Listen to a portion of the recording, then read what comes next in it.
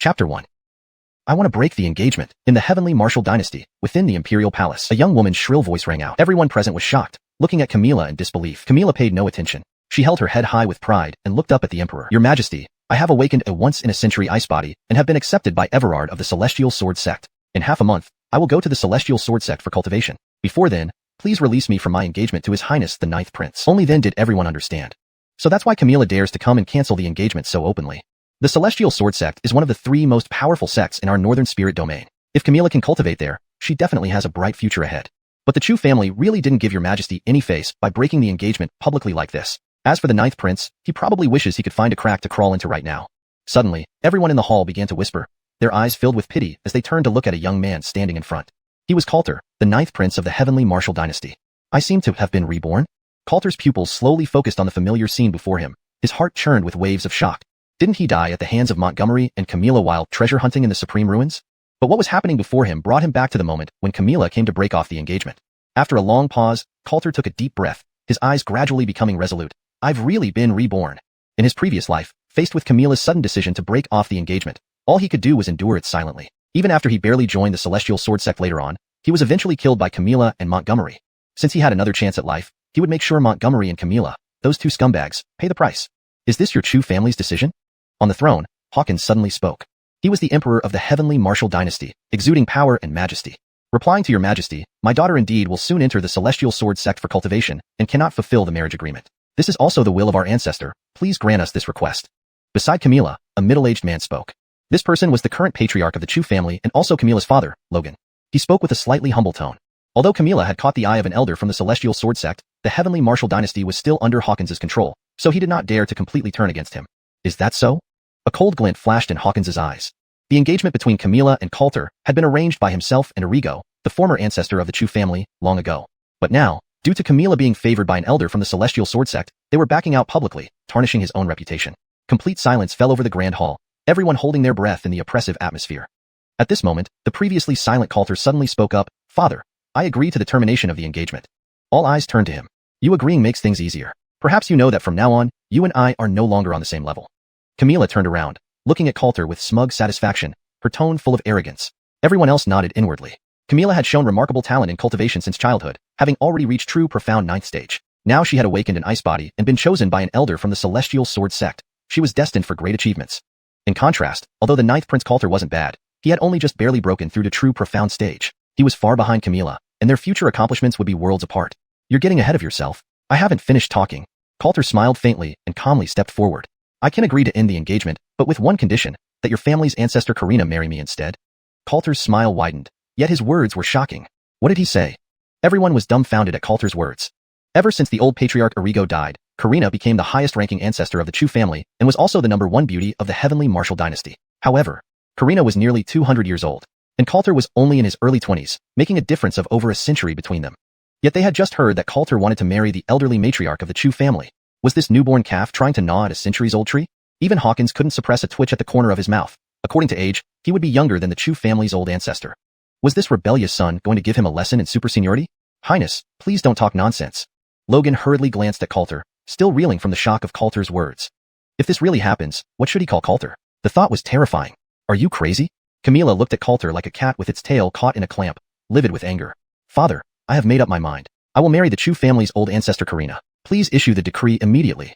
Coulter ignored the strange looks from everyone and said resolutely. He had his own reasons for doing this. With the memories of his previous life, he knew that although the Chu family's old ancestor was over 100 years old, she possessed the legendary profounding body. As long as she remained a maiden, her appearance would not age. It was precisely because of this. Karina had maintained the title of the #1 beauty of the heavenly martial dynasty for more than 100 years without being replaced. More importantly, Coulter had an extremely rare 9-yang body, which required combining with an extreme yin-cold body type. Only then could it transform into the powerful 9-dragon battle body, and Karina's profounding body perfectly met the condition of extreme yin-coldness. Therefore, if Coulter wanted to rapidly enhance his cultivation and talent, there was only one way. To obtain Karina's primal yin. As long as he broke her maidenhood and obtained her primal yin, his 9-yang body would undergo a qualitative change, transforming from a waste body to a battle body. In his previous life, he didn't have the opportunity, but in this life, he absolutely couldn't miss it. Are you sure? Hawkins's gaze fixed tightly on Coulter. I am certain, very certain. After saying this, Coulter glanced at the bewildered Camila out of the corner of his eye. Last life, you succeeded in breaking off the engagement, leading me to become a disgrace among people. In this life, I will not marry you either. But I will be your ancestor. In that case, I will arrange the betrothal gift immediately, and tomorrow you will go to the Chu family to wed Karina. Hawkins fell silent for a moment, then continued. Hearing this, everyone present was stunned like wooden chickens. He agreed. Hawkins actually agreed. Your Majesty, this is absolutely unacceptable. Logan's face instantly changed color, and he hurriedly stepped forward to speak. Before coming, he had only intended to handle the annulment of Camilla's engagement, never expecting things to develop to such an absurd extent. A ruler does not jest. This matter is decided. Go back and inform Karina, Hawkins said coolly, looking at Logan coldly. But Logan's expression was terrible. Before he could finish speaking, he was interrupted by Hawkins. If the Chu family resists in any way tomorrow, it will be considered a defiance of imperial authority. I will personally wipe out your entire clan.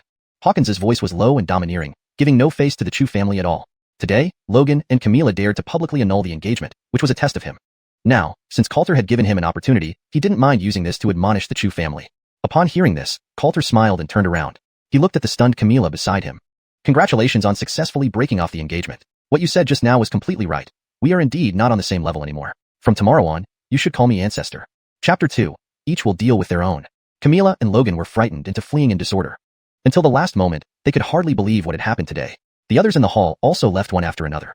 At the same time, the way they looked at Coulter had completely changed, from initial pity to something quite strange. Living long enough really lets you see everything. Some people marveled endlessly, while others gloated, already prepared to watch the show. Only after everyone left did Hawkins look at Coulter. You did well. I can use this matter to discipline the Chu family a bit. Do they really think they can do as they please just because an elder of the Heavenly Sword sect favors them? Coulter slightly raised his head. Your Majesty, actually, I was really what? Before Coulter could finish, Hawkins immediately stood up and glared at him. Are you really hungry? He walked up to Coulter. If you can't hold it in, go around at the Fengyue Tower to let off some steam. I'll turn a blind eye. Although Karina is the first beauty of the Tianwu dynasty, she's over 10 years older than me. Over 10 years older. So, you want me to call her what now? Hawkins fumed. His face flushed red with anger. Coulter scratched his head. Not necessary. We'll each handle our own affairs then. Upon hearing this, Hawkins almost couldn't resist slapping him, looking at Coulter seriously. Are you being serious? He had thought that Coulter's earlier words were just to salvage the dignity lost from being publicly jilted. But now, it seemed the other party wasn't joking around. This disobedient son? Of course I am. Coulter nodded heavily. To quickly enhance his cultivation and talent, he must obtain the primordial een of that old ancestor of the Chu family.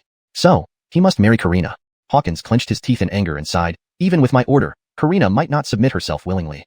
Karina's strength wasn't weaker than his own, and now Camilla has earned the favor of an elder from the Heavenly Sword sect, causing the Chu family to gradually slip out of his control. Even if Karina disobeyed his command, there would be nothing he could do about it. As for his threat to exterminate 9 generations of the Chu family, that was purely to scare them. In this situation, he truly dared not make a move against the Chu family. If he angered the Heavenly Sword sect, the entire Tianwu dynasty would be doomed. I have my ways. Back in his room, Coulter immediately sensed the changes in his body and soon discovered a brilliant golden light sphere within his dantian. Sure enough, I was reborn due to this light sphere. Coulter's eyes lit up. In his previous life, the appearance of the supreme relic caused huge vibrations across the entire northern spirit region. But he was only an ordinary disciple of the Heavenly Sword sect back then, confined to the edges of the relic, never getting close to it. Unexpectedly, a streak of light faster than anything else suddenly shot out from deep within the supreme relic, directly entering his body. And this scene was seen by Montgomery, the personal disciple of the deputy sect leader of the Heavenly Sword sect, and Camilla. They forced Coulter to hand over whatever it was. Naturally, Coulter refused, leading Camilla and Montgomery to attack him directly, mercilessly killing him. Even now, Coulter remembered vividly the disdainful smiles on Camilla and Montgomery's faces at that moment. This enmity was irreconcilable. Let me see what this thing really is. Coulter took a deep breath and probed the golden light sphere with his divine sense. Suddenly, a stream of golden light surged into his mind. Yin-yang, chaos technique? In the next second, Coulter felt a wave of dizziness and severe headache. As he gradually regained clarity, he found that his mind contained a cultivation technique named Yin-yang chaos technique. After thoroughly examining this technique, Coulter's expression turned bizarre. Although this technique is only of the lower grade of the yellow rank, it astonishingly allows the practitioner to upgrade its rank and cultivation through dual cultivation with women. And the higher the cultivation and stronger the constitution of the partner, the greater the improvement, potentially even elevating this technique to the legendary celestial extreme. In simple terms, the stronger the partner, the more powerful the results. This completely overturned his existing knowledge. On the Shinling continent, cultivation techniques are ranked from high to low as celestial, earth, mystic, and yellow ranks, with each rank further divided into supreme, upper, middle, and lower grades. The higher the rank of the technique, the faster the practitioner absorbs elemental energy, indicating a higher level of talent and potential. In the entire Tianwu dynasty, the highest rank technique was merely of the supreme grade of the yellow rank. Even in his previous life, after joining the Heavenly Sword sect, Coulter only obtained a cultivation technique of the middle grade of the mystic rank. Good thing. Coulter's eyes shone with excitement.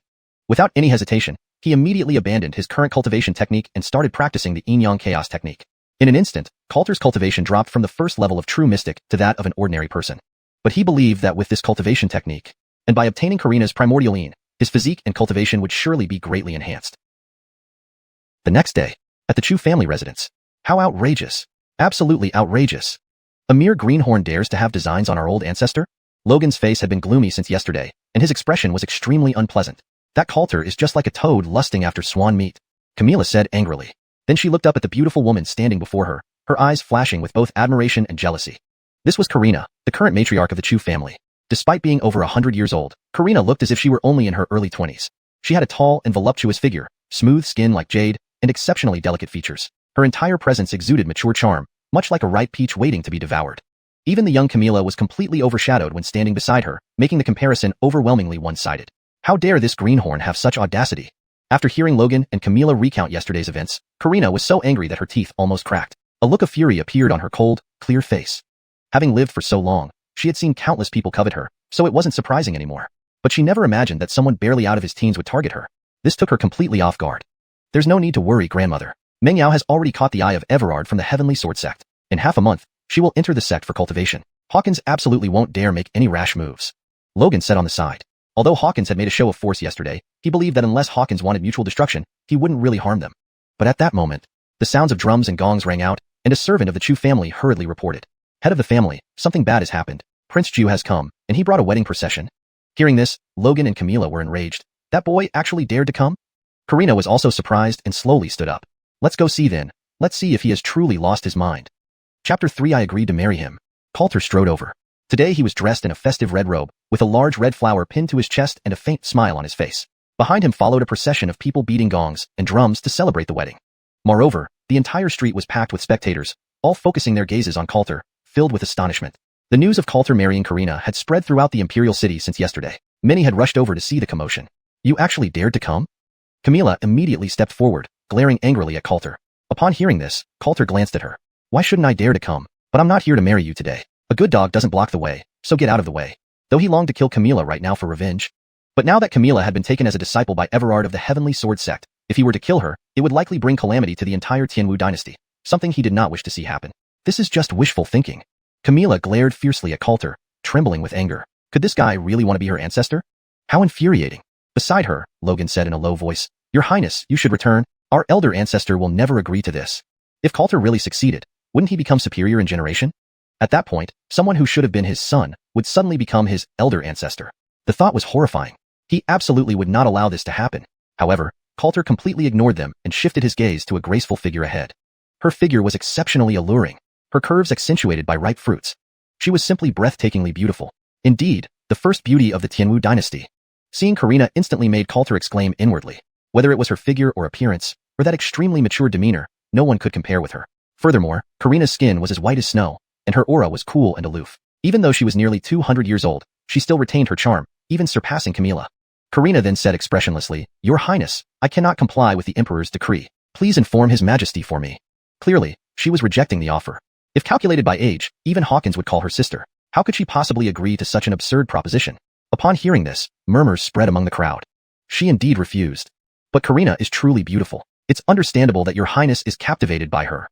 What does it matter? No matter how high profile he comes to fetch the bride, he'll leave in disgrace, losing all face. Although surprised by Karina's refusal, Coulter wasn't shocked. He looked at her and said, Aren't you afraid my father might order the Chu family to be slaughtered out of rage? Karina remained unperturbed.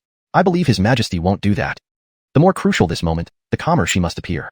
Camilla also stared at Coulter mockingly. I advise you not to humiliate yourself. If you can really marry our elder ancestor, I'd willingly become your concubine, serving you however you desire.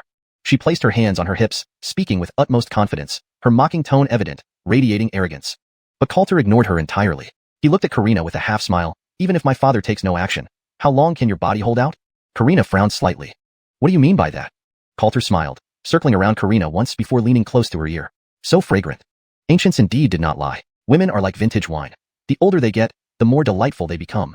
Seeing Coulter act so frivolously, Karina's eyebrows furrowed. But before she could react, Coulter whispered softly into her ear.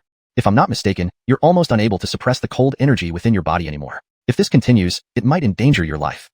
Of course, he knew Karina wouldn't agree. Based on his past life's memories, he knew that while Karina possessed the extremely cold mystic body, the cold energy inside her body couldn't be released and had reached a critical point. Under normal circumstances, Karina wouldn't last much longer before being overwhelmed by the cold energy and eventually perishing. He planned to use this to force her compliance. Coulter, how dare you defile our elder ancestor? Camilla hastily reprimanded. Although she did not hear clearly what Coulter said, seeing him get so close to Karina and act so intimately infuriated her. Ninth Prince, you are not welcome here. If you dare to disrespect our elder ancestor again, don't blame me for being impolite, Logan said sternly, equally enraged. Wait. But at that moment, Karina suddenly spoke. Logan and Camilla froze simultaneously, then looked at Karina with confusion. Karina had no intention of explaining. She stared at Coulter in disbelief and asked in a low voice, how did you know? Lately, she indeed felt the cold energy within her body growing more intense, almost beyond her control. But fearing panic within the Chu family, she kept it secret. Now, Coulter had revealed this, leaving her surprised. How I knew is unimportant. What's important is that I have a way to help you solve it, Coulter said with a smile. He walked up to Karina until their faces were very close. He could even see every inch of her snow-white skin. But I won't help someone outside my family without reason. If you agree to marry me, then naturally, you'll be my own. Upon hearing this, Karina frowned deeply. This was an outright threat from Coulter. Yet, she didn't refuse immediately. If Coulter threatened her with something else, she would never give in. But this involved her life and the future of the Chu family, which made her take it seriously. Karina fell into deep thought. Seeing this, Coulter smiled slightly and continued, and you wouldn't want others to know this secret, right? Karina bit her lower lip tightly. Then she looked at Coulter. I can't agree to marry you, but I also have a request. You must help me solve this issue within 3 days, or I will definitely kill you. Coulter laughed. Of course, no problem. With that, he extended his hand toward Karina. Karina stiffened, hesitating internally. Camilla shouted loudly on the side, you shameless rascal. Remove your dirty hand right now. Don't even think about taking advantage of our elder ancestor. But Coulter ignored Camilla, focusing instead on the hesitant Karina. Wife, since you've agreed, come with me. Hearing this, Karina sighed inwardly. Then, she actually stretched out a delicate, white hand, placing it before Coulter. Coulter wasted no time, grasping her hand firmly and gently caressing it. So smooth, so tender. Like a pure maiden. Elder ancestor, you? Logan and Camilla were stunned by this unbelievable scene, nearly popping their eyes out. I've agreed to marry him. The next second, Karina's words left everyone dumbfounded, their hearts pounding. Chapter 4, Call me ancestor. What? How is this possible? Karina actually agreed? As Karina's voice faded, everyone was stunned, even doubting if they had heard correctly. Camilla was so shocked that her mouth hung wide open, unable to utter a word. Just now, Karina had publicly refused Coulter. Why did she change her mind so quickly? This is impossible, absolutely impossible. Camilla shook her head vigorously in denial. She simply couldn't believe what was happening right before her eyes. But then, Coulter took Karina's hand and walked up to Camilla, waving it in front of her. He said with a mocking smile, you seemed to say just now that you would be my concubine and serve me like a servant. Before Camilla could respond, Coulter suddenly changed his tone. But I forgot to mention earlier, someone like you isn't even worthy of being my concubine. Now, I am your ancestor. And aren't you supposed to call me ancestor? Coulter said again, a bright smile on his face. Upon hearing this, Camilla's expression turned as bad as if she had eaten something foul. She shouted furiously, you must be dreaming. It seems you're still not following orders. Coulter was unfazed and gently squeezed Karina's hand. Soft and tender. This touch was really quite good. Though Karina disliked Coulter taking advantage of her, she understood his intention. So she sighed, Meng Yao, just call him ancestor. It won't cost you anything. Hearing this, Camilla's face was filled with disbelief. But, ancestor? She was almost in tears, wondering if ancestor was joking with her today because he was in a good mood. But after careful observation, she saw that. Karina's expression was calm, showing no signs of jest. Ancestor has spoken. What are you waiting for? Coulter continued, watching Camilla with a playful look on his face. A wave of sorrow and indignation washed over Camilla, who looked at Karina pleadingly. Ancestor, you must have made a mistake. However, Karina remained silent, and Camilla's last shred of hope was shattered. Even though she was unwilling and resentful, she had no choice but to look at Coulter. ANC, Esther. Her voice trembled, and her face flushed red. Oh. Grandchild, you're such a good girl. Coulter smiled contentedly. Although I'm not as powerful as you now, just by seniority, I can crush you. Camilla's face turned scarlet, and she felt utterly humiliated. I am a super genius with an awakened ice body, yet I have to call Coulter ancestor. She wished she could disappear into the ground and never show her face again. This is utterly absurd. Logan was equally shocked beyond words. Haha, how could I forget? Patriarch Chu is still here, Coulter said, turning his head toward Logan. You, what do you want? Logan widened his eyes at Coulter. Suddenly, a sense of dread overwhelmed him. He deeply regretted making any sound earlier. What does he want? Coulter asked with a sardonic smile. Of course, I want to get to know Patriarch Chu better. Hearing this, Logan's expression instantly darkened. He stepped back hurriedly, exclaiming angrily, don't you dare. It was clear that Logan was also panicking. But Coulter still smiled, thinking about how, not long ago, Logan said he wouldn't be courteous to him. Let's see how I deal with you now. He reached out and embraced Karina's slender waist, sighing, my lady, it seems your family doesn't like me much. I'm so heartbroken. What should we do? Upon hearing this, Karina frowned slightly. Considering the future of the Chu family, she had to compromise and turn to Logan. You should call him as well. At this, Logan felt like he was thrown into an icy abyss. Ancestor, this is absolutely out of the question. Logan was frantic, like an ant on a hot griddle. In his 60s or 70s, he hadn't expected to go through such humiliation today, calling a man barely in his 20s Ancestor. Call him once. Karina repeated. She couldn't explain further. Logan's face turned deathly pale, but he had to obey Karina's order, so he bowed his head and called out with a trembling voice, Ancestor. After speaking, his whole body shivered. A profound sense of shame threatened to engulf him entirely, especially when he thought that, had it not been for Camila insisting on breaking the engagement, Coulter should have called him father. But now, it was his turn to call the other side Ancestor, truly losing all face. My God, what an upside-down world. This world is really insane. Everyone present felt their heads buzzing. This scene was completely beyond everyone's expectations. Now that's more like it. Coulter smiled faintly. The feeling of such a senior rank boost was truly exhilarating. Then, Coulter took Karina's hand and sat in the carriage with her, and under the extremely shocked gazes of the crowd, he left gracefully, accompanied by drumbeats. Even after Coulter and company had completely disappeared, everyone on the scene still hadn't reacted, their expressions blank and stunned. After a long while, he really succeeded. So it turns out Karina likes younger men. Damn it, if I had known, I would have gone for it. She's the goddess in my heart, and now she's about to be married. How can I not hate this? No one could remain calm. The first beauty of the Tianwu dynasty, the old ancestor of the Chu family, over 100-year-old Karina, actually married only 20-something Coulter. Moreover, they clearly saw that Karina was willing to go with Coulter, making it even more unbelievable. On the other side, inside the palace, Karina actually agreed? Upon hearing the eunuch's report, Hawkins widened his eyes and couldn't help but draw a cold breath. Does Karina really like younger men? He was also dumbfounded. In the past 100 years, the number of people who pursued Karina was countless. Among them were some top geniuses and people with backgrounds. He himself had even tried once, but they all ended in failure. Never did he think Karina would agree to marry Coulter. Hawkins immediately ordered, "No way, you must quickly bring that boy here for me. I need to know what happened." Hearing this, the eunuch hesitated to speak. "Why aren't you going?" Hawkins frowned. The eunuch hurriedly knelt down to explain, "Your Majesty, Ninth Prince asked me to convey a message just now. He said he wanted to directly enter the bridal chamber, and hoped your Majesty wouldn't disturb him." Upon hearing this, Hawkins stood up from the imperial throne, gritting his teeth in anger. This rebellious son. The eunuch trembled in fear. Then Hawkins sat back down. Shaking his head worriedly, he said, "If there's no other choice, then we'll each deal with our own. Wife, come inside with me." Upon returning, Coulter took Karina straight to the room. In reality, Hawkins and others hadn't made any other preparations because they never thought Karina would agree.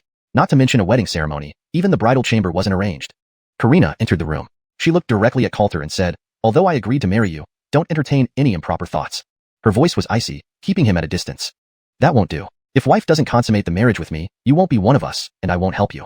Coulter looked at Karina with a half smile. How could he give up when the meat was almost in his mouth? Hearing this, Karina furrowed her eyebrows. She gazed at Coulter and demanded, "Why should I believe you can really help me?" Coulter smiled slightly. He walked to Karina. "Your netherine body is extremely and cold. To dissolve the coldness within your body, all you need is to unite with someone who has an extremely young and strong constitution. That will solve the problem perfectly." Karina snorted in response. "Do you think I don't know this method? But finding someone with an extremely young and strong constitution is easier said than done. If you're just telling me this, then you'll soon experience the consequences of tricking me." She had already found a solution to her constitutional problem, but finding someone with the extremely young and strong constitution was impossible, which is why she was so troubled. Coulter grinned. He came to Karina and gently held her chin with his hand. Before she got angry, he whispered, "Wife, what if I told you I might just have the extremely young and strong constitution?" Karina's eyes widened instantly, and the anger rising in her heart vanished completely. "You are?" She looked at Coulter with surprise and joy, her eyes gleaming, and her breathing quickened. "As true as day." Coulter patted his chest. Seeing this, Karina took a deep breath. As if she had made an important decision, she waved her hand lightly, and with a burst of icy mystic energy, Coulter was thrown directly onto the bed. "If you dare to lie to me, today will be your last." After saying this, Karina climbed on top of Coulter. "What are you doing?" This time, it was Coulter's turn to be stunned. "Even if I agreed to you, I'm staying on top." After saying this, Karina bit her lip and took off her clothes, revealing large areas of smooth skin, as well as the pair of snow-white peaks standing proudly in the air. Chapter 5 Heavenly and Earthly Anomaly. "That's absolutely out of the question." Coulter immediately protested. A true man, born between heaven and earth, how could he submit to another? But now he was just an ordinary person without any cultivation. Karina could easily handle him, leaving him utterly powerless. "Humph, it's not up to you." Karina finally felt a hint of triumph. She had been led by the nose by Coulter all along, but now she finally had the upper hand. Then, Karina looked down at him from above, and right after that, like a meteor falling to the ground, precisely striking her target. Hiss! Coulter instantly widened his eyes, feeling pain yet also pleasure.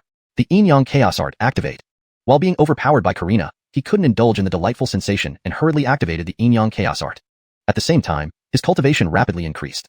9th stage of the entry to mystical. 9th stage of the gathering mystical. 3rd stage of true mystical. In the Xianling continent, cultivation mainly revolved around mystical power. The realms of cultivation from lowest to highest were divided into entry to mystical, gathering mystical, true mystical, earth mystical, sky mystical, etc., each realm further divided into 1 to 9 stages. Before practicing the yin-yang chaos art, Coulter's cultivation was only at the first stage of true mystical, but after absorbing the coldness and primordial yin within Karina's body, he directly elevated from an ordinary person with no cultivation to the 3rd stage of true mystical, and still rising. After 2.5 hours, the two started on the bed and ended up battling all the way to the corner of the room. Everything inside was in utter disarray. Karina lay exhausted on the bed, curled up, unable even to straighten her back. She stared at the crimson stains beside the bed, her heart complex. Her chastity, which she had guarded for over 100 years, was destroyed today by a mere young man in his early 20s. Yet she could clearly sense that not only had the lethal coldness in her body vanished completely, but her constitution and cultivation had undergone significant changes as well, bringing a smile of relief to her face. Coulter hadn't deceived her. He indeed possessed a yang constitution that was purely yang. At this moment, Coulter also wore a delighted expression. After their dual cultivation concluded, his cultivation soared directly to the 5th stage of true mystical. Not only that, the grade of the yin-yang chaos art also improved from lower rank yellow grade to lower rank mystical grade, enhancing an entire major grade. What pleased Coulter even more was that his previously mediocre 9-sun body had successfully transformed into a 9-dragon battling body. The strength of special constitutions was also ranked in grades. His previous 9-sun body and Karina's mystical yin body, although good, had certain limitations.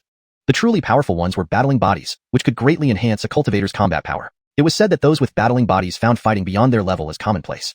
Beyond that were saint bodies. There were no innate saint bodies in the world. All saint bodies evolved from battling bodies. Those who could evolve into saint bodies were indisputably world-defying geniuses. Boom. Right then, outside the room where Coulter and Karina were, the sky suddenly changed dramatically, rumbling non-stop. Brilliant beams of light followed one after another, creating a spectacular sight visible for miles around. What's happening? No idea. The sky just changed suddenly. Such dazzling light must mean auspicious omens descending. Under everyone's gaze in the imperial capital, the sky suddenly burst into 10,000 rays of light. Over the house where Coulter and Karina were located, peculiar and dense energy fluctuations were emitted. Meanwhile, outside the Tianwu dynasty, the origin of the anomaly is over there. A beautiful woman in white robes, with a fiery physique, suddenly lifted her head. I didn't expect that just passing by here today would yield such an unexpected discovery. Her eyes shone with intense light. According to her knowledge, such strong heavenly and earthly anomalies indicated that something significant was happening ahead. Either incomparably precious treasures were appearing, or a world-defying genius was emerging. Whoosh! With this thought, the woman's mystical power erupted. Behind her, a pair of pristine white wings formed, and her body shot upward into the sky, speeding away swiftly. Master, wait for me. A handsome young man in green robes saw this and quickly chased after her. In an instant, the woman in white reached the airspace above Coulter's residence, hovering mid-air with her wings looking extraordinarily magnificent. Look, what is that? It looks like a person, and she can fly. Immortal. That must be an immortal. Oh my god, we're actually seeing an immortal. At this moment, many people had gathered around Coulter's residence, their faces full of shock. They had long heard that there were super powerful beings in the world who could soar across the sky and traverse the void. Now, they had actually witnessed one. Hawkins of the Tianwu dynasty pays his respects to the immortal. Soon, Hawkins rushed over and hurriedly knelt down to pay respects when he saw the figure in midair. Although he did not know why she appeared here, he was very clear that even the entire Tianwu dynasty could not afford to offend such a super powerhouse. However, the white-robed woman did not even glance at Hawkins, only focusing her gaze on Coulter and Karina who had just emerged. What dense ice energy! The moment she saw Karina, the woman's eyes immediately lit up. Whoosh! Her figure instantly vanished and reappeared in front of Karina with astonishing speed, then grasped Karina's wrist to examine carefully. It's actually the Ice Phoenix battle body. Soon, the woman's expression turned ecstatic. Karina froze upon hearing this. Could it be that her original mystical yin body had evolved into the Ice Phoenix battle body? But how could this be? She instinctively looked back at Coulter, unable to hide her astonishment. Could all this have something to do with him? Even if he possessed a perfectly yang constitution, he shouldn't have been able to bring about such a transformation. What was going on? Then, the breathtaking white-robed woman approached Karina and asked excitedly, I am Vice Patriarch Jerry of the Heavenly Sword Sect. I want to take you as my disciple. Are you willing? Upon hearing this, everyone present widened their eyes in shock. My goodness! She's actually the Vice Patriarch of the Heavenly Sword Sect. An immortal, a true immortal. Karina has won the favor of an immortal. She's going to rise to great heights. The scene became chaotic and buzzing with excitement. Everyone looked at Karina enviously. Even Hawkins was filled with shock. This woman was actually the Vice Patriarch of the Heavenly Sword Sect, a figure who existed only in legends. Karina also realized the significance of the moment. She glanced at Coulter beside her, then gritted her teeth and said, I agree. Though she and Coulter had consummated their marriage, they did not have much affection for each other. This golden opportunity before her eyes was something she absolutely couldn't miss. Just think, Camila was already so proud because she was favored by an outer sect elder of the Heavenly Sword Sect, but this person was the Vice Patriarch herself. They were on entirely different levels. Now, with the Vice Patriarch offering to take her as a disciple, Karina felt she was about to faint from sheer happiness. Excellent, excellent. Jerry's face also showed satisfaction. This was a genius who had awakened the Ice Phoenix battle body. If she took her back to the sect and nurtured her well, her future achievements would certainly surpass even herself, and evolving into a saint body wasn't out of the question. What a treasure find. But just as Jerry was rejoicing, a somewhat abrupt voice cut in. She is my wife, and I haven't agreed yet? Chapter 6. A provocation and a declaration of war. Jerry was slightly taken aback and looked at Coulter. What would it take for you to agree? Coulter looked at her and said, since my wife is willing to be your disciple, I won't stand in the way of her future. But if Senior wants to take my wife away, shouldn't you give me some compensation? Upon hearing this, Jerry's eyebrows furrowed slightly. Coulter's mercantile attitude annoyed her, but she still gently waved her hand, after which a sharp sword emitting a cold light appeared instantly. This sword is called Jinghong. It is a high-grade Shin-level spirit weapon, and now it belongs to you, Jerry said indifferently. As soon as these words were spoken, everyone present looked at Coulter with envy and jealousy. The ranking of spirit weapons matched that of cultivation techniques. They were divided into 4 major grades: Heaven, Earth, Shin, and Yellow, and each grade had 4 minor levels: Lower, Middle, Upper, and Supreme. In the entire Tianwu dynasty, the highest grade of spirit weapon was merely middle Shin level, while an upper Shin level spirit weapon was absolutely a priceless treasure. Coulter took it in his hand. Following this, Jerry continued, from now on, you two belong to different worlds. I advise you not to entertain any unrealistic fantasies. She is no longer your wife.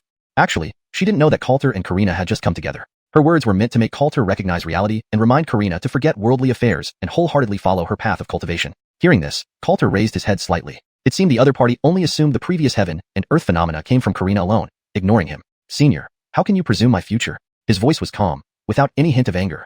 I needn't explain myself to you. Jerry's expression was composed, her tone icy. She had seen too many self-proclaimed extraordinary individuals, or those harboring wild fantasies, and with her status, she saw no point in arguing with an ordinary person. Coulter did not argue back upon hearing this, his face devoid of emotion because he knew it was pointless. In fact, just as Coulter was about to speak the truth, a man in green robes slowly approached, looking at him with derision. Haha, who do you think you are to defy my master? The man was slender, handsome, and besides disdain for Coulter, there was unmasked arrogance on his face. Montgomery. Seeing him, Coulter clenched his fists, a glint of fierce killing intent flashing through his eyes. This person was none other than Montgomery, who had repeatedly humiliated him in his past life, and eventually killed him along with Camilla. And Jerry was Montgomery's master. A thing like you, it's already generous of my master to compensate you. Yet you don't know your place, committing a capital offense. Montgomery walked up to Coulter, unleashing a wave of killing intent that enveloped him instantly. Jerry did not wish to argue with a presumptuous young man, so at this moment, it was appropriate for her disciple to step forward. If you can withstand one move from me, you may live. If not, pay with your life for your insolence. Montgomery stared down at Coulter, speaking in a condescending tone, giving Coulter no chance to explain. Finishing his sentence, overwhelming Xian power suddenly erupted from him. Earth Xian realm. Hawkins's face changed drastically. This man didn't appear much older than Coulter, yet his cultivation had reached the Earth Xian realm, even surpassing him. According to what Hawkins knew, Coulter had just broken through to true Xian realm and wouldn't stand a chance against one strike from the other. Esteemed senior, my son spoke without restraint. Please accept my apologies on his behalf and spare his life. Hawkins hurriedly begged Jerry. However, Jerry remained unmoved. Though she found Coulter unworthy of attention, his words earlier displeased her, and she did not mind letting Montgomery teach him a lesson. Die. Montgomery smiled coldly. Xian power gathered on his palm, a terrifying force erupting instantly, aiming directly at Coulter's face. Qianyu. Hawkins's face turned pale. The disparity in their cultivation levels was too great. If that strike truly landed on Coulter, he would have no chance of survival. With Jerry present, he didn't even have a chance to intervene, could only glare at the man in green robes. Raging Gorge Palm. At this critical moment, Coulter did not dodge or show any signs of panic. He poured all his strength into rapidly circulating yin-yang chaos technique, pushing his true Xian 5th level cultivation to its limits, and met the blow head-on with a palm. Foolish ambition. Montgomery sneered inwardly. A mere true Xian realm cultivator dared to meet him head-on? Boom. The next second, Coulter and Montgomery's palms clashed together, emitting a deafening explosion. Under everyone's gaze, Coulter's figure retreated hastily. His palm had already fractured, with crimson blood seeping through his fingers. Tap, tap, tap. Drops of blood dripped from Coulter's arm onto the ground. Yet he stood firm and tall, maintaining an unperturbed expression. What? He actually blocked it. Everyone present stared wide-eyed. Coulter actually managed to block that attack? Even Hawkins and Jerry were surprised by this turn of events. Montgomery frowned. It seemed he hadn't expected that his palm strike couldn't kill the other party. It seems you have a tough fate. Since that's the case, I'll spare your miserable life today. Montgomery said indifferently. Hearing this, Coulter suddenly smiled. He held the sharp sword, pointing its tip at Montgomery. I will definitely return this move to you. I hope by then your luck holds as well. These words were both a provocation and a declaration of war. Originally, he wanted to showcase his talent so he could join the Heavenly Sword Sect and possibly gain Jerry's favor, but now it seemed there was no need for that. If he were also taken as a disciple by Jerry, wouldn't that make him and Montgomery sworn brothers? Just thinking about it made him feel sick. Moreover, he didn't want to become fellow disciples with his wife. That would completely mess up their generational hierarchy. You are courting death. Montgomery's eyes were filled with killing intent. How dare a mere ant provoke him? Let's go. Just as Montgomery was about to strike again, Jerry spoke calmly. She didn't want to waste time on meaningless things. Hearing this, Montgomery looked at Coulter with a sneer. This time you got lucky. You'd better pray not to cross paths with me again, or else, I guarantee your life will be worse than death. With that, he turned and left immediately. Seeing this, Karina hesitated slightly. She walked up to Coulter, her face complicated as she whispered, if you can really join the Heavenly Sword Sect, next time I can let you take control. As she finished speaking, her face turned red, and then she also turned to leave. Watching Montgomery and Karina's retreating figures, Coulter clenched his fists tighter. Heavenly Sword Sect, I will definitely come. Chapter 7. Really, don't say otherwise. Hawkins immediately heaved a sigh of relief and hurriedly ran to Coulter's side to ask, are you alright? He carefully examined Coulter's body, only to find that the injury on Coulter's palm was already beginning to heal. Clearly, Montgomery's earlier blow hadn't harmed Coulter too much. How is this possible? He was incredibly shocked. That man in green had been genuinely at the Earth's profound realm, yet Coulter had taken a direct hit from him and suffered only minor injuries. Truly miraculous. I'm fine, just that my newly wedded wife left. Coulter shook his head. Hawkins rolled his eyes, but then seemed to realize something, looking at Coulter in disbelief. Wait, are you saying that after doing it, your cultivation broke through 4 levels? He remembered that previously Coulter was only at the true profound 1st level, but now the aura of mystic power emanating from Coulter indicated that he had clearly reached the true profound 5th level. Even Karina appeared to have awakened her Ice Phoenix combat body, leading to her being taken as a disciple by the deputy head of the Heavenly Sword Sect. And all this was caused just because these two had done it? You can say that. Coulter was slightly stunned. Hawkins hadn't been wrong. It did seem like that was what happened. At the same time, he realized that the yin-yang chaos scripture not only enhanced his cultivation, but also benefited the partner in dual cultivation. So you two were really holding back. Hawkins's eyes twitched, and he let out an exclamation. Everyone else was dumbfounded. Had these two really held back so severely? Ninth Prince, please return that superior mystic-grade spiritual weapon to us. At this moment, an impatient voice suddenly rang out. Everyone turned to look. A black-clad man was eyeing Coulter greedily. You obtained this spiritual weapon because of our ancestor. It doesn't belong to you, but to our Chu family. The man was named Micah, cousin of Camila, and considered the top talent among the younger generation of the Chu family, second only to Camila. By now, Logan and Camila, along with others from the Chu family, had arrived, each wearing a look of wild joy, with some trembling with excitement. How wonderful! Our ancestor has become a disciple of an immortal. What great news! It's the deputy head of the Heavenly Sword Sect. It won't be long before our Chu family rises to glory. Those present looked on enviously. Now that Karina had become a disciple of the Heavenly Sword Sect's deputy head, the rise of the Chu family was certain. Micah's burning gaze clearly coveted the superior mystic-grade spiritual weapon, the shocking sky sword, in Coulter's hand. After all, it was an invaluable treasure, one of a kind in the entire Heavenly Martial dynasty. However, everyone could sense the tension in the air. Micah's claim didn't stand on solid ground, but now that the Chu family was allied with the Heavenly Sword Sect, even Hawkins wouldn't dare make rash moves. For a moment, the atmosphere was heavy and tense. Do you want it? Coulter asked with a smile. I just said, this spiritual weapon came from our ancestor's master. It belongs to our Chu family. Micah's voice dripped with greed and self-righteousness. Swoosh. But as soon as he finished speaking, Coulter moved. Like a fierce tiger pouncing down a mountain, he lunged forward and punched directly toward Micah. Bam! In front of everyone, Coulter's punch struck heavily against Micah's chest. With a dull sound, it crushed his entire chest cavity. Ah! A piercing scream tore from Micah's throat as he slammed into the ground, blood spurting everywhere, and then his head lolled to the side. He was dead. In his final moments, his eyes were wide open, filled with disbelief and resentment. At this moment, the entire area fell silent. The second-best genius of the Chu family, dead like this. Anyone else want it? Coulter then glanced at the remaining members of the Chu family. Logan and Camila were both enraged and terrified. You actually killed Micah. Camila stepped forward, glaring at Coulter. Everything had happened so fast that she had only just reacted, but Micah was already beyond saving. He wanted it, I didn't want to give it, so I just had to finish him off. Coulter smiled faintly. Reborn once, he knew deeply that some people died not because they lacked fighting strength, but because they talked too much. In his view, there was no need for chatter before a fight. Eliminating the enemy first made more sense. At the same time, he marveled at his current strength. After cultivating the yin-yang chaos scripture, it seemed he possessed an absolute, overwhelming advantage in battles with opponents of the same level. Just now, Micah was at the true profound 7th level, 2 whole levels higher than himself, yet was killed by a single punch. And this was just the lower-grade mystic level yin-yang chaos scripture. If he could upgrade it to a higher level, he couldn't even imagine how explosive the power would be then. Camila stared at Coulter intently. That mystic-grade spiritual weapon was obtained because of our ancestor and should belong to us. Hearing this, Coulter remained unperturbed. Then did you forget that your ancestor is now my wife? If we really go by lineage, not only does this spiritual weapon belong to me, but so does your entire Chu family. With this, Coulter raised an eyebrow. So? Do you want to call me ancestor again? Camila froze on hearing this, then her face flushed red with anger. You're talking nonsense. Being reminded of this, she recalled addressing him as her ancestor, which was a huge humiliation. The expressions of the others present were equally colorful. Don't say. Really don't say. Indeed, Karina was Coulter's lawfully wedded wife, so anything belonging to Karina naturally belonged to Coulter. Even the entire Chu family's possessions could be said to belong to him. And indeed, Camila and the others should address Coulter as ancestor. Let's go.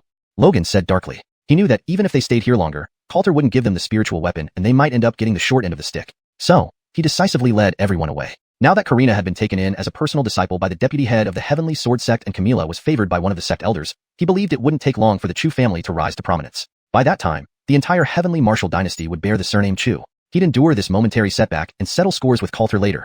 At this moment, Hawkins's expression also turned somewhat ugly, as the Chu family had completely slipped out of his control. Do you really plan to go to the Heavenly Sword Sect? Hawkins asked, looking at Coulter. Yes. Coulter nodded. Whether it was to seek revenge on Montgomery or to protect the Heavenly Martial dynasty, he had to go to the Heavenly Sword Sect. Furthermore, his newly wedded wife had been taken away. If he didn't even have the courage to look for her, what kind of man would he be? And most importantly, Karina's last words to him before leaving. Next time we meet, you must be above. Putting aside Karina's attitude toward you, even just that green-clad man alone is far beyond your match, Hawkins reminded, concerned. He saw that Coulter's actions had thoroughly offended that green-clad man, and even if Coulter joined the Heavenly Sword Sect, he might still be targeted. If I go, there's still a sliver of hope. If I don't, it's only a matter of time before I die. Coulter's voice was resolute. Hearing this, Hawkins sighed. If Karina or Camila established themselves in the Heavenly Sword Sect, it would be a disaster for them. Don't worry, father. Once I go to the Heavenly Sword Sect, I will bring Karina back and make sure she calls you father. By then, you might even be a grandfather. Coulter grinned. Hawkins's eyes lit up, and he immediately decided. Good, you are truly my son. Since you can pin Karina down once, I believe you can do it several more times. If you can make something happen, all the better. Chapter 8. You've really caused me a lot of trouble. Everyone immediately felt embarrassed. Fortunately, Logan and Camila left early. Otherwise, hearing the conversation between Coulter and Hawkins would have infuriated them to death. Coulter smiled wryly. He certainly wouldn't admit that he had been dominated by Alicia today. It was too embarrassing. Hurry. Faster. Just as everyone was about to leave, an urgent voice suddenly came from ahead. Coulter looked up. A carriage was racing toward them at high speed. Whoa. The carriage stopped abruptly. Your Majesty, please save my husband. As soon as the carriage stopped, a petite woman in a purple gown quickly emerged. She was around 20 years old, with a petite figure and a doll-like face, making people instinctively want to hold her in their arms to comfort her. More importantly, despite Terry's small stature, the areas that shouldn't be small weren't. Her chest quivered prominently, nearly spilling out. Soon, it was seen that the woman helped a robust but extremely pale man down from the carriage and knelt before him. Your Majesty, my husband fought bravely on the frontier and was ambushed and severely injured. Please save my husband.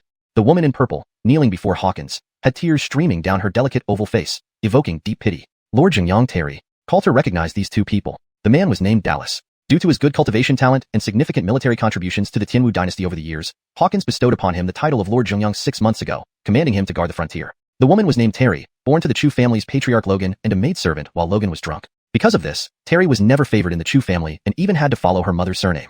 6 months ago, to curry favor with Dallas who became a noble, the Chu family married Terry to him. However, it was rumored that Dallas despised Terry and would not have married her if he didn't need the support of the Chu family. Cough, cough, cough. Dallas coughed violently, his complexion turning even paler. He urgently looked at Hawkins. Your Majesty, I beg you to save me.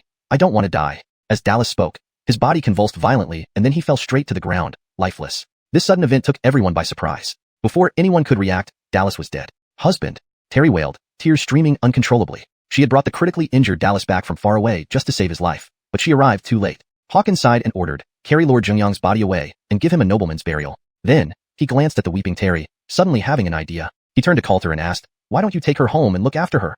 His reasoning was simple. Coulter was soon to head to the Heavenly Sword Sect, where his fate was uncertain. With Terry now alone and attractive, he believed Coulter would like her. If Coulter could plant a seed before leaving for the Heavenly Sword Sect, it would be perfect. Why should I take her back? What will people think? Coulter shook his head and said, isn't she part of the Chu family? Let her return there. No, I don't want to go back. At this moment, Terry seemed to recall something terrifying, trembling violently. She crawled to Coulter, clutching his trouser leg and pleading bitterly. Your Highness, please don't send me back to the Chu family. If I return, they will definitely beat me to death. Hearing this, Coulter felt a headache coming on. But just as he was thinking how to refuse, Hawkins interrupted. I'll decide this. Just do a good deed and take her back. Before Coulter could protest, Hawkins leaned in close. I checked with my spiritual power earlier, and Terry is still a virgin. You can rest assured and, well, you know what to do. Besides, having her around will be beneficial in the future. Hawkins emphasized the last few words, causing Coulter to feel awkward. After Dallas's funeral, Coulter brought the tearful Terry back to his residence. What are your plans? Coulter asked the tear-streaked Terry. Hearing this, Terry dropped to her knees before Coulter and pleaded pitifully, Ninth Prince, please take me in. Coulter felt another headache coming on at this sight. Terry was already petite and adorable, and with her weary appearance, she looked even more pitiful, making one want to comfort her by holding her in their arms. But her husband had just died. How could he have improper thoughts? You can stay here for now. I'll arrange a room for you, Coulter said. His mansion was large, with plenty of empty rooms. Adding one more person would be no problem at all. But in the next second, Terry actually reached out to undo her buttons, and her clothes immediately fell off, revealing her beautiful figure completely. What are you doing? Coulter was stunned, but his eyes instinctively followed the deep valley. Your Highness, take me. Terry lowered her head and spoke softly. As she spoke, Tears streamed down her face, and her petite and lovely appearance was very touching. She had endured torment in the Chu family, and even after marrying Dallas, her life hadn't improved. He beat and scolded her every day. She truly felt like she had escaped from a tiger's den only to fall into a wolf's lair. Moreover, Dallas had offended many people before he died, and those people would likely target her. At that time, her suffering would probably be unbearable, and the only way she could think of was to let Coulter take her in. Her only asset now was her body. Seeing Coulter say nothing, Terry hurriedly said, "If your highness finds me unworthy, please be assured, I am still untouched." Coulter wasn't surprised, as Hawkins had just mentioned that Terry was still a virgin. "Since I married my husband, he has always despised me, thinking I was useless, and never touched me." As Terry spoke, she cried even harder. Coulter couldn't help but admire her. Not only was she beautiful, but her tempting body was filled with allure. He imagined anyone else would find it hard to resist such beauty and remain indifferent. Inwardly, he gave Dallas a thumbs up. "Your Highness, please have mercy and take me. I will be obedient and repay you in any way I can." Terry stopped crying and got closer to Coulter. "Your Highness, I really have nowhere else to go. Please, please." Terry's voice was full of pleading, and she started to undress him. Seeing this, Coulter didn't stop her. He could feel Terry's trembling body. It was clear she had no choice but to do this, and since she had said so much, refusing her would make him seem hypocritical. "You've really put me in a difficult situation." Coulter steeled his heart, picked her up waist high, and soon both were completely exposed, leading to an unstoppable moment. Chapter 9.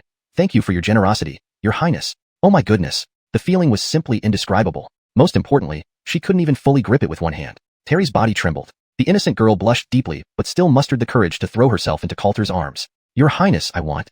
At this point, there was no turning back. Coulter scooped Terry onto the bed and gazed at her. "Your Highness, this is my first time. Please be gentle," Terry said softly, her face flushed with embarrassment. Hearing those words, Coulter couldn't hold back any longer and expertly began removing her clothes. "Don't just look, Your Highness, hurry." Seeing that Coulter kept staring at her body, Terry lowered her head further, her cheeks flushed with shyness. Without hesitation, they soon became completely exposed to each other and started an intense night of passion. This experience was entirely different from his encounter with Karina yesterday. This time, Coulter took full control while Terry could only submit to him. If Karina was a cool and distant elder sister, then Terry was a gentle and endearing younger sister. They were two entirely different types. Suddenly, Coulter paused mid-motion. "Why did you stop, Your Highness? Is there something wrong with how I'm serving you?" "I'll change position immediately," Terry asked anxiously. Coulter looked down at her. "I suddenly thought about your husband." Upon hearing this, Terry's face turned somber. "So, do we continue?" Coulter grinned. "Of course." And with that, he sped up even more. "Oh." Terry let out a cry of pain. "Let me try running the yin-yang chaos art." Not long after, Coulter suddenly remembered that his cultivation technique, the yin-yang chaos art, could increase one's strength through dual cultivation. It was the perfect opportunity to see if practicing with Terry would work. What's happening? In the midst of the mixture of pain and pleasure, Terry suddenly froze. She could clearly feel a pure, warm stream flowing continuously into her body, causing her to tremble with comfort.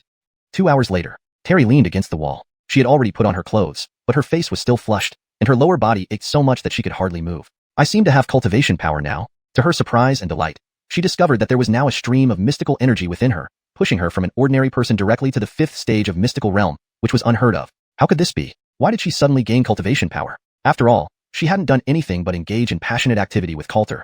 Thinking of this, she suddenly looked up. Coulter was also deep in thought. Yesterday when he practiced dual cultivation with Karina, both of them benefited and improved. But Terry was just an ordinary person, so in terms of cultivation and physique, there was a huge gap between them. Practicing with her allowed him only limited benefits. Instead, she reaped many advantages, even jumping directly from an ordinary person to the 5th stage of mystical realm. "Thank you for your generosity, Your Highness." Terry hurried to Coulter, looking at him with gratitude, her heart overflowing with emotion. She would now have cultivation power, something she never dared to dream of before. From her perspective, this must be due to Coulter, so she felt genuinely grateful. Coulter waved his hand. Then he continued, "Since you are now my woman, I will take responsibility for you." But his voice trailed off, and Terry trembled, tears welling up in her eyes. Seeing this, Coulter felt somewhat helpless and said, "I want to tell you beforehand that I can only make you a concubine. Soon, I will go to the Heavenly Sword Sect, leaving you alone." It wasn't that he wanted to have his way with her and then abandon her. Terry belonged to the Chu family, and since he had already married Karina, making Terry his concubine was the best he could offer without disrupting the hierarchy. "I am willing." Terry beamed with joy and nodded vigorously, satisfied with this outcome. "Then rest for a while. You've been exhausted." Coulter smiled slightly. Hearing this, Terry's face turned red again, but she firmly replied, "No, I want to cultivate. I want to become stronger." Coulter was somewhat surprised but nodded approvingly. "You're quite diligent. Let me pass on another cultivation technique to you." Saying this, he handed her a mid-grade yellow-level cultivation manual. Although it wasn't of high rank, it should be sufficient for Terry. "Thank you, Your Highness." Terry thanked him again. She suddenly felt a strange sensation, realizing that the decision she had made today could very well influence her entire life. After Coulter left, Terry immediately sat cross-legged and began to practice cultivation. But no one noticed that as Terry started cultivating, a faint flame gradually condensed in her pupils, and a red flame mark on her forehead flickered now and then. The next day, Coulter was woken up by someone. "Your Highness, Camila has brought people here. demanding that you hand over the person," a servant hurriedly reported. Hearing this, Coulter's eyes narrowed slightly. At this moment, Terry also came over, ready to serve him. "They must be here for me." Terry lowered her head and whispered, "Let's go see." Coulter did not seem to care. When they came out, they saw Camila with 2 maids blocking the entrance of the mansion. "You little slut, you actually dare to come back? Since you're not dead, follow me back immediately." Camila scolded angrily as soon as she saw Terry, using harsh words. As the daughter of Logan and Terry's half-sister, Camila was instructed to bring Terry back to the Chu family because of the delicate relationship between the Chu family and the royal family. Otherwise, she wouldn't have wanted to come here, or even see Coulter. I don't want to go back to the Chu family." Terry trembled all over when she saw Camila and spoke softly. In the past, she lived in a shack at the Chu family, ate pig feed, and led a life worse than any servant. Naturally, she did not want to return now, but she had been bullied by Camila so much that she was always too scared to speak up whenever she saw her. "You bitch, how dare you disobey my orders now?" Camila frowned angrily. Speaking of which, she waved her hand. "Give her 2 slaps to teach her a lesson." Following Camila's order, the 2 maids approached Terry with mocking and disdainful expressions. "It seems you need a reminder after being away for so long. Hee, let's refresh your memory." The 2 maids walked over with ill intentions, causing Terry to pale with fear. Back at the Chu family, these 2 had often bullied her. She was already terrified of them to the core, feeling utterly helpless at this moment. "You are no longer the old Terry." Just then, Coulter's voice suddenly sounded in her ear. Terry was taken aback. That's right. She now had cultivation abilities. She wasn't that powerless Terry anymore. What a bitch, looking like one too. One of the maids glared jealously at Terry and sneered, raising her arm to slap Terry's face. But in the next second, slap. Terry suddenly raised her hand and blocked the incoming palm, then returned a slap with a crisp sound, striking the maid's face. "You, how dare you hit me?" The maid was stunned, covering her cheek in disbelief as she stared at Terry. "I'll beat you to death, bitch." The other maid lunged forward angrily toward Terry. Slap, slap. 2 more crisp slaps echoed, sending the maid flying backward onto the ground with 2 red handprints on her face. You. The 2 maids were shocked and terrified as they looked at Terry. They couldn't believe that the once powerless Terry could so easily slap them. "I did it." Terry was immensely excited. The joy of revenge filled her heart, and she looked at Coulter with admiration and gratitude. All of this was brought to her by His Highness. No matter what it took, she would repay him. Chapter 10. Does Your Highness like it? How is this possible? Staring at the 2 maids who had been beaten, Camila was also stunned. Just now, she actually sensed a hint of mystic power from Terry. Although it was very faint, only at the 7th level of mystic entrance, it did mean that she had indeed stepped into the ranks of cultivators and possessed cultivation. "Coulter, I didn't expect you to be so generous, willing to spend cultivation resources on a despicable woman," Camila said coldly as she glanced at Coulter. "It's none of your business."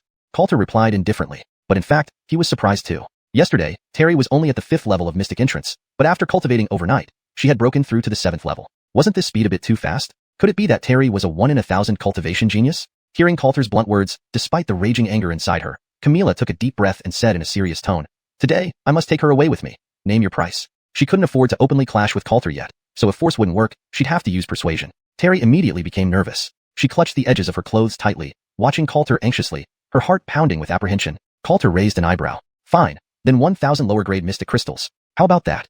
Upon hearing this, Terry froze, tears welling up uncontrollably in her eyes. Was she still destined to be taken back? "Deal." Camila gritted her teeth and agreed. Mystic crystals were both the universal currency and cultivation resource in this world. They were categorized from low to high quality, lower grade, mid-grade, higher grade, and supreme grade. Each grade differed by a factor of 100, and the higher the grade, the more concentrated the mystic power within. 1,000 lower-grade mystic crystals was not a small amount. Even she currently had less than 2,000. With a flick of her hand, Camila promptly withdrew 1,000 lower-grade mystic crystals from her storage ring. Coulter took them without hesitation. "Now can I have the person?"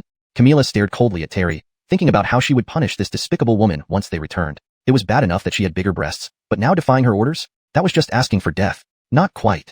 Coulter suddenly grinned. "You've given me the mystic crystals." Camila's expression changed, and she hastily argued, "You're right. I gave you the mystic crystals, but what if I change my mind now?" Coulter watched her mockingly. "You're playing me." Only then did Camila realize she had been tricked. Coulter never intended to hand over Terry. "So what if I play you? Do you think everyone puts a price tag on themselves like you do?" Coulter taunted. "You deserve to die." Camila could barely contain her rage. She wished she could cut off Coulter's head right now. "I don't have time to argue with you, but remember, once we reach Tianjin sect, I'll kill you myself," Coulter said before turning to leave. Camila took a deep breath and shouted, "Coulter, if you dare go to Tianjin sect, I promise you will wish you were dead." Afterward, she left furiously with her people. Seeing this, Terry felt relieved and hurriedly followed behind Coulter. Her conflicted expression made Coulter almost laugh. "Were you wondering why I didn't sell you to Camila just now?" Coulter asked when they returned to the room. Terry nodded. She really thought Coulter would sell her. "You are now my woman. Why would I hand you over?" Coulter smiled. As he spoke, he handed her the bag containing 1,000 lower-grade mystic crystals. "These are for you, as compensation from the Chu family." Hearing this, Terry stood there, dumbfounded. "For me?" She felt overwhelmed with gratitude. 1,000 lower-grade mystic crystals were an astronomical sum. Even Dallas, while guarding the border and slaying enemies, received only 500 lower-grade mystic crystals per month. Yet Coulter had handed her 1,000 without blinking. I'll be heading to Tianjin sect soon, and these mystic crystals should last you for some time. Take them. It wasn't that Coulter was wealthy. He had noticed that Terry seemed to have some cultivation talent, and he didn't mind spending a little extra cultivation resources to cultivate her. If she gained some cultivation, it would save him trouble. Thank you, Your Highness. Terry quickly knelt before Coulter. She was almost moved to tears. Growing up, she had first been bullied in the Chu family, and after marrying Dallas, her life remained very miserable. Coulter was the first person who showed kindness to her. Your handmaiden swears to serve Your Highness as faithfully as a horse or an ox for the rest of my life. Terry made a silent vow, determined to serve the prince well as long as she lived. No need to serve me like that. Coulter waved his hand and sipped his tea. But in the next moment, he suddenly felt a soft little hand touch his waist, trying to pull down his pants. What are you doing? Coulter spat out his tea and hurriedly asked. Your Highness has shown me such great kindness. I have no way to repay it except to fulfill my duty as a concubine and serve you. Terry's cheeks turned red as she slowly pulled down Coulter's pants. Misinterpreting Coulter's earlier words as permission, she took immediate action. You little Lolita. Coulter couldn't help but smile bitterly. Does Your Highness like it? Terry looked up, her face flushed as she asked. Continue. In the throes of passion, clothes flew everywhere. With yesterday's experience, Terry clearly showed significant improvement today and quickly became engrossed. I want to have your children. Terry clung to Coulter, her eyes glazed over with desire. Afterwards, Terry was thoroughly content. I actually broke through? To Coulter's surprise, their cultivation this time significantly increased his mystic power, about dozens of times more than before, allowing him to advance directly from the 5th level of true mystic to the 6th level. What is going on? Coulter was puzzled. Logically speaking, Terry's cultivation was only at the 7th level of mystic entrance, still far behind him, so it shouldn't have brought him such benefit. I broke through too. Terry also discovered with joy. Each time she shared pleasure with Coulter, a stream of pure mystic power would flow into her dantian. This time, she advanced directly from the 7th level of mystic entrance to the gathering mystic realm, breaking through 3 levels in one go. How is this possible? Even as a reborn soul, Coulter couldn't fathom how cultivation had become so easy. Yesterday, Terry was just an ordinary person. Today, she had broken through to the gathering mystic realm. If this were known, it would certainly shock many people. It must be the effect of the yin-yang chaos technique. Coulter could only make this guess, as there was no other explanation. Chapter 11. Terry, the Empress. 10 days later, Coulter found Hawkins. I'm heading to the Heavenly Sword Sect today. Hearing this, Hawkins nodded without much ado. He handed over a black ring. This contains some cultivation resources I've prepared for you. You can use them on your journey or at the Heavenly Sword Sect. Coulter didn't hesitate and took it directly. If it doesn't work out, don't push yourself too hard. Just do your best and make sure you return alive, Hawkins said earnestly. Coulter smiled faintly. Understood. Without looking back, he turned and left. Wait. Hawkins suddenly stopped him. As for Terry, are you really putting in effort? This is a great opportunity for you. Don't disappoint me. Hawkins gave a knowing smile. He knew Terry's potential was tremendous, but even fertile ground needs seeds to bear fruit. Coulter immediately felt exasperated. Back at the residence. Your Highness. Terry hurriedly greeted him. After these few days, her cheeks were flushed red, like a ripe apple, especially the prominent pair of assets in front of her body that seemed almost too much for her clothes. Did you break through again? Upon seeing Terry, Coulter was once again stunned. In just 10 days, they had engaged in deep exchanges almost every day, and Terry kept breaking through. She had advanced from a completely ordinary person with no cultivation to her current chi gathering realm. More shockingly, last night she was only at the 8th level of chi gathering, yet overnight, she broke through to the peak 9th level, just one step away from true chi realm. Such rapid cultivation would have made anyone's eyes widen in surprise. Coulter even suspected that Terry might be a once-in-a-century cultivation genius, making him, as a reborn individual, feel like a mere nobody in comparison. All thanks to Your Highness. Terry's cheeks were rosy. She attributed all her achievements to Coulter and had fully acknowledged him in her heart. At this moment, she clung onto Coulter, unwilling to let go. But I have to leave now.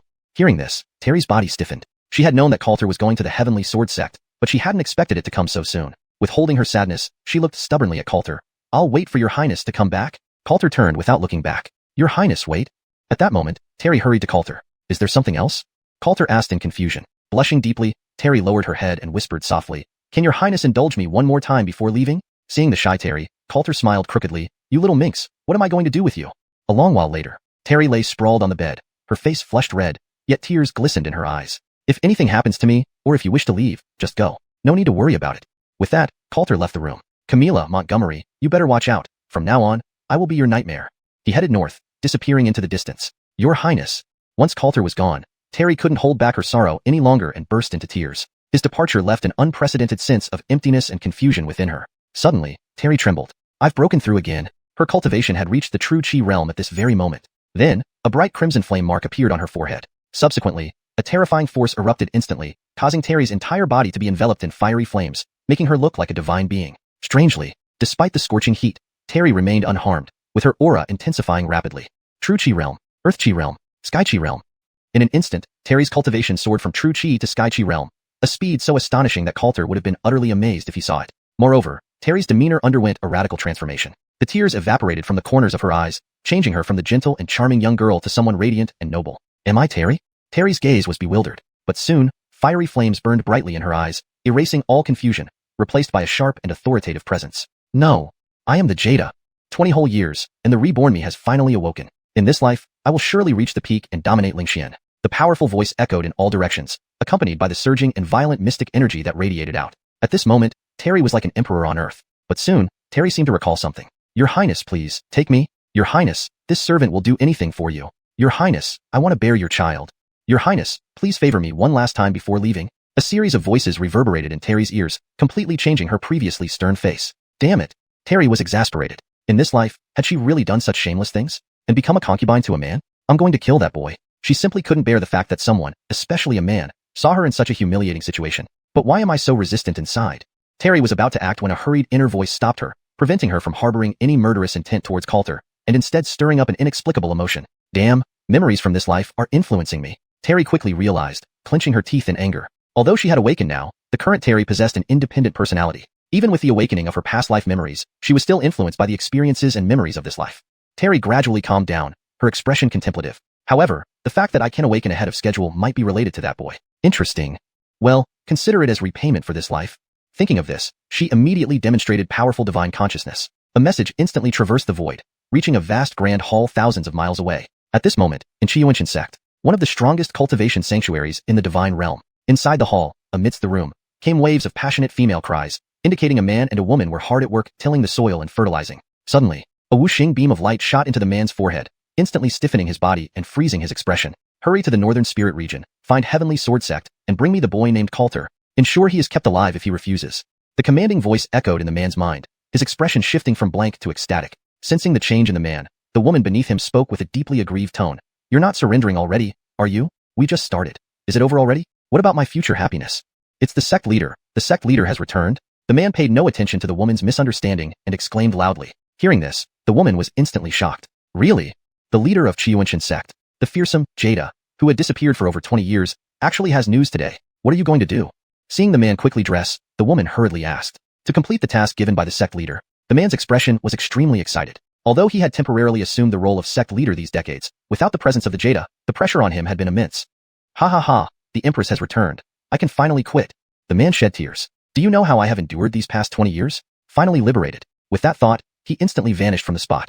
Chapter 12. Simple and brutal. Half a month later, Coulter arrived at Heavenly Sword Sect. It was currently the period when the Heavenly Sword Sect was recruiting new members, and young geniuses from all over had already gathered here. Coulter raised his head and looked into the distance. The entire Heavenly Sword Sect was situated among the mountains, with dense mist swirling around. In various positions within the sect's entrance, there were numerous gigantic stone swords standing majestically, giving an extremely impressive and spectacular feeling. So this is Heavenly Sword Sect. It's just like a celestial palace. Do you even need to say that? The Heavenly Sword Sect is one of the 3 super sects in the Northern Spirit Domain. It's definitely not comparable to the mortal world. As long as I can pass the test today, I will be a disciple of Heavenly Sword Sect in the future. Just thinking about it gets me excited. Amidst the exclamations of the crowd, Coulter also saw a familiar figure, Camila. She had arrived at Heavenly Sword Sect just like him. And as Coulter glanced at Camila, she looked back at him at the same time. You actually dared to come. Seeing Coulter instantly ignited a blazing fury in Camila's heart. Coulter gave her a glance. Are you going to call me Ancestor again? Hearing Coulter's words, everyone around them stared curiously. Both of them were clearly about the same age. Why would the woman have to call the man Ancestor? Camila turned red with rage upon seeing their reactions. She glared at Coulter through gritted teeth and said, with your level of strength, you won't even know how you die. You'd better pray not to encounter me during the test later. Otherwise, I promise I'll make sure you die without a trace. She was truly furious. She had already been accepted as Everard's disciple at Heavenly Sword Sect, yet Coulter still dared to act so arrogantly. She was determined to make him wish he were dead. Coulter didn't respond to Camila's threats, but a cold look appeared in his eyes. In the last life, you took first place and basked in glory. In this life, I will pull you down from paradise into hell. His path of revenge started now. Everyone quiet. At this moment, a deep voice sounded out. A middle-aged man in a black robe appeared at the peak before the crowd, his stern gaze sweeping over them. I am responsible for this round of new recruitments. You may call me Everard, the man said gravely. Hearing this, Coulter lifted his head. This was none other than Camila's master, Charlie. Seeing everyone fall silent, Charlie nodded satisfactorily and continued. This year's test is very simple. Beside you is the Death Forest. Within 3 hours, whoever emerges from the Death Forest first and reaches the destination passes the test and can join our Heavenly Sword Sect. Those who don't pass can get lost. The rules were very straightforward and brutal. Emerging from the Death Forest and reaching the destination. Of course, we have prepared rewards for you all. Those who arrive 4th to 10th at the destination will receive a second grade pill, Essence Gathering Pill. The third place will receive a high-grade yellow-tier spirit artifact, while second place will get a third-grade pill, Essence Condensation Pill. And for first place, Charlie drew out his words as he looked at everyone. Only after sparking everyone's curiosity did he continue. The winner of this recruitment test can enter the second floor of the sect's martial techniques library and choose any advanced level martial technique. Hearing these words, everyone became excited, all stirred by the prospect of entering the top 10 where the rewards were substantial, especially the advanced level martial technique. These four words were undeniably irresistibly appealing. If they could obtain a powerful high or even supreme grade advanced level martial technique, their combat power would definitely double. So, the reward is indeed the same as the previous life, Coulter mused. Except in his previous life, first place had been taken by Camila, but this time he was determined to secure first place. I must remind you that this death forest is not to be trifled with. Inside are not only abyssal swamps, but also many powerful beast spirits. If you choose to take the test, you must bear all consequences on your own. Now, those who wish to continue with the test can enter the death forest immediately. Having finished speaking, Charlie fell silent. The emotionless phrase "on your own" made many people shudder involuntarily. In the crowd, Camila smiled smugly. I'm taking first place this time. Then she cast a cold eye at Coulter. I hope you're not scared silly, otherwise, I really will doubt if you're a real man. Coulter remained expressionless. Whether I'm a man, you can find out by asking your family's venerable elder. She should be quite clear about it. Hearing this, Camila's face turned green with rage. Just wait, I will tear you into pieces today. Her voice was hoarse from anger as she ran towards the side into the death forest without looking back. Soon, the rest of the crowd also dashed out. The 3-hour countdown had started. Every second counted if they wanted to get a good ranking in the test. Whoosh! Coulter also rushed into the death forest. His eyes were filled with determination. To rapidly enhance my strength, I must first join Heavenly Sword Sect. He had 2 reasons for wanting to join Heavenly Sword Sect. The first was to kill Camila and Montgomery and avenge his previous life. But the second reason was the most important one. That was because he had awakened the 9-dragon battle body, which was the pinnacle among all battle bodies. However, the cultivation method for the 9-dragon battle body was somewhat unique. To increase his combat power or evolve into the more powerful 9-dragon holy body, he needed to awaken 9 dragon veins first. The 9 dragon veins corresponded to 9 different attributes. Only by refining those 9 different types of energy could he awaken the dragon veins. The 9 energies were metal, wood, water, fire, earth, wind, lightning, yin, and yang. Only by refining these 9 different energies and awakening the 9 dragon veins could the power of the 9-dragon battle body be fully unleashed, or even evolve into the ultimate 9-dragon holy body. According to Coulter's memories from his previous life, Heavenly Sword Sect possessed at least 3 types of energy he needed. Although these energies might be found elsewhere, he was more familiar with Heavenly Sword Sect and it would be easier for him to find them here, which was why joining Heavenly Sword Sect was crucial. Meanwhile, as Coulter and the others rushed into the death forest, a tall figure in green suddenly appeared on the mountain peak. It was none other than Montgomery. Chapter 13. A remarkable figure. Junior brother Montgomery. Upon seeing the visitor, Charlie, who had just been wearing a solemn expression, hurriedly greeted with a fawning smile. Junior brother Montgomery, what brings you out today? Although he was an outer gate elder of the Heavenly Sword Sect, Charlie did not hold much real power. On the other hand, Montgomery was not only an elite disciple of the sect, but also the personal disciple of deputy sect leader Jerry. The two were on completely different levels in terms of status and position, just passing by with nothing much to do. A cold light flickered in Montgomery's eyes as the silhouette of a tall figure flashed through his mind, followed by a sneer. He was curious to see if that reckless kid would actually dare to show up. Everard, are there any newcomers with exceptional talent in this year's assessment? Montgomery casually asked. Hearing this, Charlie immediately grew interested. To be honest with junior brother Montgomery, I recently accepted a disciple who not only awakened with the ice body, but also advanced to the 9th level of true profound realm. He is very likely to win this time. As for my unaccomplished son, while entering the top 3 might be difficult for him, passing the assessment shouldn't be a problem. I hope junior brother Montgomery can give them some special attention when the time comes, Charlie added quickly. Montgomery nodded. No problem. Charlie was delighted and then curiously asked, I heard that a remarkable figure visited our sect a few days ago. Do you have any inside information, junior brother Montgomery? At this, Montgomery's eyes lit up. I do know something. It's said even the sect leader has to show respect before this person. Hearing this, Charlie was inwardly shaken. Someone even the sect leader couldn't provoke must be a supreme figure indeed. Why would such a remarkable person come to our Heavenly Sword Sect? Charlie couldn't help but marvel. It's rumored that the big shot came looking for someone. Recently, the sect leader has turned the entire sect upside down over this matter, but hasn't found the person yet. As Jerry's disciple, Montgomery naturally knew more insider information than an outer gate elder like Charlie. Looking for someone? Charlie paused briefly. Yes, they are looking for someone named Coulter. Charlie nodded without further inquiry. Such high-level matters were beyond his concern. Meanwhile, in the most prestigious hall of the Heavenly Sword Sect, a figure exuding a formidable aura sat at the main seat. Even Angelo, the sect leader of Heavenly Sword Sect, could only sit stiffly in the secondary position. Next came deputy sect leader Jerry and other high-ranking officials of the sect. Everyone sat quietly, not daring to breathe loudly, their gazes filled with reverence directed at the figure in the main seat. Senior Chi, we have thoroughly investigated all records of the sect over the past few days, including the families of all disciples, but we haven't found anyone named Coulter. Angelo gave an awkward smile and spoke cautiously. He was under immense pressure right now. The person before him was a true heavyweight, whose mere presence could shake the entire Northern Spirit region. When this person came to the Heavenly Sword Sect a few days ago and bluntly stated they were looking for someone, Angelo initially didn't take it seriously and intended to drive them away. However, after being slapped into a mountain from which he could barely extricate himself, he instantly became obedient and mobilized the entire sect to assist in the search. But despite several days of searching, they failed to find the person named Coulter, leaving him extremely anxious. If he angered this person, the Heavenly Sword sect might be erased from the Northern Spirit region altogether. Therefore, he called all the higher-ups to accompany him in serving this VIP well. Then keep searching, Alfredo said emotionlessly. However, doubt began to creep into his mind. Did the Empress make a mistake? There truly isn't anyone named Coulter here. Or did he come to the wrong place? Unfortunately, he could not contact the Flame Empress right now and could only remain to observe further. Yes, I have already instructed everyone. If there's any news, we will notify Senior Chi immediately, Angelo hastily responded. How about this? Let me show you the new recruit assessment happening this year. Perhaps Coulter is among them. Alfredo gave a faint nod. Idle waiting was futile anyway, so checking it out wouldn't hurt. Come along, allow me to lead the way for Senior Chi. Seeing that the other party wasn't angry, Angelo felt relieved and quickly stood up to welcome.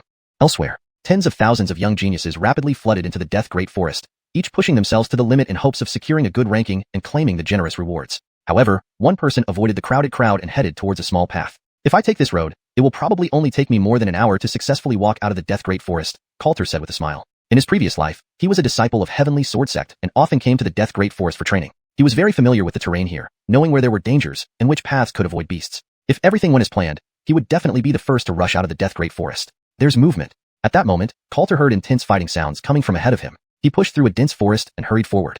He saw a white-robed woman kneeling on the ground in terror, her clothes mostly torn, revealing flashes of fair skin. In front of the white-robed woman stood a man with a cold sneer on his face, looking at her like a wolf eyeing a rabbit. Please let me go. The white-robed woman looked at him in despair and begged for mercy. However, the man just replied mockingly, I've been holding back for several days. How can I possibly let you go? Today, I'll finally have my way. After saying this, he pounced on her, tearing what little remained of her clothes. No, don't. The woman screamed in terror. Then she saw Coulter who had just arrived, like a savior, and pleaded for help. Big brother, please save me. Hearing this, the man frowned. He turned to look at Coulter and asked coldly, Kid, are you trying to meddle in my affairs? Coulter smiled faintly. I'm just passing by. Please continue. He recognized the man before him. His name was Creedon, the son of Elder Charlie. However, Creedon's reputation in his past life was terrible, as he often used his position to bully men and women. Since this was his second chance at life, he didn't want to waste time on meaningless things. Moreover, only someone familiar with the Death Great Forest would know about this small path. For Creedon to be here was quite intriguing. To prevent any accidents, he turned around and started to leave. Seeing Coulter about to leave, the white-robed woman's face changed dramatically. She shouted loudly, Wait, big brother. I have spirit crystals, many spirit crystals. If you save me, I'll give you all of them. Hearing this, Coulter stopped in his tracks and a gleam appeared in his eyes. Deal. If there were spirit crystals involved, it wouldn't be a waste of time after all. Chapter 14 Stab in. Pull out. Are you two treating me as air? Creed was directly amused to anger by their conversation. He stared at Coulter, his eyes swirling with killing intent. Kid, I gave you a chance just now. Since you don't cherish it, then go die now. After saying this, Creed stomped on the ground with his right foot hard. With the earth shaking along with his step, he charged to Coulter's front very quickly and threw a punch out. Seeing that, Coulter dodged swiftly by sidestepping. Bang!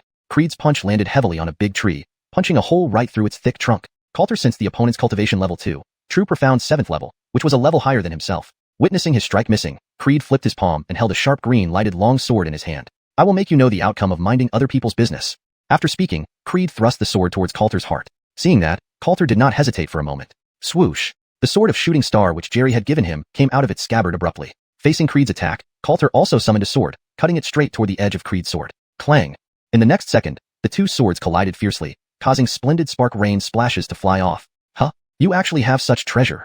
Feeling the strong power emitting from the sword of shooting star, Creed's gaze became greedy instantly. Even as the son of an elder of Heavenly Sword Sect, he only possessed a middle-grade mystic spiritual weapon. He never thought this fearless kid would actually own a top-grade mystic spiritual weapon, which made him unexpectedly delighted. A thing this good, you will be wasting it. It will belong to me soon.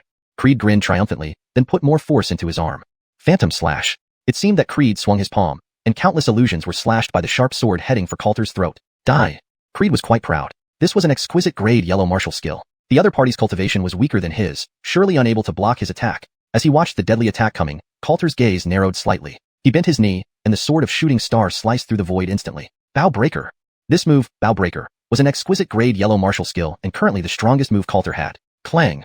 The two sharp swords clashed again. Unexpectedly, Coulter's strike shattered Creed's attack and took the upper hand completely. How can this happen?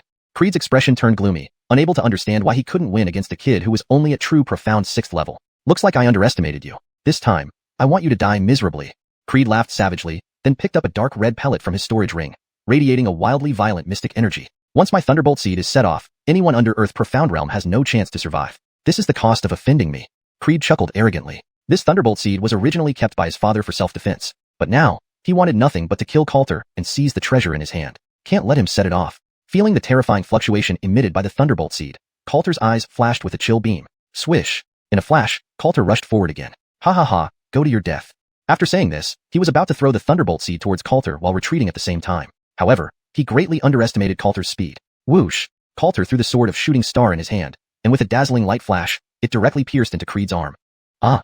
Creed screamed in pain. His thunderbolt seed dropped along with his scream. Just as Creed was going to bend over to pick it up, Coulter appeared before him in the next second and grabbed his throat. You! Creed looked at Coulter in surprise and horror. You let go of me immediately. My father is Corey Elder, whom you saw just now. If you dare to offend me, I swear you'll have nowhere to bury. Upon hearing this, Coulter smiled indifferently. It seems you haven't realized your situation. Finished speaking, he applied intense force to his hand. Crunch! Creed's neck was snapped directly. At this moment, he finally looked at Coulter fearfully, with eyes full of despair. Originally, as the son of an elder, he would definitely have a bright future after joining the Heavenly Sword Sect. But now, everything lost its meaning. His grand cultivating path hadn't started yet and ended already. Ah! Murder! Suddenly, a shrill cry sounded. The woman, who had put her clothes back on, became frightened to death when she saw this scene, her beautiful face losing all color. You've been saved now. Coulter turned his head to look at her. Why did you kill him? But the next second, the woman walked up to Coulter furiously and demanded. You were supposed to save me, weren't you? Coulter answered after picking up Creed's storage ring, his weapon, and that thunderbolt seed. But her face was filled with anger. She pointed at Coulter's nose and scolded. I didn't ask you to kill him. He is the son of Everard. If I could have been with him, I would be rich in the future. Hearing this, Coulter frowned. Then why did you resist just now? Her cheeks flushed red, embarrassed.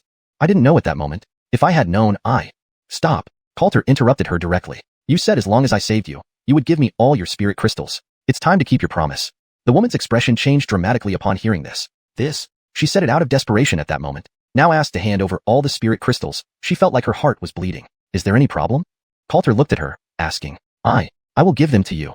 Seeing Coulter's cold gaze and the weapon still in his hand, she had no choice but to hand over the storage ring obediently. But you killed the son of Everard. If it's discovered, we are both doomed. She panicked again. There are only two of us here. If you don't say, and I don't say, who would know? Coulter looked at her indifferently. The woman lowered her head. Well, okay. Then Coulter turned and left. After Coulter's figure completely disappeared, the woman bit her red lips tightly and said coldly, he killed him. Why should I help cover it up? If I tell Everard, maybe I'll get a reward. Thinking of this, she made up her mind and shouted loudly, come quickly, someone killed the son of Everard. But the next second, what are you shouting about? A cold voice suddenly came from behind her. She instantly froze and turned around hurriedly. Coulter appeared silently behind her. Why haven't you left yet?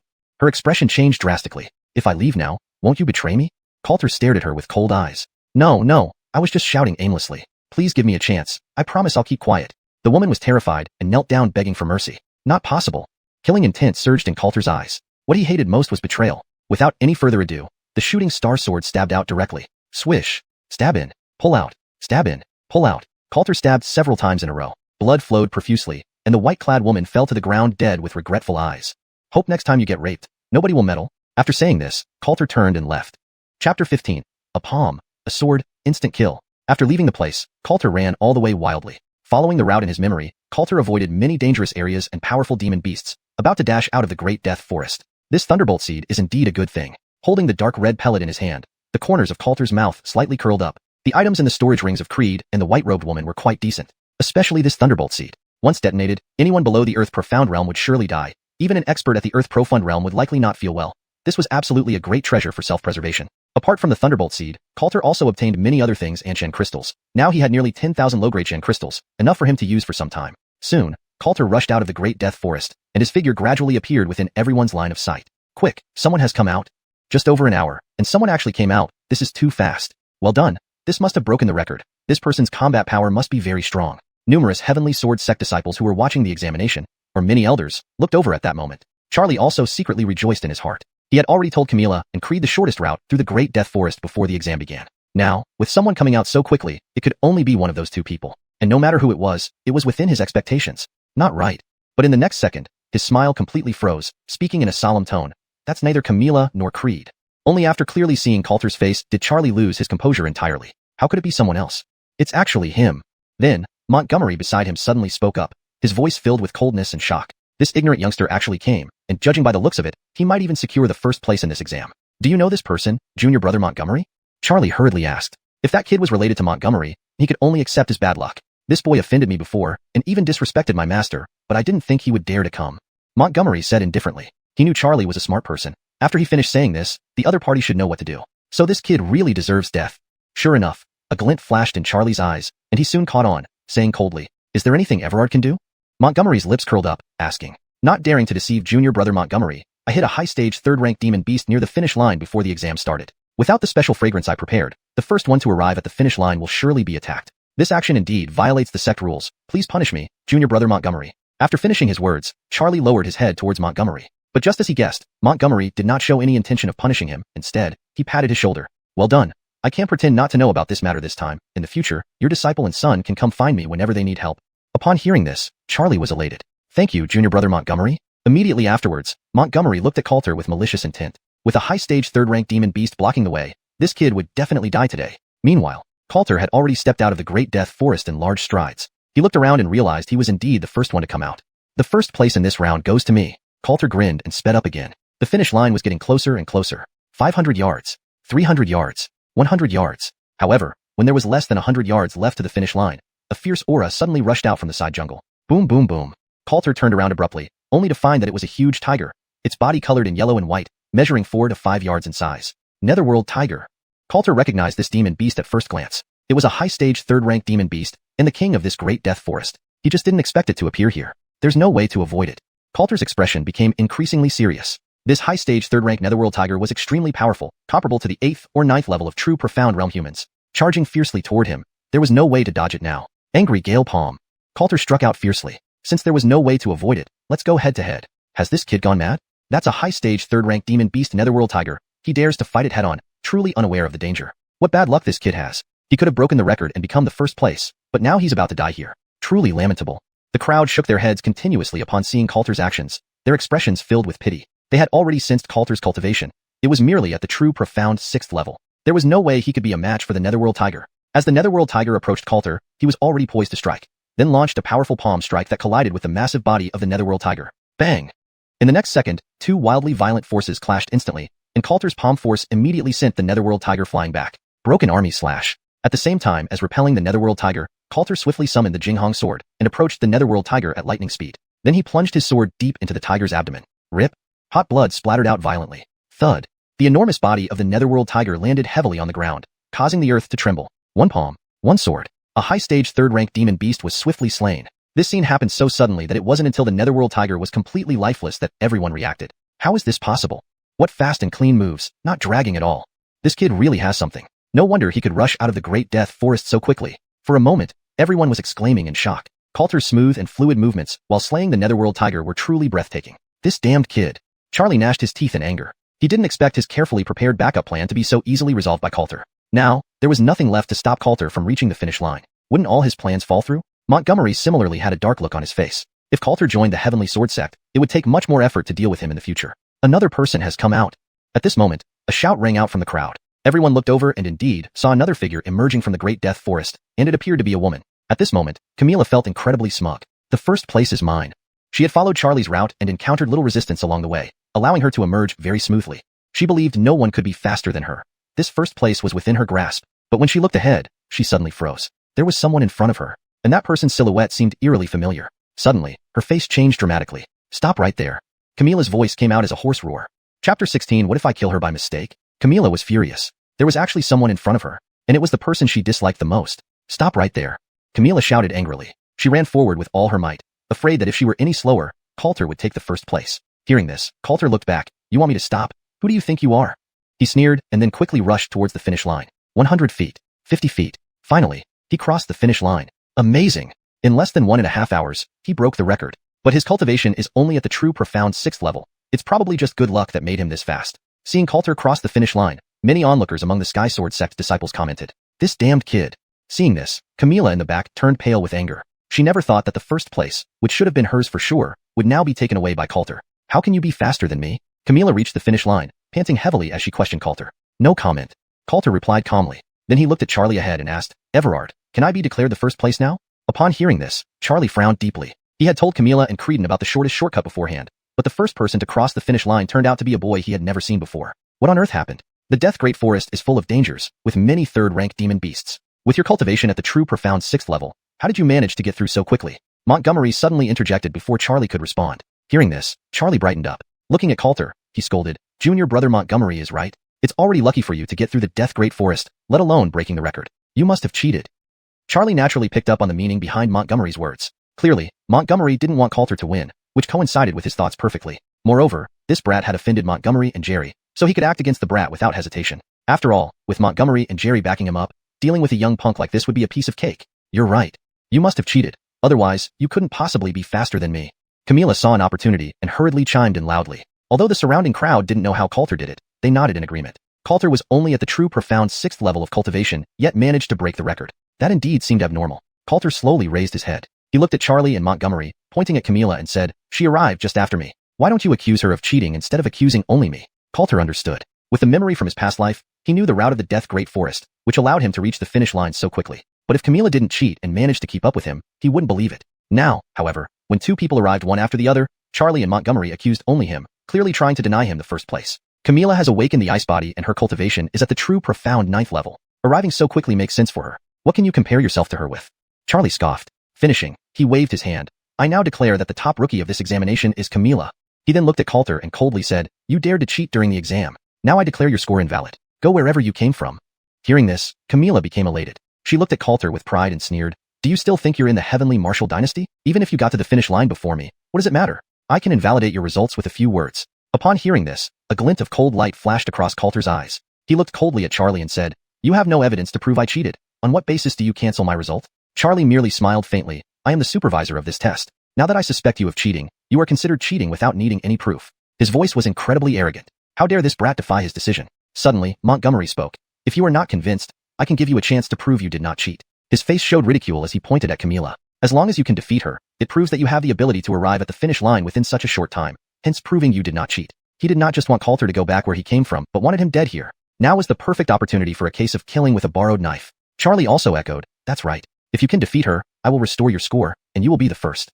Hearing this, Camila's eyes lit up instantly. She had long wanted to deal with Coulter, but never had the chance. And now, the opportunity had come. You were so arrogant earlier, why aren't you talking now? I think you'd better go back to the heavenly martial dynasty and be a common prince. This is not a place for someone like you. Camila's face was full of mockery, all to provoke Coulter, giving herself a legitimate reason to strike. Ha ha, Coulter laughed. Then he looked at Charlie and asked, so, I wonder what if I kill her? Upon hearing this, Charlie and Montgomery both sneered. The former mocked, if you have the capability to kill her, not only will I make you the first, but I'll kneel down and apologize to you. Want to kill me? I think you're dreaming. Camila's face was full of pride and arrogance. Just as she finished speaking, Coulter moved, punching fiercely towards Camila's throat. Since it had come to this, there was no need for any more words. He attacked directly. You ambushed me.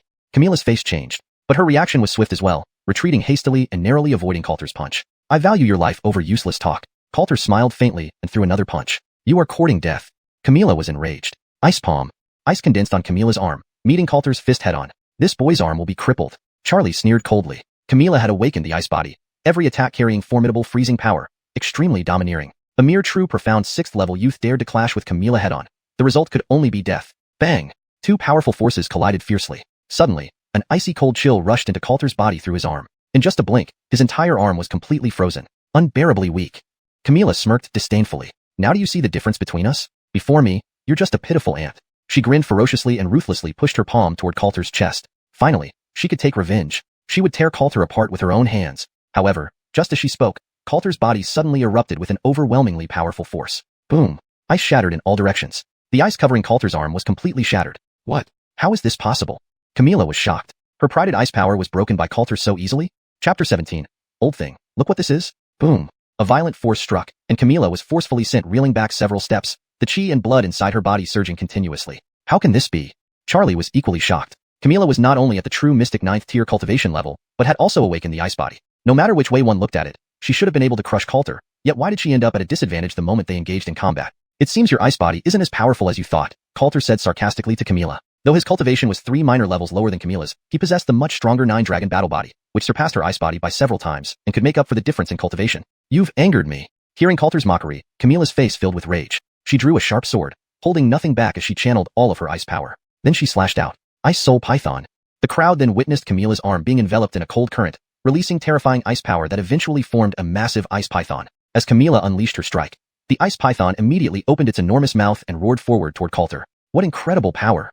So this is the strength of the ice body? It's terrifying beyond belief. We can feel that bone-chilling cold even from this distance. That reckless little fellow is doomed. The onlookers were agitated. They hadn't expected Camilla's strength to be so formidable. Crushing star slash. However, Coulter showed no intention of dodging. He only summoned the surprised swallow sword and slashed down with full force. A presumptuous brat. Charlie sneered. Camilla was giving it her all. Yet this kid dared to clash head-on with her. He wouldn't know how he died. Boom. Coulter and Camilla's attacks collided once more, with ice shards flying everywhere and profound energies stirring the air. And just as everyone had predicted, Coulter couldn't withstand Camilla's attack. The ice python engulfed him completely, sword and all. Ha ha ha ha, I told you, you're nothing more than an ant in front of me. Camilla laughed triumphantly. In an instant, the ice python buried Coulter completely. What a reckless kid. Charlie and Montgomery's faces showed disdain. But, just as Camilla prepared to advance and tear Coulter limb from limb, a low voice suddenly echoed. Are you all celebrating too soon? Upon hearing this, everyone present froze, and the smiles on Charlie, Montgomery, and Camilla's faces quickly turned rigid. In the next second, bang bang bang.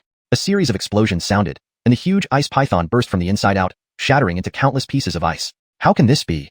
Everyone was stunned. This kid wasn't dead? Then, Coulter appeared out of nowhere and punched Camilla directly in the face. Bang! With immense force, Camilla stumbled and fell flat on the ground, sprawling clumsily. Bang! Coulter kicked her abdomen again, sending Camilla flying and rolling away for several yards. Her face was swollen red, her entire body scraping against the ground, leaving dozens of horrifying blood streaks. Blood spurted from her eyes, ears, nose, and mouth. PFT. Dazed and disheveled, she spat out a mouthful of blood. But it wasn't over. Coulter came again, stamping down hard with his right foot on Camilla, trampling her brutally. Aren't you proud of awakening the ice body? Aren't you the elder's disciple? Now you can't even stand up? Weren't you trying to kill me? How come now you're under my foot? Coulter's 3 rhetorical questions made Camilla's eyes turn red. How can you possibly be so strong? Covered in bloody marks, her swollen face pressed into the dirt, tears streamed uncontrollably from her eyes. She was overwhelmed with humiliation. At this moment, her dignity was utterly trampled by Coulter, her pitiful appearance unbearable to witness. This. Not only was Camilla dumbfounded, all present stared wide-eyed. This was a genius who had awakened the ice body and whose cultivation had broken through to the true mystic 9th tier. Now, she was being thoroughly beaten by someone who was only at the true mystic 6th tier without any means of fighting back. This completely overturned their understanding. Then, a cold light flashed in Coulter's eyes. Since you've lost, you can die now. With that, he thrust his sword toward Camilla's throat. She had genuinely wanted to kill him, and he genuinely wanted to kill her too. No, don't. Master, save me. Camilla was terrified, her face deathly pale as she screamed for help loudly. Stop right there. Only now did Charlie react. He hurriedly shouted angrily to stop him, but Coulter ignored him completely, moving even faster. Little brat, how dare you? Charlie was furious. He rapidly channeled his mystic power and lunged forward abruptly. Everard, kill him for me. Montgomery immediately sent a telepathic message to Charlie. He wanted Coulter dead. Sure. Charlie agreed without hesitation. Coulter's actions just now had already roused a murderous intent in him. Even if Montgomery hadn't spoken, he would never let Coulter leave alive. With a wave of his hand, a fierce gust of mystic power formed into a hurricane that swept Camilla away, taking her out of Coulter's attack range. Brat, die now. Without slowing down, Charlie attacked Coulter again with a palm strike. The crowd's expressions turned odd as they watched. Earlier, Charlie had clearly said that if Coulter could defeat Camilla, he would become the champion, and Charlie would kneel and apologize to him. But now, Charlie himself was about to kill him, which clearly damaged Charlie's dignity as an elder of Heavenly Sword Sect. You might not know, this boy offended my master before, and on top of that, he cheated in the new member test. According to sect rules, he should be executed immediately to set an example, Montgomery explained coldly. Now the crowd understood. So this kid really does deserve to die. How dare he show disrespect to sect leader Mu? He shouldn't have been allowed to participate in the test. Himph, our Heavenly Sword Sect doesn't need such despicable people. It's fitting that he dies. Amidst the crowd's condemnation of Coulter, Charlie was already right in front of him. Little brat, I gave you a chance to live. Since you didn't cherish it, go die. Charlie sneered. Ha ha ha, even if you win against me, what then? I told you before, when you're in the gangster world, background matters. Camilla laughed maniacally, her eyes bloodshot, looking sinister. No matter what, Coulter must die today, and she would remain the ultimate winner. At this moment, a chilling killing intent filled the air. Under Charlie's overwhelming pressure, Coulter had nowhere to retreat, seemingly about to be killed by one strike. Old thing, look what this is. But at this moment, Coulter suddenly took out a dark red pellet and threw it at Charlie while retreating violently backward. Thunderbolt pellet. Charlie's pupils contracted sharply. Wasn't this the thunderbolt pellet I gave to Creed for self-preservation? How did it end up in Coulter's hands? Could it be? Chapter 18 Sky-filling kill intent. How did you get a thunderclap pellet? Charlie's expression changed drastically, and he exclaimed in surprise. Why, I have it. You can take a guess. Coulter sneered coldly, instantly retreating dozens of steps. Boom, boom, boom. Right after that, an ear-splitting explosion echoed in everyone's ears, causing everyone to change expressions, hastily covering their ears. The dark red thunderclap pellet exploded directly, unleashing an extremely violent mystic power wave that swept out towards all directions. Even the ground was blasted into a large scorched pit. When everyone opened their eyes again, they discovered that the place where Coulter and Charlie were had been leveled to the ground. Surrounding trees were also involved, all being destroyed, creating a messy scene. What terrifying power! Is Everard alright? Everyone looked over, only to see Charlie's clothes completely torn, his body covered in charred injuries, even his aura turned weak. He looked utterly disheveled. Hiss! This kid is ruthless. He actually injured Everard like this, there's no doubt he'll die today. Seeing Charlie's miserable appearance, people couldn't help but gasp. What a pity. Coulter sighed inwardly. Although the thunderclap pellet's power was great, Charlie's cultivation at the Earth Mystic Realm was higher. He just got seriously wounded by resisting the explosion. It didn't kill him. But Coulter retreated early on, although slightly affected by the aftershock, he was unharmed. You little bastard, what did you do to my son? But now, Charlie felt enraged while having an ominous premonition. You old bastard, would you like to take a guess? Coulter said with a half-smile. At this moment, several young men rushed out from the death forest, shouting, Everard, we found Creedon's body. While Coulter was battling Camilla, others participating in the assessment had also rushed out of the death forest. They were shocked when they saw Charlie's state. Who dared to hurt an elder of heavenly sword sect like this? My dear son. Charlie's eyes nearly popped out. He looked at Creedon's corpse, trembling in anger. It was you who killed Shienner. He stared at Coulter with furious bloodshot eyes. Just a beast, dead is dead. Coulter stood his ground. Since both sides have shown their true colors, he decided not to play nice anymore. Life and death aside, let's fight if you dare. Fine. Today I will carve you up to commemorate my son. Charlie could no longer contain his killing intent, roaring. But as he prepared to attack Coulter at all costs, a powerful surge of mystic energy erupted from Coulter. Roar. Immediately after, a loud dragon roar resounded. Above the entire heavenly sword sect, wind and clouds surged suddenly. In the originally endless sky, a huge dragon shadow appeared. In this moment, everyone looked up simultaneously. Above the heavens, brilliant light shone as the massive dragon shadow stirred the clouds, obscuring the vast sky. And the source of this phenomenon came from Coulter. What is this? It seems like an anomaly of heaven and earth. My God, did that boy bring this about? Everyone watched dumbfounded, trembling bodies involuntarily kneeling in worship. As dragons, the mightiest creatures in this world, once the rulers of all beasts, symbolize mystery and strength. Now, one actually appeared before them. How is this possible? Charlie was also stunned. To bring such anomalies, he must have awakened a war body. Thinking of this, everyone became agitated. War body. A war body only appears once every 100 years. Why did Camilla gain Charlie's approval? Isn't it because she awakened the ice body? Why did Jerry take Karina as a disciple? Isn't it because Karina awakened the Ice Phoenix war body? Yet now, Coulter has also awakened a war body, something no one expected. Impossible. This is absolutely impossible. Camilla froze, shaking her head frantically, refusing to believe the reality before her eyes. I want this kid. Soon, a figure stepped forward excitedly. It was a woman wearing a long red robe. She couldn't hide her excitement, looking at Coulter as if he were a priceless treasure. It's Elder Ning. Everyone exclaimed in shock. Elder Ning, like Charlie, was also an outer gate elder of Heavenly Sword Sect. By stepping forward at this moment, it was clear she had noticed Coulter's talent and wanted to take him under her wing. Charlie's expression turned extremely difficult when he heard this. If the other party were to interfere, he really wouldn't have a way to deal with Coulter. Elder Ning, this boy has offended my master. You should consider the consequences of your actions. Montgomery suddenly spoke up at this point. Elder Ning froze. Although she was very keen on taking Coulter under her wing, Jerry's name gave her pause. Oh Everard, quickly kill him, and I will ensure you face no trouble.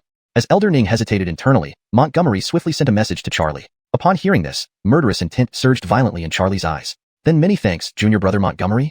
The next second, he shot forward instantly, attacking Coulter's chest with lightning speed. Little brat, if you kill someone, you must pay with your life. No matter how good your talent is, now it's time for you to die.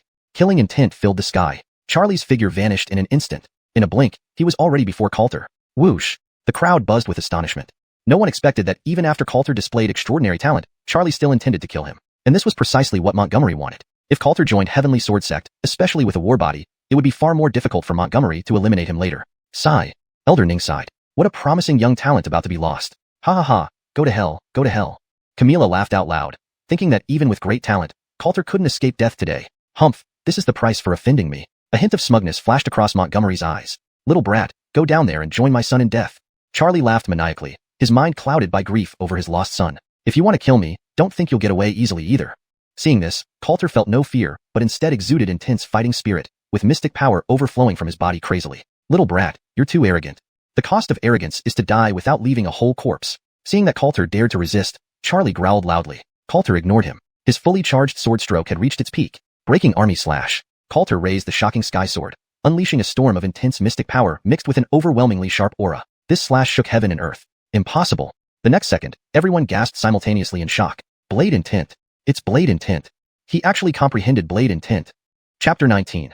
Those who know me understand my arrogance. This time, everyone present could no longer sit still. Even when they found out that Coulter had awakened the battle body, they hadn't been this shaken. But now, Coulter actually comprehended sword intent. If awakening the battle body was due to exceptional talent, Then comprehending sword intent went beyond just being exceptionally talented. That signified Coulter as a true sword cultivator. Sword cultivators are considered the most powerful type of cultivators in the world. Others use swords to fight. Sword cultivators stake their lives in combat. Their combat prowess is virtually unmatched at the same level, and their ferocity speaks for itself. And those who can comprehend sword intent are exceedingly rare, hence their astonishment. How could this be? Charlie's face was equally filled with shock. How could you possibly have comprehended sword intent? Upon hearing this, Coulter's expression remained indifferent. Those who know me understand my arrogance. Immediately after, a voice like thunder boomed in everyone's ears, followed by a shudder from Coulter's body. The sword intent around him seemed to take on a tangible form, along with a surge of killing intent piercing through the sky, its arrogant momentum breaking through the heavens. In an instant, their attacks collided with a resounding impact. Those who don't know me, why not kill them? Coulter spoke again, and under the stunned and tense gaze of everyone, Charlie's palm strike was torn apart by the sharp sword intent. This is impossible. Until this moment, Charlie still refused to believe he would lose to Coulter. He glared angrily, his eyes bloodshot. Nothing is impossible. Clang. In the next second, the Jinghong sword pierced into Charlie's chest and pinned him forcefully into the ground below. Boom. Debris scattered, and a spray of blood rained down. Huge cracks bloomed beneath Charlie like spreading claws, piercing the visual nerves of everyone present. At this moment, the weather changed dramatically, and the heavens lost their color. And the Jinghong sword in Coulter's hand had completely ended all of Charlie's vital signs. Boom. At this very moment, time seemed to stand still. Everyone fell into a deathly silence. Coulter held Charlie firmly pinned to the ground, the spilling blood glaringly stark, and chaotic air currents howled fiercely. This scene left everyone's scalp numb, their hearts trembling uncontrollably. Dead.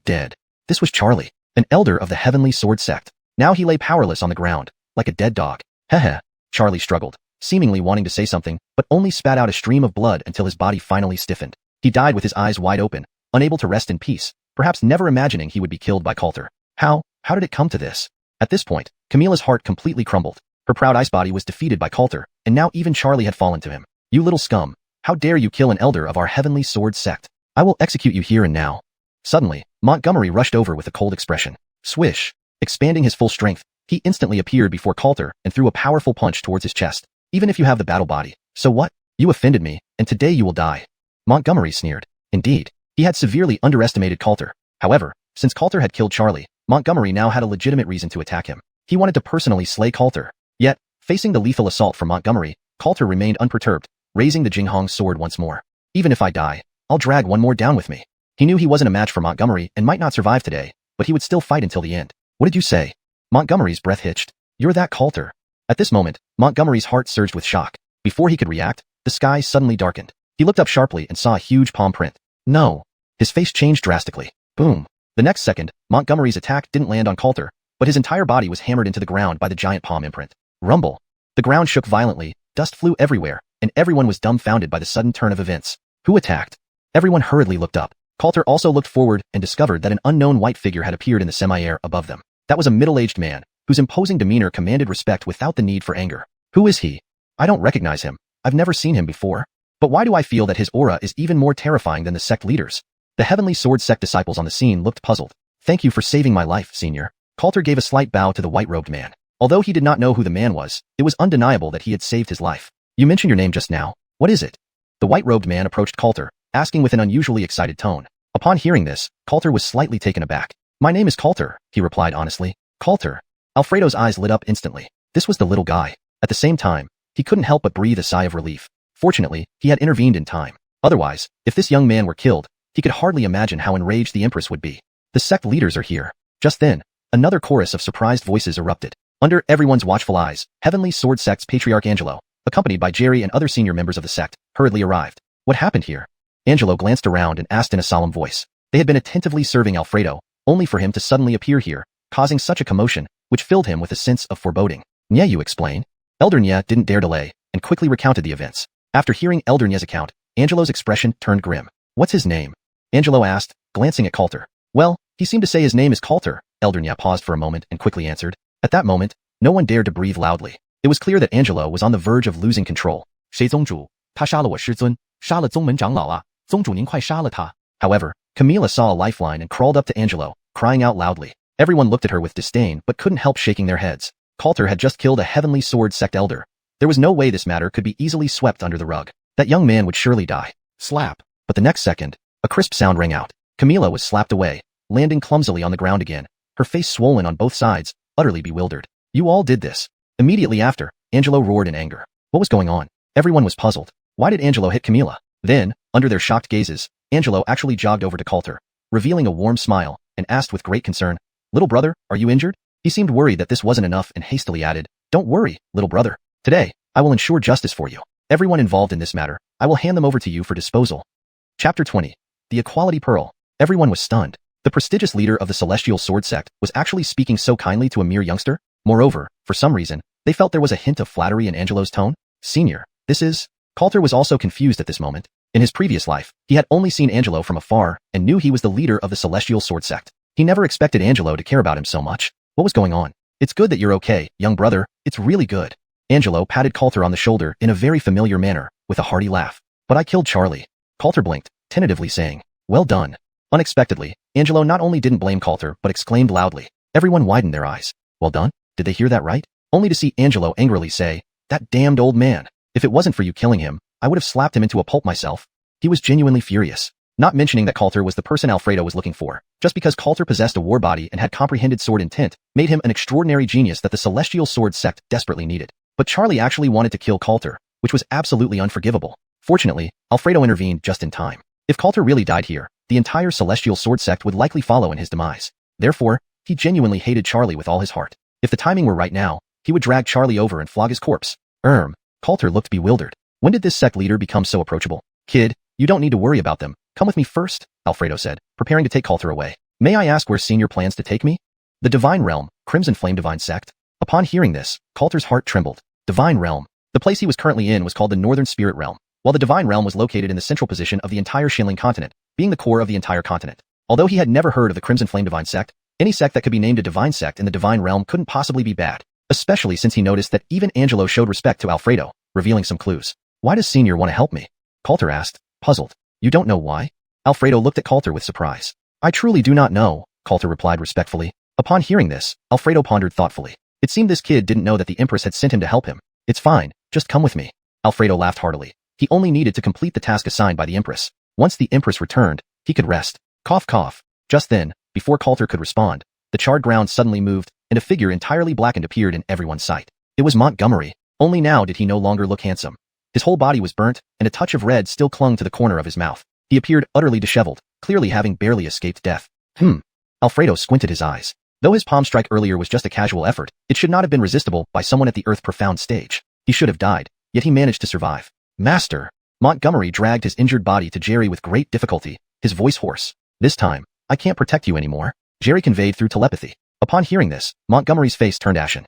How could he not know what happened? This powerful figure from the Divine Realm was actually looking for Coulter. However, Montgomery was baffled. Coulter was merely a prince from a mortal dynasty, essentially having no background or identity and seemingly unrelated to the Divine Realm. How could he be associated with such a significant figure? Not only was Montgomery confused, but Jerry was also perplexed. "Thank you for your kindness, Senior." Coulter bowed again to Alfredo and said, "But my current cultivation level is too weak. I wish to train further at the Celestial Sword Sect, so I must respectfully decline your offer."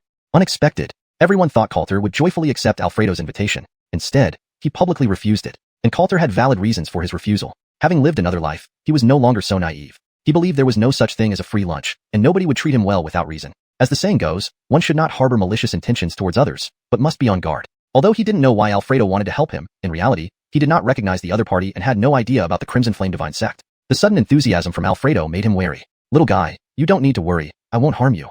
It seemed that Alfredo noticed Coulter's caution and offered an explanation. Coulter still shook his head. He chose to stay at the Celestial Sword Sect for a very important reason. Montgomery was still alive, and his vengeance was yet to be fulfilled. Moreover, what he wanted from Montgomery wasn't just killing him. He had more significant matters to attend to. Now, Alfredo found himself in a bit of a bind. However, the Empress had previously said that if Coulter did not wish to accompany him, it was enough to ensure his safety, which relieved him. The Empress was truly a divine being, her foresight unparalleled. "Since that's the case, I won't force you." With this, Alfredo looked at Coulter and extended a bright red bead. "Take this blazing pearl as a token of my welcome." Coulter did not hesitate. "In that case, I will accept it without further ado." He took the bead from Alfredo and asked, "Excuse me, Senior, what is the use of this blazing pearl?" Alfredo smiled slightly. "Don't underestimate this blazing pearl. Although it looks small, once detonated, its power could level the entire Celestial Sword Sect. Remember, only use it when absolutely necessary." Coulter's eyes lit up immediately. This blazing pearl was indeed something valuable, even far surpassing thunderstones in power. Whether for killing or self-defense, it was an absolute treasure. Angelo and Jerry, along with other senior members of the Celestial Sword Sect, broke out in cold sweat. With this, weren't their lives now in Coulter's hands? If Coulter tossed this blazing pearl, the entire Celestial Sword Sect would be doomed, and they would all go down with it. What was this if not an equality pearl? Then, Alfredo turned to Angelo and the others. I'm leaving my little brother temporarily in your care at the Celestial Sword Sect. If anything happens to him when I return, none of you will escape. His voice was icy, a stark contrast to how he spoke with Coulter. Senior Chi, rest assured, we will protect this young brother. Angelo felt a chill and hurriedly promised. He just wanted to get rid of this formidable figure quickly. I hope you can do so, Alfredo said indifferently. Rip. Alfredo stretched his hands apart, instantly creating a spatial rift, into which he stepped, vanishing immediately. My God. What an extraordinary technique. No wonder someone from the divine realm is such a big shot. Such a skill is terrifying. Everyone was stunned by Alfredo's display. They believed more firmly that he must be an extraordinary powerhouse, and they no longer doubted the power of the blazing pearl. Seeing this, Angelo finally breathed a sigh of relief and said to Coulter, young brother, you may deal with these people as you see fit. These words were spoken. Camilla instantly lost all color in her face. Montgomery clenched his fists, filled with fear and unease. Chapter 21. Slaying Camilla. Coulter came before Camilla first. At this moment, Camilla was drenched in blood. The haughtiness she once had completely vanished. Her face was full of panic and distress, looking utterly wretched. I'm wrong. I really know I'm wrong. Everything I did before was my fault. Please don't kill me. I'm willing to serve you like a servant. Upon seeing Coulter, Camilla was instantly frightened pale, quickly crawling under Coulter's feet, pleading pitifully. If I had lost this time, would you have spared me? There was no emotion on Coulter's face, his voice flat as he asked. Hearing this, Camilla gasped. If Coulter were in her hands today, she would make him wish he were dead. But reality was cruel indeed. Suddenly, Camilla seemed to think of something. She hurriedly cried out loudly, Coulter, you married my ancestral matriarch, making you my ancestral matriarch too. Please, spare me. The surrounding crowd immediately gawked upon hearing her words. Goodness, what's going on? Don't you see? Camilla will do anything to live, even calling someone an ancestor now. Coulter gave a contemptuous smile. I have no such ungrateful descendant. He could still remember how domineering Camilla was in his previous life, and the humiliation she inflicted upon him. No, don't kill me. The aura of death enveloped Camilla completely. She clung to Coulter's hem desperately. I'm still a virgin. I'll be your concubine, your servant if only you'll spare my life. As she spoke, she suddenly produced a dagger that gleamed with a chilling light from behind, stabbing it mercilessly towards Coulter's chest. If I die, I'll take you down with me. Camilla's face twisted with madness. She had known all along that Coulter wouldn't let her go. Her begging earlier was just to confuse Coulter, setting up for this fatal strike. Oh no. Angelo and others' faces turned grave. They hadn't expected Camilla to be so insane as to attack Coulter right in front of everyone. Alfredo had just left. If Coulter were truly killed here, their entire xiuxian sect would be in trouble. Just as Angelo and others were ready to act, Coulter suddenly made his move. Rip. Boiling blood splattered everywhere. The Jinghong sword pierced directly into Camilla's body, and Coulter firmly grabbed the wrist that held the dagger. You. Camilla looked at Coulter in disbelief, her mouth bleeding profusely, preventing her from speaking. Clang. Her dagger fell to the ground. Coulter pulled out the Jinghong sword, staring at Camilla as he said indifferently, Did you really think I didn't know what you were planning? A slut is always a slut. Reborn in this life, he had become extraordinarily cautious. As Coulter's voice fell silent, the breath of life within Camilla grew weaker and weaker until she finally collapsed lifelessly on the ground. Her eyes were wide open, filled with regret and unwillingness. Had she not broken off the engagement, had she not been so relentless against Coulter, would she not have ended up like this? Unfortunately, there were no ifs in this world. Camilla was dead. Everyone present sighed heavily, but no one dared utter another word. After all, even Charlie had been slain by Coulter. The death of Camilla wasn't shocking at all. Then Coulter came before Montgomery. Montgomery was covered in blackened burns and wounds all over, looking utterly miserable. When he saw Coulter approaching, fear flickered in his eyes. Now that Camilla was dead, would Coulter kill him too? He knew clearly that if Coulter truly intended to take action against him, even Jerry wouldn't dare say a word of refusal. Kneel down. Montgomery looked up abruptly upon hearing this. A man can die, but not be humiliated. He glared at Coulter, whispering angrily. However, Coulter remained silent, his face filled with mockery. Walker, if you want to live, just listen to him. Jerry sighed, transmitting a message to Montgomery. Montgomery's pupils widened upon hearing her words. He naturally understood what Jerry meant. Yet he was also a prideful genius. How could he kneel to Coulter willingly? Especially after announcing previously in the Tianwu dynasty that if he ever saw Coulter again, he'd make the latter's life a living hell. But now, instead of fulfilling that vow, his own life lay in Coulter's hands, leaving him feeling utterly disgraced. Thud. In the next second, however, Montgomery lowered his head and knelt before Coulter. He roared inwardly, vowing that once he found an opportunity, he would make Coulter pay 100-fold. Looks like you're not as tough as I imagined, Coulter said with a faint smile. Montgomery abruptly lifted his head, glaring at Coulter with clenched teeth. What do you have to be proud of? You're just taking advantage of your power. He tried to salvage some of his lost dignity this way. Hearing this, Coulter laughed. Half a month ago, when you relied on your status as a disciple of the xiuxian sect and attacked me, why didn't you mention taking advantage of power then? Just now, when you relied on having practiced for 2 more years than me and attacked me again, why didn't you say it was taking advantage of power then? To put it bluntly, all it means is that my current position is greater than yours, so you consider yourself the weaker party and then criticize me from a moral high ground. Do you think you deserve it? As Coulter finished speaking, Montgomery's expression turned unpredictable, unable to refute him for a moment. The onlookers suddenly realized something too. Right. They had just been sympathizing with Montgomery, thinking Coulter was bullying him, even believing Coulter was too petty. But they overlooked that it was actually Montgomery who had taken action against Coulter first, and now Coulter was merely repaying him in kind. If it weren't for someone backing you up, even with another 2 years, you wouldn't be able to match me. Montgomery still spoke defiantly. He was naturally a genius, with his own pride. Coulter grinned. I don't think I need 2 years. At most 6 months, I can completely overpower you. Do you believe it? Upon hearing these words, murmurs broke out around them. 6 months? He's boasting too much. Although he has a battle body, Montgomery also has one, and Montgomery is already at the 9th level of Earth Profound, a full realm higher than him. To surpass Montgomery in 6 months is simply unrealistic. The crowd from the xiuxian sect discussed fervently. While they acknowledged Coulter's talent and marveled at his background, they found it almost impossible for Coulter to surpass Montgomery within 6 months. After all, even if Coulter progressed rapidly, Montgomery, who was Jerry's disciple, also had outstanding talent. As Coulter advanced, Montgomery advanced too. When it came down to it, the possibility of Coulter achieving what he claimed was virtually negligible. Chapter 22. You have no right to speak here. Are you insulting me? Montgomery looked at Coulter with bloodshot eyes. Without waiting for a response, Montgomery continued. Since you're so confident in yourself, do you dare to have a life or death battle with me in half a year? A life or death battle. Everyone was taken aback, but quickly understood the situation. It seemed that Montgomery wanted to regain his lost dignity through this method. If Coulter didn't dare to accept, he would likely be the one humiliated next. Sure, Coulter said with a half smile, casting a glance at the ancient ring in Montgomery's hand and then laughed. He agreed. He actually agreed. Everyone's eyes widened in disbelief. They had thought that Coulter was about to get into trouble, yet unexpectedly, he dared to accept. So it's settled then. Whoever breaks this agreement will not die a good death. Montgomery was slightly stunned, then sneered. He only intended to use this opportunity to regain some of his lost dignity, but didn't expect the other party to actually accept. Given this, in 6 months, he would surely kill the other person and return today's humiliation 100-fold. As for Coulter's claim that he would crush him in 6 months, Montgomery regarded it as mere delusion. Young man, this is inappropriate.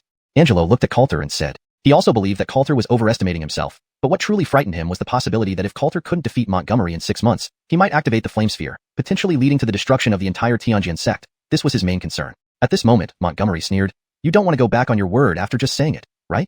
He was using provocation to enrage Coulter, not wanting to miss such a golden opportunity to kill him.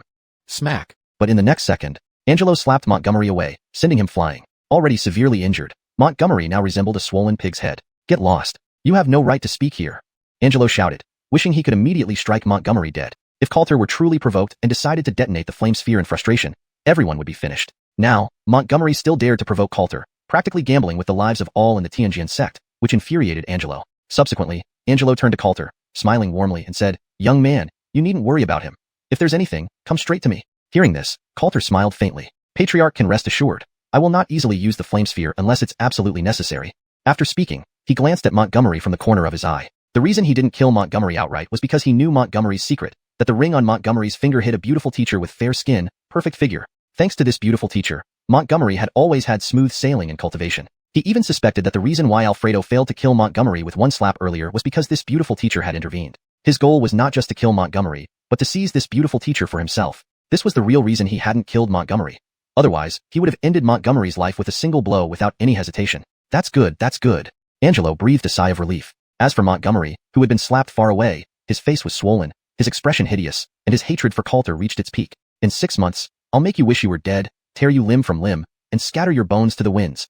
Little Han, perhaps this isn't a bad thing for you. With his existence, you can strive harder in cultivation. A clear and pleasant female voice sounded in Montgomery's mind. This voice did not belong to Jerry, but came from Montgomery's mysterious teacher. I understand, teacher. One day, I will make him pay 100-fold, 1,000-fold. Montgomery roared inwardly. Then, Coulter slowly walked away but suddenly stopped in front of Jerry. Seeing this, Jerry's expression turned somewhat uneasy. She took a deep breath and said, I admit I misjudged you before, but if that's all you can do, I don't think your talent is extraordinary. Only now did she realize that the dragon she had missed earlier was indeed Coulter. However, in public, she could not humble herself to this junior, so she spoke thus. Upon hearing this, the expressions of those present became somewhat peculiar. They had just witnessed Coulter not only possessing a powerful war body, but also comprehending sword intent. If such talent was not considered remarkable, then what did it say about them? So I still stand by my words. Sooner or later, you will realize that your judgment is as poor as ever. Coulter smiled, choosing not to argue. Where is my wife? He asked casually. Queenie is still in seclusion for cultivation in the snow and ice secret realm. Upon hearing this, Coulter nodded without further words. Seeing this, Angelo quickly stepped forward to play the peacemaker. Ha ha ha ha, since the young brother is alright, I hereby announce that today's new disciple assessment is over, and the young brother is undeniably the first place winner. Apart from the original rewards, the young brother will be directly promoted to core disciple, enjoying all privileges of a core disciple, and anyone who slights him will have to bear the consequences. Angelo practically said the last sentence with a warning tone. He feared not only the flame sphere in Coulter's possession, but also the formidable strength Alfredo had displayed earlier. The disciples of xiuxian sect were divided into different ranks. New recruits initially belonged to the outer sect, then could be promoted to inner sect, elite disciple, and finally core disciple. Upon hearing this, the new recruits instantly looked envious. This time, Coulter not only secured the top spot in the new disciple assessment, but also became a core disciple of Tianjin sect directly, a treatment never before seen in the history of Tianjin sect. After all, even Montgomery had only reached elite disciple status until now, indicating the huge leap in advancement. Then I thanked the sect leader. Coulter thanked Angelo. Young brother doesn't need to be polite. If you have any issues in the future, feel free to come find me, everything can be negotiated. Angelo waved his hand amiably. Yuru, you take the young brother to pick a residence on Qianlong Peak and show him around the sect. Following Angelo's voice, a blue figure slowly emerged from the crowd. It was a graceful and outstanding young woman, dressed in a light blue robe, radiating an elegant demeanor, making one feel comfortable as if basking in a spring breeze at first sight. Chapter 23. You don't understand women. It's senior sister Alanis. Master actually sent senior sister Alanis to accompany that guy. I'm so envious it hurts. But I remember that senior brother Montgomery seems to be courting senior sister Alanis. Doesn't this mean senior brother Montgomery will end up wearing a hat? Seeing the woman named Alanis, everyone present was instantly in an uproar, and they couldn't help but look at Coulter with even more envy. Mo Alanis wasn't just Angelo's precious daughter. She was also the pride of Tianjin sect. Both her appearance and talent were at the top in the entire Tianjin sect, making her the dream goddess in everyone's hearts. More importantly, Montgomery had been pursuing Mo Alanis all along. But now Mo Alanis had been called by Angelo to accompany Coulter, and the implication of this move was clear. Sure enough, at this moment, Montgomery's expression was as gloomy as it could get. However, this was ultimately an order from Angelo. No matter how furious he felt inside, he did not dare show it in the slightest. Junior brother Chinyu, please follow me. Mo Alanis took light steps and approached Coulter. Her voice was melodious, yet kept a certain distance. Although she was somewhat unwilling to lead Coulter in front of so many people, she still wanted to give her father face. Just wait for me a moment. Coulter nodded and said. Just when everyone was confused, Coulter slowly walked to the corpses of Camila and Charlie, then thoroughly searched their storage rings and bodies before stopping. Let's go. After doing this, Coulter grinned with satisfaction. Every bit needed to be collected. Nothing should be wasted. He then left with Mo Alanis. Damn it. Montgomery gritted his teeth in anger. Ever since joining the Tianjin sect, he had been pursuing Mo Alanis. Their relationship had finally made some progress recently, only for Coulter to come between them. Combined with Angelo's tacit approval, his hatred for Coulter grew deeper. Jack, you must remember, in this world, strength is everything. If you work hard in cultivation, what kind of woman can't you obtain? Suddenly, a gentle voice entered Montgomery's mind. Upon hearing this, Montgomery felt slightly better. But if that guy succeeds, even if I snatch Mo Alanis back, she'll just be a used rag. Clearly, he was still very reluctant. Jack, this is where you don't understand women, the voice chuckled. The virgin may be good, like a green apple, but eating it will leave you feeling immature. A woman, after getting enough care, is like a ripe peach, truly superior, juicy, and refreshing. Hearing these words, Montgomery's eyes lit up. Master is right. I was mistaken earlier. I trust Alanis. She definitely won't betray me or ever fancy that guy. He took a deep breath, his eyes flashing with greed. Inside, he harbored one unspoken thought. Whenever he thought about his master's incomparable beauty and her graceful figure, his heart would burn with excitement.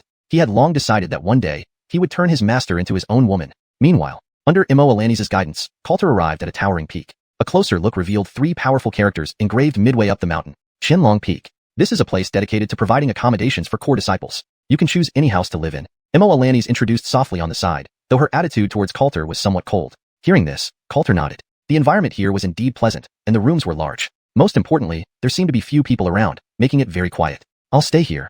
Coulter randomly chose a room. This? Unexpectedly, Mo Alanis frowned slightly. Is there a problem? Coulter asked, looking at her. Not really, it's just that if you choose this one, my house is directly opposite yours, Mo Alanis explained. Coulter was surprised upon hearing this. This was truly not intentional on his part. After all, in his previous life, he had only become an inner sect disciple and never qualified to live in Qianlong Peak, so he didn't know where Mo Alanis lived. Then I'll stay here. Mo Alanis felt displeased internally. She thought that by saying this, Coulter would change his room, but unexpectedly, he had such thick skin. In the end, she didn't say anything more and turned to leave. Senior sister Alanis. Coulter suddenly called her back. Is there something else? Mo Alanis turned to ask. There's nothing much. I just want to tell senior sister Alanis that knowing people doesn't mean knowing their heart. It's best to stay away from Montgomery as much as possible. Upon hearing this, Mo Alanis' brows instantly furrowed tightly. This is my own business, you don't need to worry about it. Her voice became very cold, even mixed with a hint of disgust. She herself had a good impression of Montgomery, but now Coulter was bad-mouthing Montgomery in front of her. To her, Coulter was completely acting out of malice, and her impression of him fell to the lowest point. As a result, she forgot about Angelo's instructions to help Coulter get familiar with the sect. After Mo Alanis left, Coulter shrugged his shoulders. He wasn't really defaming Montgomery earlier. Rather, based on his memory from his previous life, Mo Alanis would eventually be killed by Montgomery. Given that Mo Alanis had helped him by showing him around, he kindly gave her a warning, only for her to not only ignore it, but also lash out at him. As for her attitude, he really didn't take it seriously.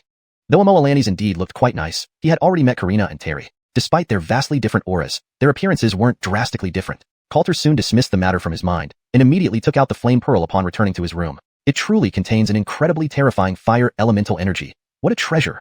Coulter couldn't help but exclaim in admiration. That senior hadn't deceived him. The amount of energy contained in this small pearl could destroy everything. Saying it could flatten the entire xiuxian sect was not an exaggeration. This could serve as his ultimate trump card. With the flame pearl, no one would dare provoke him. Suddenly, Coulter's eyes lit up. Can I extract the fire elemental energy within it to awaken the fire dragon vein?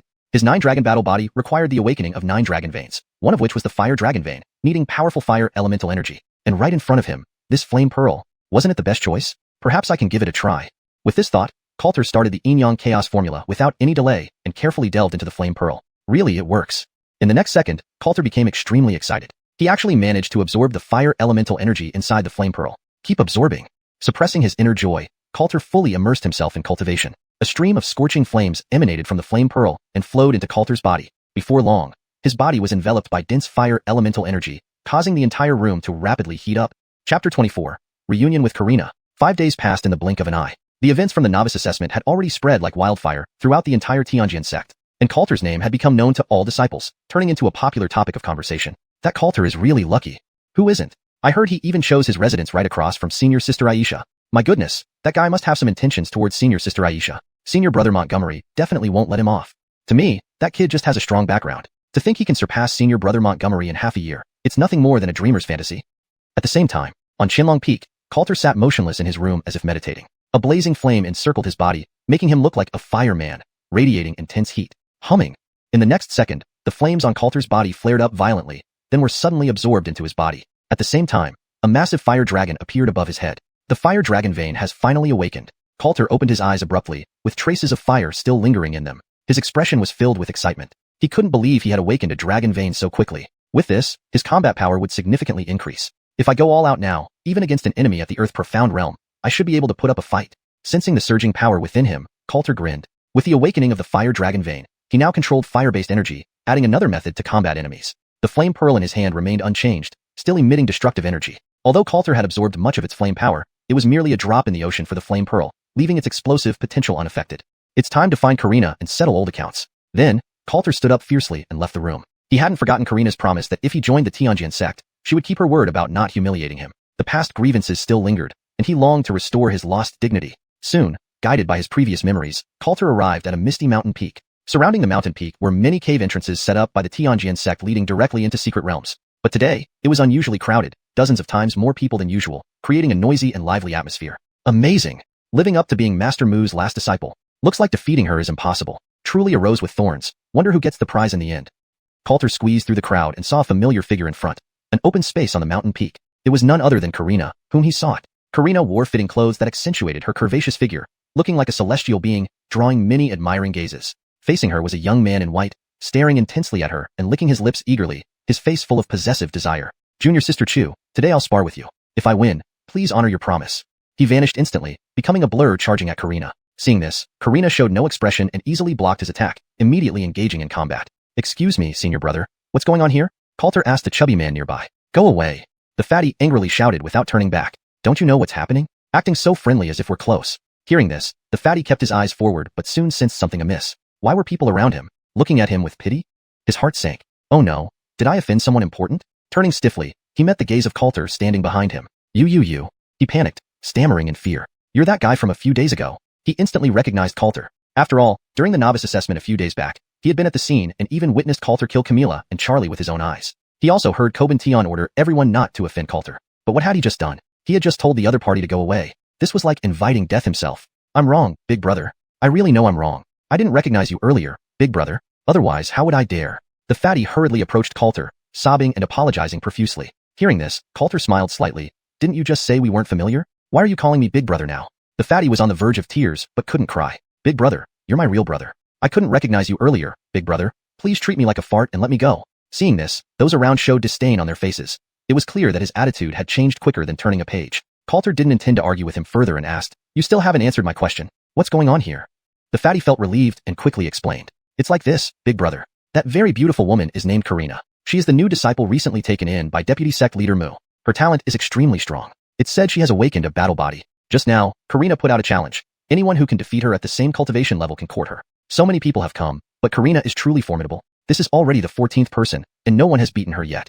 After hearing this, Coulter understood. No wonder so many people were gathered here. It made sense. Given Karina's appearance and charm, attracting so many people was quite normal. Just as the fatty was speaking, the battle between Karina and the man in front of her came to an end. Karina won by holding a sharp sword against the man's throat. Although Karina's current cultivation wasn't too high, after awakening the Ice Phoenix battle body, her combat strength had significantly increased. At least within her realm, few could match her. You've lost. Don't come to disturb me anymore. Karina looked at him indifferently and said. Since she joined the xiuxian sect, there were always strange people trying to court her. She had finally resolved the issue of her yin-yang body and received such a good cultivation opportunity. She had no interest in thinking about romance, so these admirers annoyed her endlessly. Like earlier, she had just emerged from the ice secret realm and was immediately surrounded by a group of people spouting sickening cliches. This made her even more frustrated, so she announced that unless someone could defeat her within the same realm, they were not allowed to harass her again. And the man in front of her, Peter, was the 18th person to be defeated by her today. Chapter 25A Wager. Senior brother Peter lost as well. Amazing. Senior brother Peter is ranked 3rd among the inner disciples. I didn't expect him to lose to Karina either. It seems that unless an elite disciple takes action, no one will be a match for her. All around, people were in an uproar. In front, the man named Peter was visibly unwilling to accept his defeat. He looked at Karina with pleading eyes. Junior sister Queenie, I really like you. Can't you give me a chance? Karina frowned but did not respond. But Peter refused to give up. He immediately took out a delicate little box from his storage ring. After opening it, there lay inside a translucent and round pill emitting a faint fragrance. Junior sister Queenie, this is a rank 4 medicinal pill, the Spirit Profound pill. If Junior sister Queenie is willing to give me a chance, I'll give it to you right now. Peter looked at Karina expectantly. Oh, by the way, I forgot to mention, my father is also the lord of a city. If Junior sister Queenie follows me, not only will she become the future lady of the city, but she will also gain more cultivation resources. Isn't this mutually beneficial? Peter continued to plead, though this time there was a hint of arrogance and temptation in his tone. Everyone present couldn't help but exclaim in shock. Spirit Profound pill. Senior brother Peter is truly generous. I envy him so much. If senior brother Peter treated me like this, I would bear his child tonight. Despite the crowd's excitement and commotion, Karina's gaze remained steadfast. Without even looking at Peter, she calmly replied, I appreciate your kindness, but I must tell you that I'm actually over 100 years old, older than your city lord father. Upon hearing this, Peter shook his head hastily. It doesn't matter. I don't mind at all. Peter stared intently at Karina. He said earnestly, I don't care about age. Whether you're 100 or even 400 or 500 years old, I'm willing. Karina responded, even if you don't mind, your father surely won't agree. Peter shook his head again hurriedly. My father once told me that marrying an elder woman brings fortune, especially since junior sister Queenie is so many 3-year differences older. I don't know what I should embrace. I feel so blessed. At this remark, everyone's eyes widened, and some couldn't help but give Peter a thumbs up. To be this level of a tango, lickspittle, was indeed rare. However, thinking about it, if being such a tango, lickspittle, could get him close to a top beauty like Karina, it wasn't completely unacceptable. For a moment, Karina was speechless. She could only say helplessly, I forgot to tell you, I'm already married. Please do not bother me anymore. Upon hearing this, Coulter, who was watching below, slightly smiled. At least Karina showed no intention of betraying him. Still, Peter was not ready to give up. Junior sister Queenie, that's just an excuse. He looked at Karina with burning desire. And even if you're already married, what does it matter? Only I am worthy of junior sister Queenie. I'll marry you again then. Now everyone understood. In short, Peter was determined to marry Karina no matter what. Seeing this, Karina had no other options. She shook her head firmly and said, sorry, I have no time to think about these things now. Please don't block my way any further, or else don't blame me for being impolite. Having said that, Karina turned and tried to leave. No problem, junior sister Queenie. I can wait until you are ready to consider these matters. Then, I can come to marry you. Peter quickly stepped in front of Karina. But this time, Karina raised her sharp sword, pressing it against his throat. Junior sister Queenie, you?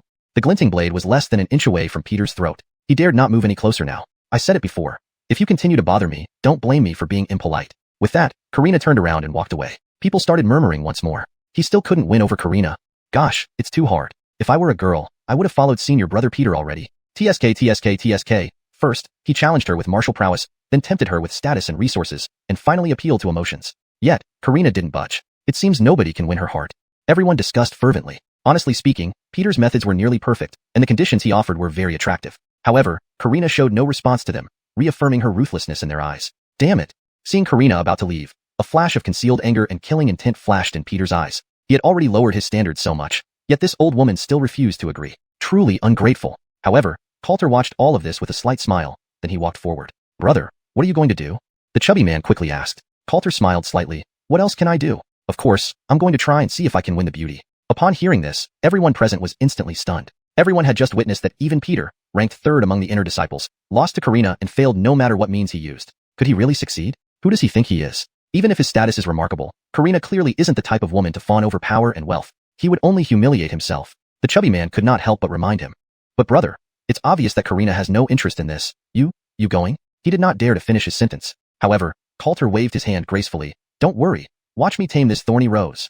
With everyone's gaze on him, Coulter slowly stepped out from the crowd. Humph, too presumptuous. Even I failed. What use will your efforts be? Peter said disdainfully. Hearing this, Coulter was not at all angry. He looked at Peter with a half smile. Since this senior is so confident, how about we place a bet? Peter sneered. How do you want to bet? Coulter grinned. Let's bet on the spirit profound pill in your hand. If I manage to win Karina, you give me this pill. After hearing this, Peter remained disdainful. No problem. He agreed immediately. What will you bet? Coulter took out the sword of surprising flight. Is this enough? Seeing this, Peter's eyes lit up. A high-grade xiuxian level, spiritual weapon. This was even more valuable than his spirit profound pill. Deal. He suddenly laughed wickedly. Although he did not win Karina today, if he could gain a high-grade xian level spiritual weapon, it would not have been for nothing. After all, in his view, there was no way he could lose this bet. Chapter 26 Missing my wife terribly. Then it's settled. The corners of Coulter's mouth curled up slightly. He no longer hesitated and immediately stood in front of Karina, shielding her with his back. Seeing someone blocking her path again, Karina's willow-like brows shot up instantly. I'm warning you for the last time, if you block my way again, I won't be nice. Her voice was already filled with icy chill. Someone immediately started to gloat. If Karina really beat up Coulter because of this, no matter how thick-skinned Coulter was, he probably wouldn't have the face to report it to the sect leader. Humph, a despicable clown. Seeing this, Peter from behind sneered coldly. To actually try to take on Karina and even dared to make a bet with him, what a daydreamer. It looked like an excellent Shenji Sangpinling Qi, high-grade mystical rank spirit artifact, was about to fall into his hands. What a foolish benefactor this was. Then, Coulter slowly turned around and looked at Karina, saying, Senior sister, shouldn't you check who I am before speaking? As Coulter turned, Karina froze on the spot when she saw him. It's you? She was truly very surprised. Coulter had actually come to the Heavenly Sword Sect? She had just stepped out of the Ice and Snow secret realm today and had been in seclusion there for quite some time. So naturally, she didn't know about Coulter coming to the Heavenly Sword Sect. Hence, she was now so astonished. Why not? Coulter grinned, his eyes sweeping over Karina nonstop. TSK. It hadn't even been a month, yet Karina had changed quite a bit. Not only had her skin become smoother and finer, but her figure seemed to have become fuller too, especially the twin peaks in front of her. Based on Coulter's previous experience, they had grown by at least one size. Just wondered if they felt better to touch. Since you've joined the Sword Sect, you should focus on cultivation instead of blocking my way here, Karina said coolly after her surprise. However, Coulter just smiled. I just heard that whoever can defeat you will get to take you away. Is that right? Karina remained expressionless and nodded. In that case, I want to give it a try. Finishing his sentence, Coulter walked in front of Karina. You want to challenge me? Karina was somewhat surprised. Coulter smiled faintly. Of course, if I win, you'll have to come with me.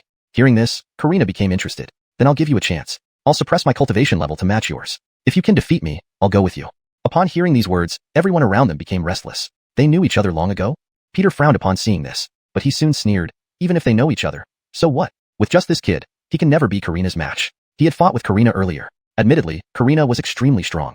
Even he wasn't a match for her, let alone a newcomer at true profound realm. Even if they were at the same level, this kid absolutely could not match Karina. Ice Soul Palm. At this moment, Karina made her move. In an instant, she suppressed her cultivation level to match Coulter's, while her pale palm burst forth with a piercing cold ice power. Then she suddenly attacked Coulter with a palm strike. Wow, really not holding back at all. Seeing this, Coulter grinned and then channeled all his profound energy along with the fire attribute energy he had just absorbed, pushing out a palm to meet her attack. Fire Dragon Palm. Flames circled around Coulter's palm as his arm transformed into a dragon of fire, instantly colliding with Karina's frosty palm. Bang!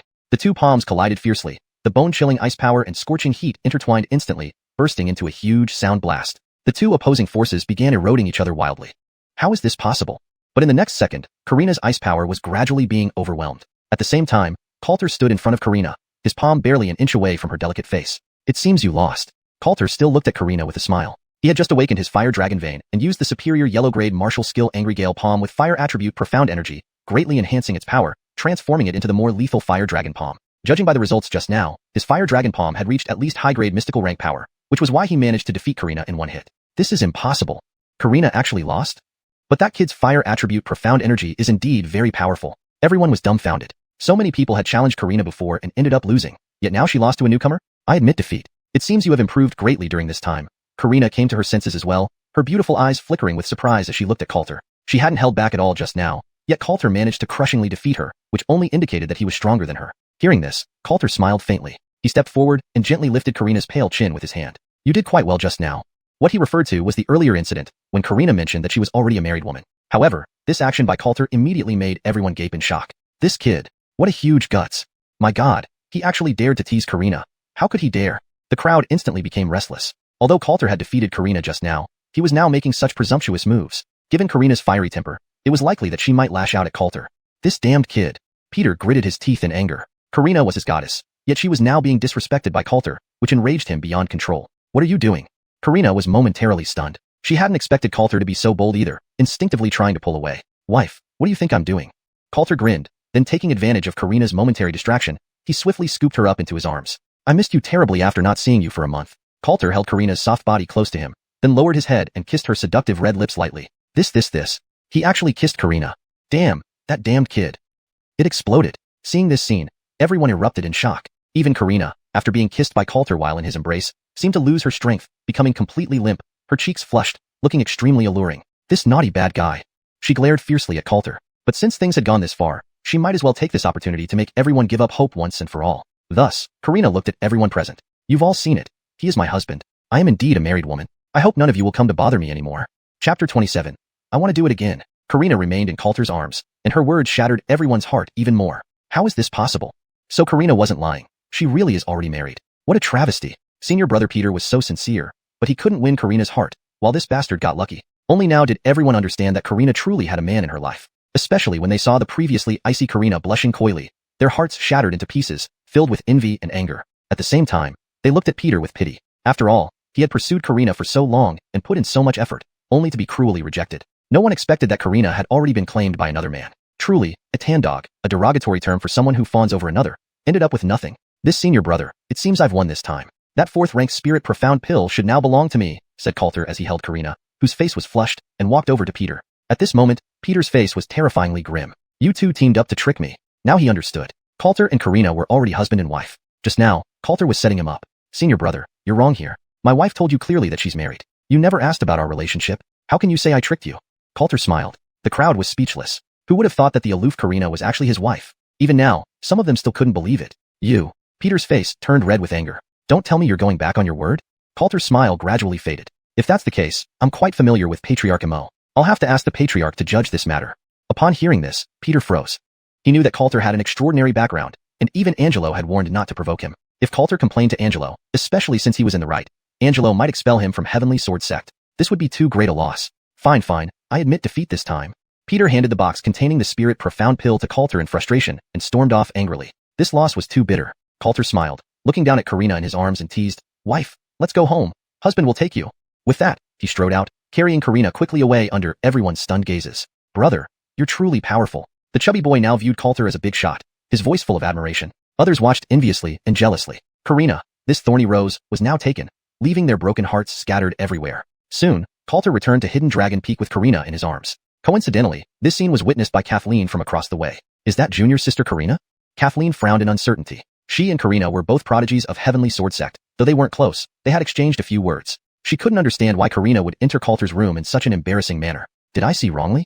As Kathleen doubted herself, sounds emerged from Coulter's room that made no mistake. How could this be?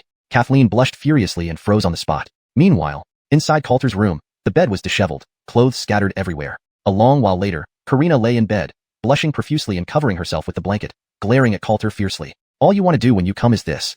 Hearing this, Coulter grinned. Last time you bullied me because I had no cultivation. This time it's my turn. To get revenge, Coulter took control right from the start. Though Karina tried to resist at first, as waves of pleasure washed over her, she eventually gave up. I actually broke through again. Afterward, Karina realized that her cultivation had advanced yet again. Previously, her cultivation was only at the 9th level of Earth Profound Realm, but now, she had not only directly broken through to the Heaven Profound Realm but had also advanced 2 levels in a row, reaching the 2nd level of Heaven Profound Realm. This discovery both surprised and delighted her. It must be because of you.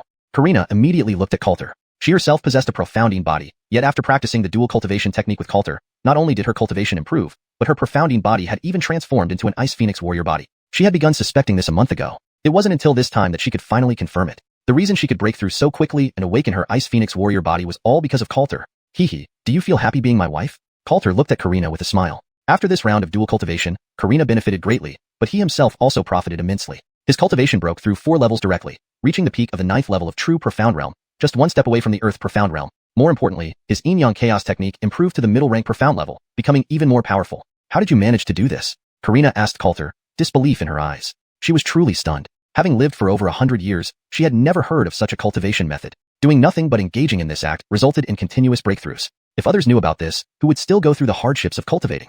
Probably everyone would seek out Coulter for dual cultivation, and when that time came, would he still need her? Thinking of this, she felt a pang of anxiety. Maybe it's because of my special constitution, Coulter casually offered a reason. Although Karina showed no hostility towards him now, this matter was too shocking, so it was better not to let others know too soon. Camila should be dead by now. Karina could see that Coulter didn't want to tell her, but she understood and thus changed the subject. Yeah, I killed her with my own hands. Coulter didn't hide anything and admitted it outright. Then he looked at Karina and asked, so are you going to take revenge for your junior member? Karina gave Coulter a glance. She said coolly, I am the foundation of the entire Chu family. As long as I live, the Chu family will be fine. Camila's death is inconsequential. Coulter was somewhat surprised. He had expected Karina to feel a bit regretful, but unexpectedly, she held such a high level of awareness. However, this matter can't just end like this. Suddenly, Karina shot Coulter a cold look. So what do you want? Before Coulter's voice faded, Karina pulled off the blanket covering her body and looked at him with smug satisfaction. I want to do it again. Finished speaking, Karina immediately flipped over, taking control and pinning down Coulter. You're doing it again? Coulter's eyes widened in shock. He couldn't believe that just when he had avenged himself, he was once again overwhelmed by Karina. Chapter 28 just ended, but started again. Inside the room, springtime was in full bloom. Outside, peach blossoms bloomed in clusters. In the opposite house, Rosanna blushed deeply upon hearing Karina's intoxicated and content voice. She gritted her teeth and stomped her foot. This lecherous ghost, he clearly just finished, yet actually started again. From the moment Coulter carried Karina into the room, she had been listening outside. Before her embarrassment could dissipate, unexpectedly Coulter started once more. She didn't know why she was eavesdropping, but the sounds Karina made her feel both shy and curious. As she listened on, she became almost entranced, her face flushed red. She couldn't help but wonder, is that really so comfortable? After another 2 hours, Coulter finally finished with Karina. At this moment, Karina lay exhausted on the bed, still wearing a lingering blush. She looked like a ripe peach ready to burst, intoxicatingly alluring. Here, this is for you. Coulter took out an exquisite box and handed it to Karina. It was the 4th grade elixir he had won from Peter earlier, the Spirit Profound Pill. Why are you giving this to me? Karina felt quite surprised. This precious 4th grade elixir was something many people dreamt of possessing. Yet, Coulter casually offered it to her. You're my woman. It makes no difference who uses it. Coulter smiled. Since he could cultivate through dual cultivation, this Spirit Profound Pill wasn't very useful to him. Giving it to Karina seemed more appropriate. Upon hearing this, Karina gazed deeply at Coulter, her beautiful eyes flashing with complex emotions. Although they were now Dao companions and husband and wife indeed, in truth, they had only met a few times. Yet, she hadn't expected Coulter to be willing to give her such a valuable pill. This made her suddenly feel that her previous decision might not have been wrong. Where are you going? Seeing Coulter dressing up, Karina quickly asked. I'm going to the martial arts pavilion to find a powerful martial technique to practice. Coulter explained. He actually still had the martial techniques from his previous life, but back then, his status in Heavenly Sword Sect was low, and the techniques were quite ordinary. What he needed most now was a powerful martial technique to enhance his combat power. I'll go with you, Karina hurriedly said. But as she tried to get up, she realized her legs had gone weak and she couldn't even stand. Clearly, their battle had been intense. Stay here and wait for me. If you're still here when I return, we can have another 300 rounds. Coulter grinned, then walked out directly. However, right after stepping out, he saw Rosanna sitting across from him. Senior Sister Yurua, what are you doing here? Caught off guard, Rosanna instantly looked flustered. She glared fiercely at Coulter, caught in the act, but she quickly composed herself. I just got back from meditating. Saying that, she rushed inside and slammed the door shut. What a peculiar one. Coulter shook his head and ignored her. Apparently, this Miss of Heavenly Sword Sect had a rather strange temperament. Why hadn't he noticed this in his past life? Soon, Coulter found the Martial Arts Pavilion of Heavenly Sword Sect. It was an imposing 5-story structure. According to the sect rules, outer disciples could enter the first floor once a month, inner disciples could enter the second floor once a month, and so on. With his current identity as a core disciple of Heavenly Sword Sect, Coulter could enter the 4th floor once a month. As for the 5th floor, only those who had made significant contributions to the sect could enter, rumored to contain all Earth-grade techniques and arts. Coulter's goal this time was to enter the 4th floor and find a powerful martial technique. The first place reward from the newcomer examination held no significance next to his core disciple status. After all, the first place in the newcomer examination would only allow entry to the 2nd floor. As Coulter stepped into the martial arts pavilion, the noise inside immediately decreased. Only whispers about various martial techniques could be heard. At the entrance sat an old man in black robes, looking swaying and reeking of alcohol, his hair disheveled. Director Foster, I wish to enter the 4th floor, Coulter addressed the elderly man. However, the old man just looked at him with blurred, intoxicated eyes, his body swaying as if he was about to fall over any second. He pointed at Coulter and asked, Who are you? Director Foster, I'm this year's newcomer, but now I've become a core disciple. Coulter explained. This Director Foster was just like in his previous life, always drunk. However, at this moment, Coulter suddenly remembered that this Director Foster would soon pass away. Moreover, he recalled that Director Foster usually seemed very unremarkable, like a drunkard. But in fact, the true identity of this person was an elder of the Heavenly Sword Sect, extremely powerful, who had concealed himself due to irreversible injuries, taking up the position of director in the martial arts pavilion. This matter only came to light when Director Foster passed away in his previous life, shocking everyone in the Heavenly Sword Sect. No one could have imagined that such an unkempt old man had such a distinguished background. Newcomer, core disciple? Director Foster was momentarily stunned by Coulter's statement. What connection did these two terms have? Yes, your senior is named Coulter. If you don't believe me, you can ask others, or the sect leader, Coulter replied. Upon hearing this, Foster Qingshan squinted his eyes slightly, seemingly pondering the truthfulness of Coulter's words. Others in the martial arts pavilion also turned their attention to Coulter, causing quite a stir upon recognizing him. It's actually him. That's right, I saw him before. He's Coulter. He's already a core disciple and can enter the 4th floor to learn martial techniques. I envy him so much. Hearing the discussions around him, a flash of surprise appeared in Foster Qingshan's eyes. Although he didn't know why Coulter became a core disciple shortly after joining the Heavenly Sword Sect, at least the identity of the young man was confirmed. Fine, go ahead then. He waved his hand and took another sip of alcohol. Thank you, senior. Coulter gave a slight bow and then walked straight through the 2nd floor, arriving at the 3rd floor. According to his memory, the 1st floor of the martial arts pavilion was filled entirely with yellow-grade martial techniques. The 2nd floor had a few mystic-grade techniques, while the 3rd floor was entirely mystic-grade. As for the 4th floor, it contained some earth-grade martial techniques. Just as Coulter arrived at the 3rd floor and was preparing to head directly to the 4th floor, he suddenly spotted a familiar figure, Montgomery. Chapter 29 The Great Floating Pagoda Sword Technique. At this moment, Montgomery was wandering around the 3rd floor as if he were choosing a martial art that suited him. I remember that in my previous life, Montgomery seemed to have found a powerful martial art called the Great Floating Pagoda Sword Technique on the 3rd floor of the martial art pavilion. He later relied on this martial art to display great prowess and defeated many people. Could it be that Montgomery started selecting here? Thinking of this, Coulter immediately became interested. If Montgomery really found that martial art at this time, couldn't he preemptively snatch it away? In that case, that martial art would be his. Saying less and doing more, Coulter immediately walked towards Montgomery. It's you? Montgomery also seemed to sense someone approaching. He turned around and saw Coulter with a smile on his face. What are you doing here? Montgomery looked coldly at Coulter. Since the incident during the new member evaluation, he had hated Coulter to the extreme. Moreover, Rosanna had personally led the way for Coulter before. Seeing Coulter now naturally did not put him in a good mood. I came here naturally to choose a martial art. Coulter smiled faintly and did not pay attention to Montgomery, instead starting to wander around the 3rd floor of the martial art pavilion, keeping a relatively close distance from Montgomery. Humph, how long will you remain arrogant, little man? Montgomery cursed inwardly, then stopped paying attention to Coulter and continued choosing martial arts. Master, all the martial arts on this 3rd floor are mystical level, which doesn't help me much, Montgomery sighed inwardly. Although he was Jerry's disciple, he was currently only an elite disciple of the Heavenly Sword Sect, so he could only enter up to the 3rd floor of the martial art pavilion. These mystical level martial arts weren't very attractive to him. That's fine, go check out the left side. I remember there is a relatively special martial art there. I noticed it when you came last time, but I wasn't sure yet. Since you need it now, perhaps you can take another look. That voice sounded in Montgomery's mind. A special martial art? Montgomery was slightly startled by these words. The 3rd floor of the martial art pavilion was filled entirely with mystical level martial arts. How special could they possibly be? Despite thinking this way, he still followed his master's instructions and headed toward the left. After all, the current achievements he had achieved today were absolutely due to his master. Listening to him wouldn't be wrong. Why have you been following me all along? Just then, Montgomery suddenly turned back. He realized that no matter where he went, Coulter was always right behind him, following him. Coulter glanced at Montgomery. Don't flatter yourself. Montgomery instantly flew into a rage. However, fighting was strictly prohibited in the martial art pavilion. Besides, Angelo's order was still fresh in his mind. Even if he was grinding his teeth with anger, he could only turn away and not look at Coulter anymore. Focusing on important matters is what counts. Montgomery took a deep breath. Then, according to the directions, he arrived at a bookshelf on the far left of the 3rd floor and took out an ancient book covered in dust. The Great Floating Pagoda Sword Technique? Looking at the 5 large characters on the book, Montgomery frowned.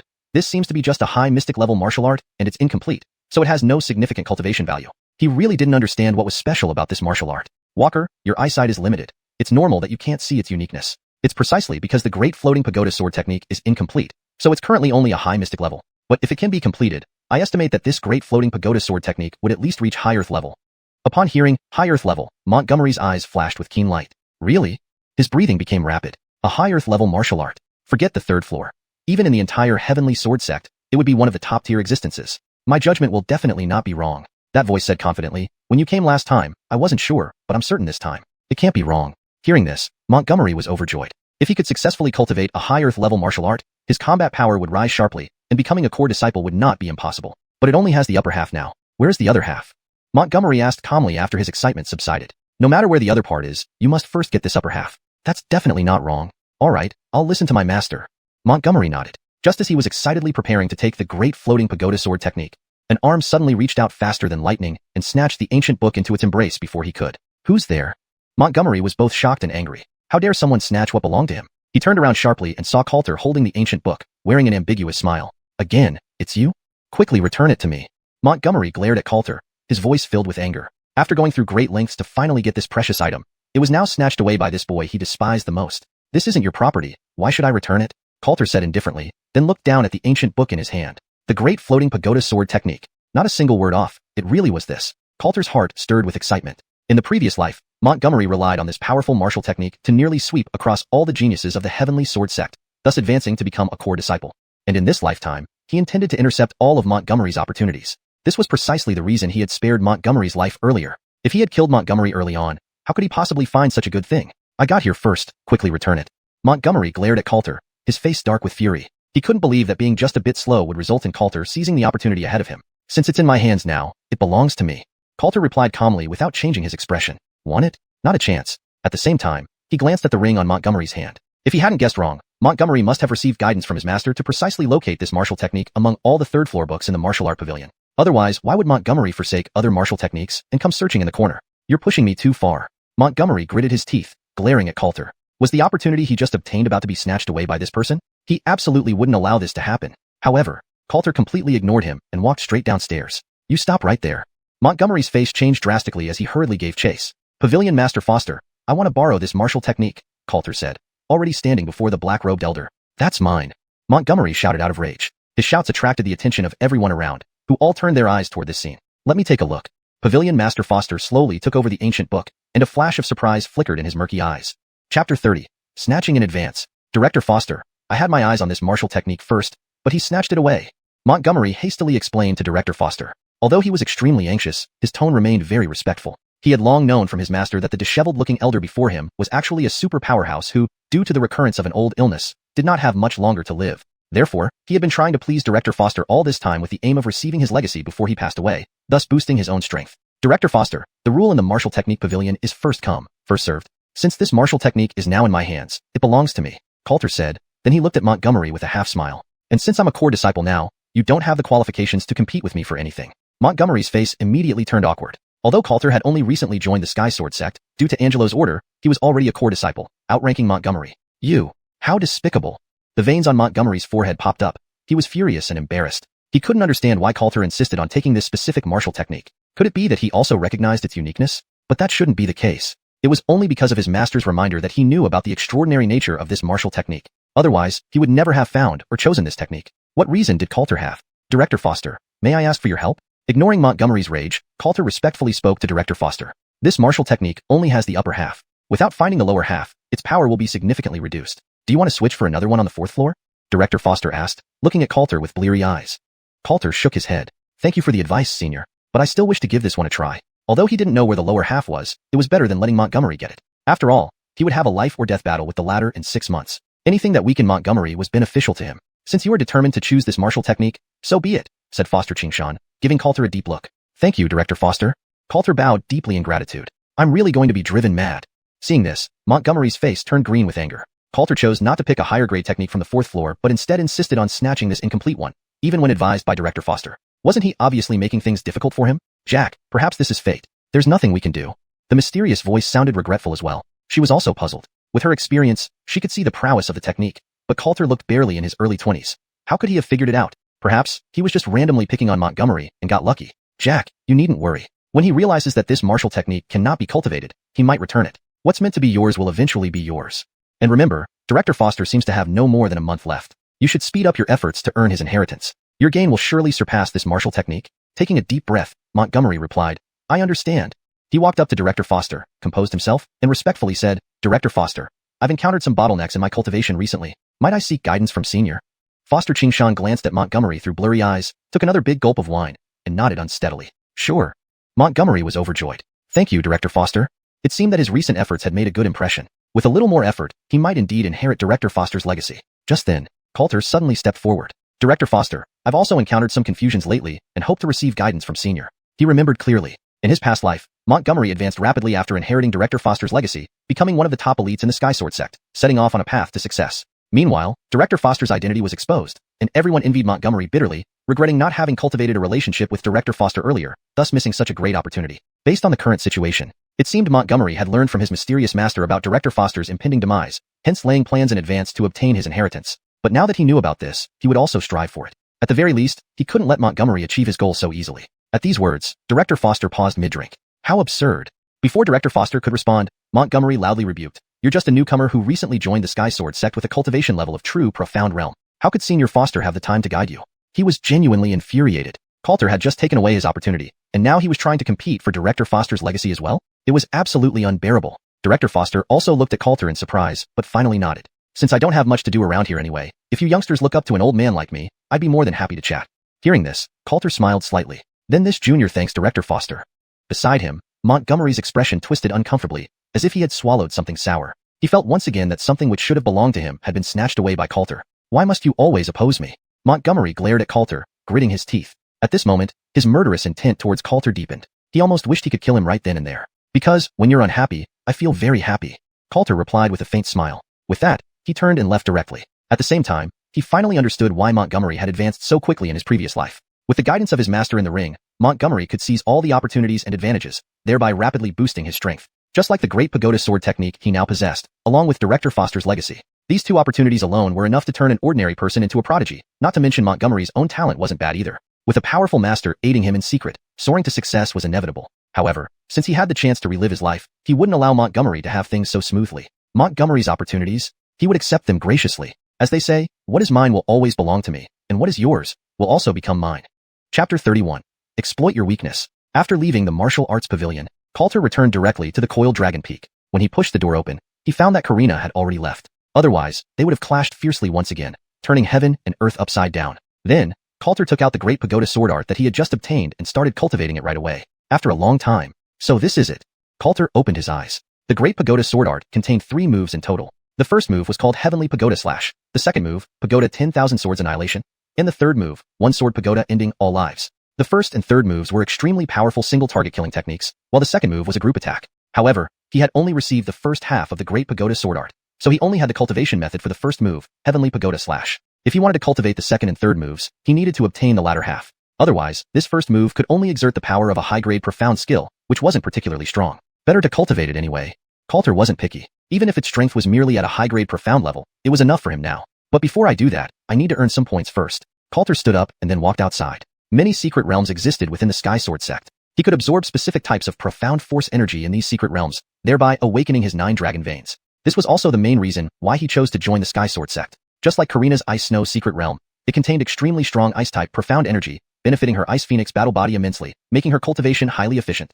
But to enter these secret realms for cultivation, points were required. So what he needed most now was to get some points. Soon, Coulter arrived at the mission hall. This was where Sky Sword sect disciples accepted missions, one of the liveliest places in the entire sect. Sky Sword sect disciples could accept missions here, obtaining corresponding points after completing them. Points were even more like the universal currency of the Sky Sword sect, not only able to buy many things provided by the sect, but also to enter many secret realms established by the sect, being more useful than profound crystals. At that moment, the mission hall was bustling with people. Voices discussing various topics constantly heard as everyone looked for suitable tasks. Coulter stepped into it. He went straight to a large banner filled with dense text. These were missions published by the sect, offering different points depending on the difficulty of the task. It didn't take long for Coulter to focus on a mission to venture into the Death Grand Forest and hunt the 4th-rank low-grade demonic beast, Ghost-Faced Demon Spider.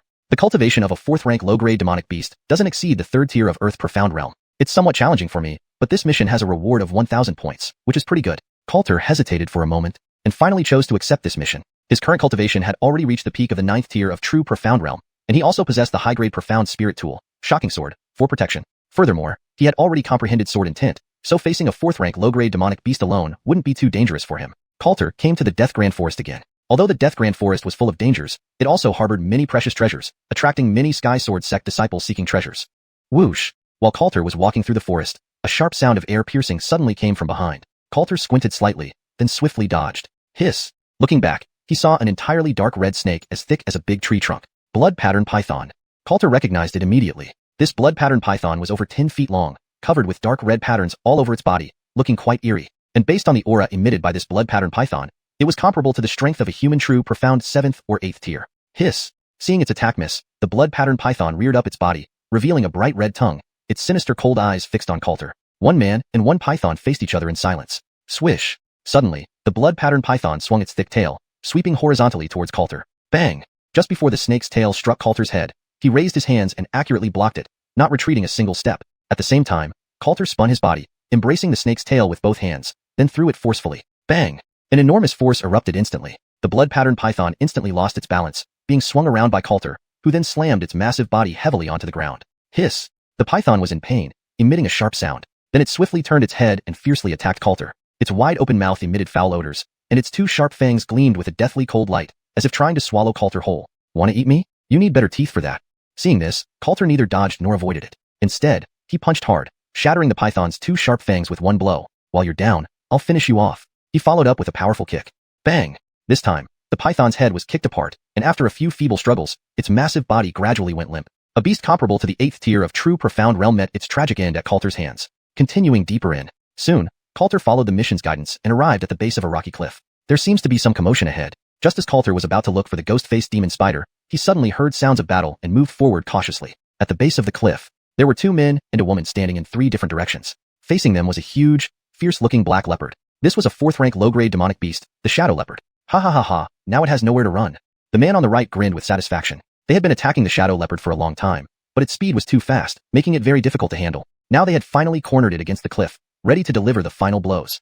Chapter 32 Try if you dare. We mustn't let our guard down. This shadow leopard is extremely fast, and we can't let it escape. A sturdy man standing on the left reminded. Especially you, Madison. You have the weakest cultivation. If this beast breaks through toward your side later, we'll be in trouble. Standing directly ahead was a woman in white. The woman had a pretty face. While it wasn't breathtaking, it could still be considered beautiful. Particularly her fiery figure invited more than a few glances. Her long and shapely legs were partly visible, with more than half of her slender waist exposed to the air. What made one's blood race even more was the hint of snow white that seemed about to burst out from her chest. Don't worry, I'm going to slay it.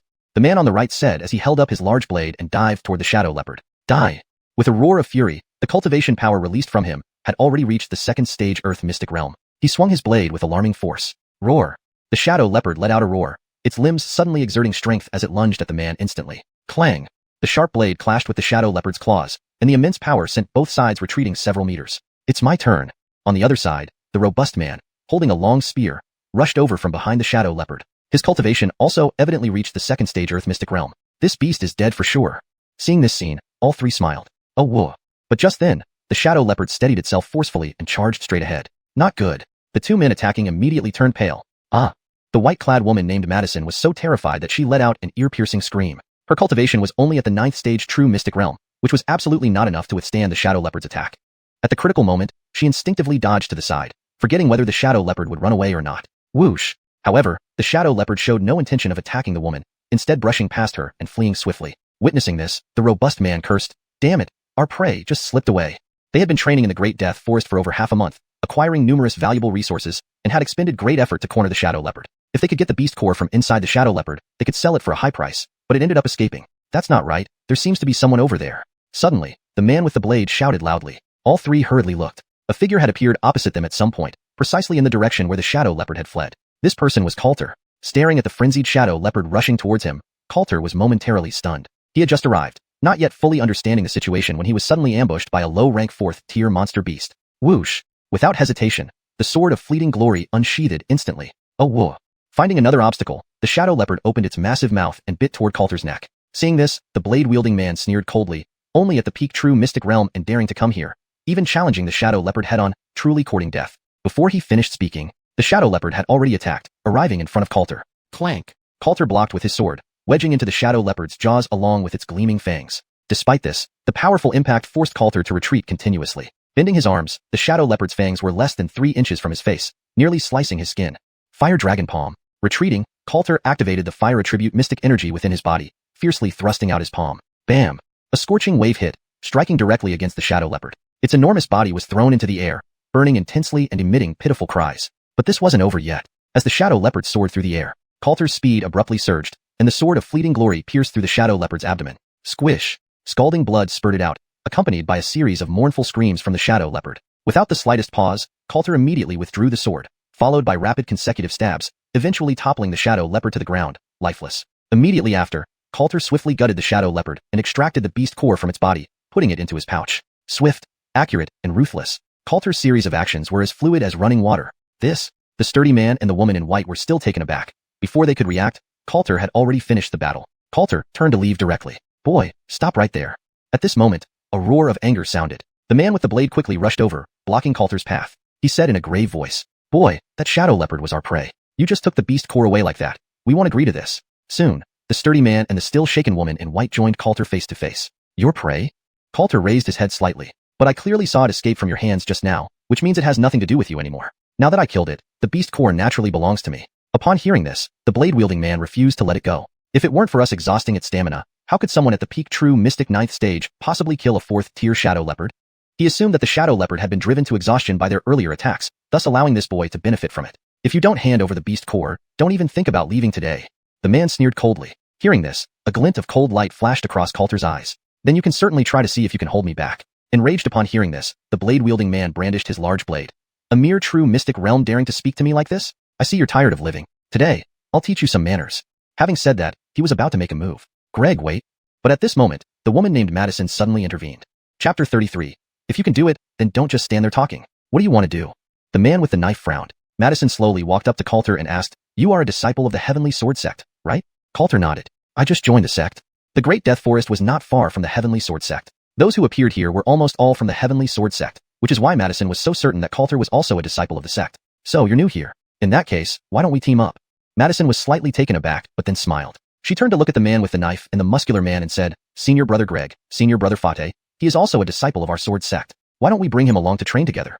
It was clear that these two men were also disciples of the Heavenly Sword Sect. However, upon learning that Coulter was new, Greg's attitude became even more disdainful. There's no need. We don't need a weakling who is only at the true mystic realm. I even suspect he used up all his luck in this life just to get here. Upon hearing this, Madison hurriedly moved closer. She inadvertently rubbed her full bosom against Greg's arm and spoke softly. Senior Brother Greg, please don't say such things. Since we are all disciples of the sword sect, we should help each other when we're outside. Moreover, having one more person means more strength. As a wave of comfortable softness came over him, Greg felt a moment of distraction, almost wishing to throw Madison down and rub against her fiercely. But he remained utterly disdainful towards Coulter. This boy is only at the peak true mystic realm. I could kill him with one slap. What use would it be to have him around? But Senior Brother Greg, he just instantly killed the Shadow Leopard. His combat power is still quite strong. Madison explained. As she spoke, she twisted her slim waist, almost pressing her whole body against Greg, continuing to rub his arm. This time, Greg did not respond but closed his eyes, indulging greedily in the sensation. If you like bringing him along, then do so. His life or death has nothing to do with us, Greg said afterward. Madison smiled sweetly. Thank you, Senior Brother Greg. You're the best. Then she turned to the muscular man beside her and cooed, Senior Brother Fade, you wouldn't refuse me, would you? A wicked glint flashed through the muscular man's eyes. He looked at Madison's fiery figure and laughed. Letting us take this boy isn't impossible, but Madison, after this, you will have to thank us properly. Greg immediately understood what Fate meant. You're right. We brought Sister Madison out for training this time, and you've gained a lot. Since she's so willing to help, how about helping us release some heat? After saying this, both of them simultaneously revealed lascivious smiles. Madison naturally understood their meaning. A flash of disgust crossed her eyes, but she narrowed them and smiled. Of course, no problem. Hearing this, Greg and Fade exchanged glances, both seeing satisfaction in each other's eyes. They then nodded in unison. In that case, we have no objections. Seeing they both agreed, Madison turned to Coulter and said, Junior brother, being alone in the Great Death Forest is very dangerous. Joining us would be much safer. Finishing, she pointed at the two men to introduce them. This is Senior Brother Greg, and this is Senior Brother Fate. They are both second-level Earth Mystic and Inner Gate disciples of the Heavenly Sword Sect. Greg and Fade wore looks of pride. Coulter, being new to the Heavenly Sword Sect, was probably overwhelmed by the oppressive aura implied by Inner Gate disciples. Now, this boy should start regretting offending them, right? But it was already too late to feel regret now. However, Coulter remained unperturbed. If I join you, how will the rewards be divided? Before Madison could speak, Greg sneered. Of course, everyone counts their own gains. We certainly don't want some presumptuous little kid trying to get the upper hand. Coulter glanced at him. No problem. He agreed to join them because he was unsure where the masked demon spider was. With more people, he might find his target faster, then part ways when the time came. So it's settled.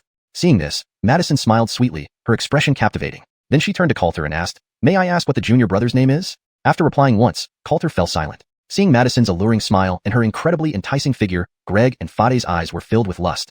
Humph. Then let's continue deeper into the Great Death Forest. If someone doesn't have the guts, they can just roll away now, Greg sneered. After saying this, he and Fade walked at the front, with Madison following closely behind. Coulter walked at the back of the group. Seeing that Coulter really dared to follow, Fade said disdainfully, It seems some people are truly unaware of their own limitations. But if we encounter danger later, don't count on us to lend a hand. One mocked coldly, one ridiculed heatedly. Madison hurriedly turned her head to look at Coulter, offering an apology. Junior brother Chinyu. The two seniors didn't mean any harm, don't take it too seriously. However, before she could finish speaking, Coulter made his move. Swish. The Jinghong sword was instantly drawn. A sharp sword beam erupted as Coulter slashed out a sword towards Greg and Fate. Oh no. Feeling the lethal edge coming from behind, Greg and Fate both turned pale with fright. In this split second, both Greg and Fate displayed rich combat experience. They simultaneously drew their weapons and quickly blocked them in front of themselves. Clang.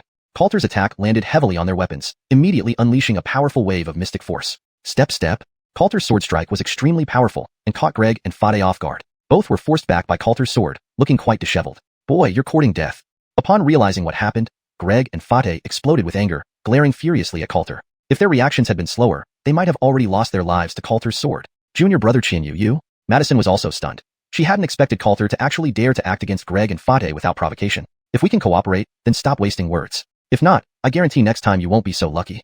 Coulter's voice was calm, but it was filled with razor-sharp intensity. Of course, he didn't care about the sarcasm and ridicule from Greg and Fate. because when it came to matters that could be solved with actions, he preferred not to waste words. Chapter 34 Grind into the ground. Upon hearing Coulter's words, Greg and Fade's expressions turned extremely grim. They were both inner sect disciples, yet now they were being threatened by a newcomer who had just joined the sect. Greg immediately raised the great broadsword in his hand. Fine. I'll kill you right now. He had already conceived murderous intent towards Coulter. Senior brother Greg. But just as he was about to attack, Madison beside him shouted urgently. She placed herself between Greg and Coulter. Senior brother Greg, since we've decided to cooperate with junior brother, don't say things that can hurt others. Otherwise, I will leave right now. Having said that, she huffed and stormed off in anger. Junior sister Madison. Seeing this, Greg and Fade exchanged glances and eventually chose to concede. Both quickly caught up to Madison. Don't be upset, junior sister. We will do as you say. Yes, we promise not to mock him. To ensure everything went smoothly afterward, it was clear Greg and Fade had forced down their anger. Only then did Madison smile. I knew it, our two senior brothers are still the best. But inside, Greg and Fade sneered. If not for having some fun later on, we wouldn't have served you at all. Wait until the time comes, and we'll show him what it feels like to be outmatched. Luck is on your side this time, boy. Though Greg glanced at Coulter with the same murderous intent as before. After dealing with Madison, he would definitely start with this suicide-seeking fool. The group of four continued deeper into the Great Death Forest once more. After the earlier incident, Greg and Fade noticeably became more obedient, not saying another mocking word, and in fact not speaking at all. Night soon fell. Silence enveloped the entire Great Death Forest. Roar. Occasional beast roars could be heard, sending chills down one's spine. Coulter and the other three ceased moving forward and found a relatively safe valley, where they spread out and sat down. At night, the Great Death Forest was even more dangerous. Anyone who entered would choose to rest during the night, resuming action during daylight. Coulter kept his distance from the three and took out the Jinghong sword to practice the great floating pagoda sword technique. In the perilous forest, danger came not only from beasts, but also from mutual distrust among them. No one dared to fully rest, staying alert, watching their surroundings. At this moment, Madison approached Coulter with a smile. Her charming Dan Phoenix eyes filled with allure. A seductive smile appeared on her face. Junior brother Xiuxian, having peaked true profound 9th tier cultivation after joining Heavenly Sword Sect, you must have performed exceptionally well in the newcomer evaluation, right? However, Coulter paid no attention to her question, focusing on practicing the great floating pagoda sword technique. Madison felt quite embarrassed and quickly changed the subject. Junior brother Xiuxian must come from a powerful background to possess such strong combat power at this age. She recalled how Coulter instantly killed a shadow leopard, proving his strength, and coupled with his boldness against Greg and Fade, her suspicion solidified. Meanwhile, Greg and Fade tensed upon hearing her words. If Coulter had a strong background, they needed to reconsider whether they should mend ties with him. Still, Coulter didn't look at Madison and calmly replied, "You're mistaken. I don't have any powerful background. I come from a small place." Hearing this, Madison was somewhat surprised and pursued further. Junior brother Xiuxian really comes from a small place? If I had a powerful background, why would I personally risk coming to such a dangerous place? Coulter retorted. This made Greg and Fade finally feel relieved, sneers appearing on their faces. As Coulter had said, if he truly had a remarkable background, he wouldn't join them in this perilous Great Death Forest training. All right then. Eventually, Madison said nothing more and returned to her position. Is junior sister Madison doubting our ability to protect you? Greg suddenly asked, his tone unhappy. Fade also snorted, if so, we will leave immediately. They regarded Madison as already within their grasp, seeing her earlier actions as a test of Coulter. If Coulter had a significant background, would Madison abandon them and turn to him? They wouldn't allow such a scenario. Madison's face changed abruptly as she hurriedly giggled. Don't misunderstand, senior brothers. I was just asking casually. Fade sneered. That would be best. Greg also said in a deep voice, I hope senior sister Madison can figure out who can provide the greatest sense of security in this Great Death Forest. Madison didn't respond but just nodded. Seeing this, Greg and Fade exchanged glances, both seeing the satisfaction in each other's eyes. They had brought Madison along for this training entirely because they lusted after her fiery and alluring body. Otherwise, why would they have willingly brought along a burden into such a perilous Great Death Forest? Then, their gazes fell on Coulter and Madison, and they sneered inwardly. Humph, you slut. Once I'm done with you, I'll deal with that suicidal little punk. 5 days later. In the Great Death Forest, Coulter's brows were slightly furrowed. During these 5 days, the four of them roamed through the Great Death Forest, slaying over 100 demon beasts. Even Coulter harvested dozens of beast cores. But what puzzled him was that despite having arrived at the designated location for the mission, there was no sign of the ghost-faced magic spiders. On the other side, Greg, Fade, and Madison wore satisfied smiles on their faces. Their gains over these few days were significant as well. Suddenly, Greg turned to look at Madison. Senior sister Madison, we've been out for more than half a month now, and you've gained quite a lot. Shouldn't we head back now? Yes, senior sister Madison. This time bringing you along has been highly profitable. Shouldn't you reward us now? Fade chimed in. Madison's smile stiffened slightly. She naturally understood what Greg and Fade meant. They merely wanted an intimate encounter with her. Junior brother Xiuxian, what do you think? Suddenly, Madison looked pitifully at Coulter and even reached out to hold onto his arm. Even now, she still harbored some suspicions about Coulter. If the latter really had some powerful background, she might be able to get rid of Greg and Fade, or even latch onto Coulter's support. However, Coulter didn't even glance at her. After spending these few days together, he could confirm that this woman was very calculating. But if she thought she could use him as a shield, did she really believe he was like Greg and the others who couldn't move on from a woman? I'm fine either way. If you want to leave, I'll continue on my own. With that, Coulter shook off Madison's hand. Chapter 35. Ghostface Spider. Madison's expression darkened. She never expected Coulter to be so heartless, and even more so that he could resist her charms. But just as she was contemplating how to respond, a rustling sound suddenly filled the ears of the four individuals. What is that sound? They hastily looked ahead. It's the Ghostface spiders. Upon closer inspection, they saw an ominous swarm of enormous spiders appearing in front of them. Each spider had dozens of legs, their entire bodies pitch black with grotesque features, now surging towards them frenziedly. So many Ghostface spiders, what do we do now? Madison's face turned pale from fright. These Ghostface spiders numbered at least a dozen, all reaching advanced stage 3, comparable to human true profound 8th or 9th realm. Even though 2 of the 4 were Earth profound 2nd stage, escaping from such a horde of Ghostface spiders would not be easy. Since Ghostface demonic spiders appeared here, it implies the Ghostface magic spider must be nearby. Coulter's eyes lit up. After searching for so long, there was finally a lead. There's no way to escape. We can only fight our way out. The expressions of Greg and Fade became serious. The former immediately unsheathed his great saber, releasing his full might of profound energy. Attack! With a roar, Fade charged forward with his spear, Greg following closely behind. But my cultivation level isn't enough? Seeing this, Madison was filled with panic. She quickly retreated several steps, but was still surrounded by 2 or 3 Ghostface spiders. Her cultivation level was merely true profound 9th realm, making her quickly fall at a disadvantage against these numerous Ghostface spiders. Soon, the majority of the Ghostface spiders were blocked by Greg and Fade, yet several still lunged toward Coulter. Their countless legs emitted bone-chilling coldness, piercing the ground with countless holes, creating a terrifying spectacle. Whoosh! Without a word, Coulter drew his sword, then charged into the midst of the many ghost-faced spiders. Clang! The Jinhong sword collided forcefully with a leg of the ghost-faced spider, which couldn't withstand the sharpness. Its leg was severed in one stroke, and Coulter then thrust through its abdomen, scattering blood and organs. One sword swing, instant kill. Just then, 2 other ghost-faced spiders also attacked from Coulter's back, claws aimed at him. Whoosh! Coulter's figure flashed, bursting into maximum speed. As he dodged, he leaped up and delivered a powerful kick to the head of the attacking spider. Bang! The ghost-faced spider lost balance, its massive body slamming onto the ground. Without giving it any respite, Coulter swiftly closed in and killed it with another slash. Turning around, he noticed Greg and Fade engaging fiercely with multiple ghost-faced spiders, seemingly handling themselves for now. Madison, however, was in the most danger. Although she managed to slay one spider, more and more were surrounding her, forcing her into retreat. As Madison struggled, a figure suddenly struck from the side. Whoosh! A flash of sword light pierced through a ghost-faced spider that was about to ambush Madison. It was Coulter who arrived just in time, saving Madison from certain death or severe injury. Thank you. Madison exhaled deeply in relief, thanking Coulter. You're welcome. Just doing it for this. He held up the beast core extracted from the spider, speaking indifferently, then continued fighting ahead. Greg sneered upon seeing this. Just a peak true profound 9th realm, yet has the nerve to show off in front of us.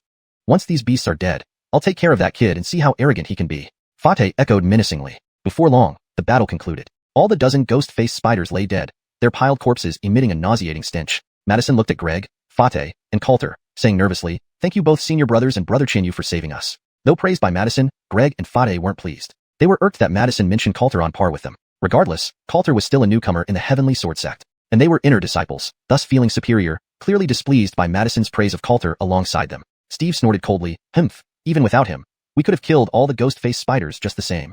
Exactly, with or without him, it's all the same. Fate echoed in agreement. However, Coulter, as if not expecting their words, paid no attention to them at all. He was pondering where the ghost-faced demonic spider might be. Why did these ghost-faced spiders attack us like they were mad? Coulter asked aloud. The others were momentarily stunned. The sudden attack had caught them off guard, leaving no time for reflection. But now, Coulter's question brought it up. Ghost-faced spiders are communal beasts. They rarely provoke enemies on their own. We didn't provoke them, yet they still attacked us. That leaves only one possibility. A gleam appeared in Coulter's eyes. What possibility? Steve and Fate finally reacted, instinctively asking the question, but immediately regretted it as soon as the words left their mouths. They were inner disciples of Heavenly Sword sect, and now they were consulting a newcomer. This was an insult they couldn't tolerate. They would definitely kill this boy afterward. It can only mean these ghost-faced spiders are guarding something, and we've just entered their territory, Coulter said with certainty. Only this explanation made sense. Guarding what? Steve, Fate, and Madison stared blankly for a moment, then their eyes widened suddenly. If so many ghost-faced spiders are guarding something, it's likely a rare treasure. Madison exclaimed in surprise. Steve and Fade's breathing quickened as they thought about the possibility. The Death Great Forest held many treasures. If there was something valuable enough for so many ghost-faced spiders to guard, they wouldn't find it strange at all. Should we go check it out? Madison asked Steve and Fate. After all, they were the strongest fighters in the group and had the final say. If there really is a treasure, there will probably be more ghost-faced spiders guarding it. Going there would be extremely dangerous. Steve thought for a moment and then said solemnly. Fate nodded in agreement. The previous encounter had been dangerous enough. More ghost-faced spiders would make it even harder for them to handle. If they were injured, their lives would be at risk, and they weren't willing to risk their lives over this. All right then. Madison sighed. Even Steve and Fate were backing down. She had no other choice. Suddenly, she looked up sharply. Junior brother Chinyu. Where are you going? Steve and Fate frowned and looked over as well. Coulter kept walking forward without turning around and said coolly, since you're afraid, I'll go by myself. Chapter 36. Xiuxian Shui. Coulter walked with firm determination. No matter whether these people win or not, he had to go and check the situation in order to complete his mission. What a damned kid. Really asking for death. He won't even know how he died. Sullivan and Fate were so angry that their faces turned livid, cursing venomously. Even they as Earth Mystic Realm experts didn't dare to approach it. A mere newcomer dared to say he would go. This was outright slapping them in the face. We will go too. A hint of killing intent flashed across Sullivan's eyes. Fine, let's see how that boy dies, Fate also said coldly. Stimulated by Coulter, if they left meekly again, they would have no dignity left. So I'll come too. Seeing the situation, Madison hurriedly spoke up. Soon, the three quickly caught up with Coulter, continuing to head towards the Great Death Forest. Before long, the four cautiously made their way through the dense jungle and saw countless ghost-faced spiders ahead. They seemed to be sleeping, some on the ground, others hanging upside down from trees. A rough count showed there were at least 30 ghost-faced spiders here, and right in the center was a notably different massive creature. Its body was 2 or 3 times larger than an average ghost-faced spider, and its color was black with a purple hue. It's a low-level tier, 4 demonic beast, the ghost-faced devil spider. Sullivan instantly sucked in a sharp breath. Fate's expression also turned serious. One ghost-faced devil spider plus all these ghost-faced spiders. If they forgave their all, they might still not be able to match it. Look quickly. What's that? Just when the two were about to lose heart again, Madison suddenly covered her mouth and cried out in surprise. Coulter and the other three looked up. Behind the ghost-faced devil spider stood a translucent plant, resembling a rice ear but emitting a gentle glow, which invigorated the spirit with just one look. It's the xiuxian Shui. The pupils of Sullivan and Fate contracted sharply. Xiuxian Shui. This was an extremely precious natural treasure that could restore and enhance soul power. If they sold it back at Heavenly Sword Sect, it would fetch at least 5,000 points worth. For a moment, the breathing of Sullivan and the others became slightly rapid, eyes filled with avaricious looks. If they could obtain this xiuxian Shui, it would equal more than half a month's worth of their efforts. Shall we try? Madison asked. Hearing this, Sullivan immediately looked at Coulter mockingly. Didn't you run the fastest just now? Why are you backing out now? Yes, since you're so brave, why don't you lead the charge? Otherwise, don't blame us for looking down on you. Fate similarly jeered sarcastically. Too trash. After saying this, Coulter actually stepped forward directly. I really want to tear his mouth apart. After this, I'll kill him with my own hands. Insulted by Coulter, both Sullivan and Fate were nearly enraged. He has moved. However, Madison's eyes gleamed. As Coulter emerged, the massive ghost-faced devil spider spotted him and immediately dropped down from the tree. Bang! A huge body stirred up dust swirling, a pair of dark bloodthirsty eyes fixed on Coulter. Clang! With a sword cry, Jinghong's sword was instantly in hand. Seemingly sensing Coulter's provocation, the ghost-faced devil spider started moving forward with its dozens of legs rapidly, reaching Coulter in a blink. Whoosh! A sharp claw stabbed directly at Coulter. This guy is doomed. Sullivan and Fate's faces sank. If Coulter was instantly killed by the ghost-faced devil spider, they would likely have to retreat, and the xiuxian Shui would be lost to them. Whoosh! But just as the claw was about to pierce Coulter's body, his figure darted away. Bang! The ghost-faced devil spider's sharp claw struck the ground heavily, immediately gouging a large hole. Coulter brought a blur of afterimages, instantly appearing beside the ghost-faced devil spider. Breaking army slash. Coulter swung his sword at the spider's back. Bang! However, the ghost-faced devil spider's defenses were incredibly strong, leaving only a shallow slash mark despite the strike. And this was even with the enhancement of a high-grade spirit tool. Otherwise it wouldn't have broken through at all. SSSSSS. The ghost-faced devil spider, feeling the pain, several cold light emanating tentacles shot towards Coulter. Bang bang bang. Seeing this, Coulter hastily dodged. There's hope. Hidden in the dark, Sullivan and Fate's faces lit up with joy when they saw Coulter manage to engage the ghost-faced devil spider for 2 rounds. We're going in too. Without any hesitation, both burst with their full Xian power, drew their weapons, and joined the battle. Tempted by the xiuxian Shui, they had clearly decided to take the risk. Sweeping 1,000 armies. Surging wave slash. Sullivan and Fate activated their martial techniques, attacking the ghost-faced devil spider's body from different directions. Bang! Immediately, the ghost-faced devil spider's claws struck their weapons. But at the moment of contact, Sullivan and Fate felt an immense force surge against them, causing their bodies to tremble violently before being sent flying by one of the spider's claws. What tremendous strength! They quickly steadied themselves, expressions extremely serious. Only by truly facing the ghost-faced devil spider did they realize how powerful it was. I don't believe it. Sullivan growled. Kill it, and the xiuxian Shui will be ours. At this point, they could no longer consider other matters and rushed out again. However, the ghost-faced devil spider had dozens of sharp claws that continuously swung with astonishing power. Even against the trio of Coulter, Sullivan, and Fate, it handled the attack with ease. After a series of attacks, the three could not even get close to it, let alone cause any substantial damage. Whoosh! Just then, Coulter charged out again. Flames spiraled around his arm as he dodged the ghost-faced devil spider's defenses and punched its massive body. Fire Dragon Palm. The palm erupted with fire, forcing the ghost-faced devil spider to retreat a step. Not only that, but the flames on Coulter's hand scorched a charred handprint on the spider's body, eliciting piercing screams. It was clearly seriously injured. How did he do that? Sullivan and Fate were utterly stunned. They never expected Coulter's strength to be so formidable, capable of inflicting such significant damage on the ghost-faced devil spider. Chapter 37. In perfect agreement. Great opportunity. Sullivan and Fate's faces lit up with joy. Die for me. Crazy wind slash. At this moment, the two of them unleashed their ultimate mystical power, simultaneously launching killing moves towards the ghost-faced demon spider. Boom, boom. Two explosions erupted at once. The ghost-faced demon spider now had several wounds on its body, though not fatal. They only fueled its rage further. Tap tap tap. Its tentacles were already severed in several places, but its remaining claws lunged at Coulter and his two companions. Whoosh. Meanwhile, it spat out webs from its mouth, showering down like a deluge. Oh no. All three were shocked. If they were trapped by the ghost-faced demon spider's web, today would be their end. Swish. Coulter immediately dodged. At the same time, he glanced over to Nicola hiding in the shadows. With their interference, Nicola had already moved to the rear and quickly collected the rain snow clear heart plant. Got it. Nicola was delighted and hurriedly retreated. Cold Sue and Fade witnessed this scene. The rain snow clear heart plant is secured. There's no need to fight this beast anymore. Let's retreat quickly. Cold Sue said immediately, then looked toward Coulter's position and sneered. As for that kid, Fate instantly understood, revealing a sinister smile on his face. Hee, I've never liked him anyway. Let him stay here and feed the ghost-faced demon spider. If that kid dies, so be it. Getting us the rain snow clear heart plant will have been his greatest contribution in life. They were in perfect agreement. They had brought Nicola along for training because they lusted after her, and now with the precious rain snow clear heart plant, how could they possibly share it? Once Coulter was dead, they wouldn't spare Nicola either. Finally, they would divide the rain snow clear heart plant between themselves. This trip was an absolute bargain. Thinking of this, both laughed smugly and began their retreat without hesitation. You little brat, this beast is left to you. Good luck.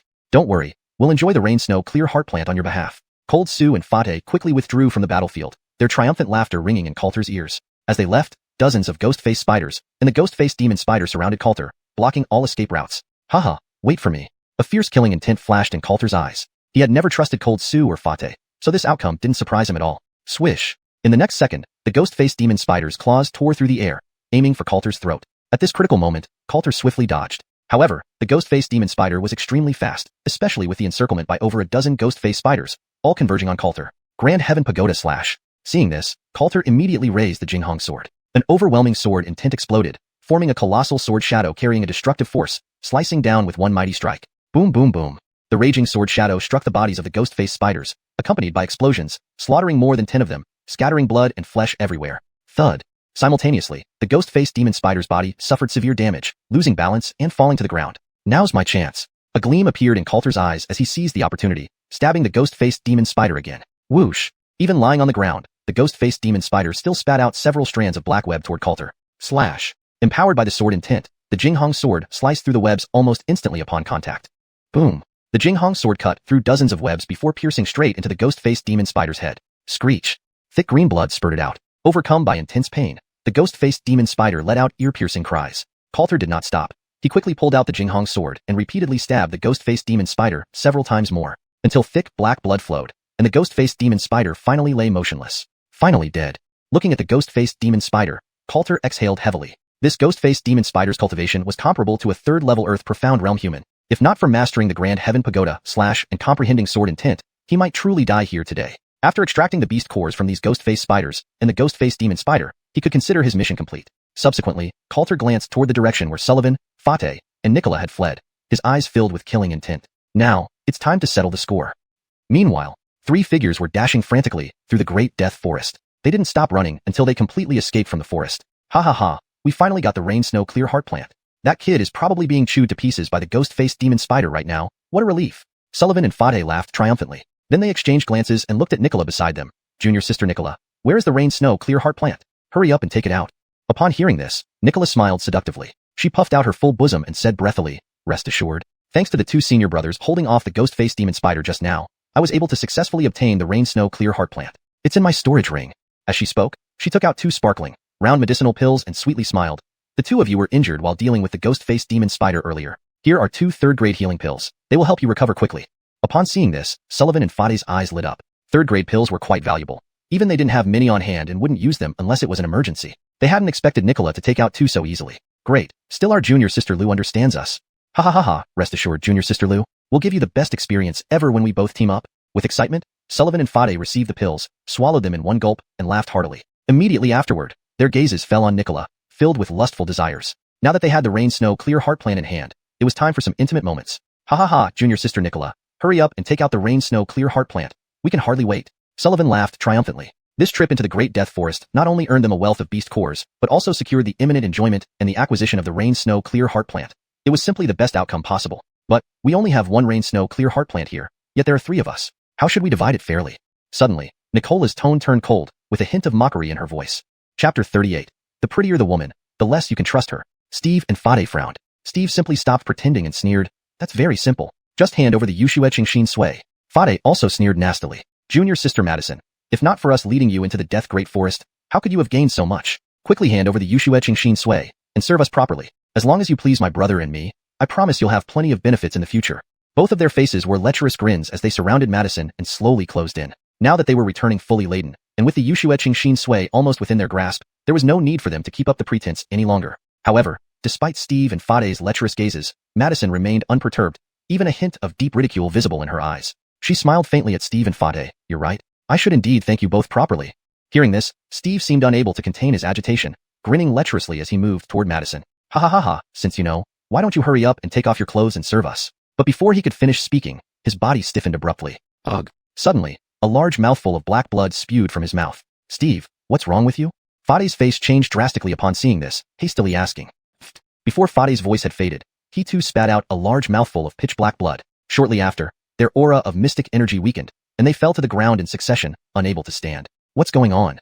Steve's face was contorted in pain. He felt as if his internal organs were being eroded. Veins protruded from his forehead as cold sweat poured down. That Dan pill just now was problematic. Fade realized this first, and then quickly turned his gaze to Madison ahead. You poisoned us. They looked at Madison with great anguish. At this moment, the derision on Madison's face became even more pronounced. She laughed coldly. Didn't you tell me just now to make sure you have a good time? So, aren't you having a good enough time now? After saying that, she squatted down with a mocking expression and took the storage rings from Steve and Fade's hands. The two, completely drained of strength, were enraged by this sight. Steve glared fiercely at Madison. You venomous woman. You've been scheming against us from the start. Only now did they realize Madison's plot. Do you really think you can get away with this without fearing our revenge?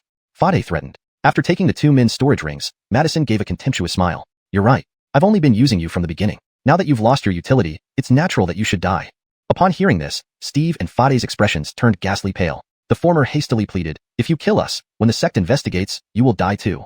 Madison's expression grew even more disdainful. Although you are inner disciples, dying in the death great forest is too common, and no one would suspect anything. And now, with all of you dead, who can prove it was me who killed you? Realizing this, Steve and Fade looked like they had seen death itself. As you said, no one saw it here. Even if you kill us, no one will know. I'm going to kill you.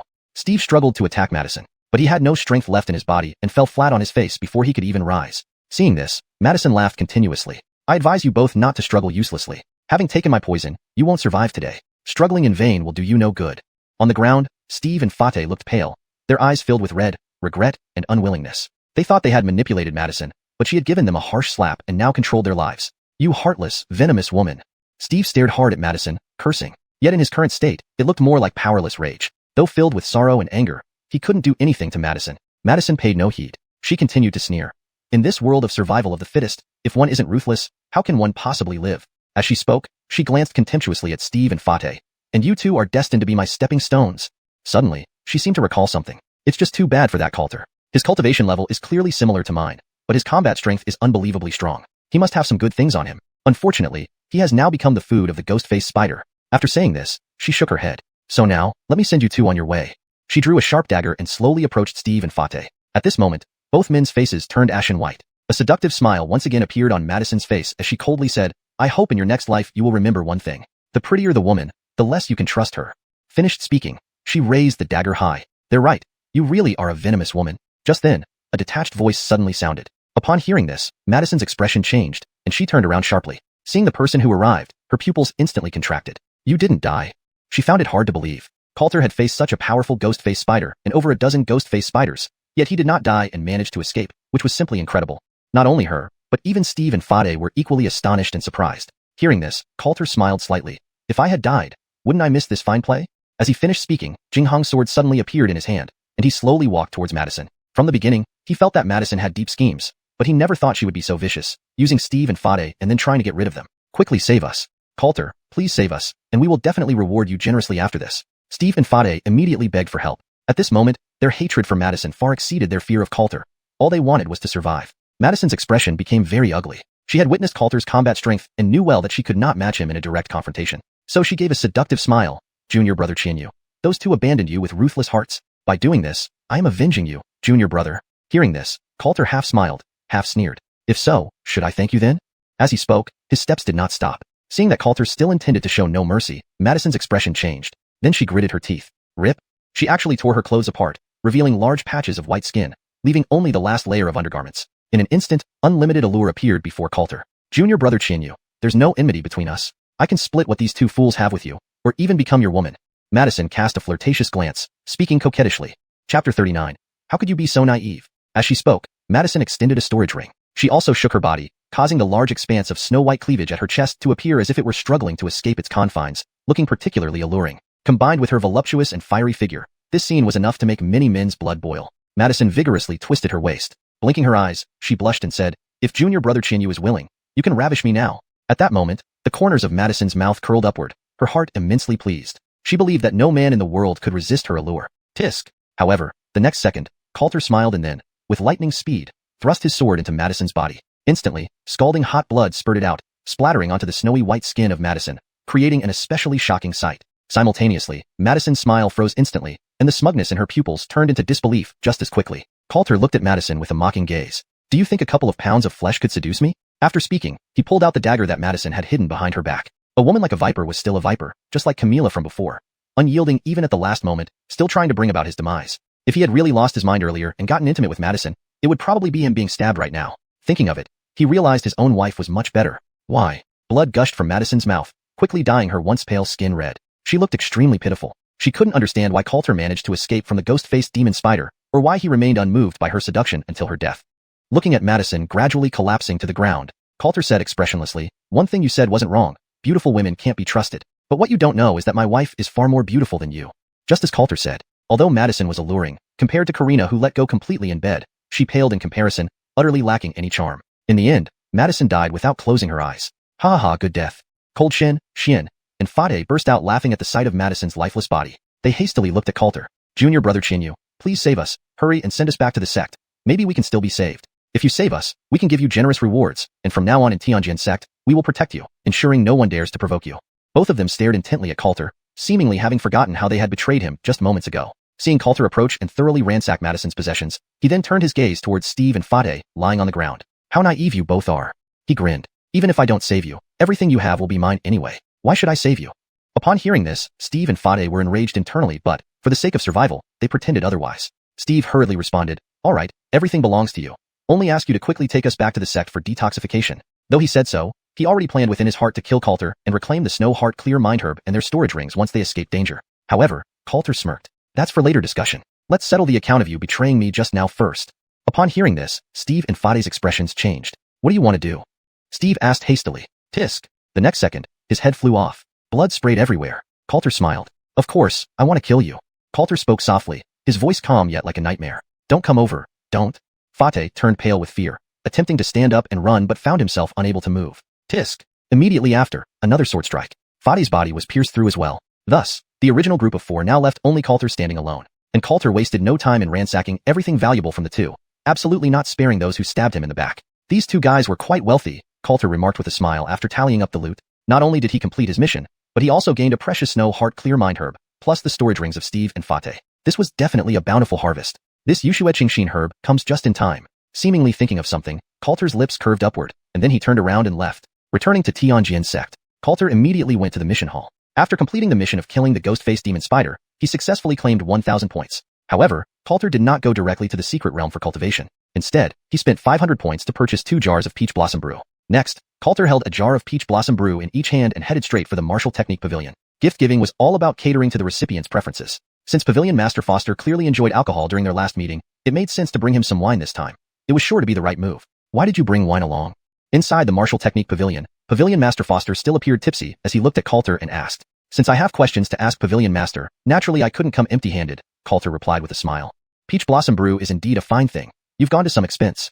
Sure enough, though Pavilion Master Foster said so, his face lit up with a smile upon seeing the 2 jars of peach blossom brew. Just ask your question. Pavilion Master Foster no longer mentioned the wine, lying back on the chair to bask in the sun. I've recently encountered a bottleneck in my cultivation, so I want to consult Pavilion Master. Coulter didn't hesitate and immediately laid out all the questions he had. And this consultation lasted for most of the day until dusk fell, leaving Coulter with a profound sense of enlightenment. Pavilion Master Foster, who was once an elder of Tianjin sect, could almost always provide detailed answers to Coulter's questions and offer the best solutions. This knowledge would help Coulter avoid many detours in the future.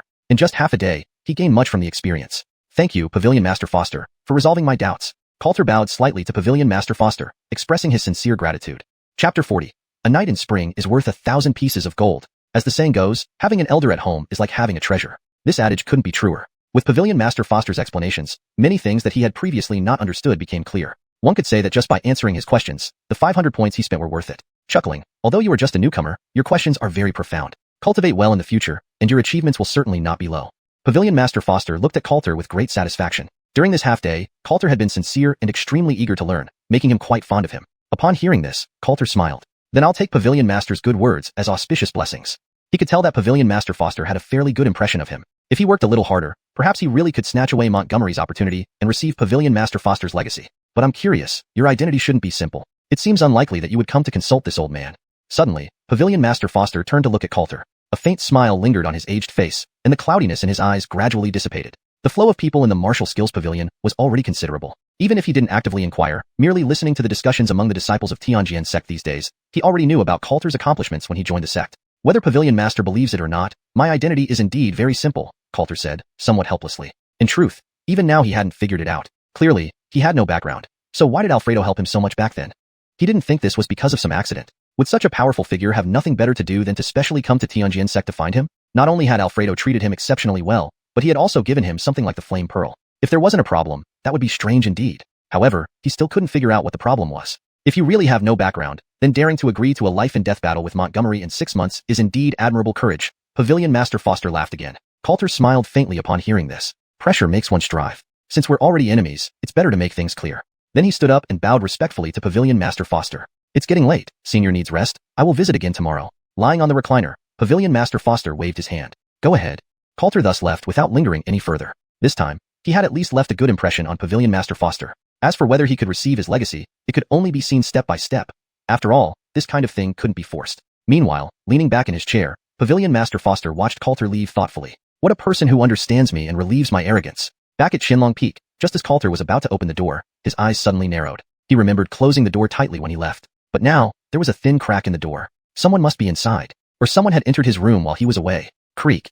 Coulter pushed the door open. At first glance, everything in the room seemed normal. The bright moonlight shone through, and everything around was quiet. Whoosh. But as Coulter stepped into the bedroom, a shadow suddenly lunged at him from behind. Click. Having anticipated this, Coulter swiftly turned around. He grabbed the arm that tried to attack him from behind, and swung his other fist towards the shadow. What are you doing? Seemingly caught in pain by Coulter's grip, the shadow let out a cry of surprise, glaring angrily at him. It's you? Coulter was slightly stunned. The person whose wrist he was holding was none other than Karina. At this moment, one of his hands had reddened her fair wrist, while his other fist was just an inch away from her delicate face, almost hitting her. Who else could it be? Karina broke free from Coulter's grip, sounding a bit aggrieved. Why did you sneak into my room? Coulter relaxed his guard and asked. Hearing this, Karina's beautiful eyes widened in anger. She glared at Coulter. I am your lawful wife. How can I not enter your room? For a moment, Coulter was speechless. Karina's words sounded perfectly reasonable. All right then, Coulter said helplessly. What brings you here? Karina shot Coulter a scornful look, then said in a rather aggrieved tone, Can't I come see you if there's nothing? As she spoke, she moved closer to Coulter. She sniffed the air and said, You've been gone for so many days. Who knows if you've been flirting with other women? Upon discovering that Coulter didn't carry any scent of another woman, Karina harumphed proudly. Not bad, you've been honest. In fact, she had come looking for Coulter several days ago, but found he was never in his room. Thus, she decided to wait here today. Are you jealous? Coulter looked at Karina with a half smile. How can I? Karina was about to deny it. However, before she could finish her sentence, she was enveloped in Coulter's embrace. You naughty guy. All you think about is this upon meeting. Karina glared at Coulter, sounding not very pleased. My dear, have you heard? A night in spring is worth 1,000 pieces of gold. Coulter grinned and launched into an intense assault. Meanwhile, this rogue. In the adjacent room, Rosanna's face was flushed red. She had been practicing well until the commotion from Coulter's room broke her concentration. She tossed and turned on her bed, unable to sleep or even meditate. The excited yet low voice of Karina kept ringing in her ears, slowly causing her own breathing to quicken. I just got some peace these few days, and now it starts again. Rosanna gnashed her teeth in frustration, wishing she could immediately rush out and beat Coulter up. Chapter 41. For what do we cultivate? The next day, the sun shone brightly. Coulter slowly got up, and Karina had already sneaked away during the wee hours of the morning when no one was around. The two had fought for 2.5 hours last night, and even now, the entire room still brimmed with an atmosphere that could make one blush and ears turn red. Following this, Coulter walked out of the house, and as he stepped out of the door, he just happened to see Alethea leaving as well. Good morning, senior sister Aisha. However, at this moment, Alethea's pretty face still bore traces of unsubsided rosy hues, along with dark circles under her eyes, making her appearance strikingly similar to Karina who had been kept busy all night. I'm not fine at all. Alethea glared viciously at Coulter. Coulter looked utterly puzzled. Could it be that I've offended her somehow? Why does Alethea seem to bear a strong grudge against me? I don't think I've ever provoked you, have I? After confirming that he hadn't seen Alethea for some time, Coulter asked, You know very well what you did. Alethea glared angrily at Coulter. Then, as if she suddenly remembered something, she blushed and hurriedly ran off from the Qianlong Peak. What a bizarre reaction. Coulter shrugged indifferently, then left the Qianlong Peak, heading towards the martial arts pavilion. However, this time, when Coulter arrived at the martial arts pavilion, he saw a familiar figure. It was Montgomery. Right now, Montgomery was seated to the right of Pavilion Master Foster. Why are you here? At the same time, Montgomery also noticed Coulter and frowned. Coulter glanced at him, but ignored him completely. Montgomery being there didn't surprise him at all. Montgomery was definitely trying to get closer to Pavilion Master Foster in hopes of obtaining his legacy. But the more he tries, the less I'll let you succeed. Damn it. Seeing that Coulter treated him like air, Montgomery felt furious. You're here too, come over and sit down. Foster Qingshan smiled at Coulter. Thank you, Pavilion Master Foster. Coulter responded with a smile and sat down to the left of Foster Qingshan. Thus, the three of them sat in a row. Foster Qingshan wore a smile, Coulter appeared calm, while Montgomery's expression was unusually stiff and gloomy. This damn guy. At this moment, he realized something wasn't right. Pavilion Master Foster seemed to have taken quite a liking to Coulter, which made him feel a strong sense of crisis. According to his master's guess, Pavilion Master Foster might only have about half a month left before passing away, and it was very likely that he would leave his legacy before dying. So, these past few days, he had often taken time to accompany Foster Qingshan, and tried every means to win his favor. Originally, he was confident about obtaining Foster Qingshan's legacy, but now, Coulter's sudden appearance made him nervous. Pavilion Master Foster was a super powerful figure, and his legacy was crucial to him. He absolutely couldn't allow any unexpected situations. Is there something you're confused about this time? While the three sat together, Foster Qingshan turned to Coulter first. Please enlighten me, Pavilion Master Foster. Coulter nodded, and proceeded to recount all the problems he encountered during cultivation. Everything went as usual. Foster Qingshan answered all questions as always. No matter how simple or complex Coulter's questions were, Foster Qingshan almost always managed to provide satisfactory answers. However, Montgomery, who had been sidelined, started to panic. He didn't expect that this newcomer, Coulter, could ask such substantial questions. Moreover, Foster Qingshan explained so patiently to Coulter, which made him extremely envious. Pavilion Master Foster, I've hit a bottleneck recently too. He wasn't about to lose either, quickly speaking up for fear that Foster Qingshan might get absorbed in conversation with Coulter and forget him. How else could he secure the inheritance? Okay, let's take them one by one. Foster Qingshan smiled, stroking his already white beard, patiently answering both of their questions without tiring. Not until sunset did Coulter stop asking, feeling once again enlightened. Thank you, Pavilion Master Foster. He sincerely thanked Pavilion Master Foster. Thank you for your guidance, Elder. Montgomery quickly followed suit, casting a hostile glance at Coulter. This guy is truly infuriating. Haha, it's nothing. Foster Qingshan wore a contented smile. Subsequently, he looked at Coulter and Montgomery, his eyes filled with contemplation. He knew his time was limited, and he had initially planned to end his life quietly. However, the appearance of Coulter and Montgomery changed his mind abruptly. It wouldn't matter much if he were to die, but the thought of his knowledge and unfinished business being buried along with him filled him with genuine regret. Could it be that these two exceptional young lads appearing just as I'm about to pass on are a blessing from heaven? Foster Qingshan mused. A bright light flashed in his eyes as he made up his mind. Perhaps he could choose one of them as his successor. However, after several days of observation, he found both Coulter and Montgomery had remarkable talents and gave quite positive impressions, which only made his decision more difficult. You've asked me many questions for so long. Now I would like to ask you one. Suddenly, Foster Qingshan smiled and spoke. Hearing this, Montgomery's eyes lit up. The chance to showcase himself was here. I am ready to answer anything, Elder, Montgomery quickly said, afraid of being preempted by Coulter. Master Foster, please proceed. Coulter also nodded. He seemed much calmer than Montgomery, but he also knew that this question wasn't a simple query. It might well be aimed at finding a suitable successor. Foster Qingshan glanced between Coulter and Montgomery, and then smiled. Why do you cultivate? Both Coulter and Montgomery fell silent upon hearing this. Why do we cultivate? This question wasn't hard, yet it certainly wasn't simple either. Indeed, their answers might determine who Foster Qingshan would favor as his successor. This couldn't be taken lightly. Montgomery pondered deeply, glancing at the silently contemplative Coulter, a smile gradually forming on his lips. Confidence flickered across Montgomery's face, and he spoke first. Cultivation, of course, is to reach the pinnacle. He cleared his throat and spoke with grandeur. As cultivators, fortunate enough to wander through the vast universe, we must challenge heaven, challenge earth, and challenge others. Only through this can we truly enjoy the fruits of cultivation. If we've decided to walk the path of cultivation, we must aim for the highest summit. Otherwise, wouldn't we merely waste our lives? Chapter 42. I cultivate only for myself. Montgomery's voice was bold and filled with passion. Many people in the martial arts pavilion were moved by his lofty and inspiring words, their faces showing anticipation and admiration. Everyone here was a cultivator, just as Montgomery had said. Who wouldn't want to settle their grudges freely? Who wouldn't want to indulge in unrestrained revelry? Who wouldn't want to reach the peak? Montgomery's words resonated deeply within them. Ha, well said indeed. Foster Qingshan smiled. He stroked his graying beard, feeling quite nostalgic. Young people these days, full of vigor and ambition. Back in my day at your age, I felt the same way. Hearing this, Montgomery wore a smug expression. Then he turned to look at Coulter, sneering inwardly. I'd like to see how you compete with me now. His words were impeccable. No matter how Coulter argued, he couldn't possibly say it better. To fight against me? You're still too young. Little friend, why do you cultivate? Then, Foster xiuxian turned to Coulter and asked, why do I cultivate? Coulter repeated the question. He didn't rush to answer but fell into deep thought. Seeing Coulter taking his time without responding, Montgomery scoffed. If you can't answer, don't pretend to be tough. After all, you are just a newcomer who knows nothing about cultivation. It's perfectly normal not to have an answer. Upon hearing this, Foster xiuxian frowned slightly, disliking Montgomery's sarcastic tone. But then, Coulter suddenly smiled. I cultivate only for myself. Both Pavilion Master Foster and Montgomery were taken aback. Coulter continued smiling. Life is but a dream that spans thousands of autumns. What we pursue in life ultimately boils down to emotions, desires, wealth, power, status. There are too many temptations, yet human strength has its limits while desires are boundless. Pausing, Coulter added, my cultivation is merely to help me live this brief life well. Though I don't aim for great riches and honor, I wish not to leave any regrets behind. If I can spend 100 years living gracefully and freely, that would be my lifelong pursuit. Though Coulter's voice wasn't loud, every word struck a chord with everyone present. For a moment, everyone fell silent. While Montgomery's words earlier had ignited their fighting spirit, Coulter's speech brought them back to reality. Montgomery spoke of reaching the peak or else wasting one's life, while Coulter believed in living without regrets, not necessarily striving for grand achievements. Their views were completely different, even opposite, but after some reflection, both viewpoints held truth. Yet, for ordinary people like them, aiming for the peak might be a suitable dream, but they needed to face the harsh realities of everyday life first. Or put another way, if everyone reached the peak, would it still be called a true peak? Ha ha ha, truly foolish. With such a lack of ambition, you'll achieve nothing all your life. How different are you from a salted fish? Montgomery laughed mockingly, looking at Coulter with disdain, sure of his victory. But then, ha ha ha, well said. Indeed, very well said. Foster xiuxian stood up abruptly, laughing heartily. At this moment, a sense of liberation surged within him, and his laughter carried the weight of countless years of experiences. Seeing Foster xiuxian's demeanor, Montgomery was stunned, unable to understand why the other man was so elated. Why? Wasn't his own answer perfect? Why did Foster xiuxian seem so delighted after hearing Coulter's response? Walker, you didn't speak incorrectly, but he is indeed superior. A voice echoed in Montgomery's mind. You made no mistakes, but your vision was set too high, overlooking the ordinariness of the common people, and forgetting that the person before you is already an elder approaching his twilight years.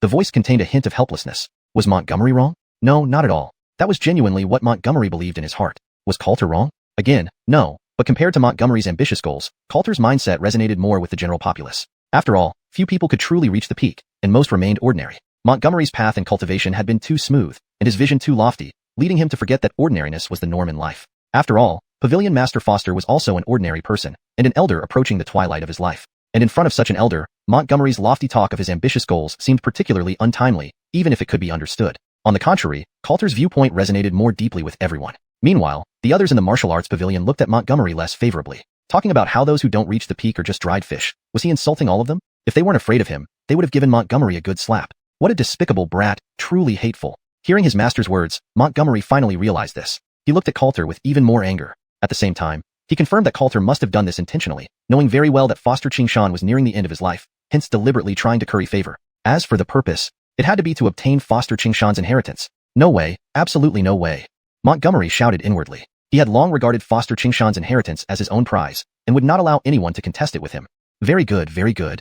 Your thoughts are both admirable. I believe you will both have a bright future. Foster xiuxian smiled at the two of them. He was satisfied with both Coulter's and Montgomery's answers. If he were younger, he might have preferred Montgomery's ambitious ideals. But after experiencing the ups and downs of life, his heart had long settled into peace, and now he identified more with Coulter's views. However, Montgomery was now panicking, especially when he saw Foster xiuxian looking at Coulter with evident admiration. His heart suddenly became anxious.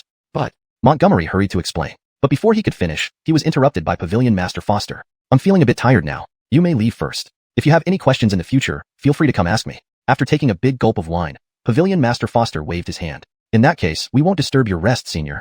Seeing this, Coulter did not linger. He bowed respectfully and left. I shall take my leave as well. Though Montgomery was extremely reluctant, he could only turn and leave to avoid leaving a bad impression on Pavilion Master Foster. As the two walked away in opposite directions, Foster xiuxian suddenly opened his eyes. Looking at their retreating figures heading in completely different directions, he closed his eyes in pain. Ashlyn, if you were here, how wonderful it would be. Chapter 43, Too Eager to Progress. After leaving the martial arts pavilion, Coulter headed in the direction he remembered and soon arrived before a towering mountain peak. Hurricane Mountain. This was the place where the Hurricane secret realm of the Heavenly Sword Sect was located. The number of cultivation secret realms established by the Heavenly Sword Sect wasn't many. When Coulter went to find Karina earlier, he went to Snow Mountain, which had the Ice and Snow secret realm, a fine place for those cultivating water or ice attributes. And this Hurricane Mountain contained the Hurricane secret realm, precisely the secret realm for wind attribute cultivation. His 9-dragon battle body required the cultivation of 9 different attribute dragon veins. He had already awakened the fire dragon vein. Among all the secret realms of the Heavenly Sword Sect, Coulter first chose the Hurricane secret realm. The reason behind this choice was that during his time in the Great Death Forest, Coulter realized that his speed was too slow, making him very vulnerable in battles. Thus, he needed improvement. Rumble.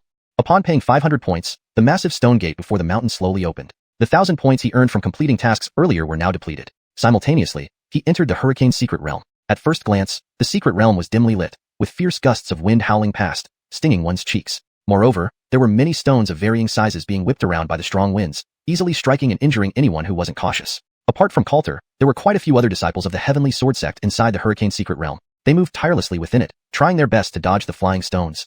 The wind attribute mystic energy here isn't bad. After feeling it for a moment, Coulter no longer hesitated and marched forward boldly. He remembered that the entire hurricane's secret realm spanned 1,000 zhang. The closer one got to the end, the denser the wind attribute mystic energy became. But given his current strength, reaching the end was simply impossible. He could only cultivate here for some time to see if he could awaken the wind attribute dragon vein. Once awakened, his speed would be significantly enhanced. Whoosh! Coulter dashed forward, facing intense resistance from the hurricane and numerous stone attacks. He dodged wildly, training his speed and body techniques while absorbing the wind attribute mystic energy. I can't just sit here and do nothing.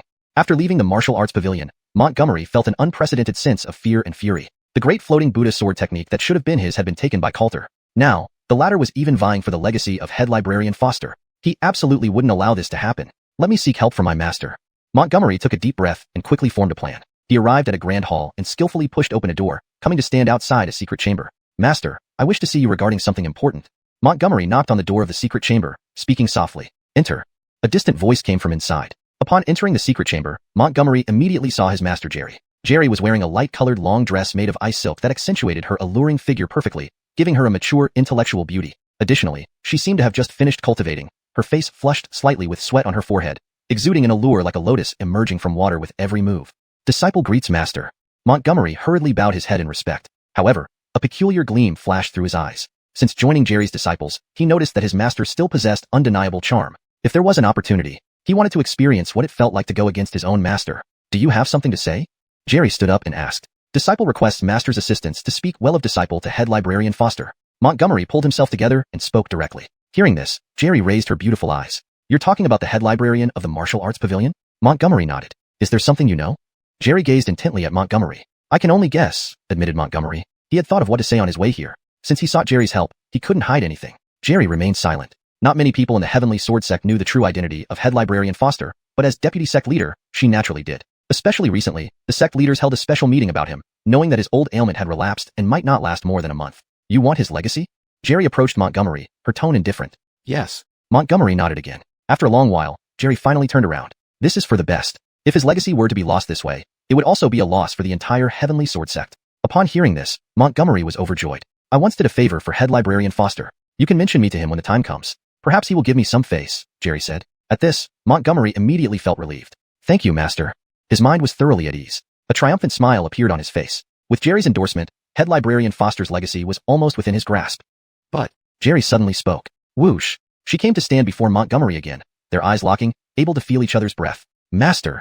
Montgomery tensed up inside. I know you want to become stronger, and I understand your ambitions. As my disciple, I support all these. Jerry's gaze remained steady on Montgomery. But never look at me with those invasive eyes or harbor improper thoughts. Understand?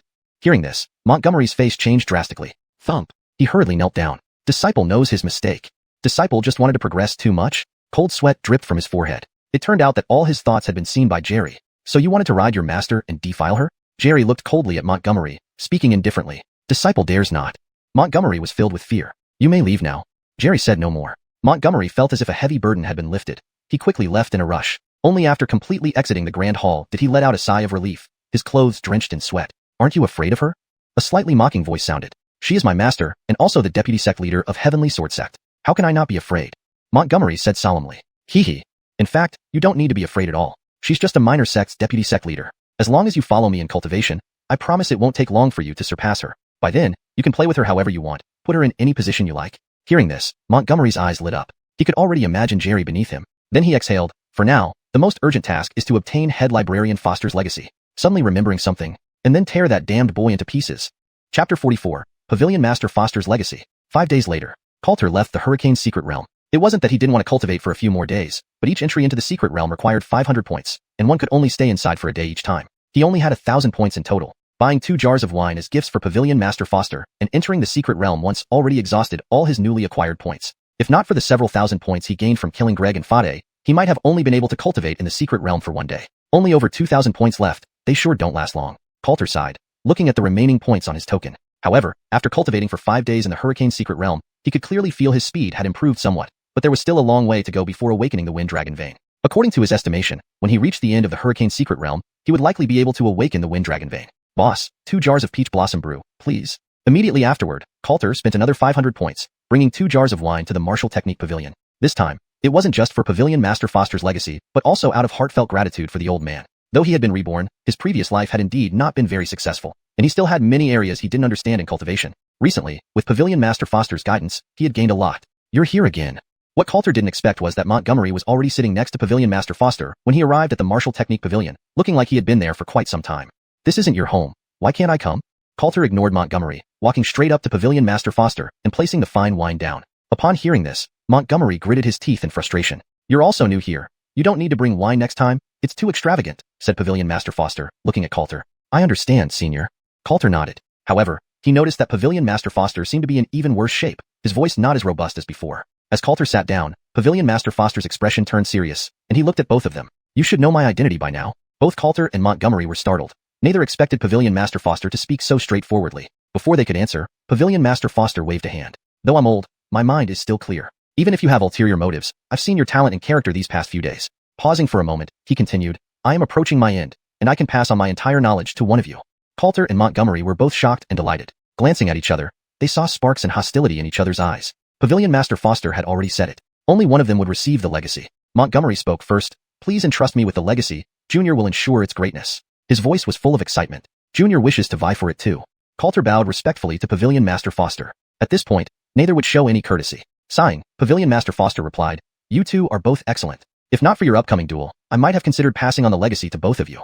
While speaking, his gaze swept over Coulter and Montgomery before continuing. You must realize I have little time left. Before I die, I have one last regret. Pavilion Master Foster seemed lost in thought, a trace of pain appearing on his aged face. Coulter and Montgomery listened quietly, knowing what was to come. My injury came from the Patriarch of the 10,000 Demon Sect. In that battle, I was severely wounded, and my daughter was captured by the 10,000 Demon Sect. Whoever receives my legacy, I hope they can one day rescue my daughter from there. Pavilion Master Foster's words made him seem decades older. Upon hearing this, Coulter and Montgomery were both stunned. 10,000 Demon Sect. This sect was like Heavenly Sword Sect, one of the 3 major sects in Northern Spirit Region, its power no weaker than Heavenly Sword Sect, and possibly even stronger. They never imagined Pavilion Master Foster had such a history. Senior, rest assured. As long as you entrust me with the legacy, I will do everything to rescue your daughter. Montgomery quickly promised, unable to contain his eagerness due to the competition with Coulter. Is there truly no other way to save Senior? However, Montgomery's entire body felt as if it had been struck by lightning, his facial expression freezing instantly at Coulter's next words. This hypocritical kid. Montgomery's anger reached its peak. He never expected that at such a crucial moment, Coulter not only did not immediately agree to foster Pavilion Master, but also expressed concern for the latter. This move was absolutely a soft approach in this situation. It made him feel an uncontrollable chill down his back. Would foster Pavilion Master therefore entrust the legacy to Coulter? After that battle, my internal organs were shattered. If it weren't for the generosity of the sect, constantly providing me with precious medicines to sustain my life, I probably would have died long ago. To be able to survive up until now is already the limit. Foster Pavilion Master smiled, his gaze softening further when looking at Coulter. Compared to Montgomery's eagerness for quick success, he preferred Coulter's attitude, which made him feel very comfortable. Hearing this, Coulter nodded. His previous question was asked sincerely from the heart, and wasn't some ploy as Montgomery thought. After hearing Foster Pavilion Master's words, he still felt a tinge of regret. Even though he initially shared the same purpose as Montgomery, over this period, he genuinely regarded the other party as an elder, now facing this life and death farewell. Subsequently, Coulter solemnly nodded. Rest assured, Pavilion Master Foster. Whether or not I can receive your legacy, if there's ever an opportunity, I will definitely try my best to rescue your daughter. This statement was also from the heart, and it was a promise he made to the selflessly dedicated elderly man, as a way of thanking the guidance he received during this time. However, to Montgomery, this sentence from Coulter seemed like the final blow. How can you be so hypocritical? Montgomery glared angrily at Coulter, but dared not voice it out, fearing it might displease Foster Pavilion Master. AI Walker, you've lost again this time. That voice rang in Montgomery's mind once more. From the answers given just now by Montgomery and Coulter, the victory was clear. Montgomery lost miserably, utterly crushed. Damn, truly infuriating. Montgomery's face twisted with rage, glaring red-eyed at Coulter. Very good, really excellent. Foster Pavilion Master smiled with great satisfaction, his gaze towards Coulter becoming even more amiable. AI. He sighed. If his daughter were here, he might even consider giving her to Coulter in marriage, so as not to agonize over who to choose. Chapter 45. What is meant to be will eventually come. However, Montgomery panicked when he saw this. He hurriedly looked at Pavilion Master Foster. Pavilion Master Foster, He is merely a newcomer who has just joined the sect and doesn't have the capability to rescue the senior's daughter. What he said earlier was just putting on a show. Please do not believe him, considering my master once bestowed favors upon you. Walker, you shouldn't speak like that. While Montgomery was speaking, an anxious voice sounded in his mind, but it was already too late. Montgomery had already blurted out what he thought. The moment those words were spoken, the smile on Pavilion Master Foster's face instantly vanished, and his brows furrowed. Even Coulter almost laughed. This Montgomery fellow is really stupid. Even if Jerry did indeed have a favor over Pavilion Master Foster, revealing it like this, with even a hint of threat, how could it make Pavilion Master Foster happy? But actually, this was because Montgomery was flustered. He was eager to obtain Pavilion Master Foster's legacy. Having lost the game to Coulter earlier added to his panic, making him talk without thinking. Old man knows well what a mere act looks like. Sure enough, although Pavilion Master Foster didn't fly into a rage right there, his tone became displeased, and more disgust appeared in his eyes as he glanced at Montgomery. No, that wasn't what I meant. Please hear me out, Senior Foster. Montgomery finally realized he had misspoken, frantically trying to make amends. No need for that. Pavilion Master Foster cut him off directly. He took a large swig of wine, then turned his gaze to Coulter beside him, saying, Young friend, it's getting late. You may leave now. Hearing this, Coulter slightly froze. Pavilion Master Foster continued. In the future, you may still come to me with questions, but I have decided to bestow my legacy on Montgomery. Besides, my health is worsening, so the chances of me being able to guide you might become fewer. Upon hearing Pavilion Master Foster's words, both Coulter and Montgomery were taken aback. The former felt somewhat helpless, while the latter couldn't hide his excitement. Fantastic! Montgomery's heart raced with joy. Just moments ago, he had worried about whether his misstatement would cause Pavilion Master Foster to hand over the legacy to Coulter. Unexpectedly, happiness came so suddenly. Coulter could only nod. I understand, Senior. But what I said before still stands. If given the chance, I will rescue your daughter from the 10,000 Demons sect. Upon hearing this, Montgomery's face was filled with ridicule. Pretending. Keep pretending. No matter how much you pretend, the final winner will always be me. After finishing his statement, Coulter bowed respectfully to Pavilion Master Foster. Regardless, thank you for your teachings during this period. He was indeed surprised. Yet, he felt only slight disappointment. At the same time, he knew that Pavilion Master Foster likely chose this way because of what Montgomery had mentioned earlier, that Jerry once did a favor for Pavilion Master Foster, so the legacy was handed over to Montgomery as a way to repay her kindness. Well, I'll take my leave. Take care, Senior. Coulter gave a casual smile and turned to leave. What is meant to be will eventually come. One should not force what is not destined. Since Pavilion Master Foster had made his choice, it was unnecessary for him to entangle any further. Only after Coulter left did Montgomery turn to Pavilion Master Foster with an excited expression and say, Senior, you are truly willing to give me the legacy? Hearing this, Pavilion Master Foster slowly stood up. He stood with his hands behind his back, facing away from Montgomery. Not leaving regrets sounds simple, but it's too difficult to achieve. Pavilion Master Foster laughed bitterly in his heart, looking dejected. Then he said calmly, Montgomery, your master told you that my days are numbered, and you went to inform Jerry about this matter, correct? He wasn't close to dying of old age, but due to his illness recurring, something not easily discernible from appearances. Thus, he guessed that Jerry must have told Montgomery about it. Upon hearing this, Montgomery tensed. The news about his imminent departure had been told by his master, not Jerry. But how could he explain it now? He quickly reacted, hastily saying, Master never told me anything. Junior didn't know about your condition until now. He naturally wouldn't admit it. Since the beginning, he had aimed for Pavilion Master Foster's legacy, harboring impure intentions. If he admitted now, wouldn't he be admitting that he approached the other party with ulterior motives? Who knew if this elderly person might change their mind because of this and withhold the legacy from him? Therefore, he absolutely wouldn't admit it. At this point, why be so hypocritical? Pavilion Master Foster turned around, his gaze on Montgomery becoming increasingly disappointed. I have been hiding here for more than a decade, and no one knows my true identity. You acted so enthusiastically on your first visit. If you say you didn't know about this, do you really think I've become senile?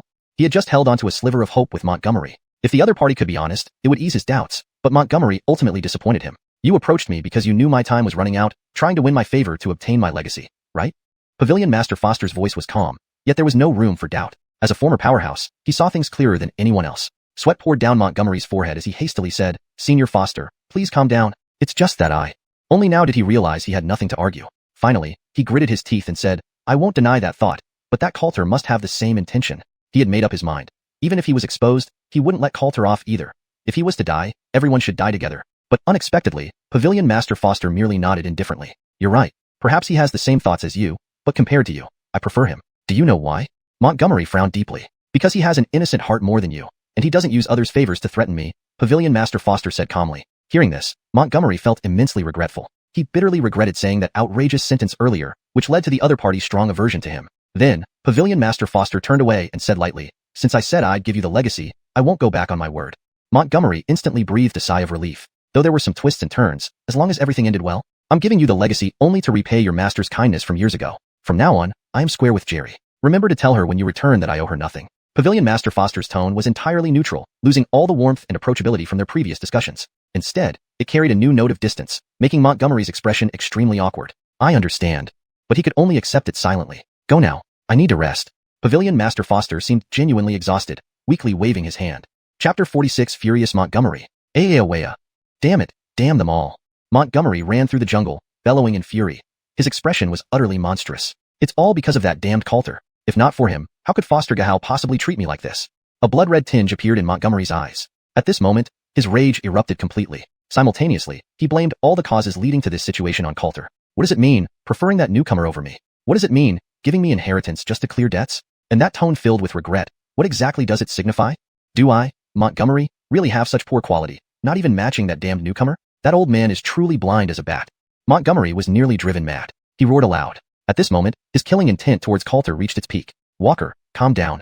Just then, a bright light flashed from the ring in Montgomery's hand. Immediately afterward, a beam of white light emerged from the ring and transformed into a beautiful woman dressed in a long white gown. The woman was exquisitely beautiful, her face as if carved from jade, her skin like ice and bones, exuding an elegant yet aloof demeanor. Although she appeared to be in her early 20s, her deep, beautiful eyes possessed a charm polished by time. Her long hair cascaded over her shoulders, her figure slender, her luminous eyes radiating gentleness, exuding maturity and poise. The only downside was that her graceful figure floated like a wisp of white mist in midair, lacking a physical form. She was none other than Montgomery's hidden master, Marlowe. Walker, this time you were indeed too impatient. You said those words, and it's not surprising that the other party responded as they did, she sighed softly, unsure of how to console him. Upon hearing this, Montgomery's expression became even more twisted. So what if I acted hastily? That was owed to my master. Isn't it fair enough? Upon hearing this, Marlowe frowned slightly. She never expected that Montgomery, who was usually composed, would utter such words now, disappointment flashing in her beautiful eyes. Was a person with such temperament really worth supporting? But Montgomery didn't notice any of this. He continued roaring, and that Coulter, ruining my plans time and again. I will tear him apart into pieces. Seeing this, Marlowe felt rather helpless. If it were anyone else acting so hysterical, she wouldn't bother dealing with them. However, Montgomery had saved her, and they had spent 3 years together, which made her consider him more deeply. Walker, you should focus on improving your cultivation. Your goal should be to become a core disciple of the Heavenly Sword Sect. As for Coulter, you can't do anything about him now. Don't create unnecessary trouble. But Montgomery refused to listen. He angrily retorted. Throughout the entire Northern Spirit region, how many people have better talent than me? The Heavenly Sword Sect is merely my stepping stone. Even if I went elsewhere, I could still thrive. Upon hearing this, Marlowe frowned again. Montgomery's words were too arrogant, and even she, known for her audacious nature, couldn't help but dislike it. As an experienced and strong practitioner, she knew very well that arrogance needed justification. If Montgomery was previously just overly ambitious, now he was truly underestimating himself, having barely begun his path of cultivation but already speaking as if the Heavenly Sword Sect was beneath him, truly reckless. Walker, you are at a crucial stage where steady improvement is key. Focus on your cultivation. Besides, Coulter's talent doesn't fall short of yours. Perhaps it's not wise to make him your enemy. Marlowe continued to advise. Unconsciously, admiration shone in her eyes. Coulter's performance today was truly outstanding, flawless even by her standards. His composure under pressure and balanced actions were qualities she sought in someone worthy of her support. However, Montgomery lost control at her words. He gritted his teeth and growled, "Master, that damned brat almost snatched my opportunity. How can you take sides against me?" He truly couldn't understand. Why would his master, who always supported him, suddenly start defending his enemy? It left a bitter taste in his mouth and intensified his animosity toward Coulter. Marlowe shook her head again. She felt profoundly disappointed by Montgomery's irrationality. Walker, don't let hatred cloud your mind. After all, he has an extraordinary background and the entire upper echelon of the Heavenly Sword Sect is protecting him. If you kill him now and it gets found out, there will be serious trouble. Master, no more? Montgomery interrupted her with clenched teeth. Then a chilling killing intent erupted from his eyes. I've made up my mind, Coulter must die. As long as I do it cleanly, no one will know it was me. And if it really doesn't work out, once I get that old man's inheritance, I'll immediately escape from the Heavenly Sword Sect and join another sect. With my talent and skills, I can still live quite comfortably. Hearing Montgomery say this, Marlowe was speechless. He had just agreed to help Pavilion Master Foster save his daughter, and now he planned to take the inheritance and flee the Heavenly Sword Sect. Such behavior was truly despicable and petty. But she also knew that whatever she said now, Montgomery would not listen. He was already obsessed with the idea of killing Coulter. Suit yourself. Marlowe finished speaking and returned to the ring. Given Montgomery's current state, no matter what she said, he wouldn't listen. In fact, saying too much might backfire. Coulter, I will flay you alive. Montgomery's eyes blazed with killing intent, his malice reaching the heavens. Meanwhile, after leaving the martial arts pavilion, Coulter quickly adjusted his mindset. Destiny will fulfill itself when it's meant to. Don't strive for what's not meant to be. Coulter shook his head. He wasn't too sad about Pavilion Master Foster's choice, but felt a greater sense of urgency. If Montgomery obtained Pavilion Master Foster's inheritance, his cultivation would greatly improve. He had to be prepared. Creak. Coulter pushed open the door and entered. You finally came back? Karina immediately appeared before him. You, But before Karina could speak further, her lips were sealed by Coulter's forceful kiss, their bodies pressed tightly together. This guy, so impatient? Karina responded to Coulter while looking at the young man before her. Only when Karina was nearly suffocating did Coulter slowly release her, then lifted her onto the bed. Karina's face flushed red, but she didn't resist, just quietly watching Coulter. She could feel that Coulter wasn't in a good mood, so she was especially compliant this time. Chapter 47. Time for the iron pestle to turn into a needle. The next day, it wasn't until the sun was high in the sky that Coulter finally woke up leisurely. Beside the bed, Karina was looking at him with an aggrieved expression on her face. "Why didn't you leave?" Coulter asked drowsily. In the past, Karina would always sneak away in the dead of night after their intimate encounters. Karina rolled her eyes upon hearing this. "You heartless little fellow. Ready to shoo me away as soon as you put on your pants, huh?" Her tone was full of resentment, and paired with her exquisitely beautiful features, it stirred his heart profoundly. "You kept me up so late last night. Even if I wanted to leave, I couldn't," Karina complained plaintively. There was another unspoken fact. Last night, for reasons unknown, Coulter's vigor had been astonishing, leaving her unable to stand in the end. "Sorry." Coulter smiled awkwardly. Recalling what had happened, he indeed had been somewhat rough. He noticed that Karina's clothes beside the bed were completely torn, a testament to how violent he had been the previous night. "Tell me, have you encountered anything troubling you recently?" Karina, without further ado, leaned forward and asked, her face close to Coulter's. Feeling the warmth and scent emanating from Karina, Coulter felt inexplicably relaxed and did not hold back, recounting the events of the past few days to her. Oh, that's why. Karina finally understood why Coulter had been in a less-than-ideal mood the previous night. It made sense. Missing out on such a grand opportunity passed down by a top-tier powerhouse would naturally upset anyone. Montgomery's senior brother is talented, and considering Pavilion Master Foster still owes Master a favor, it's understandable he chose this way, Karina said while looking at Coulter. But don't worry too much about it. Even without Pavilion Master Foster's inheritance, I believe your future accomplishments will be just as remarkable. Hearing this, Coulter stared into her eyes. Do you think I can win the life and death battle in 6 months? Karina nodded immediately. Of course you can. Now it was Coulter's turn to be stunned. You're that confident in me? He hadn't expected her response to be so definitive. I'm not confident in you. I'm confident in my judgment, Karina laughed. A month ago when you proposed marriage, I thought you'd lost your mind, maybe even wanted to make you impotent. But you captured me right after coming to the Chu family. Even now, I find it hard to believe. Although you're a bit of a lecher, you never do things without assurance. That's why I trust you.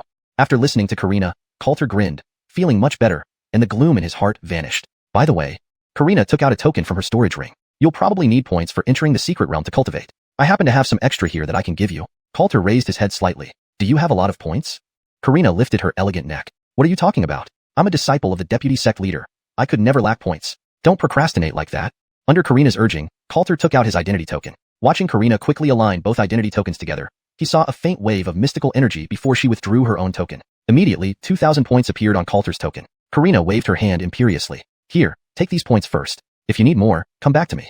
However, Coulter noticed something earlier. Karina's token had only contained less than 5,000 points in total, leaving her with barely over 2,000 after giving him 2,000. He chose not to mention this. Wife. Coulter suddenly hugged Karina. What are you doing? Karina's expression changed dramatically. One more round. At this, Karina shivered violently. No way. Not again. She quickly jumped off the bed, grabbed a new set of clothes and bolted out the door. She truly admired Coulter. After enduring all that last night, anyone else would have run out of steam long ago, but Coulter was still going strong. If she had been any slower, she would have been caught again. She was genuinely terrified of him now. Do you really have to?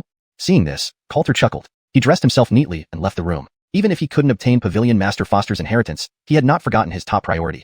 He must awaken the Wind Dragon vein as soon as possible. Fortunately, he now had more than 3,000 points, which would be enough to cultivate in the Hurricane Secret Realm for several days. However, while Coulter was on his way to the Hurricane Secret Realm, a lean man in white suddenly blocked his path. Are you junior brother Coulter? The man looked at Coulter and politely asked. It's me. What's up? Coulter sized him up and counter-asked. The lean man smiled kindly and said, well, senior sister Aisha asked me to invite you over. She needs to talk to you. Upon hearing this, Coulter was somewhat surprised. Which senior sister Aisha? There's no other one. Of course, it's Miss Moraine Aisha of our sect. The man scratched his head and answered with a smile. Why doesn't she come herself? The man patiently explained, Sister Aisha has some matters that she can't leave right now, so she sent me to invite you over. Coulter narrowed his eyes. Do you have points? The man was momentarily stunned. What does this have to do with whether I have points or not? I do have some points. He still replied instinctively. Then let's go. Coulter smiled slightly. Okay, I'll show you the way. The man quickly turned around and led Coulter towards a direction. They hadn't walked long when Coulter suddenly spoke. I don't even know this senior brother's name yet. Without turning back, the lean man laughed and said, I'm Amal. If you don't mind, just call me Brother Lou. Coulter nodded. They walked along a tree-lined path. Coulter asked, Brother Amal, do you know why senior sister Aisha wants to see me? Amal wore a bright smile. I don't know either, but I feel like sister Aisha seems to have some urgent matters. If junior brother Chinyu performs well, maybe you can win her heart. That would be such a blissful thing. As he spoke, he laughed heartily. However, the route they were taking became increasingly remote, with fewer and fewer Tianjian sect disciples around, almost none in sight. At this moment, Coulter suddenly stopped and asked, Brother Lou, how much longer will we walk? Where is senior sister Aisha? Amal turned around, his smile still sunny, and said, almost there. Follow me quickly, junior brother Chinyu. But Coulter only narrowed his eyes. He looked at Amal and said sarcastically, if I'm not mistaken, this road leads out of the Tianjin sect. Surely senior sister Aisha wouldn't be doing nothing but finding me outside the sect after having a full meal? Or is brother Amal deliberately leading me away from the sect? Chapter 48 Breakthrough to Earth Mystic Realm. Nick's body froze at Coulter's words. Without turning his head, he laughed awkwardly. Junior brother Chinyu.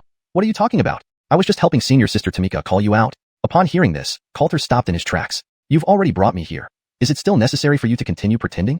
He looked at the other person with a smile that wasn't quite a smile. To him, perhaps he saw himself merely as a newcomer who had just joined Heavenly Sword Sect. In reality, in his previous life, he had cultivated in Heavenly Sword Sect for 3 years and was already thoroughly familiar with the layout of Heavenly Sword Sect. The path they were now walking on was undoubtedly a side road leading away from Heavenly Sword Sect. Moreover, they were almost out of the sect now. He couldn't believe that Tamika would be waiting outside the Heavenly Sword Sect for no reason. Haha, didn't expect you to be so smart.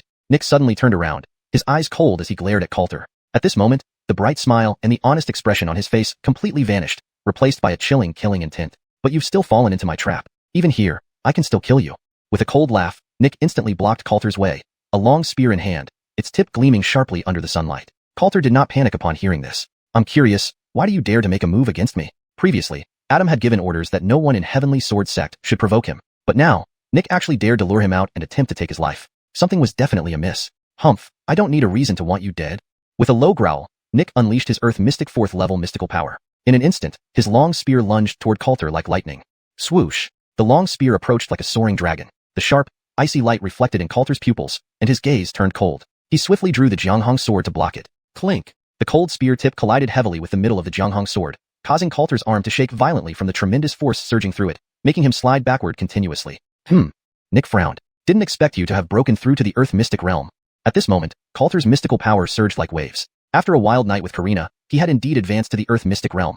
Otherwise, he might not have been able to withstand this blow. Let me guess who sent you. Coulter straightened up, his lips curling slightly. Hearing this, Nick sneered. Even if you broke through to the Earth Mystic Realm, you're still going to die today. As soon as he finished speaking, he launched another fierce attack. Clank, clank, clank. Powerful clashes of mystical power. Their weapons collided again and again. One retreated while the other pressed forward, forcing Coulter back several yards. Nick's sudden surge of power caused an explosion of mystical power. Boom! A shockwave reverberated in the air, followed by a thunderous boom in front of Coulter. The powerful force from the spear tip expanded along the Jianghong sword. Coulter took a few steps back, but remained firmly grounded. Looking at Nick, his eyes narrowed. If I'm not mistaken, Montgomery must have sent you to kill me. Nick didn't respond. I said, I don't need any reason to kill you. With that, he attacked once more. Swift as wind, quick as lightning, the sharp spear tip aimed straight for Coulter's throat. Swoosh! Wind stirred beneath Coulter's feet as he dodged quickly. Bang! Roaring, the long spear pierced directly into a tree behind him, instantly splintering wood and slicing the trunk into two. Coulter's gaze hardened. Fortunately, after practicing for a few days in the Hurricane Secret Realm, his speed had improved, or else he wouldn't have been able to dodge this attack. The next second, the Jianghong sword let out a clear ringing sound, and Coulter darted towards Nick. Not knowing your limits. Seeing Coulter daring to launch a counterattack, Nick scoffed and swung his long spear to meet him. Bang! Their powers collided, creating a powerful explosion of energy. Nick felt a slight numbness in his arms, and even his long spear was pushed back. How strong is he? Nick was somewhat surprised. Hadn't the opponent just broken through to the Earth Mystic Realm? Why was his strength so formidable? It looks like Montgomery will miscalculate. You won't be able to kill me today. Coulter spoke calmly, then launched another series of attacks with a flurry of sword strikes. Back off. Nick raised his spear, holding it horizontally in front of him. Boom. Their weapons clashed in a cross-shaped impact. Following that, Nick's knees buckled under the pressure of Coulter's attack. While Coulter changed his move again, pressing down the opponent's spear with the Jianghong sword in one hand, he gathered strength with his left hand and abruptly unleashed a powerful palm strike. Fire Dragon Palm. Roaring flames burst out instantly. Do you really think you can match me? Nick was thoroughly enraged by Coulter. He also held the spear with one hand and launched a punch towards Coulter. Overlord Fist. Boom. The next second, the fist and palm collided solidly, producing a sound as if a heavy hammer had struck a bell in the air. But soon, Nick realized he had been careless. The power contained in Coulter's palm strike was even more dominant than his fist, and the scorching flames on his palm burned a large area of Nick's hand. Nick let out a roar of pain and anger as the immense force pushed him back several meters. Great Heavenly Pagoda Slash. Coulter pressed his advantage, his entire body bursting with mystical power. An overwhelming sword intent condensed instantly, and he slashed towards Nick. Damn! Nick's face changed drastically. In haste, he could only block with his spear held horizontally in front of him for defense. Bang! With an explosion, Nick felt like he had been hit hard. The spear in his hand was struck away by Coulter, and his body crashed into a thick tree trunk. Ugh! Even so, Nick spewed a mouthful of blood, his face pale as paper, and his breathing became extremely weak. I'm sorry, but you've lost. Coulter looked at Nick coldly. Now that his cultivation had broken through to the Earth Mystic Realm, and he had the enhancement of the 9 Dragon Battle Body, plus his comprehension of sword intent, He could easily defeat an opponent like Nick, who was at the 4th level of Earth Mystic. Do you know why I asked if you had any points earlier? Because I didn't want to fight without gaining anything. Coulter said. Haha, truly careless. Nick spat blood while struggling to stand up, but his severe injuries made it impossible. I can give you a chance to live. Coulter looked at the other side. As long as you confess to the sect leader that Montgomery sent you to kill me, I won't kill you.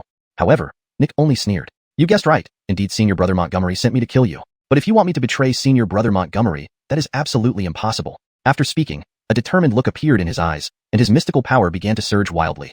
Oh no. Coulter rushed forward immediately, but he was still too late. The other person had already severed his own meridians and collapsed dead on the spot. What a good trick. Seeing this, a cold light flashed in Coulter's eyes. If he hadn't broken through to the Earth Mystic realm today, he might not have been able to defeat Nick. Moreover, Nick was willing to die rather than expose Montgomery, clearly having made all preparations beforehand. Montgomery, since you've decided to act against me, don't blame me for not holding back. Having said that, Coulter dragged Nick's body and slowly left. Chapter 49. Impossible. Absolutely impossible. What? Angelo was cultivating in the main hall of the sect, but he was soon startled awake by a disciple's voice from below. Absolutely true, Sect Master. A disciple said with a terrified look on his face. Someone really tried to assassinate Coulter, but was ultimately killed by him in retaliation. He's on the square outside right now. Many people already know about this. Upon hearing this, Angelo's expression drastically changed. He had previously given an order in front of everyone that no one from the Heavenly Sword Sect should provoke Coulter, yet someone dared to openly defy his command and make a move against Coulter after only a month? This was simply not taking him into account at all. Fortunately, nothing happened to Coulter this time.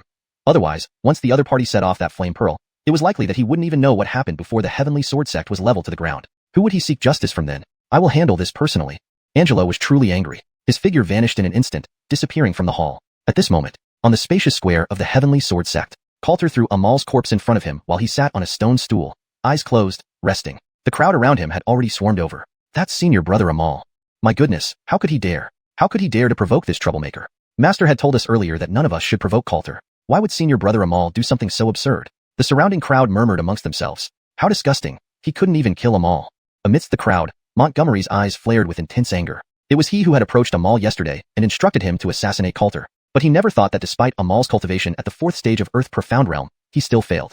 It seems I underestimated this kid too much. However, he wasn't worried about Coulter's actions. Before instructing Amal to assassinate Coulter, he had already ordered him not to reveal his identity, regardless of whether the assassination succeeded or not. And the price he paid was to treat Amal's family well and leave them a substantial death compensation. Are you all right?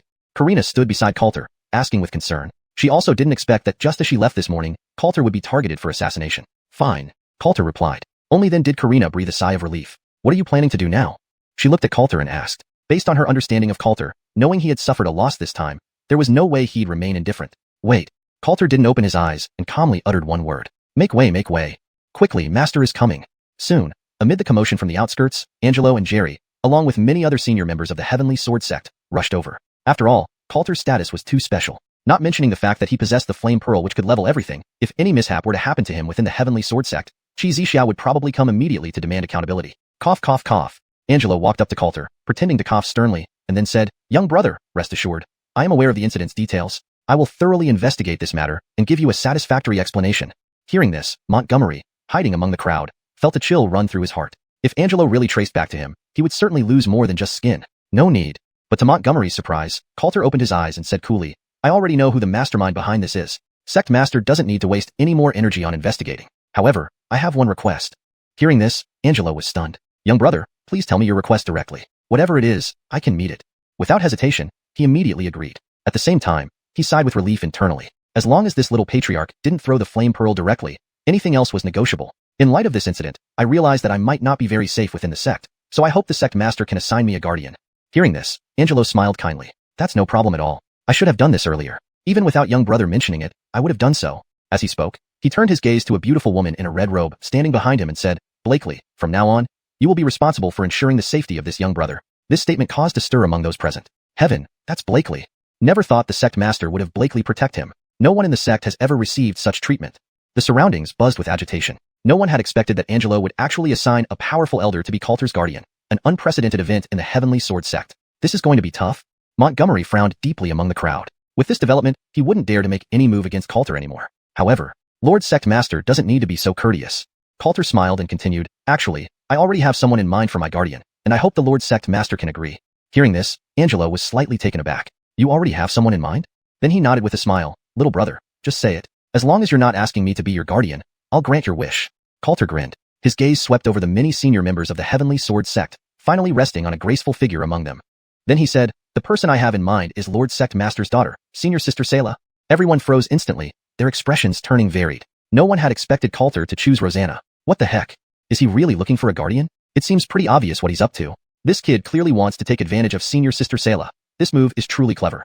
The crowd buzzed with discussion, and some even couldn't help but give Coulter a thumbs up, admiring him greatly. What? Rosanna, being directly involved, was stunned on the spot. Then she seemed to realize something and hurriedly shook her head in refusal. Impossible. Absolutely impossible. She didn't want to be this lecher's guardian at all. She'd rather die. What a damned kid. Montgomery gritted his teeth in anger. He hadn't expected Coulter to pick Rosanna as his guardian either. Hearing this, his anger flared up immediately. He had been pursuing Rosanna and was close to succeeding, but now Coulter wanted Rosanna as his guardian, which was completely messing with him. Angelo was also somewhat surprised. Coulter then explained with a smile, "As far as I know, Senior Sister Sayla has already reached the Sky Profound Realm and can Menchang protect my safety. Besides, she lives right across from me, which will make it easier for her to protect me." Upon hearing this, Rosanna's face turned red with anger. What did he mean by "can Menchang protect you"?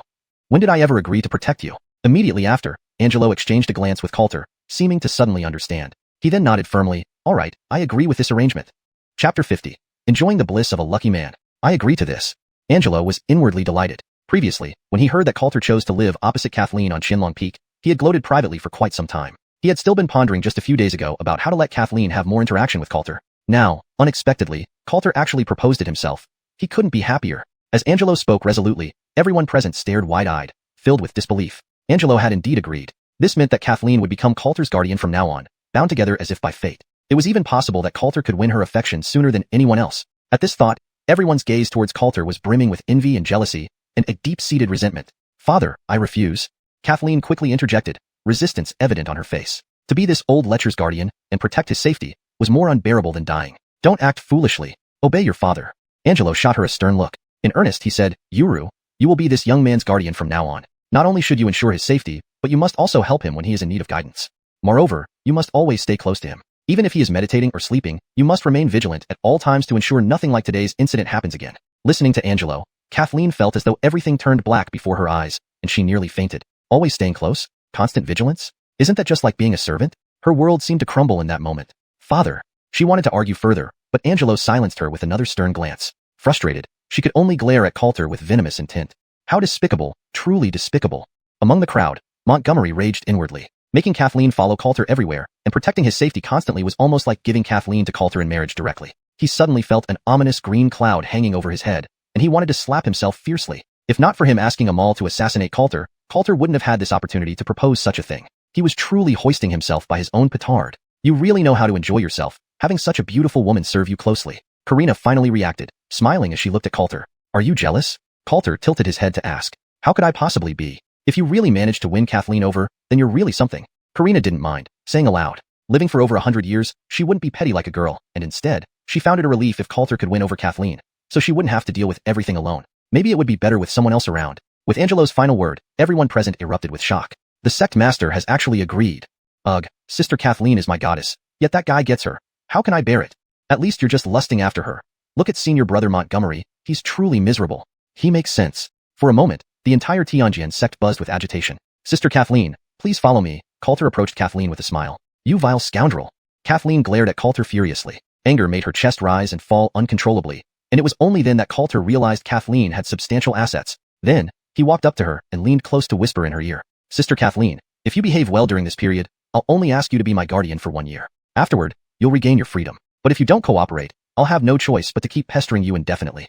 Upon hearing this, Kathleen was furious. How dare this guy threaten her? But upon careful thought, she realized it might be the best way to free herself from Coulter. 1 year wasn't too long and would pass quickly. May you keep your word.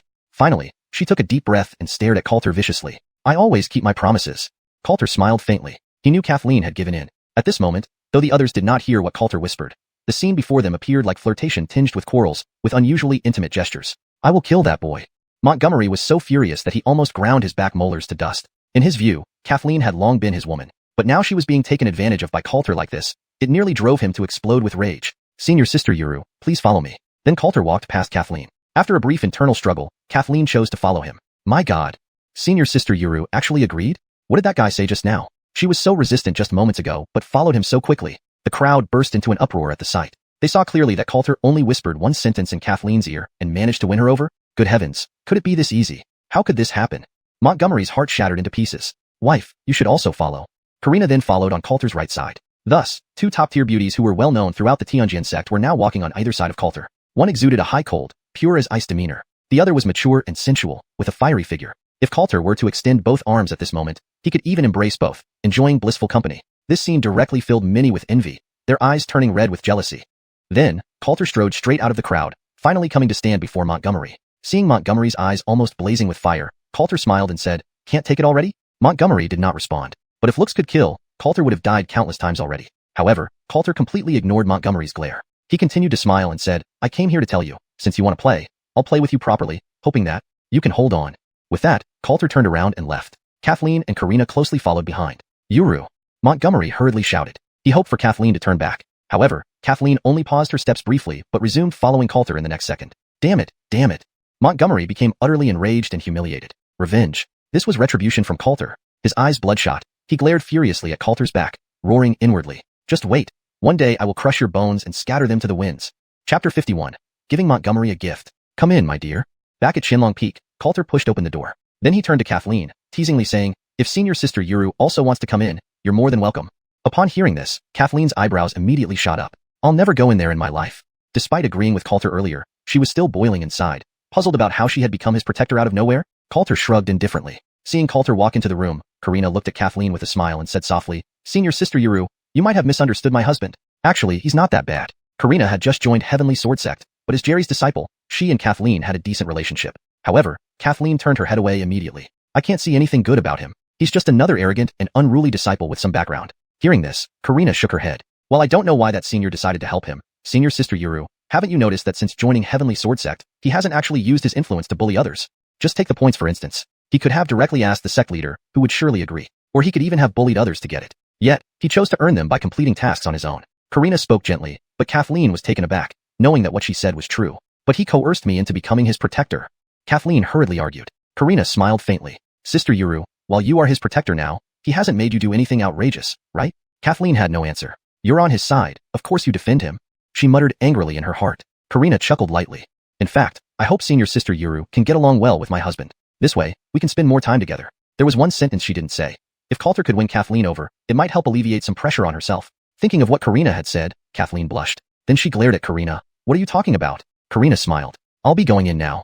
Outside the room, only Kathleen remained. But soon, joyful sounds came from inside, making Kathleen's face flush red. There they go again. She gritted her teeth in anger. Remembering Karina's words, she thought, if she really were with Coulter too. At the thought, coupled with Karina's passionate cries, she felt her legs clench tightly, and her breathing became heavy. Ugh, impossible. She glared fiercely and hurried back to her own room. The next day, Karina had left in the middle of the night, while Coulter went to knock on Kathleen's door. "Why are you here?" Opening the door, Kathleen frowned and asked. Coulter rolled his eyes and said, "Please, you're my protector now. Can you at least act professional?" Surprised by his words, Kathleen paused. She found it hard to adjust to being Coulter's protector. "So, why did you come?" Realizing this, Kathleen asked. Smiling, Coulter said, "I'm heading somewhere, and as my protector, you need to ensure my safety." Kathleen flatly refused. "I won't go." How dare this guy treat her like a servant, just because she was the eldest sister of Heavenly Sword Sect? Unbothered by her refusal, Coulter calmly replied, "You agreed to follow my orders yesterday. If you break your word, then the 1-year term as my protector becomes invalid." With that, he turned and walked away. Kathleen stomped her feet in frustration. Annoying. Despite her reluctance, she followed him. After all, a short-term pain is better than a long-term suffering. 1 year. Hurry up and pass. Soon, led by Coulter, the two arrived at a picturesque mountain peak. Looking around, there were rows of houses mid-mountain, and many Heavenly Sword Sect disciples walking about. "What are you doing here?" Seemingly still fuming, Kathleen asked in a cold voice. This was the residence for the elite disciples of the sect, and she didn't understand why Coulter had come here. "Of course, it's to give Montgomery a gift," Coulter said, his lips curving upward slightly. Since Montgomery had already made a move against him, reciprocity was a must. It was only proper to strike back. Give Montgomery a gift? Kathleen's brows furrowed. She knew that Montgomery and Coulter were not on good terms, even considered mortal enemies, but now Coulter wanted to give him a gift, which left her utterly baffled. "Where does he live?" Instead of explaining, Coulter asked Kathleen directly. Kathleen was half convinced but still pointed toward a house ahead. Seeing this, Coulter immediately walked forward and knocked on the door. "Who is it?" Montgomery's voice came from inside. When he opened the door and saw Coulter, his eyebrows instantly creased. "Why are you here?" He looked at Coulter with cold eyes and asked sternly, "What rotten luck. To see the person he least wanted to see first thing in the morning." Coulter greeted with a smile. "Don't tell me you don't welcome me? I've actually come to give you a gift." Hearing this, Montgomery sneered lightly. "What gift can you possibly give me?" Then he saw Kathleen standing behind Coulter, and his expression turned even darker. Now that Kathleen had become Coulter's protector, they seemed inseparable, which infuriated him to no end. What's the gift? Maybe we should go inside and talk about it. Coulter smiled. However, Montgomery only sneered, there's no need for that. You might as well show your tricks right here.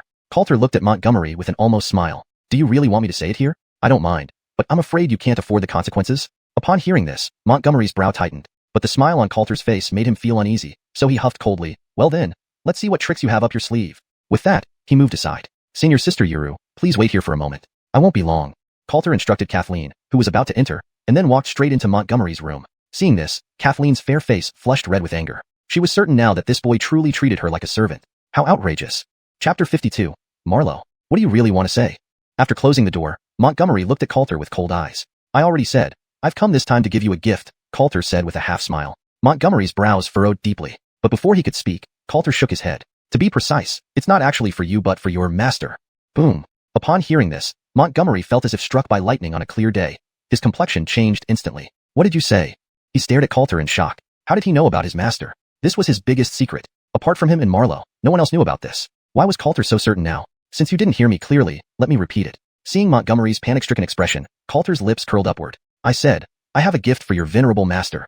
Coulter repeated himself, and then took out an exquisite wooden box from his storage ring, placing it on the adjacent table. Hearing Coulter's words, Montgomery felt icy cold all over. He hurriedly denied it. I don't know what you're talking about. My master is Jerry, the deputy head of Heavenly Sword Sect. If you're looking for her, you've come to the wrong place. He tried to use Jerry as a shield to bluff his way through. Is that so? Hearing this, Coulter smiled faintly. His gaze shifted to the ring on Montgomery's finger, and he said calmly, esteemed predecessor, does this look like someone who can deceive? Anyway, there's no one else here. Predecessor, why don't you show yourself? At this moment, Montgomery felt like being hit by 5 thunderbolts. Looking at Coulter's piercing gaze and his unwavering statement, his heart sank. Not only did the other party know about his master, but they also seemed to know where the master was hiding. Haha, you are indeed no ordinary person. In the next second, accompanied by an ethereal and melodious female voice, a flash of light emanated from Montgomery's ring, and soon, a graceful figure in white gradually appeared before Coulter. It must be said, although she was just a spirit, she was incredibly beautiful, dressed in a snow-white dress as if descended from the heavens. Master, why did you come out? Montgomery hadn't expected Marlowe to appear on her own accord. Coulter's eyes lit up. Though he had secretly seen this master of Montgomery in his past life, he was still greatly impressed upon seeing her again. She was truly very beautiful, very fair-skinned. He desired her immensely. If he played his cards right, perhaps it wasn't impossible. Master, why did you come out? Montgomery asked nervously, suddenly feeling extremely uneasy about Marlowe's appearance. However, Marlowe ignored Montgomery and instead turned to ask Coulter, I'm curious, how did you know about my existence? Hearing this, Coulter smiled slightly. You may be able to fool others, but not me. This visit was also to pay my respects to you, esteemed predecessor. He couldn't admit to being a reincarnate, so he shifted the topic and asked, may I know how to address this esteemed predecessor? Marlowe replied indifferently. You can call me Marlowe. She quietly observed Coulter, trying to discern his true intentions, but found herself unable to read him completely. At this moment, even though Coulter had prepared mentally, he was still quite surprised. Indeed, she wasn't simple. The other party was truly a sword immortal. What do you want from me? Marlowe asked Coulter directly. In fact, it's nothing too serious. I came this time hoping to collaborate with you. Coulter grinned. Upon hearing this, Marlowe was quite taken aback. How do you wish to collaborate? She looked at Coulter with interest. Meanwhile, listening to their conversation, Montgomery's unease reached its peak. He never imagined that Coulter would target his master, nor did he expect his master to seem open to continuing the discussion with Coulter. I naturally seek the assistance of the esteemed predecessor, much like how you've helped Montgomery. I hope you will assist me. Coulter spoke without reserve. In return, I can help you restore your soul power. This is the token of sincerity I brought today. As long as you agree, I guarantee I will spare no effort in helping you reconstruct your physical body, no regrets. As he spoke, Coulter opened the nearby wooden box, revealing a snow-white plant inside. This was precisely the xiuxian plant that Coulter had obtained in the Great Forest of Death. Its function was to replenish soul power. As the refreshing fragrance of the xiuxian plant wafted out, merely a sniff made one feel invigorated and serene. After hearing Coulter's words, Marlowe fell silent. However, she wasn't contemplating whether to agree with Coulter. Rather, she was pondering the intent behind his words. She was Montgomery's master after all, and Montgomery owed her for awakening him from a state of dormancy. How could she possibly abandon Montgomery just because of Coulter's casual remarks? Coulter couldn't possibly fail to understand this. But if he knew it clearly, why would he even bother saying such things, making what seemed like futile efforts? Ah, I see. Marlowe quickly understood. To sow discord, Coulter must be trying to drive a wedge between her and Montgomery. Though she had figured it out, the terrified and uneasy Montgomery might not have guessed it yet. Sure enough, before she could explain to Montgomery, he exploded in anger, glaring fiercely at Coulter with blazing eyes. You despicable villain. You snatched my martial techniques at the Martial Technique Pavilion and almost took Pavilion Master Foster's opportunity away. Now you're trying to take my master as well. Do you have any shame left? Montgomery was on the verge of being driven mad with fury. Marlowe was his greatest support now. If she were to leave him, he would truly go mad. So, by shouting angrily, he was also telling Marlo that he couldn't live without her, especially since he had long harbored feelings for Marlo, treating her as his woman. He absolutely wouldn't allow anyone to take her away from him. No one. Hearing this, Coulter simply smiled faintly. I'm not trying to snatch anything from you. As they say, water flows downhill, and people seek higher ground. Right now, you offer no help to Senior Snow Moon, while I can genuinely assist her. If you really care about her, you should willingly let her come to me. Coulter's words cut deeper than a knife. I will kill you. Montgomery's expression instantly turned monstrous, waves of murderous intent surging uncontrollably. He wished he could tear Coulter apart right now. Then, Montgomery hastily turned to Marlo, saying, Master, don't believe his nonsense. You mustn't listen to him. Chapter 53 Success in Sowing Discord. Montgomery was genuinely panicked. If the Marlo were really taken away by Coulter, he couldn't even imagine what the consequences would be. Walker, calm down first. The Marlo turned her head and looked at Montgomery, trying to soothe him. Inside, she also felt helpless. Montgomery ultimately failed to see through everything. Coulter only needed a few words to throw his heart into chaos. At the same time, she increasingly believed that Coulter must not be an ordinary person. You don't need to say anything more. Walker saved me from slumber. I will not leave Walker. The Marlo immediately spoke. Upon hearing this, Montgomery's expression eased somewhat. He then turned his furious gaze towards Coulter and roared loudly, Did you hear that? My master doesn't need you, so scram. He was genuinely terrified, afraid that if Coulter stayed any longer, his master would leave him. After being refused, Coulter didn't seem to care. He continued looking at the Marlo with a smile. Actually, Senior doesn't have to respond right away. We can take our time. Perhaps one day, Senior might change your mind. As he spoke, he pushed the wooden box in front of him forward. I said before, this is a gift I specially prepared for Senior. It should be helpful to you. Whether Senior chooses to help me or not, this is my token of appreciation. If Senior changes your mind one day, feel free to find me. I will do my utmost to assist you. This time, the Marlo did not refuse. A strange ripple appeared in her bright and beautiful eyes. Because the rain snow clear heart essence brought by Coulter was indeed something she desperately needed now, it was impossible for her to turn it down. Seeing this, Coulter smiled slightly. As the saying goes, you can't catch wolves without risking your sheep. To sow discord between Montgomery and the Marlo, he even took out the rain snow clear heart essence, worth thousands of points. Now it seemed the effect was pretty good. And this was truly his purpose today. To make Montgomery lose the support of the Marlo. In fact, Coulter's actions were no longer just a scheme but a blatant plot. Even if the Marlo knew it was all about sowing discord. So what? Could she resist the temptation of the rain snow clear heart essence? Indeed, things played out as he expected. Facing the rain snow clear heart essence that could enhance her soul power, the Marlo eventually fell silent. But at this moment, Montgomery was utterly frantic. Looking at the hesitating Marlo, he felt his entire world collapsing. He roared frantically, Coulter, stop your pretense. My master doesn't covet your things, and you won't get anywhere with her. If you don't leave now, I'll kill you immediately. His voice was hysterical, filled with fear. However, facing Montgomery's frenzied outburst, Coulter merely smiled tightly. My Tao Protector is outside. If you're up for it, try touching me.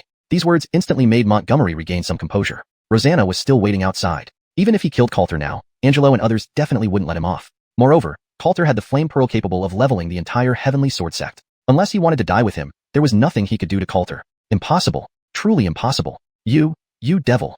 Montgomery pointed at Coulter, roaring furiously. For the first time, he felt powerless against him, but Coulter simply ignored him. Then he gave a slight bow to the Marlo and said, Please take your time considering what I mentioned earlier. I won't disturb you anymore. With that, he left the room. Watching Coulter leave, the Marlo's eyes reflected complex emotions. Montgomery, however, completely broke down. His gaze fixed on the Marlo, his voice tinged with resentment.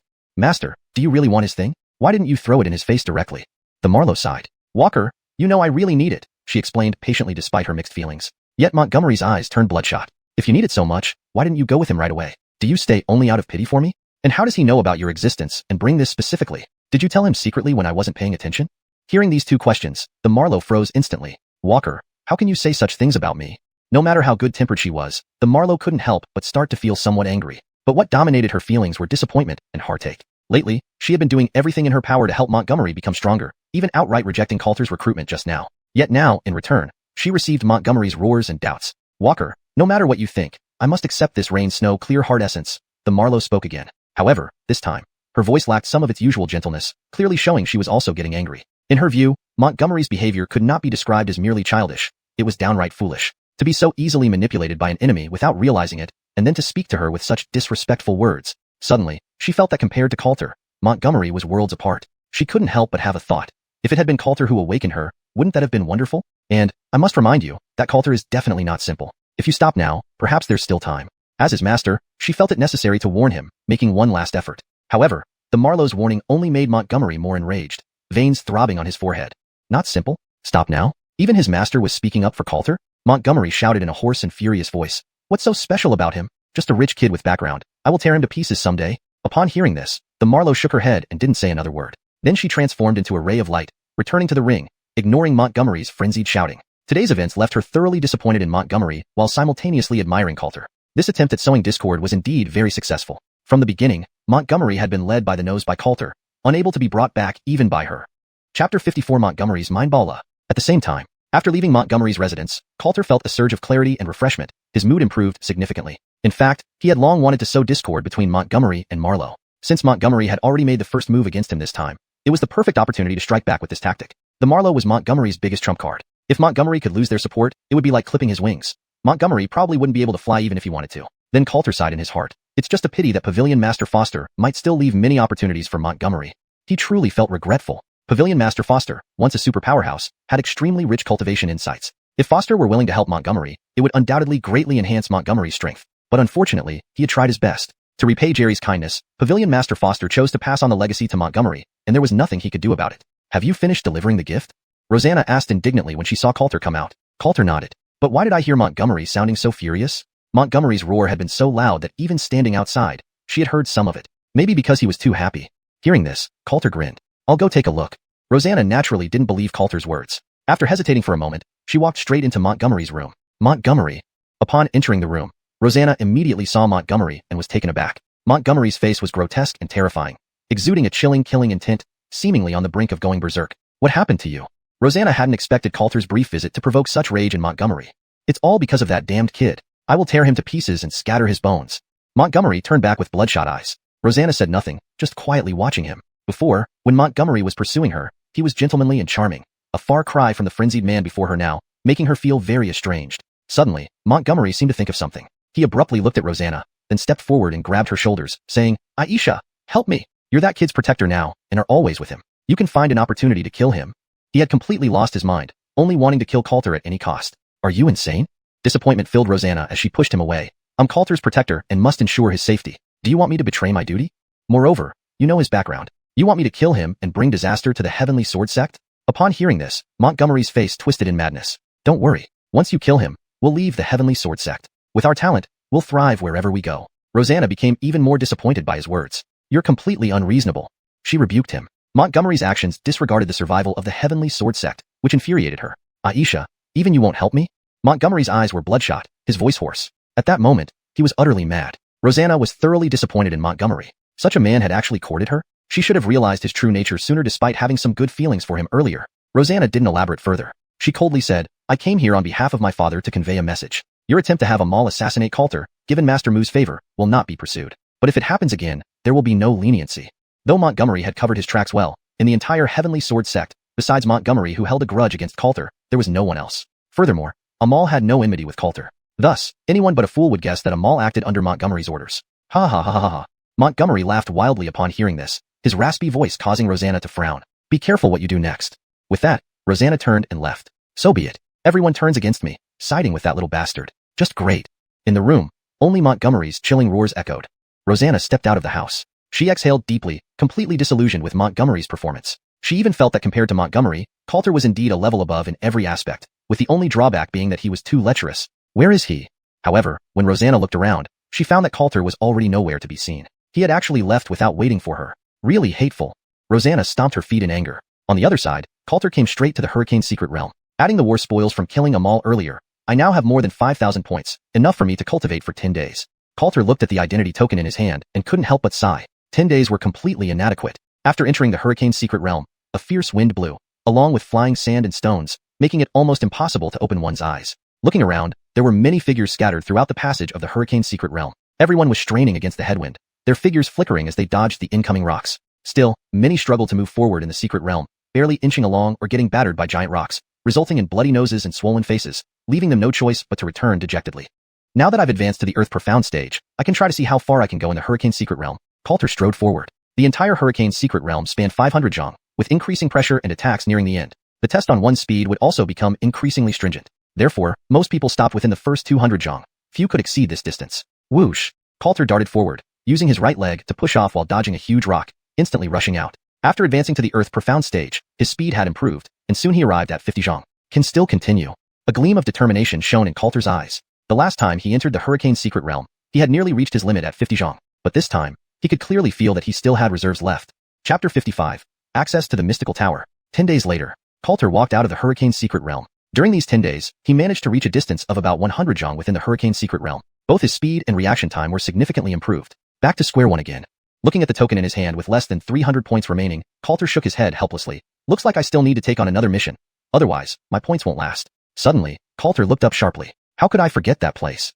A smile gradually spread across his face. Soon, Coulter arrived at an expansive plaza within the Heavenly Sword Sect. Before him stood a towering black tower. Upon closer inspection, the tower had 10 stories. Around it, many disciples of the Heavenly Sword Sect were gathered, some excited, others sighing. Today should be a good day to earn some points here, Coulter mused, a slight smile curling the corners of his mouth. This tower is called the Mystical Tower. Not only is it a powerful grade, a superior spirit artifact, but it also serves as the most authoritative battleground for the Heavenly Sword Sect to evaluate their disciples' combat prowess. Entering the Mystical Tower allows one to engage in battles against 10 Tower Guardians, each of whom possesses the same cultivation level as the challenger. These 10 Guardians represent the strongest combatants at their respective levels within the Heavenly Sword Sect. By defeating a Guardian, one can replace them and become a new Tower Guardian, enjoying the corresponding benefits. For instance, becoming the first floor Guardian grants 120 points per day, while becoming the second floor Guardian adds 20 more points daily, totaling 140 points. This pattern continues upwards, with the 10th floor Guardian earning 300 points per day. Moreover, defeating a Tower Guardian also rewards the challenger with half of the defeated Guardian's accumulated points. For example, if Coulter defeats the first floor Guardian who has accumulated 1,000 points, he would immediately gain 500 points.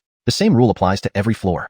As a result, the Mystical Tower is highly sought after within the Heavenly Sword Sect. Any disciple with some strength comes to challenge, making competition fierce. However, at this point, nearly every position in each level is occupied by fixed individuals, and few have successfully challenged them. This will be a great way to test my current combat abilities. Smiling faintly, Coulter stepped into the Mystical Tower without hesitation. Meanwhile, those around the Mystical Tower noticed Coulter's actions and exchanged astonished looks. Everyone, look, it's him. He actually came to the Mystical Tower. Looks like he needs more points. But even though this guy has terrifying background, we don't know how strong he really is. Just hope he isn't all bark and no bite.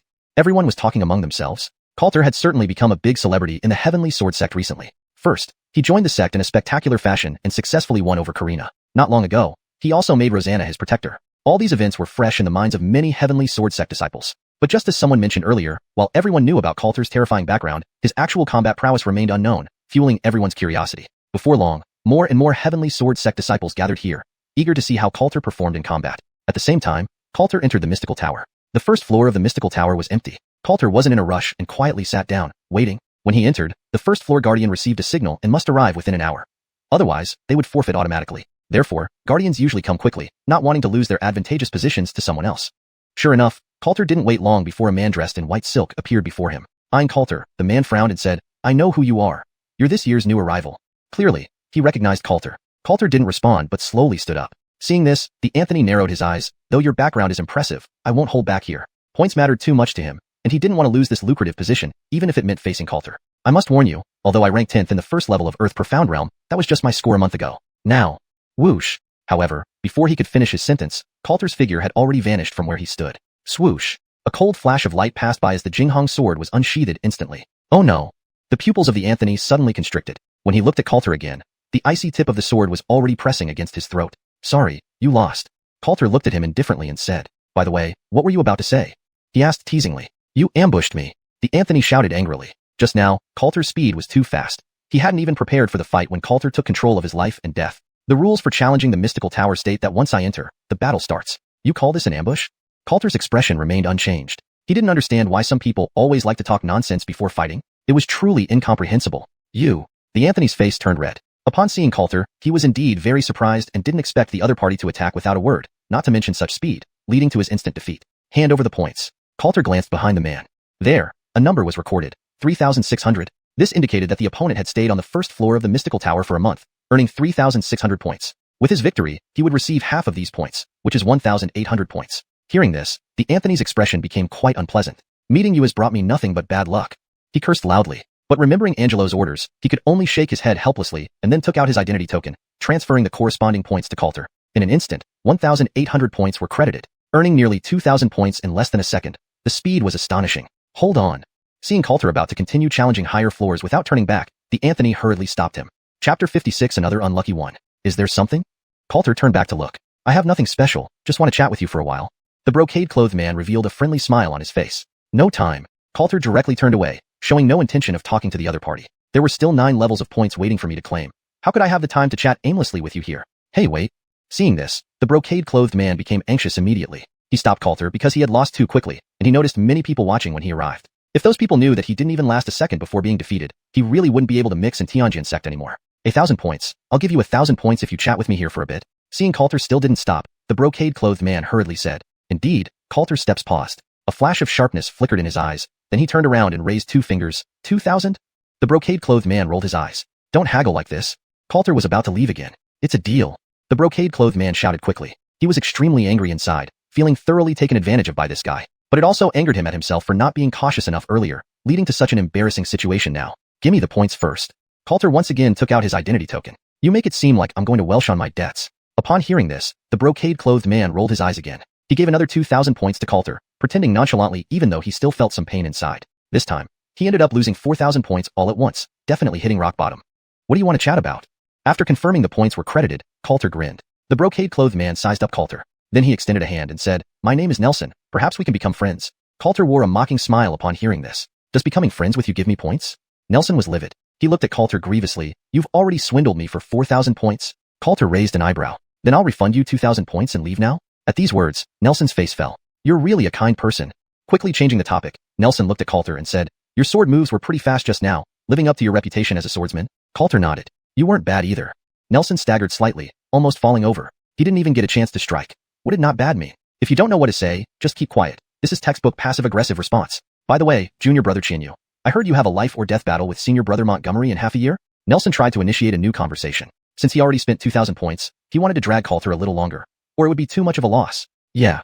Coulter nodded. Although junior brother's strength is good, senior brother Montgomery's combat power is also formidable. In the Tongxian Tower under Earth Mystic Level 1, he is right at the 10th floor. I wonder if you can reach that point. Nelson kept talking. Montgomery is at the 10th floor? Hearing this, Coulter was somewhat surprised. He didn't expect that Montgomery was actually the guardian of the Earth Mystic Realm Level 1 in the Tongxian Tower. Perhaps today he might have a confrontation with Montgomery. Of course.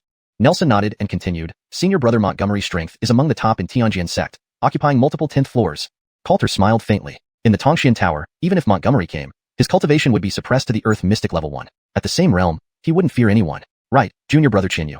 Rumor has it that sister Karina is your wife. Quite enviable indeed, and I admire you so much. And also, it's rumored that senior sister Sayla has become your protector. With 2 beauties by your side, you are simply the epitome of success in life. Nelson talked endlessly, aiming to delay more time. It wasn't until after 15 minutes that Coulter finally interrupted the man's monologue. Looking at Nelson, he asked, Senior brother Nelson, do you need to renew your fees? If not, I'm leaving. Hearing this, Nelson looked aggrieved. All right, go on. Having dragged for 15 minutes, it should be less shameful for him to leave now. Farewell. Coulter grinned. He then directly ascended to the 2nd floor, where no one was present, and waited again. I should head out too. White Phone walked out of the Tongxian Tower with a satisfied look on his face. Here he comes. Senior brother White Phone, how is that guy's combat power? Yeah, it's said that he has comprehended sword intent and managed to hold on against you for so long. He must be pretty strong. Seeing White Phone come out, the surrounding crowd began to ask curiously. It was I who lost. White Phone shook his head and feigned helplessness. Junior brother Chinyu is very strong. We fought for 300 rounds, and I narrowly lost by 1 move. He explained without batting an eyelid or breaking a sweat. Upon hearing this, there was an uproar among the onlookers. Senior brother White Phone actually lost. Looks like that guy is not too bad after all. But if he can barely win senior brother White Phone, he probably won't last long before being defeated by other seniors. Cough, cough, cough. Hearing their words, White Fang's face flushed slightly. Luckily he had delayed for 15 minutes. Otherwise, these people would have known he was instantly defeated by Coulter, which would have been truly embarrassing. Thinking of this, those 2,000 points were indeed worth it. Humph, White Phone. It seems you're becoming less capable day by day, unable to handle even a newcomer. Let me go in and kick him out. A cold voice suddenly sounded. Everyone turned around to see who spoke and found a tall, slender woman in white with long legs. It's Senior Sister Ouyang. I remember now. Senior Sister Ouyang guards the 2nd floor of the Tongxian Tower at the Earth Mystic Level 1 realm. Wow, I heard she has already advanced to the 5th level of Earth Mystic. With her stepping in, that kid inside will be done for. Amidst everyone's astonished exclamations, the woman in white walked past White Phone expressionlessly. She also received news about Coulter challenging the Tongxian Tower. As the guard of the 2nd floor, she naturally came here. Brenda. Suddenly, White Phone called out to her. Is there something? The woman in white turned back and asked. As a friend, I feel it necessary to warn you. You shouldn't underestimate him, White Phone said. Hearing this, Brenda sneered. You don't think I'm as useless as you, do you? With that, she stepped directly into the Tongxian Tower. Seeing this, White Phone shrugged. He thought with a certain amount of schadenfreude. There's going to be another unlucky one soon. Then, as if performing magic, he pulled out a reclining chair from his storage ring, lying down comfortably to watch the show. On the other side, Brenda stepped into the Tongxian Tower with a blank expression. That useless White Phone couldn't even handle a newcomer. He really must have wasted his years of cultivation on dogs. She entered the 2nd floor of the Tongxian Tower with a sneer. Zing. But in the next second, a sharp, Piercing sword whine echoed through the air. An extremely fast streak of sword light flashed by, and Jinghong's sword was pressed against Brenda's delicate white neck. Senior sister, I'm sorry, but you've lost. Coulter held the Jinghong sword and looked at her with an enigmatic smile. Brenda? Chapter 57. This woman wants freebies. What the? They just met, and now she's already saying goodbye? You ambushed me. Avril glared at Coulter. She hadn't even prepared, yet Coulter directly attacked her, which infuriated her beyond words. Senior sister, the rules of the Mystic Tower clearly state that as soon as the Challenger and the Tower Guardian appear together, the battle begins. How can this be considered an ambush? Coulter stuck to his argument. Upon hearing this, Avril's expression was extremely unpleasant, but Coulter's logic left her speechless. Senior sister, you should give me my points now. Coulter smiled at her. Behind the woman, a number was prominently displayed, 6,720. Over 6,000 points. Half of that would be 3,360. And once again, it took less than a second. Unable to vent her anger, Avril said sternly, I can give you the points, but you have to chat with me for a while. Coulter shook his head vigorously. This woman actually wants freebies. That's senior brother Jalen before you wanted the same thing. He also wanted to chat. I charged him 2,000 points. After saying that, he gave her a half smile. Avril was slightly taken aback. So, did senior brother Jalen also go through this? Coulter glanced at her and retorted, didn't he tell you outside? Recalling what Jalen had told her and remembering his smug expression, Avril instantly understood everything. That rascal Jalen even had the nerve to say he battled you for 300 rounds and only narrowly lost one move. Avril clenched her teeth in fury. That damned wretch, wait until I get out, I'll make him pay.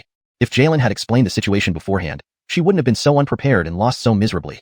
Senior sister, you should still give me the points, Coulter said nonchalantly, extending his hand. Avril felt utterly helpless, but she pulled out her identity token. A bet is a bet. This time you won. Here are 3,360 points, plus 2,000 for chatting, totaling 5,360 points. With over 5,000 points credited to him, Coulter felt elated. Earning points like this was much faster than completing arduous tasks. All right, what do you want to talk about, senior sister? Coulter wasn't in a rush to leave, smiling as he asked. I don't want to talk to you. Avril simply glared at Coulter fiercely. If not for the shame of leaving like this, why would she spend 2,000 points? And besides, she wasn't close to Coulter and truly had nothing worth chatting about. If you don't want to talk, fine. Coulter pouted. Women really are changeable creatures, she proposed chatting, yet acted like this now. But he was happy enough with the current situation. After 15 minutes, Coulter turned around. Then I'll continue on. Do as you please, senior sister. Having said that, Coulter headed towards the third floor. This guy really gets on my nerves. Fuming, Avril stormed out of the Mystic Tower. Senior sister Ouyang has come out. Holy cow, could it be that even senior sister Ouyang lost? Impossible. That kid can at most match senior brother Jalen. How could he be a match for senior sister Ouyang? Hearing everyone's murmurs, Avril's expression became very ugly. Seeing the leisurely lying Jalen, her anger from earlier exploded all at once. You bastard, get over here to die. She immediately drew her sword and lunged at Jalen. It was this bastard who made her lose over 5,000 points. Infuriating. Hey, don't be unreasonable. The previously relaxed Jalen leapt up from his chair and ran several yards away in an instant. Avril refused to let up, coldly saying, you enjoy battling for 300 rounds, right? I'll satisfy you now. With that, she pursued him immediately, one fleeing clumsily ahead, the other chasing angrily behind. This scene left the crowd completely stunned. What's going on here? The onlookers were baffled, but they could see that Avril seemed to have lost as well. My goodness, that kid has some skills. But the Tower Guardian for the third level seems to be senior brother Eustace. That guy will surely get kicked out. At the same time, Coulter had already entered the third level. Still, getting points this way is so much faster. Looking at the nearly 10,000 points added to his token, Coulter grinned. Even if he ended the challenge now, these points would suffice for him to cultivate for a long time in the Hurricane's secret realm. Next was waiting. This time, he didn't have to wait long. A black figure appeared on the third floor, a young man. Just then, Coulter vanished from where he stood again. But this time, he directly executed a martial skill. Great Heaven Pagoda Slash. Savage sword chi erupted instantly. The man's eyes widened as he exclaimed, you kid don't follow the code of chivalry. Whoosh. The tip of the Jinghong sword landed on top of the man's head, less than an inch from his scalp. Brother, you lost? Coulter said seriously to him. The man was speechless. For a moment, he was actually at a loss for words. He had just come in, hadn't even gotten a clear look at things, and already lost? Want to chat with me? Just need 2,000 points. Coulter asked casually. However, the man shook his head. I don't need it. Coulter was somewhat surprised. Doesn't he fear being embarrassed when he gets out? This time I admit you win. I can give you 2,000 points, but you must fight me honorably. Eustace looked at Coulter earnestly. Before entering, he had heard that this challenger was Coulter. Driven by curiosity, he originally planned to have a good fight with Coulter, never expecting the other party to be so dishonorable. As for losing face by getting out too fast, he didn't care at all. All right. Coulter nodded. He didn't plan to always win in this manner anyway. Since there were points to be earned, he was happy to oblige. Then let's do it. With a low cry, Eustace suddenly produced a large saber in his hand, then pushed his internal energy to the limit before slashing towards Coulter with one strike. Saber breaks universe. Due to the Mystic Tower, his cultivation was suppressed at the first level of Earth Profound Realm. Moreover, having witnessed the power of Coulter's sword, he held nothing back, attacking with his ultimate move. One move decides the victory. A savage saber force rushed over instantly, blowing Coulter's hair wildly, and then he swiftly gathered his internal energy and countered with a slash. In the next second, their attacks collided fiercely, producing a deafening explosion. Boom! Swords and sabers clashed, and the rush of internal energy was like waves. Chapter 58. The Gerudation suddenly opened up, Tongxian Tower. On the third floor, the billowing dust gradually dispersed. Two figures slowly became clear. Eustace's large knife had already fallen to the ground, and even his tiger's mouth was bleeding profusely, the bright red blood not stopping. In contrast, Coulter still held the Jinghong sword, his expression as usual. It's my loss. Eustace shook his head and said. He had poured all his strength into that strike just now, but under the same realm, he was completely no match for Coulter, being thoroughly overwhelmed. This time, he lost without any reservations. Junior brother Qinyu's combat power is indeed astonishing. Eustace smiled, then took out his identity token and transferred over 6,000 points of credits to Coulter. I'll leave it to you. Coulter smiled slightly. After speaking, he walked straight towards the fourth level. Looking at Coulter's back, a curious look flashed in Eustace's eyes. If I'm not mistaken, the 10th floor guardian of the Earth Profound Realm is Montgomery. It really makes me look forward. Then he also left Tongxian Tower directly. Senior brother Eustace has been defeated too. Heaven, that was only a few minutes, right? That's strange. Previously, senior brother Nelson and senior sister Ouyang could hold on for a full 15 minutes. Why did senior brother Eustace lose so quickly? Everyone expressed their confusion. Hearing this, Eustace looked at Nelson and Avril opposite him, and thinking about what Coulter had said earlier, he immediately understood. These two probably were also taken down by Coulter instantly, only they bribed the other party so it wasn't revealed to anyone else. At this moment, Nelson and Avril also stopped chasing each other. It was clearly seen by everyone that Nelson's face now bore a palm print. Senior brother Eustace, how are you? Seeing Nelson comically holding his face and cautiously asking, how should it be? Just like you. Hearing this, Nelson and Avril were both shocked. The latter hurriedly moved closer, whispering, Senior brother Eustace, were you also taken down instantly? They knew very well that Eustace had strong combat power, stronger than either of them at least. But they never expected that he would also lose to that guy. So, did you also bribe that kid to get out? Nelson asked with a wink, as if finding someone similar to himself. Eustace shook his head. I fought him again after that.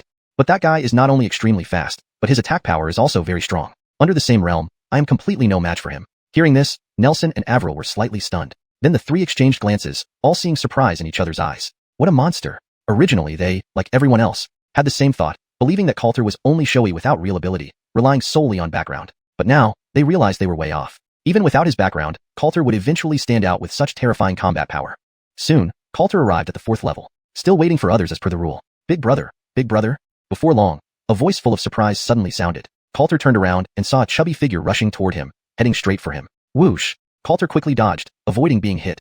Otherwise, he might have been knocked away by the impact. Why is it you? Coulter recognized the person. Wasn't this the little fatty he met while searching for Karina in the snowy secret realm? Hee hee, of course, it's me. The fatty stopped and smiled foolishly. I heard they say Big Brother was challenging Tongxian Tower, and it was the Earth Profound first level, so I came immediately. Coulter's expression was somewhat odd. So, you're the guardian of the fourth level? The fatty laughed again. He patted his chest and said, absolutely genuine. Seeing this, Coulter regained his senses. Swoosh! Jinghong's sword was drawn again. Let's start the battle then. However, the fatty shook his head hurriedly. Big brother, that's too formal. If you want this position, I'll give it to you directly, no need for such hassle. Hearing this, Coulter raised an eyebrow. You're so easygoing? Indeed, he was quite surprised. This was the fourth level of Tongxian Tower, automatically earning 180 credits every day, which was an ideal place coveted by most Tianjian sect disciples. And yet the other party willingly gave it up? Hee hee, big brother, you don't know? In fact, I have positions in other realms of Tongxian Tower, so it doesn't matter to me whether I keep this one or not. The little fatty laughed, saying, only then did Coulter remember. The guardians of Tongxian Tower differ depending on the realm, and someone who truly has strength definitely wouldn't have just one position in Tongxian Tower. But the daily rewards from Tongxian Tower don't stack. They are calculated based on the best single position. So, you're going to concede? Coulter looked at the little fatty and asked. Of course, consider this my tribute to brother. The little fatty quickly replied, his facial muscles squished together, looking quite comical. If you do this, it completely changes the situation. Coulter couldn't help but tease when he heard this. The little fatty chuckled. He patted his chest. That's for sure. Being able to help brother is an honor for me. Then he seemed to think of something. But brother, be careful with the next guy. He's not easy to deal with. Coulter nodded. You can leave on your own then. After speaking, he walked toward the fifth level. Brother, aren't you giving up the points? The little fatty hurriedly called out after him. Keep them yourself. Coulter waved his hand. Since the other party showed him respect, he wouldn't take advantage of him. That was his principle in dealing with others. Soon, Coulter arrived at the fifth level. Tap tap. This time, Coulter didn't wait long. A tall figure slowly approached. That you've made it this far is somewhat unexpected. I hope the following doesn't disappoint me. The newcomer was a man in a black robe. He held two daggers emitting a cold light in his hands, which continuously spun in his palms like venomous snakes seeking prey. Seeing this person, Coulter's eyes narrowed slightly. He recognized him. After all, in his previous life, he had been a disciple of Tianjian sect. Although there were tens of thousands of disciples, he couldn't know all of them. But this person left a deep impression on him. Chapter 59. Let Montgomery come in personally. Looking at this person, Coulter's thoughts raced. His name was Dwayne, known for his extremely brutal and vicious personality. He had earned a notorious reputation throughout the Heavenly Sword sect for being merciless. Anyone who dared to provoke him would end up at best maimed. In the previous life, Dwayne had disliked him on sight and frequently provoked him for no reason, resulting in over 10 skirmishes of various sizes between them. However, in the previous life, his combat strength had indeed been inferior to the other party, so he always ended up at a disadvantage in every fight. He never expected to encounter this person again today, but times were different now. Dwayne looked at Coulter with mockery all over his face. The dagger in his hand glinted menacingly. Although the sect leader said not to offend you, this time you've come to me yourself, so don't blame me. Upon hearing this, Coulter smiled faintly. So what? Dwayne's face turned ferocious. So I must warn you that when I fight, I can't control my hands. I advise you to walk out on your own accord. Otherwise, don't blame me for being impolite. Facing Dwayne's threat, Coulter raised the Jinghong sword in his hand, pointing the blade straight at the other party. Then it's quite a coincidence. I'm the same. At this moment, Coulter showed his sharp edge. He intended to make up for the losses from his past life in this one. Humph, reckless. Seeing this, Dwayne sneered. Whoosh. As soon as his voice faded, he vanished from the spot and appeared in front of Coulter in an instant. Whiz. 2 daggers tore through the air, striking swiftly toward Coulter, their cold edges aiming straight for his throat. Dwayne wore a contemptuous smile. His cultivation had already reached the 7th level Earth Profound Realm. Although it would be suppressed to the 1st level Earth Profound Realm inside the Tongxian Tower, his combat experience and skills wouldn't be held back by the tower. Dealing with a rookie who only had connections should be more than enough for him. Clang. Coulter parried the attack of Dwayne's 2 daggers with the Jinghong sword. In an instant, blades clashed, sending sparks flying. Do you think you're safe now? Dwayne laughed with disdain. Suddenly spinning around, he moved like lightning to Coulter's back. Whoosh. The sharp daggers slashed toward Coulter's back. It's over. Dwayne felt incredibly satisfied. His speed ranked among the top disciples in the entire Heavenly Sword sect. The rookie in front of him could never be his match. Are you sure? Just before Dwayne's dagger was about to slash through Coulter's back, Coulter's mocking voice suddenly sounded. Clang. Once again, the Jinghong sword blocked Dwayne's attack. How is this possible? Dwayne froze. Without turning his head, Coulter swung the Jinghong sword behind him and perfectly deflected the attack. How is this possible? Not only was his attack speed incredibly fast, but even if Coulter could react, how did he predict the trajectory of the attack? Whoosh. He spun around again, slashing out with his knife. But Coulter didn't hesitate, stepping back quickly while slashing sideways. Step, step, step. Seeing this, Dwayne hurriedly retreated, his eyes filled with shock. It was as if the other party had eyes at the back of his head, predicting his attacks accurately. Now, it's my turn. Holding the Jinghong sword, Coulter took a step forward. In his past life, he had fought Dwayne many times, thoroughly understanding the other's attacking style. Thus, without even looking, he handled the fight with ease. Whiz. The sword intent of the Jinghong sword erupted, slicing downward fiercely. Seeing this, Dwayne sneered, Humph, thinking you can defeat me? I'm not like those 4 weaklings. His speed suddenly increased as he dodged Coulter's sword and instantly reappeared behind him, the twin daggers in his hands flowing with spiritual power. Dragon stab. Descending from above, the 2 sharp daggers became streaks of light, aiming directly at Coulter's heart. At this moment, a look of satisfaction appeared on Dwayne's face. He seemed to already see Coulter's defeat. But imagination is always beautiful. Just as his attack was about to land on Coulter, the previous scene replayed. Coulter simply shifted his body slightly, avoiding the attack. Then the gleam of the Jinghong sword appeared in Dwayne's eyes. How is this possible? That angle had been very tricky, but that was precisely the flaw in his move. Slash. The next second, a flash of sword light, and a burst of blood spewed out. One of Dwayne's arms flew off. Ayah! Pain from the severed arm spread, distorting Dwayne's facial expression, yet he still looked at Coulter in disbelief. In my eyes, you're even worse than the previous 4. If they were trash, then what does that make you? Coulter looked at Dwayne with calm eyes, speaking indifferently. Upon hearing this, Dwayne's expression turned even uglier. He raised his head and asked, how could you possibly know the flaw in my move? He was truly astonished. From the start of the fight to its end, every move he made had been perfectly countered by Coulter. It was as if the other party was extremely familiar with his moves, able to predict his next move even with his eyes closed. But this was clearly their first meeting and their first battle. It was impossible. Hand over the points. Coulter did not respond. Upon hearing this, Dwayne's expression darkened. Although he did not care much about the points, losing in less than half an hour and being crippled by Coulter filled him with rage. You just wait. Dwayne took a deep breath. He endured the intense pain and handed over the points, preparing to pick up his severed arm and leave. If treated in time, there might be a chance to reattach it. But just then, whoosh, a sword chi tore through the air, directly shattering Dwayne's severed arm. What are you doing?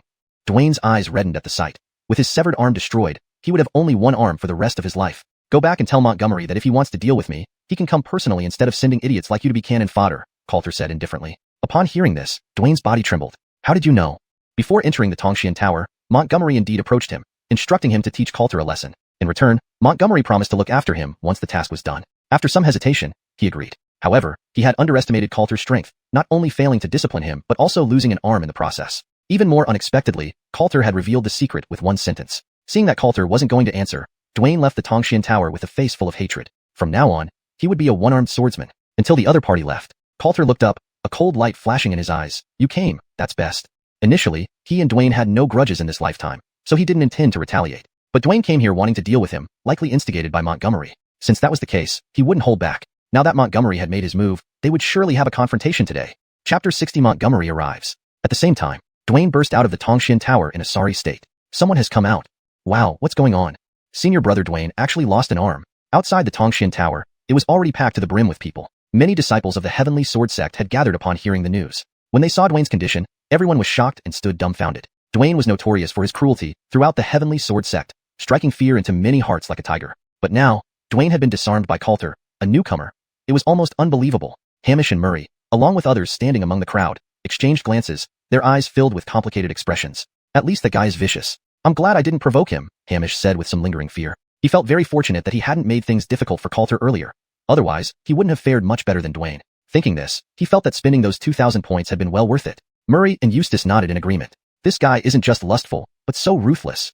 Murong Aisha frowned her delicate brows within the crowd. Upon learning that Coulter was challenging the Xiuxian tower, she had actually not wanted to come. Not even waiting for me, and you want me to look for you? Dream on. But, considering she was Coulter's guardian, Murong Aisha could only grit her teeth and come over. She hadn't expected that Coulter would be so ruthless. He had severed one of Dwayne's arms during the Xiuxian tower challenge. His cruelty displeased her. The sun set in the west, and night followed. Yet outside the Xiuxian tower, the scene was lively, with continuous murmurs and discussions. Soon after, a sturdy man walked out of the Xiuxian tower with a wry smile. It's Senior Brother Jamal.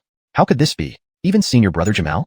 My goodness, that guy has won 8 consecutive victories. That's too strong. Everyone looked astonished. Senior Brother Jamal, how are you?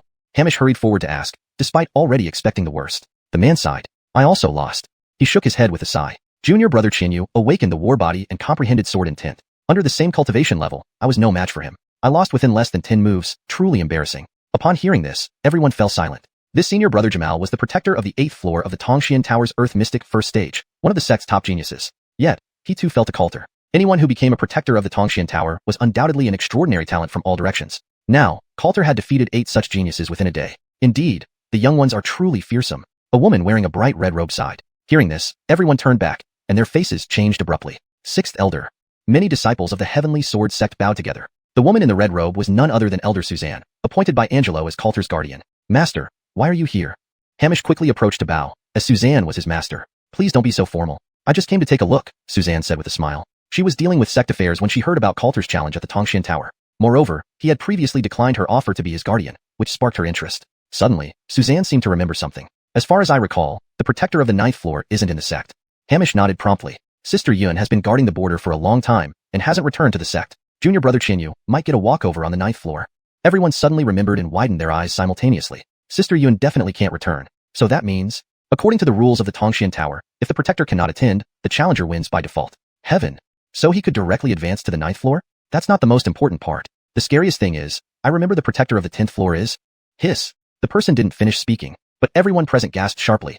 They knew exactly who the protector of the 10th floor was. Montgomery. They were not unfamiliar with this name. Though Montgomery had joined the Heavenly Sword sect for only 3 years, he had awakened the war body and was taken as a disciple by deputy sect leader Jerry. This made Montgomery extremely well known within the entire sect. Furthermore, Montgomery's combat power was extremely formidable. From what they knew, Montgomery alone had dominated the 10th floor guardian positions of no fewer than 10 levels in the Xiuxian Tower. Such a glorious record stood unparalleled throughout the entire Heavenly Sword sect, which gave an indication of Montgomery's terrifying combat strength. And now, Coulter was about to break into the 10th floor. Added to this was the deep-seated animosity between Montgomery and Coulter, known to virtually all Heavenly Sword sect disciples. Once the two were to meet face-to-face officially, they could hardly imagine how explosive the scene would be. Has Montgomery arrived? Suzanne asked. Not yet, Nelson shook his head, but I feel he definitely won't miss this opportunity.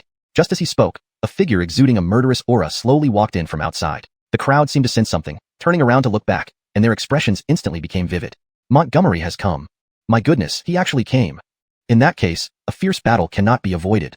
A path automatically opened up among the people. Montgomery walked over without any expression on his face. Behind him followed Dwayne, whose broken arm had been bandaged. However, at this moment, Dwayne's expression was ferocious, hating Coulter more than ever. Why was it that out of the 8 people, only he had his arm cut off while the other 7 remained unscathed? He was not ready to accept this. Now that Montgomery had arrived, that kid wouldn't be able to be arrogant for long. Montgomery stopped in front of the Xiuxian Tower, and a glint of extreme killing intent flashed in his eyes. How far has he gotten? Montgomery inquired, but everyone could hear that his voice was slightly hoarse. He's almost to the 9th floor, but the 9th floor guardian Lorraine is stationed at the border and can't return for now, so he should go directly to the 10th floor. Dwayne said viciously. Upon hearing this, Montgomery lifted his gaze slightly. Whoosh. Next, a cold and murderous aura spread in all directions, and within moments, even the surrounding temperature dropped by several degrees. What terrifying power! Everyone present was shaken to the core. Just the aura Montgomery emitted made many people uneasy. Then, Montgomery looked at Suzanne. Sixth Elder, I have a request. Suzanne remained expressionless, nodding silently. Speak. Montgomery was the disciple of Deputy Sect Leader Jerry. As long as the request was reasonable, she would give him some face. I hope that when I enter, Sixth Elder can activate the internal view of the Tongxian Tower, so I can thoroughly defeat him in front of everyone. Hearing these words, everyone's expressions changed dramatically. Montgomery's meaning was clear. He not only had come, but also wanted everyone to see how he defeated Coulter. This was an outright provocation, and at the same time, a show of utmost confidence. Fine. After hesitating for a moment, Suzanne nodded. Wow. Now we will have a good show. I have a feeling there will be an epic battle today. Instantly, the atmosphere was completely electrified, with everyone eagerly waiting. Chapter 61. Kneel. At the same time, inside the Mystic Passage Tower, Coulter waited quietly. The guardian of the 9th floor seems to be Senior Sister Lorraine, but she appears to be guarding the border pass, so she probably won't be able to come. From the guardians of the previous floors, Coulter had already learned that the guardian of the 9th floor was precisely that renowned heroine among women within the entire Heavenly Sword sect, Senior Sister Lorraine. Thinking of her, Coulter's mind immediately conjured up an image of a figure clad in sturdy attire, holding a long spear, looking spirited and heroic. But I should also find an opportunity to visit the border pass, Coulter mused. Once he accumulated enough points in the Mystic Passage Tower, he could even reside directly in the Hurricane Secret Realm until he succeeded in cultivating the Wind Dragon Vein before coming out. By then, he would need to consider awakening the Earth Dragon Vein next. And at the Heavenly Sword Sect's border pass, there was a heavy Earth Abyss, which contained extremely powerful Earth attribute mystic energy, making it the perfect place for him to cultivate the Earth Dragon Vein. Just as Coulter was lost in thought, thud, thud. A series of heavy footsteps echoed. Coulter squinted his eyes and slowly stood up. You seem to have come early. Coulter looked at the person approaching, speaking indifferently. Not too early. I've been waiting for this day for a long time. The newcomer's footsteps did not pause, and the killing intent in their voice was unabashedly exposed. Hearing this, the corners of Coulter's mouth curled upward slightly. Whoosh! He leaped forward, landing on the 10th floor. Glancing at the displayed points ahead, he smiled contentedly. Exactly 60,000 points. Tell me, how should I thank you? Bang! In the next second, Montgomery also landed heavily on the 10th floor. Beneath the swirling dust, his eyes were already tinged with a blood-red hue. Looking at Coulter, Montgomery's overwhelming killing intent surged uncontrollably, and he sneered, with your head, of course. The two locked eyes, invisible sparks flying between them. Meanwhile, outside the Mystic Passage Tower, numerous disciples of the Heavenly Sword Sect looked up toward the position of the 10th floor. Under Suzanne's operation, the originally pitch-black Mystic Passage Tower had become transparent, allowing them to see clearly inside from the outside. What terrifying pressure! Unsurprisingly, Senior Brother Montgomery's imposing aura is formidable. Even though Coulter managed to win 8 consecutive matches, he still seems insufficient against Senior Brother Montgomery. Voices of discussion rose and fell around the crowd. Rosanna and Nelson also looked eagerly at the two figures inside the Mystic Passage Tower. They knew that two tigers cannot coexist on the same mountain, let alone these two who were mortal enemies. A confrontation today was inevitable. Senior Sister Aisha, who do you think will prevail? Nelson suddenly asked Rosanna. Without hesitation, she replied. Although Montgomery's cultivation will be suppressed to the first-level Earth Profound Realm inside the Mystic Passage Tower, his combat experience is rich, and he has many strategies. Coulter's chances of winning are extremely slim. Clearly, she favored Montgomery more. This wasn't due to anything else but pure combat strength analysis. The other people present nodded in agreement. Despite Coulter surprising them multiple times today, Montgomery was simply too strong to defeat easily. I believe in him. At this moment, someone spoke up. Rosanna turned around and saw Karina, who had somehow arrived here. The he she referred to was naturally Coulter. You're his wife, of course you believe in him, Rosanna said somewhat bufuchi, discontentedly. Upon hearing this, Karina didn't bother explaining. She smiled slightly, precisely because he is my husband, I trust him even more. Finishing her words, she looked at Coulter inside the Mystic Passage Tower, her exquisite face breaking into a stunning smile. She had a premonition that perhaps today, Coulter would bring everyone a pleasant surprise, just like when everyone believed she couldn't possibly marry Coulter, yet stunned everyone in the end. We'll wait and see then. Seeing this, Rosanna pouted. Inside the Mystic Passage Tower, Montgomery stared at Coulter with bloodshot eyes, snarling, I've already had Blakely activate the tower's visibility function. Next, they will see firsthand how you were trampled under my feet. Coulter chuckled softly in response. Seems like you're very confident. At the instant Coulter's voice trailed off, Montgomery's entire body burst forth with mystic energy, unleashing a terrifying pressure that swept in all directions. Killing you is as simple for me as squashing an ant. Today, I will make you understand the price of offending me. Montgomery's voice was filled with fury. Whether new or old grievances, he was almost unable to suppress the murderous intent welling up inside him. Coulter showed no fear. You're more than welcome to give it a try. At this moment, he was not the least bit afraid. Instead, his fighting spirit surged. Die for me now.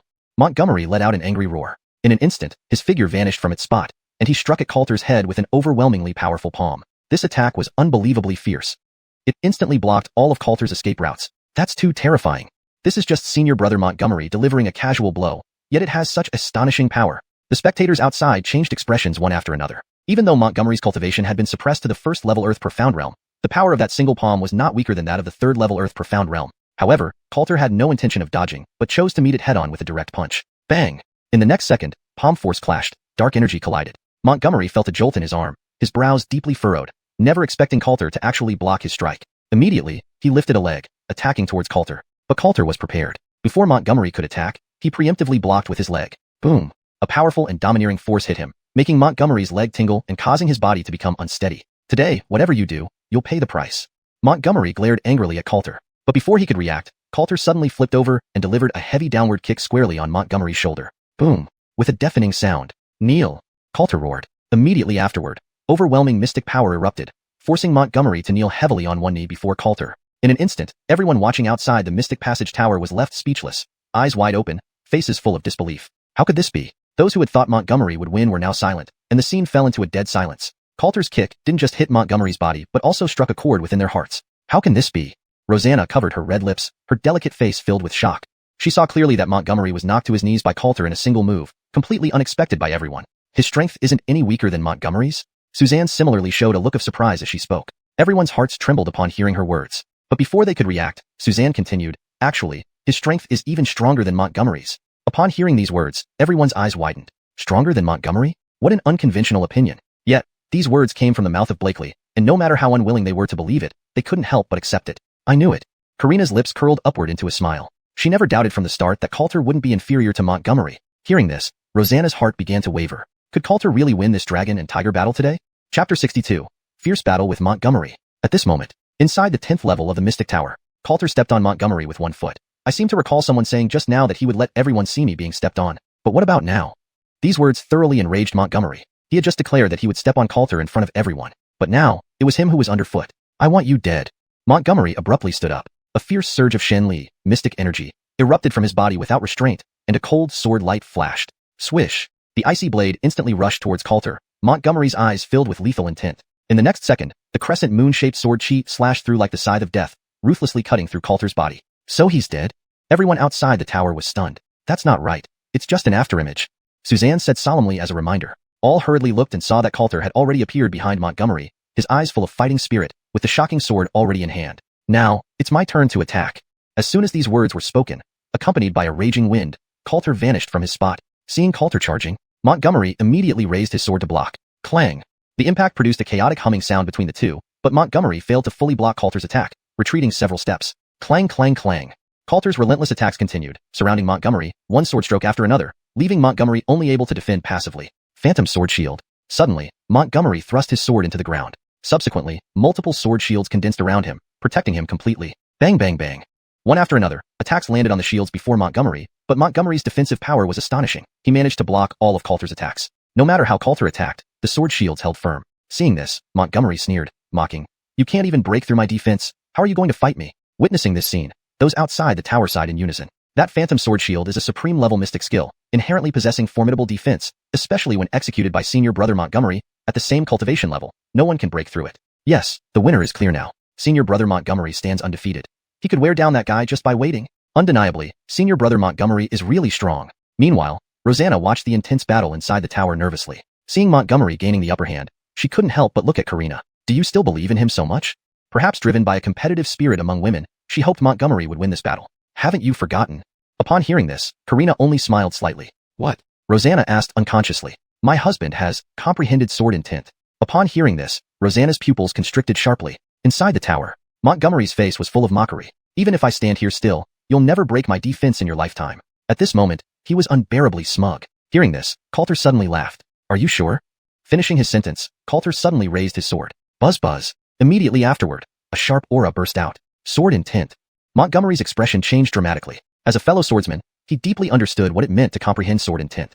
It signified that Coulter's accomplishment in swordsmanship had reached new heights, becoming a true swordsman. This was something even he lacked. So what if you've comprehended sword intent? You still can't break through my defense, he gritted his teeth and said. Coulter burst out laughing wildly. Ha ha ha, then open your dog eyes wide and watch well. At this moment, he exuded an overwhelming presence. Then Coulter lifted the shocking sword high, accompanied by the release of the piercing sword intent. This sword stroke turned into a breathtaking sword shadow slashing down. Buzz buzz buzz. Then, terrifying sword chi poured out, forcefully striking the sword shields in front of Montgomery. Boom boom. An ear-deafening sound echoed, and under everyone's astonished gazes, Montgomery's external sword shields were instantly shattered. Clank. The once invincible sword shields suddenly broke into countless fragments. Montgomery's complexion changed drastically, and he was thrown backward, crashing heavily into the Mystic Tower wall, with a trace of blood oozing from the corner of his mouth. His once proud defense was shattered by Coulter in a sweeping, unstoppable manner. And once again, Montgomery's face was slapped hard by Coulter. What? He actually broke through. No wonder it's sword intent. It's truly incredible. Not only he, but everyone outside the tower was also greatly shocked. They had just firmly believed that Coulter wouldn't be able to break Montgomery's defense, but they never expected to be slapped in the face so quickly. Unbelievable. Really unbelievable. Nelson shook his head repeatedly, stunned into silence. Avril and Eustace, among others, looked complicated. Compared to him, were nothing but trash. Only now did they realize that when they challenged Coulter, he had always been holding back. Otherwise, they probably wouldn't have lasted even one move, which made them feel incredibly defeated. How about this?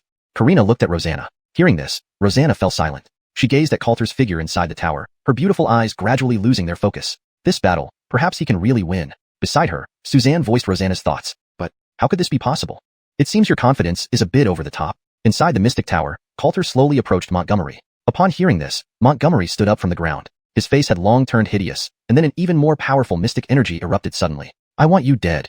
Montgomery let out a hoarse roar of anger, while the mystic energy around him began to condense, transforming into a white tiger behind him. In an instant, the power emanating from Montgomery multiplied by at least 2 or 3 times, extremely fierce. It's the white tiger battle body. Looks like senior brother Montgomery is really furious. The white tiger battle body can increase senior brother Montgomery's strength and speed several times. Don't look at him being merely in the first level of Earth Profound Realm, but his true combat power can rival the 4th level of Earth Profound Realm. The crowd outside the tower gasped again. It was well known that Montgomery's strongest ability was the white tiger battle body, which everyone envied. Montgomery also relied on the power of the battle body to defeat countless prodigies of the Heavenly Sword sect, earning his current status. With this sword, I will take your life. Montgomery's killing intent surged as he glared at Coulter. Roar.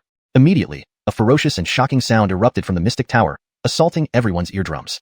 White tiger heaven-piercing strike. Then the massive white tiger charged like a beast descending from the mountains, its blade carrying overwhelming force toward Coulter. What terrifying power!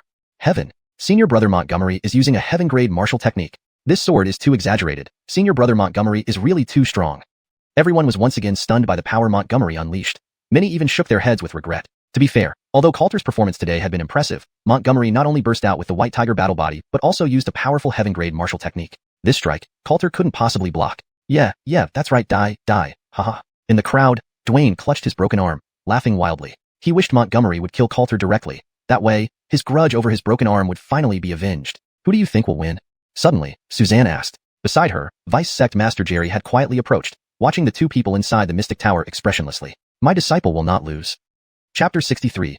Getting stronger and stronger. Jerry's voice was very calm, yet full of confidence. When she received the news that Coulter was about to face Montgomery, she put everything aside and rushed over. Montgomery was her disciple, and she knew his true strength better than anyone. There was no way he could lose to a newcomer. You seem quite confident, but it's rather unfortunate. Upon hearing this, Suzanne did not argue but sighed, preparing to rescue someone at any moment. She could tell that Montgomery aimed this sword strike at taking Coulter's life, but she would not allow Coulter to die like this. So as soon as Coulter fell, she would immediately rush in to save him. It's not really a pity that he loses to Montgomery, Jerry said again, praising Montgomery highly in her words. This time, Suzanne remained silent. Although she also thought Coulter had little chance of winning, the battle hadn't reached its end yet. Who could be sure? He won't lose. At this point, Karina was probably the only one still willing to believe in Coulter. Even though Jerry was her master, she was merely herself. No matter how many refused to believe in Coulter, she would stand by him unwaveringly. Meanwhile, inside the Tongxian Tower, watching Montgomery's surging aura and the fatal blow he was about to unleash, the fighting spirit in Coulter's eyes burned fiercely. In his previous life, he died a tragic death at the hands of Montgomery. Not long ago, Montgomery took advantage of his low cultivation. And now, there was finally a relatively fair duel, which he had been waiting for a long time. Immediately afterward, Coulter raised the Jinghong sword high in his hand. Buzz. Mystic power and sword intent surged. Then, an equally destructive attack erupted suddenly. Heavenly Pagoda Slash. Above Coulter's head, layer upon layer of sword shadows condensed, overlapping into one, and slashed down with fury. Battle body. Isn't something only you possess. As Coulter's voice echoed in everyone's ears, the next second, the two attacks collided violently. White Tiger Battle Body vs 9 Dragons Battle Body. At this moment, the ultimate killing move was being enacted in the final showdown. The spectators were extremely tense, their eyes fixed on the scene inside the tower. Even Suzanne and Jerry's expressions became solemn. They knew the outcome was about to be decided. Would Montgomery, the deputy sect leader's disciple, prove unbeatable, or would the incredibly privileged Coulter prevail? Boom. The next second, a deafening explosion echoed. A white tiger-shaped stream of swords plunged downward while a giant sword shadow surged upward, and then the two torrents of raging power clashed solidly together. Tension. Anticipation. Everyone outside the tower stared wide-eyed, not wanting to miss any thrilling moment. Bang! Another earth-shaking explosion occurred. Next, it was seen that the sword shadows unleashed by Coulter shattered the illusionary white tiger outright. Bang! Sword chi instantly burst out within the tower. Chaotic energy flowed wildly. Instantly, Montgomery's expression changed drastically. How can this be? His eyes showed extreme shock. He actually lost to Coulter under full effort, and in the same cultivation realm. Bang! The next second, he was swept by the sword in tint bursting from the Jinghong sword, leaving a bright red sword cut across his chest, and he flew backward. Gah! Blood gushed incessantly from Montgomery's mouth, and his aura plummeted. But it wasn't over yet. Coulter quickly dived forward, arriving before Montgomery and slapped him with a palm. Slap! This slap struck Montgomery's face heavily, turning his cheek bright red and instantly swollen. A few teeth even flew out. His appearance was pitiful. I told you before, I would pay back that slap. Coulter's voice was unusually calm as Montgomery crashed to the ground, furious. And this scene utterly stunned everyone outside the tower. Senior brother Montgomery actually? This can't be possible. It absolutely can't be. My goodness, he actually defeated senior brother Montgomery. Outside the tower, everyone fell into chaos instantly, their faces filled with disbelief, expressions dumbfounded. What was happening before their eyes was so shocking yet seemed unreal to them. Tianjin sect's top genius, Jerry's personal disciple, who wielded the white tiger battle body and earth-level martial technique, Montgomery, actually lost to a newcomer who joined the sect only a few months ago. This brat is truly getting stronger and stronger. Karina wore a look of admiration on her face. At the same time, she heaved a sigh of relief. Just now, seeing Coulter confront Montgomery head-on, she felt immense pressure. But fortunately, Coulter once again created a miracle. He really won. For a moment, Rosanna stared at Coulter's slender figure inside the tower in a trance. Coulter truly won. This was something she had never imagined before. But now, Coulter had stood before everyone and, with an incomparably proud demeanor, defeated the invincible Montgomery. She suddenly felt that Coulter seemed to be quite remarkable, except for being too lustful. Damn it. Nelson also recovered from his shock and let out a curse. Then, with widened eyes, he couldn't help saying, although, this is completely a case of shooting himself in the foot. Avril and others also had strange expressions. From the very beginning, it was Montgomery who actively requested Suzanne to make the Tongshan Tower transparent, so that everyone could see how Coulter would be defeated by him. But now, instead, everyone saw clearly the scene of Montgomery being slapped by Coulter, a true case of self-inflicted suffering. This can't be possible, absolutely not. Among those present, Dwayne alone turned deathly pale, staring at this scene in horror. Montgomery lost. Montgomery actually lost to Coulter. Doesn't that mean he can't avenge the loss of his arm? At this moment, his heart collapsed entirely. He even began to regret agreeing to Montgomery's plan to deal with Coulter. If he hadn't been stupid, he wouldn't have become a one-armed swordsman. Now even Montgomery has lost. Will Coulter come after him next? Thinking of this, he instantly turned ashen-faced. I'll kill you. On the other side, Avril suddenly threw a punch at Nelson. Hey, what are you hitting me for? Nelson barely dodged it and yelled angrily. Who said he fought 300 rounds with junior brother Chinyu and only lost by one move? Avril asked accusingly. Hearing this, Nelson smiled awkwardly. He scratched his head, looking embarrassed. At that time, I didn't know junior brother Chinyu was so strong. And besides, do I care about my reputation? Everyone rolled their eyes instantly. Now they finally understood. Nelson must have cheated to hold on for 15 minutes against Coulter. Otherwise, Nelson wouldn't even be able to block one strike from Coulter. I never thought.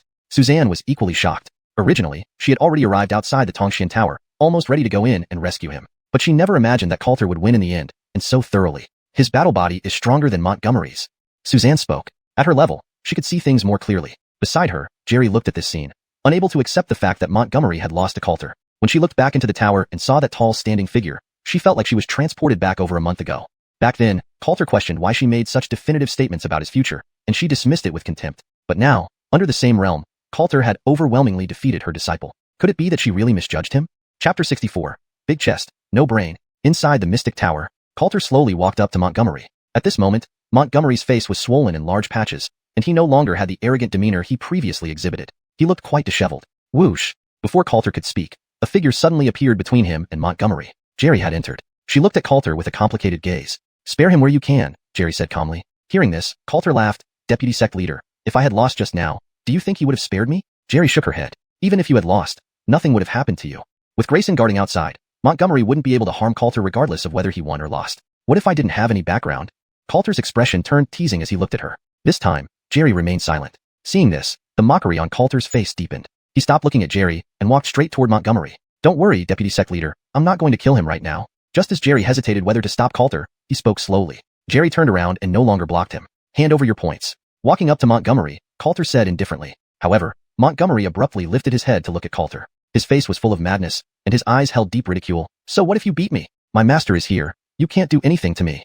His face was distorted with fury. Jerry frowned at the sight. Montgomery's rabid appearance annoyed her. Little bastard, my master in the ring would never fancy someone like you, and Head Foster's inheritance will soon be in my hands. I will slaughter you eventually. Montgomery transmitted these words privately into Coulter's ear, his tone filled with resentment. He had lost, but he couldn't bear it. trying to regain his dignity through this method. Coulter showed no sign of being provoked. He looked at Montgomery with indifference. There's no rush. We still have plenty of time ahead. If he wanted, he could have killed Montgomery right there and then. But Montgomery was different from Camila. Coulter wanted more than just Montgomery's life. Since you're not handing them over voluntarily, I'll have to take action myself. Finishing this sentence, Coulter slapped Montgomery away again. I swear I'll kill you. Though Montgomery trembled with rage, he could only retrieve his identity token and transfer the corresponding points to Coulter. You could have avoided this slap by handing it over earlier. Really despicable. As another 30,000 points arrived, Coulter smiled in satisfaction. This trip to the Mystic Tower netted him over 100,000 points. This was an absolutely terrifying number. These points were enough for him to cultivate in the Hurricane's secret realm without worrying about lacking points. Upon hearing Coulter's words, Montgomery's expression grew even uglier. But Coulter had already walked out of the Mystic Tower. When he saw that the area outside was packed tight, he was slightly stunned. There weren't so many people when he came in. Brother, you're too strong. After a brief silence, a plump figure immediately rushed out from the crowd, dashing towards Coulter. Do you want to crash into me? Coulter quickly dodged, rolling his eyes. Brother, that sword move just now was awesome. The little fat guy gazed at Coulter admiringly and couldn't help but mimic the gesture. Others present also remained agitated. Even now, they couldn't believe Coulter managed to defeat Montgomery. Just then, a figure walked over. Coulter. It was Kathleen who approached Coulter. Even if you are powerful, we're all fellow disciples. Why did you have to be so ruthless and sever Dwayne's arm? She asked accusingly. Coulter frowned. Does it concern you? His voice remained calm, showing no intention to explain. Seeing Coulter's attitude, Kathleen became increasingly angry, saying, your talent is strong, true, but those aren't enemies. Why be so merciless? She was indeed surprised by Coulter's combat strength, but directly severing Dwayne's arm made her think that Coulter might be a heartless murderer. Witnessing this, Montgomery suddenly yelled from outside the Mystic Tower, such a vicious person doesn't deserve to enter the Heavenly Sword sect. He chuckled inwardly after saying that. Haha, aren't you trying to pursue Kathleen? Let's see how you explain this now. He knew Kathleen well. This event would surely leave a kind-hearted person like Kathleen with resentment towards Coulter, making it impossible for them to be together. If he couldn't get it, then neither could Coulter. None of your business. However, Coulter's voice remained indifferent. Kathleen was even more infuriated by Coulter's words, her face turning beet red. Splat. Just as Coulter was about to leave, a figure hurriedly ran out and knelt in front of him. It was Dwayne. Junior brother Chinyu. I was wrong. It's all my fault. I beg you, junior brother Chinyu, don't hold a grudge against a petty man like me. Please forgive me this time. Dwayne kneeled before Coulter in fear, pleading with tears streaming down his face. Upon hearing this, Coulter remained expressionless. Do you have any grievances because I severed your arm? Dwayne quickly shook his head, loudly replying, this is entirely my own doing, and I have no complaints whatsoever. Everyone was stunned for a moment. His own doing? What was the situation here? Could there be hidden circumstances behind this? Suddenly, Dwayne turned his head back and loudly cried, it's all because of Montgomery. He made me go against junior brother Chinyu. Otherwise, even if you gave me 10 lives, I wouldn't dare to act against junior brother Chinyu. A wave of murmurs swept through the crowd. So that's how it is.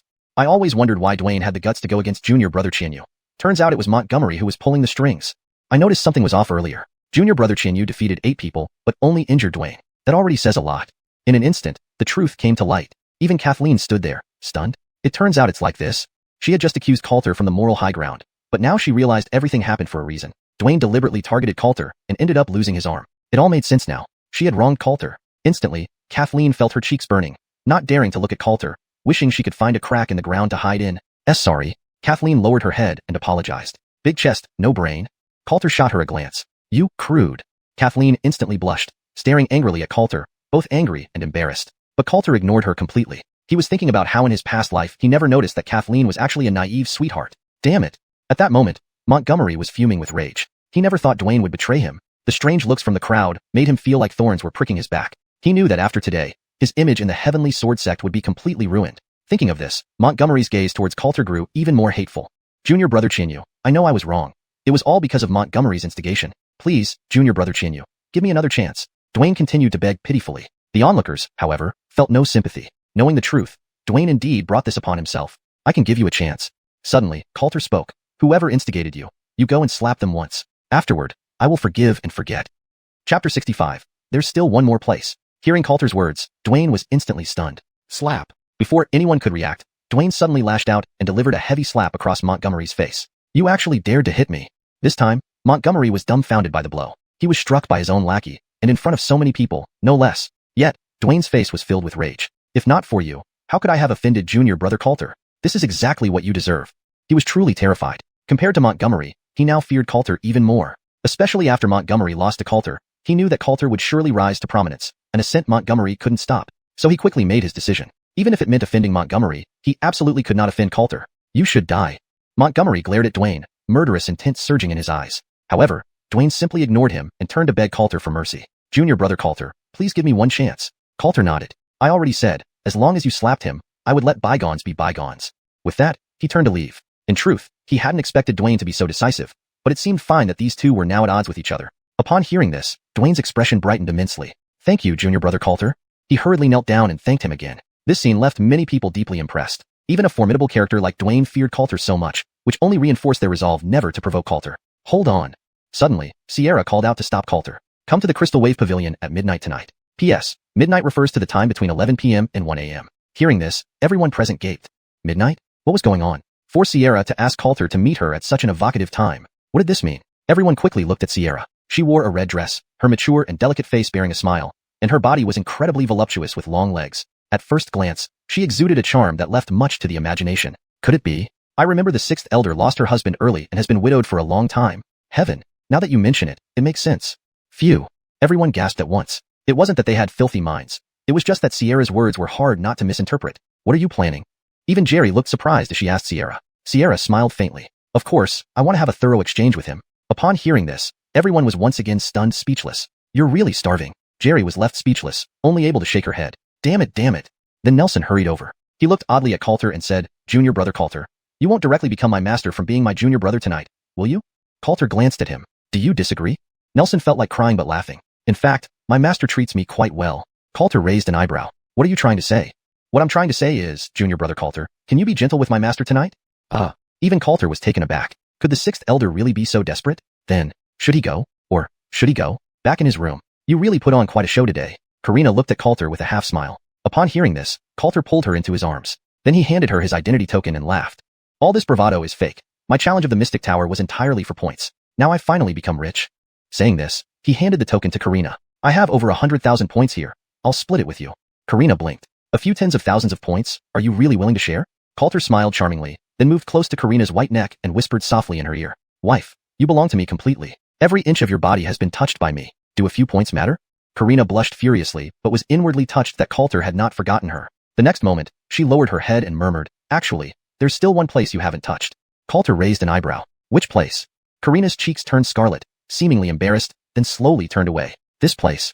Remember, be gentle. Seeing this, a sharp light flashed in Coulter's eyes, and a fierce flame burned within him. Marvelous, truly marvelous. How had he never thought of this place before? Then he quickly took off his clothes, and both of them stood bare before each other. Dear, I'm coming in. As Coulter's voice faded, both of them almost gasped at the same time. Hiss. Coulter gazed wide-eyed. Karina's face turned bright red, feeling an overwhelming shyness. At the same time, in the house opposite Coulter, Kathleen sat on the bed with a conflicted expression, tossing and turning. Could it really be that I misunderstood him? Could he really be a good person? She had been thinking a lot. Recalling Coulter's behavior today and everything he did since joining the Heavenly Sword Sect, she suddenly felt lost. Coulter seemed not as bad as she had imagined. Then Kathleen exhaled deeply. Perhaps, I was indeed biased against him. Thinking this, she bit her red lip tightly. But I wronged him publicly today. Should I apologize to him? After a fierce inner struggle, Kathleen finally stood up. It's just apologizing and admitting a mistake. What is there to be afraid of? Let's go. Without hesitation, she walked out of the room. However, just as she took a few steps and was about to open the door, sounds that made one blush came from Coulter's room. Instantly, Kathleen froze, her beautiful face flushing instantly. This lecherous old goat, incorrigible to the end. She clenched her teeth and ran away like fleeing from something terrifying. Bang! Kathleen slammed the door shut tightly, but the rosy flush on her face deepened even more. Chapter 66. How about offering yourself to me? The night was enchanting. Spring had arrived, and all things were rejuvenating. Karina lay on Coulter's body like a little cat, her face still flushed from their recent intense battle. Have you broken through again? Looking at the surging aura emanating from Coulter, Karina's eyes held an inexplicable expression. She now firmly believed that Coulter could genuinely cultivate through this kind of activity. Don't spread this around.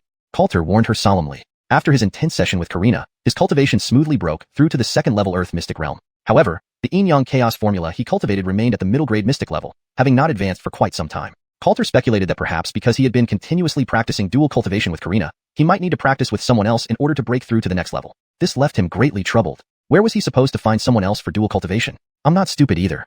Karina rolled her eyes. Then she suddenly thought of something, squinting her eyes as she asked, Do you think I have a big chest but no brain?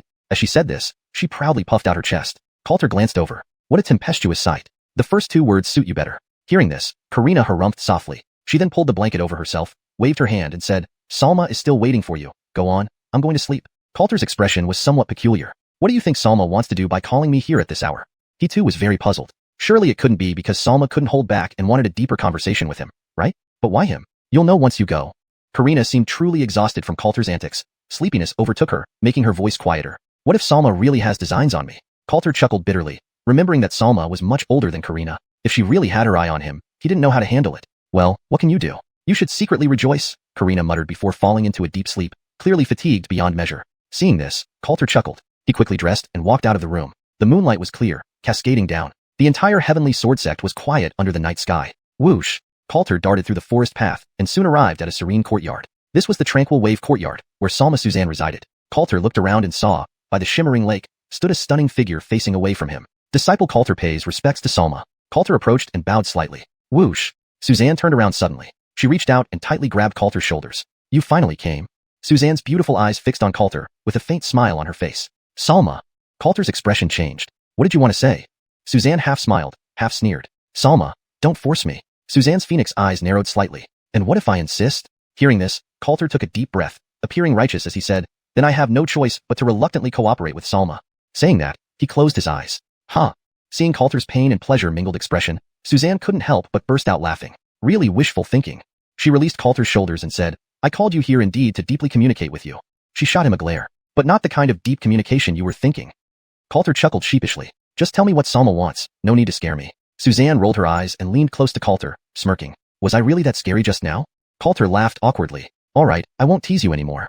Suzanne continued. I called you here mainly for two reasons. First, even though you declined my offer to be your guardian, the sect master is still concerned about your safety, so he entrusted me with protecting you secretly. I am officially informing you now. Coulter nodded. Angelo obviously did this because he worried about another assassination attempt after what happened last time, so he assigned Salma to protect him. As for the second matter, Suzanne glanced at Coulter and said, today when you fought Montgomery, it seemed like you used wind elemental spirit energy.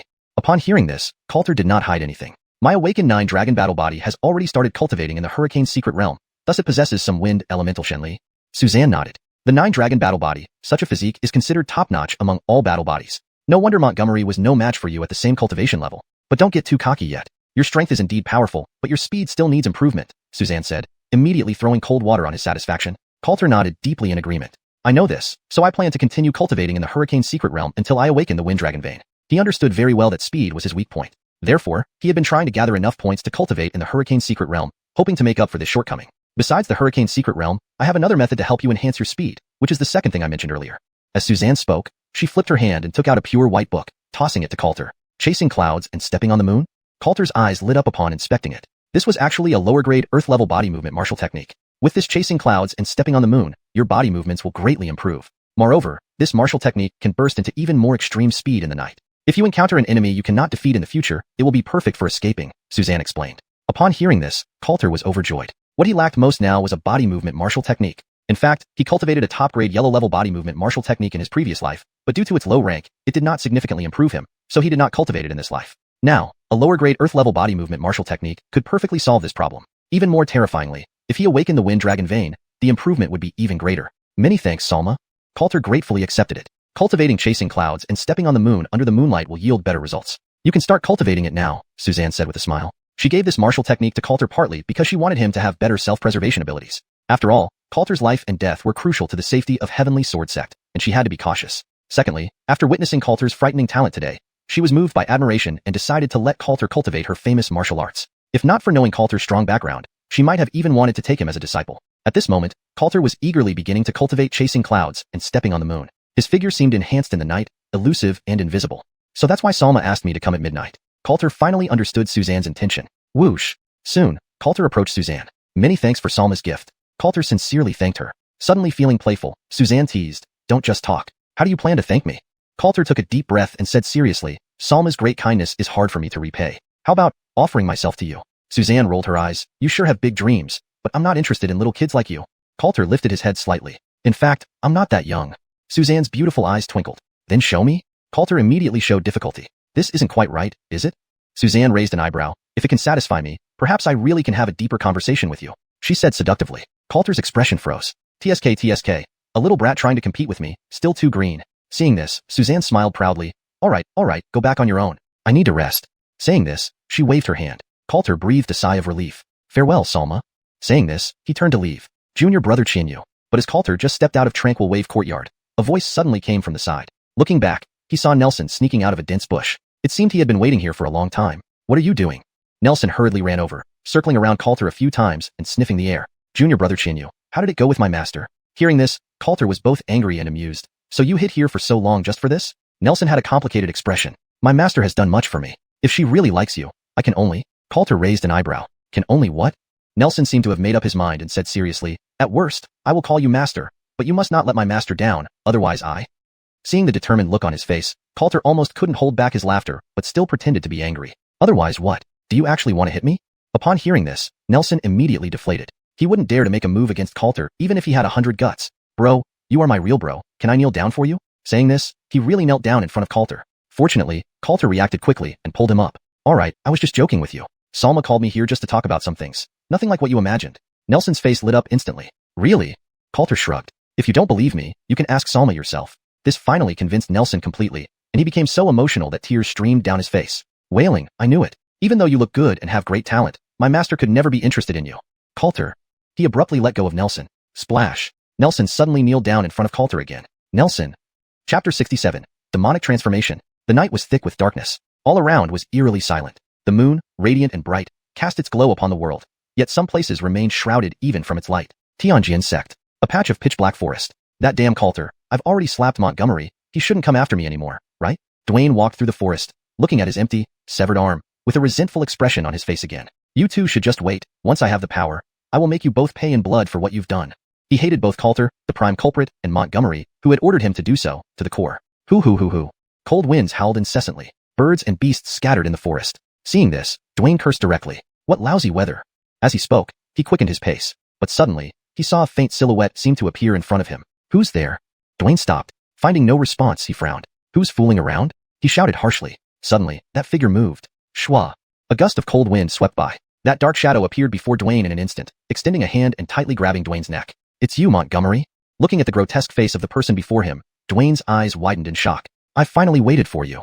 Montgomery's voice came out hoarse. His voice was chillingly cold, as if it originated from hell itself. Senior brother Montgomery, don't blame me. At the time, I was genuinely afraid of Coulter. He forced me to hit you. Choked by the grip on his neck, Dwayne could only plead desperately. He knew that Montgomery must be harboring resentment because of the slap he delivered earlier that day. I don't blame you. Montgomery looked at Dwayne before him. Suddenly, he licked his lips with his tongue, and the muscles on his face began to contort. Why would I blame you? Another gust of cold wind blew by, rustling the entire forest and completely blotting out the moonlight. Senior brother Montgomery, what are you doing? Witnessing this bizarre scene, Dwayne's face filled with horror. I am certainly going to eat you. Montgomery stared fiercely at Dwayne, and then, one hand firmly covered Dwayne's mouth. Then, he lowered his head and bit into Dwayne's neck. Chi. Blood spurted out instantly. Ah, mm. Dwayne's face turned deathly pale. His body shook violently but was held firmly by Montgomery, unable even to scream. No, don't. Dwayne struggled and begged for help. In his eyes reflected Montgomery's horrifying face, and he felt an intense cold, utterly terrified. Devil, you're a devil. Boiling blood soaked Dwayne's body entirely. Heh. Montgomery paid no attention to Dwayne's struggles. He lowered his head, biting down hard on the other's neck, emitting black mists from his body with a distorted, frenzied expression. You are. Dwayne became more terrified, seeing something unbelievable, the light in his eyes gradually fading away. Finally, his body slumped, collapsing in a pool of blood instantly. Until death, his eyes remained wide open. Heh. Montgomery slowly rose, gazing at Dwayne's corpse, the craziness in his eyes undiminished. Eat. I will eat all those who have wronged me. Gales howled, and clouds covered the moon. The bright moon was completely obscured, as if even the sky had been stained red with blood. And in this dense forest, guttural sounds echoed continuously, sending chills down anyone's spine. Jack, you have transformed demonic. The next day, Coulter was practicing inside the Hurricane Secret Realm. Ever since obtaining over 100,000 points, Coulter immediately came to the Hurricane Secret Realm the very next day. Now, he was incredibly wealthy. Even staying inside the Hurricane Secret Realm posed no problem. Coulter. At this moment, an urgent voice called out. Turning back, Coulter saw Kathleen arriving with a grave look on her face. Are you looking for me? Coulter asked. But compared to before, Coulter's attitude towards Kathleen had noticeably cooled down. What do you mean by this tone? Kathleen naturally noticed and questioned. If you have something to say, speak. Don't waste my time. Coulter did not intend to answer her. Yesterday, Kathleen had criticized him without knowing the full story, standing on a moral high ground. Though he didn't hold a grudge, he still felt somewhat uncomfortable. Moriyuru's face was slightly angry, but thinking of the bizarre incident she had just witnessed, she forced herself to suppress her emotions and explained in a solemn tone. Dwayne is dead? Coulter's eyes narrowed. What happened? Moriyuru stared intently at Coulter. Seeing that he seemed genuinely unaware, for some reason, the tension in her heart suddenly eased. Are you sure it wasn't you who killed him? Still, she asked in a pouting manner. Coulter turned around directly. If you keep wasting my time with nonsense, please don't bother me anymore. Hearing this, Moriyuru's eyes instantly welled up, feeling incredibly wronged. Isn't it just a case of mistaken accusation? I was going to apologize to you yesterday, but you insisted on doing that, which made me too afraid to come over. How petty. Then, she took a deep breath. When Dwayne's body was found, it had been gnawed down to nothing but scraps. There wasn't even a piece of intact flesh left. The scene was extremely bloody. If it weren't for his storage ring, no one would have recognized him. Upon hearing this, Coulter frowned. So what? He suddenly felt an ominous premonition. Moriuru looked at Coulter and said, "This incident has caused intense panic within the sect. Blakely has taken charge and is investigating. But both you and Montgomery are the most suspicious." Coulter didn't say anything. Yesterday, Dwayne had offended him and slapped Montgomery in public, and now Dwayne was dead. Under these circumstances, he and Montgomery were indeed the prime suspects. "Did Blakely send you to find me?" Coulter asked, looking at Moriuru. "Some people want to look for Montgomery. Blakely wants you to go as well." After hearing this, Coulter pondered for a moment. Then, he turned and left the Hurricane's secret realm. No matter what, since he was a suspect and considering Blakely was handling the matter, he should at least show respect to Blakely. "Dwayne really wasn't killed by you?" Moriuru followed behind Coulter and asked again. "I don't have that kind of fetish." Coulter replied coolly. Only then did Moriuru breathe a sigh of relief. She had seen the crime scene firsthand, which was extraordinarily bloody and brutal. Dwayne's entire body was gnawed until there wasn't a piece of good flesh left, and even his bones were broken into pieces, truly dying without a complete corpse. Suddenly, Moriuru stopped walking. Her face was filled with shock and fear, her voice trembling. "If it wasn't you, then there's only one person left." Chapter 68. The Lurking Before the Wolf Pounces. The enforcement hall. The atmosphere was solemn. Sixth Elder Miriam sat high above. There were many Tianjian sect enforcement hall disciples surrounding her, and at this moment, everyone's expression seemed extremely grave, even panicked. The Tianjian sect had a strict rule prohibiting any intrasect member from murdering another. However, now Dwayne was dead. And worse, he was dismembered, leaving no complete corpse. This case was different from Coulter killing Amal. If Coulter's killing of Amal could be somewhat justified, then this time, with Dwayne being brutally murdered, it had already completely crossed the Tianjian sect's bottom line. Coulter and Montgomery have arrived. With one person speaking heavily, several figures simultaneously stepped into the enforcement hall. Montgomery was seen wearing black attire, his face bearing a faint smile as he approached steadily. Coulter followed closely behind. But as he passed by Montgomery, Coulter frowned, sensing a deeply repulsive aura from him. "What were you both doing last night?" With their arrival, Miriam scanned the room and asked directly. Replying to Sixth Elder, "I spent the whole night cultivating in my mansion without stepping out." Montgomery smiled and replied with a bow. Miriam raised her head slightly. "Do you have any witnesses?" Montgomery shook his head. "I don't know. Anyway, when I returned to my mansion yesterday, I didn't see anyone else." Hearing this, Miriam remained silent. Then she looked at Coulter on the other side. According to her investigation, Dwayne's death time should have been early last night, just around when she let Coulter leave. Considering Coulter already had grievances with Dwayne, "I went straight back to my mansion after leaving Bibbo Courtyard last night and didn't go anywhere else," Coulter said calmly. "Do you have any witnesses?" Miriam asked again. "I don't know either." Coulter shook his head. He had returned quite late, unsure if anyone saw him on the way. Hearing this, the crowd's expressions grew increasingly serious. As the two biggest suspects, Coulter and Montgomery denied the accusations and lacked witnesses. Were they lying, or was the murderer someone else entirely? Actually, there's no need for such trouble. Just as Miriam was deep in thought, Montgomery suddenly spoke up below. Everyone looked at him. Smiling, Montgomery continued, "I know that currently Brother Coulter and I are the main suspects. If so, I'm willing to accept the sect's punishment and volunteer to be dispatched to the frontier to prove my innocence." Upon hearing this, everyone was surprised. The Tianjian sect had clear regulations. Those who privately killed fellow disciples would be sent to the border for combat at best, and executed on the spot at worst. Dispatching to the frontier was absolutely something all disciples avoided. Within the sect, not only could they enjoy various benefits, but most importantly, there was no life-threatening danger.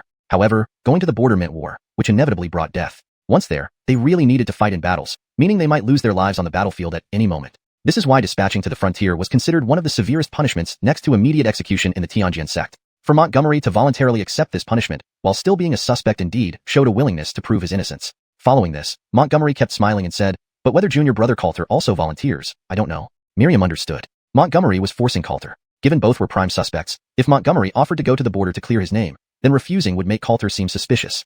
As everyone focused on Coulter, he suddenly laughed brightly. He had been contemplating when to head to the border, unexpectedly finding an opportunity here. He then turned to Montgomery. "You don't need to play these meaningless tricks in front of me. What's so hard about going to the border? I'll go with you." Everyone was stunned. Coulter was also willing to go to the border? Miriam frowned slightly upon hearing this. Looking at Coulter and Montgomery, she said, "The murderer hasn't been found yet. I'm not here to punish you." Considering Coulter's special status, should anything happen to him on the battlefield, it could bring calamity to the entire Tianjian sect due to the wrath of the powerful figure from the divine realm. Therefore, Miriam did not want Coulter to go to the border. "Then let's make it 1 month. If Sixth Elder hasn't found the murderer after 1 month, I'm willing to go to the frontier and prove my innocence," Coulter said with a smile. 1 month would be enough for him to fully awaken the Wind Dragon bloodline. At that time, he would head to the frontier, right into the heavy earth abyss, to cultivate the Earth Dragon bloodline. "Why do you have to go to the frontier?" After leaving the enforcement hall, Kathleen followed behind Coulter, asking in confusion. Originally, Miriam wasn't going to agree, but under the insistence of Coulter and Montgomery, she eventually conceded. She would spend a month investigating. If the murderer remained undiscovered, both Coulter and Montgomery would head to the frontier together to prove their innocence. Do you not think Montgomery seemed strange today? Instead of explaining, Coulter asked her. Hearing this, Kathleen was slightly taken aback. What was strange about him? Coulter's eyes were deep. Montgomery today seems unusually quiet. From the moment he saw Montgomery, the latter had been unnervingly calm, speaking naturally as if everything had been pre-planned. Kathleen pondered over his words. Is there something wrong with that? She still didn't understand Coulter's meaning. Hearing this, Coulter glanced sideways at Kathleen. From this angle, he caught sight of her prominent assets. You old lecher, where are your eyes looking? Kathleen's expression changed as she hurriedly used both hands to shield herself while glaring angrily at Coulter. Tsk tisk. Coulter shook his head with a laugh. Dead pervert. Kathleen yelled furiously. Suddenly, her expression froze. She seemed to realize why Coulter looked at her that way. Big chest, no brain. Almost immediately, she felt humiliated and angry from those 4 words in Coulter's gaze. Stop right there. Kathleen blushed, chasing after him. I know I wrongly accused you yesterday, but it wasn't on purpose. Will an apology suffice? Hearing this, Coulter stopped walking. Looking at Kathleen, he replied calmly. If apologies were useful, why would the sect need an enforcement hall? Think about how to compensate me instead. Seeing his gaze, Kathleen's face turned even redder. Was he thinking of making her compensate him physically? Phew. Daydreaming. I can give you points. Coulter shook his head. You know I don't lack points right now. Hearing this, Kathleen appeared even more uneasy. Then what do you want?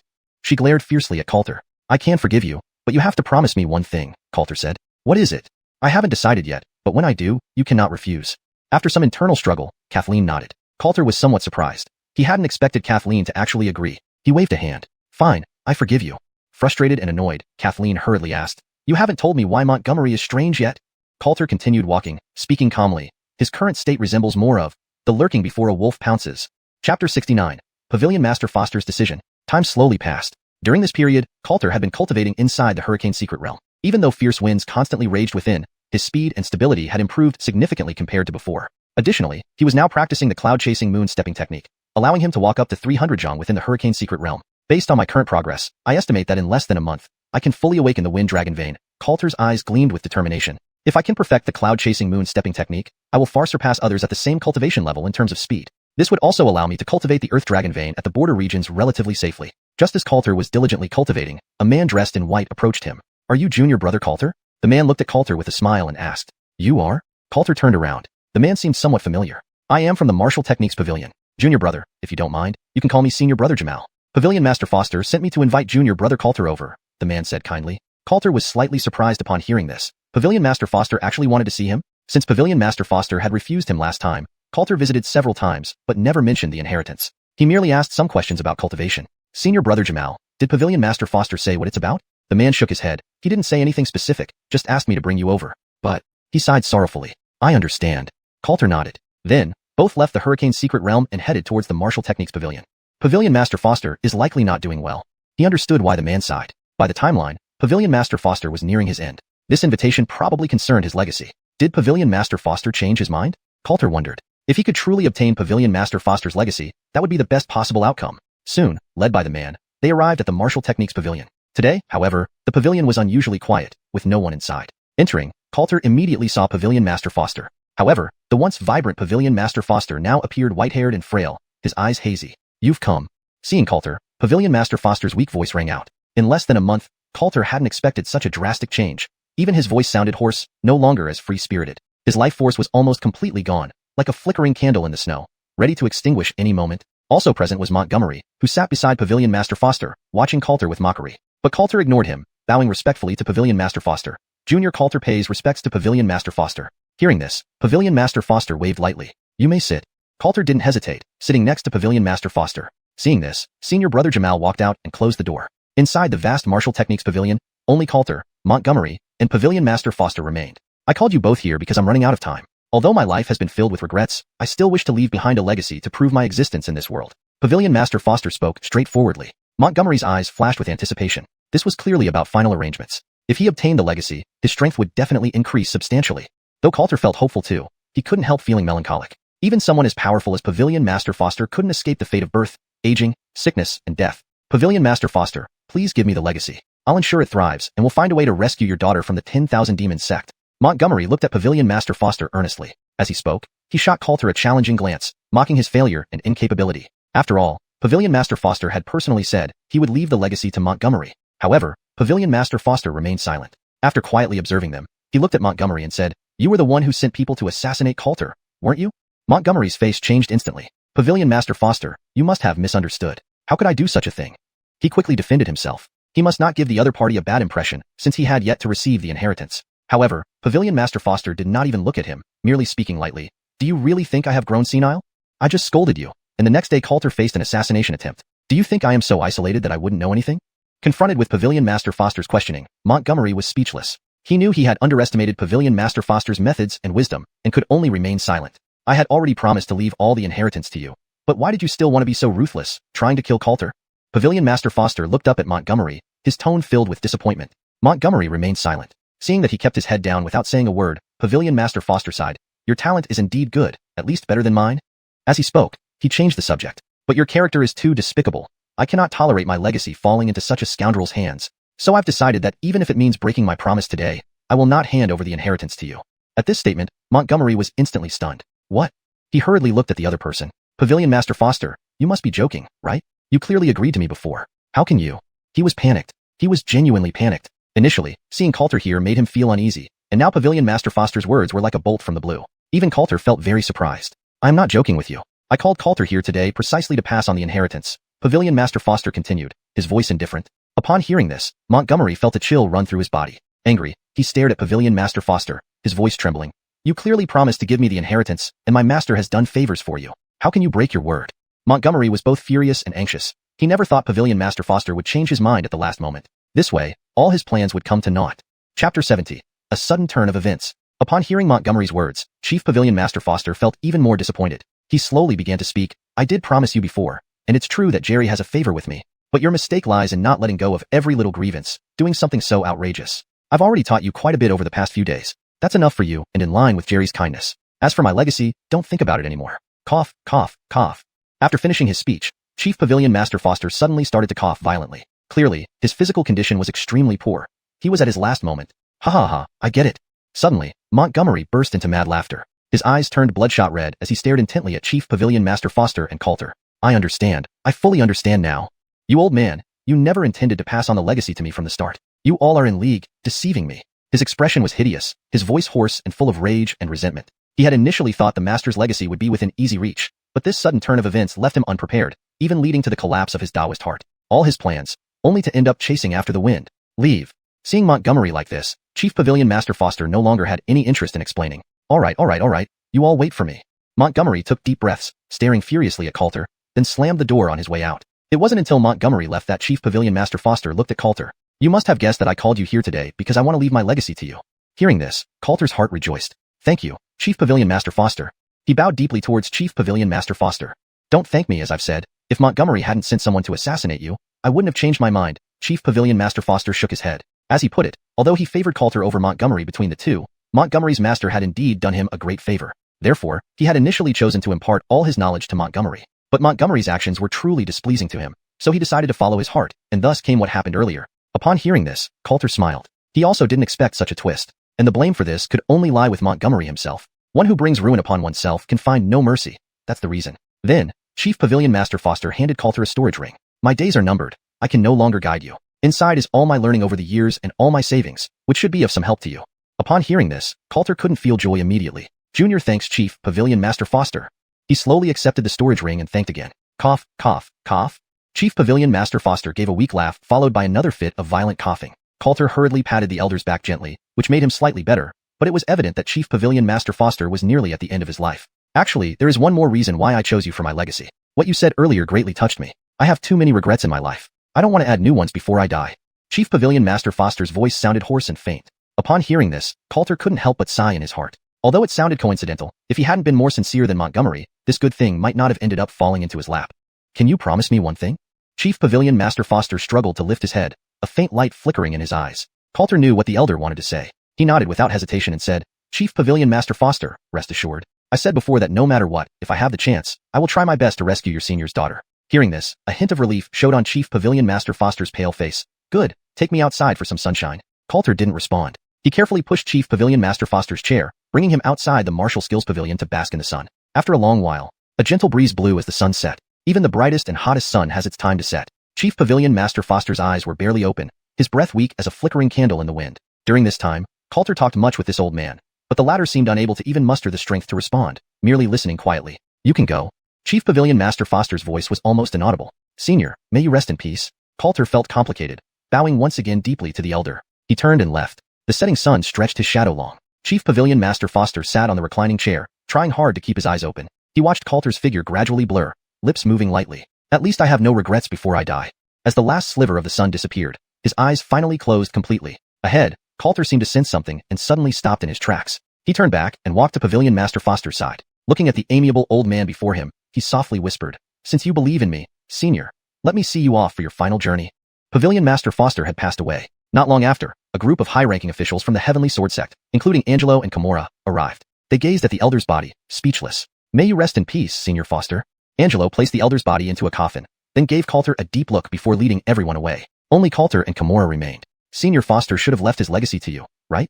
Kimura didn't seem particularly enthusiastic either as she asked Coulter. Coulter nodded. "Did Senior Foster mention Gladys to you?" Seeing that Coulter seemed unaware, Kimura sighed. 12 years ago, during a battle with the 10,000 Demon Sect, Senior Foster was ambushed by their sect master and severely injured. His daughter, Foster Gladys, was also captured by the 10,000 Demon Sect and has not been rescued to this day. Since then, Senior Foster could have taken time to recuperate, but he couldn't stay idle. The sect master assigned him as the pavilion master of the Martial Skills Pavilion. However, we all knew that what Senior Foster was most concerned about was still Gladys. Upon hearing this, Coulter understood the elder's past and firmly kept Foster Gladys's name in his heart. "Since Senior Foster chose you, I trust his judgment too." After saying this, Kimura also turned and left. Soon, news of Pavilion Master Foster's passing spread throughout the entire Heavenly Sword Sect, and his true identity was officially revealed. Pavilion Master Foster was actually the second elder of the Heavenly Sword Sect. This news was like a massive rock thrown into a lake, instantly causing a sensation. Many people lamented bitterly, regretting not having the chance to win favor with Pavilion Master Foster during his lifetime, for they might have gained some benefits otherwise.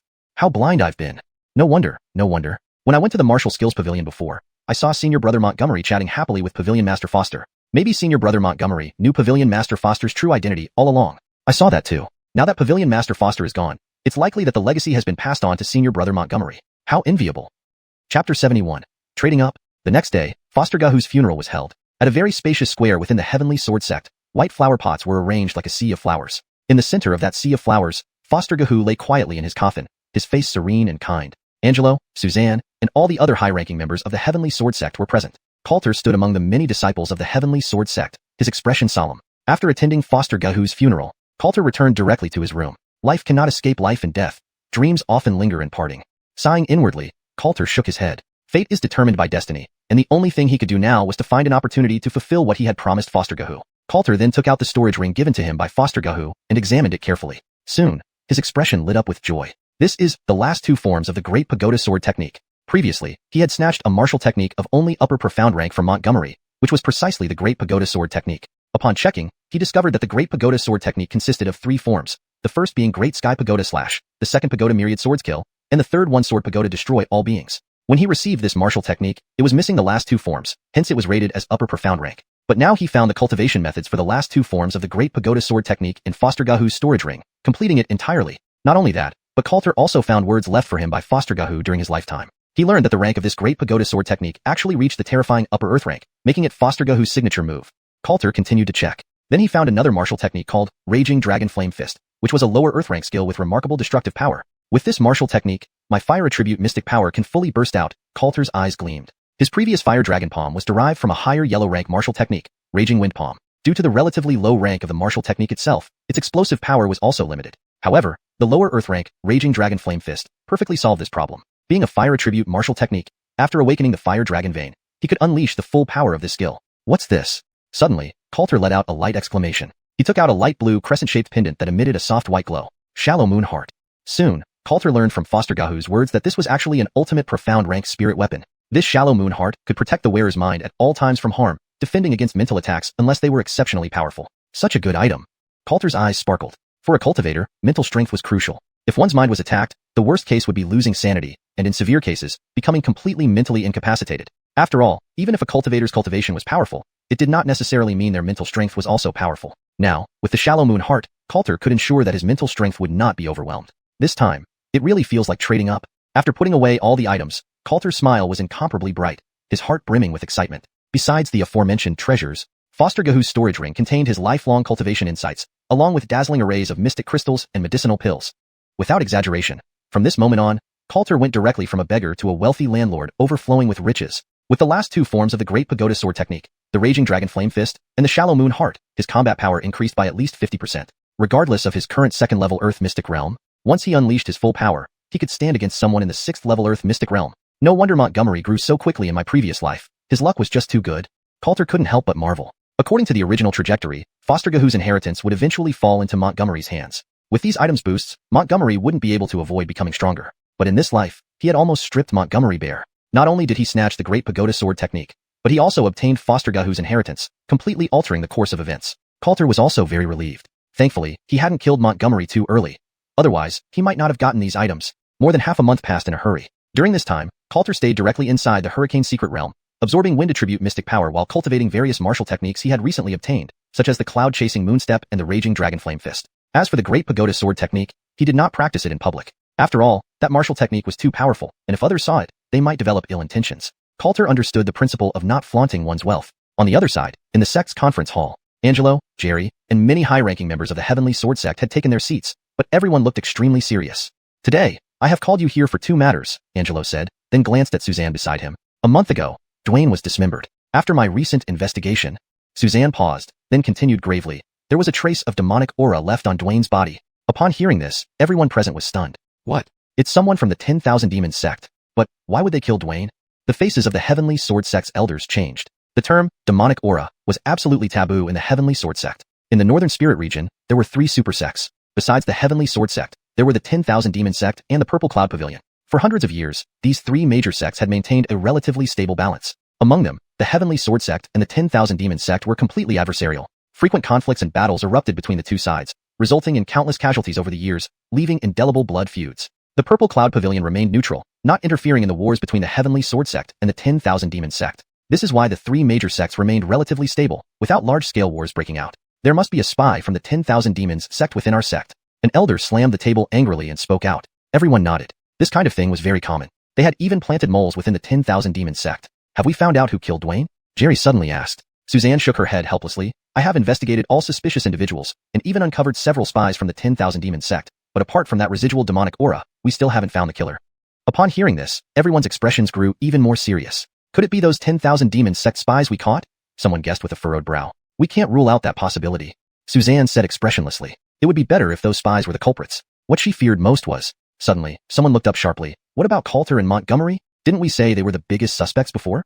Suzanne sighed inwardly. What she feared most had come to pass. Chapter 72. Give birth to a monkey. As this elder spoke, the atmosphere within the hall became increasingly heavy. Montgomery was a once-in-a-century talent of the Heavenly Sword sect, and even more so, he was personally trained by Vice Sect leader Jerry. Coulter was suspected to have the background of a super sect from the Divine Realm, and he possessed a flame pearl that could make all beings equal. One could say that these two individuals were exceptionally unique. If the murderer who killed Dwayne was among these two people, no matter who it was, the consequences would be very difficult to handle. After my investigation, both of them are suspects, but there is currently no concrete evidence, Suzanne said in a solemn voice. Everyone fell silent. This was the worst-case scenario. However, both of them planned to head to the border to prove their innocence, added Suzanne. The crowd inside the hall shook their heads. This matter was indeed tricky. Mishandling it could affect the Heavenly Sword sect. What does the sect leader plan to do? An elder looked at Angelo and asked. Angelo tapped his chair lightly with his fingers and said, This is the second thing I want to mention. A few days ago, we received news from Northern Guard. They discovered a massive high-grade mystic or mine underground ahead. Upon hearing this, everyone's faces lit up. Mystic or was precisely the source of mystic crystals. A high-grade mystic or mine meant that most of the mystic crystals produced would be high-grade mystic crystals.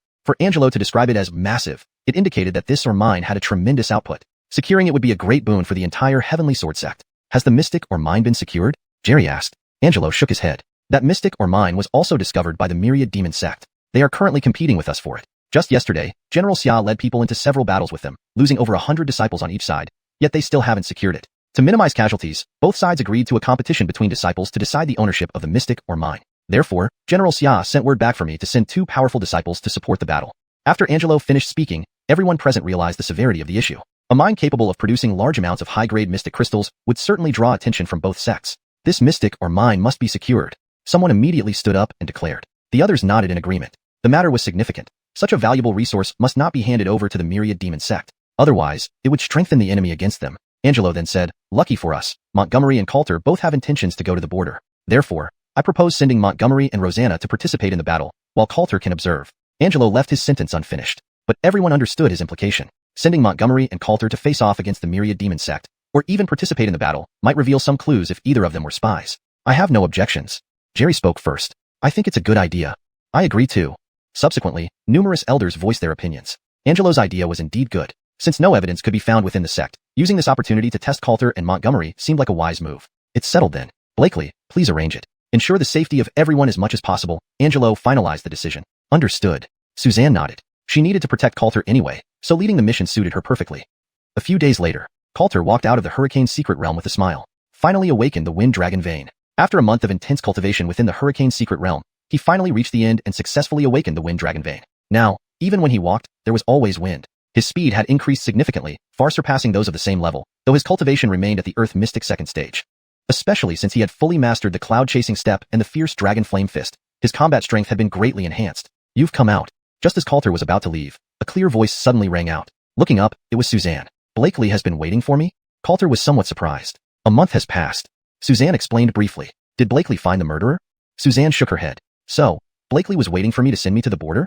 Coulter smiled slightly. Now that he had awakened the Wind Dragon vein, it was time to go to the border to cultivate the Earth Dragon vein. Kind of, but not entirely. Then Suzanne briefly explained the discovery of the mystic or mine at Zenangwan, but she concealed the matter of demonic aura. Upon hearing this, Coulter frowned. I'm just going to observe the battle? Suzanne nodded and said, Montgomery needs to participate in the battle, but your cultivation level doesn't meet the requirements, so you're only there to observe. Coulter pondered for a moment before nodding. No problem. After all, he just needed to go to the border. What specifically he did there didn't really matter. You can prepare tonight. We'll leave for Zenangwan at noon tomorrow. With that, Suzanne left directly. That night, Coulter returned to his room. Did you finally decide to come back? Karina was lying on the bed, wearing only a sheer long dress, her voluptuous figure tantalizing, with her fair skin and sexy body barely hidden. I've been waiting for you here for several days. Can you bear to leave me alone? Karina blinked her eyes, cooing pitifully. Undoubtedly, Karina was like a ripe honey peach, exuding a fully mature charm, especially when intentionally teasing, every move filled with extreme allure. Don't I miss my wife? Coulter hadn't touched Karina for a long time. Provoked by her, his heart was completely ignited, and he pounced on Karina's delicate body like a hungry wolf. Ah! Karina let out a startled cry. But soon, her cherry lips were rudely sealed by Coulter, who then passionately claimed them. At the same time, Coulter's hands weren't idle either. He expertly used his heaven-class top-notch martial skill, undressing Karina quickly. Karina also writhed, trying her best to accommodate him. Wife, tonight let's have 300 rounds, preferably giving me a baby monkey. Coulter smiled wickedly, and the two burst into flames like dry wood meeting a raging fire. Husband, be rougher. No need to pity me. Ah, it feels so good. I want to give husband a baby monkey. Karina's melodious voice echoed through the night once again, breaking Rosanna's concentration, who was originally in a meditative state across from them. Especially the words Karina spoke made her blush and feel flushed all over. Ah, I can't take it anymore. Chapter 73. Terry arrives. The next day, the sun was bright and sunny. On the towering steep staircase of Heavenly Sword Sect, a slender figure was slowly walking up. Upon closer inspection, it was a young woman wearing a purple gauze dress, looking around 20 years old, with extremely fair skin. And the most eye-catching thing was that the two snow-capped peaks in front of her were very prominent, barely covered by the thin gauze clothes. If Coulter were here, he might have dropped his jaw immediately. This person was actually Terry. Who is it? As the woman walked upward, two disciples of Heavenly Sword Sect immediately stopped her. Holy crap, these breasts are so white, these legs are so big. Oh no, that's not right. Is this what they call slim overall but plump where it counts? The two Heavenly Sword Sect disciples were stunned. Truly, turbulent waves signify greatness. It could not be more fitting. What are you looking at, you cowards? Why aren't you stopping her yet? Nelson came back to his senses on the side, rolling his eyes at the two drooling fools. He then straightened his clothes. With a smile on his face, he approached Terry and asked, Young and beautiful miss, may I ask why you've come to Heavenly Sword Sect? The two Heavenly Sword Sect disciples stared wide-eyed at the scene. Fine. So you play it like that. You rushed over yourself, and now you dare to lecture us. I want to join Heavenly Sword Sect. Terry lifted her head slightly and said gently. Her voice was very gentle, like a stream murmuring softly, mesmerizing anyone who heard it. Nelson's heart swayed even more as he wiped his mouth hastily to avoid embarrassing himself in front of the beauty. Young miss, although I would love to become seniors and juniors with such a beauty as you, our Heavenly Sword Sect has already finished this year's enrollment ceremony. You can try again next year. Nelson looked at Terry and explained. No, I must join Heavenly Sword Sect. Terry lifted her head stubbornly. She knew her husband was here. She couldn't just give up easily. How about this? Not everyone can join our Heavenly Sword Sect, but since you're such a beauty, I'll give you a chance. If you can touch me once, I will let you join Heavenly Sword Sect. Nelson laughed. Hearing this, the two Heavenly Sword Sect disciples cursed Nelson for being shameless while shaking their heads involuntarily. Nelson was the disciple of Elder Suzanne, having reached the peak of Earth Profound Realm, considered top-notch in all of Heavenly Sword Sect, and the woman in front of him, except for the tumultuous peaks in front of her, had slender arms and legs. There was no way she could match Nelson, let alone touch him. Nelson only said that to find an excuse, hoping she would know when to retreat. Really? Terry asked expectantly. Of course it's real. Nelson guaranteed with a thump on his chest. All right then. Despite her slightly immature face, her expression was determined. A sigh, how reluctant I am. Nelson sighed inwardly, foreseeing how devastated Terry would be after failing. He didn't want to crush such a beauty's aspirations, but there were rules set by the sect. He had to be the bad guy. Come on, miss.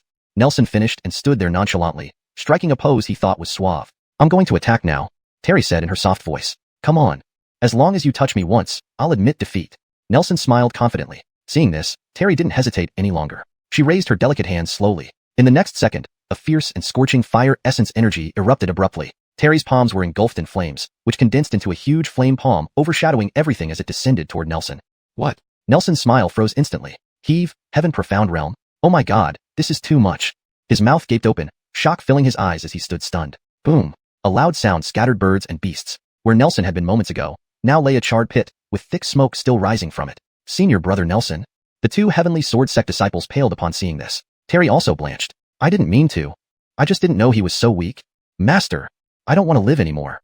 Nelson was almost in tears, covered in burns, black smoke rising from his body, looking utterly miserable. He ran with one hand covering his face until he reached Master Suzanne. What happened to you? Looking at Nelson in front of her, Suzanne almost didn't recognize him. Boo-hoo, Master. My life is so hard. Nelson cried with snot and tears streaming down his face. He never expected that the seemingly gentle young beauty was actually a practitioner at the Heaven Profound Realm. When Terry's palm descended just now, if not for the defensive spirit artifact he wore, he might have been done for. What? Less than 20 years old and already at the Heaven Profound Realm. After hearing Nelson's words, Suzanne sat up in shock. It's true, Master. That little ancestor is waiting outside. Nelson was on the verge of tears. Only now did he realize he had been deceived by Terry's delicate appearance. Let's go out and see. Suzanne couldn't sit still either and quickly got up. At the same time, on the square of Heavenly Sword Sect, Terry stood timidly in the center, looking constrained as if she were a child who had made a mistake. All around her, people had gathered, their faces filled with shock and skepticism. She's at the Heaven Profound Realm? But she doesn't look like it at all. How can it be fake? I heard senior brother Nelson was slapped into crying just now by her. Soon, Angelo and Suzanne rushed over, and when they saw Terry, they too were internally shocked. A Heaven Profound Realm practitioner under 20 years old, this unbelievable genius wanted to join Heavenly Sword Sect. Suzanne took a deep breath and smiled. She looked at Terry and asked, Don't be afraid, little girl. I'm the 6th elder of Heavenly Sword Sect. Can you show me your cultivation level? Hearing this, Terry stepped back, glanced at Suzanne, and nodded after confirming that she wasn't a bad person. Then, an intense and surging stream of profound energy instantly spread out, even burning the surrounding air to nothingness. She really is at the Heaven Profound Realm, and such pure fire-type, profound energy. My goodness, no wonder even senior brother Nelson was defeated. This is too terrifying. Everyone gasped, and the scene became extremely chaotic as everyone was thoroughly shaken. This is the Vermilion Bird Battle Body. Fantastic, we've struck gold. Angelo and Suzanne exchanged looks, all of them full of astonishment. While the disciples present might not notice, the elders clearly saw that the woman's fire-type profound energy was incredibly powerful, exactly like the legendary Vermilion Bird Battle Body, one of the 4 divine beast battle bodies. Possessing the Vermilion Bird Battle Body and combined with her astonishing talent, she was truly a once-in-a-thousand-years genius. Haha, what good news, this is great. Angelo laughed heartily. For such an extraordinary genius to join the sect was a huge blessing for the entire Heavenly Sword Sect. As for the rules, they could always be adjusted depending on the person. Chapter 74. Holding on both sides. Ha ha ha, this is really great. No one is allowed to compete with me. I'm definitely going to pursue this beauty. You're talking nonsense. How could someone like you be qualified? Of course, only I am the right one for her. Many of the Heavenly Sword Sect disciples were immediately full of fervor, their eyes glowing as they looked at Terry. If they could successfully court this beautiful girl before them, not only would they be blessed with delicious meals, but they might even get to enjoy her support and care. Who wouldn't fall for that? What do you all mean by that? Just then, Nelson suddenly stepped forward. He pointed to his injuries and angrily questioned everyone. She injured me like this just now. How can you still talk like that? Upon hearing this, everyone lowered their heads. They knew that Nelson was still filled with anger inside, so no one dared to oppose him. But in the next second, it's said that beatings show affection and scoldings signify love. Since she beat me, it must mean she likes me. After saying this, Nelson ran towards Terry with a smiling face. Little junior sister, my name is Nelson. You can call me Senior Brother Nelson or Big Brother Nelson, whichever you prefer. Everyone present. What the hell? How could anyone be so shameless? They have seen shameless behavior, but never anything this shameless. This disobedient disciple. Miriam felt both furious and amused when she saw this scene. Yet having such an extraordinary genius join the sect made her very happy internally. Is there something wrong with her? Suddenly, an elder spoke up. After discovering the demonic aura previously, everyone seemed to have become much more cautious. I'll go ask. After saying this, Miriam approached Terry once again. Young lady, why do you want to join the Heavenly Sword Sect? Nelson chimed in with a smile. That's right. Why does little junior sister insist on joining the Heavenly Sword Sect? But don't worry, little junior sister, from now on, we're family. If you need anything, just tell me, and I'll help you with everything. The people present glared at him with hatred. He had been beaten so miserably just moments ago. Yet now he started being obsequious. How shameless. Hearing this, Terry blinked her big, watery eyes and smiled brilliantly. I came to find my husband. In an instant, the world went quiet. Nelson's smile froze on his face, and he stood there dazed, looking like a clown. Coulter, you old lecher, come out here. At Coiling Dragon Peak, Coulter had just told Karina that he was planning to go to the border when a loud shout was heard. Why are you shouting like that? Coulter frowned and opened the door. Outside, Rosanna glared angrily at him while Nelson looked resentful. Seeing Coulter come out, with Karina still beside him, Rosanna became even angrier. You deal with your own womanizing mess. She had thought she wrongly suspected Coulter earlier, and perhaps he was indeed a good person. But now, that little girl was under 20, yet she was already ruined by Coulter. Junior brother Chinyu, you left me heartbroken, Nelson said mournfully, looking like a forsaken wife. What are you all talking about? Coulter felt puzzled when he heard this. Maybe something has happened. Let's go see, Karina, seemingly sensing something, suggested. Soon, led by Rosanna, Coulter and Karina arrived at the square of the Heavenly Sword Sect. Husband. Upon seeing Coulter, Terry jumped up immediately. Then, Coulter could only watch as two round, soft orbs collided with him, enveloping him in an astounding softness. Husband, I finally found you. Terry rushed into Coulter's arms, her small body clinging tightly to him, with happiness radiating from her face. At this moment, sounds of broken hearts echoed throughout the square, and many Heavenly Sword Sect disciples sighed deeply. They had finally gotten a new disciple who was talented and good-looking, only to find out that she was already taken, and by none other than Coulter. They had thoroughly given up on any hopes. Looking at the couple hugging, Nelson felt tears welling up. He turned around listlessly. I finally worked up the courage to make a move, but I ended up becoming introverted for life. Everyone. Such a pitiful man. Why did you come here? For Terry's sudden appearance, Coulter felt quite surprised. I miss my husband so much, so I came. Please don't blame me. Terry, like a little rabbit, nestled in Coulter's arms and spoke softly. Seeing this, everyone present immediately wore envious, jealous expressions. They wished they could replace Coulter right away. Hearing that, Coulter had countless thoughts, then he gently patted Terry's back. All right, I won't blame you. Upon hearing these words, Terry instantly beamed with joy. My husband is so nice. She raised her snow-white neck, then kissed Coulter on the face, her cheeks turning rosy red. Everyone around was envious to the point of turning red-eyed. Then, Terry saw Karina standing behind Coulter, and her expression suddenly changed. Patriarch. She hurriedly walked to Karina, looking flustered. Karina was the patriarch of the Chu family, and Terry, being Logan's illegitimate daughter, naturally knew her. You've finally come. Just as Terry was extremely nervous, Karina smiled gently and pulled her close. Your husband mentioned your situation before. You've also had a tough life. It was my oversight at the Chu family earlier. Now we're all family. Let's call each other sisters from now on.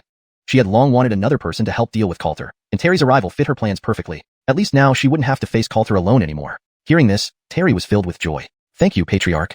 She was truly moved. Originally, she thought Karina would drive her away, but unexpectedly, apart from her husband, there was now another person who treated her well. Heavens! This is unfair, totally unfair. Wales. He's truly the real-life winner.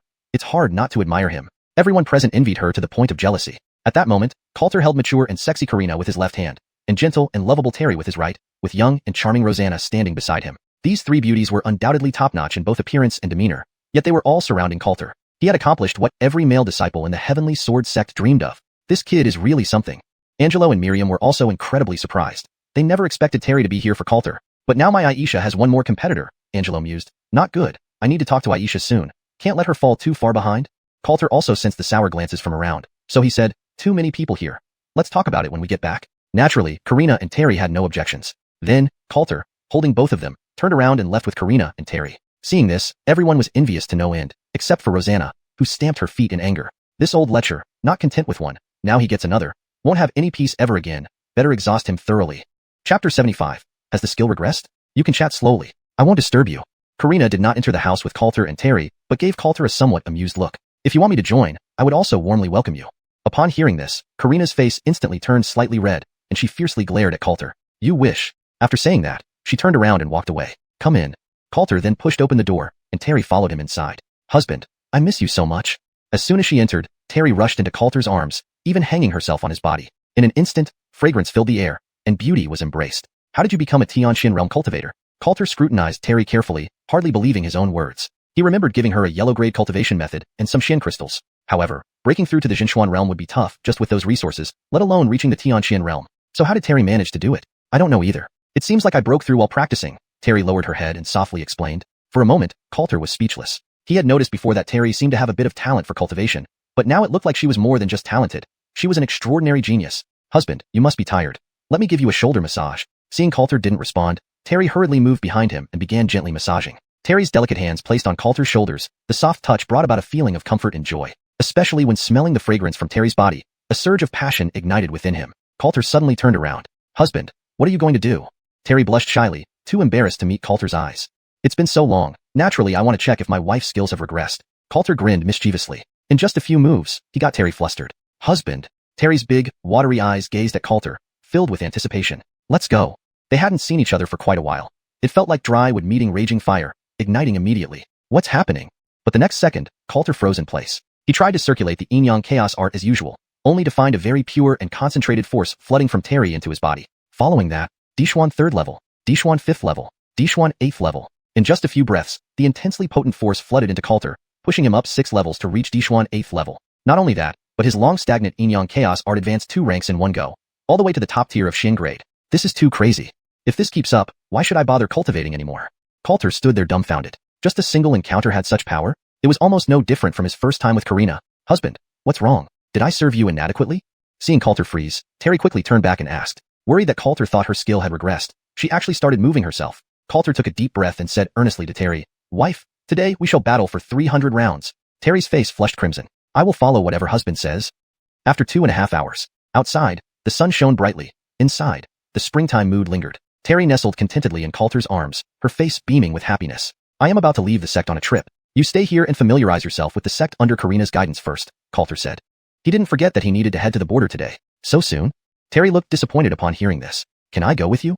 She looked at Coulter expectantly. No, you must stay in the sect and wait for my return. Coulter stroked her little head. Terry's expression became increasingly downcast. She had just met Coulter again, and now they were separating once more. As wife, I will listen to husband. Despite her disappointment, Terry spoke softly. Inside this is some Xian crystal and my identity token. There are also tens of thousands of points which you can use to practice diligently in the sect until I return. Coulter put down a storage ring, kissed her forehead lightly, and dressed up properly before stepping out of the house. I'll wait for husband obediently.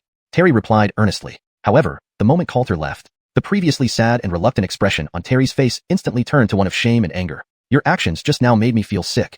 Terry frowned, gritting her teeth as she spoke, her voice icy cold. But in the next second, her frown eased. She said gently yet firmly, you promised me before. You controlled the body for the first 2 months. These 2 months belong to me. She was Terry, and at the same time, the Jada. Though they shared one body, 2 entirely different personalities resided within it. One was the original Terry, and the other was the Jada. Upon hearing Terry's words, the Jada fell silent. 2 months later, I will personally deal with him, so you can completely forget about him. Terry's expression changed, but she still raised her head stubbornly. As long as I'm here, you mustn't harm husband. Coulter walked straight to the square. Suzanne, Rosanna, and Montgomery, whom he hadn't seen for several days, were all already waiting early. When Montgomery saw Coulter, a sharp murderous intent flashed across his eyes, while Rosanna glared at Coulter fiercely. She could easily imagine what Coulter had been up to just now, and it went on for 2 to 3 hours. It was simply outrageous. Everyone is here, let's go. With that, Suzanne blew a crisp whistle. Screech. Suddenly, a sharp eagle's cry came from above them. Coulter looked up and saw a huge, dark-bodied eagle diving towards them. It's a gale eagle. Coulter recognized it immediately. The gale eagle is a 4th stage beast. Its combat strength isn't outstanding, but its flight speed ranks among the top among 4th stage beasts. Therefore, many sects choose to tame them from a young age to serve as mounts when they grow up. Soon, the gale eagle created a spreading gale as it steadily landed in front of everyone. Let's go. With that, Suzanne rode on the gale eagle first, followed by the others landing on the eagle's back. Screech. The gale eagle cried out sharply again, spreading its huge wings, and soared into the sky. Before long, the figures of the gale eagle and the group gradually disappeared into the horizon, heading toward the distance. Chapter 76. Must win. The howling gale swept past Coulter and the others. The windbreaker hawk darted forward like a black arrow. 6th Elder. What's our mission at the border? Kathleen asked Suzanne. She only knew that she and Montgomery were going on an arduous task to the frontier, but had no idea of the specifics. To contest for the Shen Kong with the 10,000 demon sect. Suzanne's expression turned grave as she began to elaborate on the mission. It's actually a high-grade Shen mine. We must win this time. Kathleen exclaimed in surprise, quickly adding. As the young miss of Heavenly Sword Sect, she understood how crucial a massive high-grade Shen mine was for the sect. The sect leader wishes us to win if possible, but safety comes first. Suzanne added. Hearing this, Coulter pondered thoughtfully. From his memories of his previous life, he knew this event did indeed happen at this time. Montgomery was sent to the frontier over it, though not under Suzanne's leadership, nor did Kathleen accompany him then. This time, perhaps due to his presence, some things changed, but he vividly remembered that Heavenly Sword Sect lost to the 10,000 demon sect, not only forfeiting the high-grade Shen mine but also losing several disciples in the duel. Except Montgomery. That battle left Heavenly Sword Sect with both a major loss and intensified animosity. Suddenly, Suzanne looked at Montgomery. At least this time Montgomery has broken through to the celestial profound realm, giving us a higher chance of winning. Just a few days ago, Montgomery emerged from seclusion, breaking through to the celestial profound realm, which was a pleasant surprise for this mission. Hearing this, Coulter remained silent. In his present view, this mission was far from simple, and Montgomery's sudden breakthrough might not necessarily be a good thing. One day later, Cree. The windbreaker hawk circled in the air, its piercing cry echoing. Standing at the front, Suzanne stood up. We've arrived at Jinbei Pass. Coulter lowered his gaze. Jinbei Pass stretched out expansively, spanning dozens of miles as far as the eye could see. The windbreaker hawk plunged through the clouds and landed swiftly. Looking around, Coulter noticed the heavily armed soldiers guarding the walls with sharp gazes. The weakest among them emitted a profound energy aura at the Earth Profound Realm level. Greetings, Sixth Elder. The guards bowed respectfully upon seeing Suzanne. Suzanne nodded. The guards resumed their posts after bowing. You have finally arrived. A rugged voice echoed in everyone's ears. Coulter turned to see a robust middle-aged man in thick black armor. Behind him stood a man and a woman. Such intense killing intent. Coulter was inwardly alarmed by the heavy deathly aura radiating from the man. What's the current situation? Without pleasantries, Suzanne got straight to the point. Just waiting for you to arrive. The man chuckled, his eyes flashing with interest as he glanced at Kathleen and others behind Suzanne. Wonderful, didn't expect Kathleen and Montgomery to come this time, greatly increasing our chances. He then noticed Coulter. And this young brother is? The man asked curiously. He's Coulter. His circumstances are complex. I'll explain later, Suzanne introduced. All right then. The man didn't pry further. In his opinion, having Kathleen and Montgomery here was enough. This is General Burl of Jinbei Pass, whose combat prowess ranks among the top 10 within the sect. Suzanne introduced the robust man. She then turned to the two figures behind Burl. This is Lorraine, General Burl's daughter. She's followed her father defending the borders and has earned many accolades. This is Fabio, Burl's direct disciple and a core sect disciple, also highly decorated in battles. Upon hearing this, Coulter stepped forward. Disciple Coulter, greetings to General Burl, senior sister Lorraine, and senior brother Fabio. Lorraine nodded slightly, saying nothing. Himph, another pampered youth. Fabio scoffed, his tone filled with disdain. In his view, Coulter must have gotten here through backdoor connections to gain some experience by following Suzanne. He despised such people the most. However, General Burl glanced at Coulter a little longer. Whether it was Kathleen or Montgomery, they would definitely know him. So it could only be that Suzanne was specially introducing Coulter. But he had been stationed at the frontier for years and didn't know much about what happened within the sect. So he didn't know about Coulter. Hearing Fabio's words, Suzanne frowned slightly. But she didn't explain Coulter's identity. After all, the more people who knew, the less safe Coulter would be. Has anything happened with the 10,000 Demon sect? Then Suzanne asked Burl, and it was clear that everyone's expression became very serious. They are incredibly arrogant, saying they will kill as many of us as we send. General Burl snorted coldly. Wow. Though these words came from General Burl, everyone still felt an immense provocation. They are too arrogant. Fabio and Lorraine both burst with astonishing killing intent. Clearly, even though the two sides hadn't officially met, the tension was already very thick. Suzanne's expression was grave. If that's the case, then let's go directly. Including Coulter, the 7 of them followed General Burl across a huge suspension bridge out of Jinbei Pass. The Shen mine isn't far from us, but now the 10,000 Demon sect has also set up camp there. Unless we win the duel, they won't give up easily, so? At this point, General Burl stopped talking. So, we must win this time. Lorraine finished the sentence with determination on her fierce face. Everyone couldn't help but feel tense. Fabio smiled proudly. Rest assured, senior sister Lorraine. With our luxurious lineup this time, there's no way we can lose. Chapter 77. One person short. Soon, Coulter and his party of 7 people crossed a barren desert devoid of any vegetation, and their sight suddenly became much more open. In front of them lay a desolate wilderness covered with broken rocks and extremely wide-open terrain. Within this wasteland, tents of different colors, black and white, were respectively stationed, the two camps separated by less than 100 yards. Outside both camps stood numerous soldiers emitting powerful mystic energy, guarding vigilantly while eyeing each other's camps warily. Just arriving here, Coulter and company already sensed an intense atmosphere that could burst into conflict at any moment. Even in the air, it seemed as if boundless killing intent was lurking. General Yuan has returned. From the closer white camp, many people quickly ran out to welcome them. General Burl waved his hand. His gaze first turned to the opposite camp, then he asked, did the people from the 10,000 Demons sect have any unusual movements? One of the men hastily replied with anger on his face. Report to General Yuan, they are just too arrogant. They said we haven't sent anyone after such a long time, wondering if we are afraid, and even claimed that if we don't come tonight, they would launch an attack directly. Hearing this, a cold gleam flashed in Burl's eyes. I understand. After speaking, he walked toward the position of the opposite camp, letting out a low shout, Granville, since you can't wait any longer, let's begin now. The voice of General Burl was like thunder, awe-inspiring. A single low shout stirred up surging fighting spirit within the hearts of the Sky Sword sect followers, sweeping away all their worries and tension. From the rear camp, soldiers quickly gathered into neatly lined up troops, marching out in a grand manner. Ha ha ha ha, I thought you had been scared back to your hideout, becoming timid tortoises, not daring to show up again. Suddenly, a disdainful and mocking voice rang out. Swoosh. Everyone fixed their gaze to see a middle-aged man dressed in black robes with a somewhat emaciated build, a particularly glaring sneer on his face. This man was none other than a palace lord of the 10,000 Demon sect, Granville. With his appearance, the opposing camp also swiftly assembled a troop of soldiers full of chilling killing intent, who stared fiercely at Coulter and company. For a moment, tensions were extremely high. The killing intent in the air grew even more intense. Humph, you aren't qualified. General Burl swung his sleeve and countered with direct words. Enough talk. Since everyone is here, let's start. After saying this, Fabio and Elsie, along with 2 others, stepped forward. Seeing this, Granville gave a cold laugh. You are still short of 1 person. General Burl's eyebrows furrowed. We have exactly 4 people here. How can we be short? Granville calmly replied, I apologize, but I've changed my mind. It must be 5 people to participate in the final battle.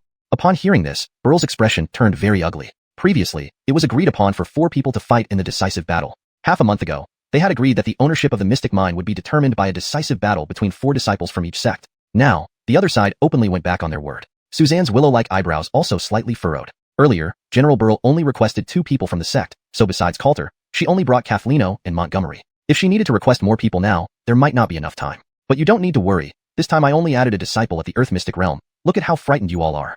Granville looked mockingly at General Burl, his words infuriating. Do you need to go back and call someone else? Despite his anger, Burl still asked Suzanne. If the opponent only added an Earth Mystic Realm disciple, it wouldn't significantly affect the outcome, so there was no need to worry much. If things got desperate, he could just mobilize another strong Earth Mystic Realm disciple from Northern Town Pass. 6th Elder, actually, we happen to have exactly 5 people here. Just as Suzanne was about to nod, a cool voice suddenly sounded. All turned to look. The speaker was Montgomery. Do you mean him?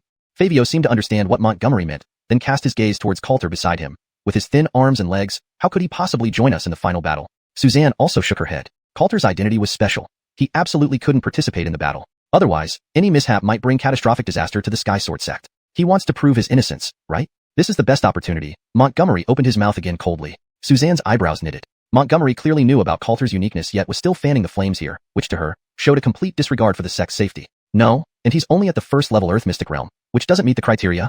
But before Suzanne could finish her sentence, buzz. Coulter's aura suddenly erupted. Oh, Suzanne was stunned on the spot. How is this possible? Not just her, even Kathleno was gawking. More than a month ago, Coulter was only at the 1st level Earth Mystic Realm when he broke through the Mystic Tower, but now he had already advanced to the 8th level Earth Mystic Realm. How did this guy manage to do it? Apart from being tormented by the strange sounds coming from Coulter's room every night, she hadn't seen him practicing diligently at all. What's so surprising about the 8th level Earth Mystic Realm? Fabio showed disdain. With such cultivation, he could take on 10 with one hand. He was only at the 1st level Earth Mystic Realm a little over a month ago, Kathleno said coolly. What?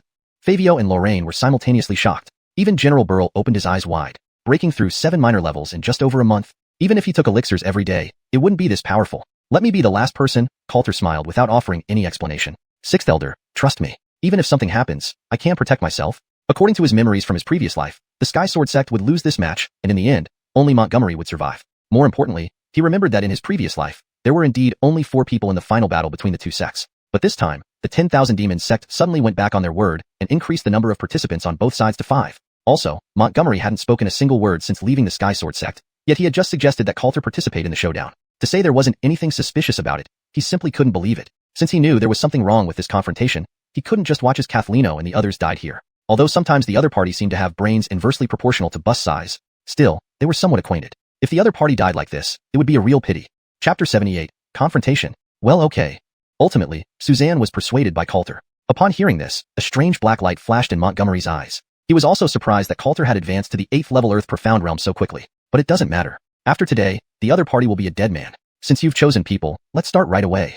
Seeing this, Alexei sneered and then waved his hand. Immediately after, 5 figures slowly emerged from their camp and stood straight opposite Coulter's 5-member team. Among them, there were 3 men and 2 women. Each of them wore an arrogant and mocking expression, looking at Coulter and the others as if they were prey. Check cultivation levels.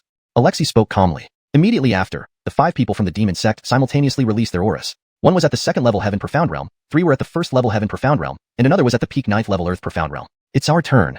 Fabio smiled proudly and took the lead in releasing his aura. 2nd level Heaven Profound Realm. Subsequently, Kathleno, Montgomery, and Lorraine also displayed their cultivation levels. All 3 were at the 1st level Heaven Profound Realm. In this way, apart from Coulter being at the 8th level Earth Profound Realm, weaker than the opposing 9th level Earth Profound female, both sides' combat strength was almost even. There is a forest ahead. The 5 disciples from each side enter it at the same time. By sunset, the side with more survivors gets the spirit or mine. Alexei pointed towards a forest ahead. The rules had been established long ago by both parties. They were very simple but brutal. Once the decisive battle began, it would be a fight to the death. So let's begin. General Burl and Alexei said simultaneously. For a moment, both sides faced off. Just then, Suzanne suddenly said, once inside, follow Coulter's orders without question. Hearing this, everyone froze. What? We have to listen to him? Fabio and Lorraine both looked confused. Among the 5 present, Fabio had the highest cultivation level. Even if not him, why should it be Coulter? Blakely, are you mistaken? Fabio frowned deeply, asking Suzanne. Obey the order. Suzanne gave no explanation. But Fabio wanted to protest. However, seeing Suzanne's gaze, he eventually backed down, though his eyes were full of discontent. At this point, a white-haired man among the demon sects 5 suddenly looked at Coulter and others. Hope you can hold out for a while, or else it will be too boring. After saying this, he laughed loudly and led his people into the forest. They are really arrogant. Seeing this, Fabio was visibly angry. Let's go too. He strode forward boldly. As they turned around, Suzanne transmitted her voice to Kathleno. You can lose this match, but make sure Coulter is safe. Kathleno nodded seriously upon hearing this. Of course, she understood the gravity of the situation. Then, under everyone's anxious gazes, the 5 disciples from each side entered the arena. The pinnacle confrontation between geniuses of these 2 major sects officially began. Alexei looked at General Burl and Suzanne. I suggest you say goodbye to them properly now, or you won't get another chance. Hearing this, General Burl's gaze became somber. I'll give you the same advice. The confrontation was sharp, and the air was thick with tension. Meanwhile, Coulter and others soon entered the dense forest. Based on my understanding of the demon sect, they will definitely split into 2 groups. Fabio immediately spoke up once they were inside. Hearing this, everyone stopped. So what do you propose? Lorraine looked at him.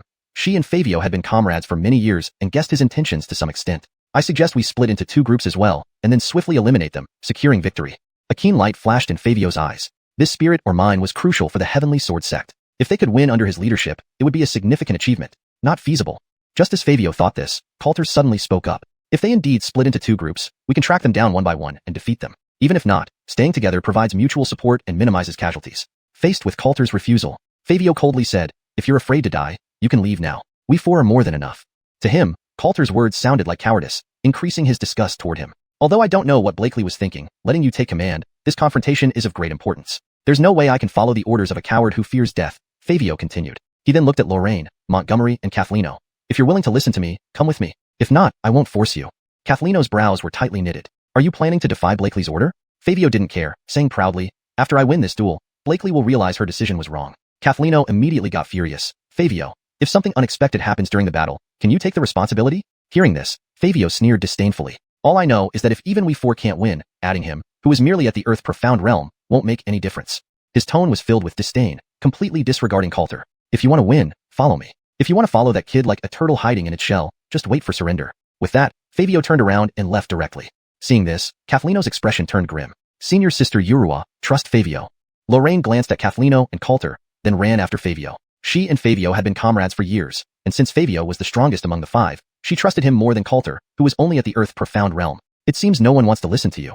Montgomery looked at Coulter with mockery on his face, then quickly followed behind. Only Coulter and Kathleno were left standing there. How can they do this? Kathleno was so angry that her fair face flushed red. Let them go. Coulter spoke calmly. I've done my part. Good advice is hard to accept for those who wish to die. Let's see how they meet their end. Upon hearing this, Kathleno felt disheartened. But what should we do now? The battle hadn't even started, yet their team was already falling apart. Was there still hope of winning? Without them, it might be a good thing. While Kathleno was lost in thought, Coulter walked forward. What? Kathleno came to her senses. She looked at Coulter's back, seeing his figure tall and imposing, exuding a sharp aura, like a concealed yet keen blade. For a moment, she was captivated. Chapter 79. This woman is a bit stupid. Senior Sister Stacy, if we split up, won't we be picked off one by one by the people from the Heavenly Sword sect? In the dense jungle, a red figure and a white figure slowly approached. They were precisely the 2 women who had come to fight for the myriad demon sect. If they do find us, so what? They should be the ones worried, the woman in white said coldly with absolute confidence. You're right. With those few guys from the Heavenly Sword sect, Senior Sister Stacy and Senior Brother Eli would definitely defeat them. I only hope those few guys from the Heavenly Sword sect aren't too weak. Otherwise, it's too boring. The woman in red spoke smugly. Just as her voice fell silent, her body suddenly froze. At the same time, Kathleno and Coulter also stopped in their tracks. All 4 looked towards the area where only a patch of hay separated them. It's them. The woman in red let out a shocked cry. Prepare for battle.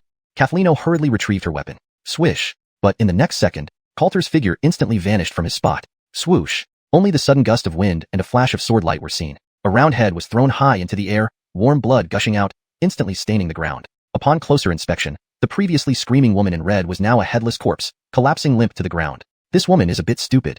She still hesitated when she saw the enemy. If not her, who else would die? Coulter sheathed his blood-stained Jinghong sword and smiled faintly. The woman in white. Kathleno. What just happened? Didn't they just meet? How did Coulter already kill someone? You're asking for death. Only now did the woman in white react. She glared angrily at Coulter while retreating several steps. Too fast. All she felt was a blur before her eyes, and her companion was already dead. This guy is somewhat impressive. Kathleno's beautiful eyes flickered, equally surprised inside. She didn't expect Coulter to act so decisively. She had just taken out her weapon, yet he had already killed 1 person. It was unfortunate that the woman in red was only at the Earth Profound Realm. If she had been at the Heaven Profound Realm, this encounter would have been much more profitable. Then Coulter looked at the woman in white again. As long as I kill you, things will be simpler.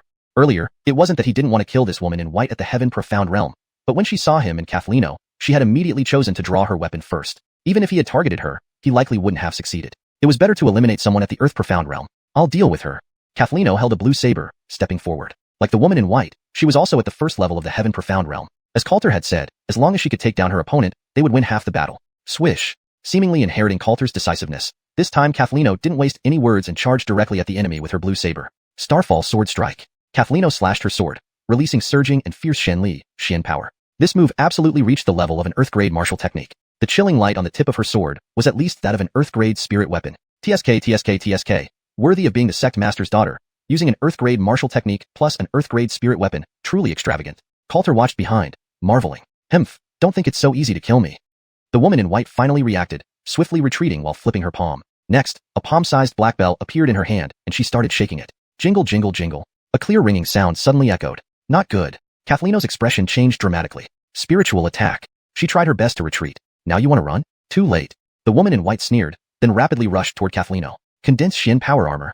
Kathleno endured the intense pain in her mind and condensed a layer of armor radiating dazzling light around her body. The xian power armor was a unique ability of the Heaven Profound Realm. Only after breaking through to the Heaven Profound Realm could one condense xian power armor on their body for defense. Its defensive strength was formidable, providing very effective protection. However, the woman in white sneered, haha, in front of my soul-devouring bell, xian power armor is just for show. The bell in her hand was a supreme quality spirit weapon at the mystic grade. It could ignore all physical defenses and launch spiritual attacks, even controlling others. This was precisely the secret weapon given to her by Alexei in advance to win the duel, and now it seemed to be working quite well. Coulter, run quickly. Sure enough, Kathleno's figure became unstable. Ignoring her injuries, she hurriedly shouted towards Coulter behind her. She knew she had been careless this time, but even if she were to die here, Coulter must be unharmed at all costs. Hey, do you really have to play like this? Coulter was dumbfounded. You took out an Earth-grade spirit weapon with such a fierce momentum, but you lost without even touching them? Kathleno smiled bitterly. She never expected the opponent to use a spiritual attack. You will not escape today. The woman in white showed a look of smugness and shook the soul-devouring bell in her hand again. Quick, run. Kathleno shouted in pain, but in the next second, she became completely motionless. Become my puppet. The woman in white laughed triumphantly. And indeed, Kathleno stood still on the spot. Are you kidding me? You got controlled that easily? Coulter widened his eyes instantly. He suddenly felt like cursing someone. You are a proud young lady from a prestigious sect. Your cultivation is at the Heaven Profound Realm. Surely you're not this weak, right? But he also knew that mental power attacks were the most feared means of attack by all cultivators, as they were ubiquitous and unpredictable. Once invaded, even the strongest would immediately lose the ability to resist. Now it's your turn. The woman in white looked at Coulter with anger on her face. Jingle, jingle. She shook the soul-devouring bell in her hand again. Before Coulter could react, he froze instantly. Truly too weak to fight back. Looking at the two completely controlled people, the woman in white sneered. Then she turned her gaze to Coulter, her eyes flashing with a murderous intent. I will avenge Jensen now. She took out a sharp dagger and pointed it at Coulter's throat. But suddenly, she put the dagger away. Instead of killing you now, I might as well turn you into my puppets and go kill the other 3 people. Thinking about this, the woman in white smiled contentedly. I'm sure their expressions will be quite amusing then. After saying this, she immediately turned around. My puppets, follow me. Kathleno and Coulter stepped forward when they heard her words, following behind her with numb expressions, like living dead. I hope the people from Heavenly Sword Sect will love my gift. The woman in white laughed while walking ahead, but she did not see. The crescent moon heart hidden in Coulter's bosom was now emitting warm, intermittent light, flickering. Chapter 80. Acting pretty well. In the wasteland, the atmosphere remained tense and filled with murderous intent in the camp of the Heavenly Sword Sect and the 10,000 Demon Sect. These two sects were mortal enemies, and they would never be this harmonious if not for the arranged confrontation. Suddenly, Dion looked at Burl and sneered. One of those 5 people just now was your sect leader's daughter, right? She did look quite good. What a pity. She will die here today. Burl frowned and replied coolly, you should watch your mouth or you'll choke on it. As a seasoned general, no matter the outcome of the competition, his morale must not falter. Upon hearing this, Dion was about to continue. At that moment, a disciple from the 10,000 Demons sect ran over and looked at Dion questioningly. Just say it. Dion said indifferently. That disciple didn't hesitate any longer and immediately reported. Both sides have encountered each other and are already fighting. Everyone's hearts tightened instantly. They had already started fighting. How is the battle going? Dion asked calmly, his demeanor unperturbed. Our side lost Fabio, who was at the peak Earth Profound Realm, but senior sister Stacy has captured 2 of them and has completely subdued them. Upon hearing this, Burl and Suzanne's expressions changed. You used spirit attack type magical artifacts. Suzanne quickly deduced the reason, glaring angrily at them. They were caught off guard. Before coming, they had prepared, but they didn't expect the other side to use spirit attack type magical artifacts. Ha ha ha, you noticed only now, it's too late. Dion laughed smugly. Meanwhile, a disciple from the Heavenly Sword Sect hurriedly came over to report on the battle situation. Both sides had implanted observers to keep track of the battle promptly and prevent cheating. Who are the 2 being controlled? As the Heavenly Sword Sect disciple described their appearances, both General Burl and Suzanne's expressions turned grave. It turned out to be Coulter and Kathleen. Now we can only rely on Fabio and the others. General Burl and Suzanne exchanged glances, both reading the anxiety and worry in each other's eyes. Meanwhile, deep within the forest, Fabio and Lorraine faced off against 3 men. Indeed, I guessed right. Fabio looked at them coldly, smiling. The 5 members of the 10,000 Demon Sect had indeed split into 2 groups. 3 versus 3, we have the advantage. He began to imagine leading them to victory and then proudly telling Suzanne how foolish it was to let that earth-profound realm person command the battle. Then, one of the three from the 10,000 Demons sect stepped forward. It was the man at the second stage of Heavenly Profound Realm. He looked at Fabio and his two companions mockingly and said, "Just the likes of you, dare to divide your forces?" Hearing this, Fabio became furious. "I'll kill you first and see who's the waste." With these words, a large knife with a cold gleam appeared in his hand as he charged forward instantly. Tidal Wave Slash. Fabio unleashed a powerful martial technique right away, clearly aiming for a quick victory. Too weak. However, the white-haired man just sneered. Buzz. Then he threw a punch, golden light blazing around it. Bang! The next second, his fist smashed directly onto Fabio's knife, causing an explosive burst of terrifying mystic power. Why? Fabio could hardly believe it. The opponent had so easily deflected his killing move. Just as he was preparing to retreat, the white-haired man grabbed his wrist tightly, with golden light shimmering on his fist. Vajra Fist. A deep, icy voice reached Fabio's ears as the white-haired man punched him. Mystic Power Armor. Fabio's face changed drastically as he hurriedly condensed a thick layer of mystic power armor on himself for defense. Boom. An explosion rang out. The white-haired man's punch landed heavily on Fabio's mystic power armor, sending ripples of golden light expanding rapidly. Puff. Immediately after, Fabio turned pale and spat out a mouthful of blood, getting sent flying backward. Bang bang bang. His body flew like a broken kite, smashing through several large trees before finally falling helplessly to the ground. Fabio. Lorraine's expression turned drastically. Even as a second stage of Heavenly Profound Realm Cultivator, Fabio couldn't hold up even in a single exchange and lost his combat ability. He has warrior body. Fabio struggled to lift his head, blood gushing uncontrollably from his mouth. Under the same realm, to be able to severely injure him with just one punch, the opponent absolutely possessed a special physique, and it was an extremely powerful warrior body. If it weren't for the fact that he had condensed mystic power armor at the critical moment, mitigating some of the force impact, he would probably be dead by now. So weak, you're truly nothing but a complete waste. The white-haired man shook his head in disappointment at the sight. Ha ha ha, senior brother Eli is too strong. Looks like we don't even need to make a move this time. These Heavenly Sword Sect wastes are just too weak. The other two disciples of the 10,000 Demons sect laughed smugly. Upon hearing this, Lorraine looked very angry and said to Montgomery beside her, "Let's attack together." Montgomery nodded. Okay. However, no one noticed the mockery hidden deep in his eyes. Dragon piercing the sky. Lorraine burst forth with all her strength. With a long spear in hand, she instantly charged straight toward Eli. Phantom Shadow Slash. Montgomery also drew a sharp sword, rushing rapidly towards the white-haired man. One on the left, one on the right. Fierce mystic power instantly locked onto Eli. Ha, two wastes are the same. Eli sneered coldly, then slowly stretched out both hands. Golden light blossomed from his arms, as he used his flesh and blood to forcefully receive Lorraine's spear and Montgomery's sword. How is this possible? Lorraine's face turned pale instantly. She sensed an extremely powerful metallic force emanating from the opponent, which gave her an insurmountable fear. Bang! Eli flicked his arm, sending Lorraine smashing heavily into the ground along with her spear. Montgomery, get out of the way fast. Even as she was hurt, Lorraine shouted a reminder. According to her knowledge, among the 5 who participated in the battle, only Montgomery possessed a warrior body. Now that she and Fabio were defeated, Kathleen most likely couldn't match the opponent either. Montgomery was their last hope. I can't break free. Montgomery's sword was tightly gripped by Eli. No matter how hard he tried, he couldn't escape. Drop your sword quickly. Lorraine hurriedly shouted a warning, but Montgomery seemed to be frozen in place, standing dumbfounded there. This guy is quite the actor. Eli smirked inwardly. You go join them as well.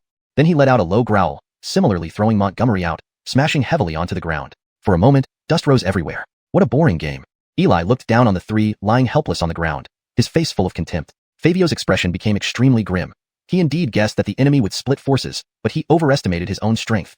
Finished. Completely finished. Lorraine's face was ashen, looking like death itself. That golden glowing white-haired man was like an unscalable mountain, suffocating them under its weight. The duel had just begun, yet they were already utterly defeated. Chapter 81. Truly ingenious. Haha, what a real buzzkill. It just started, and it's already over. It seems the people from Heavenly Sword Sect are all good-looking but useless trash. Upon hearing the 2 Devil Sect members' ridicule, Fabio and his companions felt extremely aggrieved, but more importantly, they were utterly desperate. Fabio was now heavily injured and had lost his fighting capability. Lorraine and Montgomery were also wounded, so they were even less likely to be a match for the white-haired man. However, the trio on the other side was fully intact. Even if Coulter and Rosanna arrived, it wouldn't make a difference. This confrontation had turned into a death trap. Eli slowly approached, with a mocking expression on his face. Since you are so easily defeated, why don't we play a game instead? As he spoke, his gaze swept over Fabio and the others. Without waiting for their reaction, Eli grabbed Lorraine by the neck and lifted her up. Following that, his gaze fell upon Fabio. He said in a derisive tone, the rule of this game is simple. If you can withstand 1 punch from me, I'll let her go. Isn't that a fair deal? Hearing this, everyone looked at Fabio. If he could endure 1 punch, Lorraine would live. Yet, Fabio's face turned deathly pale. He had already experienced the power of the opponent's punch before. Even if he went all out, he couldn't have withstood it. Now, with his heavy injuries, there was no chance at all. Seeing Fabio lower his head without a word, Lorraine, who was being held by Eli, turned even paler, her heart filled with despair. Scared? Eli smirked disdainfully. If you're scared, then I'll lower the difficulty. I'll only use half my strength. Regardless of whether you manage to withstand it or not, I will let her go. Upon hearing this, a flicker of hope appeared in Lorraine's eyes.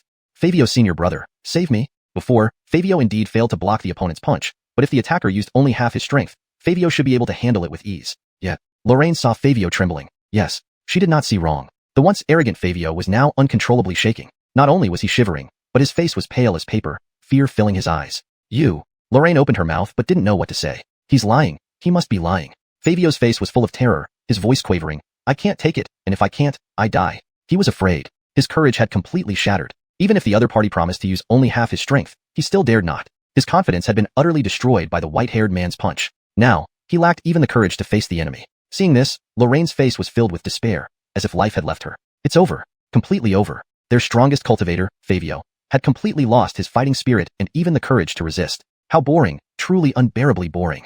Eli shook his head disdainfully. The other two members of the Devil Sect laughed aloud. Ha ha ha, what a laugh riot. So this is the talent from Heavenly Sword Sect? I never thought it would be like this. What a revelation today. Ultimate ridicule. Endless humiliation. Lorraine closed her eyes in despair. Sometimes, what hurts most is not failure, but the dignity trampled into nothingness. Then, Eli sneered wickedly. Since all of you from Heavenly Sword Sect are nothing but cowards, there's no point playing anymore. Let's finish this quickly. No, please don't kill me. Fabio was frightened out of his wits, pleading desperately, while Lorraine felt completely crushed inside. Seeing this, Montgomery's eyes also flashed with disdain. But today's prey wasn't just one Fabio. Die! A golden light erupted from Eli's arm, and with overwhelming power, he was about to deliver a fatal blow to Fabio. But right then, I seem to have missed something interesting. A calm voice echoed. Everyone turned around hastily. They saw a white-robed woman slowly walking toward them, followed by two stiffened figures behind her. Eli turned to look at her. Mila, you're late. These people have already been taken care of by me. Hearing this, the white-robed woman sneered slightly. That sounds incredibly dull. Eli frowned. Where's Fabio?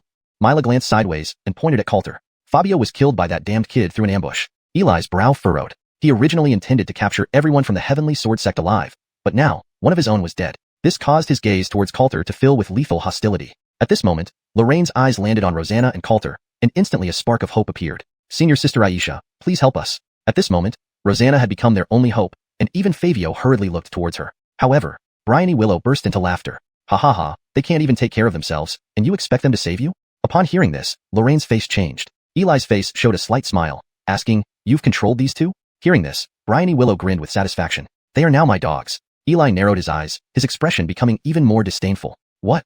As her laughter faded, Lorraine soon realized what was happening, and her heart sank even deeper in despair. Even Rosanna and Coulter were under the enemy's control, which meant they were utterly doomed. Bryony Willow laughed even more arrogantly, turning to look at Coulter. So now, deal with them as you see fit? With that order, everyone from the Devil Sect became intrigued. Brilliant, absolutely brilliant. Following the command, Coulter walked expressionlessly toward Fabio and Lorraine. Seeing this, Fabio and Lorraine's faces turned deathly pale. I don't accept this. Fabio glared at Coulter with fury and shock. I never thought I'd die at your hands. I don't accept this. Lorraine closed her eyes in utter despair. But then, do you regret it? It was Coulter's voice. Startled, Fabio lifted his head. What did you say? Coulter's gaze remained calm. I thought you might have been useful, but you're just trash. Hearing Coulter's sarcastic words, Fabio flew into a rage. Who do you think you are? You have no right to mock me. Do you think having you makes any difference? What a huge joke. 3 consecutive rhetorical questions vented all his humiliation, perfectly embodying impotent fury. Seeing this, Eli and others from the Devil Sect became more interested, watching with mocking expressions. Truly a marvelous show. Before killing the people from Heavenly Sword Sect, watching them insult each other was quite an entertainment. Facing Fabio's questioning, Coulter remained calm. Even now, you refuse to admit your incompetence. Enraged by these words, Fabio shouted. Shut up. You have no right to mock me. Even if I am incompetent, I fought honorably. But now you're just a dog for the Devil Sect, making you even more pitiful than me. Indeed. In this critical moment, Fabio's words were sharp. If you truly have the ability, then save us and turn the tide. Otherwise, you're just another useless piece of trash. Fabio continued his relentless tirade. Truly hilarious. The 4 members of the Devil Sect sneered. Trying to turn the tide? Just a dreamer's wishful thinking. No one could change the situation now, not even a divine being. Upon hearing Fabio's words, Coulter's eyebrows suddenly twitched, and he slowly spoke. I'm not interested in saving you. A cold gleam flashed in Coulter's eyes. But, I find the idea of turning the tide very interesting. Chapter 82. If you want to fight, let's fight. Stop talking nonsense. Whoosh. Coulter's voice suddenly rang out in everyone's ears. Before they could react, a surge of powerful mystic energy erupted from Coulter. At the same time, chilling killing intent descended instantly. Oh no. Stacy was the first to react. Clang. Immediately after, a bright sword whine echoed in all directions. Under the astonished and horrified gazes of everyone, the meteor sword directly pierced into Stacy's body. Ding ding ding. An enormous force erupted, instantly nailing her to a thick tree behind her. Her eyes were filled with pain and unwillingness. Why? Blood trickled from Stacy's mouth, staining her white clothes crimson, yet she still asked doubtfully. Why would Coulter, who had been so obedient just now, suddenly rise up to kill someone from the 10,000 Demon sect? Not only her, but everyone present was stunned. My acting skills should be pretty good, right? Coulter did not answer. Instead, he grinned. Protected by the pale moon heart, he had never been controlled from the beginning. He pretended to be under control, waiting for an unexpected opportunity to make his move. It seemed that this move worked perfectly. I hate this. Stacy struggled unwillingly. Then her body went limp, falling dead to the ground. Swish. Coulter immediately took the soul-devouring bell from her hand, then drew out the meteor sword. Drip. Crimson blood dripped onto the ground. The crisp sound sent chills down one's spine, and the sudden change that happened at this moment also left everyone present unprepared. At this moment, Fabio and Lorraine were also stunned, but Montgomery beside them squinted his eyes slightly, looking at Coulter with even darker eyes. You, unforgivable. At this moment, a deep voice sounded. Eli. He looked at Coulter angrily. Go. Tear him to pieces. Swish. Whiz. Hearing Eli's command, two people next to him instantly rushed forward. Brat, dare to kill our 10,000 Demon sect members? You're dead. No need for words, capture him directly. I want him dead without a whole body. Both of their speeds were extremely fast, sealing off all Coulter's escape routes and wielding their weapons. However, facing two enemies of the first level Heavenly Mystic Realm, Coulter remained calm. He raised the meteor sword high, then slashed out. Great Heavenly Pagoda Slash. Seeing this, one of them sneered. A mere 8th level Earth Mystic can dare to attack us? The other also sneered. The difference between the Heavenly Mystic Realm and the Earth Mystic Realm was as vast as the name implied. Even if Coulter attacked fiercely, they still didn't take him seriously. Die. Subsequently, the two greeted Coulter simultaneously. Clank. Bang. But in the next second, a shocking scene unfolded. It was seen that Coulter's sword destroyed the attacks of the two men of the 10,000 Demons sect with overwhelming force. ZZZ. Afterward, the meteor sword instantly penetrated both of their bodies, hot blood gushing out wildly. Those two disciples of the 10,000 Demons sect didn't even have time to scream before their bodies were cut into two. Even, they wore a hint of mocking smiles on their faces, yet they were already dead beyond death. The Heavenly Mystic Realm seems to be nothing special. Coulter held the meteor sword and said indifferently. One sword instantaneously killed two people. They didn't even have time to condense Mystic Force armor and died instantly under Coulter's sword. In just moments, 3 of the 10,000 Demon sect's intact lineup fell here. In this moment, the world became utterly silent. Coulter slowly turned around and looked at the remaining Eli. Now I announce, the true confrontation has just begun. Whoosh. An intangible pressure spread everywhere. Upon hearing this, Fabio and Lorraine trembled violently. They stared blankly at Coulter, unable to say anything. Just now, when they felt desperate, thinking the confrontation was over, Coulter suddenly stepped forward. With absolute crushing force, he instantly killed 3 of the 10,000 Demon sect members, then declared the confrontation was only just starting. If it was only starting now, what about everything they had done previously? Fine. Eli's eyes were filled with murderous intent. I will tear you into pieces. Roaring furiously, Eli charged towards Coulter like a wild beast radiating vicious power. Vajra Fist. His face showed only icy cold killing intent. The fierce metallic attribute mystic energy burst out instantly, and his first move was the deadliest killing technique. Fabio had been defeated by this very punch. Clang. With a ringing sound, Eli's golden glowing fist heavily struck the body of the meteor sword. But Eli's unstoppable punch was now blocked by Coulter, preventing him from advancing any further. How is this possible? Eli frowned. His Vajra combat body was extremely formidable, always invincible in the past. But now, he was being held off by a mere 8th level Earth Mystic? Take another punch of mine. Eli laughed savagely. Vajra Tyrant Punch. This move was even more brutal than the previous one. Mad Dragon Flame Punch. Coulter remained unperturbed, with raging flames swirling around his arm as he met the punch head-on. Comparing strength with me? Truly courting death. Eli's face was full of mockery seeing the opponent dared to clash with him. Is that so? Coulter smiled faintly. Yes. Eli roared loudly. The next second, boom. Their fists collided heavily, erupting into a deafening roar. Flashes of golden light and roaring flames exploded outward, releasing a terrifying shockwave, and fragments of stone flew up from beneath their feet. Eli's body trembled violently, then he was pushed back 3 steps. How can your strength be this strong? He looked at Coulter incredulously, who still stood firmly on the spot without moving an inch. If you want to fight, let's fight. Stop talking nonsense. Coulter had no intention of chatting, holding the meteor sword and charging at the enemy again. He always adhered to one principle. Talk after killing the enemy first. You're courting death. Eli became furious and resumed battling Coulter fiercely. He is so strong. At this moment, Lorraine was stunned. She never expected Coulter's combat power to be so formidable, even able to match blows with that white-haired man. Hateful, I actually fell for it. After losing the effect of the soul-devouring bell, Rosanna finally came to her senses, her face filled with lingering fear. Then she looked at Coulter with a complex expression. Although she had been controlled, she had witnessed everything. She knew it was Coulter who saved them, and it was also Coulter who turned this seemingly hopeless duel around. Watching the intense battle between Coulter and Eli, Fabio, lying on the ground, suddenly shouted, "Impossible! He can't possibly win." Hearing this, Rosanna and Lorraine were simultaneously taken aback. What are you saying? Rosanna glared, frowning, but Fabio was already completely mad. Looking at Coulter's back, All he saw was hatred. Daring to call me useless, he will die, haha. Fabio laughed wildly, having long forgotten the outcome of the duel. Now he only wanted to see Coulter slain. Only then could he prove that this failure had nothing to do with him. Fabio, you bastard. Rosanna was so angry her face turned red. Chapter 83, this is quite reasonable, right? In both camps, General Burl and Suzanne, among others, were anxiously waiting for the outcome of the duel. Just then, a soldier from the Heavenly Sword Sect and the 10,000 Devils Sect rushed over, causing everyone's hearts to tighten upon seeing this. The latest battle situation was about to be reported. How is the situation? Did all of them die? Alexei asked directly. General Burl and Suzanne immediately became furious. An excited soldier from the 10,000 Devils Sect said, Palace Master, we have captured 2 of their people alive. The remaining 3 were all defeated by Senior Brother Jason. Our side is completely intact. Not a single person is injured. Upon hearing these words, General Burl, Suzanne, and the others from the Heavenly Sword Sect instantly changed color. What happened exactly? General Burl hurriedly turned to the Heavenly Sword Sect soldier and asked in a low voice. The soldier responded with deep regret. General Burl, Salma, we lost? Suzanne took a deep breath. How did you lose? Afterwards, the soldier recounted everything that had happened. When the crowd heard that Fabio didn't even have the courage to withstand one punch from the enemy, many of the people from the Heavenly Sword Sect felt a burning embarrassment on their faces. Too disgraceful. Too shameful. Ha ha ha, truly splendid. This is truly the real nature of your Heavenly Sword Sect. I'm dying laughing. The duel ended right as it began? Looks like the Heavenly Sword Sect is really on its last legs. In the next second, everyone from the 10,000 Devils Sect burst into laughter, their faces full of pride. How could this be? Everyone from the Heavenly Sword Sect, including General Burl and Suzanne, felt as if they were being pricked by thorns on their backs. The enormous humiliation made them unable to hold their heads up. They could bear losing, but they couldn't tolerate such an affront to their dignity. But now, due to Fabio's cowardice, their dignity was trampled into worthlessness by the 10,000 Devils Sect. For a moment, all members of the Heavenly Sword Sect turned beet red with shame, anger boiling within them, morale completely drained. After a long while, good news, good news. A disciple of the Heavenly Sword Sect ran over with wild joy on his face. What good news? General Burl asked listlessly. 5 of them had participated in the fight, 2 were captured alive, and the remaining 3 had already been defeated. What kind of good news could there be? We turned it around. We turned it around. The soldier waved his hands excitedly. Hearing this, everyone present froze. The soldier explained, looking elated. That young man wasn't controlled. He instantly killed 3 people from the 10,000 Devils Sect as soon as he attacked. He is currently battling the last opponent intensely. Upon hearing this, everyone stood dumbfounded. How could that be?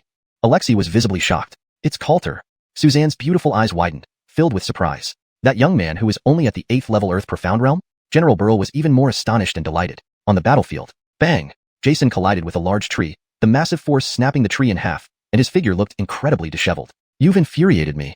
He glared at Coulter with fury. After such an intense battle, he actually fell into a disadvantageous position. Moraine, Lorraine, and the others watched in stunned silence. The white-haired man was not only at the 2nd level Heaven Profound Realm, but also possessed a powerful golden attribute war body. Even Fabio, who was at the same level, was no match for him. Yet, Coulter was only at the 8th level Earth Profound Realm. This scene completely overturned their understanding. Bang! Violent profound energy erupted. Jason's clothes shattered, revealing his dark golden skin, which shimmered with a metallic luster. With this blow, I'll leave you with no place to bury your corpse. Jason vanished in an instant and reappeared right before Coulter, simultaneously slashing down with a powerful strike. Raging Vajra Slash. This was a highly destructive Earth-grade martial technique. At this moment, he had driven the power of the Vajra battle body to its limit, unleashing his strongest attack. Great Sky Pagoda Slash. Coulter neither dodged nor retreated, meeting the attack head-on with a single sword strike. Seeing this, everyone tensed up. They knew the outcome would soon be decided, and it all hinged on this move. At this sight, Fabio suddenly burst into laughter. He can't block it, definitely not. He's about to die, haha. Hearing this, Moraine and Lorraine became enraged simultaneously. You animal, shut up. Lorraine couldn't help but curse loudly. Hearing this, Fabio looked at her in disbelief. Lorraine, you actually cursed me for an outsider? He and Lorraine had guarded the northern frontier together for years, participating in dozens of battles, and were the most trusted comrades in arms. Yet now, Lorraine looked at him with utter disdain, even cursing him mercilessly for an outsider. Shut up. Lorraine glared coldly at Fabio. I only know that he saved all of us. You should be grateful for his rescue instead of being ungrateful here. Upon hearing this, Fabio's face darkened as if it could drip water. Lorraine turned away and completely ignored him. Muraine watched the battlefield with great tension in her heart. Coulter, you must win. If you win, you can do whatever you want. Under everyone's watchful eyes, Coulter's sword finally clashed with Jason's large knife. Bang! Violent profound energy collided violently. In the next second, Jason's attack was instantly shattered by a sharp sword aura. Rip. Then, the Jianhong sword pierced through his chest, and he was frozen in place. You are a swordsman. Blood trickled from Jason's mouth as he looked at Coulter, and the golden light on his body gradually faded. You guessed right, that's your reward. Coulter smiled slightly, then pulled out the Jianhong sword and stabbed it into him several more times. Only when Jason's body became riddled with holes and blood flowed incessantly did Coulter smile contentedly. Sorry, I'm a coward, so I have to humble you a bit. Thud. Jason's body fell heavily, stirring up dust as it hit the ground. his eyes gazing toward where Montgomery stood, refusing to close even in death. Then Coulter picked up Jason's and Li Mei's storage rings, smiling contentedly. If killing wasn't for treasure, it would be meaningless. Now I declare, we've reversed the outcome of this duel. Coulter's voice rang out among the crowd. Muraine and Lorraine were stunned for a moment. At this moment, they couldn't help but shed tears of joy. Not long ago, Fabio had said that if Coulter had the ability to reverse the tide, now, in less than 15 minutes, Coulter had really done it. To reverse it is to reverse it. With one effort, he consecutively killed 3 heavenly profound first-level geniuses from the 10,000 Devil sect and that formidable Jason, turning the tide. We won, haha. Next second, Lorraine burst into laughter. Muraine also looked at Coulter with complex emotions. How could this be possible? How could he be so strong? However, Fabio, also a disciple of the Heavenly Sword sect, felt no happiness at all at this moment, only panic. The stronger Coulter was, the more foolish his previous decision seemed, which was why he had hoped the 10,000 Devil sect would quickly kill Coulter. But he never expected Coulter to be so powerful. Do you have objections? Coulter walked over. No, none. Fabio hurriedly denied. I was wrong. I shouldn't have disobeyed your orders. Please forgive me. Dragging his heavily injured body, he begged for mercy. I am General Burl's disciple. You can't kill me. Rip. In the next second, Fabio's head flew high, blood spurting out. Coulter put away the Jianhong sword and smiled slightly. He deeply felt his sins were heavy, so he committed suicide out of fear. This is quite reasonable, right? Lorraine. Muraine. The people hiding in the shadows watching the battle. Chapter 84. Can't even call for help. The sun was setting. At this moment, within both camps, General Burl and Miriam gazed expectantly, their usually calm hearts now pounding with anticipation. Across from them, Dion, who had been arrogant before, stood silently, his expression dark, eyes flickering with a dangerous glint. They're coming out. Suddenly, someone cried out in shock. Everyone turned their gaze towards the forest ahead, where 4 figures gradually emerged into view. It's Lorraine and the others. Ha ha ha, we won. Oh, it's wonderful. We actually won. Ha ha ha. Upon recognizing the 4 individuals, every member of Heavenly Sword Sect stood up in excitement, celebrating joyfully. They looked at the 4 heroes with ardent eyes, especially at the slender figure walking in the center. This little guy is quite handsome, almost making me heart-pounding. What shall I do? Miriam let out a heavy sigh of relief, her graceful face adorned with a stunning smile, her beautiful eyes filled with complicated emotions. Ha ha ha ha, indeed. These young ones are formidable. General Burl also laughed heartily. They had already been informed about the battle situation. Seeing Coulter and the others return unharmed, they knew that the confrontation had ended in victory for their side. More importantly, not only did they win the battle, but they also wiped out the other 5 members. This was an overwhelming triumph. All of this was owed to Coulter, who was merely at the Earth's profound realm. At a time when everyone felt hopeless, this least conspicuous existence saved the day single-handedly, securing victory. At this moment, Coulter was the hero of the Heavenly Sword sect. As for Fabio, they didn't even have the face to collect his body. Montgomery, why haven't you made your move yet? Just as everyone was celebrating, Dion suddenly stood up, issuing a low roar of anger. Everyone froze in surprise. Whoosh! A shadow flashed. When people looked again, they saw Montgomery holding a sharp sword against Rosanna's delicate neck. This happened so quickly that everyone on the scene was taken aback. Montgomery, what are you doing? Seeing this, Miriam's expression changed abruptly, and she shouted angrily. At the same time, a heavy thought weighed heavily on her mind. The corners of Montgomery's mouth twitched upward, revealing a cold smile. I'm naturally doing what I should do. Upon hearing this, Miriam instantly understood. She glared at Montgomery, shouting, You are a spy for the 10,000 Devil sect. You killed Dwayne. In an instant, all the disciples of Heavenly Sword sect were dumbfounded. What? Senior brother Montgomery is actually a spy for the 10,000 Devil sect? My goodness, he is Deputy Head Mu's disciple. How can he be a spy for the 10,000 Devil sect? Everyone's faces changed dramatically. Although this was unbelievable, the facts laid before them left no room for doubt. Now you know, but it's too late. Montgomery sneered, clutching Rosanna tightly, his sword blade barely an inch away from her neck. He then cast a cold glance at Coulter. I deliberately killed Dwayne earlier to lure you out of Heavenly Sword sect, and then kill you. I didn't plan to expose myself so early, but I never expected your strength to improve so rapidly. As he spoke, fear crept into his eyes. Indeed, Coulter's strength had improved too quickly. Initially, when Montgomery first met Coulter, the latter was nothing more than a puny ant, easily exterminated by him. But now, less than 3 months later, Coulter had broken through to the 8th level of the Earth Profound Realm and could even defeat Morong at the 2nd level of the Heaven Profound Realm. This filled him with deep unease and fear. Recalling the duel arrangement with Coulter in 6 months, he was almost certain that if it came to that, he wouldn't be Coulter's match. So, he couldn't hold back any longer. Now you have only one choice, self-mutilate your cultivation and come over here, and I'll consider sparing her. Montgomery looked at Coulter mockingly, and then took Rosanna to the 10,000 Devils sect camp while holding her hostage. As for this spirit mine, your Heavenly Sword sect can forget about it, Dion said with a grim face. Originally, he planned to win this battle effortlessly using Morong and others, along with Montgomery, the mole, to seize the spirit mine. But he hadn't expected Coulter to appear unexpectedly, completely disrupting his plans, and even causing the loss of 5 top geniuses from the 10,000 Devil sect. To obtain the spirit mine, he had to reveal Montgomery prematurely. You damned 10,000 Devil sect. General Burl and Miriam were enraged. But when they saw Rosanna being held hostage by Montgomery, their expressions turned grim. Rosanna was the daughter of Sect Master Angelo. If she really fell into the hands of the 10,000 Devil sect, the consequences would be unimaginable. However, Coulter and the spirit mine were equally crucial, leaving them unable to make a decision for a moment. Montgomery, you've always been a lackey of the 10,000 Devils sect. Rosanna shouted angrily at Montgomery with her face full of anger. Not long ago, Montgomery had been courting her. At that time, she even thought he wasn't bad and almost agreed. But now it was clear that all that was just part of Montgomery's scheme. She had been deceived for so long. Montgomery, you despicable man, you were also pretending in the battle just now. Lorraine was equally furious. At this point, everything became clear. Montgomery, you truly deserve to die 10,000 times. The members of Heavenly Sword Sect suddenly understood. With Montgomery as a spy, their chances of winning were doomed from the start. Had it not been for Coulter's intervention, they would have lost without question. Facing everyone's curses, Montgomery didn't care. He looked at Rosanna mockingly and said, if you don't want to die, you should go persuade that little guy to cripple his own cultivation and come over here right away. Upon hearing this, everyone turned their gaze towards Coulter. Suddenly, they were stunned. Coulter was yawning lazily, looking as if he hadn't noticed the tension in the air. What are you all looking at me for?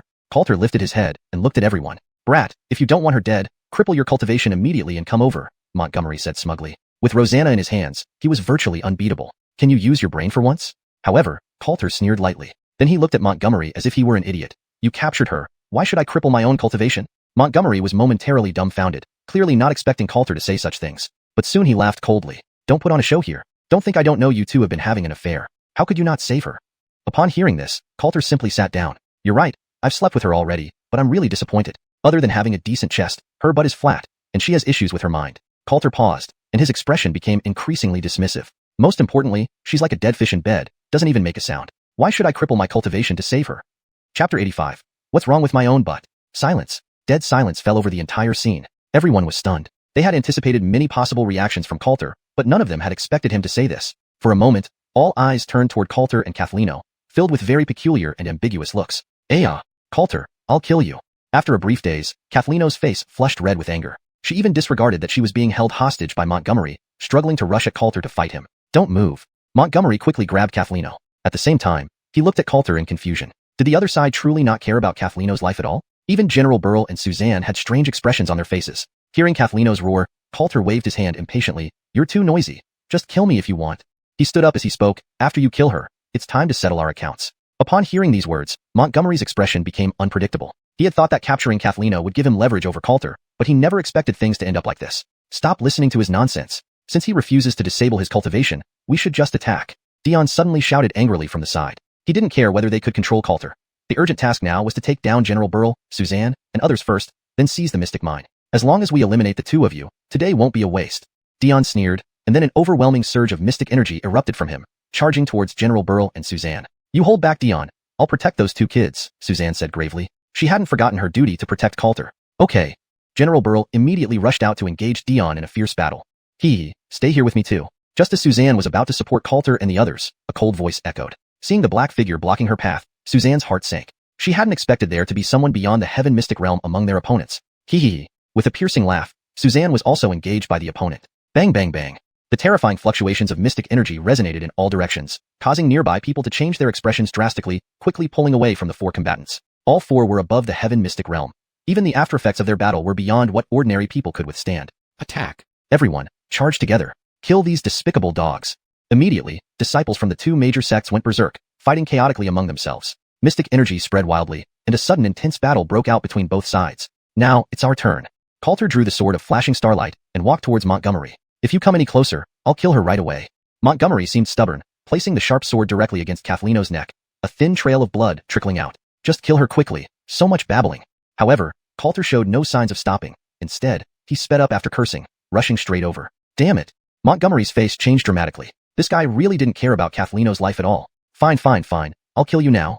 Montgomery was completely enraged by Coulter, his mystic energy bursting explosively. His cultivation had reached the third level of the heaven mystic realm. Do you understand my power now? Montgomery looked at Coulter smugly. Clearly, he had been hiding his true strength earlier. Go to hell.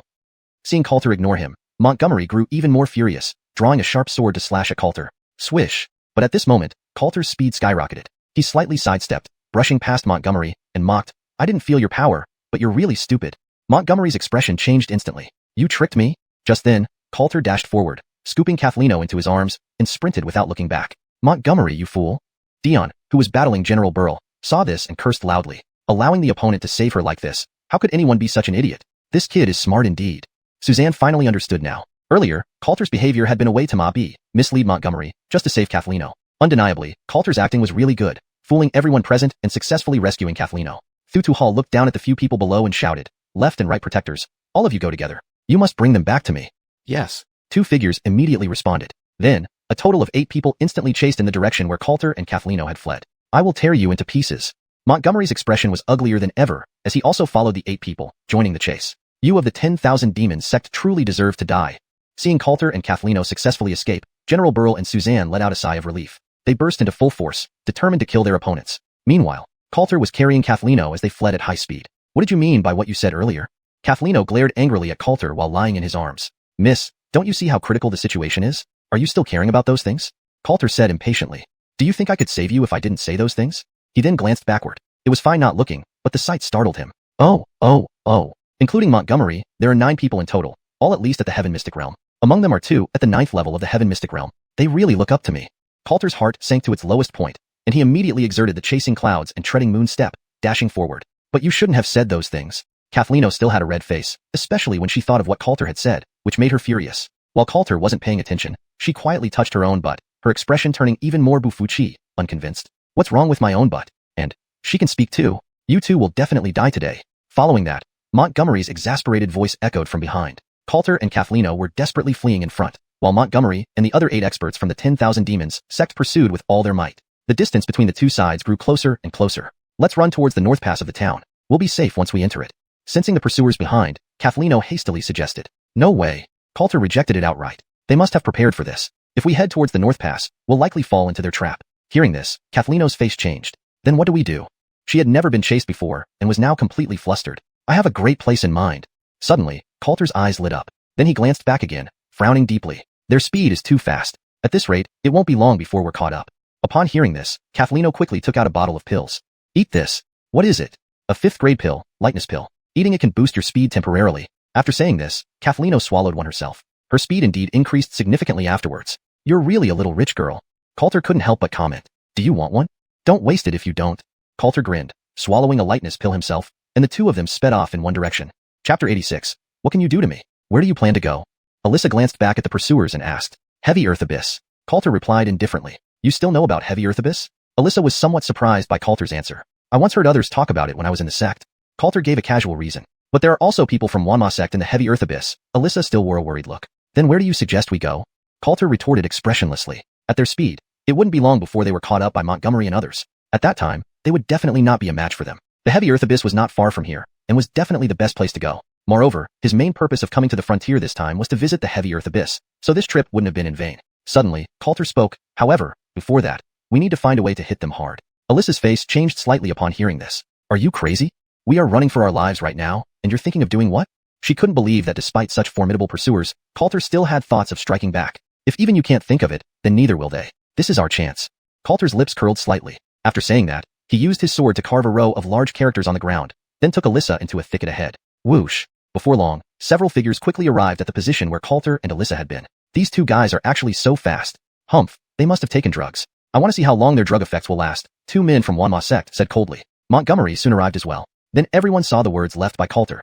8 wasters plus 1 fool. What can you do to me?" At that moment, 9 people fell silent simultaneously. "I'm going to skin that kid alive."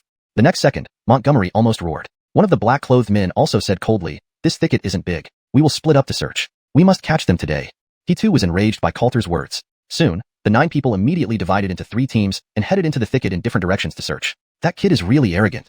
3 figures walked through the jungle, searching carefully while speaking with cold voices. "In my opinion, Montgomery is indeed foolish enough. He had them in hand but let that kid save them away." Another person sneered. "Though Montgomery is foolish, this could work out for us. If we capture those 2, it will be a great accomplishment." Upon hearing this, everyone's eyes lit up. "Look ahead." Just then, one of them shouted in alarm. The other 2 hurriedly looked and saw a panting figure leaning against a tree ahead. Who else could it be but Coulter? "It's that kid." All 3 were instantly overjoyed. Coulter turned around sharply, and his face showed panic the moment he saw the 3 of them. "Damn, why did you catch up so fast? I can't run anymore." Upon hearing Coulter's words, the 3 from Wanma sect burst into laughter. "That's more like it. A mere Earth Profound Realm boy, sprinting for so long, was bound to be exhausted. Boy, this time I bet you don't know where to run. You were pretty arrogant earlier, calling us wasters, weren't you? Haha, let's grab him quickly and claim our rewards from Master Jarrett." The trio smiled arrogantly and slowly approached Coulter. "I warn you, don't come any closer or I won't be polite." While retreating, Coulter drew Jinghong's sword, tightly watching the 3. "Tiske, you're still putting on a show of defiance." I wonder how you, an Earth-profound realm guy, intend to show us your displeasure. The three wore looks of disdain, then rushed towards Coulter together. One of them was a heaven-profound 4th tier, the other two were heaven-profound 2nd tier. Powerful auras instantly locked onto Coulter. Right at this moment, the panic on Coulter's face was replaced by burning battle intent. Pagoda, myriad sword slaughter. In an instant, spiritual energy surged, and sword intent howled. Buzz, buzz. Streams of violent spiritual energy and sharp sword intent converged wildly, forming tens of thousands of illusory swords above Coulter's head, each filled with lethal sharpness. This was the second move of the Great Pagoda Sword technique. How is this possible?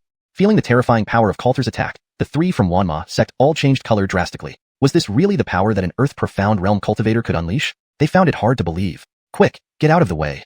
The 4th stage, heaven-profound man hurriedly shouted, but it was too late. Apart from him, the other two men were already completely enveloped by the swirling sword shadows. Bang, bang, bang. The dense sword shadows descended like a river of stars, triggering a wave of ultimate sword chi, and the brilliant sword shadows completely dispelled the night. In the next second, dust rose and the ground shook. Looking closely, the two 2nd stage, heaven-profound men were now bloodied and lifeless. Even the 4th stage, heaven-profound man was covered in dirt, looking utterly disheveled. But his reaction was extremely fast. He managed to avoid the full force of Coulter's attack, allowing him to escape. Seeing this, Coulter sighed. I told you not to come closer. You didn't listen. Now that you're dead, are you satisfied?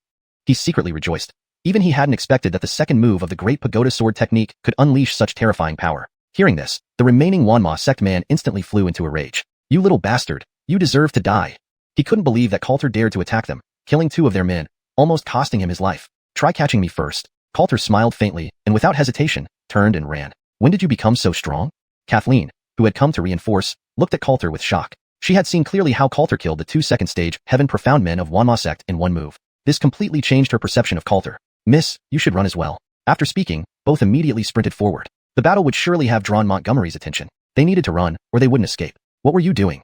Sure enough, upon seeing the dead bodies, a 9th stage, heaven-profound man of Wanma sect was furious. Left protector, right protector, that boy's combat power is formidable. I nearly suffered a loss.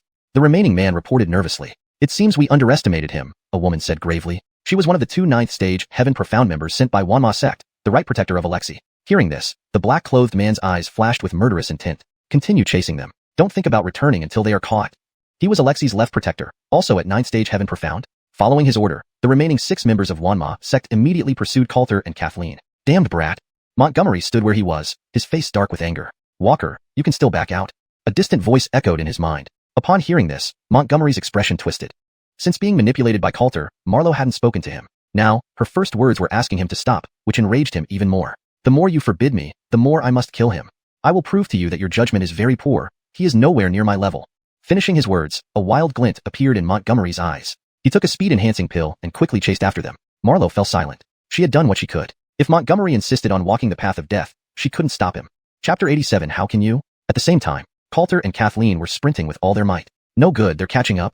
Kathleen glanced back, her expression turning serious. Cultivators from the Myriad Devil sect were hot on their heels, especially 2 of them who had reached the 9th heaven profound realm. Their speed was incredibly fast, almost catching up. They won't catch us in a short while. Why? Asked Kathleen in confusion. Coulter slowly raised his head, gazing at the full moon in the night sky. Because, it's dark now. Having said that, Coulter looked back and muttered something under his breath. Then he abruptly scooped Kathleen into his arms, and his speed more than doubled. He transformed into a blur, racing ahead. How is this possible? The pursuers from the Myriad Devil sect were momentarily stunned. The burst of speed from Coulter could almost rival the 2 enforcers. But that kid is only at the Earth Profound realm. This damned brat.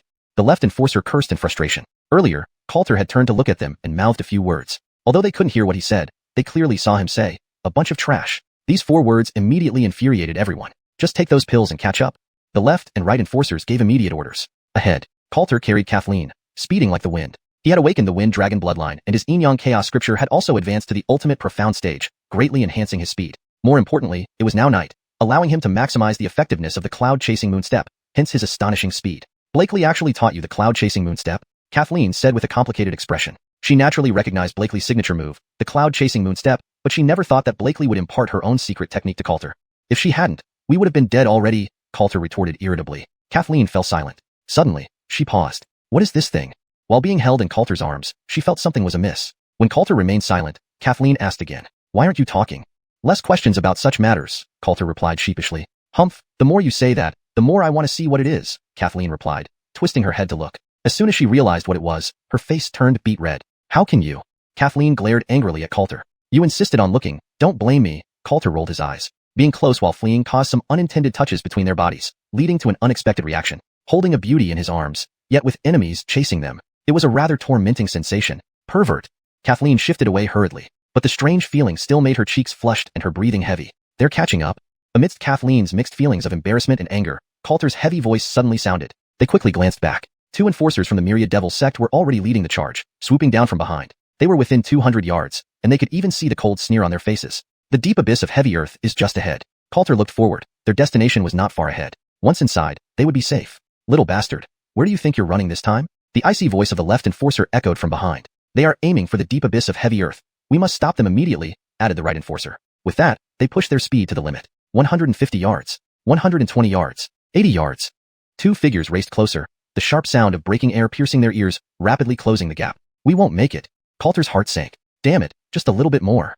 The entrance to the deep abyss of heavy earth was just ahead, no more than a dozen breaths away, but the duo from behind clearly didn't intend to give him that chance. Brat die. The left enforcer sneered. At this moment, Coulter and Kathleen were already within his range. He then drew a battle knife, radiating a chilling aura, and gathered his spirit power before slashing forward. This slash instantly transformed into a colossal blade force, tearing through space with a destructive force aimed directly at Coulter and Kathleen. Hurry, get out of the way. Coulter's complexion changed drastically. This attack from a ninth heaven profound realm powerhouse was something neither he nor Kathleen could withstand. Coulter pushed Kathleen to the right with one hand, while at the same time he boosted his speed to the limit, doing his utmost to dodge to the left. But it was still too slow. The knife strike had already enveloped Coulter and Kathleen. Only one option left. Coulter gritted his teeth. He took out the flowing light sword, gathering all his profound energy together, transforming it into a fatal slash. Heavenly Pagoda Slash. This slash struck heavily against the blade force, but it only resisted for a moment before Coulter's attack was shattered, and he was sent flying away by the blow. Fortunately, his speed was fast enough. At this moment, he was at the edge of the knife's range, avoiding its full force. Though he sustained some injuries, at least he was still alive. However, Kathleen wasn't as lucky. She was completely engulfed by that knife strike. Cough, cough, cough. Coulter flew back dozens of feet, gouging a deep trench in the ground before he barely managed to steady himself. He immediately looked over. A huge pit had been sliced into the ground there, with black smoke continuously billowing up. Didn't that foolish woman die? Coulter said somewhat uncertainly. If it were an average first heaven profound realm cultivator hit head-on by that knife, there would be no chance of survival. But at this moment, Coulter, are you alright? A frantic figure ran out of the pit. It was Kathleen. She had appeared completely unharmed next to Coulter, quickly taking out a healing pill to feed him when she saw his injuries. Why aren't you hurt at all? Coulter stared at her in disbelief. He had only been grazed by the knife and used martial techniques to offset part of the power, yet still got injured. Yet Kathleen was completely fine. I have a top-grade Earth-class spirit armor, golden thread soft armor, given to me by my father, which can resist most attacks, Kathleen explained. Hearing this, Coulter was speechless. Money really does make you free to do as you wish, and more importantly, it can save your life. Hee, you didn't die after all. But that's better. I can take you both back alive. At this moment, 2 figures appeared in front of Coulter and Kathleen. The left and Gerhard's had arrived. Swoosh, swoosh. Shortly after, Montgomery and 4 other members of the Myriad Devils sect also rushed over, completely surrounding Coulter and Kathleen. Chapter 88. Sword Immortal Strike. Keep running. Why aren't you running anymore? The crowd from the 10,000 Devils sect completely surrounded Coulter and Rosanna, grinding their teeth in fury. These 2 detestable fellows had not only made them chase for an entire night, but also killed 2 of their companions. It was infuriating. I told you long ago that I'd eventually tear you to pieces. At this moment, Montgomery slowly stepped forward, the killing intent in his eyes barely contained. Coulter glanced at him with a sidelong look. If you have the guts, come and fight me one-on-one. Upon hearing this, Montgomery's face stiffened instantly. Just before, Coulter had instantly slain 2 second-stage Heavenly Mystic Warriors. Plus, Montgomery had already lost to Coulter once before. Even he, proud as he was, now had no certainty of defeating Coulter. Worthless. Coulter sneered disdainfully. The left guardian, right guardian, and the other 4 similarly wore unpleasant expressions. A 3rd-stage Heavenly Mystic Warrior with a battle body, yet you're too scared to fight a mere Earth Mystic? What a disgrace. How long do you think you can remain so arrogant? Montgomery's eyes turned bloodshot, his face contorted with ferocity. The left guardian took a step forward. Seize them and take them back. Rosanna's complexion changed. She drew her sword. I would rather die than let you succeed. She then turned to look at Coulter, giving a bitter smile. As your protector, I apologize deeply, but today I cannot protect you. Allow me to die before you. After speaking, she stood in front of Coulter. But it was me who kept dragging you along all this time. When did you ever protect me? Coulter smirked slightly. Rosanna. She was left speechless. If the timing were right, she would really want to pry open Coulter's head and see what was inside. Seeing this, the left guardian just sneered. I didn't expect the 2 of you to be such pitiful lovebirds. But don't worry, neither of you will escape today. With that, he reached out toward Rosanna. See you first. Rosanna's mystic power erupted all over her body. Just as she was about to make a final stand, Coulter suddenly stepped forward. His slender figure blocked her path, saying, It hasn't reached that point yet. You don't need to act like it's a farewell. Hearing this, Rosanna was slightly stunned. Isn't it already a life and death situation? Coulter took a deep breath and spoke slowly. Elder, my previous promise still stands. I hope Elder can lend a hand. This junior will surely repay your kindness generously. Though Coulter's voice wasn't loud, everyone present heard clearly. What is this boy saying? Is he begging us for mercy? He even called someone elder. I thought this boy was quite tough, but that's it? Everyone from the 10,000 Devils sect mocked. Only Montgomery knew what Coulter meant. With a mocking expression, he whispered telepathically to Coulter. You don't think my master will appear to save you, do you? How naive. However, just as he finished speaking, a dazzling white light suddenly burst forth from the storage ring on his finger, slowly forming a graceful white figure. It was a woman with a voluptuous figure, flowing hair, and a refined appearance, looking like a celestial maiden descending from the heavens. Master, why did you appear? Montgomery froze on the spot. The figure was indeed his master, Marlowe. He gave me a rain-snow heart-purifying rhizome before. As a reward, I will save his life. Marlowe looked at Coulter and spoke calmly. Upon hearing these words, Montgomery's expression darkened immensely. Master, please look closely. He is my enemy, my mortal enemy. Montgomery's eyes were bloodshot, roaring loudly. He couldn't believe his ears. I said, he helped me. Marlowe's voice was calm and decisive. For a moment, Montgomery trembled with anger, never expecting that Marlowe would actually aid his mortal enemy. This was like a slap in the face. If you save him today, I won't recognize you as my master. Montgomery almost screamed these words out, using all his strength. But Marlowe didn't even glance at him, merely nodding lightly. Fine, from now on, there is no relationship between us. Her gaze was cold. She was kind, but not without principles. How dare Montgomery threaten her? She wouldn't waste another word on him. You. Montgomery was enraged to the point of nearly fainting. It's just a remnant soul. At this moment, the left guardian stared at Marlowe intently. I don't care how powerful you were before. Now you are merely a lingering soul, yet you still dream of rescuing someone from our hands. Marlowe's exquisite face was expressionless. You can try. Having said that, she looked at Coulter behind her and said, you gave me a rain-snow heart-purifying rhizome before. Today, I will give you one strike of my sword. Upon hearing this, the left guardian frowned deeply. Playing ghost. Let's attack together. The right guardian sneered in response. Since you want a medal, don't blame us for scattering your soul. In an instant, fierce mystic power erupted as both guardians drew their weapons and attacked Marlowe from both sides. What a stubborn old thing, die. Just die. Montgomery laughed maniacally at the scene, his eyes bloodshot, and even an eerie demonic aura emanated from his body. Marlowe's departure had driven him into complete madness. Whoosh whoosh. In the blink of an eye, the two guardians were already in front of Marlowe. But right at this moment, Marlowe flicked her hand lightly, and a chillingly sharp sword intent abruptly erupted. Buzz buzz. For an instant, it seemed like the world came to a halt. Then everyone saw the surrounding forest being stirred by an inexplicable force, rustling loudly. Wind blossom snow moon. Marlowe's gaze was calm and indifferent. In the next second, trees within a 10-mile radius were uprooted, flying into the sky to form a gigantic sword above her head. It felt like the entire world was reduced to this one strike. Sword immortal. She is a sword immortal. At the sight of this, the two guardians instantly turned deathly pale. This soul entity was actually a legendary sword immortal. Under her sword strike, they didn't dare harbor any thoughts of resistance. Only fear filled their hearts. Pillar Mountain Shield. The left guardian hurriedly took out a black shield, enlarging it to stand in front of them, protecting both him and the right guardian. From the aura emitted by the shield, it was a middle-grade Earth-level defensive spirit artifact. Moreover, they immediately channeled their mystic power throughout their bodies, forming thick layers of mystic armor. Boom boom boom. Shortly after, deafening explosions rang out, and everyone felt the ground shaking violently as if mountains were collapsing. When they looked again, the area where the left and right guardians stood was completely devastated, leaving behind a terrifying ravine spanning several miles, and the two guardians were already obliterated, along with that middle-grade Earth-level defensive spirit artifact, now nothing but a lump of pitch-black scrap iron. Two peak 9th stage heavenly mystic powerhouses, dead in an instant. Gulp. The remaining 4 members of the 10,000 Devils sect were filled with terror, swallowing nervously, beads of cold sweat on their foreheads.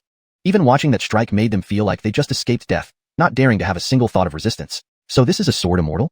Coulter watched this scene, his eyes shining with admiration. He saw very clearly that Marlowe emitted no mystic power, nor did she wield any physical weapon. That strike was entirely formed from pure sword intent. Even so, it had instantly killed 2 9th stage heavenly mystics hiding behind a defensive spirit artifact. One strike from a sword immortal was truly terrifying beyond imagination. Chapter 89 Sword comes. Climax. Spare us, Senior. We were wrong. We begged Senior Sword Immortal to spare our lives. If we had known Senior Sword Immortal was here, even with 100 more gallbladders, we wouldn't have dared to chase after. The remaining 4 members of the 10,000 Demons sect were full of terror, trembling uncontrollably as they knelt and begged for mercy from the Marlowe. Even the 2 protectors at the 9th level of Heaven Profound Realm were instantly killed without leaving any remains. They didn't dare to make another move. So strong. Kathleno felt equally shocked. The person before her was actually a legendary sword immortal. She finally understood why Montgomery could grow so quickly in such a short time. He had a sword immortal master guiding him in secret. Complete silence. Only the sounds of the 4 members of the 10,000 Demons sect kowtowing and pleading for mercy remained. I won't accept it. I won't accept it. Suddenly, a voice filled with resentment rang out. Montgomery's face was twisted in rage, his eyes bloodshot red, exuding an eerie demonic aura all over his body. He has fallen into madness. Kathleno said solemnly. Montgomery was now completely mad. Why? He stole my Earth-level martial technique, Took that old man's inheritance, and now even you are abandoning me. Seemingly unafraid of Marlowe, Montgomery walked step by step toward Coulter, emitting a hoarse roar. Marlowe answered expressionlessly, because your intentions are not upright. Upon hearing this, Montgomery threw his head back and laughed. Ha ha, it's because you failed to recognize true talent. His laughter grew more intense as the malevolent aura around him became denser. Seeing this, Marlowe stopped explaining. She whispered to Coulter, that one strike has exhausted all my strength. I can't hold on much longer. You must leave immediately. Her warning struck Coulter, as the remaining 4 members of the 10,000 demon sect were already terrified. The perfect moment for escape. Coulter looked up, seeing that Marlowe's translucent figure was becoming even more ethereal. That one strike is enough?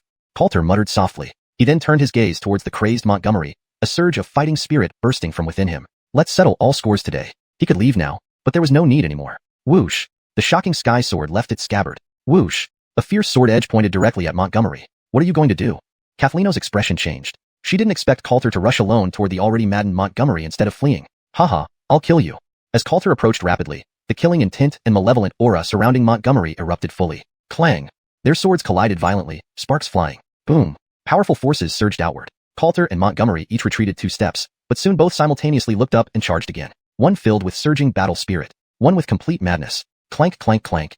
In just a few breaths, they exchanged dozens of blows, sending shockwaves spreading in all directions. No good. Montgomery is originally at the 3rd level of Heaven Profound Realm. With him being under madness, his true combat power is equivalent to the 4th level. Kathleen's heart raced anxiously. Coulter's cultivation was only at the 8th level of Earth Profound Realm, making the gap between them too large for her not to worry about Coulter. Boom. Another explosive sound. Coulter and Montgomery once again separated. White Tiger Mountain splitting fist. Without pause, Montgomery summoned a giant tiger shadow behind him and launched a punch at Coulter. However, what should have been a white tiger was now pitch black, oozing demonic aura, looking extremely eerie. Demonic aura has affected his white tiger battle body. Kathleen saw this with deep concern, imagining how insane Montgomery must be inside. Frenzy Dragon Flame Fist. Simultaneously, flames surrounded Coulter's right arm as he punched straight forward, not dodging or avoiding. Bang! Their fists met fiercely. Fiery heat and icy demonic aura clashed. Boom! In the next second, both their bodies were shaken by the violent energy waves, sending them flying. Montgomery crashed heavily onto the ground. Ha ha! Spitting out black blood, he still raised his head to look at Coulter, painless. I will kill you. I have to kill you. Despite falling into madness, it became his inner obsession. Boundless hatred drove him to stand up again. White Tiger Sky-Shattering Strike. He raised his sharp sword high, and behind him, the white tiger emitted an angry roar from its mouth before he angrily slashed down at Coulter. Kathleen's face instantly changed drastically. Under the white tiger battle body's enhancement, Montgomery's combat power has exceeded the 5th level of Heaven Profound Realm. I must save him. Kathleen made up her mind instantly and charged out in a flash. Don't come over. However, just as she was about to move, Coulter's firm voice reached her ears. Great Heavenly Pagoda Slash. While Kathleen was distracted, Coulter's shocking sky sword erupted with a fierce sword intent, meeting Montgomery head-on again. Clang! For a moment, their swords collided intensely once more, showering colorful sparks. Puff! The wild sword energy surged into Montgomery's body, causing him to spit out a mouthful of blood. He was once again cleaved away by Coulter's sword. But then, clank! Coulter's shocking sky sword snapped. This is bad. Kathleen watched anxiously. Montgomery's sword was given by Jerry, named xiuxian sword, which was a genuine lower-grade Earth-level spirit weapon. Coulter's shocking sky sword also came from Jerry but was only a higher-grade profound-level weapon. Under such intense combat, the shocking sky sword finally couldn't bear the strain and broke completely into 2 pieces. Heh. Montgomery staggered to his feet. His body was already covered with bloody sword marks, black blood streaming from his mouth, his hair disheveled, appearing utterly mad. Montgomery looked at Coulter and laughed hoarsely. As a sword cultivator, now that your sword is broken, how can you fight me? Despite being heavily wounded, he still approached Coulter step by step, the demonic aura swirling around the xiuxian sword in his hand. Coulter, catch! Kathleen threw her own sword. Boom! However, before it could reach Coulter's hands, it was struck away by Montgomery's sword, deeply embedding into the ground. You will ultimately die at my hands. At this moment, Montgomery's eyes turned completely blackish red as he sneered and thrust his sword towards Coulter. He won. He was about to win. He was going to take revenge. However, looking at the deadly blade coming towards him, Coulter suddenly showed a radiant smile. He stretched out one hand, his lips slightly curling upwards. You're wrong. As a sword cultivator, how could I not have a sword? Flower Snow Moon. Sword comes. Instantly, strong air currents gathered from all directions, gradually forming a transparent longsword in Coulter's hand. Chapter 90. Slaying Montgomery. How is this possible? Seeing this, the 4 remaining members of the 10,000 Demons sect were completely bewildered. Wasn't this the technique used by that sword immortal just now? How can this kid do it now? Could it be that the sword immortal isn't Montgomery's master, but rather this kid's master? How did he do that? Kathleen also stood frozen, her eyes fixed on Coulter surrounded by sword aura, and she felt a powerful shock deep inside. This guy is truly a genius. The delicate face of Marlowe was deeply moved as well. The Windflower Snow Moon sword she had just demonstrated was not a martial technique but a skill in swordsmanship. Only those who have surpassed the Sword King level in swordsmanship can achieve using everything as a sword, capable of slicing through everything. So when she made her move earlier, she said, "I'll give you a strike." This strike was directed at the two enforcers of the 10,000 Demon sect, and it was also meant to help Coulter deepen his understanding of swordsmanship from her sword. But she never expected that Coulter would replicate it just by watching once. He learned and applied it instantly, leaving even her amazed. "I command you to die. Die for me." Just as everyone was still stunned, Montgomery's cold and furious voice rang out again. Ignoring the sharp aura around Coulter, his eyes bloodshot, his mind obsessed only with killing the other party. "Today, you will be the one to die." With these words, the transparent blade in Coulter's hand slashed down instantly. Clang! This time, Montgomery offered no resistance. His attack was shattered almost instantly. The Zueying sword in his hand was struck away by Coulter and hit the ground, trembling. Chong! Then, the transparent blade directly pierced Montgomery's chest, embedding him heavily into the earth beneath him. Boom! Gravel scattered, and blood rained down. Cracks radiated from beneath Montgomery, like claw marks spreading out, stinging everyone's visual nerves. At this moment, all was silent. Coulter's transparent and sharp blade finally ended Montgomery's life, then gradually dissipated. Ha ha! Montgomery's expression was blank, spitting out large mouthfuls of black blood again, but this time he could no longer stand up. "I hate it so much." He glared at Coulter with a fierce expression until his death. Subsequently, the world returned to silence. Everyone present watching this scene remained speechless, or rather, too shocked to speak. He really did it. Kathleen stared dazedly at the scene. That top disciple of the Heavenly Sword Sect, Mu Deputy Sect Leader's personal disciple, the super genius with the white tiger battle body, was nailed to the ground by Coulter, like a dead dog. At this moment, Coulter's body exuded surging mystic power and a piercing sword aura, his tall and slender figure resembling an unparalleled war god. It was at this time that Marlowe's voice suddenly entered Coulter's ears. "Little one, I can't hold on any longer. From here on, it's up to you." As her voice faded, her already nearly translucent body gradually dissipated, finally transforming into a streak of light, flying into the storage ring in Coulter's hand. She was only a soul form, and the previous strike had drained all her strength. Now she had reached her limit. What about that sword, immortal? The four from the 10,000 Demon sect were slightly stunned, but quickly someone reacted, "Ha ha ha, she must be done for." The two enforcers are right. She's just a soul form and can't exist for long. We almost fell for it. If that's the case, let's take down that damned kid together to avenge the two enforcers. As the voice trailed off, the four simultaneously focused on Coulter, their eyes filled with intense killing intent and deep fear. They had all witnessed Coulter's performance just now. His talent instilled fear even in them. Since they have offended him and he is a member of the Heavenly Sword Sect, they must eliminate him while he's still vulnerable. "Boy, your life for mine. Now I see who can save you." In an instant, the four from the 10,000 Demons sect attacked simultaneously, charging towards Coulter. 4th rank Heaven Mystic, 5th rank Heaven Mystic, 6th rank Heaven Mystic, 7th rank Heaven Mystic. All four were evenly matched. In just the blink of an eye, they reached Coulter, locking him down with their raging mystic power. "I'll hold them off, you run." Kathleen reacted even faster than them, standing firmly before Coulter. However, before she finished speaking, a strong arm pulled her back. "Fighting is a man's business. Women should just watch." Taking a step forward, Coulter faced the four who were charging at him, and a faint smile curled at the corner of his mouth. "Do you really think I'm afraid of you?" Having said that, he flipped his palm. Swish! A black bell suddenly appeared in his hand. Ring ring ring. The tinkling sound rang out. "Oh no." The four members of the 10,000 Demons sect instantly changed their expressions. "It's the soul-devouring bell. Ah, my head hurts so much." As the bell rang, the four from the 10,000 Demons sect stiffened on the spot, hugging their heads and screaming in agony. "Hunted me for so long, now it's my turn." A lethal glint flashed in Coulter's eyes. 10,000 sword floating slaughter. Suddenly, a surge of air swirled around as chilling sword intent howled forth, then thousands of sharp sword shadows condensed above Coulter's head. Swish, swish, swish.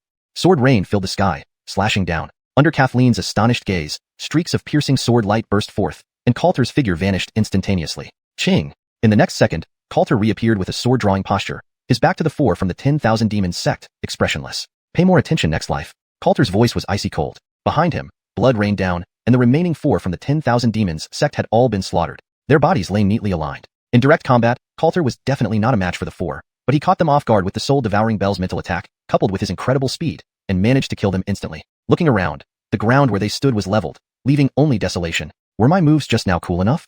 Coulter turned to look at Kathleen and asked. "Cool." Kathleen nodded instinctively. "I think so too. Do you want to offer yourself to me then?" Kathleen froze. Coulter chuckled, then turned and picked up all the storage rings from the fallen. These were enormous riches. They couldn't be wasted. Looking at Coulter's back, Kathleen was lost in thought. What stunned her most wasn't Coulter's astonishing sword technique just now, but when he pulled her behind him and said, "Fighting is a man's business. Women should just watch." She knew she would never forget these words. "All right."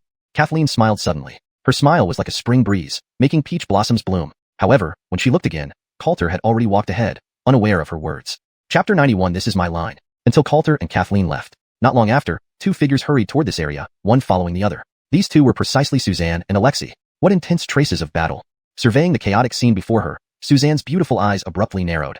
Since Coulter and Kathleen had been pursued, she immediately broke away from her opponent and followed them here. But upon seeing the brutal situation before her, she knew she had arrived too late. Ha ha ha, I told you long ago that those two fellows had already been taken down by my people. Alexei stepped forward, laughing proudly. He had dispatched his left and right protectors, both at the peak of the xiuxian 9th level realm. Capturing two individuals who had barely reached the xiuxian realm was a piece of cake for them. You shouldn't celebrate too soon. There are still several corpses of your Wan Moyang cult members here. Suzanne spoke in a low voice. While tracing their path here, she had seen the two people killed by Coulter, and now found 4 more bodies of Wan Moyang cult members. That meant out of 8 total pursuers, 6 were already dead. Montgomery is also dead. She saw Montgomery's body with no trace of sympathy in her eyes. Such a traitor did not deserve any pity and death. There are still 2 at the xiuxian 9th level realm unaccounted for, and there are no bodies of Coulter or Yuru. Suzanne subconsciously sighed in relief. As long as she didn't see Coulter and Yuru's bodies, there was still hope. At least things weren't too bad yet. Humph, don't tell me you think those 2 new xiuxian realm greenhorns would still have a way out when hunted by 2 xiuxian 9th level realms? Alexei sneered. However, he also felt some confusion. Since his left and right protectors had taken down those 2, why didn't they bring them along? Where had they gone?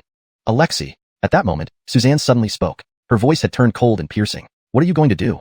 Alexei's face instantly changed dramatically. Seeing Suzanne's bloodshot eyes, she raised her sword, from which waves of destructive energy radiated. Crazy blade slash. Have you gone mad? Alexei looked at Suzanne in shock. Even during their earlier fierce battles, Suzanne hadn't used such a forbidden technique, one that harmed self and foe alike. But now she hesitated not at all to unleash it. Alexei cursed, while simultaneously summoning his mystic armor to dodge. Boom boom boom. In the next second, the ground, already in ruins, shook violently again as dust and smoke surged wildly through the air. Suzanne remained standing in place, her long hair billowing amidst the swirling clouds like a goddess of destruction. Cough cough cough. Alexei coughed violently, then struggled to stand up. He was now in a terrible state, covered in dirt, blood trickling from the corner of his mouth, and his mystic armor shattered. You crazy bitch. Looking at Suzanne, fear filled his eyes. If he hadn't fled fast enough just now, he might not even be able to stand now. If anything happens to them, I will take your life even if it means dying myself. Suzanne's long hair danced wildly as she stared at him with ice-cold eyes. After speaking, she turned and walked away. Drops of crimson blood fell slowly from her fingertips, but she showed no awareness. In her blood-red pupils, the figure of a tall, slim man seemed to appear. The next day, at dawn, in the depths of heavy earth abyss, Coulter and Kathleen walked down a broad underground passage, surrounded by others moving about. Why don't you return to the sect or town North Pass? Kathleen asked, turning her head to look at Coulter. I want to cultivate here.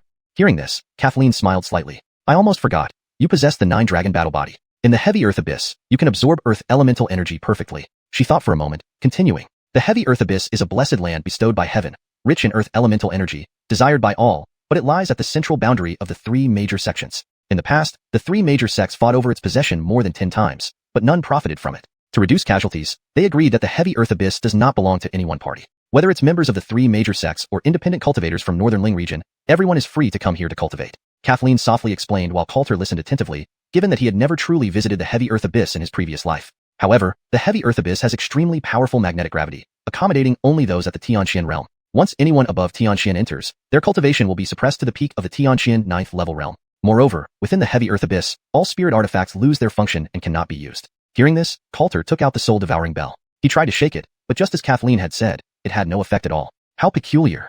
Coulter looked around. The people walking around were roughly divided into 4 categories: white clothes, black clothes, purple clothes, and various other different attire. According to his understanding, those wearing white uniforms were all disciples of the Heavenly Sword sect, black clothes represented the 10,000 Demon sect, and purple clothes represented the Purple Cloud Pavilion. And those in non-uniform clothing should be scattered cultivators from various places. Let's go. We have people in the heavy earth abyss, so at least we're safe here, Kathleen said with a smile. The 2 walked forward. The heavy earth abyss was built underground and was quite spacious. Even though there were many people here, it didn't feel crowded. But they hadn't walked far when noise came from ahead, where a large crowd seemed to be surrounding something. Let's go take a look. Coulter and Kathleen exchanged glances and then squeezed through the crowd. In the center, 2 groups of people were confronting each other. A skinny man in a black long robe was looking at an opposite robust man with disdain. To actually dare to talk back to me, are you tired of living? He stepped forward, completely ignoring the other's angry gaze, and reached out without hesitation, slapping the man's face a few times. This action was extremely humiliating. Don't push your luck. The robust man in white was taller than the black-clothed man by a head, glaring at him angrily. Slap. But just as he spoke, the black-clothed man slapped him hard across the face, turning his cheek bright red. I can push you to your limits. What can you do? The black-clothed man's face was full of mockery. If you dare to retaliate today, in 3 days when the abyss area opens, I guarantee your Heavenly Sword sect will return empty-handed. Hearing this, the veins on the robust man's forehead bulged from anger, and his fists clenched until they made cracking sounds, but his expression changed instantly. He deflated like a punctured balloon, standing still despite trembling in anger. What a poor guy from the Heavenly Sword sect. But the 10,000 Demon sect people are really too arrogant. What can be done? In the heavy earth abyss, the 10,000 demon sect indeed has the capital to be arrogant. People began murmuring upon seeing this scene. Coulter frowned, noticing that the black-clothed man from the 10,000 demon sect was at the first level of the xiuxian realm, and the robust man from the heavenly sword sect was clearly at the third level of the xiuxian realm. Yet, why did he let himself be bullied? What good is growing so big if you're going to rely on connections? Your heavenly sword sect just isn't up to par. The black-clothed man sneered, then swung a punch towards the other. Hold it. At this moment, a delicate shout rang out. The black-clothed man paused, and everyone turned to look. Kathleen strode out and stood in front of the heavenly sword sect disciple. Who are you? You dare to meddle in 10,000 demon sect's affairs? The black-clothed man questioned Kathleen, but the next second, Kathleen's figure instantly vanished from her spot. Slap. She slapped the black-clothed man away, his entire face immediately swelling up and even some bloody teeth flew out. If you want to fight, just fight. Stop talking nonsense, Kathleen said calmly as she looked at the disheveled figure of the opponent. Coulter was taken aback. Is this right? This seems like my line. Chapter 92 9 out of 10 is off. Coulter pursed her lips. It seemed that because Kathleen had been in contact with her more often, she now acted decisively and efficiently, having learned a bit from her. You actually dared to hit me? The black-clad man lay pitifully on the ground, glaring angrily at Kathleen with bloodshot eyes. The expressions of those around them also changed. Attacking someone from the myriad devils sect in the heavy earth abyss. Where did this woman come from, and how dare she be so fierce? Since Coulter and Kathleen hadn't worn the uniform attire of the Heaven Sword sect this time, no one recognized them as disciples of the sect. Let's go. Kathleen ignored the other party and instead looked at the muscular man and Coulter. Hit someone from our myriad devils sect and just walk away? Do you think that's possible? At this moment, a deep voice sounded. Turning around, they saw another man dressed in myriad devils sect clothing, coldly eyeing Kathleen. Senior brother Larry. Upon seeing the arrival, the myriad devils sect disciple who was beaten by Kathleen immediately became elated, shouting loudly, Senior brother Larry, please take revenge for me. The man named Larry nodded. Then he walked up to Kathleen and said coldly, no matter who you are, after hitting my myriad devils sect disciple, you won't be walking away today. His body radiated profound power, indicating he had already reached the third level of the heavenly profound realm. Hearing this, Kathleen frowned slightly. When did people from your myriad devils sect become so arrogant? She wasn't afraid of him. She just couldn't understand why the myriad devils sect members were acting so recklessly in the heavy earth abyss. Arrogance requires capital, and our myriad devils sect just happens to have it. Larry sneered, then punched towards Kathleen's face. Kathleen's expression changed. Just as she was about to counterattack, a figure blocked her. Bam! In an instant, two fists collided heavily, causing Larry to stagger and retreat several steps. And who are you? Larry furrowed his brows looking at the suddenly appearing Coulter. He was in the third level of the heavenly profound realm, yet the aura emanating from this person was only at the 8th level of the earth profound realm, but somehow managed to repel him? I don't need you to know who I am, but I didn't see the capital you mentioned, Coulter said lightly. You're asking for death. Larry flew into a rage. Devil Shadow Fist. This time, he unleashed his full strength, with overwhelming profound power surging towards Coulter like waves, aiming to crush him in one blow. Mad Dragon Flame Fist. Coulter's hands were surrounded by flames. He pulled back his right hand before delivering a powerful punch. Unaware of life and death, Larry sneered internally, thinking his cultivation level was far superior to his opponent's, even surpassing a whole heavenly realm. How could this kid dare to fight head-on? Bang! The next second, their fists collided again with a thunderous impact. Then Larry realized his mistake. The force contained in the other party's fist was even more dominant than his own. A strong punch force and flames penetrated his arm, and with a crack, his arm broke on the spot. Aya! Larry let out a roar of pain and fury, retreating several steps before falling to the ground in humiliation. You! Before he could react, a blurry figure flashed over and struck his chest with a single punch, leaving it battered and bruised. Arrogance costs lives, and you indeed had won, but now you've lost it. Coulter smiled slightly. He never had a good impression of the myriad devils sect to begin with, and since the opponent attacked with lethal intent, he wouldn't hold back. However, he still felt a bit regretful. If he could enhance his yin-yang chaos formula to the earth grade, he might not need this final punch to kill the opponent instantly. It looks like I should return early to spend more time with Queenie and Terry, Coulter thought to himself. What? But everyone present was dumbfounded. What did they witness? A mere 8th level earth profound boy instantly killed a 3rd level heavenly profound Larry? Is he really only at the earth profound level? This isn't important. What matters is that he dared to kill a member of the myriad devils sect. In the heavy earth abyss, even the Heaven Sword sect and Purple Cloud Pavilion wouldn't provoke the myriad devils sect. This kid is doomed. Everyone's faces turned pale one after another. Senior brother Larry, dead? The previous myriad devils sect disciple turned ashen-faced. He couldn't believe anyone would dare to kill them in the heavy earth abyss. You dare to kill someone from our myriad devils sect? You're dead. He glared at Coulter and Kathleen, his voice filled with terror and malice. Both of you should leave the heavy earth abyss immediately. If more members of the myriad devils sect arrive, it will be too late.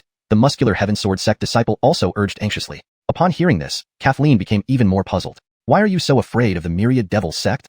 Coulter was equally confused. They were both one of the 3 major sects in the Northern Spirit domain, and the Heaven Sword sect and myriad devils sect had always been sworn enemies. Their disciples should be mortal enemies. However, based on his observation just now, every disciple of the Heaven Sword sect here seemed to greatly fear members of the myriad devils sect. You must have just entered the heavy earth abyss and aren't familiar with the situation here. Just leave quickly, the man said hastily. It was clear he was very anxious. Coulter and Kathleen exchanged a look and realized something was off. 9 out of 10 chances are, something is wrong. Now you want to leave, but it's too late. At that moment, an angry voice suddenly echoed. Everyone hurriedly turned to look back, seeing a middle-aged man in a long black robe sprinting towards them. It's Bryson. He's even here. Those two are dead for sure. Shouts of alarm rose from the crowd. Coulter's expression grew serious as well. The cultivator who had arrived was actually at the 9th level of the heavenly profound realm. Whoosh! Just then, a white figure suddenly flashed past Coulter and Kathleen. Bryson, fuck you! Accompanied by a roar of anger, 2 figures sped toward each other and clashed. Boom! Everyone rushed to look and saw 2 figures, a black one and a white one, collide intensely, their fists exploding with profound force. It's Django of the Heaven Sword sect. Well, looks like the Chrysanthemum hero has come out too. But choosing to offend the Myriad Devils sect at this time doesn't seem like a smart move. Amidst the murmurs of the crowd, the 2 figures each took a step back. Then the man named Bryson looked up coldly. Django, do you want to meddle in this matter? Only at this moment did Coulter and Kathleen clearly see the man's face. He wore pitch-black clothes, with a fearsome scar on his face. What happened?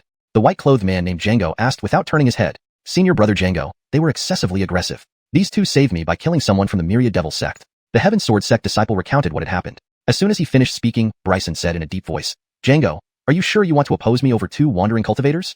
Seeing Coulter and Kathleen dressed simply, he assumed they were wanderers. A mere wanderer daring to kill one of his people was a challenge to the authority of the Myriad Devil sect. Upon hearing this, Django raised an eyebrow. Open your eyes wide and take a good look. Are they wanderers? Then he turned to look at Coulter and Kathleen, flashing a smile at Kathleen. Junior sister Sayla, long time no see.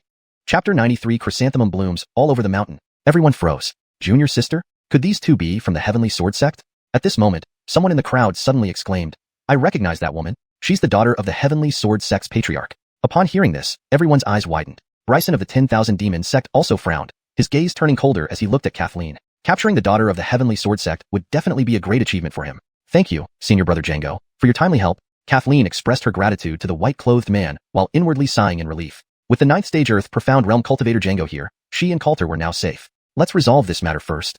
Django nodded, then turned to face Bryson again. I'm taking these 2 with me. His tone was unwavering. No matter why Kathleen was here, he had to ensure her safety. Bryson remained silent for a moment, pointing at Coulter. I don't care about the woman, but the boy killed our people from the 10,000 Demon sect. He must stay. Hearing this, Django swore loudly. What the hell is wrong with your ears? I just said I'm taking both of them. If you dare to argue one more word, I'll make sure your chrysanthemums bloom all over the mountain right now. The atmosphere around them dropped to freezing point. The onlookers couldn't help but step back a few paces. They looked at Django with sheer terror. In the entire deep abyss of heavy earth, only Chrysanthemum Knight dared to scold Bryson like this. Senior brother Django's personality hasn't changed, still so, straightforward. Kathleen whispered into Coulter's ear. Coulter nodded in agreement. Indeed. At this moment, Bryson's expression became even uglier. Are you sure? Being cursed so furiously by Django, his face turned icy cold. You should know the consequences of such an act. Django sneered. If you've got the guts, come after me. I'm always up for it. But be prepared. Your chrysanthemums better be tough enough. Junior sister Yuru, let's go, he said, then turned and left with Coulter and Kathleen. Yes. I'll see how long you can remain arrogant. Killing intent flickered in Bryson's eyes. Inform Pavilion Master Jared that the Heavenly Sword Sect Patriarch's daughter has arrived in the deep abyss of heavy earth. Request backup from him and capture her when the abyss is opened. Yes. A disciple of the 10,000 Demon sect immediately went off to carry out the order. Looking at their retreating figures, a fierce killing intent flashed in Bryson's eyes. In 3 days, I will make you pay with blood. This is senior brother Django. He was already cultivating in the sect when I was born, and now he's the guardian of the deep abyss of heavy earth. On the way, Kathleen introduced Coulter to Django and vice versa. She only shared basic information about Coulter, keeping other critical details to herself. Junior brother Chinyu is such a talented youth to have become a core disciple at such a young age, Django remarked. Hearing this, Coulter smiled slightly and bowed in respect. Thank you, senior brother Django, for coming to our aid earlier. He really wanted to ask about the origin of the nickname, Chrysanthemum Knight, but decided against it as it seemed too impolite. Django waved it off without a second thought and asked, We're all fellow disciples. This is what we should do for each other. But why did you come to the deep abyss of heavy earth? Kathleen recounted the general events leading up to their arrival, leaving out any mention of Marlowe, as Coulter had instructed. Damn the 10,000 Demon sect. The whole sect is filled with underhanded bastards. I'll crush all their chrysanthemums one day. Upon hearing that Coulter and Kathleen nearly died at the hands of the 10,000 Demon sect, Django was furious. I'll send someone to inform General Burl, and have him send reinforcements to pick you up. Without delay, Django summoned a Heavenly Sword Sect disciple to send a message to the Northern Defense Pass. Though Django appeared casual, Coulter noticed that his brows remained furrowed, suggesting some deep concern. You must be tired after battling all day. Let me arrange some rooms for you to rest. With that, Django led them to a cluster of rock caves where rows of rooms were visible. It seems we only have one room left. Why don't we give this room to junior sister Yuru, and junior brother Chinyu can share a room with me? Django suggested as they stood outside a room. Coulter nodded. I'm fine with that. However, Kathleen suddenly shook her head. No need. I can squeeze in with him. Hearing this, Coulter and Django were taken aback. But, before Django could say more, he saw Kathleen blinking her eyes wildly at him. I just don't want to disturb senior brother Django, Kathleen explained while winking at Django. Okay then. Django seemed to have understood something. He looked at Kathleen in disbelief before nodding. Rest well, I won't disturb you then. With that, he gave Coulter a knowing look and sent a telepathic message. Junior brother Chinyu, you sure are blessed. Coulter didn't reply, but he kept a safe distance from Django, especially when he thought of the nickname Chrysanthemum Knight. His heart skipped a beat. After saying this, Django hurriedly turned and left. Hey, why do you insist on staying in the same room with me? Coulter asked Kathleen irritably. Didn't this woman always hate him? How is she acting so differently today? I said, I'm doing it just to not disturb senior brother Django. Don't flatter yourself, Kathleen replied coolly. Then, she walked straight into the room. Unbeknownst to Coulter, Kathleen's face had already flushed red as she turned away. What nonsense! Coulter shook his head and followed her in. Fortunately, though it was one room, it was divided into 2 private chambers. He immediately entered the vacant chamber and closed the door behind him. Senior Snowmoon, are you still there? Coulter sat cross-legged and spoke softly. Yes. A faint, hollow voice echoed in his mind. But Coulter could tell that Marlowe sounded extremely tired, clearly due to excessive consumption. Senior Snowmoon, I have some items here that can restore spiritual energy. See which ones you can use and absorb them all. As he spoke, he took out over 10 storage rings. These were his recent spoils. All right. Without hesitation, Marlowe emitted a weak suction force and began absorbing the contents. An hour later. How are you feeling now, senior? Looking at the remaining dregs of rare treasures, Coulter wasn't the least bit sorrowful and asked. Not as weak anymore, but I still can't fight as I used to. Marlowe's voice was noticeably clearer than before. That's good enough. Coulter nodded. This time, I really appreciate your help. You not only saved my life but also helped me advance further in swordsmanship. At this, Marlowe fell silent. She still couldn't understand why Coulter had advanced to become a sword king after merely observing her once. How long have you been practicing swordsmanship? Coulter was slightly stunned. About 2 or 3 years. Including the time before his rebirth, he had indeed practiced for 2 to 3 years. This time, Marlowe remained completely silent. She had taken 6 or 7 years to become a sword king and was hailed as the youngest sword king in the divine realm. Now, Coulter was telling her that he became a sword king in just 2 or 3 years, shattering her pride. Why aren't you speaking, senior? Seeing Marlowe's silence, Coulter asked. I need some quiet time. Coulter. Chapter 94. Women are people too. Senior, do you mean I am now a sword king? Coulter blinked, somewhat surprised. He had become a sword king just like that? The standard for becoming a sword practitioner is to be able to condense sword intent. To become a sword king, one must be capable of using all things as swords. You can now engage in combat by materializing forms with your sword intent, so you have barely reached the threshold of being a sword king. Upon hearing this, Coulter finally understood. When he fought Montgomery last night, he formed weapons with his sword intent and slew him, which was likely what materializing form with sword intent meant. What about a sword immortal? To become a sword immortal, one must first condense their own sword domain, Marlowe explained. Coulter nodded and asked, what realm lies above the heaven profound realm? In his previous life, he only cultivated up to the earth profound realm, and now, already at the 8th stage of the earth profound realm, he was about to break through to the heaven profound realm but did not know what lay beyond it. Above heaven is king, above king is emperor, and above emperor is immortal. As for what lies beyond immortal, you will find out later. Coulter nodded. I promised Senior before that if you were willing to give me a hand, I would do my utmost to help you restore your soul and physical body. So, how can we restore your physical body? Hearing this, Marlowe felt very pleased. The fact that Coulter raised this issue on his own showed that he wasn't ungrateful like Montgomery, increasing her favorable impression of him. The best way to reconstruct a physical body is to find a suitable one and then occupy it. This method is also known as soul seizing. Coulter pondered for a moment and then asked, have you not found a suitable physical body in all this time? Do you think finding a suitable body is easy? And to achieve the best effect, the person whose body you take over needs to consent willingly, or it might fail. Marlowe said irritably. Now Coulter understood. Finding a compatible body was already very difficult, and needing the person's willing consent made it almost impossible. I will do my best to help you. Coulter said this with firm resolve. If Marlowe hadn't lent a hand last night, he probably would have had no choice but to use the flaming pearl. And once the flaming pearl exploded, both he and Kathlina would certainly have been blown to pieces directly, which was why he didn't use it. Are you so eager to help me restore my body that you want me to do something bad after recovery? Suddenly, Marlowe spoke up. No, absolutely not. Coulter's face froze as he hurriedly denied it. How come I remember you saying future repayment and returning kindness? Are you sure there wasn't another meaning? Hearing this, Coulter's face turned awkward. You're overthinking it. How did such a simple sentence come out sounding completely different from her mouth? A man's words are as deceiving as devils. Do you really think I would believe you? Marlowe pursed her lips. Then she added, however, if you can indeed help me restore my body, I could consider rewarding you. Coulter's eyes lit up. It's a deal. Marlowe. She realized that both Montgomery before and Coulter now didn't seem to show much respect towards her. Subsequently, Coulter stood up. Elder brother Django clearly had some concerns just now. I'll go ask Kathlino about the situation. With that, he walked toward Kathlino's room opposite. But when he was about to knock, he noticed that the door wasn't closed but left ajar. Peering through the crack, Coulter froze instantly and saw an astonishing scene. Inside the room, Kathlino's beautiful face was flushed red with shyness. To this, Coulter widened his eyes. Kathlino was actually... Don't be so shocked. Women are people too and have normal desires, Marlowe remarked quietly. Who would have thought? Coulter's expression turned bizarre as well. This place isn't suitable for lingering. Immediately, he turned around and left. Timing couldn't have been worse. Just as he turned away, Kathleno inside the room suddenly let out a soft hum. Junior brother Chinyu. At once, Coulter felt his steps struck by lightning. Holy cow, she's fantasizing about me? Isn't this ridiculous? Didn't Kathleno always hate him and call him a rogue frequently? How come? Women truly are changeable creatures. She seems to need you quite badly now. Doesn't that make you feel something? Marlowe tempted in a bewitching tone. Let it go. I guess she just thinks I'm handsome and I forgive her. Coulter shook his head and sighed. Marlowe. The next day, Kathleno knocked on Coulter's door early in the morning. Come out. We need to find senior brother Django to understand the situation in the heavy earth abyss. Coulter slowly opened his eyes. It seemed Kathleno had also noticed that senior brother Django was acting strange yesterday. Walking out of the room, Coulter looked at Kathleno in feigned surprise. What did you do last night? Why do you look so radiant today? At that moment, Kathleno's face was rosy and glossy, her big, bright eyes looking very energetic. Upon hearing this, Kathleno blushed slightly. Of course I'll be spirited after getting good rest, she said with an indifferent expression. Coulter couldn't help but laugh. This woman really could lie without breaking a sweat. What are you laughing at? Kathleno glared at Coulter. Nothing, let's hurry up and go.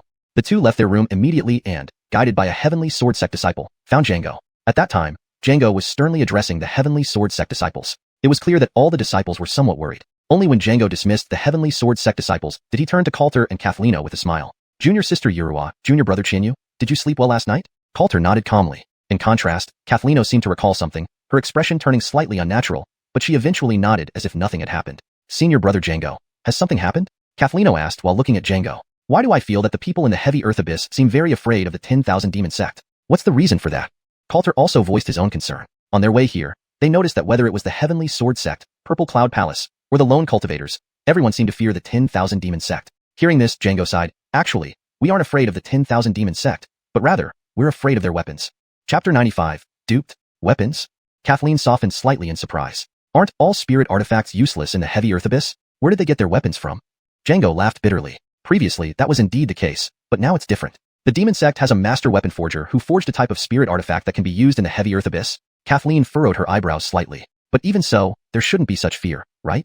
Django sighed. If only they had weapons, we wouldn't be afraid. The key is, they can enter the abyssal area and use these weapons to easily kill earth turtles. Seeing Coulter and Kathleen still puzzled, Django continued to explain. The heavy earth abyss contains rich earth elemental energy, but this energy cannot be absorbed directly. The energy gathers over time in the abyssal area and forms an earth turtle-shaped energy body. Only by killing these earth turtles can we absorb the earth elemental energy. These earth turtles have astonishing defenses, and with no spirit artifacts working in the heavy earth abyss, even killing the lowest level earth turtle is extremely difficult. But since the demon sect has those specialized weapons, their efficiency in killing earth turtles has greatly increased. That's why they act so arrogantly, and we can't do anything about it. After Django finished speaking, Coulter and Kathleen fell silent. So, the demon sect can use those weapons to enter the abyssal area, slaughter, and even plunder? Coulter understood the crux of the matter. Yes, the abyssal area opens once a month. Every time, the demon sect can use those specialized weapons to easily kill earth turtles. As for the rest of us, we have to fight barehanded and also beware of the demon sect coming to snatch our resources. No one wants to offend them in the heavy earth abyss. Django sighed again. Their relationship with the demon sect had already been poor, and yesterday more Yuru and Coulter enraged Bryson. They probably won't let this go after the opening of the abyssal area. Why don't we report this cheating to the upper echelons of the sect? Kathleen asked, Fufuchi, unwillingly. Django shook his head. It's useless. The demon sect will just say we are incompetent. Purple Cloud Hall has always remained neutral.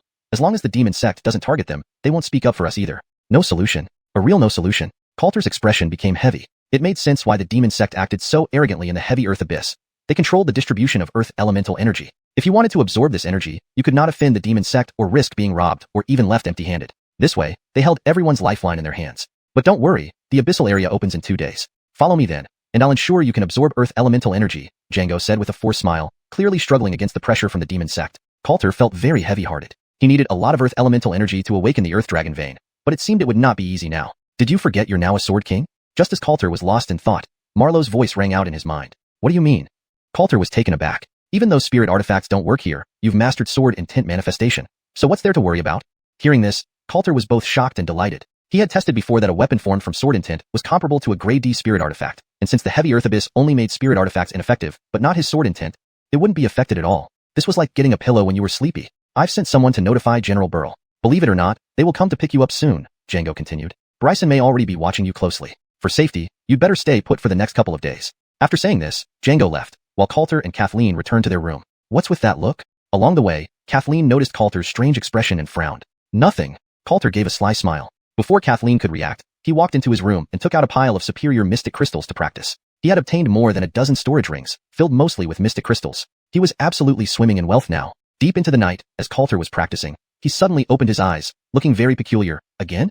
He had just heard some strange noises. Although very faint, he was certain he didn't hear wrong. Is that foolish woman intentionally trying to seduce me? Coulter thought to himself. Otherwise, why would Kathleen have such a high demand? She had clearly just been released last night. Should I go check it out? Both of them were alone in one room, and upon hearing Kathleen's enticing voice, it felt like his heart was being clawed by a cat. He really couldn't bear it anymore. All right, I'll just go remind her.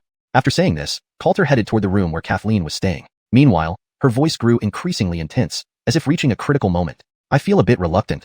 Just as Coulter was about to knock on the door, he suddenly stopped. Interrupting her at this moment felt somewhat despicable. Fine, let it pass. Coulter shook his head and was about to leave. Creak. But at this moment, the door opened. Inside the room, Kathleen looked at him with dazed eyes, her clothes disheveled, and a touch of heart-stirring blush on her pretty face. Moreover, there was a patch of moisture on her bed. Coulter instantly turned embarrassed. If I say I was just passing by, would you believe me? Kathleen blinked but didn't speak. The worst fear is when the air suddenly turns silent. That thing, you continue? After saying this, Coulter wanted to run away. Once you're here, don't even think about leaving. Kathleen pulled Coulter into the room and pushed him onto the bed. What do you want to do?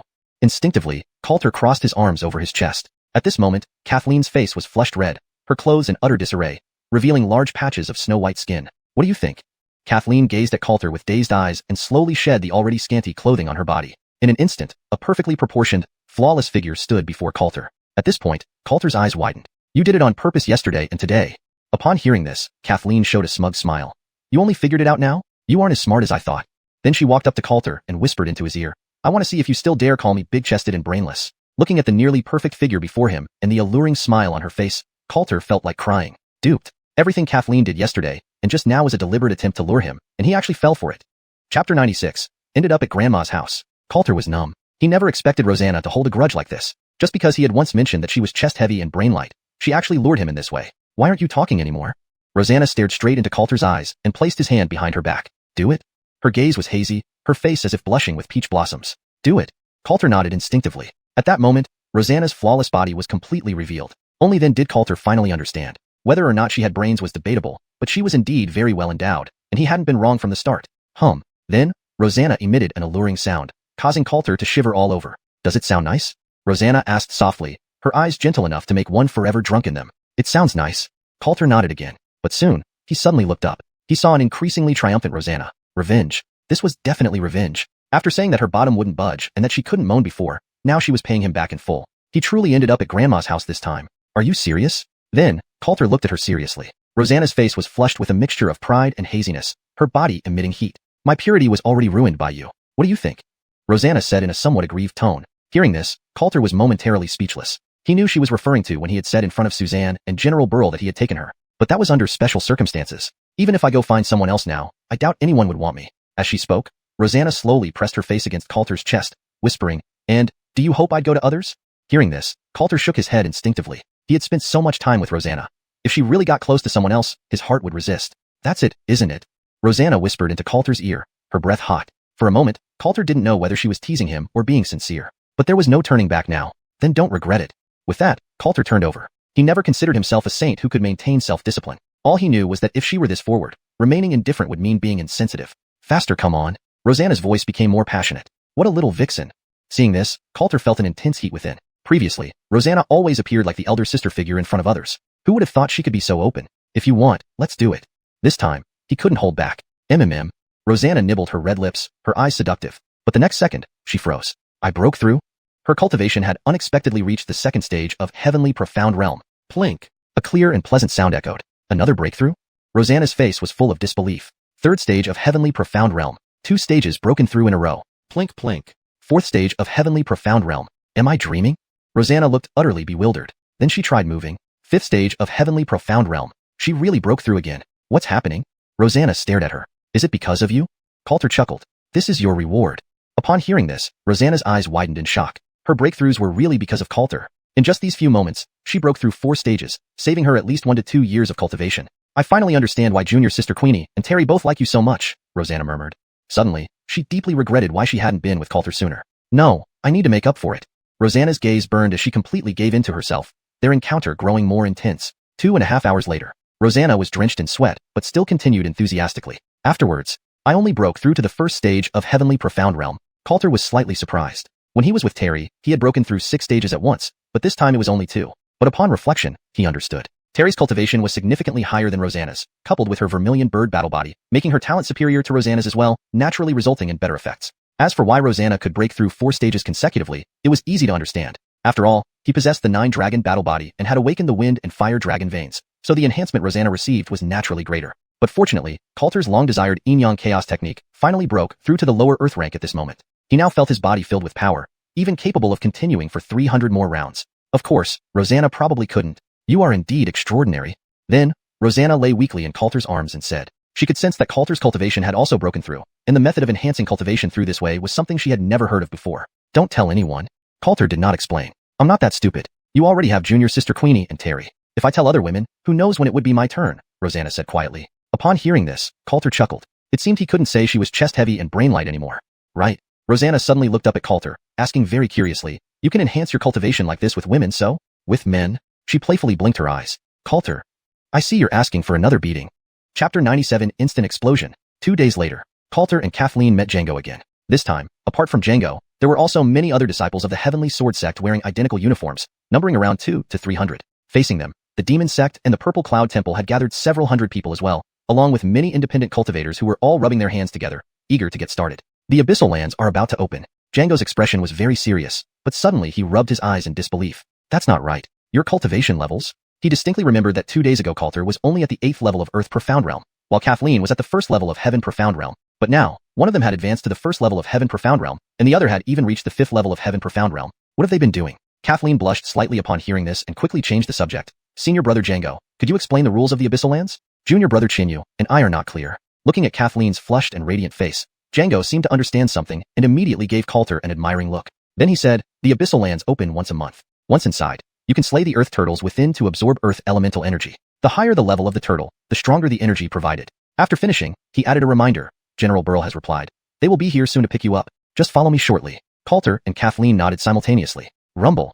At that moment, a huge stone gate opened ahead. The Abyssal Lands have opened. Let's try to absorb as much earth elemental energy as possible this time. If we can form golden battle armor, it would be great. You must be dreaming. How many people entering the heavy earth abyss can actually form golden battle armor?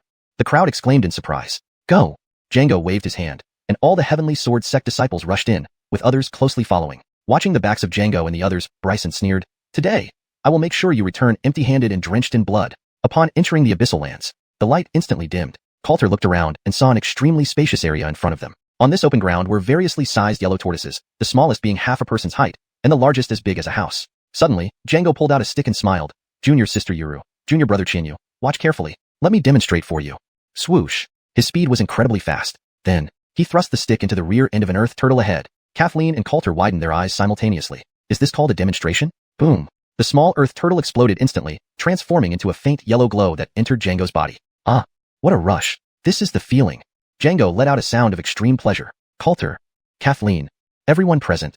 All were dumbstruck upon entering. I finally understand where senior brother Django got his nickname, Lotus Flower Hero, Coulter said, feeling a chill run down his spine. Kathleen remained silent as well. I knew senior brother Django was unreliable, but this? For a moment, everyone entering was so frightened by Django's actions that they kept a safe distance from him. It was just too brutal. Django, unaffected, continued, junior sister Yuru, junior brother Chinyu, did you see clearly? Just like what I did.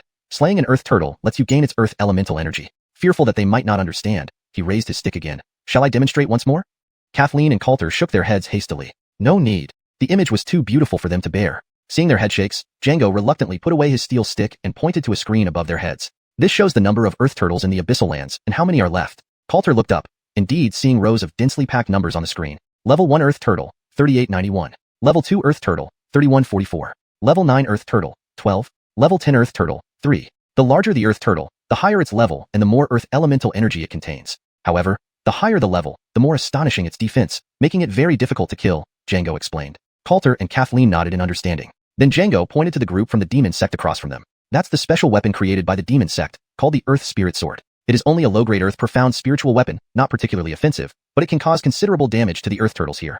Upon hearing this, Coulter fixed his gaze. Now many people had already begun attacking the Earth Turtles. He saw a disciple of the Demon sect wielding a sword emitting yellow light, easily piercing through an Earth Turtle's body and absorbing its elemental energy. Others without the Earth Spirit Sword, even with the same cultivation level, had to go through great lengths to kill an Earth Turtle of the same level. Ah, now I get it. Coulter and Kathleen finally understood why the members of the Demon sect were so confident in the heavy Earth Abyss. With such a special spiritual weapon, their speed in killing earth turtles would greatly increase, giving them a significant advantage. But I noticed that there are quite a few people here who don't possess earth elemental power. Why are they also so enthusiastic? Coulter asked. Django smiled and said, because the earth elemental power here can be used to enhance the defense of the Mystic Force armor. If one can absorb enough earth elemental power, they can even upgrade their Mystic Force armor to golden battle armor, increasing its defensive power 3 to 4 times over. Upon hearing this, Coulter's eyes lit up. Mystic Force armor required one to be at the Heaven Profound realm to condense, and it had very good effects. If its defense could triple or quadruple, he couldn't imagine how powerful it would be. Moreover, he himself needed the earth elemental power here, and since he had just broken through to the Heaven Profound realm, if he could condense the golden battle armor, his combat strength would increase dramatically. How many people have successfully condensed the golden battle armor? Kathleen asked curiously. So far, only 2 people in the entire Northern Spirit Domain have managed it. The young master of the demon sect and the holy maiden of the Purple Cloud Temple. I've been here for 7 or 8 years and still haven't succeeded. It's embarrassing to admit. After saying this, Django shook his head and smiled. Follow me closely. I'm going to unleash a slaughter. Then he rushed forward again, stabbing another earth turtle's anus with his stick. With a muffled bang, the earth turtle exploded instantly, and a surge of yellow energy burst from its rear end. Yuru, Shinyu, come absorb quickly, it's extremely comfortable. Django turned around and grinned at them. Coulter. Kathleen. Chapter 98. Chrysanthemum withered, scars cover the ground. The Abyssal Land. Nearly 1,000 people were bustling about, all enthusiastically attacking earth turtles and absorbing the energy within them. Besides the disciples of the 3 major sects, there were also teams composed of independent cultivators. The 4 groups were clearly distinct from each other. Bang! Coulter punched out. The level 3 earth turtle in front of him trembled, but did not immediately explode. Coulter followed up with another palm strike to finally blast it apart. These earth turtles indeed have astonishing defense, Coulter sighed after absorbing the earth attribute energy provided by this turtle. Although his current cultivation was only at the 1st level of Heavenly Profound Realm, his punch could critically injure someone at the 3rd level of Heavenly Profound Realm yet couldn't kill a mere level 3 earth turtle. I wonder what effect my sword intent condensed weapon would have. Just as Coulter was thinking this and preparing to try, Django's voice suddenly sounded. There's a big one here. Coulter turned back. It was an earth turtle more than 10 zhang tall, emitting dense earth attribute energy from its body. Level 6 earth turtle. Django shouted. Everyone come over, let's take it down. Hearing this, the surrounding Tianjian sect disciples moved closer, and Coulter joined them too. You guys hold it off, I'll stab its butt. With a loud laugh from Django, everyone rolled their eyes and dispersed. They had only one thought now. They absolutely could not have their backs to Django. Otherwise, it would be too terrifying. Eagle claw hands. Mountain crushing palm. Lethal sword. Subsequently, many Tianjian sect disciples attacked simultaneously, unleashing various martial techniques that instantly exploded toward the earth turtle. Although spirit weapons lost their effectiveness here, their inherent sharpness remained. So many still held weapons. Boom, boom, boom.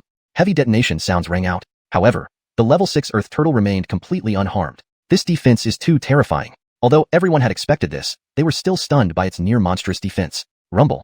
The earth turtle, seemingly frightened, began moving its massive body to escape. Hold it. The Tianjian sect disciples attacked once more. Thankfully, although the earth turtle's defense was astonishing, its attack power and speed were not remarkable, allowing them to quickly restrain it. Hee, it's my turn. Django grinned and raised the steel rod in his hand high. Chrysanthemum withered. Scars cover the ground. He roared, then thrust the rod directly into the target. Rumble.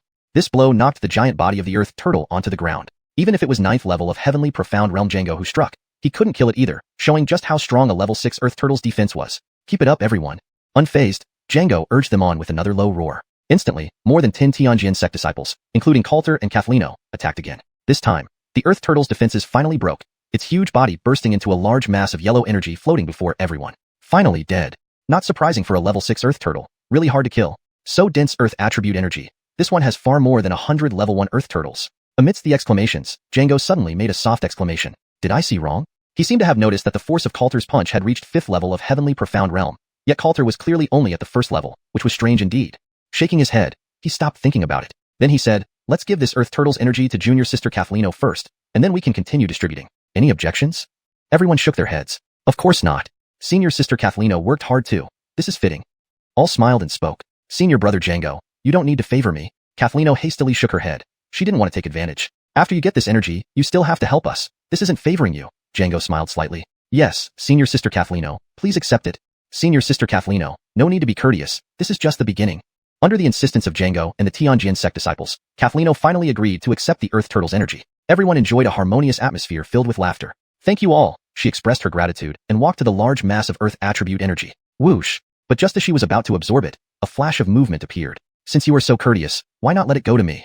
Everyone was slightly stunned. When they looked again, the dense earth attribute energy had already been seized by a woman in a black robe with fresh red lips. Rebecca, what are you doing? Quickly hand it over.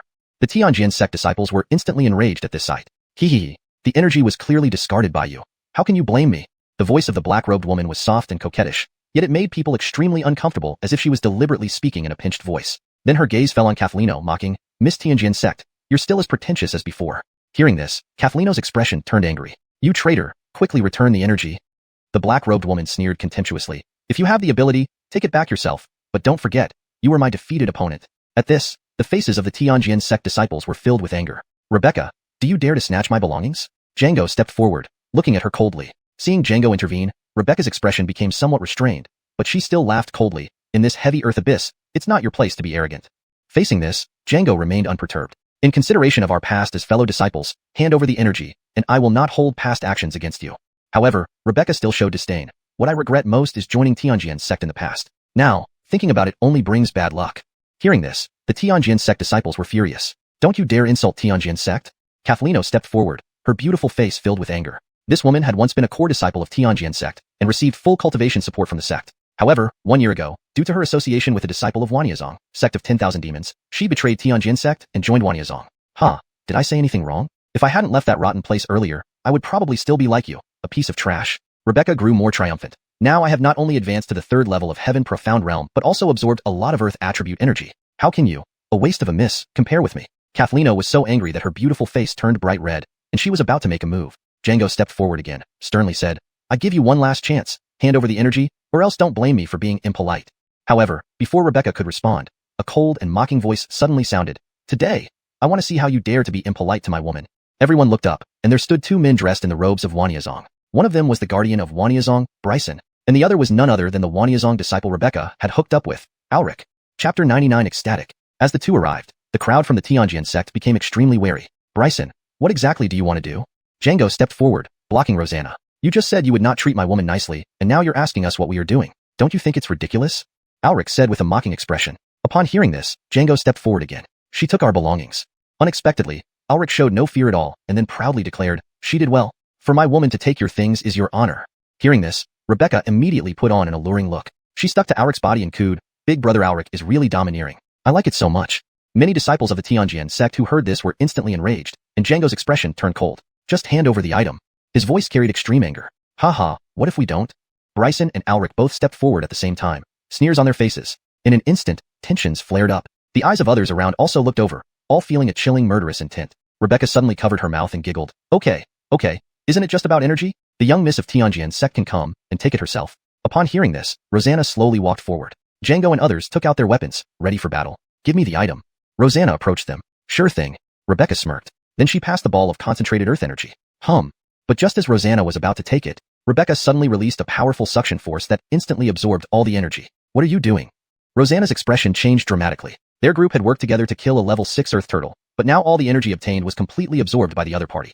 "Haha, I just wanted to take your things in front of everyone. What could you possibly do, Miss of Tianjian sect?" The mockery on Rebecca's face grew clearer. The energy from a level 6 earth turtle is indeed potent. The useless members of Tianjian sect simply don't deserve it. At this, Django and the others exploded in fury. Too much bullying. A disciple of the Tianjian sect instantly drew his sword and rushed out. "Come on, if you dare to make a move, I guarantee you will leave empty-handed today." Bryson sneered. "Back." Django suddenly shouted loudly. The charging disciple stiffened, gritting his teeth and growling, "Brother Django, they went too far." Veins popped out on Django's forehead. I know. How could he not be furious? He wished he could destroy all the Wanyao sect members right now, but in the Abyssal region, they simply couldn't outstrip Wanyao sect. If the two sides engaged in a fight, Wanyao sect people could easily exploit the advantages of spirit swords, leaving them returning empty-handed from the Abyssal region. The energy can be found again. Django clenched his fists tightly, his voice hoarse. For a moment, many Tianjian sect disciples felt deeply humiliated. They knew that Django endured this to continue collecting energy later, but the disdainful smile on the enemies' faces nearly drowned them, feeling aggrieved and frustrated. But here, they seemed to have no choice but to compromise. Hee, you guys from Tianjian sect are really a bunch of wastes. Rebecca laughed triumphantly. She then looked at Alric beside her and said coyly, "Big brother Alric, you won't blame me for doing this, will you?" Alric smiled faintly, stroking Rebecca's head, and replied calmly, "Of course not. It's only the energy of a level 6 earth turtle. It doesn't matter. As long as my woman is happy." Rebecca felt even more smug. Walking proudly to Rosanna, looking into her flawless face, envy rose up in her eyes. Miss Tianjian sect, being pretty is nothing if you don't find a capable man. Hearing this, Rosanna clenched her silver teeth in anger, and the Tianjian sect disciples burned with rage. "We are leaving." Django spoke grimly. If they didn't leave now, he truly feared he would lose control and attack. Haha, what a bunch of wastes. Rebecca mocked, and Bryson and Alric along with the rest of the Wanyao sect looked down on them. But as everyone was preparing to leave, swish, Driscoll, who hadn't spoken until now, made his move. Slap, slap. With two crisp, loud sounds, everyone froze. They looked in disbelief, only to see that Rebecca, who had just been full of mockery, was now sprawled on the ground. Not only that, but she spat out threads of fresh blood, and her previously rather beautiful face was completely smashed, even losing its human form. I didn't want to take action, but this woman is really too despicable, Driscoll continued after speaking. And she's such a bitch, it's disgusting just to hear her. Django could tolerate for the bigger picture, but he truly couldn't stand the cheap remarks from this despicable woman. Besides, with Rosanna now considered his own woman, he wouldn't allow her to be humiliated like this by a cheap woman. Good job. Numerous disciples of the xiuxian sect cheered. They had long wished to do this. With these two slaps from Driscoll, they released all the frustration bottled up inside them. Rosanna also stared at Driscoll's back in shock. She hadn't expected him to strike so decisively. Was he doing this for her? She felt delighted deep down. Only then did Rebecca react, the intense pain making her scream loudly. You dare to disfigure me, I will kill you. Her face twisted grotesquely as she stood up, her entire face oozing pus. You have great courage. At that moment, Alric's gaze turned incredibly gloomy. His woman was actually beaten like this by an unknown disciple of the xiuxian sect. Brother Alric, quick, kill him. I will tear him limb from limb. Rebecca clutched her bleeding face and shouted hoarsely. You little brat, I will take your life. In an instant, Alric lunged at Driscoll. Get out of the way. Prepared Django hurriedly stepped forward. With things having come to this point, they had no retreat left. There was only one fight. Whoosh. Bryson met Django head-on. Not only will that kid die today, but not a single bit of energy will you xiuxian sect people absorb. Upon hearing this, Django swore directly. If I don't blast your anus to bits, my name isn't Goo. Finishing, they immediately engaged in battle. Daring to hit my woman, nobody can save you today. Simultaneously, Alric instantly attacked in front of Driscoll, his cultivation already reaching the 6th level of Heaven Profound Realm. Hurry up and get out of the way. Rosanna's expression changed drastically as she quickly warned. However, Driscoll remained calm, looking at Alric in front of him with a mocking smile. Not only will I hit your woman, but I will also see how much strength you have to let her act recklessly here.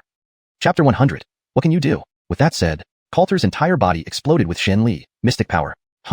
He delivered a punch, creating a sonic boom. Foolish. Alric sneered upon seeing this. A mere first-stage celestial mystic actually dared to clash with him head-on? Bang! The fists of the two clashed, sending shockwaves rippling outwards. How is this possible? Alric was astonished. This punch of his was enough to instantly kill anyone below the 5th stage celestial mystic realm. Yet this kid actually caught it? Whoosh. Both took a step back simultaneously. Coulter tightened his fist and curled the corners of his mouth upward. After advancing Yin-Yang Chaos Art to the Earth grade, his combat strength had significantly improved as well. If he gave it his all, even an enemy at the 6th stage celestial mystic realm would now be no match for him. Kill him.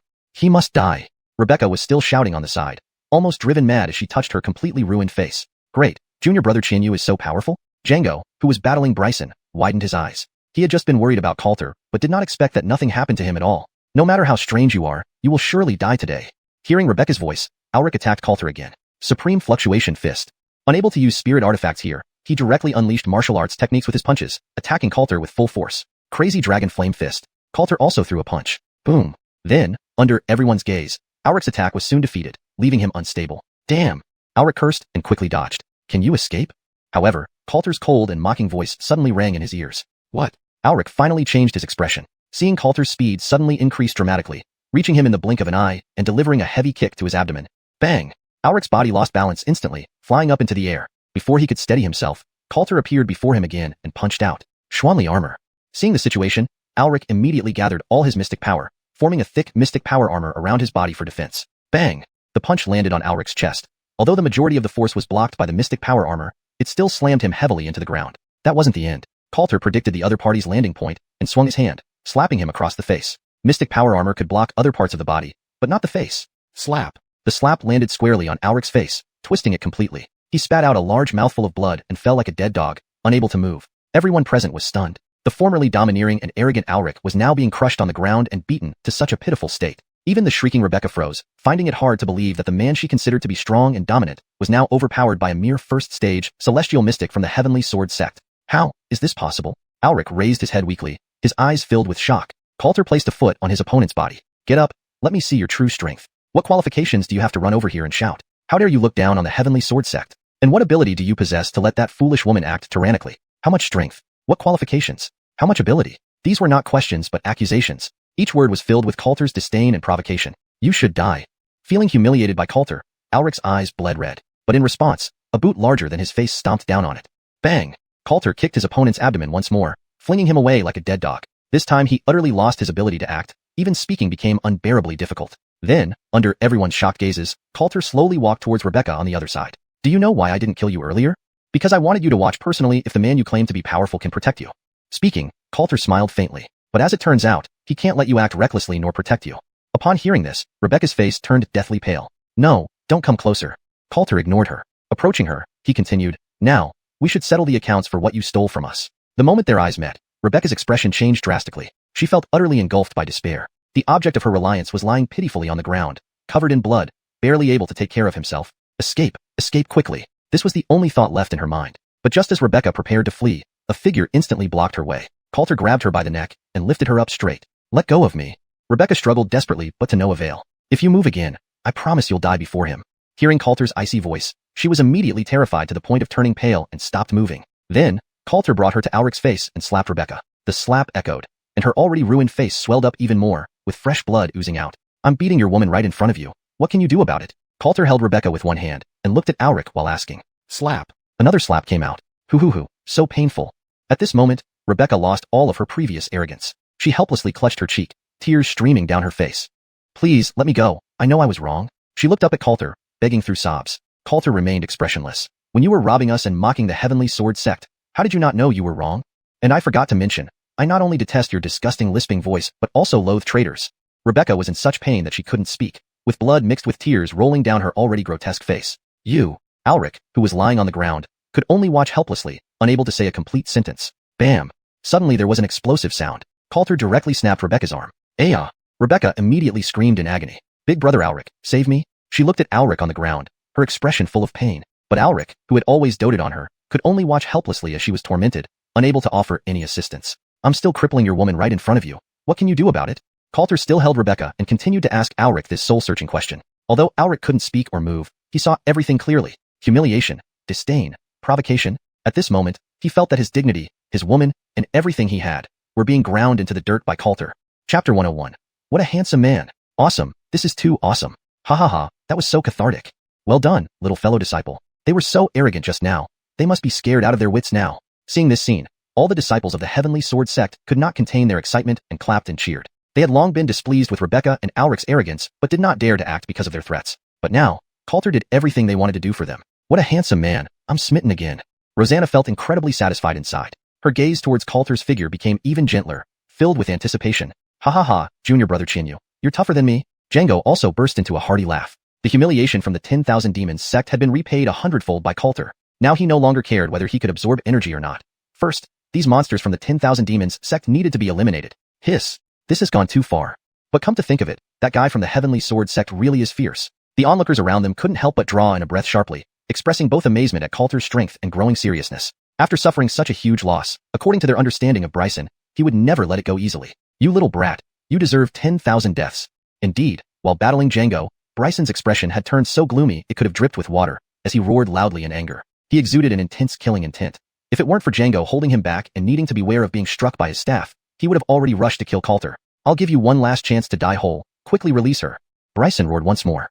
Hearing this, Coulter suddenly smiled. He raised Rebecca towards Bryson and grinned faintly, releasing her, like this? As he spoke, Coulter suddenly exerted force with his palm. Bang! Blood splattered everywhere as Rebecca's neck was crushed by Coulter's grip, causing her body to fall limp. Rebecca died a tragic death on the spot. This shocking scene made Auric tremble violently nearby, feeling a wave of intense fear. My God!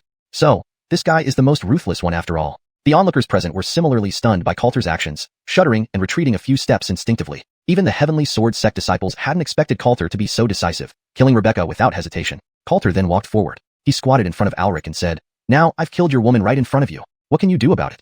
These words pierced deep into his soul. However, this time Auric was thoroughly terrified, having been frightened out of his wits by Coulter's devilish means. He feared that he might be the next to die. No matter, she's dead anyway. Please spare me. Auric lay on the ground, using his last bit of strength, pleading with Coulter. Unfortunately, you won't live another day, Coulter said with a faint smile. Next time, be more careful not to pick such a foolish woman. Upon hearing this, Auric's face changed dramatically. Little brat, how dare you? Bryson roared in uncontrollable fury. Are you questioning me? Coulter looked at Bryson. Everyone held their breath at that moment. In the next second, Coulter stepped out with a mocking smile. Bang! With this kick, Auric's body was completely crushed, turning into a bloody mess. The once arrogantly overbearing Auric was now dead, in the most explosive manner possible. At that moment, the world fell silent. Staring at that rebellious figure, everyone present was left speechless with shock. Yes. Just as everyone was still in shock, Bryson's enraged voice sounded, Disciples of the 10,000 Demons sect, listen up. We cannot allow the Heavenly Sword sect to absorb any energy. I want them to know the consequences of offending me. At his words, chaos ensued immediately as disciples of the 10,000 Demons sect and the Heavenly Sword sect glared at each other, with a battle imminent. Bryson was smart. He didn't engage in a large-scale fight with the Heavenly Sword sect, but ordered the 10,000 Demons sect members to use spirit swords to prevent the Heavenly Sword sect from killing the Earth Turtles. Since both sides had similar overall strengths, an all-out fight wouldn't benefit either party and might create opportunities for others to exploit. Then Bryson turned to Coulter, shouting furiously, "Especially that little brat.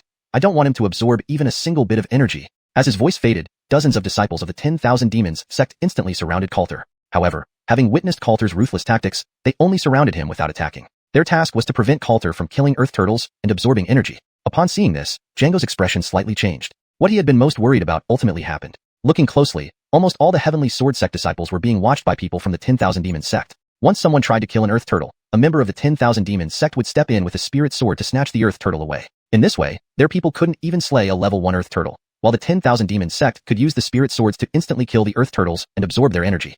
Really despicable. Django gnashed his teeth in anger. Then he raised his long staff high and thrust it straight at Bryson. Chrysanthemum wilted. All is injured. At the same time, some Heavenly Sword sect disciples were dealing with Earth Turtles, nearly succeeding in killing them, when suddenly a 10,000 Demons sect member armed with a spirit sword would appear, kill the turtle, and quickly absorb its energy. What are you doing?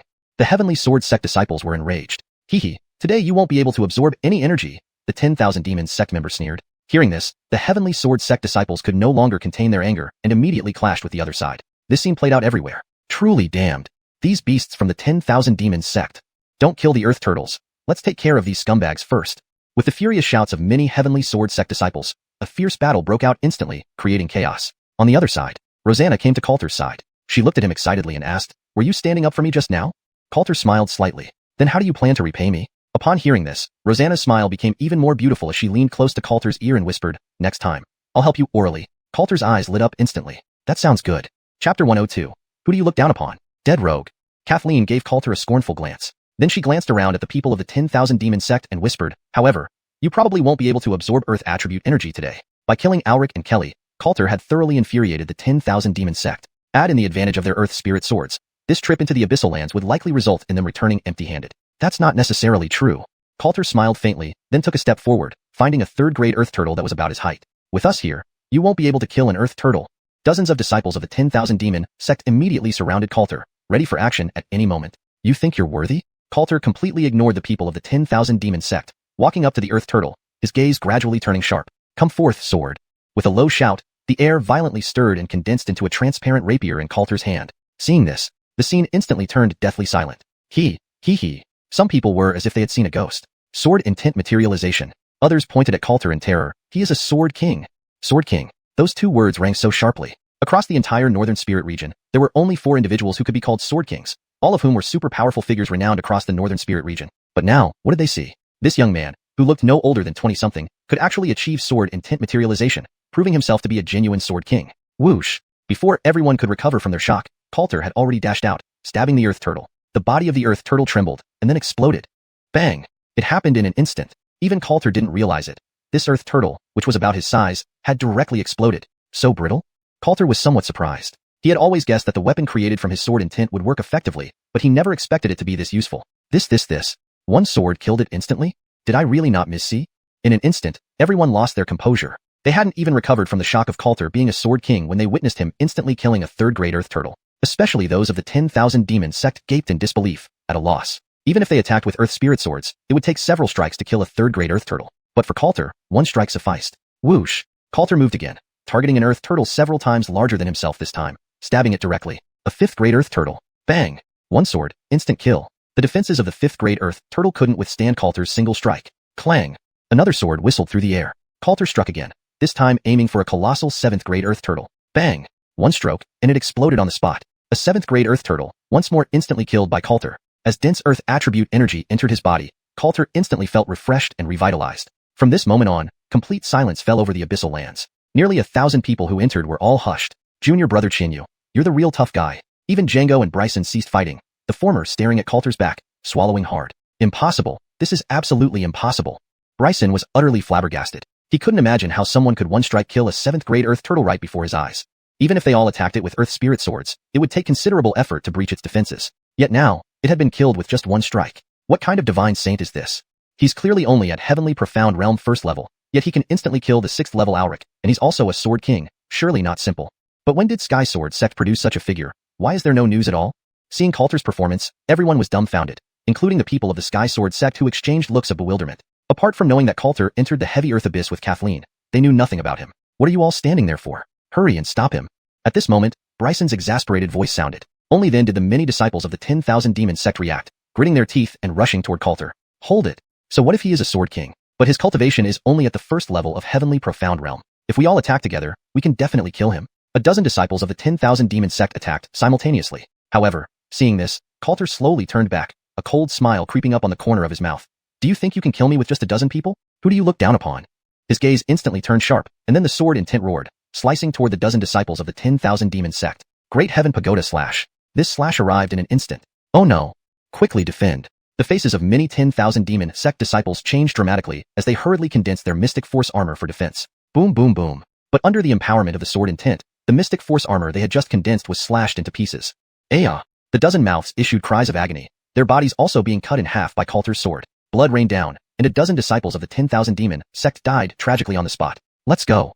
After killing these people, Coulter did not hesitate at all. He immediately took Kathleen's hand and rushed into the depths of the Abyssal Lands. Since he had the ability to instantly kill high-grade Earth Turtles, he absolutely could not waste it. He should try to absorb as much Earth attribute energy as possible in one go, hoping to condense that golden war armor today. He's heading for the deepest part.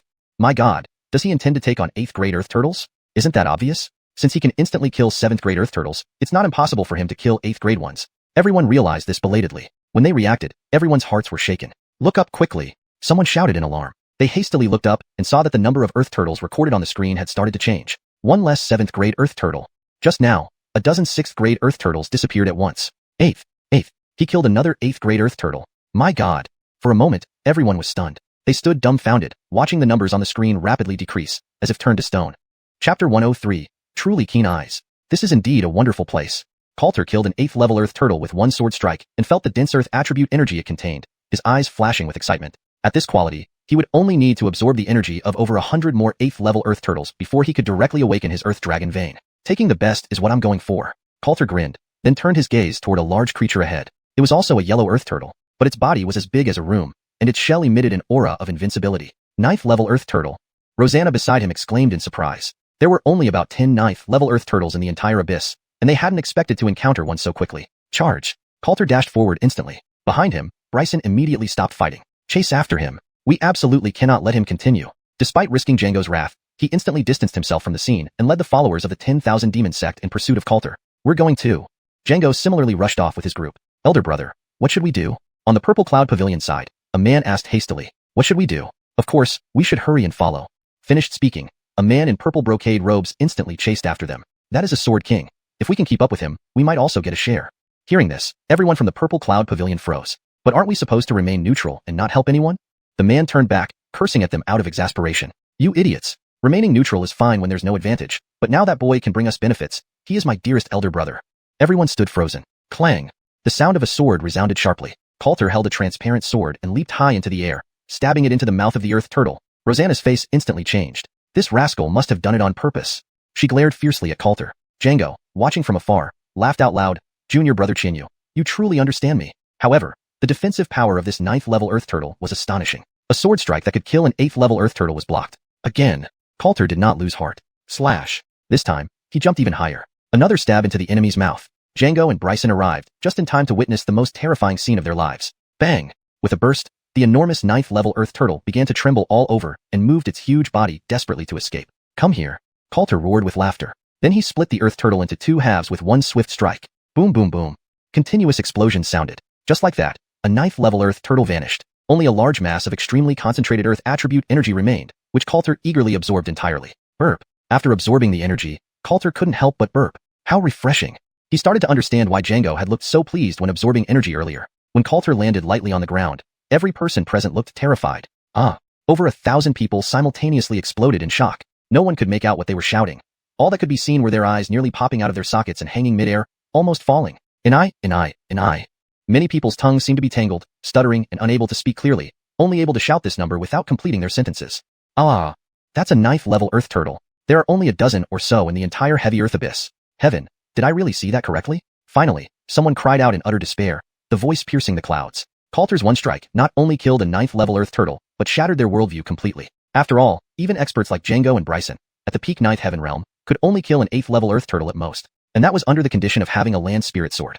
Otherwise, even an 8th level Earth Turtle would be impossible to defeat. Yet now, Coulter had killed a 9th level Earth Turtle with just a couple of strikes, completely shattering their imagination. Thousands of people felt their minds buzzing. He has started forming a golden battle armor. Suddenly, someone screamed frantically. Everyone hurriedly looked and saw that a faint layer of golden armor had formed around Coulter's body, though still quite pale. Yet this revelation shocked everyone once again. My goodness! Has he already condensed the prototype? I have been diligently cultivating here for 3 years. Do you know how I spent these 3 years? But now, I can't even match a newcomer like him. Everyone was dumbstruck. Looking at that figure, many felt their minds explode with disbelief. Ha ha ha ha, junior brother Chinyu is awesome, really awesome. Django reacted first, then burst into laughter. He had cultivated in the heavy earth abyss for 7 or 8 years, and was only slightly better than Coulter who had just come in. This was enough to make him cry. The energy here is indeed great. Coulter's lips curled up as he looked around at the earth turtles with gleaming eyes. You're not thinking of absorbing all the earth turtles here, are you? Aloysia's voice suddenly echoed in his mind.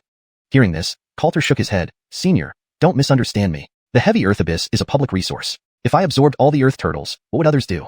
Aloysia was somewhat surprised. But if you absorb all the earth turtles here, your earth dragon vein will fully awaken, and you will possess the ultimate defense.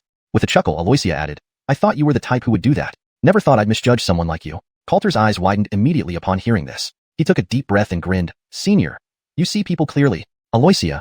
In the next moment, Coulter hesitated no longer and rushed out again. His actions once more drew everyone's attention on the scene. He's moving again.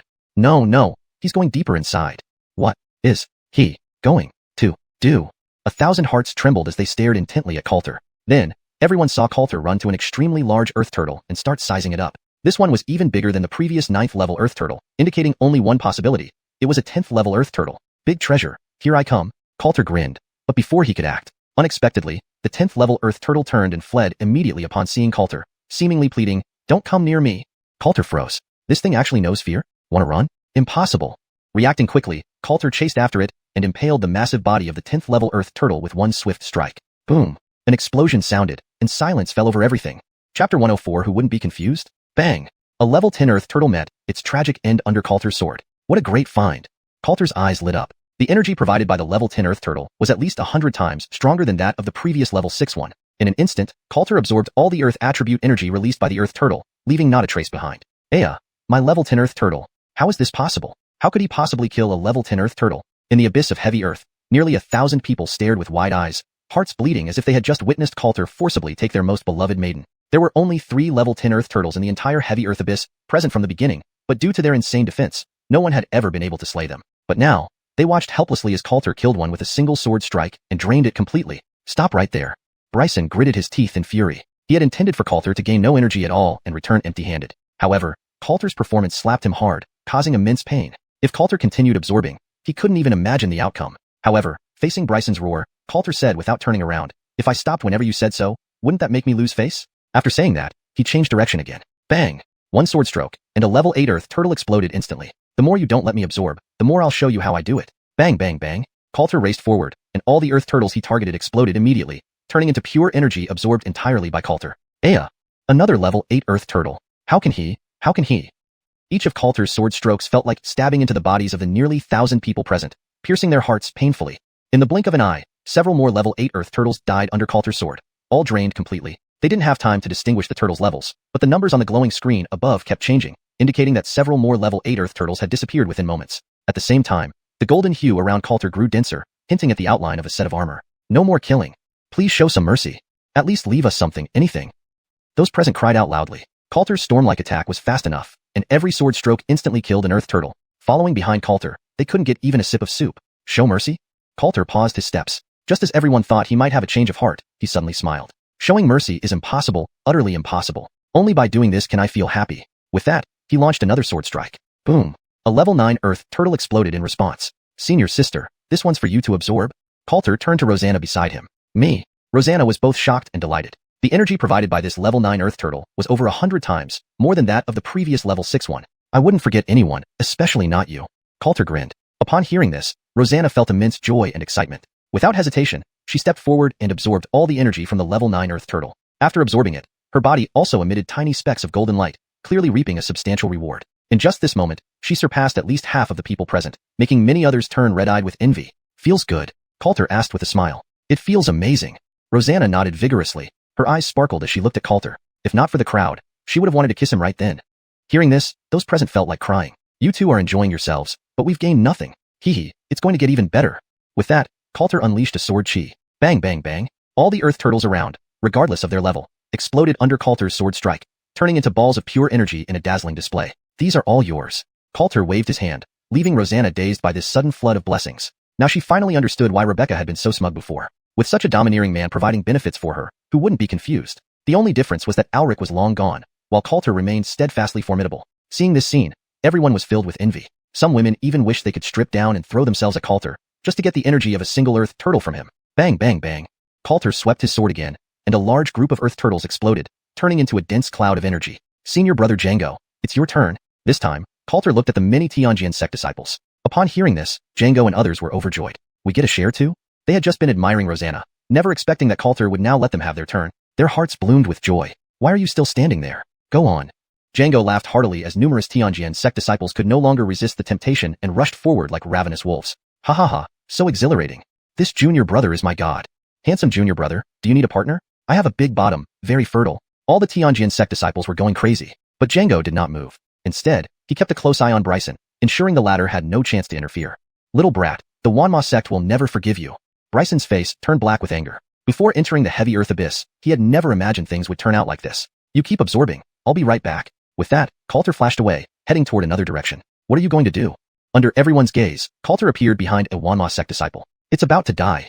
At that moment, the disciple was attacking a level 3 earth turtle with all his might using an earth spirit sword, completely unaware of Coulter's presence behind him. He was smart, avoiding Coulter's sweeping path and sneaking around to attack the earth turtles here. Even if he couldn't get the meat, having some soup would be fine too. Go to hell.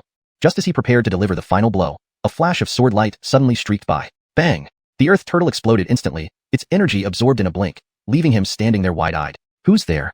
He immediately flew into a rage. Someone dared to snatch what was his? Don't you? He turned abruptly and began to shout, but halfway through his curse, he fell silent. You. Seeing Coulter smiling at him, he felt as if he had seen a ghost. Why did you take my earth turtle? Coulter sneered. Are you saying only you can rob others, but others can't rob you? With that, he vanished once more. Ah, my earth turtle. Heavenly cursed, this damned kid. A series of mournful cries followed. Several Wanma sect disciples who were diligently attacking earth turtles watched helplessly as their prey was snatched away by Coulter, just moments before they could claim it. Complete failure. It was a total failure. Originally, Bryson and the others planned for the Tianjian sect to absorb no energy at all, but now, they were the victims. Chapter 105. Afraid of what? Brat, you deserve to die 10,000 deaths. Bryson gritted his teeth in anger and cursed aloud at the sight. The heavy earth abyss is a blessing for all cultivators in the northern spirit region. You've consumed so much energy by yourself, which is absolutely unforgivable. By saying this, he directly placed Coulter as the antagonist to every cultivator in the northern spirit region, a very cunning move. The result was quite effective as well. Even the disciples of the Purple Cloud Palace and many independent cultivators changed their looks towards Coulter from shock to hostility. If Coulter continued at this pace, the earth turtles within the abyss would be greatly diminished, causing only harm to them. In response, Coulter merely sneered, well, nobody said these earth turtles can't be killed by one person, did they? Can't I take on an entire sect by myself? As he spoke, under the gazes filled with resentment and fury from many disciples of the 10,000 demon sect, he absorbed the energy of another level 9 earth turtle. Aya! Kill him, quickly kill him. If he continues, all the earth turtles will be dead. The disciples of the 10,000 demon sect wailed loudly, their hearts bleeding internally. Though the earth turtles here were forms of energy, they required a long accumulation process to form. If Coulter indeed wiped out all the earth turtles, they might not see another one for decades. Little brat, die now. Bryson could no longer hold back. With murderous intent erupting from him, he lunged straight at Coulter. Bastard, I've been waiting for you. But before he could get close to Coulter, a thick staff stabbed toward Bryson's rear end. Kill for me. Enraged beyond measure, Bryson engaged Django again, while issuing the command to kill. Who's afraid of whom? Everyone, attack. Django also stopped holding back. As his voice fell, members of the two major sects fought fiercely together without restraint. This upset you? Don't worry, there's more to come. Seeing this, Coulter laughed loudly again. Everyone present felt chills run down their spines instantly. More to come? What was he planning to do? Could it be? No. At the moment countless screams sounded, Coulter slashed at a huge creature in front of him, which was unmistakably another level 10 earth turtle. Bang! The next second, a level 10 earth turtle exploded instantly. Dense earth-type energy spread outwards. But before they could react, Coulter absorbed it all clean. No. He has absorbed 2 level 10 earth turtles by himself. Please, leave some for us to cherish. Many members of the 10,000 demon sect cursed loudly, while some independent cultivators who didn't dare offend the heavenly sword sect could only beg pitifully. Elder brother, what should we do? A disciple of the Purple Cloud Palace shivered, hurriedly asking. He feared that if they didn't act soon, all the high-level Earth turtles here would really be wiped out by that terrifying guy. Now, there's only one way. The man in purple robes took a deep breath and said solemnly, "What?" All the disciples of Purple Cloud Palace brought out their weapons. Swish! That man instantly turned into a blur and rushed toward where Coulter was. Junior brother Xiuxian, be careful. Seeing this, Django, who had been fighting Bryson, changed expression and warned loudly. He had long guessed that Purple Cloud Palace and other independent cultivators wouldn't just watch Coulter monopolize everything. Ha ha ha, Jeffrey, go and kill the kid. Bryson laughed triumphantly. Now that Coulter had angered everyone, there would still be plenty wanting to kill him even if Bryson was blocked. So you finally couldn't hold back? Coulter also sensed a powerful aura, likely reaching the 9th level of Tianxian realm, possibly the guardian of Purple Cloud Palace. Afraid? Afraid of what? Since he dared to do this, he was already prepared to face any enemy. Great heavenly pagoda slash. He suddenly spun around and unleashed his full force slash. What incredible speed. What a fierce attack. Jeffrey was inwardly shocked and hurriedly yelled, "Brother, don't attack. I mean no harm." But it was too late. Coulter's slash had already landed. Ouch, damn. Jeffrey hastily withdrew. Boom. With this sword strike, a massive gash appeared on the ground, shaking violently. So this is the destructive power of a sword king? Jeffrey's pupils contracted after dodging. What did you want to say just now? Coulter held a transparent sharp sword, his gaze calm. Jeffrey hurriedly said, "Young brother, our Purple Cloud Palace has no grudge against you. If you kill all the Earth Turtles here, then we and these independent cultivators will have nothing left." Hearing this, Coulter nodded. "I can leave some for you, but you must promise me that not even a single wisp of energy can be absorbed by the disciples of the 10,000 Demon Sect." Though he also wished to monopolize all the Earth Turtles here, or let only the Heavenly Sword Sect's disciples absorb their energy, it was impractical. Doing so would cause a mutiny from the Purple Cloud Palace and these independent cultivators, leading to a counterproductive outcome. Jeffrey hesitated. The Purple Cloud Palace was known for its neutrality, not siding with anyone. If he agreed to Coulter's request, it would mean going against the 10,000 Demon Sect. "If you're unwilling, I'll just go ahead and kill all the level 5 and above Earth Turtles now," Coulter calmly stated. "Deal." Jeffrey quickly agreed. Then he turned to the crowd from Purple Cloud Palace and numerous independent cultivators. "Everyone, you heard him. You decide what to do yourselves." After speaking, he immediately left, leading a group of Purple Cloud Palace disciples to start attacking a level 7 Earth Turtle. As for those 10,000 Demon Sect disciples who attempted to secretly kill an Earth Turtle, either Coulter snatched them away, or they were stopped by the Purple Cloud Palace and independent cultivators, causing them to flush in frustration. They truly felt like crying. More than 200 people could only watch helplessly as others killed Earth Turtles, unable to make a move themselves. A disciple of the Purple Cloud Palace approached Jeffrey and whispered, "Brother, I thought you were about to attack that kid." Jeffrey burst out swearing, "You idiot! I said before, he's my own brother. How could I possibly attack him?" He paused. "Enough talk. Hurry up and kill the Earth Turtles, or we really won't get anything at all." On the other side, Rosanna also joined Coulter. "I've heard of Jeffrey. He's the most outstanding genius in Purple Cloud Palace in recent years. Even senior brother Django might not be his match, yet he actually agreed." Thinking of this, she sighed in relief. If Jeffrey had attacked Coulter earlier, things would have been really troublesome. "Do you think he's really that easy to deal with?" Coulter kept a calm gaze. He had been on guard against any possible attack from Jeffrey, ready to strike with full force the moment Jeffrey rushed over. If not for the power of that sword strike deterring Jeffrey, things wouldn't be like this now. He firmly believed that dignity only exists at the tip of the sword. If not for displaying strength, Jeffrey would never have addressed him politely, and would have attacked directly. How despicable. Bryson's expression darkened upon seeing this. With the support of the Purple Cloud Palace and the independent cultivators, they couldn't absorb any energy at all. But right at this moment, "Bryson, where is that boy from the Heavenly Sword Sect?" A deep voice echoed, followed by a large group of figures in black, swiftly rushing into the abyss area. Upon hearing this, Bryson's face lit up with joy. "Our reinforcements have arrived."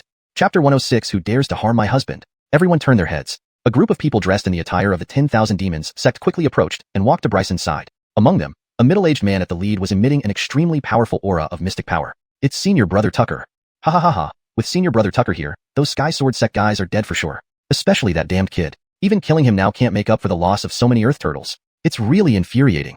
The members of the 10,000 Demon Sect were beaming with joy. Upon seeing that man, they felt as if they had found a savior, while simultaneously glaring fiercely at Coulter. After all, even if Coulter were killed now, it wouldn't compensate for the loss of so many Earth Turtles, making it truly aggravating and hateful. Seeing this, Django's expression drastically changed. That Tucker is chief disciple of Alexei, his cultivation has reached the peak of the 9th level of Heavenly Mystic Realm, almost touching upon King Mystic Realm. This will be troublesome. Although he had also passed on the news about Kathleno and Coulter being here to General Burl and others, it was clearly the other side who arrived first, and with such a troublesome individual. In the depths of heavy earth, having the peak of the 9th level of Heavenly Mystic Realm was absolutely kingly. "Junior sister Yurua, junior brother Xiuxian, come over here." Django quickly disentangled from Bryson and guarded in front of the two. "Bryson, my master instructed us to support you. Where's that kid?" Tucker scanned around indifferently. After receiving the message from Bryson, Alexei immediately sent over more than 100 people including him, under strict orders to capture Coulter and Kathleno alive. "Senior brother Tucker, you've finally arrived." Overjoyed, Bryson pointed at Coulter. "That damned kid." As Bryson spoke through clenched teeth, everyone's gazes gathered on Coulter once again. Lord Jared has ordered that they be captured alive. Tucker's expression was haughty. On his order, numerous disciples of the 10,000 Demons sect charged towards Coulter and the others. Seeing this, Django's face paled. Protect junior sister Yurua and junior brother Chinyu. Instantly, a fierce battle broke out between both sides again. However, this time the 10,000 Demons sect held an absolute numerical advantage, and the Sky Sword sect soon found themselves at a disadvantage. Kill. Fight them. Don't be afraid. Our reinforcements will arrive immediately. Led by Django, the Sky Sword sect resisted with all their might. Kathleno also took on 2 enemies at the 6th level of Heavenly Mystic Realm proactively. Though she was only at the 5th level of Heavenly Mystic Realm, she was ultimately the Sky Sword sect's miss and practiced top-tier martial arts, thus able to stand her ground against 2 opponents. Brother, should we help? A Purple Cloud Hall disciple looked at Jeffrey and asked, are you really stupid? Unexpectedly, Jeffrey kicked him hard and angrily said, did you forget we are neutral? Whose side are you planning to take? That person looked aggrieved instantly, but brother, wasn't it you who just said that boy is your own elder brother? Jeffrey choked with anger. Are you really foolish? When following him meant having food to eat, then naturally he was my own elder brother. But now that boy can barely save himself. What are you rushing in for? Hearing this, the Purple Cloud Hall disciples dared not speak further. On the other side, Great Heavenly Pagoda slash. Coulter swept his sword, instantly killing several disciples of the 10,000 Demons sect who approached him, slicing them in half. He's actually a sword king too? Seeing this, Tucker squinted his eyes. Bryson gnashed his teeth and said, Senior brother Tucker, it's that damned kid, using the fact that he's a sword king to kill so many high-grade earth turtles here. He deserves to die. Hearing this, Tucker smiled faintly. Just at the 1st level of Heavenly Mystic Realm. So what if he's a sword king? Watch me capture him with one move. With that, his figure vanished from where he stood. Ha ha ha ha. With senior brother Tucker taking action, that boy is surely doomed today. Bryson rejoiced inwardly. Want to touch junior brother Chinyu? You'll have to get past me first. At the same time, Django saw the rapidly approaching Tucker. He instantly unleashed all his strength and swung his staff heavily. Overestimating yourself. Tucker sneered coldly, directly launching a palm strike. Bang! With a violent shockwave of mystic power, Django's staff was directly struck away by the opponent, followed by a palm striking Django's chest. Spit. Instantly, Django spat blood. His energy immediately weakened. Even though he managed to form a mystic armor in time for defense, he still fell seriously wounded. Senior brother Django. The faces of many Sky Sword sect disciples changed drastically. Now that even Django, their strongest on this side, had been defeated, who could still resist the enemy's attack? Boy, don't even think about resisting. Surrender now. Tucker stepped over Django, forming a claw with one hand, and grabbed directly towards Coulter. 10,000 sword floating air slaughter. But in response, came the dense sword shadows that instantly condensed, the overwhelming sharpness immediately enveloping Tucker. You are truly worthy of being a sword king. If your cultivation was a bit stronger, you might have stood a chance against me. Tucker's gaze slightly turned serious. But then he sneered and said, however, it's really a pity, you're still too green. After speaking, he unleashed another palm strike. Raging Demon Sky Inverting Seal. A huge black palm print instantly shot up into the sky. Boom boom boom.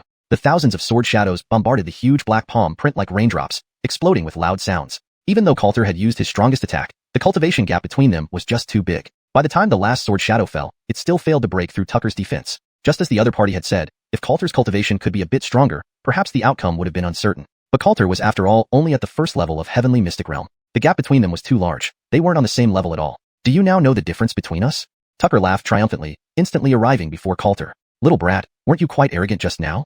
Bryson watched with a cold smile. Once Coulter was captured, he would make this boy regret living. What a pity for such a young sword king. Jeffrey shook his head and sighed. Once this young sword king fell into the hands of the 10,000 Demon sect, there would surely be no good end. Junior brother Chinyu. Seeing this scene, Django and Kathleno were filled with anger. But now no one could stop Tucker anymore. But right at this moment, who dares touch my husband? Whoever touches my husband will be killed without mercy. 2 feminine voices echoed almost simultaneously in the depths of heavy earth. Suddenly, gale winds rose abruptly.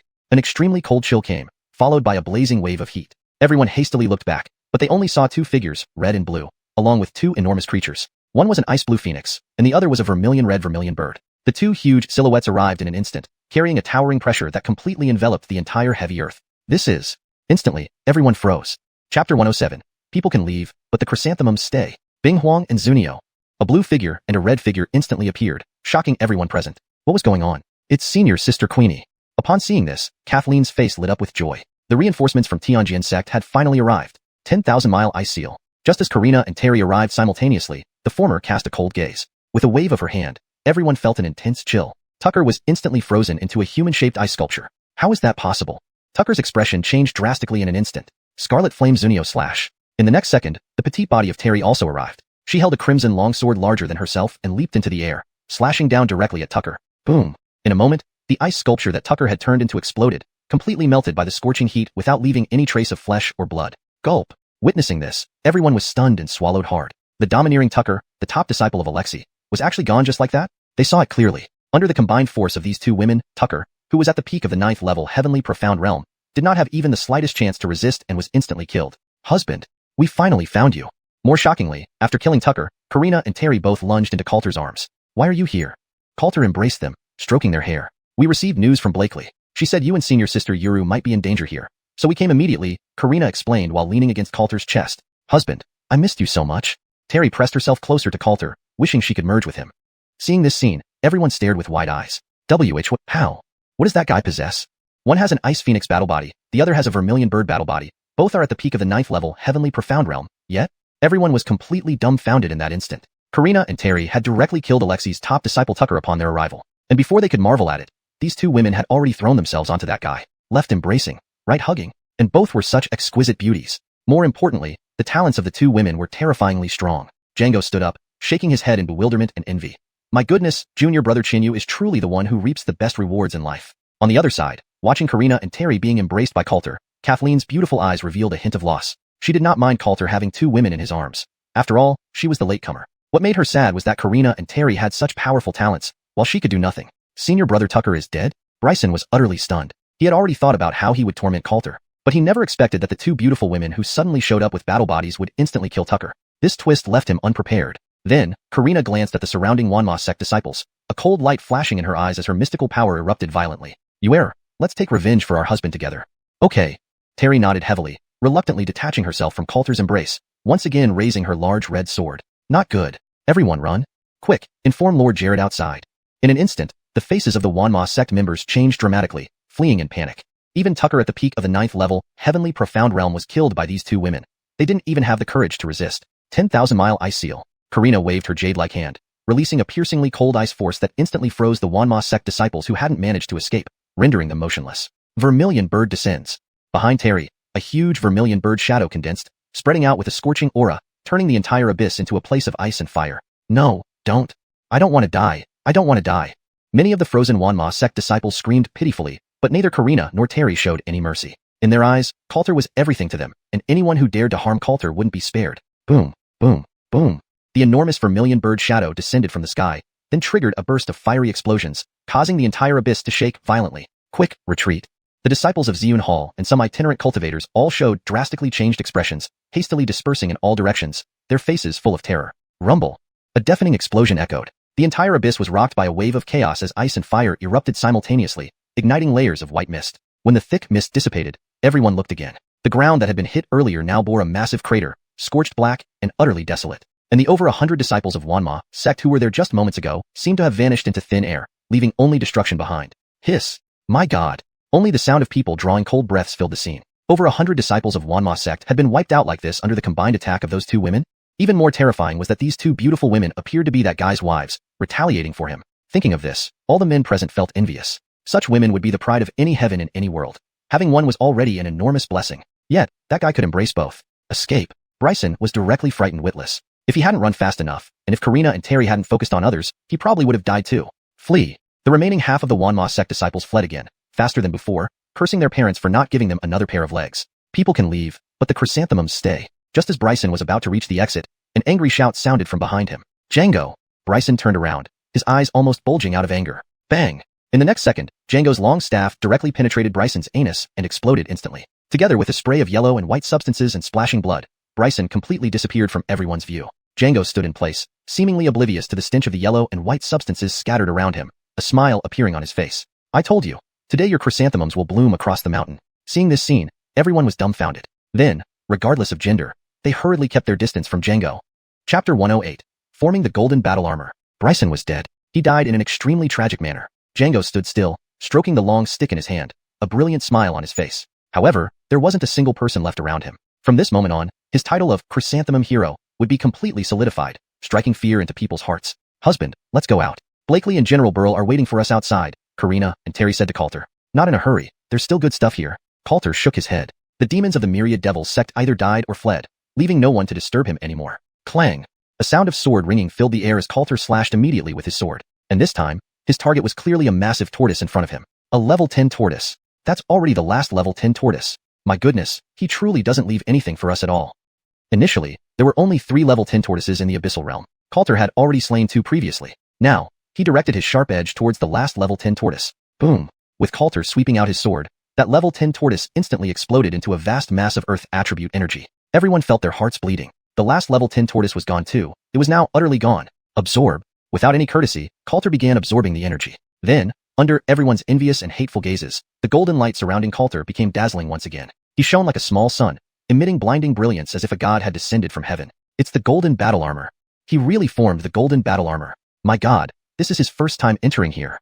At this moment, everyone in the abyssal realm was stunned, even envious to the point of envy turning purple.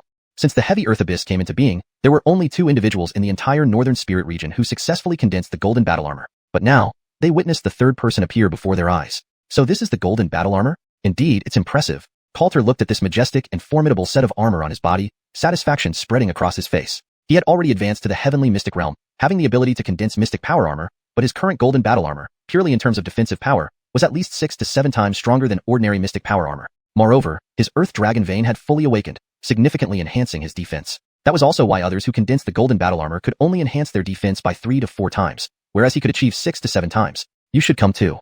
Subsequently, Coulter looked at Karina, Terry, Rosanna, and Django, among others. Since he had awakened his earth dragon vein, continuing to absorb earth attribute energy here wouldn't benefit him much more. It might as well help others to also condense their golden battle armor. 10,000 swords floating slaughter.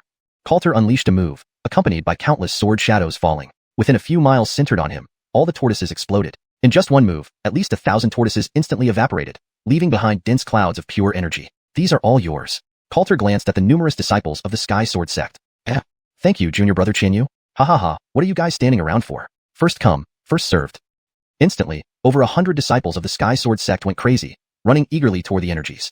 Coulter looked at Karina and the others, smiling. Go absorb more. Try to condense your own golden battle armor. Thank you, husband. Terry's little face was full of delight. She kissed Coulter's cheek before rushing off to absorb energy. You're quite handsome like this. Karina walked up to Coulter, looking at his body radiating with golden light. She smiled sweetly. Wait until we return. I'll show you something even cooler. Coulter chuckled. Karina didn't mind at all. Instead, she leaned close to Coulter's ear and whispered, I helped you take down you, so let's see if you can handle 2 against 1. Hearing this, Coulter's eyes lit up. Anytime. Karina shot Coulter a glance and then turned around, joining the group from the Sky Sword sect to absorb energy. Miss, why aren't you going? Coulter suddenly looked at Rosanna beside him. Let them absorb first. Rosanna responded rather lackadaisically. Upon hearing this, Coulter smiled slightly. He moved closer to her ear and said, You're not jealous, are you? Rosanna glared at Coulter, but she didn't speak, implicitly admitting it. Just now, Karina and Terry had shown incredibly powerful strength as soon as they took action. Compared to them, she felt utterly useless. Don't worry. Since you are my woman now, I will definitely find a way to help you catch up. But if you're not willing to become stronger yourself, then there's nothing I can do about it, Coulter said with a smile. Upon hearing this, Rosanna raised her head slightly. She suddenly thought that as long as she did more intimate things with Coulter, her cultivation would rapidly increase. At least in terms of cultivation, she wouldn't lag behind Karina and Terry. You have some conscience after all. Rosanna gave Coulter a glance filled with charm, then put aside her distractions and began to absorb energy as well. At the same time, she resolved to interact more with Coulter, hoping to catch up with Karina and Terry as soon as possible. At this moment, Jeffrey approached Coulter. With a warm smile, he said, Congratulations, young brother, for becoming the 3rd genius in the entire northern spirit region to condense the golden battle armor. I truly admire you. Coulter remained expressionless. Get straight to the point. Jeffrey laughed awkwardly, then said, Since young brother is straightforward, I'll speak openly too. Now that the myriad devil sect has been driven away, could you leave us a little something? Coulter wore a mocking smile. When I was surrounded and attacked earlier, I didn't see you come to help. So why should I leave anything for you? Jeffrey explained with a smile, Young brother, you may not know, but our Purple Cloud Hall loves peace, and we have rules prohibiting participation in conflicts between other sections. Please understand. Coulter smiled. He said calmly, Of course I understand, but the abyssal realm is a shared resource, and everyone gets what they can based on their ability. Is that a problem? The smile on Jeffrey's face gradually froze, but he quickly recovered, forcing a bitter laugh. If so, then I will take my leave. Having said that, he turned around and immediately led many disciples of the Purple Cloud Hall to begin killing the remaining tortoises. However, their efficiency was low, especially when they saw the Sky Sword sect's disciples getting benefits without effort. They envied them so much that their mouths watered. Love peace? Does he think I'm a fool? Coulter smiled faintly. How could he not know what Jeffrey was thinking? He simply didn't like seeing Coulter monopolizing everything, wanting the myriad devils sect to fight until both sides were exhausted, then stepping in to reap the benefits. Now, having won, Coulter was being asked to share. It was fortunate he didn't throw the table over. Chapter 109. Giving you a chance. Bang bang bang. Coulter held a transparent sword. As he charged forward, slashing through large groups of earth turtles, they were instantly killed and transformed into pure energy. Behind him was a group of Heavenly Sword sect disciples with looks of wild joy on their faces. They followed Coulter, desperately absorbing the energy. Senior brother Django has condensed his golden battle armor. Before long, a cry of surprise rang out from the crowd. It was evident that Django's body was bathed in golden light, covered by a majestic golden battle armor, completely altering his demeanor. Ha ha ha ha. I've finally condensed my golden battle armor. Django laughed to the sky, excited like a child. He had spent 7 or 8 years in the heavy earth abyss without successfully condensing the golden battle armor. But with Coulter's help, he finally succeeded. Junior brother Xianyu, give me a hug. Django ran towards Coulter in excitement. Maybe not. Seeing this, Coulter quickly dodged. The scene of Django killing Bryson was still fresh in his mind, and he really didn't want Django to get close. Hee hee. Django just chuckled foolishly. But it wasn't over yet. Soon after Django condensed the golden battle armor, 2 more flashes of golden light appeared. We succeeded too. Karina and Terry were also enveloped in radiant golden light. Especially when the two stood together, they looked like fairies descending from heaven. Then, Rosanna, seeing the layer of golden chi armor covering her body, blushed with excitement. I did it too. Looking at Karina and Terry, a competitive spirit stirred within her. She had narrowed the gap even further. Not only Rosanna and others, but also some heavenly sword sect disciples were now glowing with golden light, indicating significant gains. My goodness, it's like a dream. In just one day, 5 more people have condensed golden battle armors. What was the point of our staying here for so many years?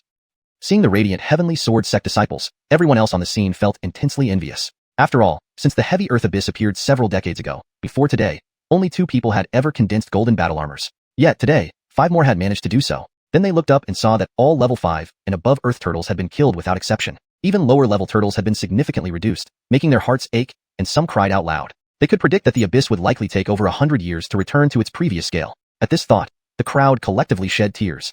Congratulations.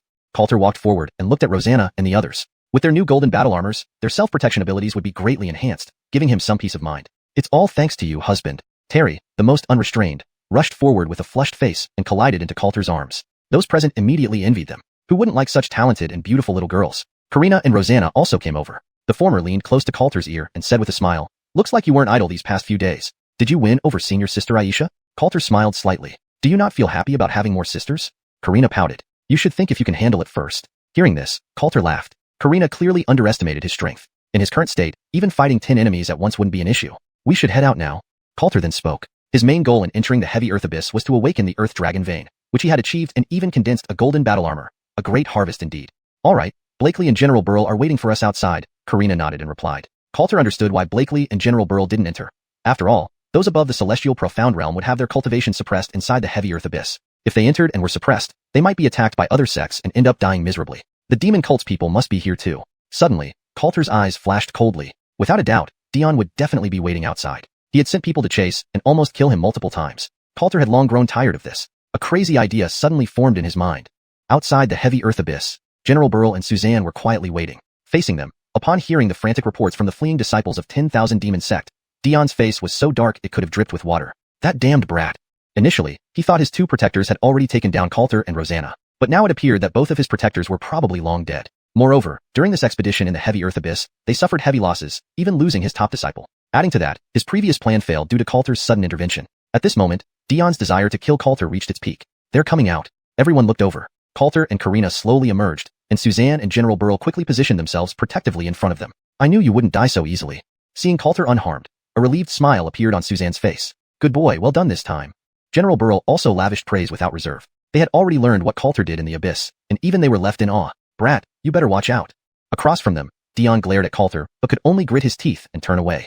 With Suzanne and General Burl present, he had no way to get to Coulter. It was better to leave rather than fume helplessly here. Don't go. I can give you a chance to kill me. Just as Dion turned away, Coulter's voice suddenly sounded. Everyone froze instantly. Don't be reckless. Karina immediately spoke up. Terry and Rosanna also approached. Be assured. Coulter smiled slightly and stepped forward. Looking at Dion, he said, you want to kill me, right? I also want your dog head. How about a one-on-one duel? Everyone was stunned by this statement. What did I just hear? That kid actually wants to duel Palace Master Sima? He must be tired of living, thinking he's invincible? The remaining disciples of 10,000 demon sect mocked him relentlessly, and even the heavenly sword sect disciples were shocked. Don't be impulsive. Suzanne quickly held Coulter back. Dion was a top-notch expert at the Eric realm, far beyond Coulter's current ability to match. Relax, I'm not really that stupid. Coulter smiled, then looked at Dion. Old dog, if you have the guts, enter the heavy earth abyss, and I'll give you a chance to kill me. Chapter 110. A single sword to exterminate all beings. Everyone finally understood Coulter's plan. He wasn't truly aiming for a duel with Alexei. Instead, he intended to leverage the unique characteristics of the heavy earth abyss to suppress Alexei's cultivation to the heavenly mystic realm before engaging in combat. Fine. If you're seeking death, I'll gladly grant it. Alexei was furious upon hearing this. This ignorant boy can't possibly think that by suppressing his cultivation to the heavenly mystic realm, he can challenge him, right? But this also presented an opportunity he wouldn't refuse. A chance to catch this damned brat once and for all. Come on. Coulter laughed aloud and re-entered the heavy earth abyss, seeking death. Alexei sneered at the sight and followed suit. Why aren't you stopping him? General Burl's face changed anxiously as he looked at Suzanne. I trust him. To everyone's surprise, Suzanne suddenly calmed down. You two are insane. Where does this courage come from? General Burl shook his head, laughing bitterly. He could understand Coulter's youthful arrogance as a sword cultivator, but why had Suzanne, usually so mature and steady, also become so impulsive? Suzanne gazed at Coulter's retreating figure, her beautiful eyes revealing a hint of anticipation as she whispered softly, because the moonlight is beautiful tonight. In the heavy earth abyss, Coulter and Alexei stared at each other. The former's gaze was sharp, the latter's face twisted into a sinister grin. There's a path to paradise you won't take, no door to hell, yet you willingly walk in. Today, I will use your head to mourn my disciple. With Alexei's roar, he vanished instantly. Whoosh! Even with his cultivation suppressed to the peak of 9th level, heavenly mystic realm, the aura emanating from him far exceeded Tucker's earlier performance. He unleashed a powerful palm strike. Fierce dragon flame palm. Coulter met it with his own palm. Bang! An explosion echoed. Coulter's usually unstoppable attack was quickly overpowered by Alexei. Boy, die! Alexei laughed triumphantly. Husband! Upon seeing this, Karina and the others' expressions drastically changed, and Terry's eyes blazed with intense flames. Boom! Under everyone's watchful eyes, Alexei's palm struck Coulter squarely in the chest. Yet, just when everyone thought Coulter was doomed, a dazzling golden light suddenly flashed. What is that? Everyone stared wide-eyed. Old dog, is this all you've got? Coulter took several steps back, his face full of mockery, completely unharmed. How is this possible? Everyone was stunned. No one expected that after taking a direct hit from Alexei's palm, Coulter would be entirely unscathed. It's the golden battle armor. But that shouldn't be possible. Even if he has condensed the golden battle armor, it shouldn't have fully blocked such an attack. While the golden battle armor indeed enhances defensive power, Coulter was only at the first level of the heavenly mystic realm. Alexei was a genuine king mystic realm powerhouse, and even with his cultivation suppressed to the heavenly mystic realm, he should have been able to annihilate Coulter instantly. Fine. I'll tear you into pieces now.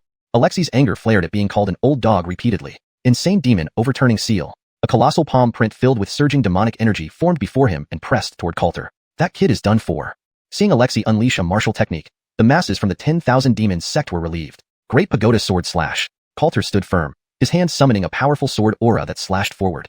Boom. Another explosion rang out. Coulter's formidable slash resisted for less than a breath before being shattered. So what if you're a sword king? Today, you'll surely die. Alexei smirked disdainfully. Boom. The massive black palm imprint struck Coulter, but a burst of golden light activated the protective armor on his body, neutralizing most of the force. In the next second, golden light and demonic energy violently collided, and when everyone looked again, Coulter remained unscathed. How can this be? This time, Alexei lost his composure. He had used a martial technique and still couldn't harm this boy? Old dog, did you live your whole life on a dog? The corners of Coulter's mouth curled up. He had dared to challenge Alexei to test the defense of his golden battle armor. Now, it seemed that after condensing the golden battle armor, any opponent below the king mystic realm wouldn't be able to cause significant damage. Wonderful. Seeing this, Karina and the others all heaved a sigh of relief. Junior brother Chinyu is incredible. Django's eyes widened with envy. This way, Alexei couldn't even scratch Coulter, putting Coulter in an invincible position. Old dog, now it's my turn to attack. As Coulter spoke, he instantly vanished. What incredible speed. Alexei squinted his eyes. Under the moonlight's enhancement, Coulter executed the cloud-chasing moon-stepping technique, matching Alexei's speed completely. Do you really think you can hurt me? Alexei sneered coldly and swiftly retreated. The weapon in Coulter's hand was formed from sword intent, and under circumstances where all spirit weapons were ineffective, he did not dare to block directly. Boom. An explosive strike. Where Alexei had been just moments ago now bore a deep sword scar, a sight that made one's heart race. Swish. At this moment, Alexei suddenly appeared behind Coulter, punching at the back of his head. Die. Alexei's face twisted into a sinister smile. His combat experience was extensive. He knew attacking other parts of Coulter would hardly break through the defenses. So, he chose to attack Coulter's head. The punch arrived in an instant. But with the cloud-chasing moon-stepping technique, Coulter's speed was also extremely fast. He dodged this fatal blow and kicked out a leg. And the target of this kick was Alexei's crotch. Boy, you don't follow martial ethics. Alexei's expression changed dramatically upon seeing this. If Coulter truly landed this kick, whether or not he would die was another matter, but he likely wouldn't be able to be a man for the rest of his life. How about you mention your cultivation being so much higher than mine? While speaking, Coulter didn't stop moving. Swish. Alexei narrowly avoided this devastating kick, but he was still struck on the chest by Coulter, sending him flying backward. Bang! Alexei hit the ground heavily. Although Coulter's kick did no significant harm, it left him rather disheveled. The spectators outside were stunned. They never expected that as the hall master of the 10,000 demon sect, Alexei would be humiliated by Coulter like this. Although Coulter's methods were somewhat treacherous, the two were nearly a major rank apart. You little bastard, you've utterly infuriated me. Alexei felt utterly disgraced, fury blazing across his face. Hum. But when he looked up, his pupils contracted sharply. Coulter's long hair was flying wildly, his eyes ice cold. He raised his long sword high, bursting with a sharp and violent aura, transforming into numerous sword shadows slashing down fiercely. One sword Buddha Slayer exterminates all beings. Chapter 111. Slain Alexei. Strike when the iron is hot. This has always been Coulter's motto. So he unleashed his most powerful attack, the final move of the great Stupa Sword technique. Stupa Sword exterminates all beings. What terrifying power! Feeling the terrifying aura from this sword strike, spectators like Xiuxian were all stunned. Just talking about Coulter's sword strike alone, its power was already comparable to the full force of a ninth heaven profound realm master. Boom! A loud explosion echoed, and the entire world fell silent. The crowd outside stared at the rolling storm and thick smoke within the heavy earth abyss, their scalps numbed by shock. The full-force eruption of the nine-dragon battling body, along with the enhancement of sword intent, had left everyone thoroughly shocked by Coulter's strike. Palace Master. The people of the 10,000 Demons sect started panicking. They widened their eyes and hastily looked into the thick smoke, but were soon pushed away by the wild shockwave. Is this kid really just at the Heaven Profound realm? General Burl was equally speechless with shock. Suzanne and Karina focused tightly on the heavy earth abyss, their beautiful eyes filled with tension. With such a heaven-destroying, earth-shattering strike, even someone as strong as Alexei should be dead now, right? Cough, cough, cough. Suddenly, a series of coughs rang out. Many Sky Sword sect disciples immediately changed expressions. You didn't die? Coulter felt somewhat regretful. That strike had been the strongest in his history, yet it still failed to kill Alexei. Indeed, top-tier experts beyond the Heaven Profound realm were tough survivors. F********KU, little bastard. Alexei's voice came, filled with fury. Everyone fixed their gazes and couldn't help but suck in a cold breath. There stood Alexei, his profound power armor completely shattered, covered in gashes oozing blood. It was obvious that if not for the huge cultivation gap between them, Coulter's previous strike might have killed him outright. This was absolutely terrifying. Coulter raised his sword again, saying indifferently, if one sword isn't enough, then here comes another. Upon hearing this, Alexei panicked instantly. The last strike had injured him badly. Another would mean certain death. This little wretch. With an angry curse, Alexei turned and ran towards the exit of the heavy earth abyss. He was genuinely afraid. He had to quickly leave this place that suppressed his cultivation, or today could truly end in disaster. Old dog, your head will surely belong to me. Seeing this, Coulter burst into action using his chasing clouds and treading moon steps, chasing after Alexei. An opportunity lost is an opportunity lost forever. This was the best chance to slay the enemy. He couldn't miss it. Running? This? What in the world is going on? Alexei and Coulter's actions instantly stunned everyone present. Who would have thought that the Grand Palace Master of the 10,000 Demons sect would be forced to flee in disgrace by a mere First Heaven Profound Realm opponent? And Coulter was pursuing him, declaring he would kill him, utterly shattering everyone's perceptions. Total reversal of fate. Such a total reversal of fate. Everyone was dumbfounded. Little wretch, I'll tear you to pieces when I get out. Seeing Coulter chasing him down, Alexei's face contorted in savagery. Utmost humiliation. Utmost humiliation indeed. You won't have that chance. Under the moonlight, Coulter's speed increased dramatically. In no time, he caught up to Alexei from behind. Great heavenly stupa slash. Again, he put everything into this strike. Under everyone's astonished gaze, Coulter's sword transformed into a 10,000-foot-long sword shadow, chopping down towards Alexei. Almost there. Just a moment more. He was so close to escaping the heavy earth abyss, regaining his strength, and tearing this damned kid to shreds. I can't accept this. In the next second, Alexei's voice echoed in fear and terror, before being drowned out by the deafening explosion. Bang! Blood rained down as Alexei's body was slashed apart by Coulter's sword, exploding into a crimson mist floating in the air. Humming. All hearts pounded in shock among the spectators. Everyone stood frozen, stunned like wooden chickens. Alexei was dead, killed by only a First Heaven Profound Realm Coulter, and killed so brutally. At this moment, the whole world seemed to fall silent, the echo of Alexei's terrified scream lingering in everyone's ears. But they knew Alexei was now beyond dead. How did this happen? Impossible, absolutely impossible. That was our Palace Master. The disciples of the 10,000 Demons sect were all stunned. Their Palace Master had died so miserably? Attack. No survivors from the 10,000 Demons sect. Suzanne was the first to react and immediately issued the order to kill. With Alexei dead, the remaining disciples of the 10,000 Demons sect were nothing to fear. This was the perfect opportunity to annihilate them, and her main motive was to protect Coulter. Kill. General Burl finally reacted as well. He led the Sky Sword sect disciples into battle right away. Under General Burl's command, several hundred disciples of the 10,000 Demons sect were killed without any resistance. Amidst the blood rain, Coulter slowly approached, with a trace of fresh blood still on his body. Husband, are you hurt? Husband? Karina and Terry rushed over. When they realized that Coulter was unharmed, just slightly drained of profound energy, everyone went wild with excitement. My eyes have been opened, truly broadened. General Burl looked at Coulter as if he had seen a ghost. He had fought against Alexei for decades without ever winning. Yet today, Alexei was killed by Coulter. You've done a great service. Suzanne looked at Coulter, her beautiful eyes sparkling. Such a powerful and dominant man was hard not to love. Coulter smiled faintly. Is there any reward? Suzanne nodded. You can ask for anything. Upon hearing this, Coulter's eyes lit up. Really, anything? As he said this, his gaze wandered over her mature yet charming figure. Suzanne looked at Coulter with an ambiguous smile and nodded with a smile. Anything, but? She leaned close to Coulter and whispered teasingly. I'm afraid some people only have the desire but lack the courage. Coulter immediately retreated. Cough, cough, cough. Sixth Elder, you're overthinking it. He had meant to tease her but forgot that she was several times older than him, ending up being teased instead. Let's go. I'll take you back to the sect. Then Suzanne waved her hand. After returning to Zenbaguin, they immediately set off toward the Skysword sect. Chapter 112. Again? 2.5 days later, Coulter and Karina, along with others, were riding the wind-breaking eagle approaching the grand entrance of Heavenly Sword Sect. The majestic mountain gates of the sect were faintly visible from afar. Kid, you've become the sensation of our sect. What are your thoughts? Suzanne looked at Coulter with a smile. She had already informed the sect about what happened to Coulter in the heavy earth abyss before their departure. Once they returned, Coulter's fame would certainly peak. I've always been low-key. Hearing this, Coulter smiled slightly. Who believes that? Suzanne rolled her eyes. Karina and the others also giggled quietly. You not only wreaked havoc on almost all the earth turtles in the heavy earth abyss, but also killed a hall master of the myriad devil sect. Who could believe you're being low-key now? Dream on. Screech. Accompanied by the sharp cry of the wind-breaking eagle, Coulter and the others slowly landed in the central square of Heavenly Sword Sect. Looking down, the entire square was crowded with people, and many senior figures of Heavenly Sword Sect were among them. What was the same was that each person who looked at Coulter showed extreme shock and disbelief in their eyes. They're back. Did you hear? Junior brother Chinyu killed a hall master of the myriad devil sect. Do I even need to tell you?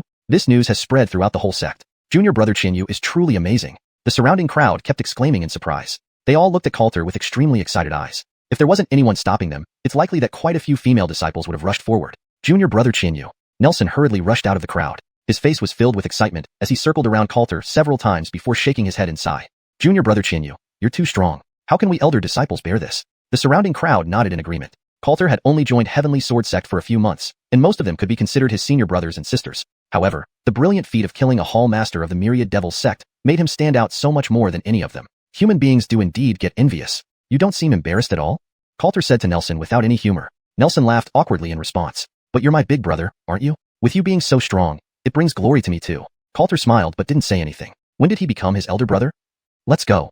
Just as Coulter was preparing to return and rest, a path opened up in front through the crowd, followed by someone walking over slowly. As everyone saw who was coming, the bustling voices suddenly quieted down, and everyone's expressions changed. Before long, the entire square became silent as an eerie atmosphere began to spread. Vice Sect Master Mu, why are you looking for me? Coulter calmly asked, facing her. The person arriving was precisely Vice Sect Master Jerry of Heavenly Sword Sect. At that moment, everyone fell silent. Not only did they know Coulter had killed Alexei, but they also knew Montgomery had died at his hands. And Montgomery was precisely Jerry's disciple. Although Montgomery's status as a spy for Myriad Devil Sect had been exposed, Jerry appearing here with an icy expression inevitably led to speculation. Master, this cannot be blamed on my husband. Karina stood firmly in front of Coulter, while Terry and Kathleen also stepped forward upon seeing the situation. Vice Sect Master, please do not act impulsively, Suzanne said as she looked at Jerry. Silence reigned. All eyes were on Jerry. I don't need your reminders. Suddenly, Jerry spoke emotionlessly. Then she shifted her gaze to Coulter. Montgomery was a traitor. You were right to kill him. I have no ill will towards you. Coulter gave a light smile. Before he could respond, Jerry continued, I admit that I misjudged you before. I apologize to you officially. Hearing this, Coulter felt somewhat surprised. He hadn't expected Jerry to acknowledge her mistake publicly before everyone. It's all in the past. Coulter smiled. Since she was sincere, he wasn't one to hold grudges. Jerry looked deeply at Coulter. She hadn't expected that in just a few short months, a boy whom she once considered insignificant would grow to a point where he shocked even her. If possible, I would like to take you as my last disciple. As long as you agree, I will teach you everything I know. Everyone present instantly showed envy upon hearing this. Originally, everyone was already quite surprised that Jerry would publicly apologize to Coulter. They hadn't expected that she actually wanted to take Coulter as her last disciple. But Suzanne understood clearly. Coulter's talent had already been revealed, and describing it as shocking the world was no exaggeration. It was completely understandable for Jerry to want to take Coulter as a disciple. Vice Sect Master Mu, you don't understand the concept of who came first. I've already proposed that he be my disciple, and he hasn't even agreed yet. Suzanne suddenly said with a smile. For a moment, the atmosphere became quite strange. The surrounding crowd looked at Coulter with envy. Both Jerry and Suzanne were actually vying for Coulter as a disciple. Little guy, who do you want to choose? Suzanne smiled brightly at Coulter. Salma, please stop teasing me. Coulter rolled his eyes irritably, and then looked at Jerry and Suzanne. Sorry, I don't have any plans to find a master right now, so I can only let both seniors down. Hearing this, Jerry remained expressionless, seemingly having prepared for Coulter's rejection. After all, their relationship previously wasn't very good. She only asked in hopes of changing her luck. If that's the case, I won't force you. This is a small compensation for you. Saying this, Jerry handed over a storage ring. Coulter shook his head. Vice Sect Master Mu, there's no need for this. You owe me nothing, and I really bear no grudge against you. There's no need for compensation. Seeing Coulter's determined expression, Jerry retracted her arm with complicated feelings and finally nodded. If you have any problems in the future, feel free to come to me anytime. Leaving these words, she turned and left. Then Suzanne looked at Coulter with a smile. Little guy, it seems you can resist temptation after all. Hearing this, Coulter smiled slightly. Strictly speaking, Jerry, and he had no grievances. She only looked down on him initially, but that was human nature, and he didn't take it too seriously. Then we should be going. Just as Coulter was about to leave with Karina and others, Suzanne stopped him. At midnight tonight, I'll still be waiting for you at Boting. Finishing, Suzanne turned around, leaving Coulter with her lingering figure. Again? Coulter froze in place. Chapter 113. Perfect timing. Coulter brought Karina and Terry back to the Qianlong Peak. while Kathleen hastily retreated into her own room. Although she had already committed herself to Coulter, with Karina and Terry still around, she felt too embarrassed to stay. Well, I'll leave you two to chat. I need to go, Karina said at the doorway, attempting to make a quick exit. But this time, Coulter grabbed her arm. You ran away last time. Where do you think you're going this time? At these words, Karina's face flushed red. Before she could respond, Terry pulled her other hand. Senior Sister Queenie, we are all family here. We should be together. Coulter chuckled inwardly. It's Terry, this little lowly, who understands me best. But, Karina tried to say more. However, in the next second, she was pulled inside by Coulter, and the door was shut behind them. Husband, I miss you so much. Upon entering the room, Terry clung to him like a loving kitten, tightly snuggling up against Coulter. Coulter gently stroked Terry's hair, smiling slightly before glancing at Karina. Why can't you learn from her? You're over 100 years old yet not as sensible as a young girl. Karina shot a glare at Coulter. Don't think I don't know what nasty thoughts you have. Just thinking about what might happen next made her blush, even with her century-old composure. Since you already know, then I won't be polite. Coulter grinned widely. Looking at Karina's blushing face and Terry's eager expression, he couldn't resist anymore. As night fell, springtime flourished. Afterward, Terry fell asleep almost instantly, clearly exhausted. Now, are you satisfied? Karina gazed at Coulter with an aggrieved look. You aren't dissatisfied either. Coulter chuckled, feeling quite content. Next time, I'll invite senior sister Yuru too. Let's see if you still act so high and mighty. Karina said fiercely. Coulter's eyes lit up. Wouldn't refuse that at all. He really wanted to try it with Kathleen added in, but considering her personality, he doubted she would agree. Karina seemed helpless now. Salma is waiting for you. Go quickly. Coulter nodded, dressed properly and prepared to leave. He hadn't forgotten Salma asked him to come at midnight, but his earlier indulgence had nearly made him miss the time. Salma probably hasn't tasted a man in a long time. Be careful, don't get drain dry. Karina teased suddenly. Coulter rolled his eyes. What are you thinking? Salma probably has something good for me. Hearing this, Karina wasn't convinced. You just don't understand women well enough. Salma might have had different intentions this time. Coulter hesitated, but shook his head and left. The previous time Salma called him over at this hour, he had expected to lose his chastity, only to learn new martial techniques instead. Actually, on reflection, it did seem a bit regrettable. Coulter rushed forward, reaching a beautifully landscaped courtyard under the moonlight. Salma? Coulter called out softly, but in the next moment, he froze. Salma Suzanne was soaking naked in a pond, with only her fair shoulders visible above water. Under the moon's light, her submerged body appeared through the water, creating a tantalizing and elusive beauty. I think I came at the wrong time. Realizing his intrusion, Coulter turned to leave. No, you came at exactly the right time. Suddenly, Suzanne spoke from the water. With a flick of her jade-like hands, a jet of water shot out, hitting Coulter and throwing him into the pond. What are you doing? Coulter surfaced, looking at her. Suzanne smiled and said lightly, didn't you offer yourself to me earlier? I thought about it, and it might not be a bad idea. Coulter's body stiffened. Could Karina have been right after all? Did Salma have other intentions this time? That was just a casual remark. Suzanne ignored him, coming closer and saying with a smile, a man must not break his word. For a moment, Coulter had no retort. What made it worse was that Suzanne had already moved closer, and under the moonlight, Coulter could see her plump figure clearly, especially Suzanne's charming face with its lingering grace, as well as her mature demeanor surpassing Karina's, and the cleavage above water. All these things were captivating, plunging one into an endless trance. Salma, don't force me. In the end, Coulter seemed to give up on resisting and could only muster a sentence. However, this piqued Suzanne's interest even more. She reached out and gently caressed Coulter's chest. The more you say that, the more I want to let you feel what it's like to be forced by a woman. With that said, without waiting for Coulter to resist, Suzanne slowly moved closer. In an instant, Coulter's eyes widened. How is it? Suzanne smiled at Coulter. Very good. Coulter answered subconsciously. The moonlight was alluring, shining all around. In the pond, two figures were barely visible, ripples continuously spreading outward. Originally, Coulter remained in a daze, but once he came to his senses, he no longer held back. In a moment, the scene became lively with swirling water. After who knows how long, Coulter suddenly stopped moving. Don't tell me you? Suzanne seemed to realize something, looking at Coulter with rather resentful beautiful eyes. Too excited, couldn't hold back. Coulter embraced her, answering somewhat guiltily. You are such a guy. She gave him an exasperated glare. It was you who made the first move. Coulter smiled awkwardly, and his gaze towards Suzanne gradually changed. Although he had a premonition just now, when it became reality, it still felt unreal to him. Chapter 114. The Insane One-Blade Slash. Whoosh! Miriam emerged from the water. Her snow-white skin still carried drops of water, glistening under the moonlight. Then she slowly put her clothes back on. Coulter, seeing this, also found a new set of clothes from his storage ring and changed into it. Then the two sat opposite each other in the courtyard. What's that look for? Miriam smiled as she looked at Coulter. Weren't you saying earlier that you don't like little ones? Coulter asked with a raised eyebrow. I've changed my mind, and I have been holding back for too long. Is it wrong to want to taste the youth? Miriam chuckled. But your performance today pleased me greatly. This is your reward. With that, she handed him a red book. Coulter took it and saw that it was inscribed with 5 blood-red characters. Insane One-Blade Slash. This is an Earth-grade supreme taboo martial technique of our sect. Its killing power exceeds your floating Buddha sword that destroys all beings, but its usage will cause some damage to one's body and temporarily lead to loss of reason. It falls into the category of inflicting self-harm along with enemy slaughter, not to be used unless absolutely necessary. Upon hearing this, Coulter lit up with excitement. To think it was even stronger than his own skill. So this technique must indeed be earth-shattering. Good stuff. Coulter didn't hesitate and pocketed it immediately. Seeing this, Miriam continued, I have given you the reward I had. As for others, the sect leader should seek you out tomorrow. When that time comes, just ask for what you desire, and the sect leader won't refuse you. With that, she waved her hand. There's nothing more. Leave by yourself. Coulter pursed his lips, glanced at her for a while longer, then turned to leave. Hold on. Miriam suddenly spoke. I am your protector, but I failed to protect you several times now, which was my mistake. Next time, I promise I'll ensure your safety. Hearing this, Coulter shrugged. My two protectors seem unreliable. I might as well rely on myself in the future.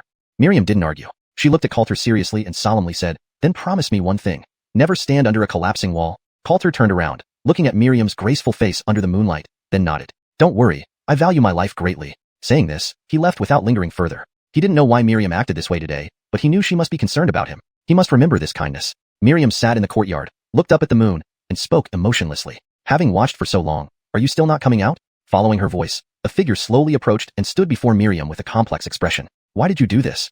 Jerry looked at Miriam and asked, just because he's handsome and talented, isn't that enough? Miriam shrugged in reply. Jerry was taken aback. Just for that? At this, Miriam turned away. Under the moonlight, a captivating smile appeared on her face. At first, yes, but now there's another reason. Jerry still couldn't understand. Miriam suddenly laughed, seemingly lost in reminiscence, and added with satisfaction. His skills are excellent. Jerry, you were really hungry. If you weren't hungry, why were you peeking just now?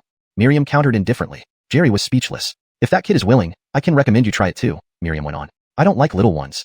With that, Jerry turned away. Miriam's voice came again. Don't judge by age, you know? Jerry. She truly felt Miriam had gone mad. Soon, after all was quiet again, Miriam slowly got up, and her expression became remarkably different. I actually broke through?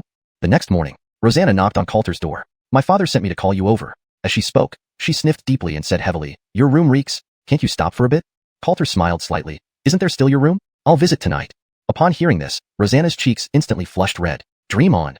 Though she said this, her heart inexplicably began to anticipate it a little. After teasing Rosanna, Coulter walked straight towards the sect leader's hall. Blakely was right. The sect leader called me so early. Coulter clenched his fist, feeling the powerful mystic force within him, and a smile of satisfaction spread across his face. After practicing with Blakely last night, his cultivation had surged through 3 levels, reaching the 4th stage of Heaven Mystic Realm. The only slight regret was that the grade of the yin-yang chaos formula didn't improve. It remained at the lower tier of Earth grade. It seemed that as one's cultivation level increased, so did the difficulty in upgrading the technique. Otherwise, practicing with Miriam wouldn't have resulted in such a small improvement. Soon, Coulter arrived at the Patriarch's hall and was led inside by a welcoming disciple. Ha ha ha, young man, I knew you wouldn't disappoint me. As soon as Angelo saw Coulter, he laughed loudly, walked over, and gave Coulter a hearty pat on the shoulder. Patriarch is too kind. Coulter smiled faintly. Looking at the youth before him, Angelo found him more and more likable, then he got straight to the point. The reason I asked you here is simple. You've done a great service for the sect. Just name your reward, and I guarantee it will be yours. Upon hearing this, Coulter teased him. Anything I want? Angelo nodded emphatically. Even if you wish to be the Patriarch, I won't bat an eyelid, and I'll even give you my daughter Urua as well. Coulter nearly burst out laughing. Your thoughts are written all over your face, yet you're still pretending. I don't actually need much. If possible, I hope Patriarch can agree to one request, Coulter said after some thought. He had killed many people and collected countless spoils. Even Dion's storage ring hadn't been checked yet. At present, he lacked nothing. What is it? Just say it. Angelo waved a hand, speaking with remarkable generosity. I hope Patriarch can send someone to protect my father and others. It would be better if they could be brought here, Coulter stated seriously. He had been away from the Tianwu dynasty for almost half a year without returning. Now that he had offended the 10,000 demon sect, if they traced back to his background, Hawkins and the others might be in danger. This was also why, after Coulter killed Dion, Miriam insisted on eliminating all remaining 10,000 demon sect disciples, to prevent Coulter's information from being exposed. Angelo chuckled. I already thought of that. I sent people to the Tianwu dynasty yesterday to bring your father and others here. Coulter thanked him. In that case, I have no other requests. If Patriarch thinks it's not right, you can owe me for now, and I'll ask later when I need something. Angelo laughed heartily and nodded. If that's the case, so be it. Then he leaned in close to Coulter with a grin. But tell me, has anything happened between you and Urua? He was really anxious. A genius like Coulter, not only strong but also backed by the divine realm, was exactly what Angelo wanted for his daughter. He would be thrilled if they had any progress, even resulting in offspring. Didn't she tell you? Coulter countered. No, she didn't say anything when she came back. As soon as Angelo spoke, his eyes widened. You mean? Coulter shrugged and turned to leave. Ha ha ha, that girl has finally come around. Immediately after, Angelo's hearty laughter echoed behind him. Chapter 115.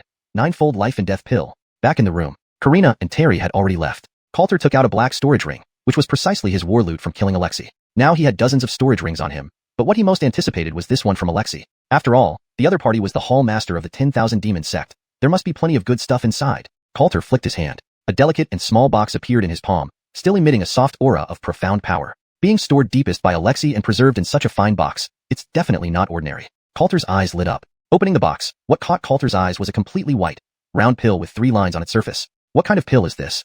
Despite scrutinizing it carefully, Coulter did not recognize it at all. Suddenly, xiuxian's voice sounded in his mind, full of surprise and doubt. This seems to be a defective 9-fold life and death pill. Coulter froze slightly. He really hadn't heard of this pill before. The 9-fold life and death pill is a genuine 9th grade pill, extremely rare even in the divine realm. It can extend the life of someone near death for 9 days. It's truly a life-saving pill. Coulter's eyes immediately lit up.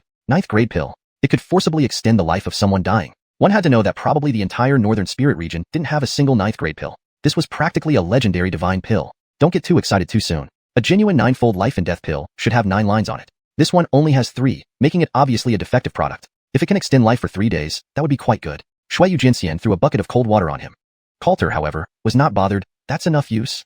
For someone on the verge of death, extending life for 3 days or 9 days made no difference. But having this 9-fold life and death pill might save his life someday. As for why Alexei did not use it before dying, it was entirely because his cultivation was suppressed at the time. Even if he had used the pill, it would have been useless, and he was eventually killed by Coulter, giving the pill to him instead. Following that, Coulter found many profound crystals, as well as some other pills and spirit weapons in the storage ring. At the same time, Coulter also found an exquisite profound grade supreme technique and numerous powerful martial arts, which he put away. It was clear that as the hall master of the 10,000 demon sect, Alexei was indeed dripping with wealth. These things can be given to them when father arrives. After checking the loot, Coulter took out the frenzy slash technique given by Suzanne and started practicing directly. Time gradually passed. In the blink of an eye, half a month rushed by. During this time, Coulter only did 2 things. Either he was intently practicing the frenzy slash, or he was bonding with Karina and others, living a pretty cozy life. The only regret was, just as he thought, Rosanna refused to join everyone in collective merriment, which disappointed him greatly. On a mountain peak, Coulter put away his weapon. The power of this frenzy slash is indeed astonishing, but its side effects are significant too. I'll try not to use it in the future.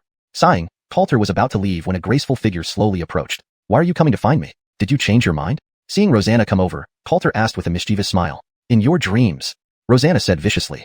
She had also become intimate with Coulter several times these past few days, but every time he proposed they all sleep together under one blanket, she rejected him. Just thinking about it made her blush. But soon Rosanna's expression turned solemn. My father sent me to find you, and the tone he used seemed very serious, so something might have happened. Hearing this, Coulter frowned. A sudden foreboding feeling surged in his heart. Not long ago, Tion agreed to send people to pick up Hawkins and others. Calculating the time, they should have been brought back by now, but there was still no news. Moreover, since Tion called him at this moment, it was likely something had happened to his father and others. Let's go and see. Led by Rosanna, the two quickly arrived at the grand hall of the sect leader. Here, Coulter saw Tion, deputy sect leader Jerry, Salma Suzanne, and several familiar high-level members of the Heavenly Sword sect. Everyone's expressions were very serious, and even the atmosphere in the grand hall was heavy. Father, what's going on? Rosanna stepped forward and asked Tion. Tion looked at Coulter and said sternly, the fact that you killed Alexei in the heavy earth abyss has been discovered by the 10,000 demon sect. Coulter's heart tightened.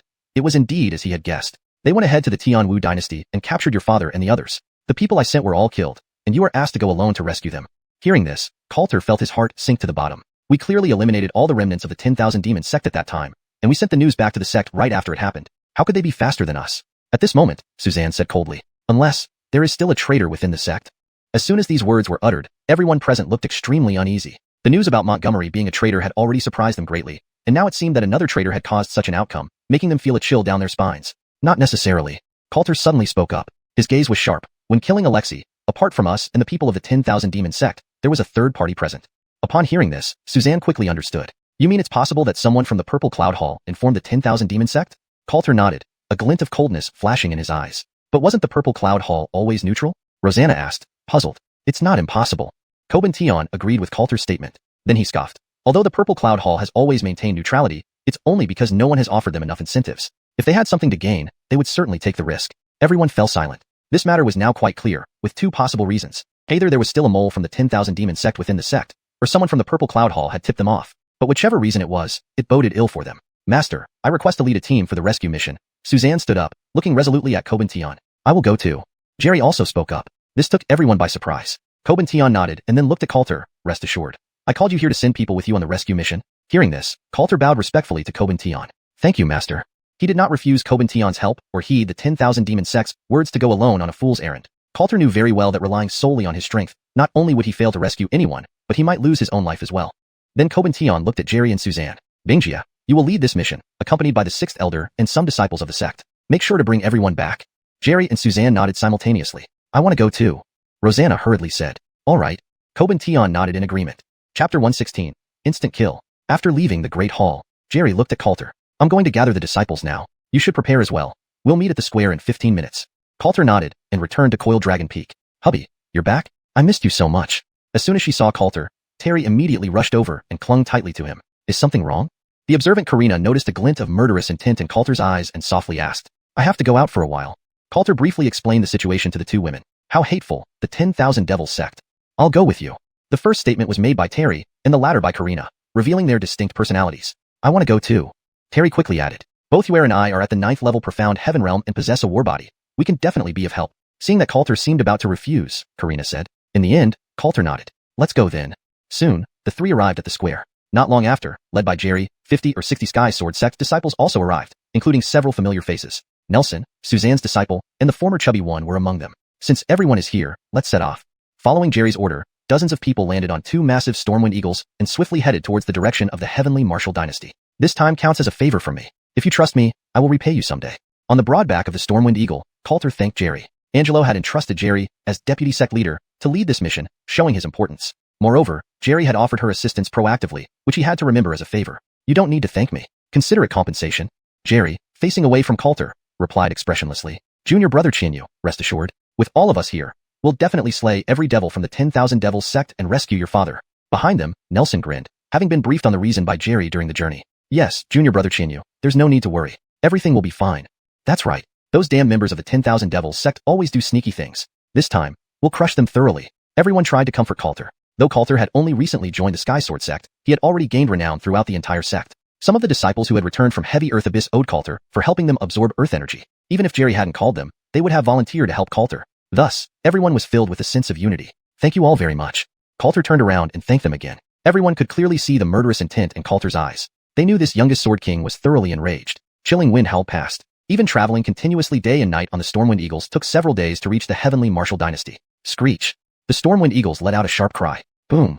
Before the Stormwind Eagles fully landed, Coulter leaped up and heavily stepped on the ground. He dashed forward wildly. He was the first to rush into the capital city of the Heavenly Martial Dynasty. Everyone follow. Waving her hand, Jerry and the Sky Sword sect group followed closely behind. They all noticed Coulter's impatience and anxiety, as more than 50 people moved with murderous intent behind him. The bustling capital was eerily silent, without a single soul visible, like the calm before a storm. Father, wait for me. Coulter's eyes were as sharp as a sword, emitting an aura of intense malice. Swoosh. Coulter quickly rushed into the Imperial Palace. His gaze swept across a vast square where he saw dozens of figures standing in the center. These people were strangers to him, and all wore black robes representing the 10,000 Devil sect. That's that boy. Looks like our prey has arrived. But I wonder if he can really kill Hall Master Jared. Seeing Coulter, disdain and mockery rang out from the crowd of the 10,000 Devil sect. I'll capture him now. A young man in black robes stepped forward. Swoosh. He moved incredibly fast, reaching Coulter in an instant. Boy, I didn't expect you to dare come. Now, it's time for you to die. He sneered with a malicious grin. Hum. The man threw a punch, aiming straight for Coulter's face. Boom. Instantly, an explosion followed. Suddenly, a tragic scream echoed. It turned out that the attack of the 10,000 Devils sect disciple was shattered by Coulter's punch, which struck hard on his chest. Bam. In the next second, his chest burst instantly. Hot blood and shattered flesh spewed in all directions, and the man was killed by Coulter with one lethal blow in such a gruesome way. How could this be? Seeing this horrifying scene, the crowd from the 10,000 Devils sect showed a trace of fear. That person had cultivation at the 9th level Profound Heaven Realm. How could he have been brutally punched to death like this? Where are my father and others? Coulter lifted his head, his voice cold as ice. Indeed, he's a rather arrogant kid. In the middle of the 10,000 Devil sect group, a middle-aged man slowly stepped forward. This man was Gavriel, the third elder of the 10,000 Devil sect. Bang! He waved his hand, and a nearby door opened abruptly. Coulter stared intently. Behind that door were Hawkins and others, tied up tightly, along with Coulter's other brothers and sisters, and many civil and military officials of the Heavenly Martial Dynasty. Chinyu, run quickly, they came for you.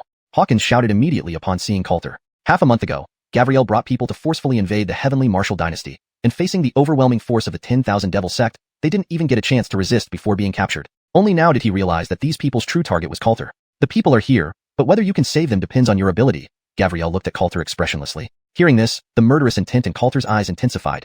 His whole body brimming with profound energy, he took big steps forward. Gavriel, I didn't expect it would be you who came.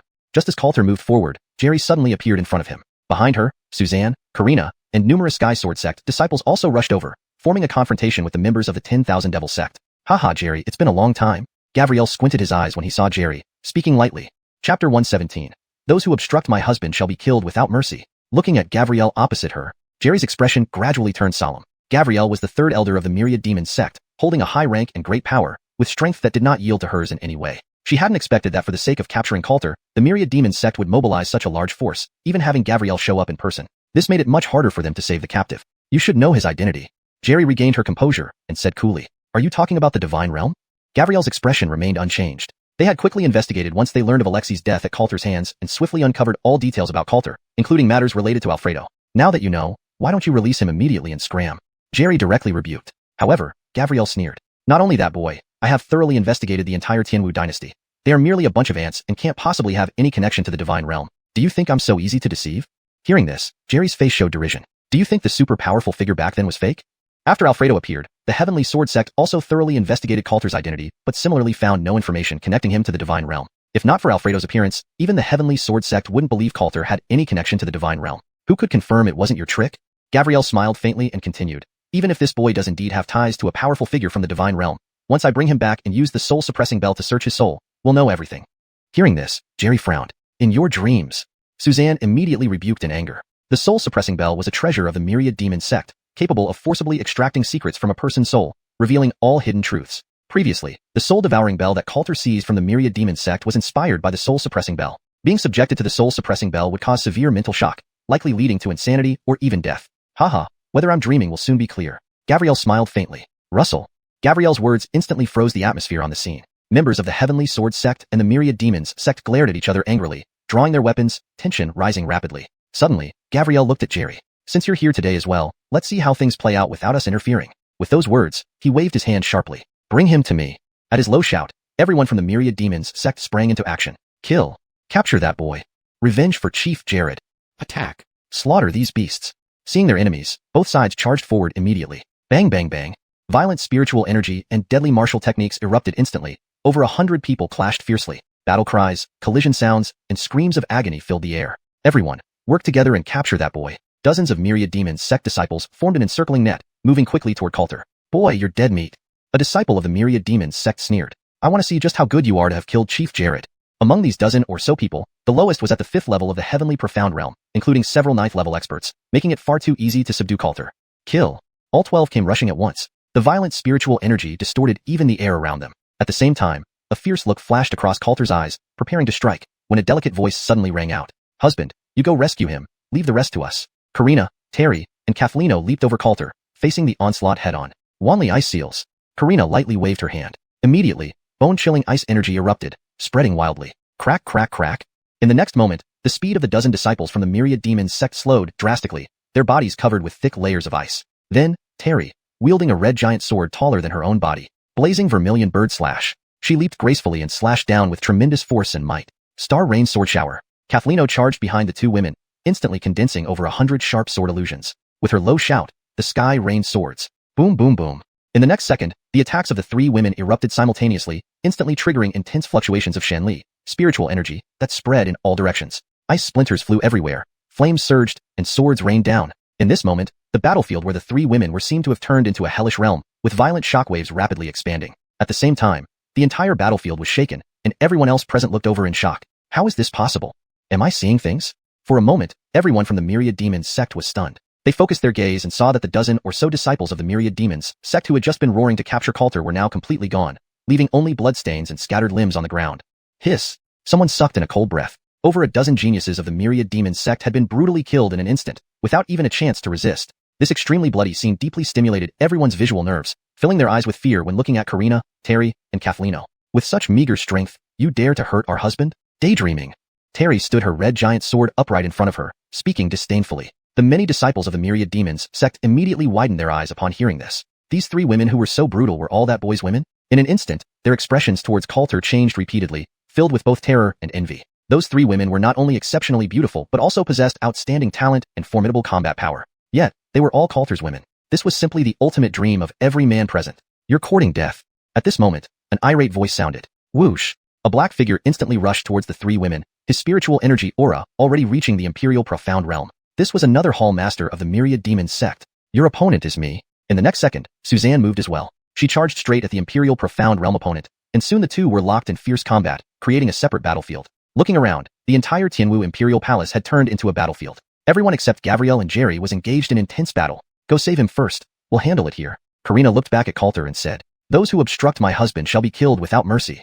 Terry raised her crimson flame giant sword again, her body burning with raging flames, containing powerful strength within her petite frame. Chapter 118. Husband, you are invincible. Upon hearing this, Coulter nodded. Karina and the other two women were all formidable fighters, and they had condensed golden battle armors. Even on the battlefield, they possessed a strong ability to protect themselves. He didn't have to worry at all. Whoosh! The chasing clouds and stepping moon step burst out instantly, and Coulter turned into a series of afterimages dashing forward. Hee, overestimating oneself? Gabrielle just sneered upon seeing this scene. Although he and Jerry restrained each other, neither side had a chance to make a move. But for Coulter to want to rescue people so easily, it underestimated him too much. Boy, surrender with your hands up. Two figures approached together, one on the left and one on the right, surrounding Coulter in the middle, simultaneously throwing out thick chains. Clank! The two chains crossed, wrapping around Coulter like pythons, and in the blink of an eye tightly bound Coulter. It worked. This boy isn't up to it either. Seeing this, their expressions turned jubilant. But in the next second, they saw the chilling killing intent in Coulter's eyes that made one's heart tremble. Bang! Coulter forcefully pulled the chains with his hands, the immense power actually dragging the two Wanma sect disciples towards him. Bang bang! Two explosions resounded almost simultaneously, and the two Wanma sect disciples were directly struck dead by Coulter's punches to their heads. Blood splattered across the sky. Coulter's body also stained with a glaring crimson color, making him look incomparably ferocious. Everyone attacked together. He's merely at the 4th level of Heavenly Mystery Realm, completely nothing to fear. This bloody scene stimulated all the Wanma sect disciples. They were formed into a team of more than 10, charging at Coulter. Anyone who blocks me, dies.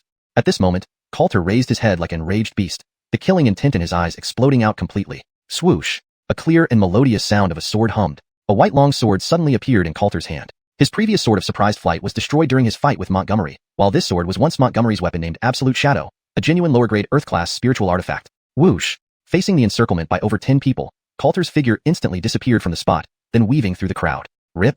Shred!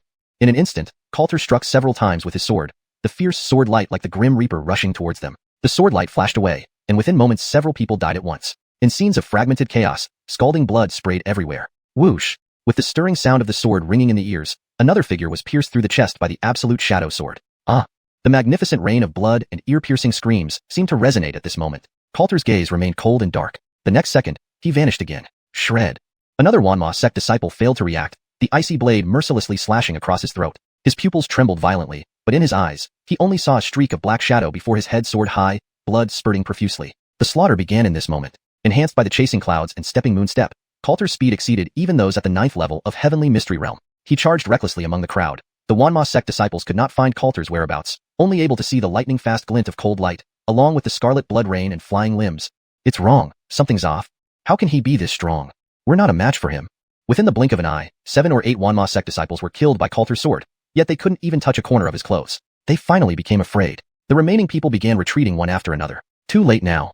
Coulter suddenly lifted his head, raising the Absolute Shadow sword. Vast pagoda, 1,000 swords kill. In the next second, centered on him, a vast wave of sword intent spread out in all directions, enveloping all the remaining people within it. Whoosh whoosh whoosh.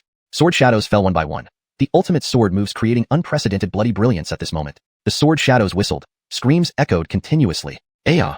After a series of agonizing cries, all sounds came to an abrupt halt. After this strike of the sword, it seemed like the entire world turned silent. Over 10 people, in such a short span of time, had all become Coulter's fallen souls beneath his sword. Husband, you're too powerful. Seeing this scene, Terry shouted loudly in surprise. This guy is already invincible under the sovereign realm. Rosanna's beautiful eyes were also filled with shock. As expected of the Sword King, indeed remarkable.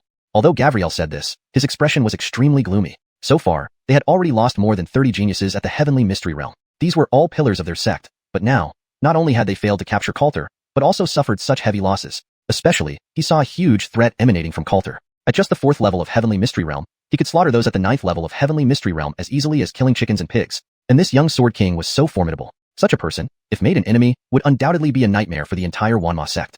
It seems that today, you are destined to lose both your wife and your troops. Jerry mocked them inwardly while feeling astonished. However, Gabrielle's face suddenly showed a savage smile. Do you think it's over yet? Jerry's eyebrows slightly furrowed. She turned her head and saw Coulter sprinting forward, with almost no one daring to block his path anymore. He quickly reached the people like Hawkins. Bang! But at this moment, a black heavy hammer suddenly descended from the sky, landing heavily in front of Coulter, blocking him. Having killed so many of our Wanma sect members, I will make you repay blood for blood. A cold voice echoed. It was a man in a black robe, who raised his black heavy hammer pointing directly at Coulter. It's Senior Brother Izzy. Great, let's see how arrogant that kid can be now. Senior Brother Izzy is truly at the King Mystery Realm. With him here, that kid is doomed. All the Wanma sect disciples were excited. Izzy was the 3rd son of the Wanma sect's leader, not only possessing great talent, but also having broken through to the King Mystery Realm. Capturing a mere 4th level of Heavenly Mystery Realm kid would be child's play. I advise you to cut off your own limbs now, and I can reduce your pain a little, Izzy said calmly. Whoosh. But as soon as he finished speaking, Coulter moved. Great Pagoda, 1,000 swords kill. Fearlessly, he swung his sword across the sky. What if it was the King Mystery Realm? Even if it were a celestial king, he would still kill without hesitation. Stubborn fool. Izzy sneered, swinging his heavy hammer. Even if you can be invincible below the King Mystery Realm, in front of a true King Mystery, you're just a pitiful ant. The heavy hammer and the sharp sword produced dazzling sparks. Bang! The explosive power force shook out. Many people around changed their expressions. Even just the shockwave made them lose their balance, showing the power of the King Mystery Realm. However, the scene Izzy imagined of injuring Coulter in one strike did not happen. Instead, he felt a powerful impact. Invincible under the King Mystery Realm, who do you think you're looking down on? Coulter's gaze met Izzy's, and at the same time, his haughty words echoed in everyone's ears. Chapter 119. Do you think this is the end? What? He actually blocked it? To call him invincible under the xiuxian realm, and he still feels it's disrespectful to him. How arrogant can he be? The group from the 10,000 Demons sect all showed shock on their faces. They originally thought that with Izzy, a true xiuxian realm expert, taking action, Coulter would surely be defeated instantly. But now, Coulter had actually resisted Izzy's attack and even said such an arrogant statement. You're courting death. Izzy frowned deeply. With a roar of anger, he attacked continuously, his heavy hammer incessantly striking Coulter. Bang, bang, bang, clang, clang, clang. However, what echoed was a series of intense explosions. It was only seen that Coulter emitted a dazzling golden light, standing there motionlessly, no matter how Izzy attacked. His body remained immovable and did not have even a trace of injury. It's the golden battle armor. Even with the golden battle armor, shouldn't it not be this strong? That's strange. This kid is too bizarre. The crowd from the 10,000 Demons sect changed expressions dramatically at this scene. A person who was only in the 4th level of xiuxian realm stood still as a 1st level xiuxian realm expert attacked and was completely unharmed. This utterly subverted their understanding. Do you think this is the end? Izzy's expression turned dark upon seeing this. He raised his arms high, and the large hammer in his hands burst forth with destructive power. Heavy hammer burst. With a roar, the black heavy hammer unleashed a terrifying force and came smashing down toward Coulter's head. Raging dragon flame punch. Coulter didn't use any weapon this time. His entire body gleamed golden, and flames circled around his arm as he punched out fiercely. Boom. Violent xian energy and flames splashed everywhere, and once again, Izzy's powerful hammer was met by Coulter barehanded. Swoosh. A sword glint flashed, and Coulter launched an attack. Float Tower 10,000 sword kill. A sky full of sword shadows appeared again. Get lost. Izzy was enraged by Coulter's provocation. He lifted the heavy hammer high, angrily smashing it down towards Coulter. Boom. Boom. Layers of sword shadows struck against the massive hammer, but Izzy lived up to being a true xiuxian realm expert. His attacks were wildly fierce, directly destroying all the sword shadows. Die. Holding the heavy hammer, he quickly came before Coulter, swinging it heavily at Coulter's head. Coulter held his sword forward and took this blow head-on. Clang. But the power of a xiuxian expert was truly too terrifying. Coulter was instantly sent flying dozens of steps away, and the golden light around him seemed to fade somewhat. Husband. Seeing this, Karina and others' expressions changed. They wanted to come help, but they were held back by others from the 10,000 Demons sect and couldn't break free. I've been saying it all along. You're nothing more than a tiny ant I could crush at will. Izzy sneered upon seeing this. He gave Coulter no chance to catch his breath and attacked again. One sword, floating pagoda, exterminates all. Suddenly, a surging sword intent erupted. Coulter's gaze became sharp like a sword, and the desolate shadow sword in his hand shone with unprecedented brilliance. Humming. Amidst roaring winds, Coulter's sword slashed eastward. What? Izzy's pupils constricted. He felt a fatal threat from this single sword strike. Booming. The surging sword intent instantly cut a huge ravine where Izzy stood. Even the ground shook violently, and the spreading sword chi made those around feel a sense of fear. Those surrounding even abandoned fighting. They kept retreating. Even people like Jerry and Gavriel wore grave expressions. After all, Coulter was only in the 4th level of xiuxian realm. Yet the power of this one sword stroke was enough to match that of a xiuxian expert, which was simply inconceivable. Is this the destruction power of a sword king? Someone couldn't help swallowing, shocked. How's the battle situation? Senior brother Izzy should be fine, right? Having witnessed the terrifying power of Coulter's sword stroke, the 10,000 Demons sect members no longer believed Izzy would win easily. Looking around, the square's ground was already completely shattered, and within it, a blurred figure could vaguely be seen. Izzy's clothes were long gone, but an eerie light armor covered his body, filled with hundreds of densely packed sword marks, creating an intense visual impact. It's an Earth-class defensive spirit armor. Karina and others' expressions gradually grew serious. Izzy clearly relied on this piece of armor to withstand Coulter's deadly strike just now. But if this was the case, it made it even less likely for Coulter to win. Now, how will you deal with it? Izzy looked at Coulter with a mocking smile. What a small man celebrating his tiny victory. The people of the 10,000 Demons sect are truly nothing but beasts. Your cultivation is far superior to junior brother Chinyu, yet you still shamelessly use defensive spirit weapons. The crowd from the Heavenly Sword sect immediately burst into angry insults. They were almost certain that if Izzy hadn't had the protection of a defensive spirit weapon, Coulter's sword strike just now would have either killed or seriously wounded him. However, Izzy paid no attention to them. His gaze was filled with icy killing intent as he looked at Coulter. Since you've run out of tricks, die.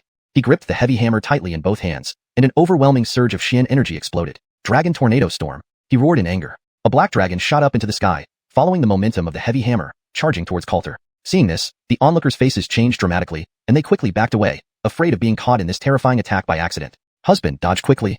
Coulter, run now. Karina and Suzanne urgently warned him. They could see that Izzy was enraged and using his absolute killing move. Coulter, at the 4th level of Tianqian realm, simply couldn't withstand such an attack. Where can he run to?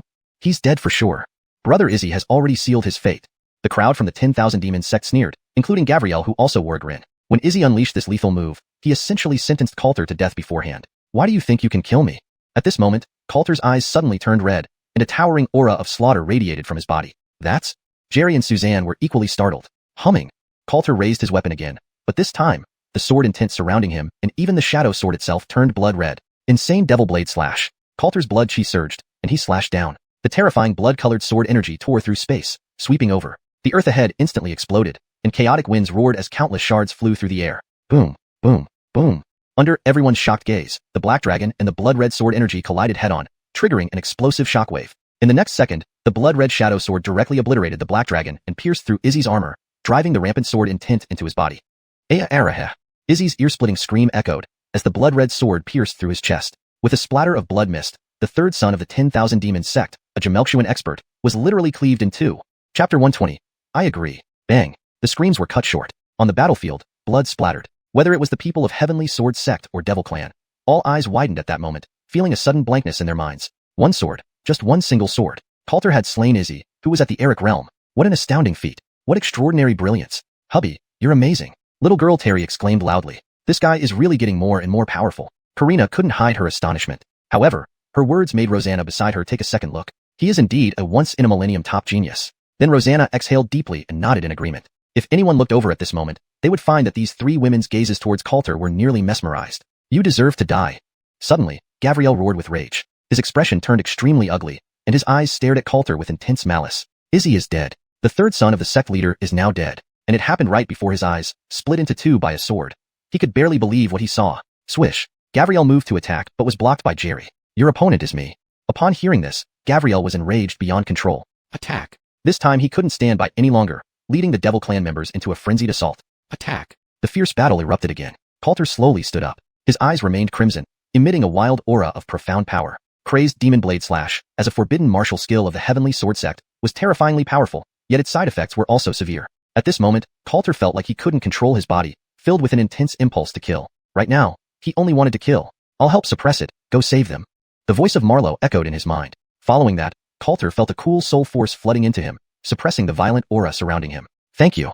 The crimson in Coulter's eyes gradually faded. Then he quickly headed toward where Hawkins and others were. This time, no one dared to stop him. Xianyu, you've suffered.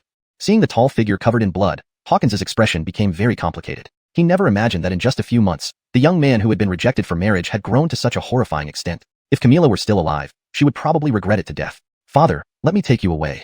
Coulter quickly untied Hawkins and the others. Swoosh. But at that moment, a sharp wind sound suddenly sounded behind Coulter. Xianyu, be careful. Hawkins's face changed instantly. Whiz. In the next second, blood spurted out. Coulter froze on the spot. He looked down and saw himself unscathed. But when he turned back, he saw Suzanne standing protectively behind him, her voluptuous figure shielding him. Her abdomen was pierced through by a large blade, warm blood rapidly oozing from the wound. At that moment, time seemed to freeze. Humph, meddling woman, said the black-clothed man before Suzanne, retracting his blade, showing nothing but coldness and disdain. 6th Elder. Everyone from Heavenly Sword sect cried out in shock. Eric realm. Another Eric expert from the Devil Clan. If counting Izzy whom Coulter had killed just now, this was already the 4th Eric expert from the Devil Clan. He had hidden among the crowd and attacked suddenly. If not for Suzanne blocking the blow, the one struck would have been Coulter. Everyone was shocked by this unexpected turn of events, Jerry's face changing dramatically. How despicable. She angrily accused Gavriel. This is called deceit in warfare. Gavriel's face showed a cold sneer. There's no need to hide anymore. Come out. With his words, over 100 disciples of the Devil Clan suddenly rushed out from the imperial city of Wu Dynasty, formed the Heavenly Devil Formation. Next, over 100 Devil Clan disciples surrounded the people of Heavenly Sword sect and simultaneously unleashed their profound power. Buzz. A black formation rapidly took shape, encompassing all the members of Heavenly Sword sect within. The immense pressure from the formation caused everyone's faces to change dramatically. They attempted to break through but found themselves trapped, unable to escape. Not good. We fell into an ambush. They actually came with so many people. Seeing this, Jerry's expression changed repeatedly. Your target was never Coulter. She glared at Gavriel, her heart sinking to the bottom. Ha ha ha. That kid isn't worth my personal attention. This time I brought people here just to eliminate all of you. Gavriel laughed triumphantly. I didn't expect even you, the deputy sect leader of Heavenly Sword Sect, would come. If I can capture you, it won't be a loss. As soon as these words came out, Jerry instantly understood. No wonder Gavriel had come in person. It turned out that Myriad Devil's sect had targeted them from the start, and Coulter's relatives being captured were merely bait. Breakthrough. Jerry immediately issued the order. It was too late for any talk now. Only by fighting to the death could they hope for survival. Pooh.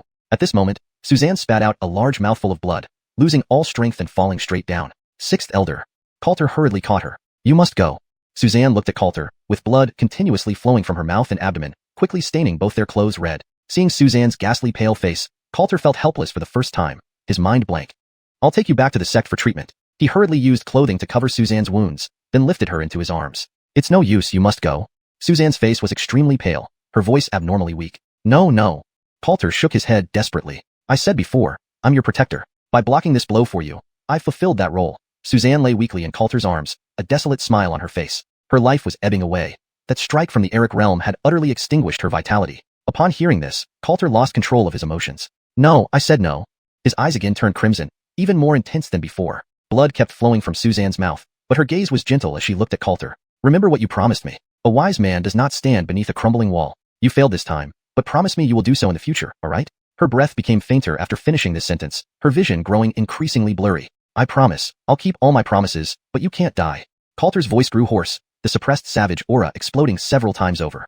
Chapter 121 Never a Gentleman. The intense battles on the battlefield continued to erupt. Not only did the Myriad Demon sect have numerical superiority, but they also had the advantage of formations, quickly gaining complete control over the situation. Although the members of the Heavenly Sword sect fought with all their might, they were still outnumbered. The original 50 or 60 people were now reduced to only a dozen after this fierce battle. Master! Nelson's face was contorted with fury. Though his body bore several bloody wounds, he charged towards this area as if impervious to pain. Return my master's life. Looking at the barely alive Suzanne, Nelson's heart shattered completely. He raised his sharp sword madly and attacked the Finley man from the Myriad Demon sect. Still unaware of your impending death, the man sneered. Clang! He brandished his saber. Nelson was defenseless. His chest was instantly pierced by the flying blade, and then he fell powerless to the ground, spurting fresh red blood. Master! On his deathbed, his eyes remained fixed on Suzanne, and with great difficulty, he shifted his gaze to Coulter, a look of hope pleading for Coulter to save his master. Nelson died. He died filled with overwhelming rage. At this moment, Coulter was holding Suzanne. He could clearly feel that the vitality within her body was rapidly fading away, her eyes tightly shut, too weak even to speak. How can this be? Why is this happening? Coulter's eyes were bloodshot, and he roared in anguish. Amidst the chaotic battlefield, it seemed as though only he and Suzanne remained. Suddenly, it seemed that Coulter thought of something. The 9 turns life and death pill. I still have the 9 turns life and death pill. As if grasping at the last straw, he hurriedly took out the box and poured out the pill inside. You need to think carefully. There is only one of these pills left, and if you use it on her now, you won't have another one later. Aloysia's voice echoed in his mind. Moreover, even if you use it on her, there is no guarantee that it will save her life. Her tone conveyed no emotion whatsoever. However, Coulter seemed not to hear her words. If she hadn't taught me the cloud-chasing moon step, I would have been dead long ago. If she hadn't taught me the mad demon slash, I wouldn't have been able to kill our enemies. If she hadn't taken that blow for me, it would be me lying here dead now. Coulter murmured to himself, his tone unwavering and resolute. Then without hesitation, he fed the 9 turns life and death pill into Suzanne's mouth. Seeing this, Aloysia seemed to breathe a sigh of relief. I indeed didn't misjudge you. Earlier, when she spoke those words, it was purely to test Coulter. If Coulter had chosen to stand by and watch, she would have reconsidered how she would deal with him going forward. But Coulter's actions surprised her. A pill that could prolong life was an incredible temptation, yet Coulter chose to save Suzanne, forsaking this opportunity. This allowed Aloysia to truly understand that Coulter was indeed a man who valued righteousness and friendship. She could trust him without reservation. It's working. After Suzanne ingested the 9 turns life and death pill, her wounds began to stop bleeding, and the rapidly diminishing vitality gradually halted. However, Suzanne slipped into a coma due to her severe injuries, her complexion remaining as pale as paper, quietly lying in Coulter's arms. Don't be sad, now it's your turn. The Finley man from the Myriad Demon sect, having killed Nelson, slowly approached Coulter. What a foolish woman, she could have lived, but insisted on shielding herself in front. Truly ridiculous. He laughed coldly without stopping. Lord, come quickly.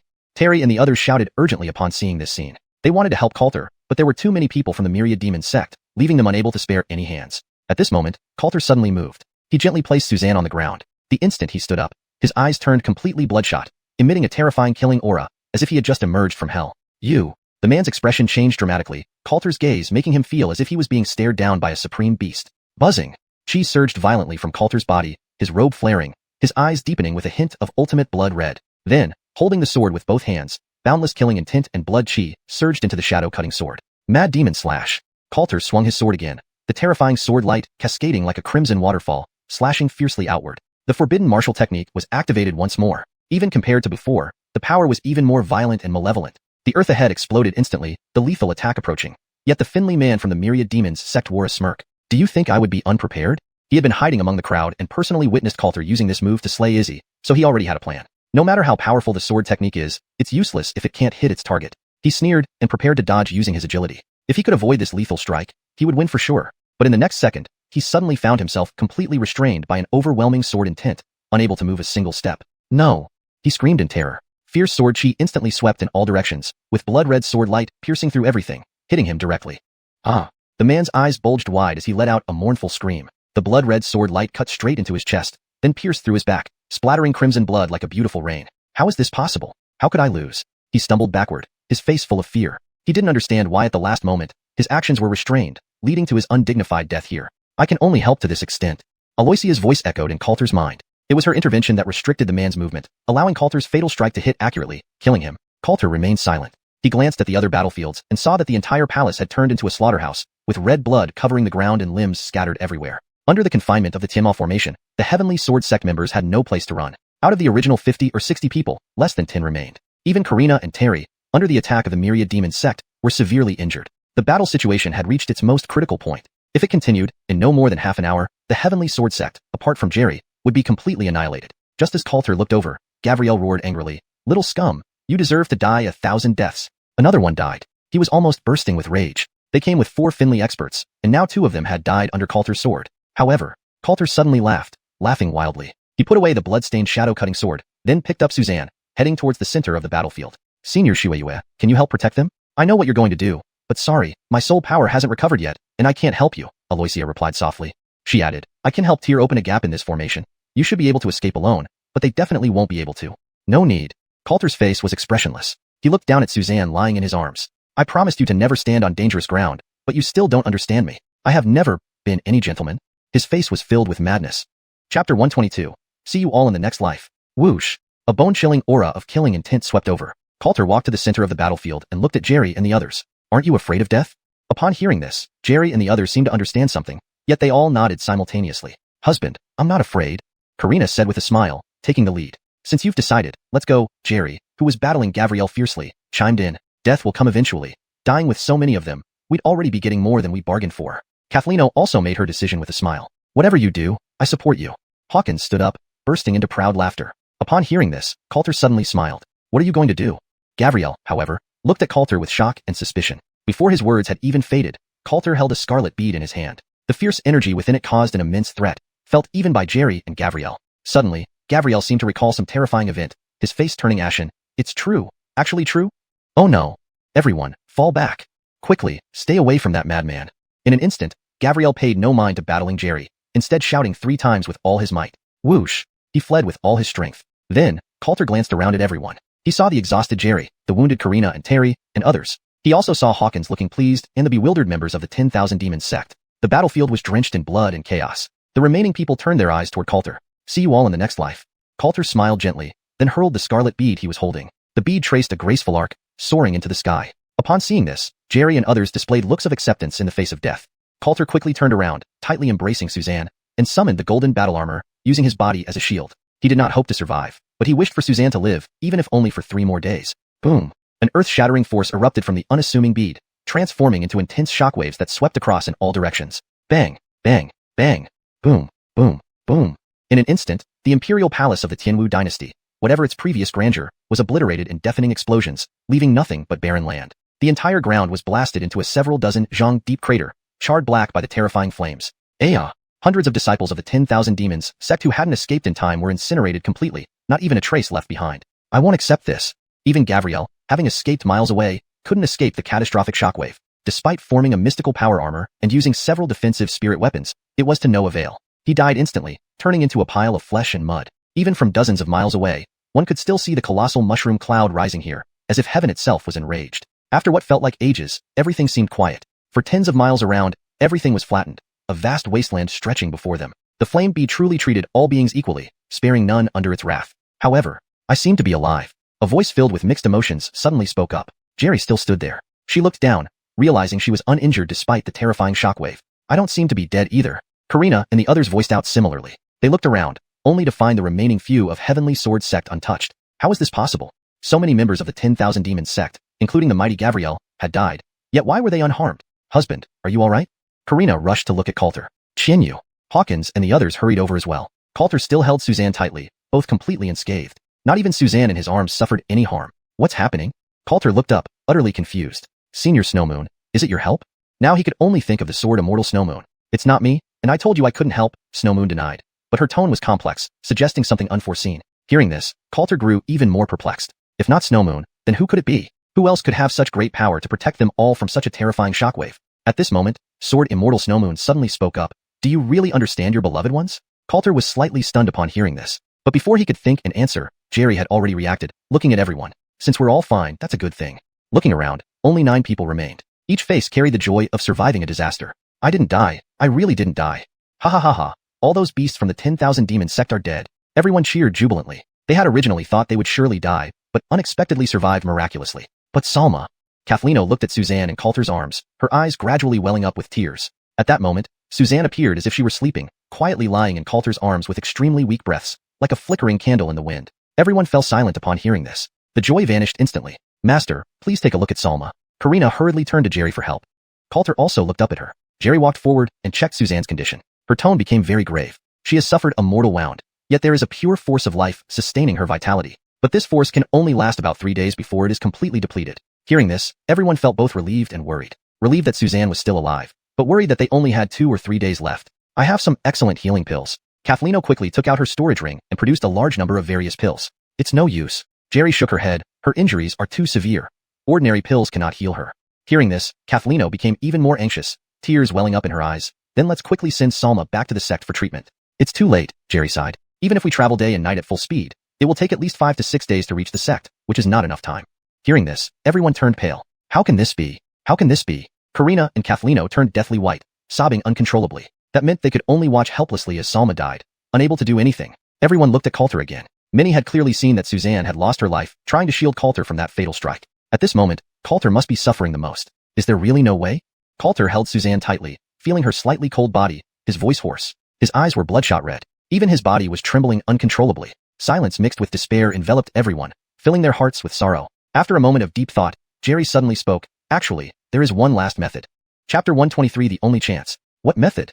Hearing Jerry's words, Coulter suddenly raised his head, and Karina and others also looked at Jerry with expectation. We are not far from the Purple Cloud Palace. If we travel at full speed, it will take 2 days to arrive, Jerry explained.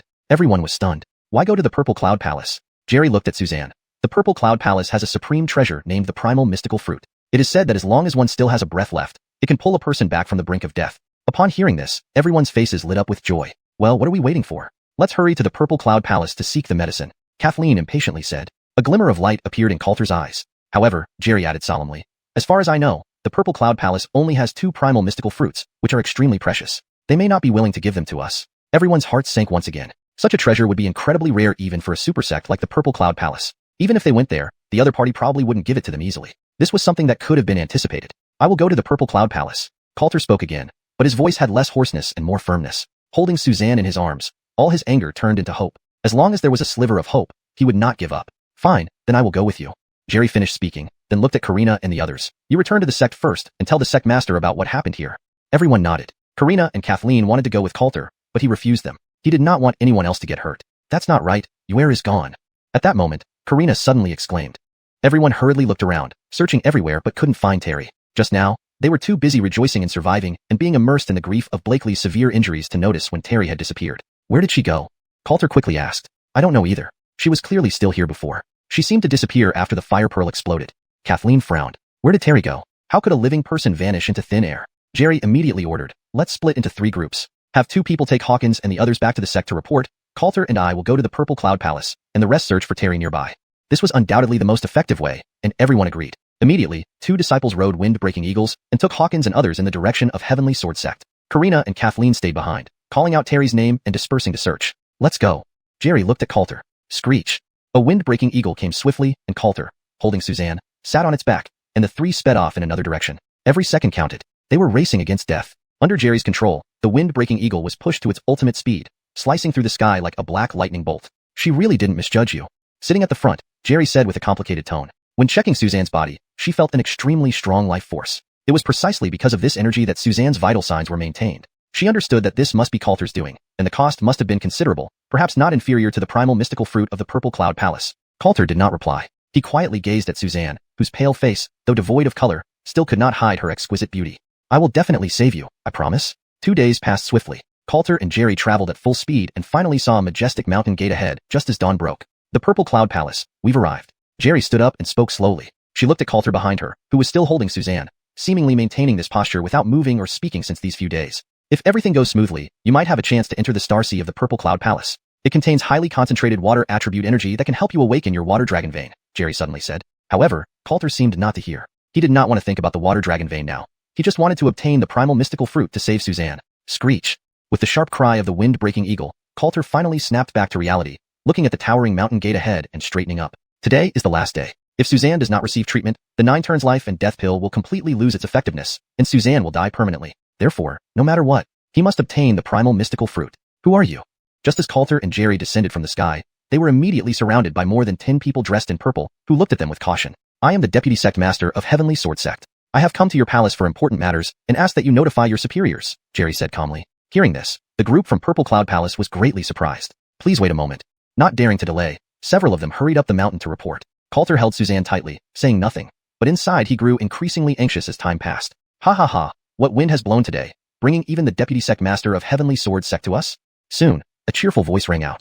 Coulter looked up. A middle-aged man of about 40 or 50 stood there, clad in purple brocade, his face bearing a warm smile. Seeing this person, Jerry whispered, he is the Grand Elder of Purple Cloud Palace, Dominic. Coulter nodded. Elder Xing, I have come uninvited because there's an urgent matter that requires your help. Jerry stepped forward, speaking openly. Dominic smiled gently upon hearing this. Since Deputy Sect Master Mu is so concerned, feel free to speak. Jerry pointed to Suzanne in Coulter's arms and said, she is an elder from our Heavenly Sword Sect who is now gravely injured. I have come here seeking to purchase a primal mystical fruit from your palace. As she finished, she looked at Dominic, even her usually composed demeanor revealing some tension. Coulter stared intently at him. The life force in Suzanne's body was fading, and time was running out. Obtaining the primal mystical fruit was their only chance now.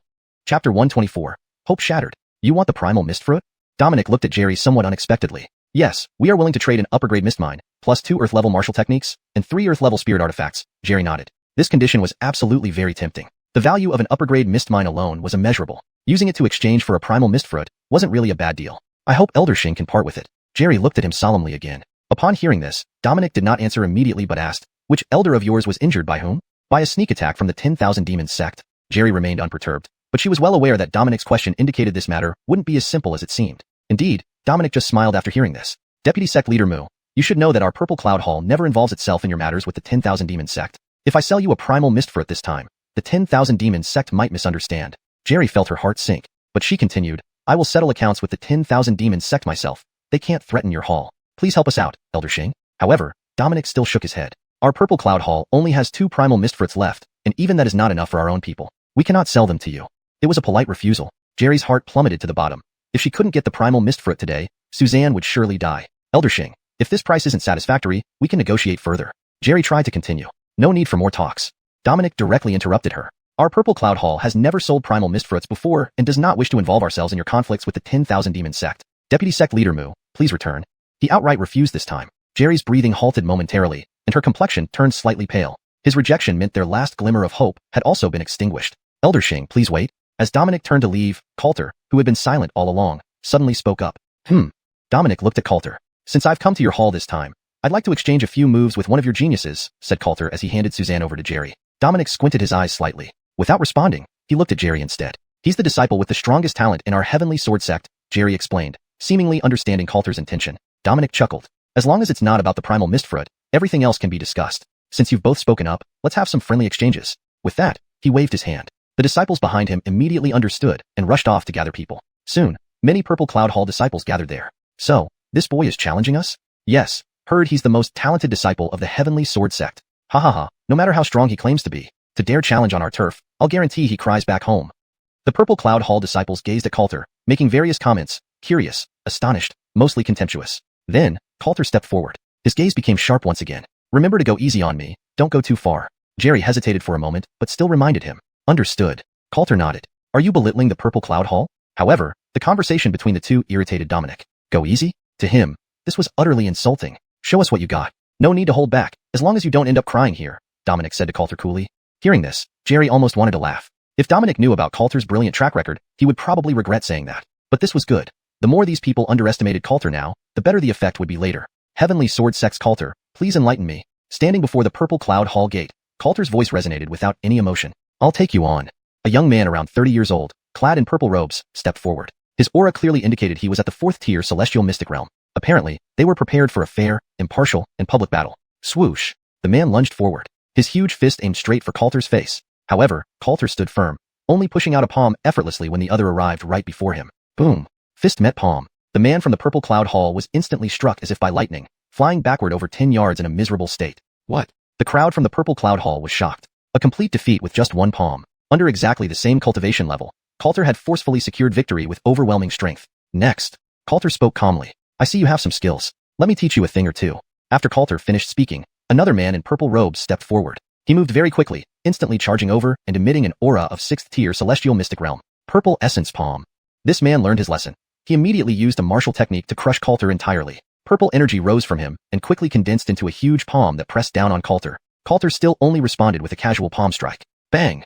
Their palms collided. The man felt an overwhelming force shatter his attack instantly, then surge into his body, instantly sending him flying. How could this be? The man's expression was extremely grim. He had just said he wanted to teach Coulter a few moves, but now he couldn't even last one move like the previous person. It was utterly humiliating. Oh wow. This kid has something.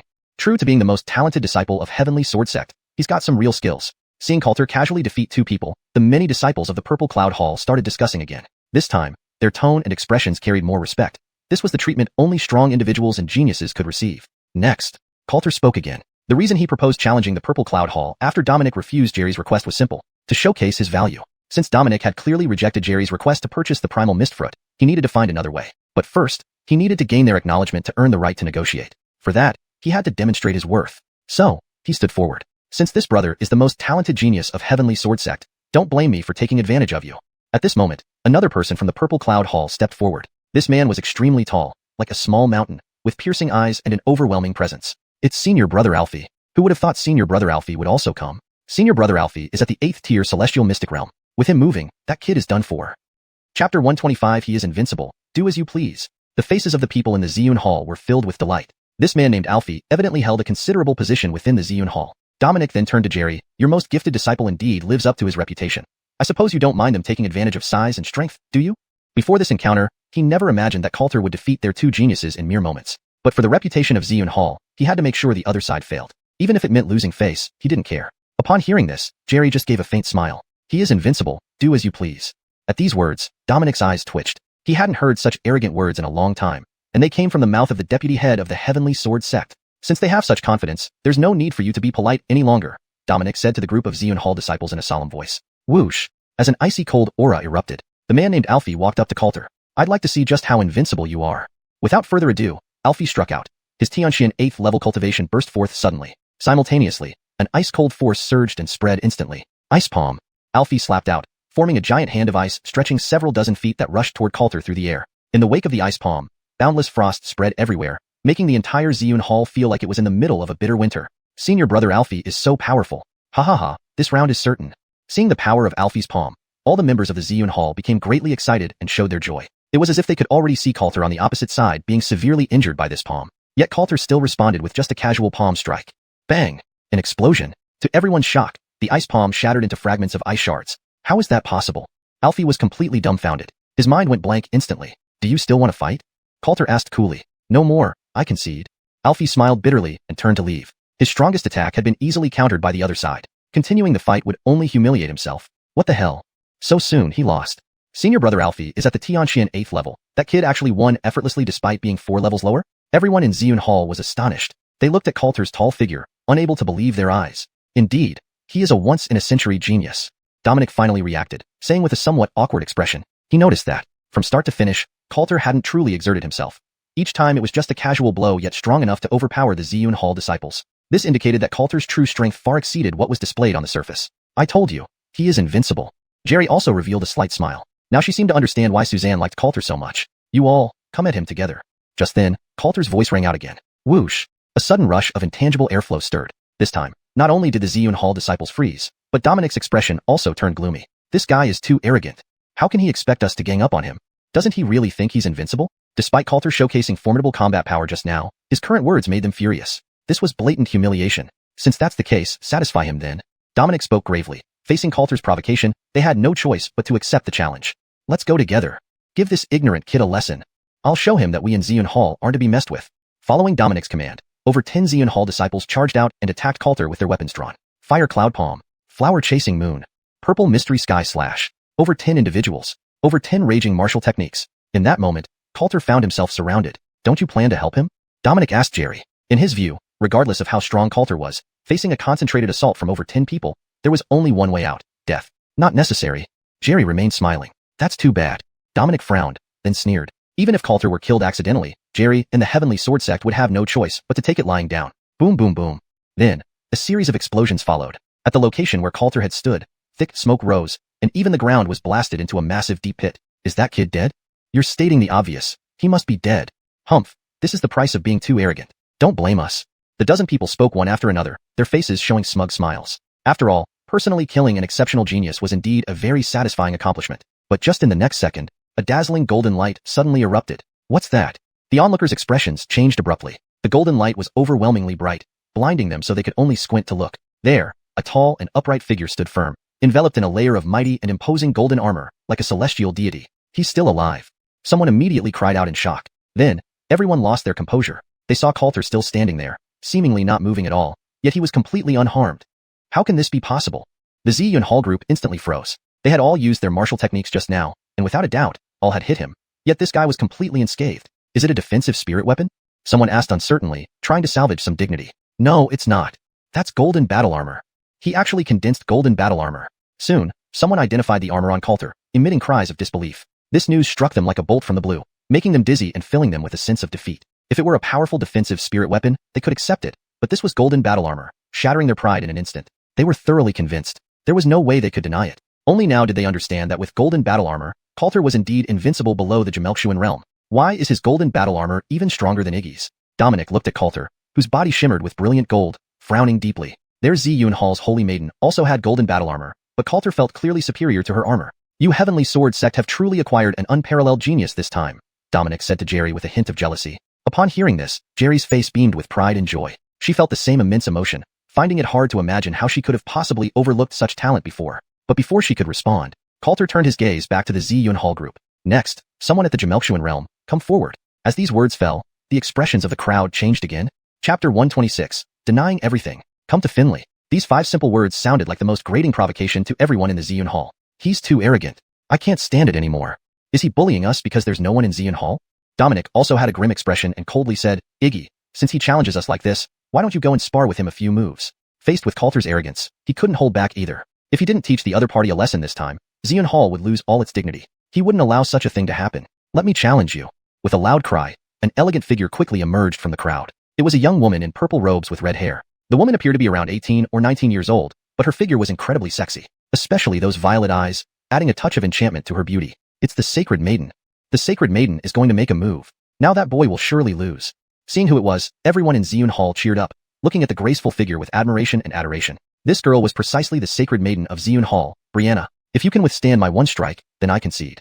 Without any more words, Brianna looked at Coulter and suddenly produced a sharp long sword in her hand. Whoosh! The blade unsheathed, the aura of the sword swept toward him. A spirit sword body? Jerry raised her eyebrows slightly. This Sacred Maiden of Xiuxian Hall was not only a swordsman cultivator, but also possessed a specialized constitution for swordsmanship. Such a constitution allowed deeper comprehension in the way of the sword, making it easier to advance further in swordsmanship. Dominic snorted, humph. He provoked us first. Don't blame us for our methods.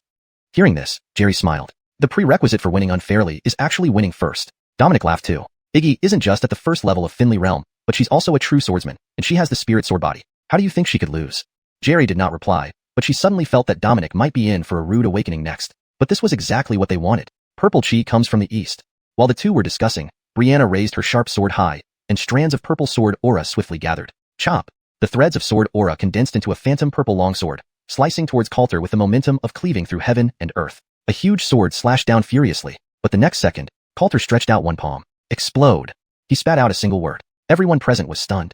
Ha ha ha, what's this kid pretending to be? This guy is hilarious. I found out he has some comedic talent. Does he really think by posing and speaking one word, he can block the Sacred Maiden's move? Everyone in the Xiuxian hall burst into laughter. Suddenly, boom, a loud explosion. Everyone froze. They lifted their heads dumbfoundedly and saw Brianna's phantom sword explode at the moment Coulter's voice fell silent. He's a sword king. Dominic's voice trembled. At this moment, he felt like a clown. He finally understood why Jerry had been so confident and told Coulter to be lenient. This wasn't humiliation or provocation, but genuine consideration for them. What? He's actually a sword king? How is that possible? How can he possibly be a sword king? Upon hearing this, the people in the Xiuxian hall exploded in surprise, staring speechless. How come? Brianna, opposite Coulter, also had a look of bewilderment, feeling foolish practicing swordsmanship before a sword king. Step. The blast wave surged forward, forcing Coulter to take several steps back. He didn't look at Brianna but turned to Dominic and said, Indeed, Xiuxian hall's Sacred Maiden is powerful. Today, I have witnessed her skill. How about we call this a draw? Hearing this, everyone was momentarily stunned. This kid sure knows how to handle social affairs. Jerry thought even more highly of Coulter upon hearing this. She had personally seen Coulter slay a Finley cultivator. Besides, Brianna was a natural swordsman, inherently weaker against Coulter. If they fought seriously, Coulter would undoubtedly win. By suggesting a draw while completely on top, Coulter was preserving the dignity of Xiuxian hall, ensuring they wouldn't be too embarrassed. Alright, it's a draw. Dominic quickly agreed, without batting an eyelid. Although everyone could see it clearly, since Coulter was willing to give him an out, he took it smoothly. However, the other people from the Xiuxian hall didn't have such thick skin, all feeling a flush on their faces. This kind of draw made them reluctant to look at Coulter, especially Brianna, who now felt too embarrassed to face anyone. She blushed deeply and shot a glare at Coulter before retreating into the crowd as if fleeing. Little guy, you've got a bright future ahead of you. Dominic regarded Coulter seriously this time, smiling. Originally, there were only 4 sword kings in the entire Northern Spirit region, but now there was one more, a fact that would surely cause a sensation. Senior is too kind. Coulter gave a slight bow. He continued, regarding the issue of the primordial mystic fruit, besides the conditions mentioned by Deputy Sect Leader Mu earlier, if Senior is willing to trust me, I can promise to fulfill 3 additional requests for Xiuxian hall. Jerry also looked at Dominic again, her expression filled with anticipation. Coulter had already demonstrated his talent and value, gaining some initial qualifications to negotiate with the other party. Adding such generous terms, it was highly likely they would change their mind. However, Dominic shook his head without hesitation. I still cannot agree to your request. Hearing this, Jerry's expression changed slightly. She couldn't understand. Though the value of a single primordial mystic fruit was substantial, the conditions they offered were extremely sincere. Moreover, with Coulter's extraordinary talent promising so much, Dominic must have recognized the potential value. He shouldn't refuse. There's no why. You two please leave. With these words, Dominic turned around and walked away. In an instant, Jerry felt like she had fallen into an ice cellar. Senior, if you have any demands, just let us know. We really need the primordial mystic fruit. Coulter hurriedly followed up, trying to supplement his offer. He couldn't imagine what the consequences would be if he didn't get the primordial mystic fruit today. Suddenly, Dominic sharply turned around. With a flick of his sleeve, a powerful burst of mystic energy erupted instantly. Coulter felt as if a mountain were pressing down on him, making it impossible to move even an inch. Don't think that just because you have a bit of talent, you can act arrogantly in front of me. If you dare to be noisy again, don't blame me for being impolite. Dominic's sudden change of attitude made Jerry's face pale drastically. What are you doing? She immediately stepped in front of Coulter, relieving some of the pressure on him. If you dare to persist, you won't be able to leave here alive. With a cold snort, Dominic turned and left, vanishing from their sight. He's too overbearing. Jerry gritted her teeth in anger. Then, a deep sense of despair flooded her heart. They had done everything they could. Coulter had put in so much effort, yet Dominic still refused to exchange the primordial mystic fruit, even turning his back on them completely. This meant they could only watch helplessly as Corey Ningsher met her fate. You've done your best. Jerry looked at Coulter. She noticed that his eyes had reddened, veins beginning to show, and his aura growing increasingly violent and insane. Coulter stood silently in place. He gazed at Corey Ningsher in Jerry's arms, recalling how she had taught him the cloud-chasing steps, remembering how coy she was when they were intimate by the pond, and the smile on her face as she blocked the blade for him. Anger, despair. These two emotions mixed together, nearly tearing apart his chest. But just then, husband. A shout rang out suddenly. Chapter 127. I never need evidence to kill. Husband. A familiar voice rang out. Jerry turned around and saw Terry running towards them quickly. Husband, what happened to you? Her face was flushed as she rushed in front of Coulter, asking with evident worry. But Coulter seemed not to have heard her, standing motionless like a statue. Let him be alone for a while, Jerry whispered, forgetting to ask Terry where she had been. Blakely seems injured. I have medicinal pills here. Terry glanced at Suzanne lying in Jerry's arms and quickly took out a medicine bottle. Jerry shook her head helplessly. Her injuries are severe. Ordinary pills won't work. Yet Terry insisted and offered a pill. An old man gave me this pill, saying it could save people. How about we try it on Blakely? Jerry was momentarily stunned, but didn't really hold much hope. If any pill could save Suzanne, they wouldn't need to humbly seek the Tai Chu Xiangua at Purple Cloud Pavilion. Is what you say true? Suddenly, Coulter looked at Terry. His voice was hoarse, his eyes bloodshot. Of course it's true, Terry nodded seriously. Give it to me. Coulter took the pill, sensing its powerful life force. You. Jerry hesitated, but did not stop him. Even if she didn't believe Terry's pill could save Suzanne, it provided at least a ray of hope, which she couldn't bear to dash. Caligulu. Coulter carefully fed the pill to Suzanne, his expression turning tense. He was struggling on the brink of despair, and now all he could do was pray for a miracle. Soon, as the pill entered Suzanne's body, a pure life force burst forth, coursing through her internal organs. Miraculously, the faint breaths within Suzanne revived. It actually worked. Jerry was astounded. She could clearly feel the vigorous and flourishing vitality within Suzanne. Even her heartbeat and pulse strengthened, her pallor gradually fading into a healthy red. This indicated Suzanne was rapidly recovering. This is wonderful. Jerry's face showed delight, amazed by the turn of events at this most desperate time. Then, Jerry looked at Terry with astonishment and asked, "Where did you get this pill from?" It was obvious that such an effective pill would rival the xiuxian gua, but how did Terry acquire it? "An old man gave it to me before." Terry answered casually without much explanation. "Is she really all right?" Coulter anxiously asked. "She'll be fine, just needs some rest to recover fully," the immortal Snow Moon Sword affirmed. Upon hearing this, Coulter exhaled heavily, feeling unprecedented relief, as if a great burden had been lifted. "Let's go back then." Jerry also felt relieved. "Deputy Sect Leader, you take Blakely and Yuer back first." "I have something else to do," Coulter suddenly said. Jerry looked at him intently. "I don't need your persuasion. I know exactly what I'm doing," Coulter stared back. "I'm not trying to persuade you." Jerry smiled. "Do whatever you wish, and I'll bear the consequences for you." Coulter was surprised. "Do you mean anything?" "I mean it." Hearing this, Coulter smiled. He felt that today's Jerry wasn't as irksome as usual. Then, Coulter redirected his gaze to the entrance of Purple Cloud Pavilion, his eyes sharp once again. Purple Cloud Pavilion. His roar echoed throughout the pavilion. "Why aren't you leaving?" Dominic appeared again, coldly staring at Jerry and Coulter, saying grimly, "Do you really think I can't force you out?" Jerry remained silent, but surging mystic power began to ripple from her. "I came here looking for someone." Coulter faced Dominic emotionlessly. "Who are you looking for?" "Jeffrey." Coulter uttered a name. "What do you want with him?" Dominic frowned. Coulter stepped forward, not looking at Dominic, but scanning the disciples' crowd. "How long do you plan to hide?" As Coulter's voice faded, a figure immediately stepped forward. This person was Jeffrey, whom Coulter had met in the heavy earth abyss. "Little brother, is there something you need from me?" Jeffrey looked at Coulter and asked. Coulter stared straight at him. "You were the one who informed the 10,000 demon sect, weren't you?" When he was slaying Alexei in the heavy earth abyss, General Burl and Suzanne had already wiped out all the members of the 10,000 demon sect present. However, the 10,000 demon sect still found out about it firsthand and acted before the Shantin sword sect, capturing his father and others. This led to Suzanne being ambushed and nearly dying. This enmity, he must repay. Based on his previous speculation, it was highly possible that someone from Purple Cloud Pavilion had leaked the information to the 10,000 demon sect, and as Jeffrey was the supervisor of Purple Cloud Pavilion in the heavy earth abyss at that time, Coulter guessed that he might be the informant. "I don't understand what you're talking about." A flash of shock and panic flickered across Jeffrey's eyes, but he maintained his composure and answered calmly. Coulter smiled. "I'll make you understand." Hearing this, Dominic's brows furrowed deeply. "Boy, you dare to act viciously on my Purple Cloud Pavilion grounds." But before he could finish speaking, Coulter made his move. With a swift whoosh, using the wind-chasing moon step at its peak, Coulter vanished instantly from where he stood. "Boy, you dare." Dominic was thoroughly enraged. The boy actually dared to ignore his warning. "Since you're seeking death, I will grant it to you." Dominic moved even faster, breaking through space with a powerful strike aimed directly at Coulter. He did not hold back at all, his eyes brimming with murderous intent as he went for Coulter's life. "Get lost." At this moment, Jerry suddenly blocked between Coulter and Dominic, blocking Dominic's attack entirely. "Jerry, does your behavior mean you intend to declare war on our Purple Cloud Pavilion?" Dominic's face changed as he scolded sharply. "If you want a war, then so be it." Jerry remained unperturbed, replying coolly. "Elder, save me quickly." Jeffrey's terrified voice suddenly rang out. Without Dominic blocking and before anyone else from Purple Cloud Pavilion could react, Coulter appeared in front of Jeffrey in an instant. "I don't want to die, save me." Despite Jeffrey's cultivation at the peak of 9th Heaven Mystic Realm, having witnessed Coulter's terrifying combat strength just now, he felt no courage to resist, only screaming for help. "You little bastard, if you dare kill him, I'll butcher you."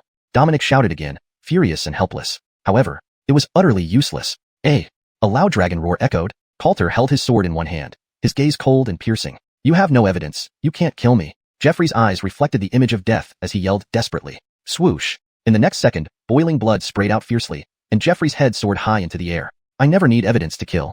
Coulter retracted his sword, and behind him, 3 dragons of different colors, but equally dominant danced and roared. Chapter 128.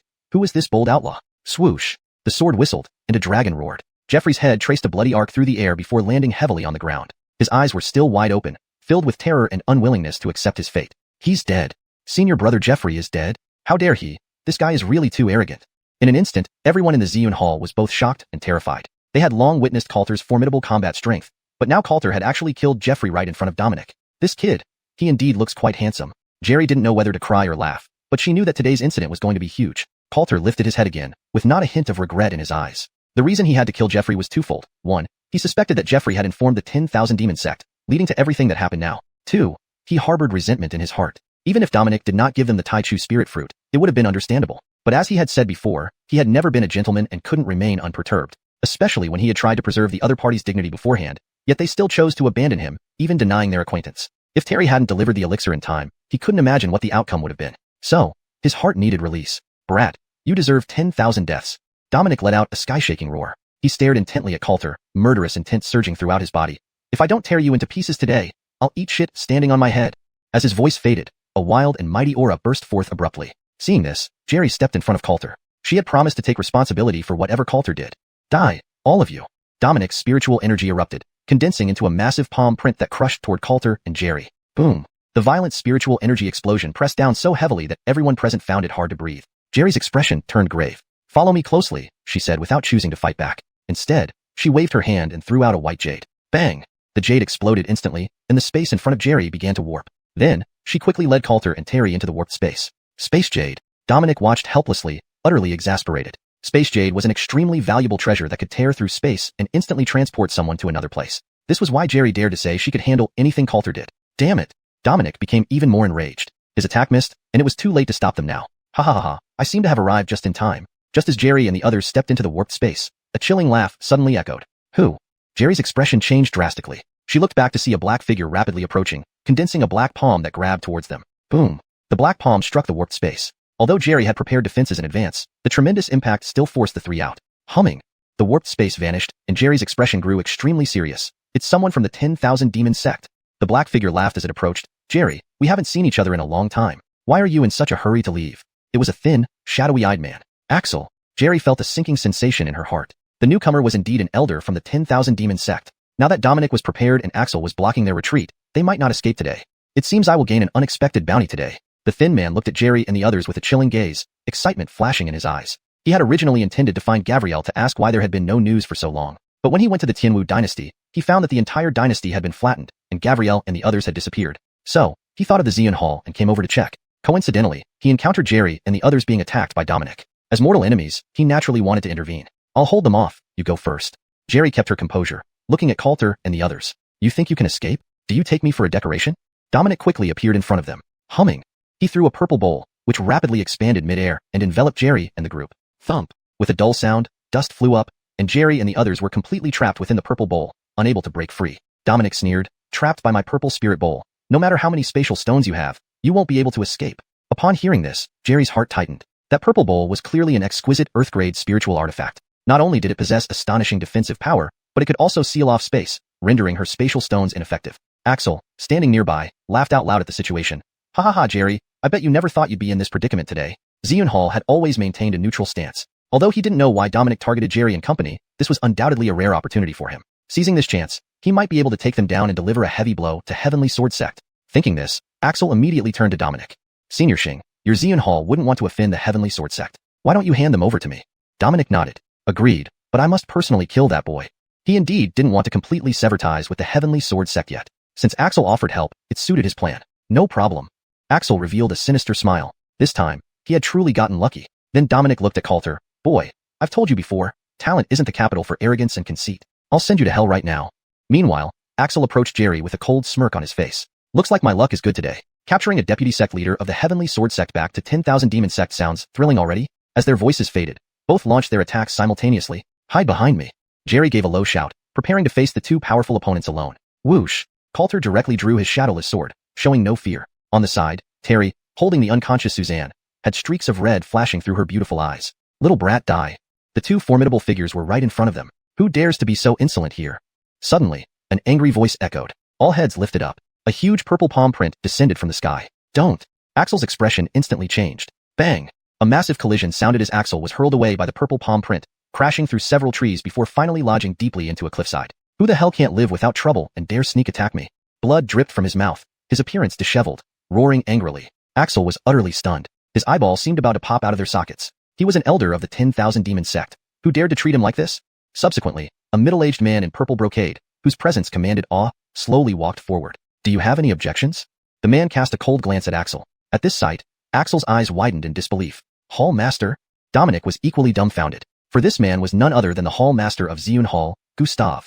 Chapter 129. What are you afraid of? Dominic was full of confusion. At this moment, he had 1,000 big question marks in his mind. Why would the Palace Master deal such a severe blow to Axel? He is the Palace Master of the Purple Cloud Palace and also one of the 4 great swordsmen of the Northern Spirit region, famously known as a good person, Jerry whispered to Coulter. Soon, more disciples of the Purple Cloud Palace, and some of its high-ranking officials came upon hearing the commotion. They all stared with wide eyes at what they saw. Dominic hurriedly stepped forward and said to Gustave, "Palace Master, did you hit the wrong person? It was the people from the Heavenly Sword Sect just now." In his view, Coulter killed Jeffrey and provoked the authority of the Purple Cloud Palace. Gustave should be dealing with Jerry and others. But before he could finish speaking, slap. Gustave swiftly slapped, sending Dominic flying away, his cheek instantly swollen. This scene thoroughly dumbfounded everyone. Not only did Axel, who had just struggled to stand up, get stunned, but even Jerry and Coulter, among others, were left speechless. The Palace Master of the Purple Cloud Palace seemed a bit off. "Palace Master, why are you hitting me?" Dominic held his face, looking at Gustave grievously. "You foolish creature." Gustave suddenly cursed at Dominic. "Did you forget that the purpose of our Purple Cloud Palace is to remain neutral?" Dominic felt even more wronged upon hearing this. "Palace Master, it was that little trash from the Heavenly Sword Sect who first acted, killing our disciple. I only acted after." Gustave's face remained furious. "Do you think I didn't see what happened just now? If you had injured the deputy head of the Heavenly Sword Sect, wouldn't you be provoking a war for us?" Dominic was utterly confused. He looked at Gustave, wanting to say something. If he could, he really wanted to ask, "Didn't you injure Axel of the Demon Sect with just one slap? Isn't this provocation too?" Sure enough, Axel wiped off the blood at the corner of his mouth and glared at Gustave angrily, questioning, "Master Z, what do you mean by this?" However, slap. Gustave slapped again, sending the barely standing Axel flying once more. Everyone present was dumbfounded. "Just this," Gustave said calmly. "Are you crazy?" Axel stood up, shocked. He covered his face, incredulously staring at Gustave. It should be noted that the Purple Cloud Palace had always remained neutral, largely because Gustave was polite to everyone. But today, it seemed Gustave had gone mad, hitting him mercilessly. Jerry was equally stunned. Though she knew Gustave, there wasn't much interaction between her and either him or the Purple Cloud Palace. So why was he helping them? "Thank you, Master Z, for coming to our aid." Jerry took a step forward and sincerely thanked him. Regardless of his motives, he indeed helped resolve their crisis. Otherwise, they would have been in real danger. But in the next moment, an even more shocking event occurred. "Ha ha ha, it's nothing, Vicehead Moo. There's no need for such formalities." Gustave laughed heartily, revealing a gentle smile on his previously angry face. How can this be? What's happening with the Palace Master?"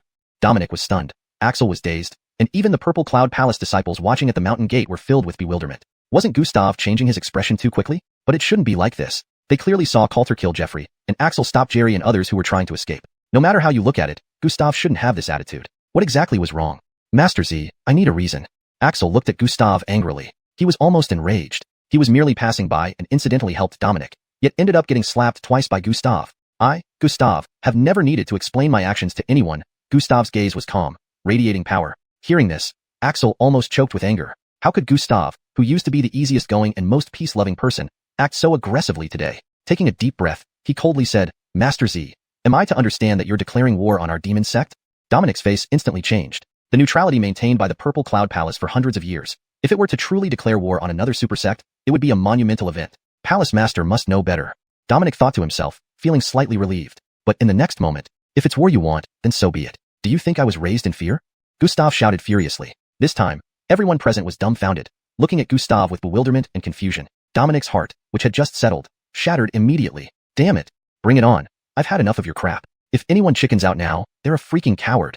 Then, Gustave pointed at Axel and cursed loudly without caring about his image. As soon as these words were uttered, an even heavier silence fell over the scene. Even the minds of those present were numb. In their eyes, the always gentle and peace-loving Gustave had unexpectedly lost all decorum today and openly declared war on the demon sect. After all, the Purple Cloud Hall maintained its neutrality because of Gustave's well-known pacifism. But now, Gustave publicly declared war on the demon sect. "Gustave, are you sure?"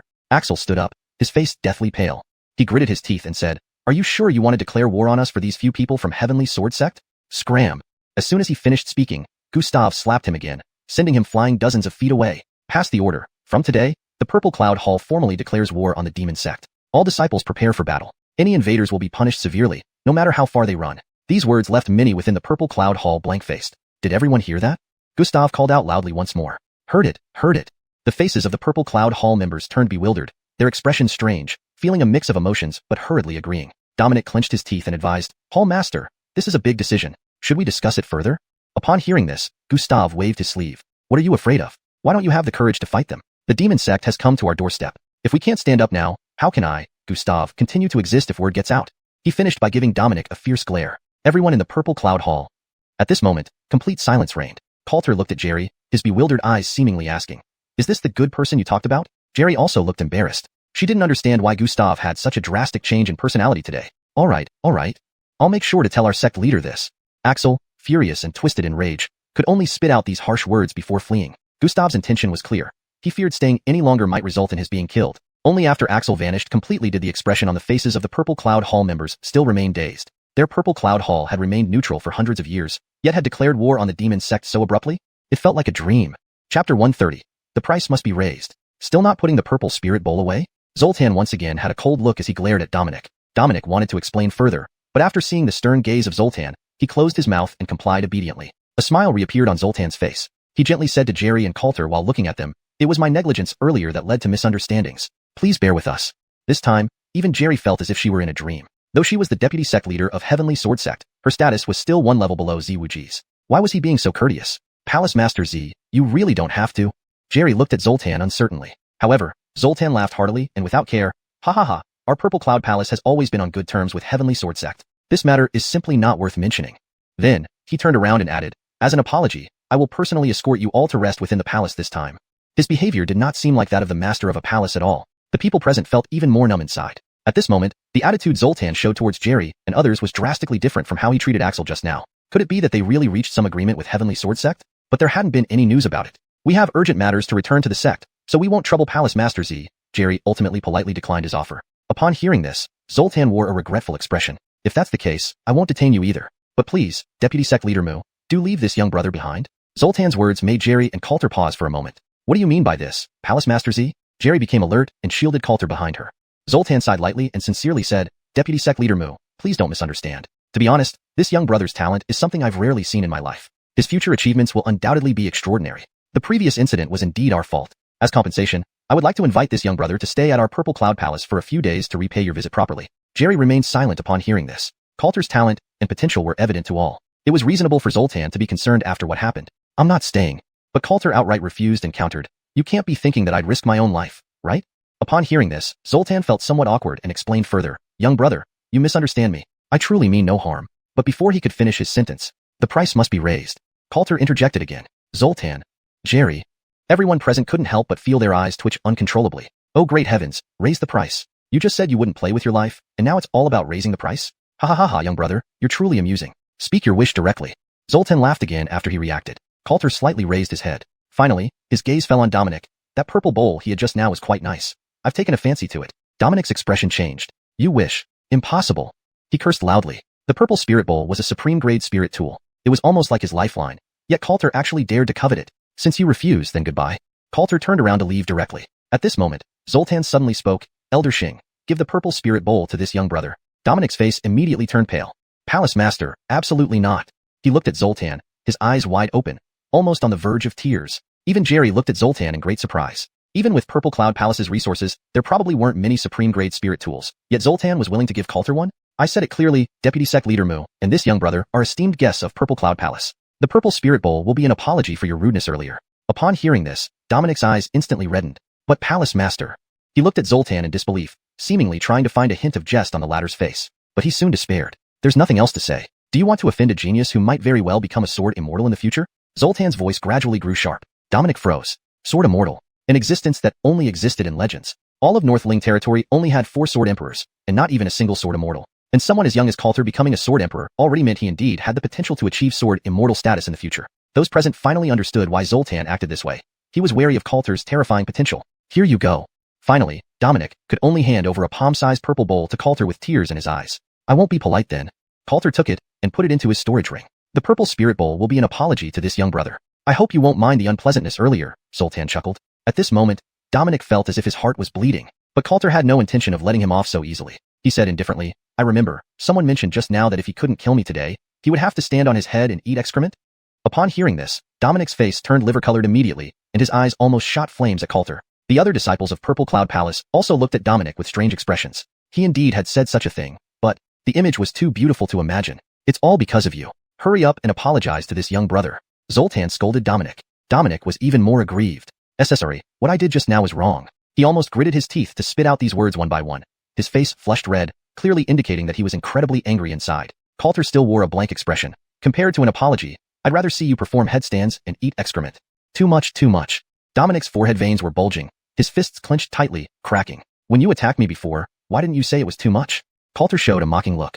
Zoltan quickly changed the subject and looked at Jerry. My Purple Cloud Palace has declared war on 10,000 demon sect. So please tell Sect Leader Imo when you return. Perhaps we can discuss joint strategies. Jerry was inwardly delighted. Purple Cloud Palace had always been neutral. If they could really ally with them against the 10,000 Demon Sect, it would be a great boon for their side. I will relay the message. Jerry nodded earnestly. Then Zoltan looked at Coulter again. May I ask if this young brother would do me a favor? Since Master Z is inviting me so warmly, I'd rather accept than decline. Coulter nodded. Jerry hesitated a bit. Well, if Deputy Sect Leader Mu isn't reassured, you can come back to pick up this young brother in a few days. I guarantee nothing will happen to him during this period. Zoltan continued smiling. Only then did Jerry nod. Then she looked at Coulter and handed him a storage ring. She whispered to him telepathically, be on your guard, don't trust them too much. Inside here are 2 spatial stones. If you encounter any danger, crush them immediately and return to the sect. We will support you in everything. Coulter received it without showing any change in expression. Husband, actually I? Terry looked at Coulter, her big, watery eyes filled with reluctance, stopping herself from speaking further. Don't worry, I'm fine. Wait for me when I get back. Coulter patted her head and smiled. Seeing this, Jerry looked at Zoltan and Dominic. In no more than half a month, I'll come back to pick him up. Let me say one more thing. If anything happens to him, I swear the entire Purple Cloud Palace will pay a price it cannot afford. After saying that, she picked up Suzanne who was still sleeping, and quickly left with Terry. Chapter 131. Spanking for being disobedient. Ha ha ha, young brother, please follow me. After Jerry left, Victor's face once again showed a warm smile. Subsequently, under Dominic's furious and the incredulous gazes of numerous Xiuxian Hall disciples, Coulter followed Victor into the gates of Xiuxian Hall. Not long after inquiring about Coulter's name, Victor suddenly stopped. He looked seriously at Coulter and said, young brother, I intend to give my daughter to you in marriage. What do you think? Everyone immediately wore shocked expressions. Father, what are you saying? Brianna quickly stepped forward, looking at Victor in disbelief, her purple eyes full of refusal. Even Coulter was caught off guard by this sudden statement and refused. Hall Master Z, I already have a partner. Victor waved his hand generously. What does it matter? An unparalleled genius like you is destined for greatness. Marrying more women will only match your status. Upon hearing this, Brianna's expression changed drastically. Father, I don't even know him. Victor just smiled calmly. As the saying goes, strangers on first meeting, friends on second. You just fought with Brother Chinyu, and now you're seeing him again. You're practically acquaintances. Everyone present instantly froze. What kind of logic is this? Do you even hear yourself? I don't want to. Tears welled up in Brianna's eyes as she became increasingly desperate. No need to say more, it's settled. I'll personally arrange your wedding in half a month. Victor made the decision without giving anyone a chance to react. Brianna widened her eyes. She couldn't believe that she was being given away in marriage for doing nothing at all. This. Many senior members of Xiuxian Hall exchanged looks, realizing that Victor was determined to see this through. But is it worth it to do this for a single genius? Many lowered their heads in silence, their minds in turmoil. Our holy maiden. The disciples of Xiuxian Hall were heartbroken, looking at Coulter as if he were their worst enemy. Coulter was also stunned. He had done nothing, and now he had a wife out of nowhere? Hall Master Z, actually? Coulter tried one last time. I understand. Victor looked earnestly at Coulter. There are so many people around. It must be awkward for you too. Let's go somewhere else. Then he glared at the surrounding crowd. Scram. Suddenly, everyone dispersed. Victor then looked at Coulter and Brianna. I won't disturb your affections. Feiyu, show your perfect match around. With that, he turned and walked away, leaving Coulter dumbfounded and Brianna utterly disbelieving. So, would you mind showing me around a bit? Coulter spoke first, but Brianna glared at him. Let me tell you, my father is just confused. There's no way I'll marry you. With that, she turned to leave. However, Victor, who had vanished, suddenly reappeared and dragged Brianna back in front of Coulter. Looking at Coulter, he chuckled. Son-in-law, don't be shy. She's your wife now. If she doesn't listen, spank her bottom. Hearing this, Brianna's face turned beet red. Father, what are you talking about? How could they become so familiar after just a few meetings, calling each other son-in-law and suggesting spanking? She felt as if the world was collapsing around her. Victor gave her a stern look. Feiyu, stop fooling around. Cultivate some feelings now, and we'll hold the ceremony in half a month. Father, I don't want to. Brianna stomped her feet in desperation. Yet, in an instant, Victor disappeared again. Coulter, what was going on here? Now will you show me around? He asked Brianna again. In your dreams. Brianna still glared angrily. Smack. Coulter slapped her shapely bottom. The feeling was indescribable, nearly bouncing his hand right off. Aya! Brianna screamed, tears filling her eyes. You dare hit me. She looked at Coulter, both embarrassed and angry. This was the first time she'd been hit by a man. That's what your father said. Don't blame me. If you still refuse, I'll have to continue. Coulter shrugged. You're shameless and despicable. Brianna's beautiful face flushed with embarrassment. In the end, she conceded, because she realized Coulter might really do it again. Brianna walked ahead with puffed cheeks, while Coulter strolled leisurely, looking around contentedly. Suddenly, Coulter stopped and pointed to a pavilion ahead, asking, what is this place?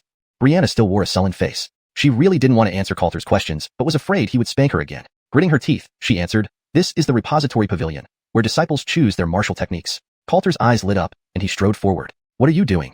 Brianna hurriedly caught up. Obviously, I'm going in to pick some martial techniques. Coulter turned his head, answering as if it were the most natural thing in the world. You must be dreaming. Brianna glared fiercely at Coulter and said, you're not even a disciple of our hall. How could you possibly be allowed in? But Coulter ignored her, and walked straight into the repository pavilion. Halt! A middle-aged man soon blocked Coulter's path. He was the manager of the repository pavilion, Kato. Earlier, when Coulter was outside the mountain gate, he had also gone to see what was happening. Knowing that Coulter wasn't a disciple of Xiuxian Hall, he naturally wouldn't let him enter the repository pavilion now. Our hall master just told me to tour around and didn't say I couldn't come here, Coulter replied calmly. Upon hearing this, everyone froze. Upon reflection, it did seem to be true. You're splitting hairs. Brianna glared angrily at Coulter. Slap. Another slap. The feeling was soft yet firm. The sensation was really great. If you keep yelling at me like that, next time I'll take off your pants before spanking you, Coulter said indifferently. Brianna froze, tears welling up in her eyes. She had been slapped on the bottom by Coulter in front of so many people, and he even threatened to strip her pants off. Everyone present couldn't help but have their eyes twitching. This was their holy maiden, who normally received respect and admiration from everyone. Yet this guy treated her without any regard for her dignity. What a brazen little punk. Just then, a low, resonant voice suddenly sounded. Everyone turned to see a young man in purple brocade robes, with a handsome face, walking over. Wah wah wah wah brother, you finally came. Seeing this person, Brianna burst into tears. Chapter 132. Have more monkeys for him. Young master has arrived.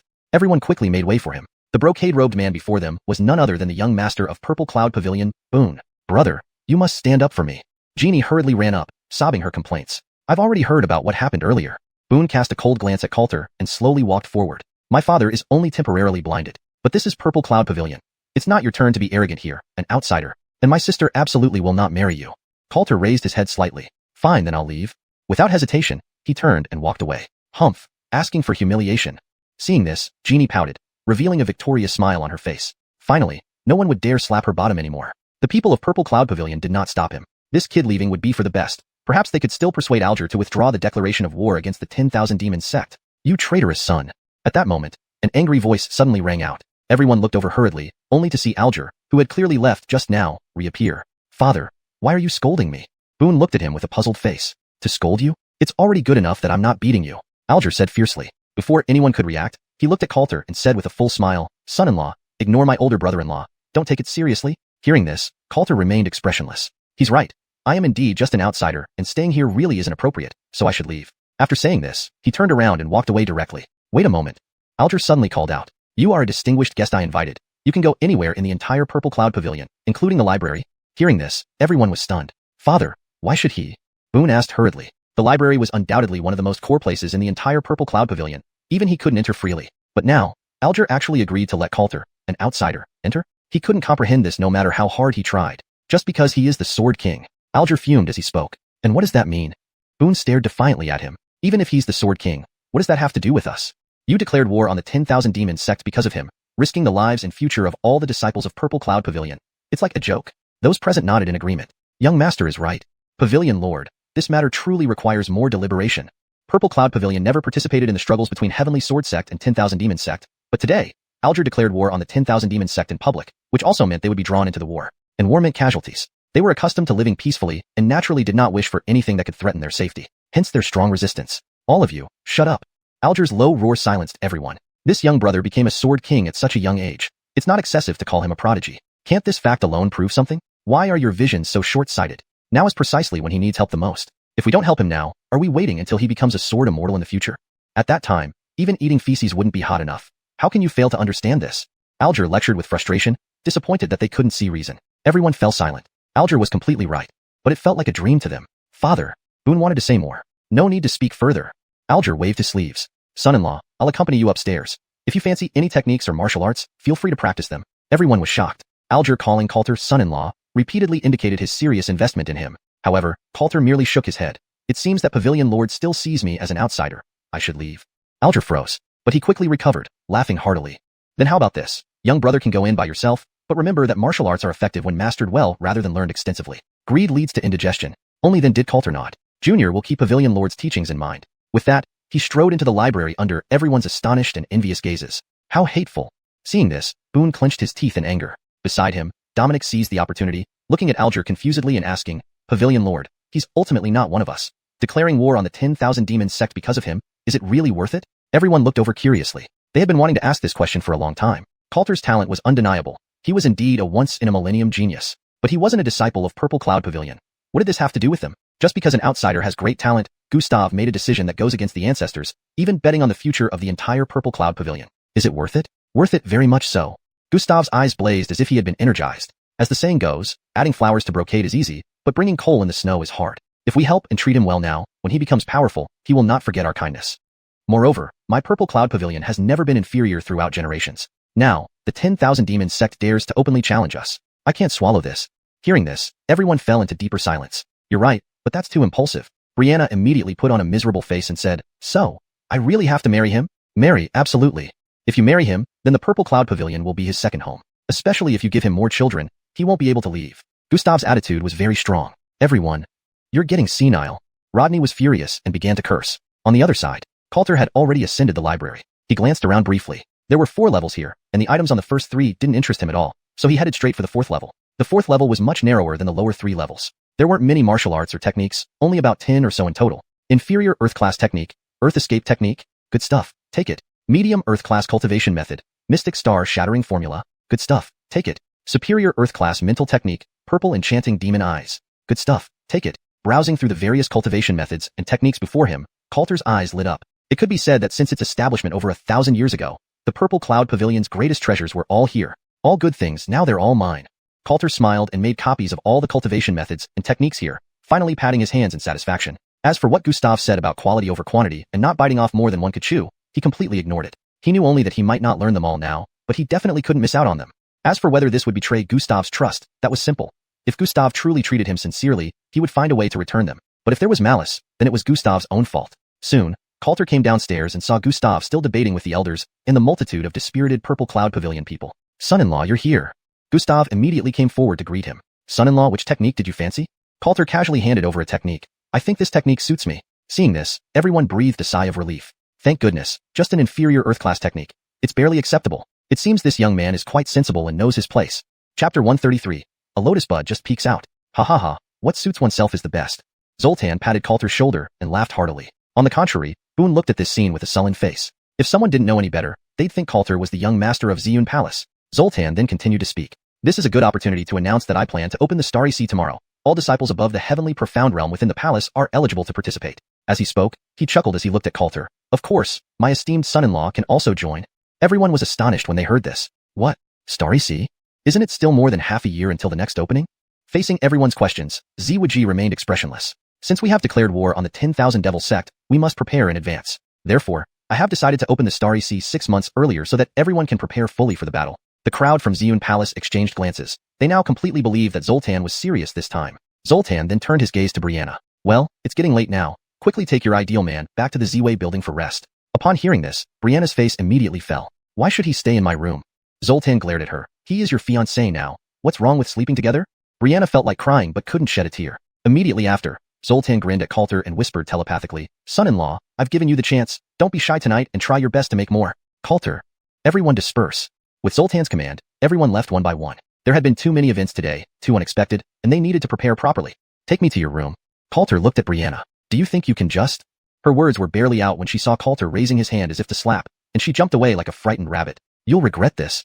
In the end, she could only submit to Coulter's authority and led him into a beautifully scenic pavilion. You will live in the eastern wing. Do not dare to go west without my permission. After giving her warning, Brianna left in a huff. Thankfully, her Z-Way building was large enough. Otherwise, she would have fought Coulter to death rather than let him stay. The harvest today was considerable. After Brianna left, Coulter sat cross-legged. He took out the purple spirit bowl obtained from Dominic and refined it completely, then a slight smile appeared on his lips. Truly an excellent Earth-grade spirit tool. Indeed powerful. This purple spirit bowl had not only extremely strong defensive power but also remarkable abilities to restrain others. If it weren't for Zoltan's timely arrival, even Jerry might not have broken free from its restrictions. With this, both my self-preservation and combat capabilities can be strengthened. Coulter smiled faintly. Then, from the dozen or so techniques he looted, he picked out a superior Earth-grade technique called Purple Enchantment Devil Eye. He chose this technique because it came with special notes. It was a mental attack skill. This should be a type of eye technique. After successful cultivation, it will not only enhance your mental power but also allow your eyes to emit attacks that can harm the mind. It seemed Marlowe knew Coulter wouldn't understand, so he promptly explained in his mind. So that's how it is. Coulter's eyes lit up. He hadn't forgotten that during the previous showdown with the 10,000 Devil sect, the opponent used a mental attack which made Kathleen lose her senses. Had it not been for Shallow Moon Heart protecting him, he might have also fallen victim. Subsequently, Coulter started flipping through it. The content was almost identical to what Marlowe had said. After cultivating the Purple Enchantment Devil Eye, one could launch mental attacks using their eyes and perceive numerous illusions. What a treasure! Coulter couldn't help but marvel. Leaving aside the other dozen or so Earth-grade techniques, just the Purple Spirit Bowl and the Purple Enchantment Devil Eye could increase his combat power by at least 30%. This was simply a massive gain. However, Coulter didn't start practicing Purple Enchantment Devil Eye right away. Instead, he He walked towards the direction Brianna had left earlier. He had learned from Jerry that the Starry Sea could awaken his water dragon vein, so he needed to ask Brianna about it first. Are you there? I need to ask you something. Coulter soon arrived at a room on the west side, found the door half open, and pushed it open. Splash! Brianna instinctively stood up from the bathtub, hurriedly trying to grab the clothes hanging nearby. But it was already too late. Coulter was immediately stunned. Brianna stood in the bathtub, completely naked, and from his angle, he had seen everything above her waist. Then, a piercing scream echoed throughout the Z-Way building. Brianna's face turned bright red as she tried to cover herself, but Coulter had already seen everything. Why don't you just sit down? Seeing this, Coulter said irritably. Splash! Brianna hurriedly sat back into the bath, only exposing her small head. Get out now. She glared at Coulter, tears welling up in her eyes. She was still an unmarried maiden, yet she had been exposed like this to a man she had just met for a day. Just hurry up and come out. After saying that, Coulter turned to leave. Suddenly, he stopped and turned back. You despicable rogue, still looking. Seeing Coulter turn back, Brianna trembled with anger. Don't misunderstand.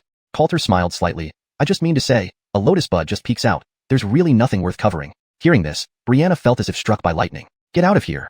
She almost shouted. Bang! Coulter immediately closed the door. In the bathtub, Brianna lowered her head and started crying. Outside the door, Coulter looked up at the full moon, reached out his hand, then chuckled. Still my you is the best. It must be said, after enjoying the exotic delicacies prepared by Terry and others, other food seemed bland and unappetizing. You, forever and always. Before long, Brianna came out fully dressed, her purple eyes glaring fiercely at Coulter. You scoundrel. If looks could kill, Coulter would have died 1,000 deaths, but he ignored her fury and insults. If he remembered correctly, Kathleen used to call him that too, but look at her now. Wasn't she also charmed by his charisma? I came to ask you about the Starry Sea, Coulter asked directly. Why should I tell you?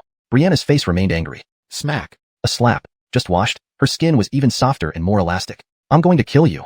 This time, Brianna lost all composure and pounced at him. Coulter raised his palm again. Wah, you're too cruel. Brianna froze, then burst into tears.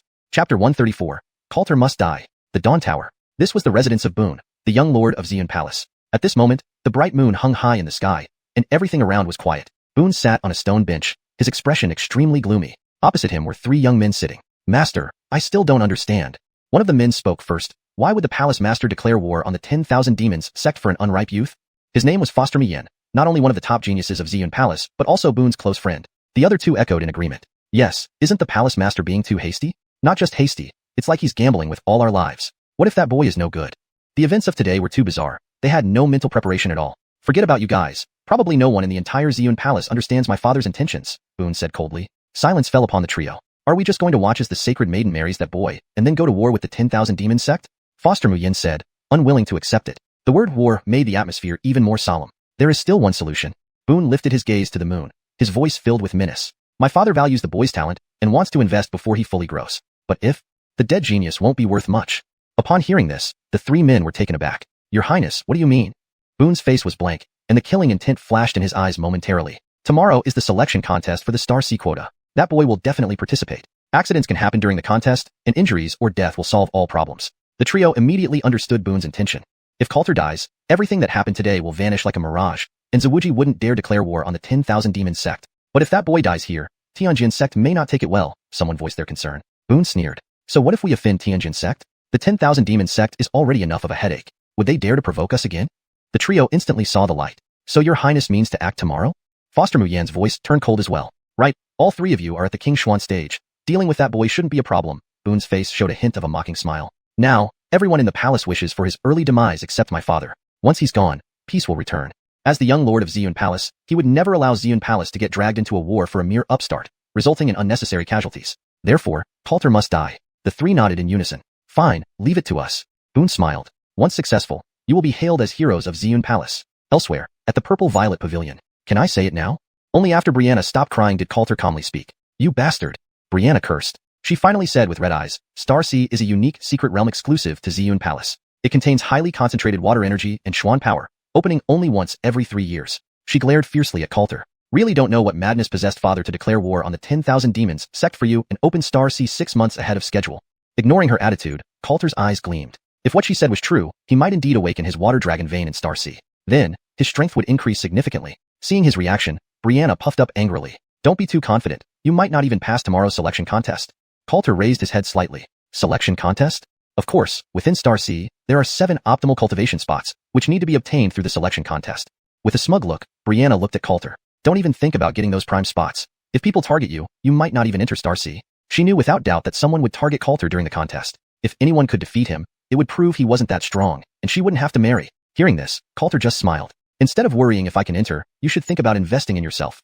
Otherwise, you'll be truly hopeless. Brianna froze. But when she noticed Coulter's gaze lingering on a particular spot on her body, her cheeks instantly turned crimson. Mind your own business, she screamed loudly, then went inside and slammed the door shut. The next day, led by Brianna reluctantly, Coulter walked straight into a spacious and bright hall. Inside the hall, besides Gustav and Rodney, there were also senior members of Xiuxian Palace, including Dominic. However, all these people showed obvious displeasure upon seeing Coulter. Even on his way there, encountering over 100 disciples of Xiuxian Palace, none of them looked at him with any kindness. After all, from their perspective, it was because of him that Xiuxian Palace had been dragged into a war. Naturally, they couldn't show any friendliness toward him, but Coulter just smiled at their attitude. Soon, many people gathered in the hall. All are present. Let's start the selection contest. Gustav sat in the middle of the hall and opened his mouth with a smile. I need to state beforehand, this time for the selection contest, you must only strike enough to stop each other, and absolutely no deliberate injury is allowed. Violators will lose the qualification to enter Star C. Gustav's tone gradually turned serious. The three people beside Rodney sneered inwardly. As long as they killed that disaster, even if they lost the qualification to enter Star C, it would still be a sure win for them. Furthermore, as Rodney said, at that time, they would become heroes of the whole Xiuxian Palace. Thinking about this, their gaze toward Coulter became icier, and a chilling killing intent began to spread. Now, let the competition for the best 7 positions begin. At Gustav's command, the atmosphere on the scene instantly became restless. All eyes burned as they looked at the 7 cushions ahead. By securing one of these cushions, one could obtain the best cultivation spot in Star C, symbolizing strength and honor. Since everyone is so polite, I'll make my choice first. Rodney walked forward and occupied one cushion. No one objected. Not only was Rodney the young lord of Xiuxian Palace, but he also reached the 4th level of King Xuan realm. He truly deserved it. May you find your own blessings.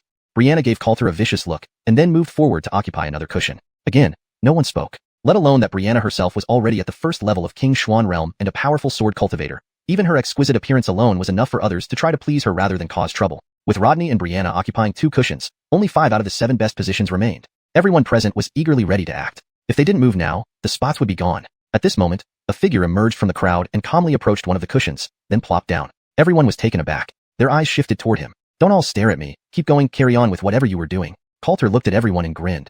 Chapter 135, One person suppresses an entire sect. The atmosphere in the hall abruptly changed. All eyes fell on Coulter, their gazes becoming strange. This guy just waltzed in and claimed one of the remaining 5 seats as if he had every right to do so? Who gave him the nerve? Boy, get down from there.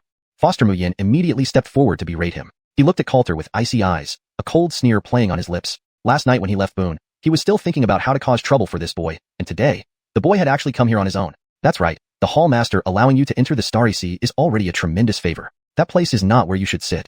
A gaunt man stood up and said coldly, if you want to occupy the best spot, you need to prove you have what it takes. Another man stepped forward. They were precisely the 3 who agreed last night to seize this opportunity to eliminate Coulter at Boone's request. And now, this was the perfect moment. That's right, throw him down. Allowing a black sheep like him into the Starry Sea is simply wishful thinking. Even a dog would be better off sitting in the prime spot than letting a pest like him take it. With Foster Muyin and the 2 others stepping forward, the rest of the people from Xiuxian Hall joined in with righteous indignation, glaring at Coulter. Clearly, Coulter was not popular in Xiuxian Hall. Let's see how arrogant you can be now. Brianna also watched Coulter with a mocking smile. Father, historically, the 7 best positions are occupied by those who deserve them. Since this boy is so confident, please don't interfere. Boone immediately looked at Gustav and said. At the same time, he sneered inwardly. Now that everyone was attacking Coulter, and with Foster Muyin and the other 2 making their move, as long as one of them succeeded, today's plan would be a success. They may challenge, but remember not to harm anyone. Gustav remained expressionless, his voice neutral. As soon as he spoke, Foster Muyin stepped forward and drew a sharp battle knife, pointing it directly at Coulter. You, get down from there. In an instant, the atmosphere in the hall turned extremely hostile. Countless hostile eyes fell on Coulter. However, Coulter only raised an eyebrow slightly and asked, is it only him? Is there anyone else who wants to challenge me? Upon hearing this, the other 2 from last night also stood up. There are more of us. All 3 exuded the aura of Eric realm cultivators. Not only that, as they stepped forward, the rest of the Xiuxian Hall members became restless. Count me in. Add me too. Since all of you are going, count me in as well. Within moments, dozens of voices rang out. Many knew they were no match for Coulter, but still stood up to condemn him verbally. What if they couldn't defeat him? There were bound to be others who could. After all, watching the spectacle was never boring. As an outsider, you actually think you can claim one of the best cultivation spots? You're daydreaming. Those who want to challenge me, line up and come one by one. Foster Muyin sneered. However, Coulter suddenly stood up from the cushion and said calmly, no need for that. Come all at once. His words sent the hall into immediate chaos. The expressions of everyone present kept changing. What an arrogant brat. Too cocky. Really too cocky. All at once? How many does he expect to fight together? Is he challenging all of us alone? Everyone was shocked. They were all furious. Foster Muyin's expression became even darker. To him, Coulter's words were a complete insult. This guy won't regret talking big. Brianna was amused by Coulter's boldness. Since he has said it, then all of you go ahead and attack him together. Boone quickly responded, excitement clear in his voice. He had been worried about whether Foster Muyen and the others could handle Coulter, but this was another pleasant surprise. Gustave remained silent, his eyes inscrutable. Since you're asking for death, we'll oblige you. Foster Muyen's anger boiled over, and the expressions of the other two were equally grim. Attack. With a roar, the three launched their attacks simultaneously. Foster Muyen was at the second level of Eric, while the other two were at the first level. They instantly drew their weapons and attacked Coulter. Raging Wind Slash, Crushing Meteor, Dark Energy Dragon Twister. Although they were enraged, they didn't lose their minds. They unleashed their most lethal moves, determined to slay Coulter on the spot. The crowd's faces paled. The three Eric geniuses attacking together created an overwhelming pressure that made everyone feel a chill run down their spines. Die! Rodney sneered inwardly. The combined attacks of Foster Muyen and the other two were absolutely not something a mere boy at the xiuxian realm could withstand. Once the opponent was dead, everything would be over. One sword Buddha extinction. At this moment, a deep voice suddenly sounded.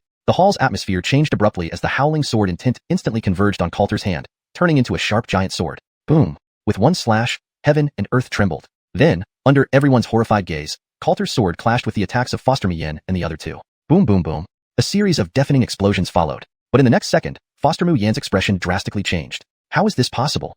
He watched helplessly as their combined attack was crushed by Coulter in an instant. Then they were knocked flying without any defense. The three simultaneously spat out large mouthfuls of blood in midair before slamming heavily into the walls, unable to even crawl out. In an instant, everyone was dumbfounded. They stared wide-eyed at the scene, utterly shocked, too stunned to say a word. How could this be? Rodney was completely stupefied. He had been confident that Coulter would die under the combined attack of Foster Muyen and the others. But now, why was it so different from what he imagined? He's actually this strong? Brianna was equally struck hard internally. She finally understood that yesterday, when Coulter fought her, he hadn't used his full strength. Otherwise, she wouldn't have stood a chance. Now, is there anyone else who wants to challenge me? Coulter held the Xiuxian sword, his gaze sweeping across everyone present. This time, whoever met his eyes felt a chill run down their spine, quickly retreating several steps. No no no. I won't challenge anymore. I don't want to challenge anymore. I didn't say anything, nothing at all.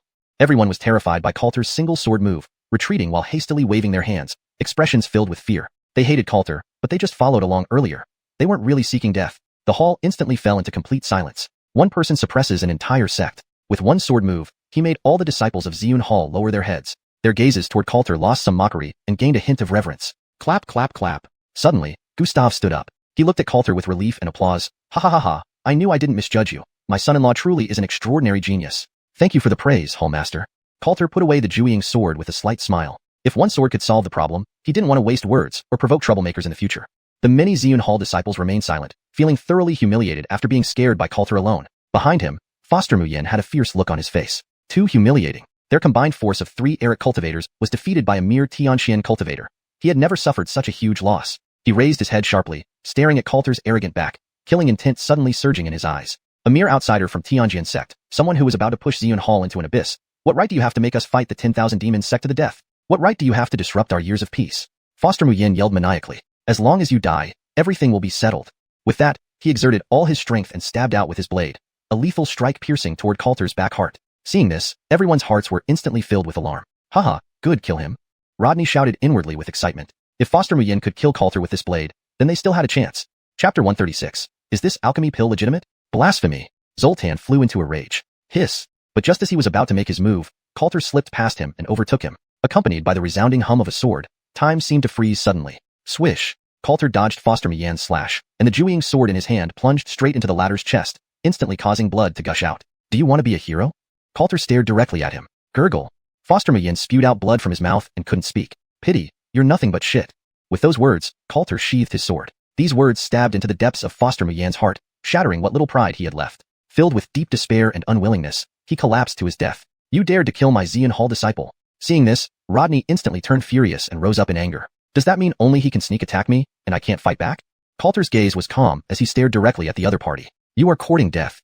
Furious, Rodney stood up, ready to make a move. Enough. A low hurt from Zoltan silenced everyone instantly. Father, he killed our disciple. Rodney stopped in his tracks, breathing heavily, glaring at Coulter as if he were going to burst into flames. Well killed. To everyone's shock, Zoltan uttered these low words. Ambushing after being defeated. How shameful. When has our Xiuxian Hall ever produced such scum? Then he looked at Coulter and said, Son-in-law, one of the 7 best spots is definitely for you. All you need to do is wait to enter the Star Sea. Upon hearing this, Rodney trembled with anger. His good brother had just died right before his eyes, and yet he could not seek revenge for him. The selection contest continues. Zoltan spoke again. Everyone fell silent, their expressions sad. The competition for the 7 top positions continued, but with Foster Muyan's death, the atmosphere in the hall became extremely heavy. Coulter sat leisurely on his mat, no longer troubled by anyone, and enjoyed his peace. Afterward, Zoltan stepped forward and said, "Son-in-law, don't blame yourself for what happened earlier." Coulter felt slightly amused inside. Do I look like someone who feels guilty? But he didn't say it out loud, merely nodding faintly. Suddenly, Zoltan handed over a thumb-sized purple pill and said, "This is a 6th grade alchemy pill, the Hongming Purple Chi pill. After taking it, you will greatly benefit. Consider this compensation." In an instant, the hall became utterly silent. Everyone was stunned at this moment. Even Dominic and the other high-ranking officials of the Xiuxian Hall were astonished. 6th grade alchemy pill. Hongming Purple Chi pill. Even within the entire Xiuxian Hall, this kind of pill was rare, usually only available to those who made significant contributions to the hall, thus it was very precious. Now, Zoltan actually gave it to Coulter so casually? Father! On what grounds? Rodney screamed desperately. He was indignant. So angry he could explode. His good brother had been killed. Yet Coulter not only went unpunished but Zoltan also wanted to give him a purple Chi Hongming pill? This was an unbearable humiliation to him. Palace Master, the Hongming Purple Chi pill is too precious. Why don't we change it to another pill? Dominic hurriedly tried to persuade him. Not just Rodney, but everyone present felt the same. Over the past 2 days, Zoltan treated Coulter better than his own son. Something they simply couldn't understand. Enough. Zoltan once again overruled everyone. He is my son-in-law, a true insider. Giving him a Hongming Purple Chi pill is not a problem. Hearing this, everyone's hearts broke. Rodney glared at Coulter, the killing intent in his eyes almost overflowing. Afterwards, Zoltan looked at Coulter. Smiling warmly, he said, "Son-in-law, take it now, and I'll help you refine its efficacy." Coulter accepted the pill. "Elder Xuanya, is this pill legitimate?" "The pill itself isn't problematic, but there's some impurity inside." Amir laughed as if realizing something. Upon hearing this, Coulter narrowed his eyes. "So, can I take it?" "Sure, no harm will come to you."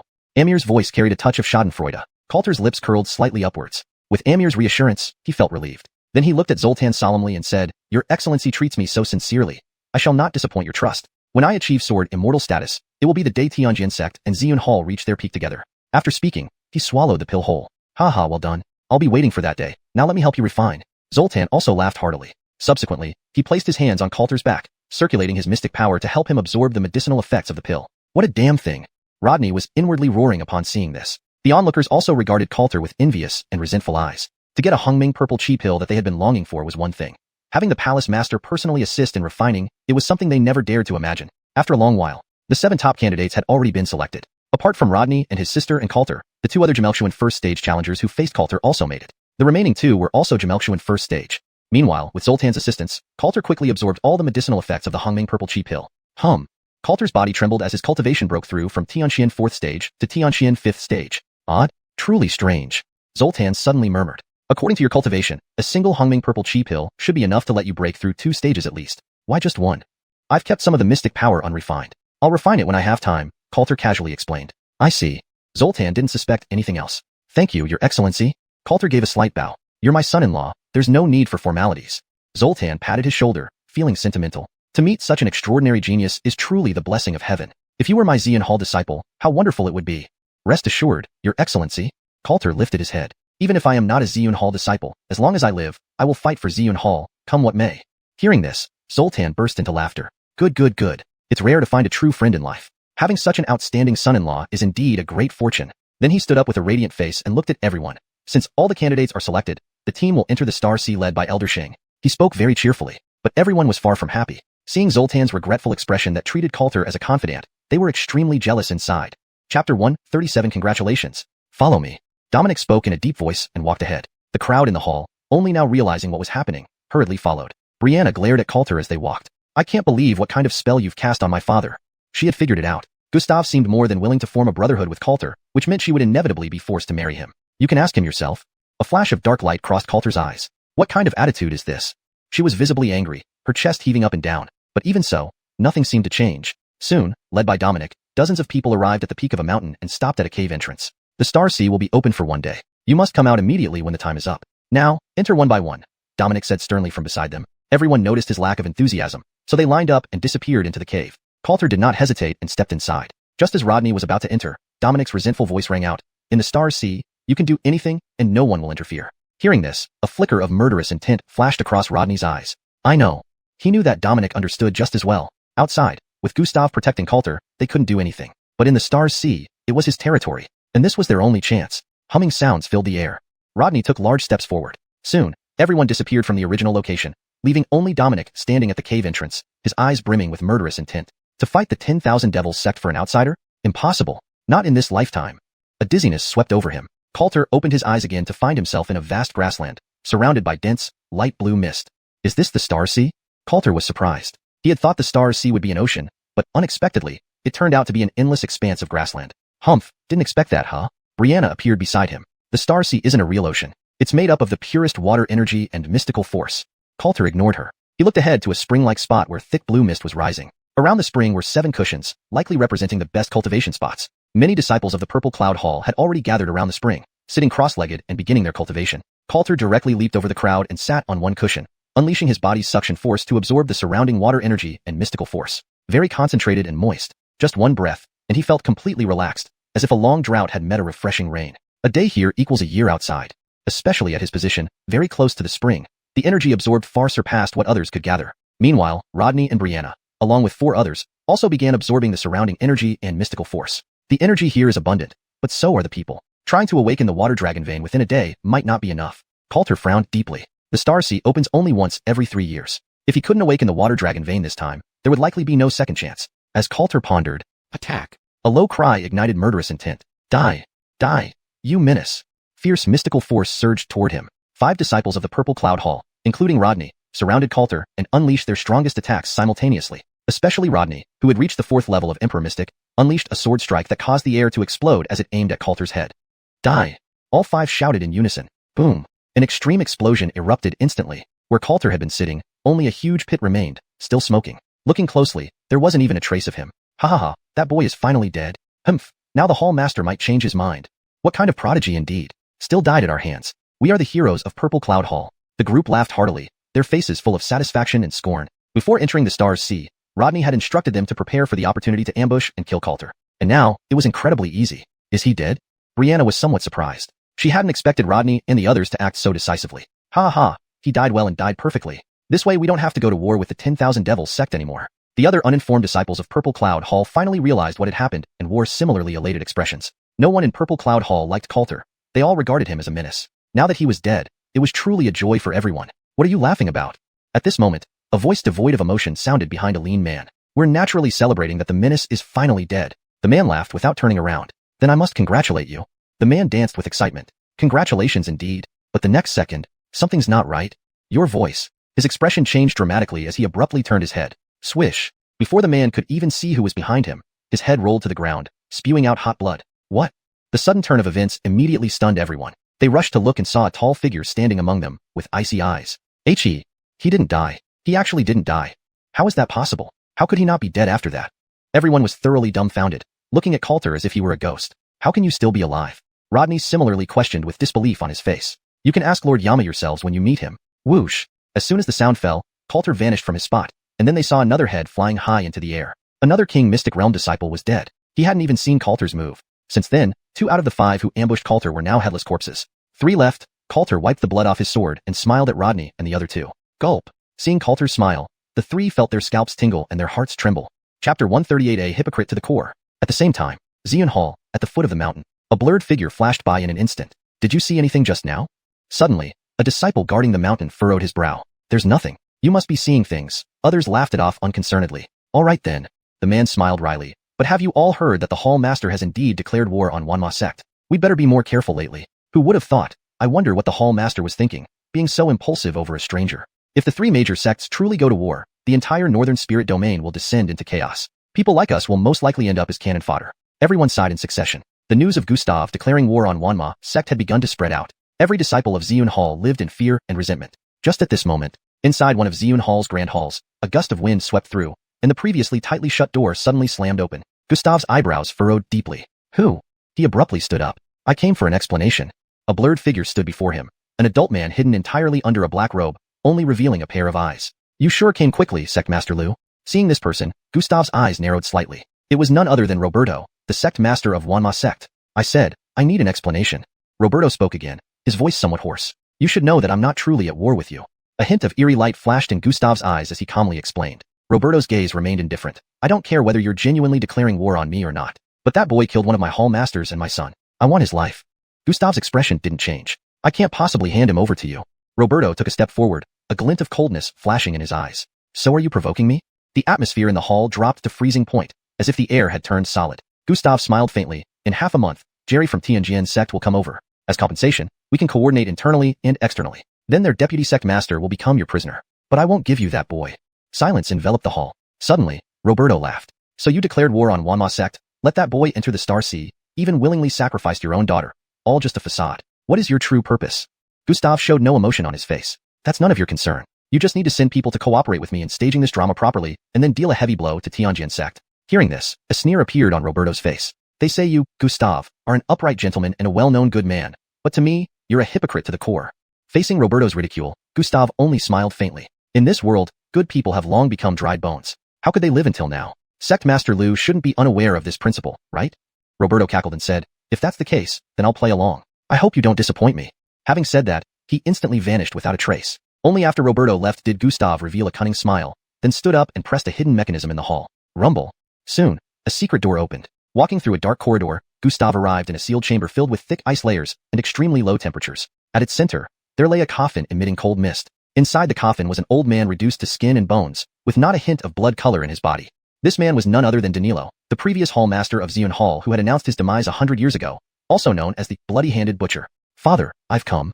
Gustav approached the coffin, speaking with visible agitation. The old man seemed to be asleep, giving no response. But the next second, a faint voice suddenly resonated in Gustav's mind. How is that 9-dragon battle body you mentioned earlier doing? Gustav nodded. I have completely gained his trust and made him ingest the chaotic purple chi pill laced with the heart-sucking goo. In no more than half a month, his mental power will be completely devoured. As he spoke, the originally warm and genial smile on his face completely turned into an icy cold one. There was an enormous difference between his public and private demeanor. Excellent. Once his mental power is utterly devoured, I can possess his body and reincarnate, gaining such a heavenly constitution as the 9-dragon battle body.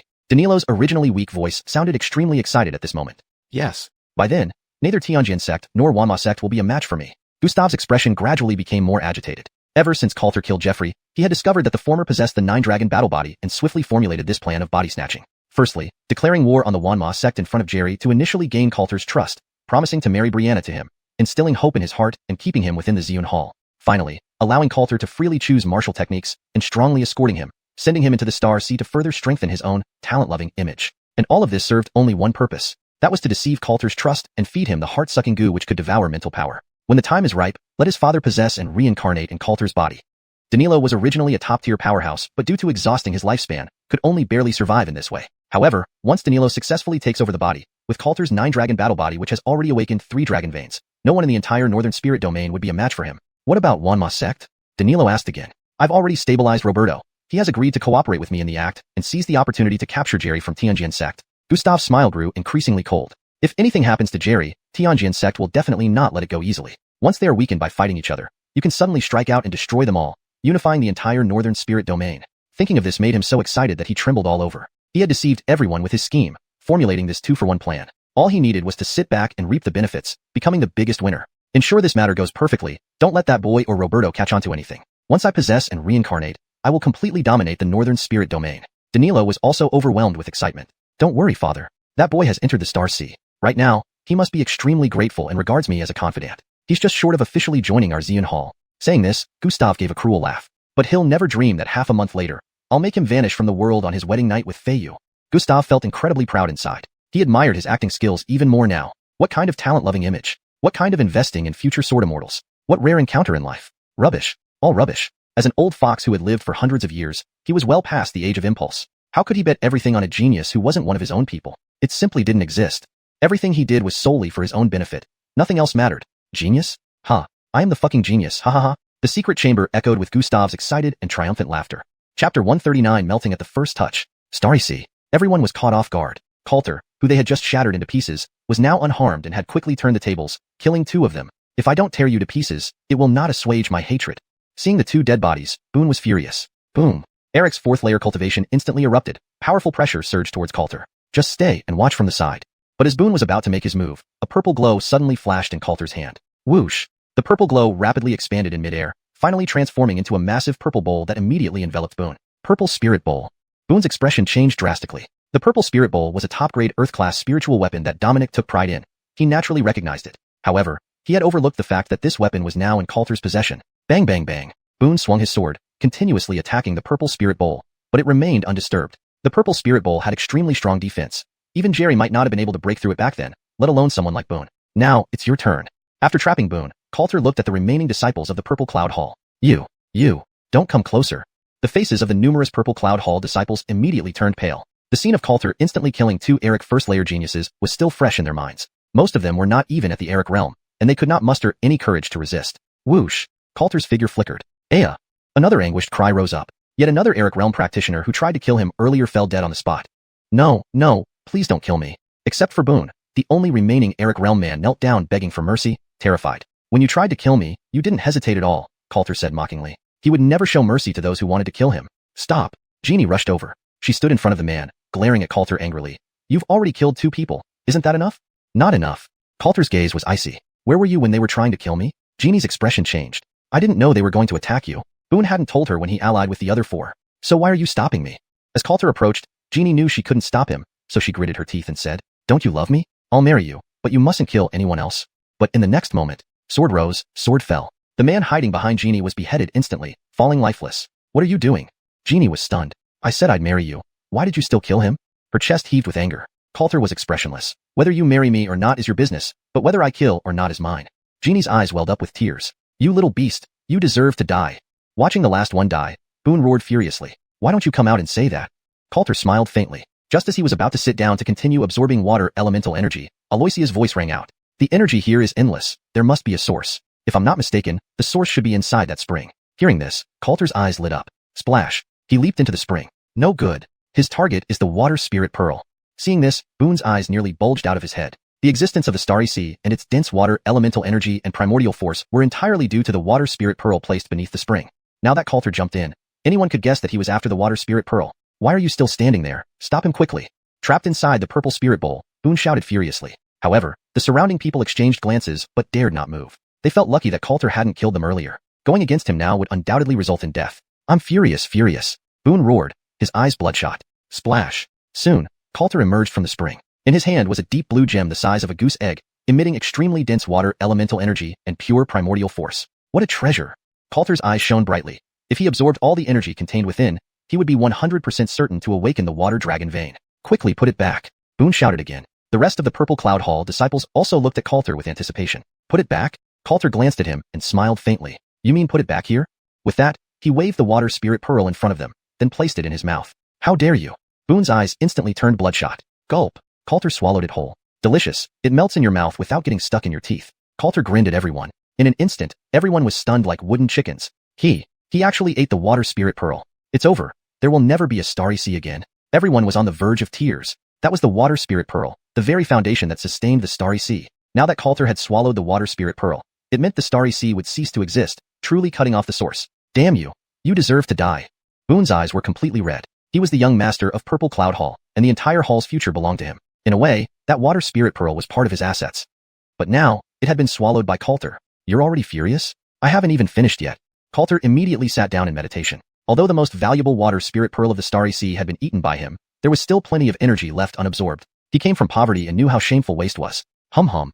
As a suction force erupted, the surrounding energy and primordial force rushed towards him, forming a massive tornado that poured into Coulter's body. What a pleasure! Coulter laughed loudly. While refining the energy of the water spirit pearl, he continued absorbing the surrounding primordial force, transforming himself into a giant machine running at high speed. No, please leave some for us. At least leave a little bit for us. Everyone around was completely dumbfounded. Coulter alone had absorbed what all of them had previously done together. It was as if one person had eaten all the meat and even finished the soup. Why don't we try absorbing some too? Someone swallowed hard, speaking up reluctantly. If they didn't start soon, Coulter would indeed finish everything. Shall we try? A man stole a glance at Coulter, then cautiously released a small suction force. If you don't want to die, stay far away. Coulter, with his eyes closed, suddenly spoke. Everyone. A cacophony of heartbroken sounds filled the air. Chapter 140. Those who violate orders shall be killed without pardon. A day passed in a flash. Time's up, they should be coming out now. Dominic stood guard at the cave entrance, his expression unpredictable, then sneered. That damned brat is probably already being whipped to death by now. With Boone, who was at the 4th level of King Profound Realm inside, and with so many people assisting him, even 10 lives wouldn't be enough for Coulter. Humming. Suddenly, the array pattern at the cave entrance fluctuated. They are about to come out. Dominic's expression turned joyful. He also let out a heavy sigh of relief. As long as that Coulter was dead, the world would be peaceful. Elder Xing, something terrible has happened. But in the next second, a panicked voice sounded. Dominic's heart thumped. He looked over to see a group of Xiuxian Palace disciples running out from the array formation as if fleeing from famine, their faces filled with terror. What happened? This scene made him somewhat dazed. Shouldn't it have been Boone killing Coulter in the Star Sea? thoroughly solving this menace, and everyone rejoicing? Why did it not match his imagination? Where are the others? Subsequently, he noticed that the number of people coming out seemed off. Dead. Master Qin and the other 4 King Profound Realm cultivators were all killed by that boy, their corpses already cold. One disciple said mournfully. In an instant, Dominic's face changed dramatically. What? 4 King Profound Realm? They actually died like this? Those were the pillars they had nurtured with countless efforts. With these 4 dead, there was now a direct gap in the initial stages of the King Profound Realm within Xiuxian Palace. Elder Xing, they're gone, all gone. Suddenly, another Xiuxian Palace disciple spoke with a mournful face. What's gone? An ominous premonition suddenly arose in Dominic's heart. That brat ate the water spirit pearl and sucked all the energy and profound power out of the star sea, not leaving a single drop behind. The disciple's tone even carried sobs. At these words, Dominic felt like being struck by thunder. You're saying what? His heart trembled violently again, his voice hoarse. The water spirit pearl, eaten? The entire star sea is empty? Was he not dreaming? Looking around, those who came out of the star sea appeared utterly lost, like defeated roosters. What about Bone? Why didn't he stop it? Dominic felt his voice trembling. The star sea had existed for centuries, one of the most popular secret realms of Xiuxian Palace. But now, without the water spirit pearl, the star sea became history. I was trapped by the purple spirit bowl. Boone walked out from the array, his eyes still blood red. Upon hearing this, Dominic's face turned deathly pale. This is too much, too much. He roared angrily, his fury reaching the heavens. What Coulter did damaged the very foundation of Xiuxian Palace. It's just one water spirit pearl. You guys are too stingy. Coulter walked out pouting. Hearing this, everyone grew even angrier. It's not just a water spirit pearl. You've drained the entire star sea. Brianna looked at Coulter in shock, her mind racing. Why did he do this? How could he dare? Get out of my way. Suddenly, a roar of anger rang out, and Boone, enveloped in murderous aura, stepped toward Coulter. I will make you pay blood for blood. Unable to bear the anger any longer, he charged towards Coulter with a terrifying expression. Kill him. Revenge Master Qin and the others. Seeing this, everyone applauded loudly, wishing to kill Coulter themselves. Go to hell. Fueled by rage, Boone moved incredibly fast. However, facing the furious Boone, Coulter remained calm, not even lifting an eyelid. Stop. Accompanied by a sharp whistling sound, a figure instantly appeared before Coulter and pushed Boone back. Purple Palace Master? Just a little more. Everyone turned grim. They were almost about to kill Coulter, but Gustav finally arrived at the last moment. Today, no one can protect you. Losing his mind, Boone ignored Gustav's intervention and attacked Coulter again. Now his only thought was to tear Coulter into pieces. How dare you? Gustav frowned. Bang! He thrust out a palm, powerful profound force immediately pushing Boone back. Everyone looked helpless. Gustav was protecting the troublemaker. Wait, this time he was beating the troublemaker. Thump, thump, thump. Boone retreated several dozen steps, a trace of blood oozing from the corner of his mouth. I told you long ago, he is my virtuous son-in-law. Why are you so undisciplined? Zoltan looked at Rodney, his tone filled with disappointment. Ha ha ha. Rodney laughed towards the sky. He wiped the blood from the corner of his mouth and stared at Zoltan. Do you know what he just did? Zoltan frowned but didn't speak. He is the one you called your virtuous son-in-law. Not only did he kill 4 King Profound Geniuses including Horst, but he also swallowed the water spirit pearl in the Star Sea, making it non-existent. And you still want to protect him, even willing to attack me? Rodney's voice was filled with resentment. For the first time, he felt that his father was truly senile. Upon hearing this, Zoltan's expression changed too. 4 King Profound Geniuses dead and the Star Sea became history? This was definitely disastrous news. Even he could feel his heart bleeding now. Virtuous son-in-law, what happened here? Zoltan suppressed his anger and asked Coulter. I did all this for Xiuxian Palace. Coulter shrugged and sighed. Everyone widened their eyes instantly. All for Xiuxian Palace? What kind of face does one need to say such a thing? I promised the Palace Master before that I would break through to the Sword Immortal Realm as soon as possible. Everything I did was preparation for this. Coulter said solemnly. The Palace Master treats me as a confidant. How can I betray his trust? So, I must train diligently and achieve the rank of Sword Immortal to usher in an era of peace for Xiuxian Palace. Coulter spoke with determination, his expression unwavering. The crowd exchanged glances upon hearing this. Could they have really misunderstood Coulter? Was he really doing all this for them? You're full of shit. Only Rodney cursed loudly. His face turned red, and killing intent surged uncontrollably. I will make sure you die miserably today. He rushed at Coulter once more. Haven't you had enough? Zoltan suddenly growled lowly. He immediately blocked in front of Coulter, shouting loudly. Father, do you really believe his lies? Rodney's eyes were bloodshot, looking at Zoltan angrily, full of disappointment. Where did the mature and thoughtful father, who always deliberated before acting, go? I say again, no one is to harm my virtuous son-in-law. Violators will be killed without pardon. When these words were uttered, everyone felt like the sky had collapsed. Even Dominic and other high-ranking officials of Xiuxian Palace widened their eyes in disbelief. Coulter not only killed their 4 King Profound Geniuses and destroyed the Star Sea, yet Zoltan still protected him and even reprimanded his own son. Father! Rodney trembled all over. Get lost. Zoltan waved his sleeve, sending him flying to the ground. At that moment, Rodney looked utterly pathetic, but the ferocity in his eyes remained unchanged. Silence fell. Everyone stayed quiet, the atmosphere incredibly heavy. Bring the young master back to rest. Do not let him out without my order. Zoltan said emotionlessly, issuing another command. Soon, someone pulled Rodney away. Then, Zoltan looked at Brianna and said, Feiyu, Take your husband for a stroll. Let him clear his mind. Brianna dared not speak either, silently nodding her head. Everyone, disperse. Remember my words. Zoltan warned once more before disappearing on the spot. But the inner turmoil within everyone's hearts remained unsettled, giving rise to deep sorrow. Chapter 141. Tiny yet adorable too. How did you manage to do that? Brianna couldn't help but ask along the way. What had just happened felt like a terrible nightmare. Ask your father. Coulter replied as he had done before, then looked ahead at a pavilion and asked, Where are we? Brianna's expression stiffened instantly. If I don't tell you, will you hit me? Brianna asked in a low voice. What do you think? Coulter smiled slightly. That's the Spirit Treasure Pavilion, where spiritual artifacts are bought and sold. Brianna answered honestly. Hearing this, Coulter couldn't help but glance at her again, only to be met with a glare. Do you really think I'm that stupid? A trace of regret lingered within Coulter. He was already prepared to spank her, but unexpectedly, this little girl had gotten smarter, leaving him somewhat unaccustomed. Why don't we go inside for a look? Coulter immediately walked forward. Entering the pavilion, there were already quite a few people around. However, when they saw Coulter, their expressions changed dramatically and they scattered as if fleeing. After Zoltan's warning, no matter how much hatred they harbored toward Coulter, they didn't dare show it. There sure are some good things here. Seeing the various exquisite spiritual weapons on display, Coulter became interested. However, most of the items here were mystical-grade spiritual weapons. Even Earth-grade ones were scarce, which made him rather disdainful. Suddenly, Coulter's eyes lit up. He spotted something interesting. To his right was an extravagantly decorated store, hanging with all kinds of weapons and armor, available in both male and female styles. Little brother, is there anything specific you need? Soon enough, a man in his 40s or 50s, slightly plump, turned his gaze toward Coulter. You're not afraid of me? Not hating me?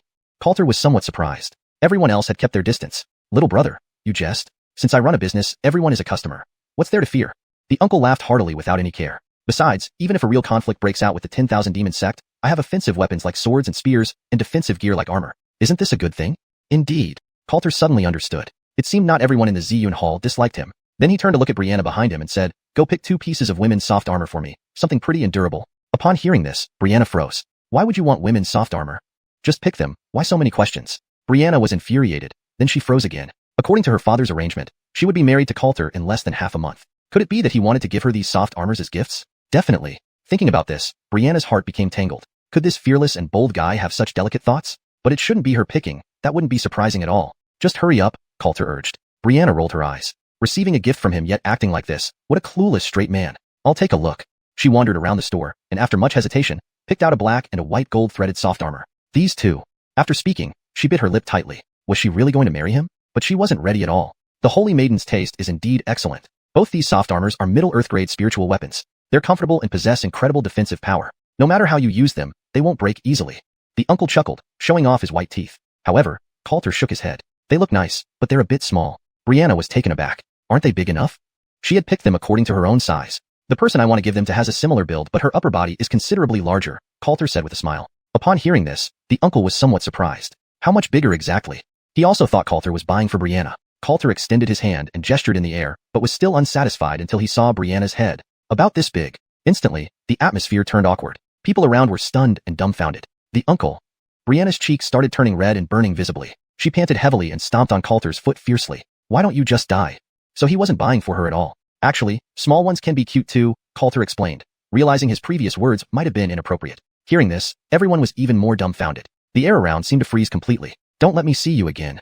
With a scream, Brianna turned and ran away. Coulter could clearly see that tears had instantly welled up in Brianna's eyes. I just asked you to pick some nice ones. I never said I would buy them for you.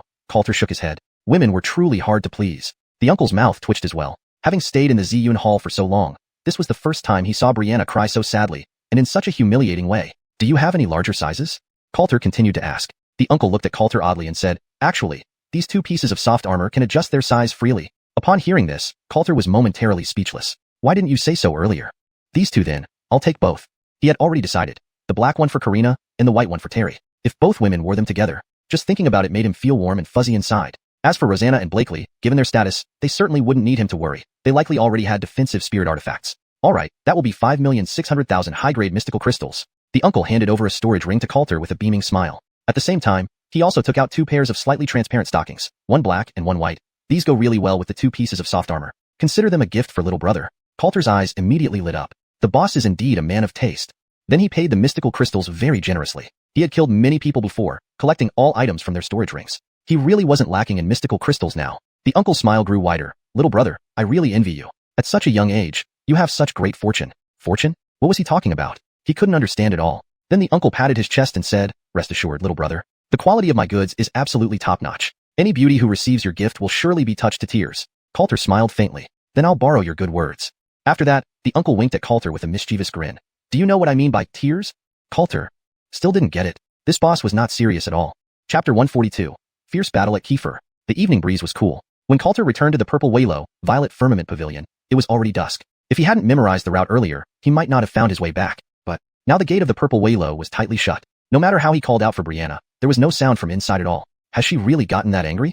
Coulter sighed, then directly climbed over the wall into his previous room. That water spirit pearl was indeed excellent, not only awakening my water dragon vein but also breaking through 2 levels in succession, reaching the 7th level of heavenly profundity, including the fire, wind, and earth dragon veins awakened previously. He now had 4 dragon veins awakened. His true combat strength far exceeded his apparent cultivation level, making fighting against higher level opponents as easy as drinking water. This was absolutely a pleasant surprise. And this one could be practiced too. Following that, Coulter took out a brown scripture from his storage ring. Earth Escape Technique. This was exactly what he had copied down from the Xiuxian Hall's library before. Once successfully cultivated, one could freely traverse underground. Generally speaking, such martial skills required Earth Attribute Shenli, spiritual power, to cultivate, but with Coulter's Earth Dragon Vein awakened, there were no problems at all. But just as Coulter was about to practice the Earth Escape technique, boom!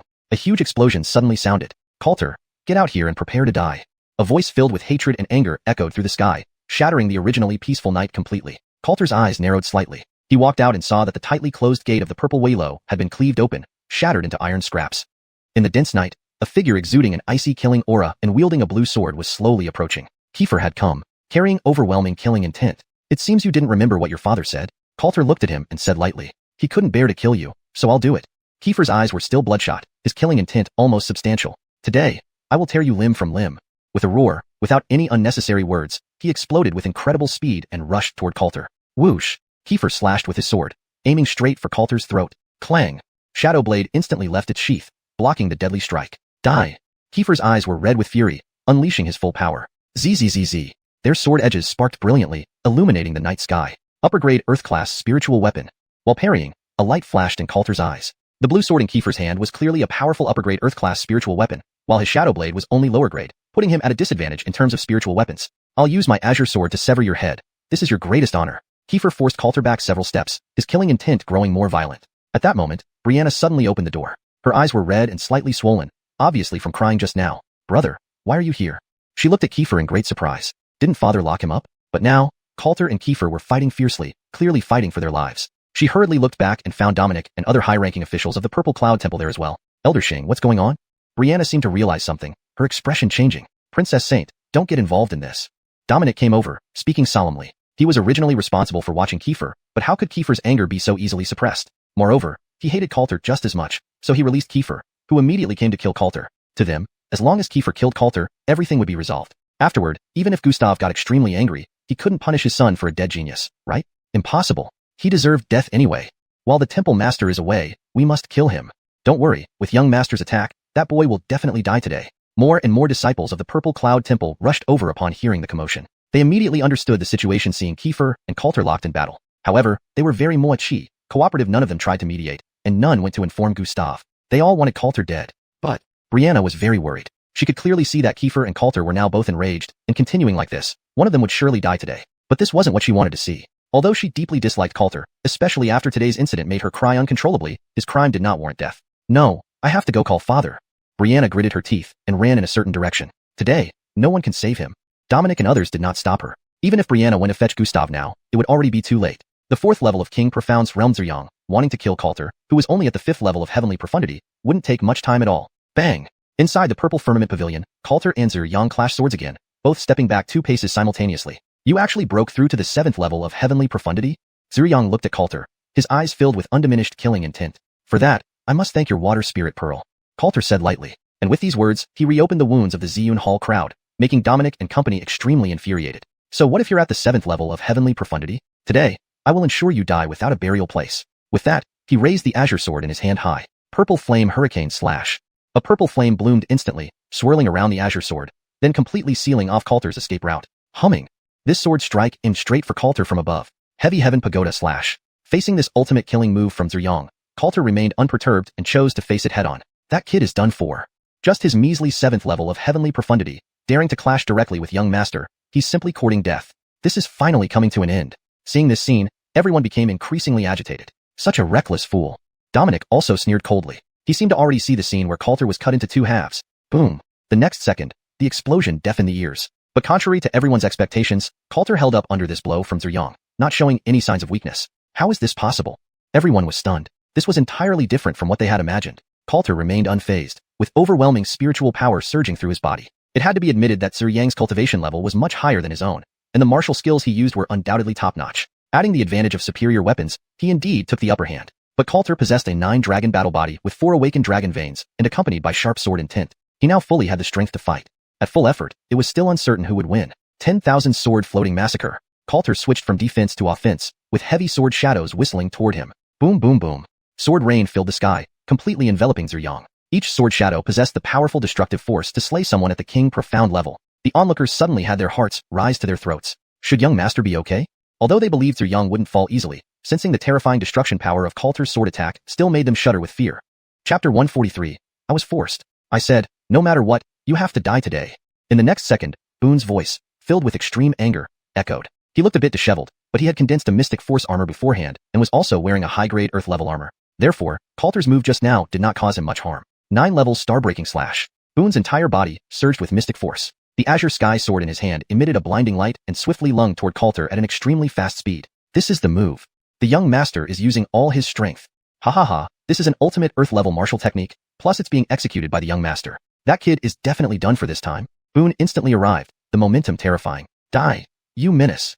The onlookers around immediately became excited. This 9-level star-breaking slash was one of the most powerful offensive martial techniques of the Purple Cloud Pavilion, incredibly destructive. Under this strike, only a heavenly mystic realm expert like Coulter would have absolutely no chance of survival. Seeing Boone ready to attack, Coulter took a deep breath. Since you're so aggressive, don't blame me for being unfriendly. Hearing this, Boone's face was filled with madness. Ha ha ha, then come on, I beg you to not be nice to me. Finishing his final preparation, he swung his sword down at Coulter. The Pavilion Lord once showed me grace, and I spared you because you are his son. But now, you leave me no choice. Coulter shouted loudly, nearly making Dominic and others burst into laughter. Still boasting before death. Just helpless rage, truly laughable.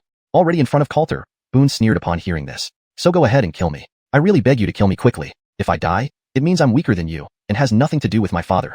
As he finished speaking, the lethal strike had already reached Coulter. By his estimation, Gustav should be on his way. He had to seize this opportunity. All right, you said it yourself. A sardonic smile appeared on Coulter's face. Enough. The time was right. Finally, he could stop pretending and reveal everything. One sword Buddha extinguishes all beings.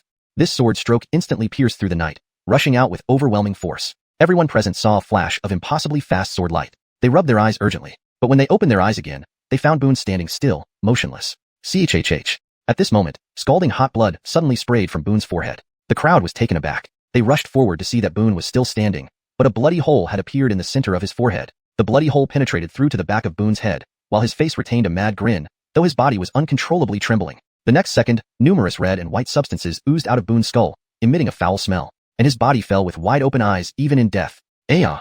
Suddenly, a scream broke the night silence. Only then did everyone realize what had happened. Many fainted on the spot, unable to bear the shock. Those who remained looked at the corpse on the ground, their mouths agape, faces pale as death. For a long while, and then even longer, Dominic and others stared blankly at Coulter, their expressions frozen. I told you, he forced me. Coulter shrugged, feigning innocence. Boom. The crowd felt as if struck by thunder, especially seeing Coulter's harmless expression. They were utterly stunned. Dead. Our young master is dead. Impossible. This can't be true. Panic. Everyone panicked. Dominic's pupils dilated, standing rooted to the spot, expression vacant. Boone was dead. Their young master was dead. Right before their eyes, killed by Coulter's sword. What was more infuriating was that after killing Boone, Coulter acted as if he was the victim. It's over. Everything is over. Dominic's face turned ghastly pale. It was he who had let Boone out, who agreed to Boone killing Coulter. Now that Boone was dead, once Gustav learned of this, he would surely be punished. Coulter's speed had been too fast. Even he hadn't reacted in time, and by the time he realized, Boone was already dead. He didn't even get a chance to act. My child. Suddenly, a heart-wrenching cry echoed through the air. Everyone's hearts were shaken. Gustav had arrived. Whoosh! A gust of wind swept by, and Gustav appeared instantly. He supported Boone's lifeless body, his hands trembling. This can't be true. This must not be true. Gustav's eyes were bloodshot, filled with immense sorrow. His face was etched with pain and despair. He had only locked up Boone this morning. But now, father and son were separated forever. Brother. Brianna also rushed over. Seeing Boone lying in Gustav's arms, she felt as if struck by lightning, her mind blank. How could this happen? She was both grief-stricken and shocked. Though she had long suspected that either Coulter or Boone would die here, she still couldn't accept it when it truly happened. Palace Lord, this is your so-called confidant. This is the genius you wanted to invest in. You were wrong from the start. An elder of the Purple Cloud Pavilion said mournfully. Yes, Palace Lord. He already killed several of our palace's Heaven Mystic Realm geniuses, and now he has killed young Master. We must grind him into dust. I agree. This boy harbors malicious intent and must not be forgiven lightly. Many senior members of the Purple Cloud Pavilion spoke up. Boone was Gustav's most accomplished son, chosen as heir, and raised under their watchful eyes. Now that Boone was dead, they were all deeply saddened. Be silent, all of you. Suddenly, Gustav roared angrily. They fell silent, sensing the boundless sorrow hidden within his heart. Son-in-law, Gustav walked up to Coulter. His eyes began to redden, his voice hoarse. Palace Lord, I was really forced. If he hadn't been relentless in trying to kill me, I wouldn't have lost control and killed him. Coulter said seriously. Hearing this, Gustav took deep breaths. When Boone died under Coulter's sword, he had seen it from afar, but it was too late to stop it then. But he didn't know that it was all orchestrated by Coulter to ensure he watched clearly how Boone died. Palace Lord, I am truly grateful for your grace. But now this has happened, I have no face to meet you. Let me commit suicide to atone for my sins. Coulter finished speaking and firmly raised the shadow blade, ready to end his own life. No need. Gustav quickly stopped him. Everyone present was stunned. No need? Why not? Chapter 144. The coffin lid can barely hold. Palace Master. He deserves death. We must avenge the young master. Dominic and the others all said with righteous indignation. Although Gustav was so angry that his whole body was shaking, he still turned to look at Coulter and said in a hoarse voice, "This is not your fault." Hearing this, everyone's eyes widened instantly. Not his fault? Whose fault could it be then? Since the Palace Master has spoken thus, I won't die. You are indeed wise and fair. Even in the throes of losing a son you can distinguish right from wrong. I haven't misjudged you. Coulter said earnestly once more. Gustav. For a moment, he actually didn't know what to say, but the others couldn't sit still anymore. An elder, tears streaming down his aged face, said, Palace Master, he killed so many of us. We must avenge them. Yes, Palace Master, the young master died tragically. He can't just die without retribution. This boy must pay for his life. The crowd spoke up again, their voices urgent and filled with anger. No more talk about this. Gustav lifted his head. I've already said before, if anyone dares to harm my virtuous son-in-law, I will not show mercy. Boone's death is not undeserved. Upon hearing this, everyone froze. They stared blankly at Gustav, their faces full of sorrow. The young master meeting such an unreasonable father like you is the true injustice of the ages. An elder finished speaking and walked away, lost in thought. Though the rest did not speak, when they looked at Boone's corpse, their eyes were filled with sadness and pity. And as they looked at Gustav, there was disappointment. To them, Gustav had been completely bewitched by Coulter and was no longer their former palace master. Seeing this, Gustav's inner pain grew even deeper.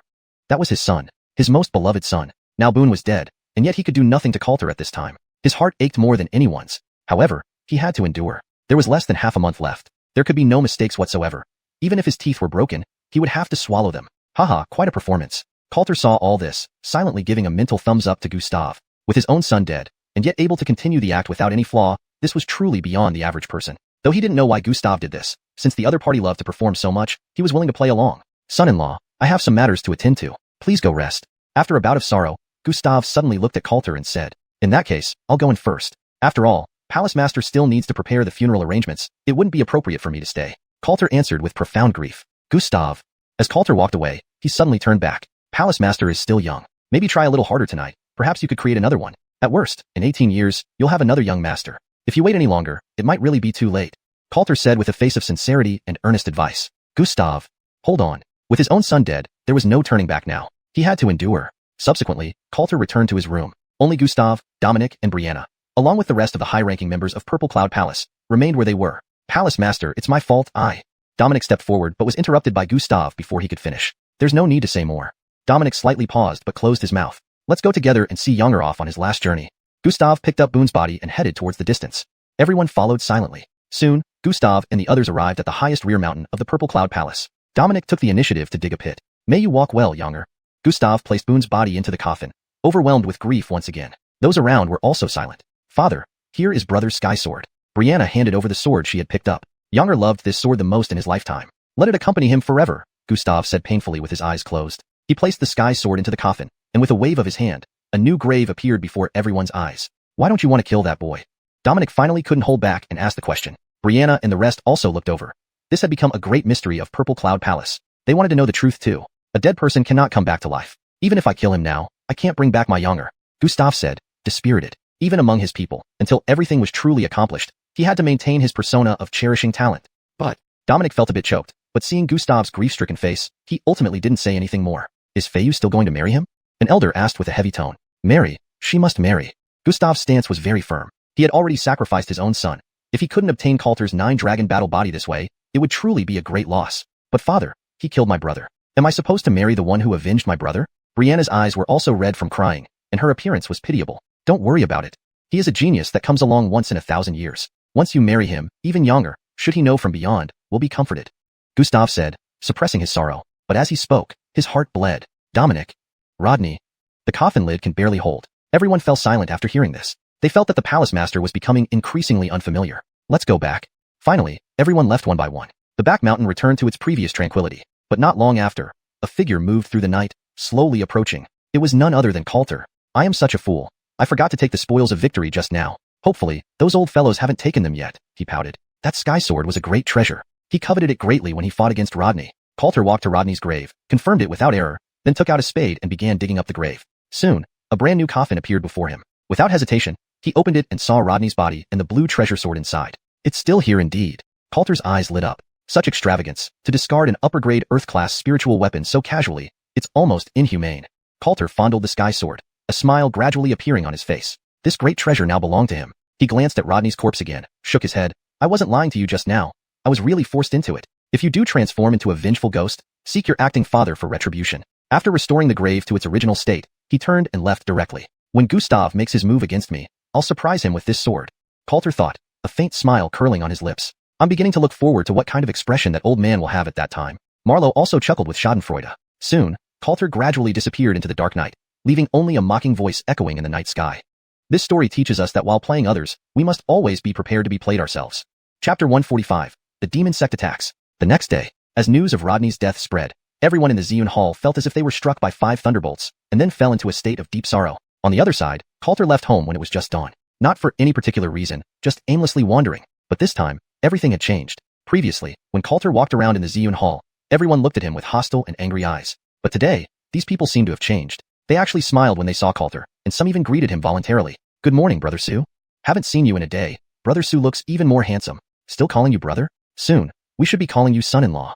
After last night's incident, they finally realized clearly. Dexter really intended to invest heavily in Coulter, not even pursuing retribution after his own son was killed by the latter. How could they still dare to provoke Coulter? More importantly, now that Rodney, the young lord of the Xiuxian Hall, was dead, and Coulter was about to marry Brianna, combined with their acknowledgement of Coulter's monstrous talent. Thinking about how Dexter had treated Coulter these past few days, wasn't it possible that Dexter wanted Coulter to become the new young lord? You wouldn't believe it. Seriously, the possibility was almost 99%. These guys are getting smarter. Coulter curled his lips but thought this change was not bad.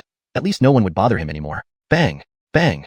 Bang! Just then, an intense bell sound suddenly rang out throughout the entire Xiuxian Hall. It's the war bell. What's happening? My God, is there going to be another battle? Everyone's expressions changed instantly. The war bell hadn't rung for over 100 years, and once it rang, it meant a battle was imminent. Things are not looking good. Then, a Xiuxian Hall disciple wearing armor rushed over in panic. The people from the 10,000 Demons sect have breached our 3 cities and are now advancing towards us. It won't be long before they reach the mountain gate. Upon hearing this, the Xiuxian Hall members were instantly shocked. The 10,000 Demons sect was attacking. They had just declared war on the 10,000 Demons sect, and now the enemy was almost at their doorstep. For a moment, everyone was in turmoil. Their faces were filled with worry. Don't panic. At this moment, Dexter appeared. His eyes still bloodshot, and his face showing deep fatigue, obviously from the pain of losing his son. Elder Xing, lead a team to intercept them. We absolutely cannot let the 10,000 Demons sect pass. With that order, Dominic immediately nodded. Those willing to fight, follow me. Dominic waved his hand forcefully and turned to leave with the group. I'm going too. Suddenly, Coulter spoke up from the crowd. The instant Dexter saw Coulter, a wave of intense hatred flashed through his eyes, but he took a deep breath and said, You can't go. He knew that the 10,000 Demons sect's attack this time was just part of the act he had arranged. There was no real danger involved. Even if the enemy had ulterior motives, Dominic could handle it. But Coulter absolutely couldn't go. If anything happened, all his efforts would be in vain. He had already sacrificed his son. He couldn't afford any more mishaps. All right then. Coulter didn't argue further.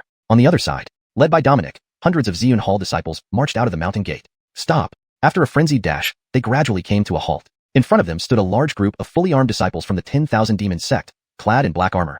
A rough count revealed about 500 to 600. Cease your advance. Dominic stepped forward, letting out a powerful roar accompanied by surging mana. Instantly, the numerous 10,000 Demons sect members halted, glaring fiercely at the Xiuxian Hall group. Both sides faced off, the atmosphere tense. Disciples from the 2 major sects braced themselves, staring intently at each other, ready for an imminent battle. Dominic, we meet again. At this moment, a gaunt figure stepped out from the 10,000 Demons sect crowd. It was none other than Axel. He stared coldly at Dominic, his eyes full of hatred. Just a few days ago, he had helped Dominic intercept Jerry and others who were trying to escape, and they had agreed to join forces. However, upon arrival, Dexter slapped him twice, causing him pain for 2.5 days. This enmity must be repaid. So when Roberto asked who was willing to lead the troops against the Xiuxian Hall, he stepped forward without hesitation and swiftly made his way here. Axel, what do you mean? Dominic looked at the other side and asked in a grave voice. Don't fucking pretend with me here. Hearing this, Axel burst into curses. I brought people here today to let you know the consequences of hitting me and offending the 10,000 Demons sect. Dominic frowned deeply. I know you're very angry now, but please calm down for a moment so I can explain. He still patiently explained. This time it was indeed our hall master who declared war on you, but he was just confused for a moment. Perhaps it won't be long before. However, before he could finish speaking, Axel became even angrier. Don't bullshit me here. Since you have declared war, I will accept it.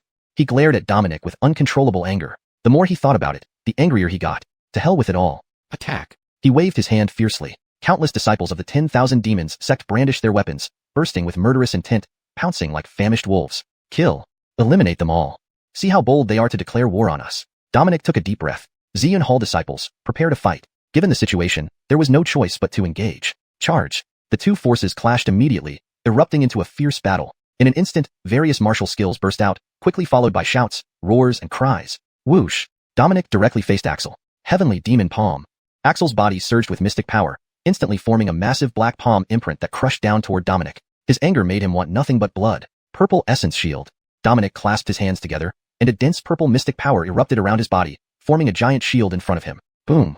The demon-infused palm imprint slammed into the purple shield, shaking the heavens as mystic power exploded. However, no matter how ferocious Axel's attack was, it couldn't break through Dominic's shield. Are you only good at hiding like a turtle? Axel glared at Dominic and attacked again. Meanwhile, around them, the disciples from both sides were locked in a brutal battle, with casualties mounting every moment. Limbs severed, blood spraying, the battlefield was chaotic. In less than a quarter of an hour, nearly 100 from both sides had already fallen. Seeing this scene, Dominic's expression turned grim. He coldly said to Axel, "You should know that you're no match for me." His cultivation was slightly higher than Axel's, but he didn't intend to fight. So what if I'm not? Today I just don't like your face and want to take you down. Thinking about those undeserved slaps, Axel grew even angrier, continuing his relentless attacks, all of which were deflected by Dominic. Dominic shook his head upon hearing this. Behind me is the Xiuxian Hall. You and your people are no match for us. I could easily wipe you all out, but my Xiuxian Hall really doesn't want to get involved in this meaningless struggle. It would only make the Tianjian sect laugh at us. So I hope you can give me a few more days, and I guarantee you a satisfactory answer. Chapter 146. The show begins. Dominic's words felt like a bucket of cold water thrown over Axel's head, gradually bringing him back to his senses. Dominic was right. This time, he had let his anger lead him to choose a lone wolf approach. If the Purple Cloud Hall launched an all-out attack on them, they would be completely wiped out. Moreover, when he left the sect, Roberto had told him one thing. Stop at a point of warning. Though he couldn't fully grasp what this sentence meant, he understood that Roberto didn't truly wish to wage war with the Purple Cloud Hall. Besides, he and his companions were no match for the Purple Cloud Hall. Fine, then I'll give you 3 more days. If you can't provide me with a satisfactory answer, I will immediately return to call for reinforcements and then level your Purple Cloud Hall. After saying this, Axel turned around and looked at the many Wanma sect disciples who were still fiercely battling. He shouted loudly, "Everyone, stop fighting." Dominic also ordered everyone to cease their actions. Soon, the chaotic troops quickly parted ways, leaving only icy-cold corpses and gushing red blood in the middle. Both sides once again stared angrily at each other. Although the battle lasted a short time, it had stirred up their murderous aura. Set up camp here and give them 3 more days. If they don't see reason, we'll take action. Axel barked out his orders in a low voice. He couldn't just leave like this. So, he chose to wait here for 3 days. If the Purple Cloud Hall didn't provide a satisfactory response, he would die trying to reclaim face. Seeing this, Dominic breathed a sigh of relief. Thankfully, they hadn't really fought. It meant there was still a chance. Everyone should rest here. He instructed the many Purple Cloud Hall disciples. His mission now was to watch over Axel and his people and find an opportunity to persuade Xiun Wuji to rescind the order declaring war on the Wanma sect. After all, Leo's task for him was only to prevent the Wanma sect from advancing. By doing so, he considered his mission accomplished. Shortly after, both parties set up camps 10 miles apart, facing each other remotely, the air filled with cold and solemn killing intent. Night soon began to descend, but neither side's vigilance diminished in the slightest. In an unnoticed place, a figure suddenly appeared, its gaze slightly teasing as it observed both sets of people, lips curling slightly upward. It seems like I've arrived at just the right moment. The arrival was none other than Coulter. The more Leo forbade him from coming out, the more he insisted on doing just that. With the help of Earth Concealment Technique, he successfully concealed his presence, secretly leaving the Purple Cloud Hall to arrive here. Initially, he had prepared to watch the spectacle from the shadows as the two sides fought, but unexpectedly, the fight lasted only a brief moment. However, it didn't matter. Since he had come, they wouldn't have a choice but to fight even if they didn't want to. Coulter put on a ghost-faced mask, then used the Earth Concealment Technique to directly burrow underground toward the direction of the Wanma sect's camp. At this moment, the Wanma sect's camp was brightly lit, with numerous guards outside, vigilantly looking around. Just then, swish, a crisp sound of sword resounded. Swoosh, a spurt of blood broke the silent night. A Wanma sect disciple, in shock and fear, clutched his throat as his pupils gradually lost their vitality, falling heavily to the ground. Enemy attack. Someone is attacking us. Those nearby urgently cried out. They looked angrily to see a tall figure wearing a ghost-faced mask appear like a phantom, swiftly slaying one of their comrades. Rustle. Quickly, many fully armed Wanma sect disciples rushed out from the tents and swiftly surrounded Coulter. Who are you? A robust man among them shouted at Coulter. Asking who I am on our territory? Coulter's voice was cold and mocking. You're from the Purple Cloud Hall. The Wanma sect members immediately realized. Himph, a bunch of worthless trash like you dares to invade the Purple Cloud Hall? Today, I will make you pay. As these words fell, Coulter drew his sword again, and a Wanma sect disciple's head flew high into the air. Damn it, this guy is too arrogant. Typical Purple Cloud Hall people, giving us time to reconsider, only to turn around and ambush us. Let's kill him together, and then go exterminate the other Purple Cloud Hall bastards. Over 10 Wanma sect disciples, enraged, drew their weapons to attack Coulter. Flash. A flash of cold light crossed Coulter's eyes. His figure vanished from the spot, the sharp sword instantly cutting through a person's throat, sending blood flying. Whir. Coulter's figure moved like a specter among the Wanma sect disciples. Every time he drew his sword, a scream of agony accompanied it, and another Wanma sect disciple would fall beneath his blade. Most of these people were cultivators at the xiuxian realm, with some even at the Dishuan realm, yet they could not cause any harm to Coulter. He killed them as easily as slicing through melons and vegetables. Swoosh, swoosh, swoosh. Blood spurted out as if it was free, and within moments, over a dozen Wanma sect disciples lay dead by Coulter's sword. This isn't right. Why is he so strong? The robust man who had shouted earlier immediately changed his expression. This person in front of him was clearly only at the 7th level xiuxian realm. Yet why was his combat power so terrifying? Ha ha ha ha, people from the Wanma sect are indeed all trash. Coulter sheathed his sword and sneered mockingly. Damn it. The group of Wanma sect disciples felt both anxious and enraged. The Purple Cloud Hall has gone too far. Suddenly, an angry voice rang out. Elder Wei. Ha ha ha, Elder Wei is here. The expressions of the Wanma sect members instantly turned hopeful, their gazes filled with anger and hatred towards Coulter. The fish have finally taken the bait. Behind the mask, Coulter's face showed a faint smile. I give you one last chance. If you don't leave the territory of the Purple Cloud Hall, I guarantee that none of you will return. Having said that, Coulter unleashed his full speed and dashed forward. Stay here. Axel saw this and was filled with rage. He quickly condensed a huge black palm print, which crashed toward Coulter. Boom. The palm imprint struck down fiercely, causing the ground to tremble violently. Axel and numerous Wanma sect disciples swiftly arrived on the scene. Is that Purple Cloud Hall scum dead? Someone asked uncertainly. But when the smoke cleared, the deep crater formed by the palm imprint was empty. He actually escaped? Everyone looked extremely displeased. Axel's face also darkened. The other party came here to issue threats, killed more than a dozen of them, and then just slipped away unscathed. This was an unbearable humiliation for them. Elder Wei, this matter can't be left like this. Yes, Elder Wei. Everyone in the Purple Cloud Hall are despicable people. They aren't thinking about considering anything. They're mocking us. The crowd of Wanma sect disciples raged furiously, gnashing their teeth in anger. Follow me. We'll settle accounts with the Purple Cloud Hall. Axel clenched his fists in anger. Let's go. The group rushed toward the direction of the Purple Cloud Hall. Only after they left did Coulter emerge from the ground, watching the backs of the Wanma sect members, a slight smirk forming on his lips. The show begins. Chapter 147. You are surrounded by me. Very soon, Axel and others arrived at the Purple Cloud Temple's campsite with furious expressions. It's people from the 10,000 Demon sect. Hurry, inform Elder Sheng. The disciples responsible for guarding saw this situation and their expressions changed drastically. They hurriedly shouted, Dominic, you despicable little man, get out here for me. Before Axel arrived, his angry voice came first. Axel, what are you going to do? Dominic walked out of the tent and looked at the aggressively arriving Axel and others, frowning. Did the 10,000 Demon sect people change their mind? He immediately stepped forward to meet Axel and others. What am I going to do? Do you have the nerve to ask me that? Axel became even more furious inside. I should have known long ago.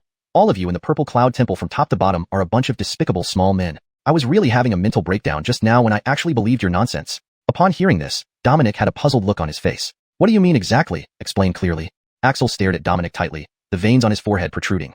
When you sent people to ambush us just now, why didn't you explain clearly then? Dominic's brows knitted tighter and tighter. I have never sent anyone to ambush you. However, facing Dominic's denial, Axel only sneered coldly. I knew it. All of you Purple Cloud Temple people are beasts who dare to act but not to admit. Hearing this, everyone from the Purple Cloud Temple also got angry. Watch your mouth. Dominic took another step forward and said solemnly, there must be some misunderstanding here. I did not send anyone to ambush you, nor is there any need for that. I can investigate first and then give you an answer. Bullshit. Axel was enraged. I have lost over 10 people here, and you think you can pass it off with an investigation? Dominic was also truly angered by the other party. I say it one last time. I have no reason to send people to ambush you. If you don't accept it, then let's start a war and see if you guys are enough for me to kill. After hearing this, Axel's expression turned extremely ugly. Fine, then I'll give you the chance to investigate. If you can't give me an explanation, I will definitely make you pay the price. He didn't want to compromise at all, but he was at a disadvantage. Please leave. Dominic waved his sleeve. Axel took a deep breath, then led the group away. In the dark, watching Axel and others retreating backs, Coulter sighed. To endure this, it looks like I have to make another trip. Then he used earth tunneling technique again, secretly following behind Axel and others. Elder Wei, are we really going to trust them again? A disciple of the 10,000 Demon sect asked unwillingly. Axel's eyes flickered with dark light. and he spoke heavily. I see that Purple Cloud Temple doesn't really want to fight with us. Let's wait a few more days and see how they explain themselves, and then decide accordingly. After saying that, he went back into the tent. Actually, he was also thinking about what Roberto meant by just enough. Night fell again in loneliness, but not long after. The wastes of the 10,000 demon sect, you are surrounded by me. A proud and domineering voice broke the quiet night again. Coulter wearing a mask appeared in front of everyone once more. What? We are surrounded? Everyone in the 10,000 demon sect felt urgent and fearful. They hastily looked around, but apart from the guy wearing the ghost-faced mask, they couldn't see a single figure. One person? Surrounding hundreds of them? He actually dared to come again. Insufferable, utterly insufferable. For a moment, the disciples of the 10,000 demon sect were greatly infuriated. They had just returned from the Purple Cloud Temple campsite, and the other side actually came again and claimed that one person surrounded hundreds of them. They were treating them like monkeys. Chop. Coulter slashed with his sword. Boom. With a loud noise, several disciples of the 10,000 demon sect didn't have time to dodge and were cut in half on the spot. I told you before, that was the last chance for you. Since you don't cherish it, I'm opening up a slaughter now. Coulter declared again dominantly. Many disciples of the 10,000 demon sect were so angry their faces turned green. How could this be tolerated? You actually dared to come again. Suddenly, a roar sounded out. Axel suddenly rushed out of the tent, and when he saw those few dead disciples of the 10,000 demon sect, he immediately looked ferocious. Fine, fine, fine. Dominic, Purple Cloud Temple, even if I die today, I will fight with you. He roared and attacked Coulter at full speed. Seeing this, Coulter ran away. Under the moonlight, he pushed the chasing cloud stepping moon steps to the limit, plus using earth tunneling technique, he vanished instantly. On the ground, only Axel was left, livid with anger. Elder Wei, Purple Cloud Temple is insufferably arrogant. Many disciples of the 10,000 demon sect yelled at the top of their lungs. At this moment, they truly hated the Purple Cloud Temple with all their hearts. Even if the Purple Cloud Temple did not declare war on them, they could not swallow this humiliation. Everyone, follow me. Axel's eyes were bloodshot, like a furious wild wolf, leading many disciples of the 10,000 demon sect once again towards the location of the Purple Cloud Temple. What's happening? Dominic sensed an urgent footstep from afar and hurriedly looked forward. The 10,000 demon sect is back. The disciples of the Purple Cloud Temple were stunned. You had just left less than a quarter of an hour ago. Why are you coming back? Want to crash our night snack? Axel, what do you mean by this? Dominic approached, asking impatiently. He had been investigating who had ambushed the 10,000 demon sect, but in the end, found no one. So he couldn't figure out what was going on and why the people from the 10,000 demon sect were returning. Could they be here to apologize for wrongly accusing them? Damn my ancestors. To his surprise, Axel acted like a mad wolf, directly taking out a large black battle axe and chopping down at Dominic. Hurry, retreat. Dominic's face changed as soon as he saw this. Bang! Axel's angry strike was incredibly powerful. A single chop created a trench and triggered violent explosions. Over 10 Purple Cloud Temple disciples couldn't dodge in time and were hit by Axel's attack, dying instantly. What are you doing? Dominic's face turned dark. If I don't cut you into pieces today, I cannot relieve my hatred. Axel didn't listen to any explanation and swung another axe at Dominic. Kill. Slain these despicable Purple Cloud Temple cowards. A man may be killed, but never humiliated. Let's fight them to the death. This time, even without Axel's orders, the 10,000 demon sect people went red-eyed and charged crazily towards the Purple Cloud Temple group. What's going on? Forget about it. Let's kill them. Although the Purple Cloud Temple people were equally confused, when faced with imminent attacks, they could only choose to defend themselves. A brutal battle erupted once again. This time, it was more intense and chaotic, with cries of agony echoing incessantly. Do you really think I dare not kill you? Dominic avoided Axel's attack again. He was also enraged to the extreme. Heaven-devouring devil technique, die. Axel paid no heed. His eyes were bloodshot, exuding thick devilish aura, unleashing a world-destroying strike. Seeing this, Dominic's expression changed repeatedly. Damn it. What madness has possessed him to use heaven-devouring devil technique right away? The heaven-devouring devil technique of the 10,000 demon sect bore some resemblance to the crazy devil slash of the heavenly sword sect, both involving the body as the cost to burst beyond limits. But the side effects were significant. Any slip-up would leave them vulnerable. Therefore, unless in a life-or-death situation, the 10,000 demon sect wouldn't use this technique. But Dominic couldn't understand why he provoked Axel so much that the latter decided to fight him to the death immediately. Chapter 148. Add fuel to the fire. Under the dense night, the battlefield was in chaos. Both sides were fiercely battling, with chaotic torrents of mystical power exploding everywhere, causing casualties every moment. Xiuxian Hall, you despicable cowards, just wait. I'll tear you all into pieces. Axel spat out blood, his figure in a sorry state, clearly suffering from no minor injuries. After spewing threats, he immediately led the remaining Wanma sect disciples to retreat. Even though he used the heaven-devouring demon art, he still couldn't match Dominic in cultivation. Despite his raging fury, he could only choose to retreat. Elder Xing, should we chase after them? The disciples of Xiuxian Hall, their eyes red with killing intent, asked Dominic. No need. Dominic's expression was as gloomy as water. On his right arm, a deep wound that exposed bone had appeared, precisely inflicted by Axel using the heaven-devouring demon art during his desperate struggle. Looking around, the entire battlefield was in shambles, strewn with severed limbs and bleeding corpses. By the end of the day, both sides had lost several hundred men. The original 500 to 600 people of Wanma sect had dwindled to less than 200, over half dead or wounded. These lunatics. Dominic cursed inwardly. They had agreed on 3 days. Yet why did Axel renege so quickly and risk everything? Damn it. He couldn't figure it out no matter how hard he tried. But now the reason didn't matter anymore. After this battle, they had completely torn off their masks, leaving no room for negotiation. No matter how unwilling he was, he could only prepare to fight. Someone, go tell the hall master what happened here. Dominic waved his sleeve and angrily entered the tent. If mishandled, this incident would surely become the fuse igniting an all-out war between the two sects. Damn it, it's utterly ridiculous. In the shadows, Coulter quietly peeked out. Seeing the fleeing Wanma sect members, a gleam suddenly flashed in his eyes. Just like this, it's not enough. Then, his figure swiftly disappeared. I'll add another bit of fuel for you. On the other side, Axel's expression was extremely grim. If I don't avenge this, I swear I won't be human. Looking at the almost entirely injured members of Wanma sect and feeling weak from using the heaven-devouring demon art, his anger reached its peak instantly. Elder Wei, this matter absolutely can't be left unaddressed. The people of Xiuxian Hall have gone too far. We must take revenge. Yes, Elder Wei, we haven't suffered such a big loss in ages. Many Wanma sect disciples roared in anger. A few of you. Axel bellowed in rage. He took out a handkerchief and wrote a message with his bloodied fingertip. Xiuxian Hall is bullying us too much. Request support from the sect. You return to the sect immediately and ensure the sect master sends reinforcements. I will kill Dominic with my own hands. Several Wanma sect disciples nodded heavily. We will complete the mission. With that, they immediately rode flying beasts, speeding towards the direction of Wanma sect. Everyone had fought with true fire this time. Rest on the spot and await reinforcements. Axel gave orders again, and the remaining 100+ Wanma sect members set up camp immediately for rest and recovery. Gulp. Axel swallowed a healing pill, his eyes brimming with murderous intent. Just as he was about to enter the tent to rest, an extremely discordant voice suddenly sounded. Did I let you wretches leave? This sudden voice immediately put everyone on high alert, especially since they recognized it. It's you again. Seeing Coulter standing there wearing a ghost-faced mask, Axel's pupils instantly turned bloody red. Again. This damn guy came back again. Beyond endurance. Simply beyond endurance. Himph. Having killed so many of our Xiuxian Hall members, do you think I'd let you run away easily? Coulter's voice was full of mockery. Swish. The blue sky sword unsheathed. I said before, today I'll make sure you don't return. Facing over 100 members of the Wanma sect, Coulter still pointed his sword boldly. Axel flew into a rage. Alright, I'll kill you right now.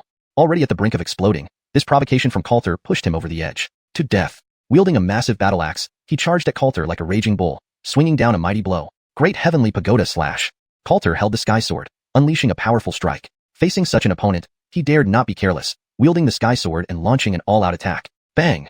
The saber and battle axe clashed instantly, unleashing two streams of mystic power that exploded into intense shockwaves. Thud, thud, thud. Coulter's body trembled as he retreated several steps. Axel was at the 8th level of xiuxian realm. Even though he was now heavily injured and weakened after using the heaven-devouring demon art, it was still not easy to deal with him. I will strip off all your flesh, shatter every bone in your body, and scatter your ashes. Axel's eyes were filled with murderous intent. His gaze towards Coulter was one of furious rage. Swish. He swung his axe again with a terrifying momentum. Pagoda, 10,000 sword kill. Coulter once again raised the sky sword high, with sword shadows dancing wildly in the sky. Kill. Dense sword shadows poured down like heavy rain, each sword strike brimming with extreme killing intent. Boom, boom, boom. However, Axel did not dodge at all. Holding the battle axe, he used the most direct and brutal method to slash through all the falling sword shadows. Coulter's all-out attack could not harm the other in the slightest. Die for me. Axel came at him in a fit of anger, launching an instant assault with his battle axe. Clang. Coulter held his sword horizontally to block, but the furious force sent him flying back dozens of steps. It seems I underestimated him. Blood trickled from the corner of Coulter's mouth as he looked on coldly. 8th level xiuxian realm, an entire major realm above him. This was the strongest opponent he had ever faced. If not for seeing that Axel was seriously injured and his strength significantly reduced, he would never have had such thoughts. But now it seemed he had still underestimated the opponent. Even with the help of a superior grade Earth Spirit artifact, he was still no match for Axel. Die. Axel gave Coulter no chance to react, rushing forward again with his sharp axe blade aimed directly at Coulter's neck. That guy is done for. This is the price for provoking us. Many Wanma sect disciples sneered upon witnessing the scene. Boom. Axel's axe struck where Coulter had been just moments before, creating a deep axe mark amid an explosion. However, there was no sign of Coulter there. He had dodged at the last moment using Earth Escape technique. Get out here. Axel became even more enraged, raising his axe high as mystic power burst from his body. Bursting axe. One swing of his axe caused powerful impacts on the ground. In an instant, the surrounding ground shook violently, followed by intense explosions sending debris and soil flying everywhere. I found you. Under this attack, the ground around him collapsed, leaving Coulter nowhere to hide. Die for me. Axel came in a fury, sealing all Coulter's escape routes instantly with his formidable power, his battle axe striking down once more. And this time, Coulter had nowhere to run. Chapter 149.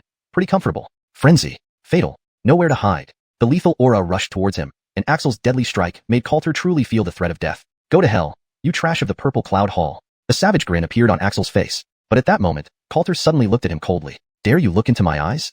Axel sneered. At this point, still, he glanced at Coulter disdainfully. The next second, he He saw a strange purple in Coulter's eyes and those purple pupils. It's the purple charm demon pupil. Axel's expression changed drastically. He hurriedly tried to close his eyes, but it was too late. He felt as if thousands of needles were stabbing into his eyes. His vision instantly blurred, followed by intense pain in his mind, making his head split. Psychic attack. This was precisely the purple charm demon pupil that Coulter had secretly learned from the Purple Cloud Hall. Damn you, damn you.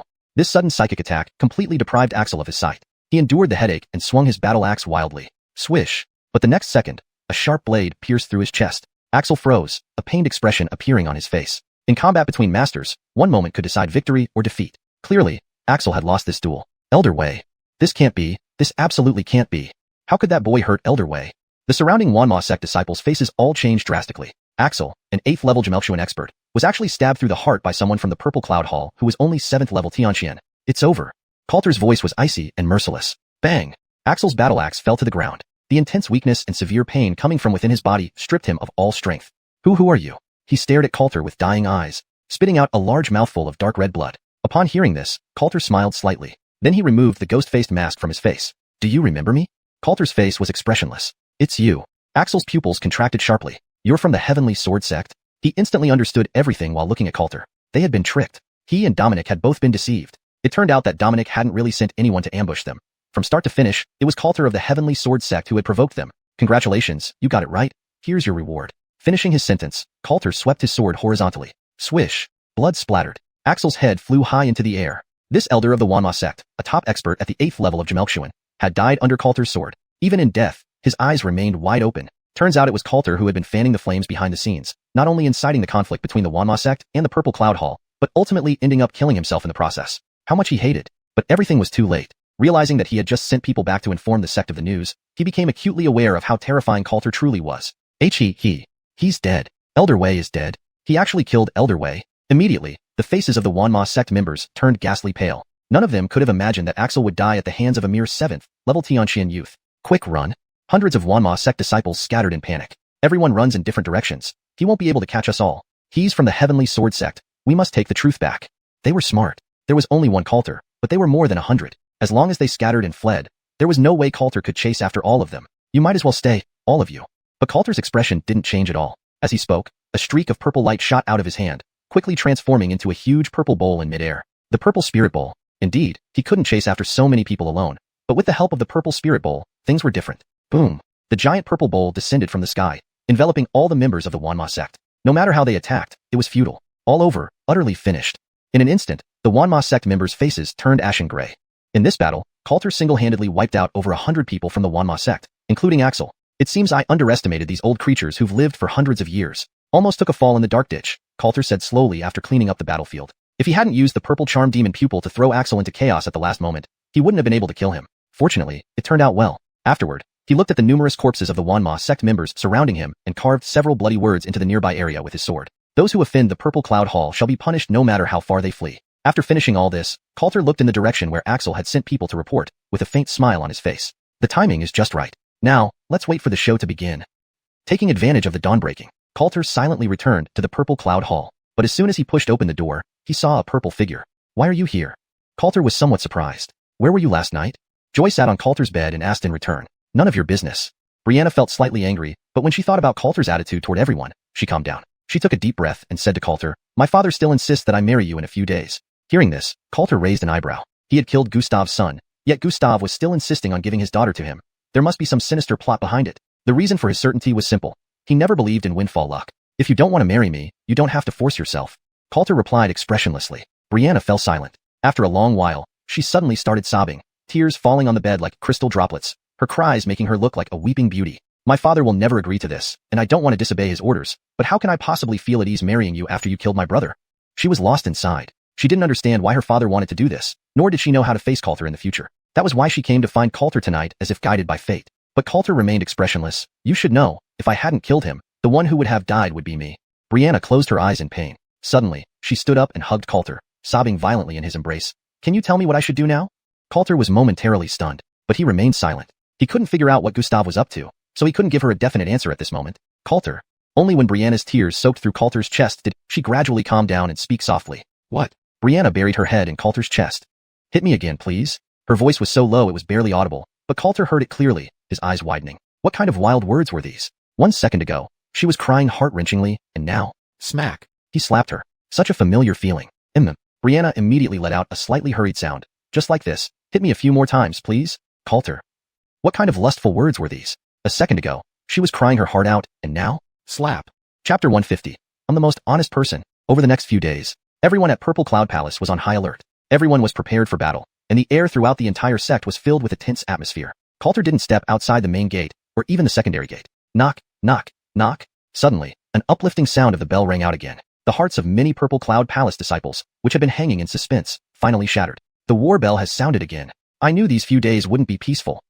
Under everyone's anxious anticipation, a disciple of Purple Cloud Palace hurriedly came from outside, his face full of fear. It's not good. Disciples of Myriad Demon Sect have come again. This time, they are led by the sect master of Myriad Demon Sect himself. With each voice conveying panic, the faces of many Purple Cloud Palace members changed dramatically upon hearing this. Myriad Demon Sect is attacking again, and this time, it's led by the sect master of Myriad Demon Sect. Could it be that they really must engage in a decisive battle with Myriad Demon Sect? For a moment, everyone was panicked. They had enjoyed a tranquil life for so long, and this sudden turn of events left them all somewhat at a loss. Everyone, don't panic. They won't break through. Soon, Victor and many of the senior members of Purple Cloud Palace arrived quickly, their expressions equally solemn. A part of you come with me. At Victor's order, more than 1,000 people swiftly gathered, with even more people rushing towards them. Just as Victor was about to set off, he suddenly saw a figure in the crowd and exclaimed, "What are you doing here?" Coulter blinked his eyes. "Of course, I'm coming to fight." Hearing this, Victor felt a bit exasperated. "You don't need to go, just stay in the sect." Originally, upon learning that Axel fought desperately against them for no apparent reason a few days ago, he suddenly had an ominous feeling. Moreover, in just a few more days, the soul-devouring goo insect he placed on Coulter would completely consume the latter's mental energy, bringing everything to completion. Now he truly did not want any accidents. Absolutely not. Coulter suddenly shouted loudly. "These past few days, everyone has seen how Hall Master has taken care of me, and I am extremely grateful. How can I stand idly by now that Purple Cloud Palace is in trouble? If I were to hide like a coward at such a time, wouldn't that betray Hall Master's kindness? What would the brothers of Purple Cloud Palace think of me? And what face would I have to marry the Holy Maiden? So, I must go." He spoke righteously, with an incredibly determined expression. The onlookers were moved by Coulter's words, and their gazes towards him changed. He's not wrong at all. We have to admit, this guy's character isn't bad. Yes, although I used to hate him, now it seems he isn't ungrateful. As Coulter spoke, everyone's perception of him greatly improved. Victor. He really wanted to scold someone now, but with everyone watching, he was speechless. Alright, then go with everyone. Just remember to protect yourself and don't act rashly. The situation was urgent, so Victor could only compromise. Coulter chuckled. "Hall Master, rest assured, I'm the most honest person." Everyone rolled their eyes when they heard this. "Oh yes, sure. You're the most honest. After being here for only a few days, you killed several of our genius disciples in the Gemelxian realm, wreaked havoc in the Star Sea, and even killed the young lord. This is your idea of being honest?" Set out. Unable to listen any longer, Victor waved his hand, leading everyone out of Purple Cloud Palace in grand fashion. "You be careful later." On the way, Brianna told Coulter, "Are you worried that if I die, you'll become a widow?" Coulter looked at her with a half-smile. Brianna glared at Coulter. "I'm afraid father's investment won't pay off before it all goes down the drain." Coulter slowly raised his palm. "Stay away from me." Brianna instantly turned pale and quickly backed away, maintaining a safe distance from Coulter. Perhaps remembering last night, her face soon blushed, though she quite enjoyed that feeling. But there were still so many people watching. The group from Purple Cloud Palace rushed forward swiftly. Soon, they saw the people from Myriad Demon Sect confronting Dominic. This time, both sides combined numbered in the tens of thousands. Clearly, Myriad Demon Sect was going all out. "What's the situation?" Victor found Dominic and asked. "Not good at all." Dominic's face was still dark. "Roberto is here in person and..." At this point, his expression became very grim. "What else?" Victor furrowed his brow. "Lord of the Hall, you'd better see it for yourself." "I feel like there's definitely something fishy," Dominic said in a grave voice. Hearing this, Victor immediately walked forward. Subsequently, he saw the amassed army of the Myriad Demon Sect, each person exuding intense murderous intent as they glared at them. And between the two armies, there was actually a large area of battlefield chaos, with more than 100 shriveled corpses emitting a foul stench on the ground. Even more shockingly, among them was the corpse of Myriad Demon Sect's elder Axel. The most striking thing was a row of bloody large characters. "Those who offend Purple Cloud Palace shall be punished no matter how far they flee." Seeing this scene, the corner of Victor's mouth twitched. "Did you do this?" He looked at Dominic to ask. "How could I?" Dominic felt wronged. At that time, both Axel and I were injured. They chose to retreat, and I did not pursue them. But who knew they would die like this? Upon hearing this, Victor immediately understood what was strange about Dominic's account. If Axel wasn't killed by Dominic, then who? Could there be someone else around here? The purpose of the perpetrator was undoubtedly to incite conflict between them and the Myriad Demon Sect. But who could that person be? "Victor, you have finally come." As Victor appeared, a tall man draped in a black robe also stepped out from the ranks of the Myriad Demon Sect. "I think there might be some misunderstanding between us," Victor said after a moment of contemplation, looking at Roberto. "Can a few hundred lives of my Myriad Demon Sect and the life of an elder be resolved with just one word, misunderstanding?" Roberto's voice was hoarse, full of anger anyone could detect. He had sent Axel to cooperate with Victor in this act. Yet now these 500 to 600 people, including Axel, all died here. How could he not be furious? In an instant, the confrontation between the two sides escalated into a highly charged atmosphere. An overwhelmingly grim and angry aura instantly enveloped the entire scene. Let's talk up there. Victor spoke again. His tone began to soften. The myriad demon sect had indeed suffered, and even if he didn't want to admit it, it was impossible to deny now. I'll see what you have to say. Roberto snorted coldly. A pair of deep black wings suddenly condensed on his back, and he soared into the sky. Victor sighed in relief. Whoosh! A pair of purple wings also formed on his back, and he too soared into the sky. They can fly? Coulter's eyes lit up upon seeing this. You can use your cultivation power to condense wings and fly once you break through to the sovereign profound realm, Marlowe explained timely. Hearing this, Coulter narrowed his eyes. So breaking through to the sovereign profound realm allowed flight, which was something he had never experienced before. He was quite looking forward to it. However, since Victor and the myriad demon sect master had left, it was now his turn to perform. Chapter 151. If you want war, then so be it. Zoltan and Roberto soared into the air. Their figures shot up into the clouds until all that could be seen were a black dot and a purple in the sky. The crowd below could no longer hear their conversation. Below, the groups from Z Cloud Palace and 10,000 Demons sect remained in standoff, the atmosphere still heavy with tension, on the brink of war. I sent people to help you stage this act, but now I have lost over 500 people, including an elder. How do you explain that? Above the sky, Roberto stared at Zoltan with chilling eyes, his voice growing colder. Upon hearing this, Zoltan's expression turned grave. I suspect someone has set us up. There was definitely someone behind this betrayal. Otherwise, how could Axel and others have died so inexplicably? It couldn't be that they all committed suicide to incite war between the two major sects. That was simply impossible. What do you mean? Roberto narrowed his eyes. I feel like there's an invisible hand manipulating everything from behind the scenes, and we've all been deceived. Zoltan explained through gritted teeth. However, Roberto's face showed mockery. Then can I suspect it's you who's playing tricks behind the scenes, or even collaborating with Heavenly Sword Sect to toy with me? He didn't believe a word from Zoltan. All he knew was that he had agreed to assist Zoltan in staging this act, resulting in the deaths of over 500 disciples and one elder. I don't need to do such a thing. If you don't believe me, Zoltan tried to continue explaining but found himself speechless. It was too frustrating. Even if he knew he might have been set up, no matter what he said now, it would be taken as suspicious. I want to say, this is just a misunderstanding. After a moment of silence, Zoltan could only utter these words. Do I look like a fool to you? With a flip of his palm, Roberto already had his weapon in hand. Zoltan. What a fucking mess. Beneath the sky, thousands of disciples from Z Cloud Palace and 10,000 demons sect glared at each other. The hundreds of bloody corpses between them and the pungent smell of blood stimulated everyone's senses. Send some people to retrieve Elder Wei and the others' bodies. A gaunt man from 10,000 demons sect ordered gravely. They were waiting for the outcome of the talks between Zoltan and Roberto. Once those talks broke down, the battle would begin. Yes. Immediately, dozens of disciples from 10,000 demons sect cautiously glanced at the Z Cloud Palace crowd before going forward to collect the bodies. Xing Elder? A Z Cloud Palace disciple looked towards Dominic. Let them. Dominic's face remained emotionless. If possible, he truly didn't want both sides to fight. He hoped the palace master could resolve this issue. Otherwise, things would spiral out of control. Suddenly, swoosh, a flash of sword light passed. The 10,000 demon sect disciples preparing to collect the bodies saw everything blur before them, then watched as the corpses of Axel and others were instantly shredded by a fierce sword energy, leaving nothing behind. What? Which bastard did this? Many 10,000 demon sect members immediately went berserk. They suddenly looked up and saw a figure in white holding a sharp sword, looking down on them arrogantly. To dare invade my Z Cloud Palace, not even dying whole is their final fate. Coulter said coolly, the cold light of the sword flickering in his hand. Brat. Ah, he even defiled the dead. The 10,000 demon sect disciples' eyes turned red instantly, their gaze burning with fury at Coulter. Seeing the mutilated bodies of Axel and others had already ignited their anger, but they hadn't acted because their leaders were negotiating. Now, Coulter's actions trampled on their dignity and honor entirely. This was an outright provocation and an unbearable humiliation. Dominic and other Z Cloud Palace disciples were dumbfounded. What invasion? You're clearly from Heavenly Sword Sect. However, within the entire 10,000 demon sect, only Roberto knew Coulter's true identity as a Heavenly Sword Sect disciple. Everyone else assumed Coulter was from Z Cloud Palace. I will kill you. A man rushed out from the 10,000 demon sect crowd, charging furiously toward Coulter. Others also drew their weapons. Daring to shout threats here in my Z Cloud Palace? Do you really think we're easy to bully? Coulter stood up and gave a low roar. Then, he lunged fiercely at the man, shouting again, fuck, I can't take it anymore. Since you want war, let's Z Cloud Palace welcome it. The two figures clashed instantly. Clang. Two sharp swords collided. Die. The man from the 10,000 demons sect had a grotesque expression, and his cultivation had already reached the peak of the 9th heaven mystic realm. Great heavenly pagoda slash.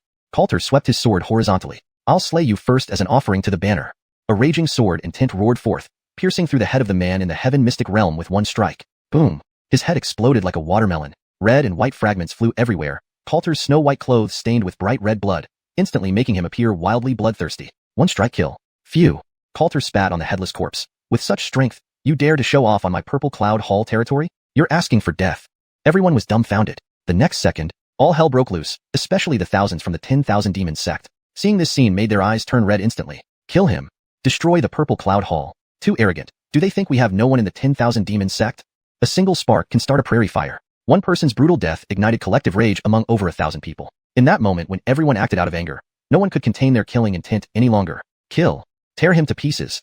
A dazzling array of weapons and martial skills surged toward Coulter from all directions, as if ready to engulf him instantly. Seeing this, Coulter threw back his head and laughed. A bunch of trash dares to boast. Killing you lot is like slaughtering chickens and dogs to me. After laughing loudly, he quickly retreated into the crowd, using the people of Purple Cloud Hall as cover. What? Dominic and others were momentarily stunned. You were so arrogant just now, and now you're running? But before they could make sense of it, the overwhelming attack was already upon them. Bang bang bang.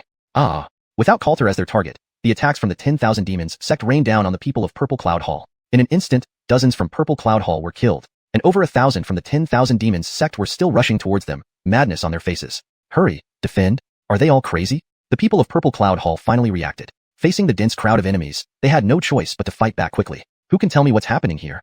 Someone shouted, voice choked with tears, only to be drowned out by the sounds of battle. Chapter 152. Indifferent to life and death, ready to fight if not convinced. Chaos. Total chaos. In an instant, tens of thousands from both sides were engaged in combat. Blinding martial arts techniques clashed together. In such a large-scale battle, someone dies every second. In the crowd, Coulter suddenly turned around, gnashing his teeth with anger. You beasts, daring to kill my xiuxian Hall brothers. In just a short while, dozens from xiuxian Hall had already perished. Heart-wrenching cries pierced their eardrums, scalding blood spattered all over. We're killing you traitors. A disciple of Wan Moyang sect, blinded by rage, roared angrily. Today will be the day for blood debts to be repaid in blood. After speaking, he charged into the crowd like a madman. Hearing this, Coulter's eyes almost bulged out of their sockets as he shouted loudly. Brothers of xiuxian Hall, they are utterly bullying us. Let's be indifferent to life and death. Let's fight if we're not convinced. Charge. His words struck like thunder in the ears of the numerous members of xiuxian Hall, infuriating them completely. Not afraid of war? The one who backs down is a coward, right? Being indifferent to life and death, let's fight if not convinced. In no time, both sides were red-eyed with fury, fiercely fighting each other. The battle became increasingly brutal. Stop it. All of you stop it. Dominic's face turned green with anger. Being indifferent to life and death, ready to fight if not convinced? Damn it, the leaders of both sects haven't even spoken yet. How dare you start fighting directly? But in such a chaotic melee, his words were useless. Both sides were already completely enraged, killing anyone in sight with no intention of stopping at all. Dominic was furious, glaring at Coulter in the crowd. You deliberately provoked this conflict? What's your real intention? Upon hearing this, Coulter was uncontrollably angry. Elder Shing, open your eyes and see clearly. They've come to our doorstep. Are we going to watch them show off their power helplessly? I can't swallow this insult. After saying this, he instantly killed a Wan Moyang sect disciple in front of him and continued shouting loudly. At this point, don't you understand the patriarch's painstaking intentions? Dominic fumed with anger. What nonsense are you talking? Coulter raised the sharp sword in his hand, pointing it straight to the sky. Patriarch took the initiative to divert the leader of the opposing sect, creating an opportunity for us. Can't you see that? Upon hearing this, including Dominic and the rest of the higher-ups, all of them stared wide-eyed, feeling a sudden sense of enlightenment. That's right. Why can't Raphael speak face-to-face about things? Why would he divert the leader of the Wan Moyang sect? Could it really be as Coulter said? Thinking this way, everything became clear all of a sudden. So that's how it is. I understand everything now. On our territory, there's nothing to fear. Charge on. For a moment, the morale of the xiuxian Hall people soared. Even Dominic and the rest of the upper echelons looked at each other, all unsure of what to do. Damn it, then let's fight. Forget it, just go all out. It might actually be what the Patriarch means, let's all charge. Subsequently, numerous higher-ups also unleashed their magical power, joining the chaotic crowd. The battle grew even more intense. Coulter fixed his gaze. The tens of thousands on both sides were all raging in battle. Even Dominic was forced to join the battle, fighting until he was hoarse and heaven and earth seemed darkened. He smiled. I am greatly comforted. All my earnest persuasion was not in vain. Then, Coulter waved the absolute shadow sword in his hand. We're all humans with two shoulders supporting one head. Whoever is afraid is a dog. Fight for xiuxian Hall. Charge. Cough, cough, cough. Shouting too hard made his voice hoarse. Above the clouds, Dexter took a deep breath. Looking at Roberto, he said solemnly, Indeed, I don't know how to explain this matter, but I'm willing to use a primordial fruit to settle this. He compromised. Only a few days remain. He didn't want any more accidents. As long as Coulter's spiritual energy was completely consumed, Xiuxian could possess and rebirth. By then, whether it's the Wan Moyang sect or the Tianjian sect, he would look down upon them, and all he lost can be reclaimed. All right, but at a medium-grade mineral mine, Roberto said nonchalantly. You're taking advantage of the situation. Hearing this, Dexter burst into flames with rage. Roberto remained unperturbed. Don't forget, I did all this to play along with you. It's all because of you. Dexter closed his eyes in anger. Fine. He finally agreed.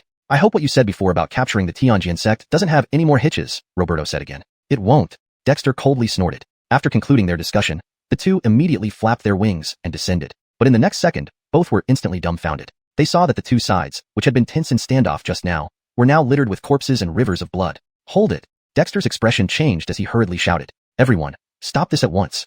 Roberto, seeing the situation, was equally furious and roared loudly. Looking at the battlefield's Tanjong, grim scene, both were livid with anger. They only exchanged a few words in the sky. How could it have turned into such chaos in such a short time? Under the stern rebukes of Dexter and Roberto, the two sides who had been fighting fiercely finally began to calm down slowly. Both sides once again divided themselves into two groups, glaring angrily at each other. Seeing the dozens of bodies left on the ground, Dexter and Roberto felt as if their hearts were bleeding. What on earth happened? Dexter asked Xingwudao, Dominic, and the others. But in the next second, swoosh, a head flew up. Ha ha ha, Lord of the Hall, I have made a great contribution for the Xiuxian Hall. Coulter's voice, filled with excitement and agitation, suddenly rang out. Everyone quickly looked over and saw Coulter holding a bloody human head, running joyfully towards Dexter. Protector Cory. The Wanmoyang sect member's eyes reddened again. The head in Coulter's hand belonged to one of the protectors of the Wanmoyang sect, who had reached the third level of the Xianjimal realm. Yet, his head was now in Coulter's hands. You. Dexter was stunned. Lord of the Hall, from the moment you declared war on the Wanmoyang sect, I knew you were a superhero. Moreover, your concern for me has touched me deeply, so I have long vowed to destroy the Wanmoyang sect to repay your favor. Coulter spoke with passion and righteousness. Dexter. He was enraged to the point of wanting to vomit blood, but it wasn't over yet. Coulter continued to wave his arm excitedly. I said before, I would fight for Xiuxian Hall. No regrets even if I die 9 times. Now is the time for me to repay the Lord's kindness. He stared intently at Dexter, and then held the head high for everyone to see clearly. The Wanmoyang sect is arrogant and unruly. Since Lord has decided to declare war on them, I suggest we can join forces with the Tianjin sect to completely annihilate the Wanmoyang sect. Coulter's face was flushed with fervor, his heart burning with zeal. Kill their people. Seize their cultivation resources. In the end, snatch their women, brothers, follow me in charge. Chapter 153, Please stop talking. The battlefield was in chaos. As passionate words were shouted by Coulter, all the disciples of Purple Cloud Hall listened with boiling blood. That's right. We can definitely ally with Heavenly Sword Sect and annihilate them. Ha ha ha ha, now I finally understand why the Hall Master likes this kid so much. It turns out he has such foresight. For a moment, everyone in Purple Cloud Hall was in an uproar. All were filled with battle spirit, looking fiercely at the people of 10,000 Demons sect opposite, ready to take action at any time. Hall Master, stop hesitating and give the order quickly. Someone could barely contain their excitement and looked at Victor, whose blood was also pumping. What order? Victor was bewildered. Obviously, to ally with Heavenly Sword Sect and wipe out 10,000 Demons sect together. Dominic, blinded by the urge to fight, hurriedly urged. Suddenly, poof, Victor spat blood backward. Stop. Looking at everyone eager to engage, he roared in anger. Hearing this, all the disciples of Purple Cloud Hall were stunned. They really couldn't understand Victor. It was clear that war had been declared on 10,000 Demons sect, and everyone was willing to fight, their morale high. But why did Victor intervene? It made no sense. Hall Master, if we ally with Heavenly Sword Sect, we might truly exterminate 10,000 Demons sect. Dominic said gravely. Yet Victor was on the verge of tears. Exterminate my ass. He felt like killing someone. Retreat. At Victor's command, everyone, though perplexed, obeyed the order to retreat. Across from them, Roberto's expression was equally ghastly. If it weren't for the fact that Victor had just handed him a primordial essence fruit, he would have doubted whether the other party had some hidden agenda. Master, shall we chase after them and kill them? A senior member of 10,000 Demons sect asked coldly, as they too had been riled up by Purple Cloud Hall, yearning for a battle. No need. Set up camp here. Roberto's eyes flashed with a fierce glint as he gave orders. He wanted to see what Victor was up to. Purple Cloud Hall. In the main hall, Victor's face was grim enough to drip water. Report to the Hall Master. This battle cost us 869 lives, and over 2,000 more were injured to varying degrees. An elder reported the casualties. Upon hearing this, Victor nearly spat blood again. Just leaving for a short while resulted in over 800 deaths. Truly hellish. Who was fanning the flames just now? He coldly glanced at those present. It was him. Dominic and others pointed at Coulter, sensing Victor's rage. Son-in-law, why did you do that? Victor took a deep breath, trying to appear kinder as he asked Coulter. I said earlier, the Hall Master has been kind to me. I did all this for Purple Cloud Hall. Coulter shrugged, looking innocent. Speechless. Sure, all for Purple Cloud Hall. So should I thank you for losing over 800 men? He still remembered clearly how Coulter claimed he was the most honest person before setting out. Now look at this. I truly believed in your honesty. Father, I think he is right. Since we've declared war on 10,000 Demon sect, we should ally with Heavenly Sword Sect and confront them together. Brianna spoke up. She suddenly found Coulter incredibly handsome on the battlefield, his stirring words filling her with zeal, even making her kill many from 10,000 Demon sect. Now it seemed marriage wasn't so unacceptable. But only if Rodney didn't die. We'll discuss this once the Heavenly Sword Sect people arrive. Victor felt like having a heart attack, his vision going black. So, how do we deal with 10,000 Demon sect now? Dominic asked. You just hold them off. They won't initiate anything within a short time, but you mustn't provoke them either. Pausing, Victor then looked at Coulter. Son-in-law, you stay inside the hall these days. Don't go out. Just wait for your wedding with Feiyu. He was genuinely scared. How did he miss before that this guy was so skilled at rallying people? This guy should be a general, not wasting talent here. But Hall Master, I really want to help you eliminate 10,000 demon sect to alleviate my guilt for accidentally killing your son. Coulter looked earnestly at Victor. Hearing this, Victor wanted to cry. Please stop talking. If you hadn't mentioned it, I was about to leave and forget all about it. Are you trying to make sure I don't forget this incident? The onlookers could not help but feel their eyelids twitching furiously. What a cutting remark. The past is the past. There's no need to bring it up again. Victor forcibly suppressed his anger and said. At the same time, he suddenly began to suspect. Could all of this be orchestrated by Coulter in secret? After all, today's events made Coulter the biggest culprit. But then he thought, Coulter could never have killed Axel, who was at the 8th level of the xiuxian stage, even if Axel was injured. Maybe he was just overthinking it. How could a mere inexperienced youth have such deep designs? Alright then. Coulter nodded in agreement. A few days passed. The entire Purple Cloud Hall was on high alert. Fortunately, as Victor had predicted, the people of 10,000 Demon Sect remained camped where they were, taking no action during these days. But everyone remained cautious, with the number of patrols around the mountain gate increasing several times, making the air thick with the smell of gunpowder. Until that day, Heavenly Sword Sect sent someone. Vice Patriarch Mu, we welcome you. Apologies for not meeting you far away. Victor, along with several senior members, came out to greet them. Ahead, under the lead of Jerry, a team of approximately 100 people from Heavenly Sword Sect slowly approached. In the group, Coulter saw Karina and Kathleno, as well as Blakely, whose mental state looked fairly good. This relieved him. Although Marlowe had previously said Blakely was out of danger, now seeing it firsthand, his heart finally settled down. However, what puzzled him was that he didn't see Terry in the crowd. It's an honor to have Hall Master Z come in person. Jerry smiled politely, expressing her gratitude. Please come in, please come in. Victor welcomed the guests from Heavenly Sword Sect with a warm smile. I've prepared a sumptuous banquet for tonight, offering our hospitality. Everyone, please don't be formal. Jerry responded with a smile. Thank you, Hall Master Z. Both sides got along very harmoniously. The many disciples of Purple Cloud Hall immediately understood that Victor truly intended to form an alliance with Heavenly Sword Sect. Chapter 154. I've already given you my person. At the banquet, the atmosphere was lively and bustling. Coulter sat with people from the Heavenly Sword Sect. Have you been all right during this period? Karina and Kathleen quickly looked at Coulter with concern. Of course something happened. Coulter sighed. What happened? Upon hearing this, the two women's expressions changed immediately. They stood up hurriedly and circled around Coulter to check on him. It's because I missed my two wives. Finishing his sentence, Coulter grabbed each of them by one hand and pulled them into his embrace. You're incorrigible. Karina rolled her eyes. I was so worried about you. Kathleen, blushing and lowering her head, appeared a bit shy. Although it had only been half a month since she last saw Coulter, her longing was no less than Karina's. Yet being less experienced and having a thinner skin, she wasn't good at expressing her feelings. But nothing did happen to me, right?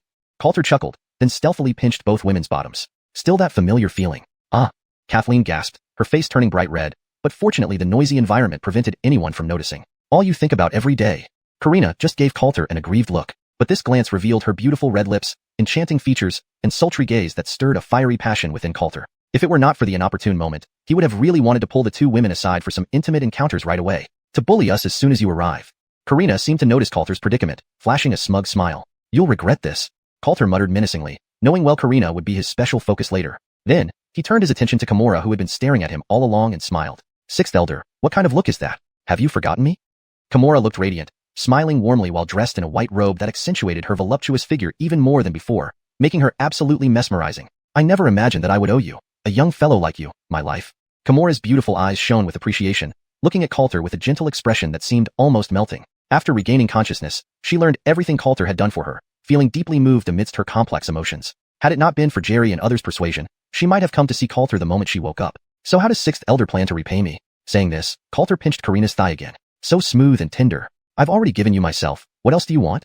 Kimura said to Coulter with a playful smirk. Hearing this, Karina and Kathleen widened their eyes, gazing at Coulter and Kimura in disbelief. What? Salma also? They didn't know about this before. No wonder Salma nearly died, and Coulter became so anxious, even stirring trouble at the Purple Cloud Pavilion, just to save her.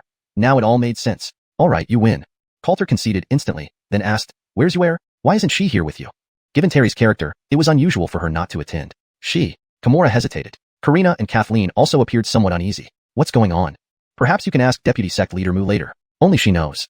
Hearing this, Coulter frowned, sensing a foreboding premonition. In the evening, after feasting to satisfaction, Jerry and her party sat across from Zoltan and company. Palace Master Z, this time I'm sent by our sect leader to greet you and discuss the alliance between our two sects to combat the 10,000 Demon Sect. Jerry spoke first. As her words echoed, everyone fell silent, straining to hear every word. The climax of today's meeting was here. The following discussions were crucial, potentially deciding the entire Northern Spirit region situation. Ha ha ha ha, an alliance is naturally not a problem. You must have seen the 10,000 Demon Sect encamped outside when you arrived. Since they've come knocking on my door, I certainly won't let them off easily. They must pay with blood. Zoltan stated boldly. Hearing this, Jerry felt overjoyed. She hadn't expected things to go so smoothly. Then shall we discuss the details of the alliance now? Jerry asked tentatively. But Zoltan shook his head with a smile. Deputy Sect Leader Mu, you should know that I've decided to marry my beloved daughter to Brother Coulter. Their wedding will be tomorrow, so it wouldn't be too late to discuss the alliance after they get married. Jerry was slightly taken aback upon hearing this. Then she looked at Coulter in great surprise. She hadn't expected that Zoltan would be willing to marry off his own daughter just to win over Coulter. You really have a lot of charm with women, don't you? You already have so many wives. In just a few days, you actually managed to woo the sacred maiden of Purple Cloud Pavilion, Karina said to Coulter with a touch of envy. Kathleen also glanced at Coulter and pouted. This stinky man, always busy chasing after women. I wonder if he'll be able to satisfy all of them. Coulter smiled but remained silent. He was pondering what Zoltan's true motives were behind this move. This is good. Jerry agreed. After all, it's just one more day, which wouldn't affect anything. I will first arrange accommodation for everyone, and tomorrow we will all attend the wedding of the two newlyweds, Zoltan said with a radiant smile. Very soon, under his instruction, the people from the Purple Cloud Pavilion arranged Jerry and her companions in a grand hall closest to the Purple Star Tower. Everyone then dispersed. But thinking about what might happen next, their minds couldn't settle down. What are you looking at? Coulter asked behind Brianna. Mind your own business. Brianna shot him an angry glance. Could it be that you feel inferior when you see my two wives? Coulter suddenly asked. Hearing this, Brianna immediately became furious and embarrassed. Why don't you just die? With a sharp scream, she walked straight into the Purple Star Tower and slammed the door shut. That trick doesn't work on me anymore. Seeing this, Coulter shrugged indifferently and then headed straight for the room where Karina and Kathleen were staying. More than half a month had passed, and he missed his two wives dearly. Meanwhile, Brianna leaned against the door, panting heavily. Instantly, tears welled up in her eyes. This damned guy. Looking down, she thought about the two women who were sitting in Coulter's lap earlier. Comparing herself to them, she couldn't help but cry out loud. Wah, too unfair. She had previously thought Coulter was deliberately humiliating her, but now she realized those two women, whether in appearance or temperament, were no less impressive than her, and even excelled in some aspects. No wonder Coulter was so picky about her. It turns out he was used to having better company before. Chapter 155. Do you really understand her? In the depth of night, when all things seemed to come back to life, Coulter knocked on Karina and Kathleen's door. Creak. The door opened in response. There stood Karina in an almost translucent snow-white long dress, her graceful figure leaning against the door, looking at him with a bewitching expression. Why are you here at this hour instead of sleeping? Karina blinked at Coulter, her face adorned with a stunning smile. Undeniably, Karina was becoming more enchanting than ever. Her beautifully shaped, delicate body could be vaguely seen through the white dress. Those alluring curves and the smooth, fair skin exposed were captivatingly inviting. Of course, it's because I miss my darling. Coulter felt a surge of passion. After saying so, he immediately scooped her up by the waist and closed the door. Their lips met, kissing fiercely. At first, Karina was somewhat inexperienced, but as Coulter intensified his assault, she gradually let herself go and responded passionately. Why are you alone? Just when Karina was nearly breathless, Coulter paused and asked, Aren't I enough for you alone? Karina's exquisite face blushed, making her look even more radiant. But we should all have our share, right? Coulter chuckled, yet he still felt a little regret that Kathleen wasn't there. Karina rolled her eyes seductively, licked her sensuous red lips, then reached out to tie up her long hair that had been hanging down over her shoulders. Seeing this, Coulter's eyes lit up instantly. The next second, an incredibly familiar feeling came. Indeed, once involved, it was hard to pull away. After displaying a bout of tongue skills, Karina looked at Coulter with eyes like silk, sparkling with bright light. Such a little demon. Coulter grinned, then embraced her and effortlessly slid into where he had yearned for. Bad. Then, soft moans echoed in the room, but Coulter felt that Karina seemed to be restraining something, different from before. What's wrong? Coulter asked. Nothing. Karina turned her head away. Suddenly, Coulter seemed to hear other sounds. He stopped and approached a storage cabinet. No. Karina immediately blushed. Creak. Coulter opened the cabinet. Inside, what came into view was Kathleen. She was huddled up inside, her flawless, pretty face also blushing. What are you hiding here for? Coulter asked irritably. I originally live here. Kathleen dared not look at Coulter, answering while keeping her head down. Upon hearing this, Coulter immediately understood. This girl didn't want to face him together with Karina, so she hid here in advance. But since she was found out by him, well, blame me not. Since we're so familiar, you know my strengths and I know your depths, why are you shy? Coulter gave an evil smile, and then lifted Kathleen up as well. What are you going to do? Kathleen looked at Coulter with both shame and anger. It's better to share joy than to keep it to oneself. Tonight, we'll unleash ourselves and fight for 300 rounds. Coulter laughed. Karina rolled her eyes. Especially you. I told you I would specially take care of you tonight. Then Coulter immediately rushed towards Karina. Subsequently, a fierce battle erupted instantly. This time, Coulter fought two women and did not fall behind at all. He made the two of them surrender utterly, crying out continuously. Late into the night, Karina and Kathleen collapsed, completely exhausted, their bodies glistening with sweat. And Coulter truly shared equally, giving everything he had saved up during this period to the two women without any leftovers. Did I break through? Karina and Kathleen spoke simultaneously. After their intimate encounter, Karina directly broke through from the peak of the 9th level of Heavenly Profound Realm to the Imperial Profound Realm, which excited her immensely. What might take others a lifetime to achieve, she had managed in half a night. Even Kathleen had broken through to the peak of the 9th level of Heavenly Profound Realm, just one step away from the Imperial Profound Realm. They glanced at each other and suddenly couldn't help laughing inwardly. They suddenly felt that Coulter's prowess was even stronger than many precious treasures. If not for their shyness, they really wanted it every day. I also broke through. Coulter smiled broadly. After the intense encounter with the two women, his cultivation also broke through from the 7th level of Heavenly Profound Realm to the 8th level. You two rest here. I need to find Vice Sect Leader Jerry. After saying that, Coulter left the room where the two women were. Soon, Coulter found the room where Jerry was and gently knocked on the door. The door opened. At this moment, Jerry was wearing a purple silk robe, perfectly highlighting her full figure. Moreover, as Jerry seemed to be in a good mood, she looked extremely lazy, exuding an air of mature grace and charm. I knew you would come to me, but I didn't expect it to be so soon, Jerry said. At the same time, she sized up Coulter. This guy indeed had quite a bit of charm. In just half a month, he managed to win over the Holy Maiden of Purple Cloud Palace. Come in. As Coulter walked into the room, a pleasant scent of body fragrance greeted him, causing his head, which had lowered, to rise again with renewed vigor. I want to know where Terry is gone, Coulter said after calming down. Do you really understand her? Jerry didn't answer directly, but instead asked a question. Not very well. Coulter thought for a moment, and gave an honest reply. Although he was familiar with Terry in one particular aspect, apart from her background, he did not know much else about her. Suddenly, he remembered that Aloysia had also asked him the same question before. At that time, he was preoccupied with Blakely's safety and didn't think too much about it. Let me tell you then.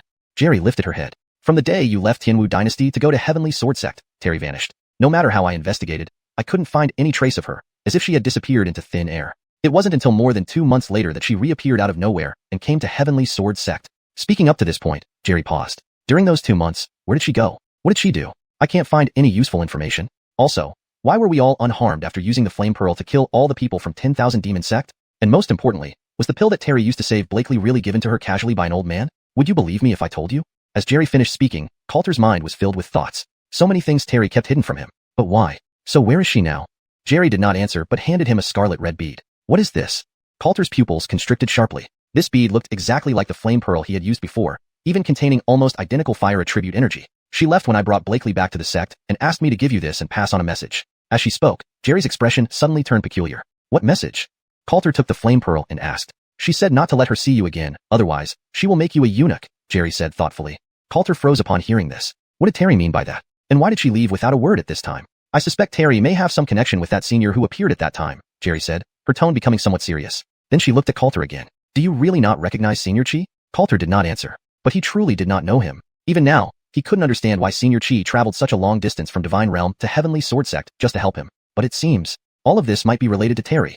Chapter 156, A Big Surprise. The next day. Today, the Purple Cloud Pavilion was unusually lively. The reason was none other than the fact that today, the pavilion's holy maiden, Joy, was going to marry Earl. The entire Purple Cloud Pavilion was festively decorated with lanterns and red ornaments hanging everywhere. The auspicious double happiness, characters were plastered all over, creating a jubilant atmosphere. Even the disciples of the Purple Cloud Pavilion had more smiles on their faces today, their usual tension replaced by lighthearted discussions in groups. At the largest square of the Purple Cloud Pavilion. Right now, this place was filled with over 1,000 people. Winifred, Tanya, Elisa, and others from the Heavenly Sword Sect had also arrived. Ha ha ha, welcome once again to our esteemed guests from the Heavenly Sword Sect. Please wait for a moment. The wedding will officially commence at noon. Raphael stood on the central platform, laughing heartily with a radiant face. It was evident he was extremely happy. The half-month period had arrived, and Earl's mental power must have been completely consumed by the soul-devouring bug. Only one final step remained to achieve his goal. Then, he glanced at Winifred and the others below, a mocking gleam flashing in his eyes. The tripartite balance of power among the 3 major sects in the Northern Spirit region would be altered by his hand today.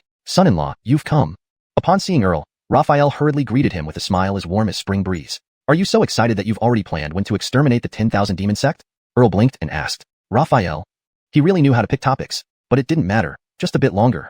Ha ha ha, no rush about that. Just as Feiyu is still getting dressed up, let me give you a big surprise first. Earl's eyes lit up. What kind of big surprise?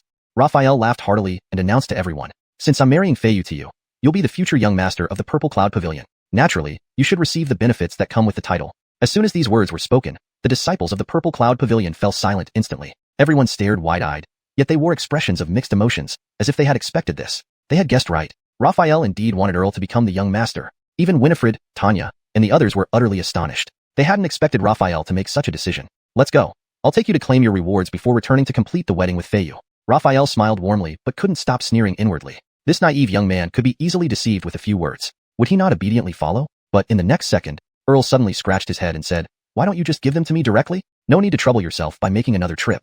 Raphael's smile froze, but he still patiently explained, what I want to give you is very important and cannot be handed over directly. So please, son-in-law, come with me. Oh. Earl blinked again, then I don't want it. Raphael. Everyone present. Speechless. Such an incredible opportunity, and he casually refused it? Son-in-law, you may not know, but what I'm giving you is an incredibly big surprise.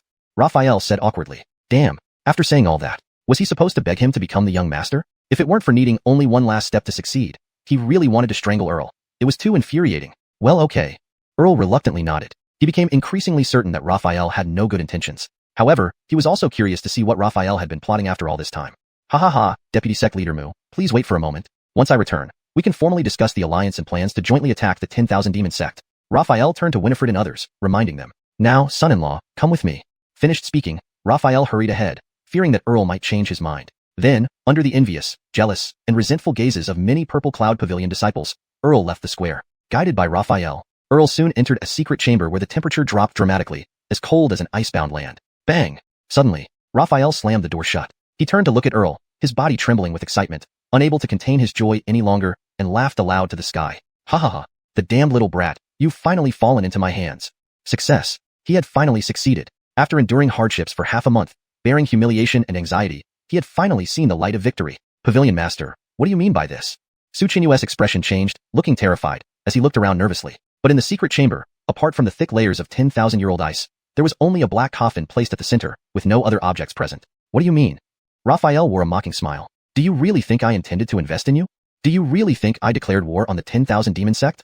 Do you really think I wanted to marry Feiyu to you? A series of disdainful and mocking rhetorical questions instantly made Raphael's eyes bloodshot. Today, I will make you dissipate into nothingness, avenging my son Yang. How about this surprise? Do you like it? The pain of losing a son was etched deeply in his heart. If Xiuxian's body wasn't still useful, he would have torn him to pieces himself to relieve his hatred. Xiuxian widened his eyes, incredulously, exclaiming, So everything you did before was just to deceive me? Hearing this, Raphael laughed triumphantly. Ha ha ha ha, now you know, it's too late. You were nothing but my little lab rat, a pitiful insect I toyed with at will. Once my father possesses your 9-dragon battle body and restores his cultivation, Mu Bingjia and others outside will join you in hell, while the Purple Cloud Pavilion will be the ultimate winner. The true intentions were revealed. He no longer needed to put on an act. After speaking, Raphael became uncontrollably excited, as if he could already see the scene where the Purple Cloud Pavilion dominated the entire Northern Spirit region. Now, Xiuxian fully understood. It turned out Raphael's ultimate goal was to possess his 9-dragon battle body. No wonder the man had been so enthusiastic, even not daring to make a move despite the death of his own son. All the truths emerged at this moment. Don't do this. Xiuxian took 2 steps back with a face full of fear. Swish. Suddenly, Raphael lunged forward. He grabbed Xiuxian's shoulders tightly, laughing wildly. You were quite arrogant before, weren't you? Afraid now? I lost my son waiting for this day. How can I let you escape?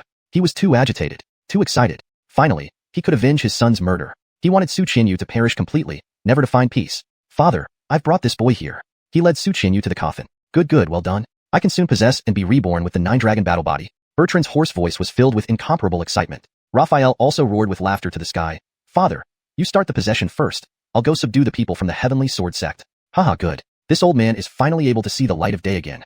As he finished speaking, a gray spiritual force surged out of the coffin, then rushed eagerly into Xiuxian's mind. Ah! Xiuxian gave an anguished cry, his expression showing unbearable pain. Ha ha ha ha, poor little lab rat. The rise of the Purple Cloud Pavilion starts with your complete annihilation. Seeing this, Raphael grinned in triumph, his long-awaited revenge fulfilled, and then left the secret chamber laughing. His everlasting empire, his better life, were about to begin. Chapter 157. A scoundrel who doesn't act like a human. Inside the secret chamber, the cold air was bone-chilling. Ha ha ha ha, it's indeed the 9-dragon battleground body, and 4 dragon pulses have already awakened. This is truly heaven's way of helping me. Jamil's voice rang out, trembling with excitement. Hum. Soon, a gaunt old man materialized in Coulter's mind, his figure extremely ethereal, as if a gust of wind would dissipate him. But his eyes sparkled with sharp light. Ha, wonderful. This perfect body will soon belong to me. Jamil examined Coulter's body closely, growing more satisfied, his expression brimming with excitement. But in the next moment, old Busurda, undead one. What are you so happy about? Coulter's voice suddenly resounded within. Upon hearing this, Jamil frowned, sneering, Humph, truly a stupid and pitiful little brat, still unaware even at death's door. He gazed at the opposite Coulter, eyes filled with greed. As long as he eradicated the other party's mental power completely, this body would be his. Is that so? Coulter raised an eyebrow. So, the emaciated fellow before him was Gustave, the 6th son of Purple Extremity's father, managing to prolong his life in this peculiar way. Indeed, rather interesting. Ha, little thing, you can go die now. This body will soon be mine. Jamil couldn't wait any longer and attacked Coulter urgently. But suddenly, smack! Coulter slapped him away and then effortlessly lifted Jamil. How could this be possible? Jamil was dumbfounded. What on earth was going on? Wasn't the other party's mental power supposed to have been completely devoured by the soul-devouring goo? How could he still be so strong? A series of question marks left him utterly stunned. You're as stupid as your son, only his acting is better and more patient than you. Coulter looked at Jamil in his hand, ridicule showing on his face. That so-called soul-devouring goo was slain by the Marlowe upon entering his body and no longer existed, let alone devouring his mental power. And Jamil, whose mental power was already very weak, faced the peak condition Coulter, like fish on a cutting board, without any resistance. You knew all along. Jamil's complexion changed drastically as he exclaimed in shock. Just the two fools, you and your son. Thought you could deceive everyone into believing your tricks. Coulter said indifferently. From start to finish, he never trusted Gustav. Therefore, he had stolen the most advanced techniques from the Purple Cloud Hall under uncertain circumstances and took the opportunity to kill Rodney. Looking back now, everything he did was perfectly right. You. Jamil's pupils dilated, terrified. It turned out this white mouse had known about their scheme all along. Please spare me. I can make Gustav give you anything you want. Jamil struggled desperately, pleading for mercy. He knew there was no chance of success for his soul transmigration. Coulter's mental power was exponentially stronger than his. Even if Coulter did nothing, Jamil had no hope of succeeding. Spare you? If not for my precautionary measures, would you have spared me? Coulter smiled faintly, tightening his grip around the other's neck. Gustav, you traitorous son. You've killed me. Immediately, an explosion. Boom. Jamil exploded into a cloud of white mist, which Coulter absorbed entirely. In an instant, the notorious, blood-handed butcher of 100 years ago vanished in such a tragic and miserable manner, disappearing completely. This mental power is really good. Coulter instantly felt refreshed and invigorated. After absorbing the mental power, he instantly felt a surge of clarity and a significant boost in his own mental strength. He should have died long ago, but due to preserved mental power, he managed to cling to life. However, after exhausting nearly a century, he wanted to take over someone else's body. The Marlowe explained and then gloated. Too bad their luck wasn't good enough, encountering you, a scoundrel who doesn't act like a human. Coulter grinned, but he had to admit, Gustav's acting was impressive. Had he not always been cautious about trusting others, he might have fallen for it. Then, Coulter stored the black coffin in his collection. Though this item carries some ominous aura, it should be quite a valuable treasure. Given how it allowed Jamil to prolong his life for a century, it was clear this object was extraordinary. He decided to take it just in case. After doing all this, a slight smile curled the corner of Coulter's mouth. So now, it's time for me to give Victor a big surprise. At the same moment, Brianna was dressed in an auspicious red bridal gown, looking extraordinarily beautiful compared to her usual self. Under everyone's gaze, she slowly walked up to the central platform. My goodness, how beautiful the Holy Maiden is. Sigh, that kid really got lucky. If I could marry the Holy Maiden, I'd be willing to become the young lord. You wish, you're just dreaming if you think you can have everything your way. The eyes of many Xiuxian Hall disciples were fixed wide open. Regardless of figure or appearance, Brianna wasn't inferior to top beauties like Karina and Rosanna. At this moment, adorned in a luxurious wedding gown, she looked even more radiant. But her expression was very complicated. Was she really getting married today? And to the man who killed her brother? Her thoughts were swirling, chaotic, and uncertain about how she would face Coulter. That guy sure knows how to enjoy. Rosanna said jealously from below the stage. She was also surprised by Brianna's beauty but couldn't help feeling envious, as if someone had taken away her most cherished possession. On the contrary, Karina smiled slightly and said, a genius like him won't lack for women. She had long made up her mind, so unlike Rosanna's jealousy, she could accept it calmly. But, Karina glanced at Blakely. She noticed that although Suzanne was expressionless, there was a look of envy hidden in her eyes. The hall master has returned. Soon, a sudden shout arose from the crowd. Everyone turned to see Victor walking over with a flushed face and a broad smile. Hall Master Z, where is Coulter? Jerry frowned slightly and stood up to ask. Upon hearing this, Victor's smile instantly vanished, replaced by a cold and fierce look. He, of course, is dead. Whoosh! A chill blew into the faces of everyone present. Everyone was momentarily stunned. What did you say? Jerry and Suzanne suddenly stood up. Buzz. Victor abruptly waved his hand. In an instant, a powerful force enveloped the entire square, forming a transparent barrier above everyone's heads. The Clan Protection Great Formation. What happened? Why did the Hall Master activate the Clan Protection Great Formation? The disciples of Xiuxian Hall exchanged glances, puzzled. The Clan Protection Great Formation was the last line of defense for a sect. It wouldn't be activated lightly unless the sect faced a matter of life and death. Yet now, Victor had unhesitantly activated the formation, leaving everyone unprepared. Hall Master Z, what do you mean by this? Jerry's expression changed drastically. She instantly grasped a slender sword and looked at Victor gravely. What do I mean? Victor sneered mockingly, his smile chillingly cold. Of course, it means exterminating every single one of you. Chapter 158. Make the seed sprout. What? Everyone was stunned. Hadn't Gustav just said he wanted Coulter to be the young master of the Purple Cloud Hall, and that they were going to discuss an alliance with the Heavenly Sword Sect against the 10,000 Demon Sect? What did this mean now? Have you been deceiving us all along? Jerry's face was filled with anger, her heart sinking to its depths. Ha ha ha ha, you Heavenly Sword Sect members are all fools. Now it's too late for you to know. Gustav laughed arrogantly. Victory was within reach. Do you not fear retaliation from the Heavenly Sword Sect? Jerry held her sword, her gaze fixed on him. Gustav sneered in disdain. Do you think this is the end? As he spoke, he waved his hand and sneered coldly, Patriarch Liu, I've done as I promised. Shouldn't you show yourself now? Upon hearing these words, Jerry and Suzanne, among others, changed their expressions immediately. Patriarch Liu? Which Patriarch Liu? Gustav, you truly are a two-faced hypocrite. From amidst the crowd, a figure shrouded in black slowly revealed itself. Roberto. Jerry tightened her grip on her weapon, her eyes becoming heavy with concentration. Suzanne and the other disciples of the Heavenly Sword Sect's expressions kept changing. None had expected the leader of the 10,000 Demons sect to be hiding among them. I will do what I've promised. Hand them over to you now, Gustav snorted indifferently to the criticism. Of course, no problem. Roberto cackled, his voice hoarse. Kill. He turned abruptly and issued the kill order directly. Kill. Everyone, attack together. Kill them. Ha ha ha ha. So this is really the Patriarch's plan. The hidden disciples of the 10,000 Demons sect instantly rushed out from within the crowd, furiously attacking the people of the Heavenly Sword sect. Only now did everyone realize. So the war declared between the Purple Cloud Hall and the 10,000 Demon sect was a ruse. The real targets of Gustav and Roberto were the Heavenly Sword sect. Everyone, come closer. Jerry's expression was extraordinarily grave. Once all the disciples of the Heavenly Sword sect gathered together, she cast a stream of light from her hand which then transformed into a huge, virtual black tortoise image. The massive black tortoise acted like a shield, protecting all the members of the Heavenly Sword sect inside it. At the same time, dense attacks rained down heavily upon the black tortoise's virtual image. Bam bam bam.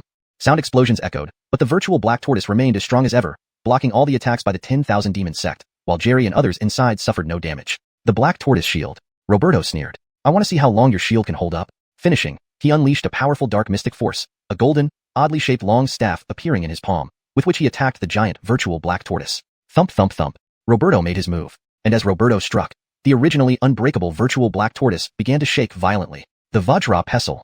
Jerry felt suddenly powerless. Her black tortoise shield was an exquisite Earth-grade spirit artifact, but Roberto's Vajra Pestle was also an exquisite Earth-grade spirit artifact and was extremely effective at countering defensive artifacts. Plus, with Roberto's immense Empyrean mystic realm cultivation, the black tortoise shield wouldn't last much longer and would soon be broken. A sense of despair began to spread.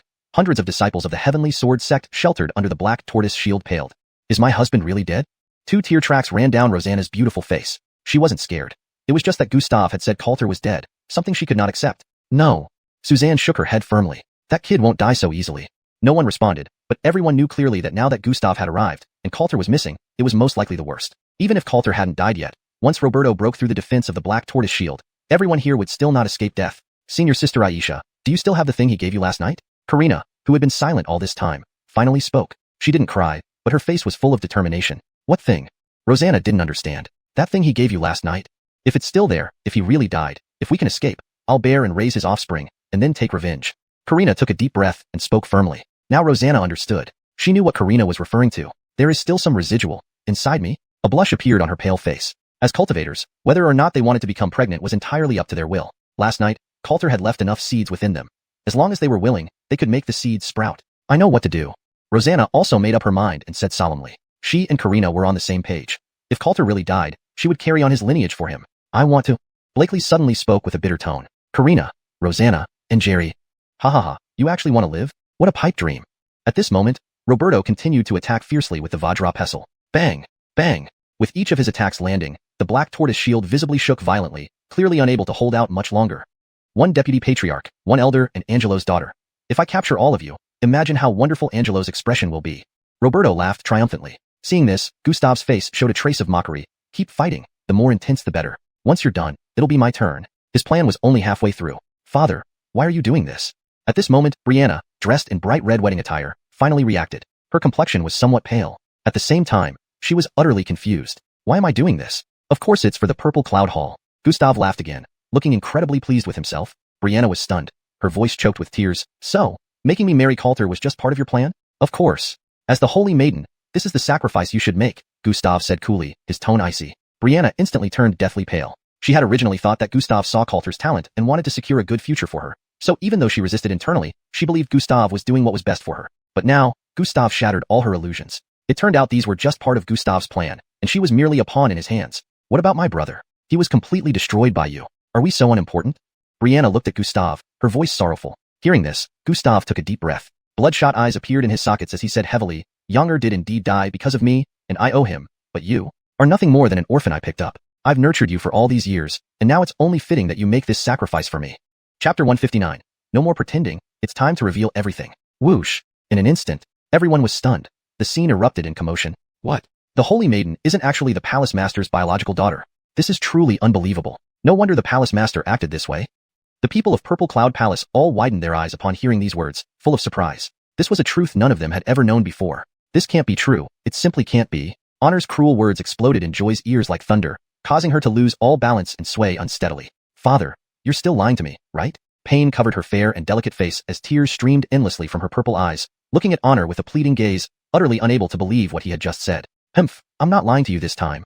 Honor waved his sleeves and spoke indifferently. 20 years ago, I found you by chance outside. You were only 2 or 3 years old, but I discovered that you possessed a spirit sword body, which made you worth cultivating. That's why I brought you back.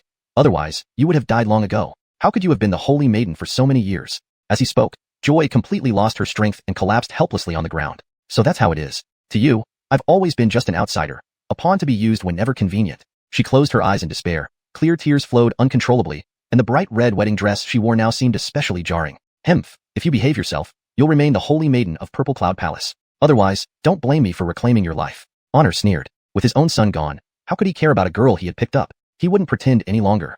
Joy lay on the ground in despair, speechless and helpless, tears flowing incessantly. Amidst the bustling crowd, she appeared heartbreakingly broken. Her heart was shattered into pieces at this moment. Sigh.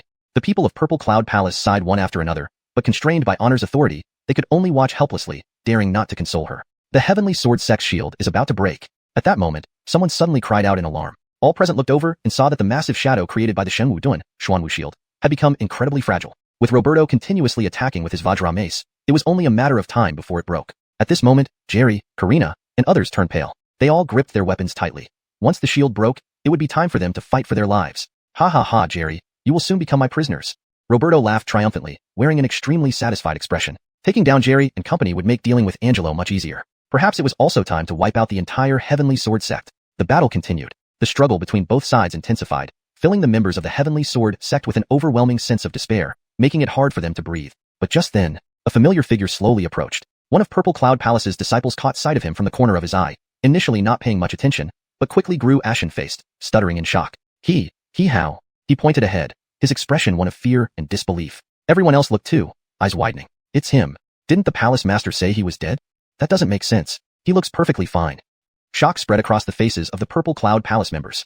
For the newcomer was none other than Coulter, looking exhilarated. Hadn't Honor just said Coulter was dead? Why was he now walking over as if nothing had happened? A second later, Dad. Honor's excited voice suddenly rang out. Everyone immediately froze. Dad? What was going on here? Did they hear correctly? Honor was calling Coulter Dad? Even Jerry, Karina, and the others trapped within the sect protection formation gaped in bewilderment at Coulter. They too were utterly confused. Dad, did you manage to possess this body so quickly? Honor rushed to Coulter, asking eagerly. Yes. Coulter chuckled triumphantly. This body is even better than I imagined. I feel filled with power. You can do whatever you want boldly. Your dad has got your back now. Hearing this, Honor was elated. Ha ha ha, heaven is on my side, truly on my side. He laughed loudly and heartily. It worked. Finally, it worked. After all his painstaking planning and sacrificing his own son, fortune had finally smiled upon him. Success was achieved. Losing his son didn't matter now. As long as his plot succeeds, wouldn't he have plenty of sons in the future? He could make as many as he wanted. Listen up, everyone from the Purple Cloud Hall. Then, Zoltan issued an order. Charge into the protective sect formation.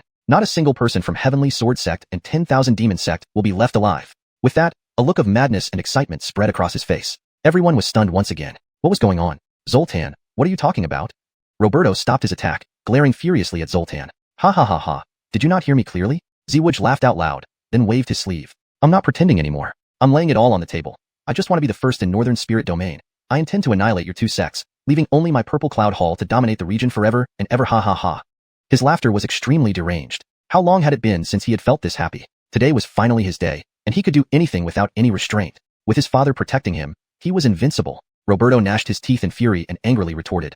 I've seen arrogance before, but never like yours. It seems you've gone mad. Hearing this, Zoltan sneered repeatedly. Pointing at Coulter, he said, You probably don't know this yet, but he is no longer that damned boy. He has been reborn through soul possession by my father, who now possesses the 9-dragon warrior body. Now you are all trapped in the sect's protective formation, just fish in a pot. The reputation of my father, Bloodhand Butcher, hasn't been forgotten, has it? And with the added strength of the 9-dragon warrior body, taking you lot down is a piece of cake. Zoltan became more excited as he spoke, his eyes gleaming. Upon hearing his words, Jerry, Karina, and others' expressions drastically changed. Even Roberto's expression turned grim. He looked at Zoltan and let out a laugh filled with rage. Very well, very well, very well. So this was your true intention. Who would have thought even I fell for your pretense? Following this, Dominic and other high-ranking members and disciples of Purple Cloud Hall suddenly understood, revealing expressions of excitement. So that's how it is. Brilliant, absolutely brilliant. Truly worthy of being the palace master, this move is amazing. They got it. Everything made sense now. Originally, everything Zoltan did wasn't about cultivating some future sword immortal or making Heavenly Sword Sect and 10,000 Demon Sect fight each other to the death. It was about luring the leaders of Heavenly Sword Sect and 10,000 Demon Sect into the protective sect formation, then using Bertrand's hands to wipe them out all at once. This scheme was truly vicious. If the master of 10,000 demon sect, Roberto, and the deputy head of Heavenly Sword sect were both killed here, plus the blood hand butcher Danilo, who was reborn and possessed the 9-dragon warrior body, the entire northern spirit domain would have no one who could stand against Purple Cloud Hall. Ha ha ha ha, you're all foolish idiots, deserving of death at my hands. Zoltan continued to laugh and taunt uncontrollably. He then looked intently at Coulter. Father, act quickly, destroy them all. I can hardly wait any longer. Chapter 160. My dear son. Silence fell all around. The situation on the scene abruptly changed. All eyes were on Coulter, and the atmosphere became unbearably tense at this moment, even causing cold sweat to seep out on Roberto's forehead. Now he was also trapped in this protective grand array. If xiuxian really managed to reincarnate by possessing a body and then joined forces with Gustavin, even he would have no confidence in escaping. Father, quickly make your move. I really want to see their desperate and helpless looks. Gustavin urged impatiently. Coulter, however, shook his head and said, my cultivation hasn't fully recovered yet. You go deal with him first. Once I've recovered, I'll come to help you. Gustavin was slightly stunned upon hearing this, but he soon reacted. No wonder his father had come out so quickly. His cultivation hadn't fully recovered yet. Just after completing the soul seizure, this was completely normal. Alright, then I'll go confront Roberto first. Father, hurry up and recover, and then lend me a hand. Gustavin nodded excitedly. Swish. After speaking, he directly rushed into the protective grand array. Roberto, today is your death day. After a bout of laughter, Gustavin instantly charged at him. I'm going to tear you into pieces. Hearing this, Roberto also exploded with anger. Boom, boom, boom, boom. The two Empyrean realm powerhouses immediately engaged in battle, terrifying mystic energy spreading in all directions. Fortunately, both Gustavin and Roberto were inside the protective grand array, and the aftershocks of their battle were completely blocked by the formation. Otherwise, just the terrifying waves of mystic energy alone would be enough to kill most people present. You hypocrite, die for me.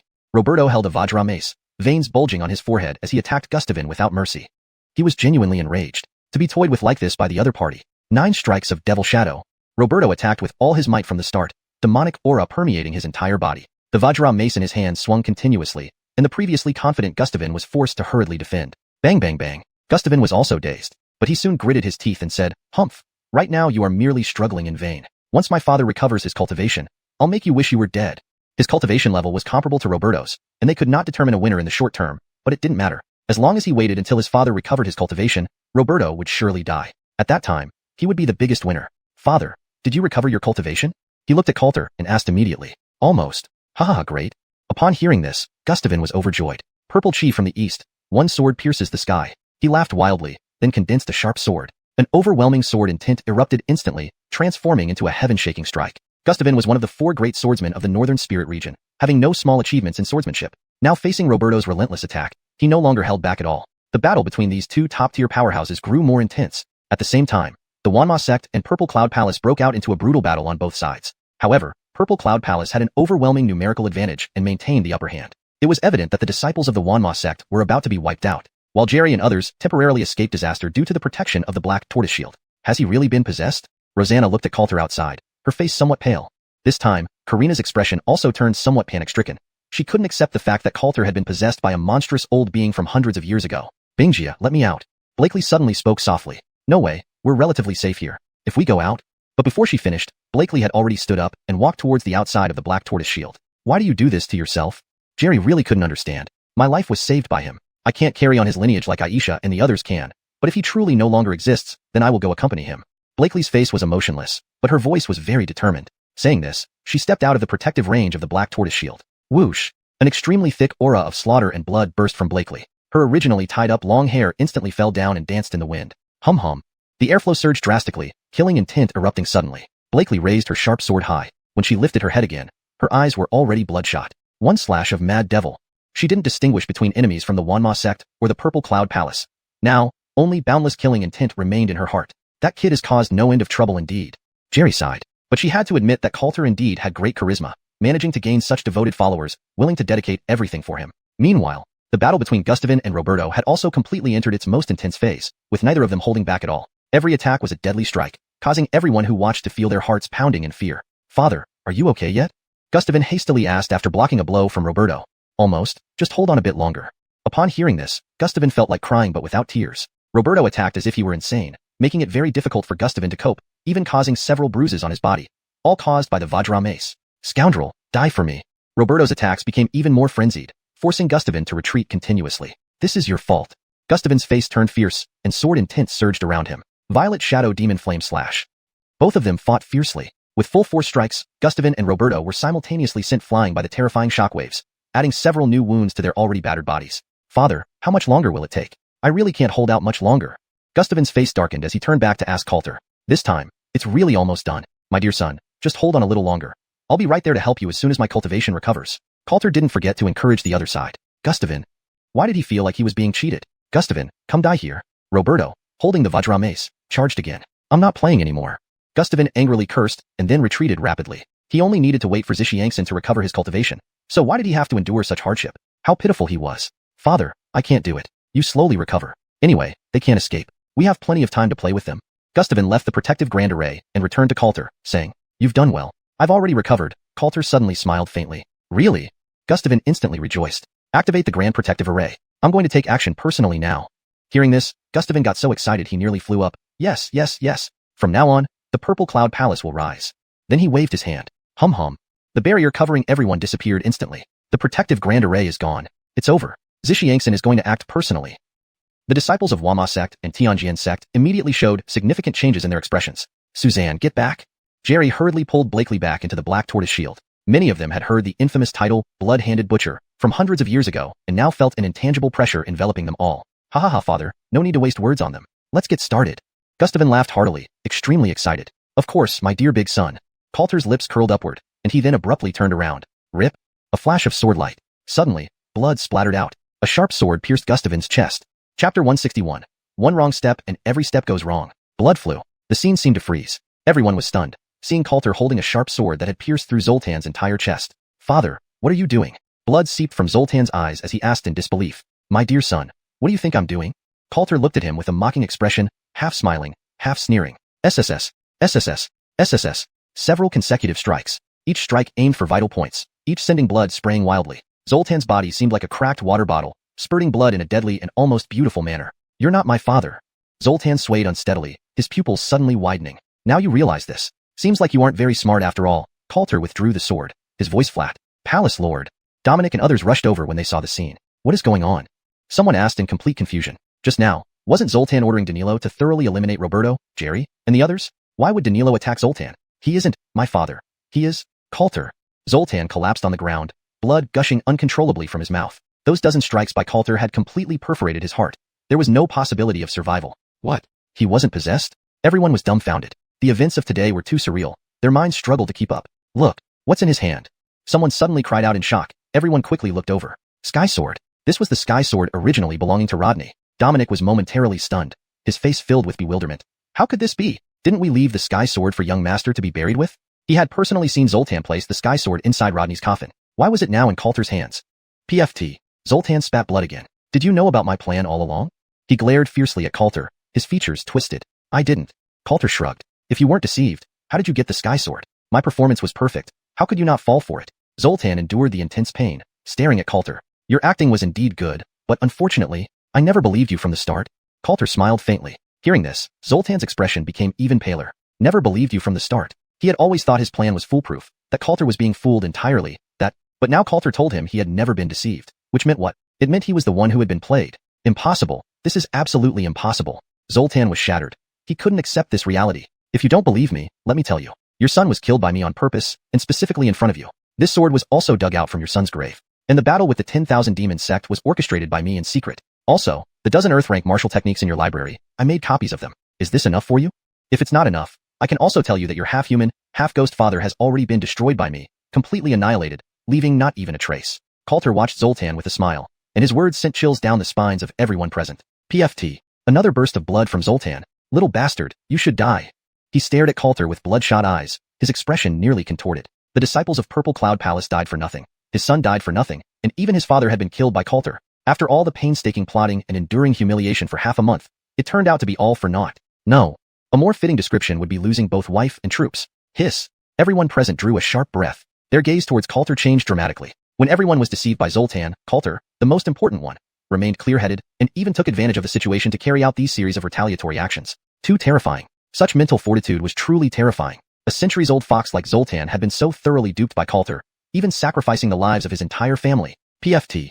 Zoltan spat another mouthful of blood, then urgently searched through his storage ring. I haven't lost yet. As long as I live, I haven't lost. From his bloody palm, he took out a fist-sized fruit and was about to put it in his mouth. The primordial mystic fruit. He originally had 2 primordial mystic fruits, One was given to Roberto earlier. This one now was his last hope. Just now, Coulter's dozen strikes severed his heart pulse, and he could only hold on by his powerful cultivation. But as long as he consumed this primordial mystic fruit, he would be fully restored. Whoosh! But in the next moment, everyone saw a fleeting shadow flash past. Dominic and others reacted belatedly. Quick, protect the palace lord.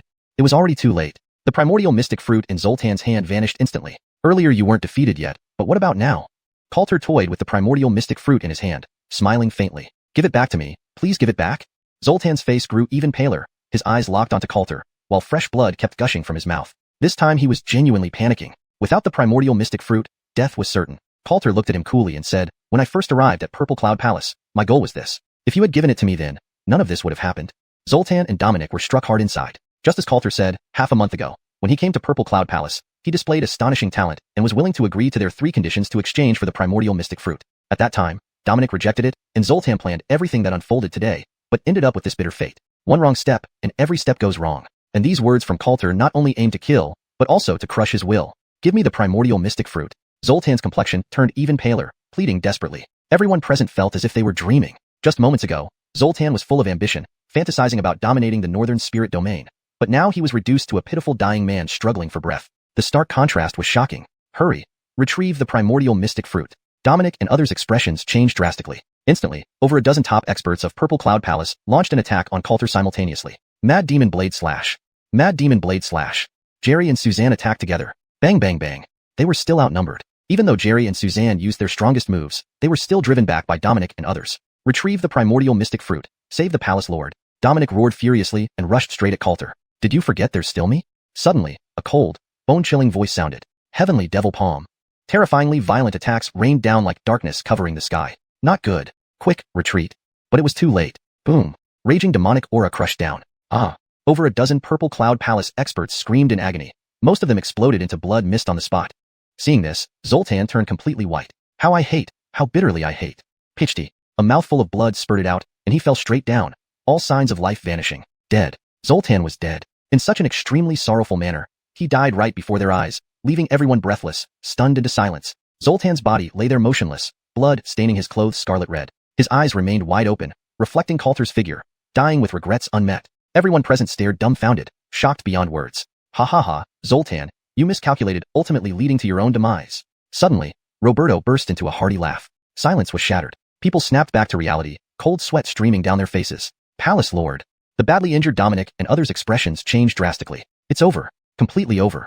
There would be no more Purple Cloud Palace in the future. Zoltan's plan was nearly perfect, deceiving all of them and seemingly almost achieving success. But in the end, it was forcefully reversed by Coulter, leaving the once well-calculated Zoltan with such a miserable end. We need to leave quickly. Jerry reacted swiftly. She endured the killing intent caused by Mad Demon Blade Slash, immediately shattering a spatial stone and leading Karina and Coulter into it. Take that woman with us. Coulter suddenly turned around. He didn't forget. It was his wedding day. What are you waiting for? Come over here. Coulter looked at Brianna, who was dressed in a red bridal gown but appeared pale and dazed. I don't want to go. Can I just die here? Brianna remained unmoved, her voice hoarse from prolonged sobbing. Don't forget, you're my wife now. If I don't allow you to die, you absolutely cannot.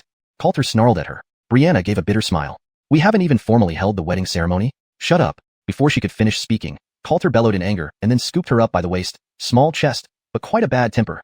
After saying that, he immediately turned back, humming. Finally, with a ripple in the distorted space, the Xiuxian sect group instantly vanished from the spot. Lord, should we chase after them? An elder of the Wanyazong stepped forward to ask. No need to bother with them. A sinister smile appeared on Roberto's face. From now on, the Purple Cloud Palace will be completely erased from the northern spirit domain, and the Xiuxian sect won't last much longer either. Chapter 162. You have to try harder. The next day, as shocking news spread one after another, it instantly ignited everyone in the northern spirit region, leaving them stunned and speechless. Xiuxian Hall's Hall Master Gustav has perished along with his Dao, and the Xiuxian Hall has been utterly annihilated, reduced to history. All remaining members of the Xiuxian Hall have surrendered to the 10,000 Demon Sect. Even the ruins of the Xiuxian Hall have been seized by the 10,000 Demon Sect. The 10,000 Demon Sect has formally declared war on the Heavenly Sword Sect, declaring that they will annihilate the Heavenly Sword Sect within a year, without accepting any surrender. Roberto, the sect master of the 10,000 Demon Sect, personally issued an order to hunt down Coulter of the Heavenly Sword Sect, demanding his capture alive.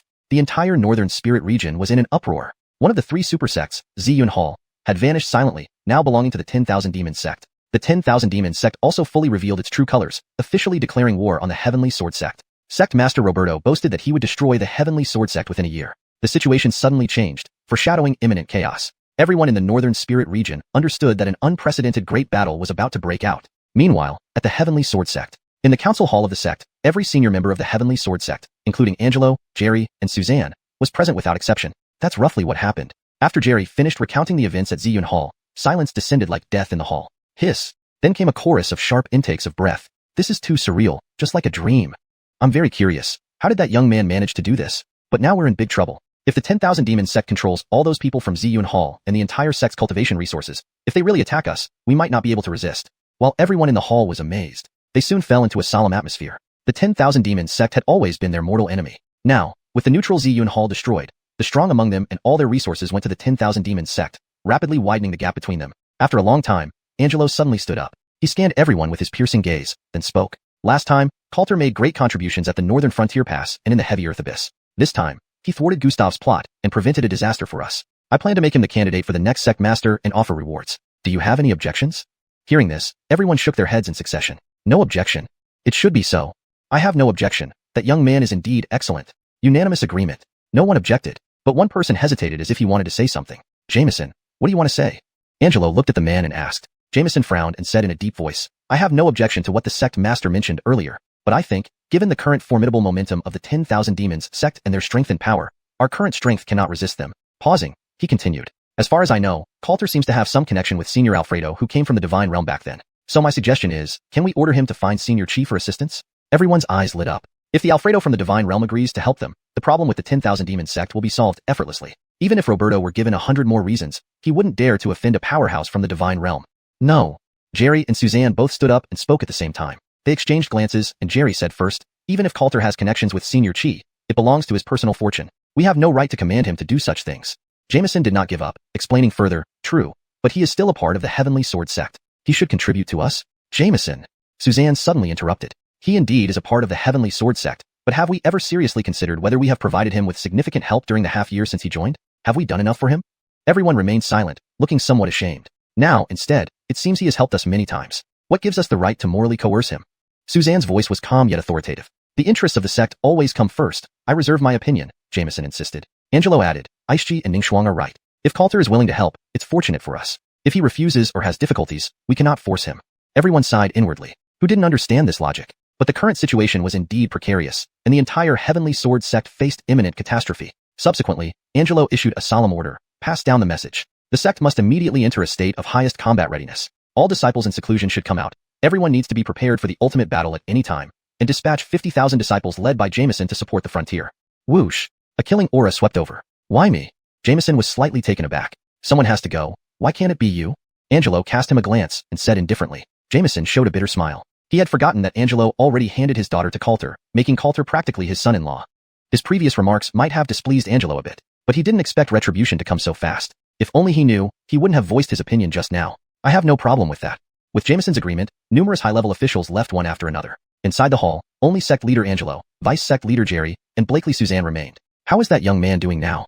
Speaking of this, he felt an immense relief. If Coulter hadn't seen through Gustav's plot, Jerry and Suzanne might not have returned. I've examined him. There's nothing serious. Jerry revealed a hint of a smile as she responded. Even she was somewhat fearful when thinking about it. Angelo also grinned. That little fellow is sly and sharp-witted. He never gets fooled or let down. How could someone dig a pit for him? Gustav encountered him and suffered bad luck for 8 lifetimes.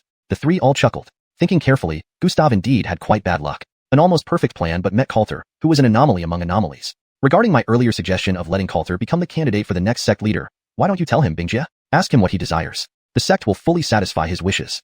Angelo added with a smile. Just as Jerry was about to nod, Suzanne suddenly stood up and said, let me talk to him. After speaking, she turned and left the hall. Seeing this, Angelo was puzzled. What's wrong with her? It's just telling that guy. Why is she so eager?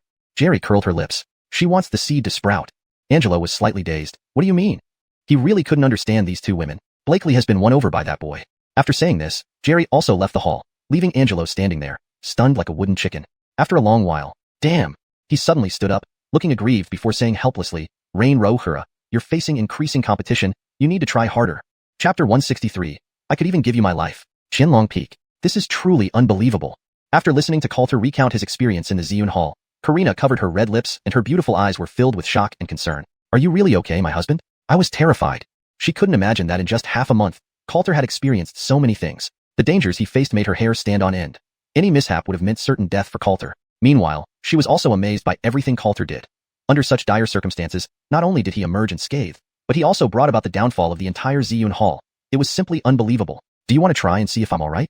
Coulter chuckled. With these words, he lunged toward Karina, then kissed her sensuous red lips, seeking passionately. Karina put up a token resistance before her body completely melted, letting Coulter do as he wished. Soon, both of them lay bare together. Suddenly, Coulter looked at her. You know very well you can't escape. Why do you still pretend to resist? He asked with a teasing smile. Karina blushed slightly, brushing away her disheveled hair with Feng Qingwanzhong grace, giving him a coquettish glance. Aren't all men like this, cherishing what they obtain after difficulty? If I didn't resist at all, would you still love me? Hearing this, Coulter was enlightened. My dear wife, you have such deep scheming. Karina smiled seductively, then leaned close to Coulter's ear and whispered, I have even deeper places for you to explore. Would you like to try? These words ignited a fierce flame within Coulter's heart. That we must definitely try. As he said this, Karina let out a surprised cry, and then they immediately became passionately entangled. Meanwhile, in the room opposite Coulter's. Hello, I'm Kathleno. I'm a bit older than you, so call me senior sister from now on, Kathleno said with a smile, extending her delicate hand. My name is Brianna. Across from her, Brianna looked dejected, still unable to come to terms with what had happened the day before. Her eyes showed nothing but sadness and confusion. Senior sister Feiyu, don't be too upset. Think of it this way. Although Zoltan used you, he has also received his due punishment. You should look forward now. Kathleno consoled her gently. Both of them were around the same age, and their situations were quite similar. Both had been intended for Coulter by their fathers. They shared similar fates. However, while Angelo truly had Kathleno's best interests at heart, Zoltan was an unscrupulous man who stopped at nothing to achieve his goals. Look forward. Brianna's purple eyes were hollow and helpless. But where can I go or what can I do now? Upon hearing this, Kathleno smiled faintly. If senior sister Feiyu doesn't mind, live with me from now on. You won't need to worry about anything else. Brianna looked up gratefully at Kathleno, unable to hold back her tears any longer, and burst into sobs in Kathleno's arms. Suddenly, a wave of pleasure-filled sounds came from the other side. Kathleno's face changed instantly, and Brianna, in her arms, seemed to hear it too, asking curiously, what is that sound? Is someone fighting? But this sound doesn't seem right. Kathleno felt extremely embarrassed, but seeing Brianna's innocent eyes, she couldn't bear to corrupt her innocence, so she solemnly explained, yes, it's someone fighting, probably almost fighting to the death. At noon, under the bright sun, Karina left with seeds of fulfillment. Not long after, a figure dressed in light blue, elegant yet mature, slowly knocked on Coulter's door. Salma, what brings you here? Coulter opened the door and saw Suzanne standing there. Don't invite me in for a moment? Suzanne asked with a smile. Of course. Coulter stepped aside. Suzanne wasn't the least bit reserved, gracefully walking into the room and sitting directly on the bed. I came here to tell you that the sect leader has decided to make you one of the candidates for the next leader of Tianjian sect. You are encouraged to express any needs you have. Upon hearing this, Coulter nodded lightly. Aren't you happy? Suzanne turned her head and asked. I didn't ask for it, Coulter shrugged. Compared to becoming the next leader of Tianjian sect, he was more interested in knowing where Terry had gone and why she had kept so much from him. How is things at Wanma sect? Then, Coulter opened his mouth and asked. But Suzanne shook her head, then stood up, walked to Coulter, and asked with a smile. Now we are alone. You don't just want to discuss these matters with me, do you? Only then did Coulter notice. Today, Suzanne seemed to have dressed up carefully. Her voluptuous and perfect curves, smooth and snow-white skin, and the low-cut long robe that revealed large areas of white, as well as her long, round legs all exuded a fatal allure. Seeing Coulter not speaking, Suzanne sniffed, suddenly realizing, someone else was here before you. Queenie just left. Coulter didn't hide it. So you were having some quality time? Suzanne looked at Coulter with amusement, her eyes filled with provocation. Coulter rolled his eyes. Before he could say anything, Suzanne flipped her palm, and a small white pill appeared in her hand. Be good, take this down, and I guarantee you'll be lively again soon. Suzanne held it out to Coulter. What is this? I specially prepared it for you. A third-grade elixir called Dragon Vigor Pill. Although its grade isn't high, the effect shouldn't be bad. Suzanne smiled seductively at Coulter. This isn't necessary. Hearing this, the corner of Coulter's mouth twitched. What the hell? A Dragon Vigor Pill. Clearly, it's an aphrodisiac. That won't do. Suzanne sat on Coulter's lap and put the pill in her red lips. Come, let me feed it to you. Coulter. His kidneys suddenly cramped. The next second, their lips met. Coulter felt a nimble tongue instantly break through his defenses, then fed the small pill into his mouth. Swallow. He gulped. Hee, that's my good boy. Suzanne looked at Coulter with smoky eyes, laughing triumphantly. Immediately, before he could react, she found what she wanted, and Coulter immediately felt a familiar sensation come over him. Whoa. His body shuddered. Salma. His voice was floating. Do you feel uncomfortable? Suzanne lifted her head, blinking her eyes. Comfortable. Coulter exhaled. Then don't blame me for being impolite. Finished talking, she pressed him down immediately, then rushed into the heart of the matter, starting a new battle. 1 hour, 2 hours, 3 hours. Coulter showed no sign of stopping. Even the bed they were on had been soaked with sweat, and the room was a mess, showing how intense the battle was. Salma, are you okay? If you can't handle it, I'll go cool down now, Coulter asked. The pill indeed worked, and he couldn't stop, but he was afraid that Salma would be overwhelmed if he continued. Don't stop, Suzanne panted, stopping him. Then she looked at Coulter seriously. You saved my life. Even giving me my life to you is possible today. With these words, Coulter's eyes reddened instantly. 4 hours. 5 hours. Deep night. Brianna had stopped crying. She looked at the blushing Mororu beside her and asked, "Why are there people fighting again? And this time, it lasted so long. Aren't they tired?" Maruru's mouth twitched, her face full of resentment. "Salma, at least leave me a bit. I haven't used it yet."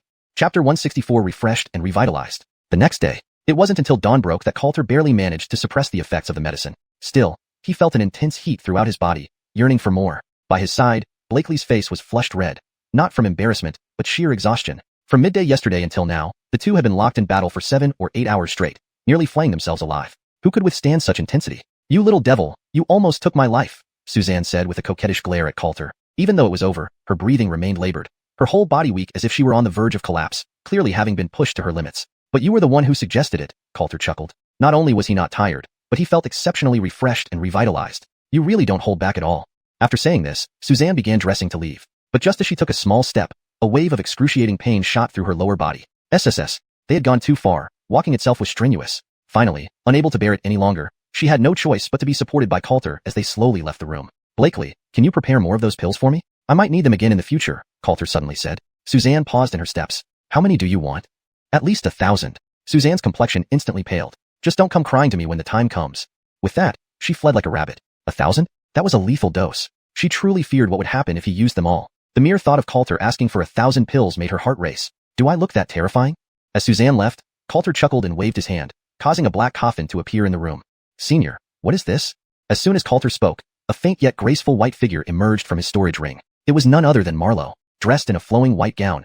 Even in her soul state, her curvaceous figure and stunning beauty were evident. In her true form, she would be even more exquisite. This should be a coffin crafted from profound wood, which has the effect of nurturing souls and preserving physical bodies. "It's extremely valuable, which is why that old man's soul hasn't dissipated after all these years," Marlowe explained. Coulter's eyes lit up. Would this be useful for restoring senior soul power? But letting someone as beautiful as you sleep in a coffin feels a bit inappropriate. Marlowe smiled faintly. Why should that be a problem?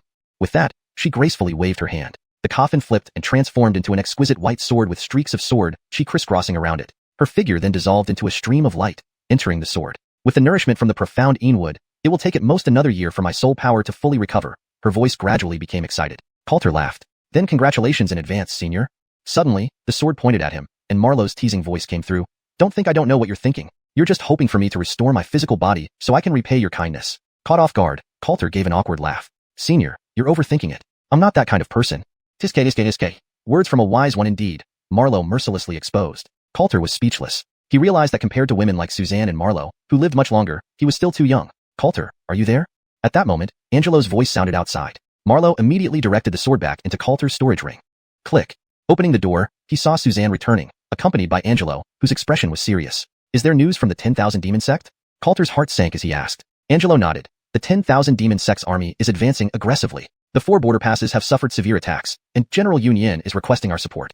Coulter frowned. "They came so quickly. I've already sent Jameson and Jerry to support South Pass, West Pass, and East Pass. Now, North Pass can only rely on Blakely and you," Angelo continued. Suzanne nodded immediately upon hearing this. "No problem. I'll gather my people and set out right away. The enemy army is here. The worst-case scenario has finally come to pass." Looking around, the entire Sky Sword sect was on full alert, with the air filled with a cold and lethal intent. Even many disciples had already been dispatched to the border, leaving few people inside the sect. "All right, I'll go with Blakely." Coulter spoke up as well. Suzanne Toto glanced at him, feeling her legs go weak. "We want to go too." At this moment, Karina, Kathleen, and Brianna hurried over, with the first two saying quickly, "All right, but you must ensure your own safety." Angelo did not hesitate and immediately said, this was precisely when the Sky Sword sect was most in need of manpower.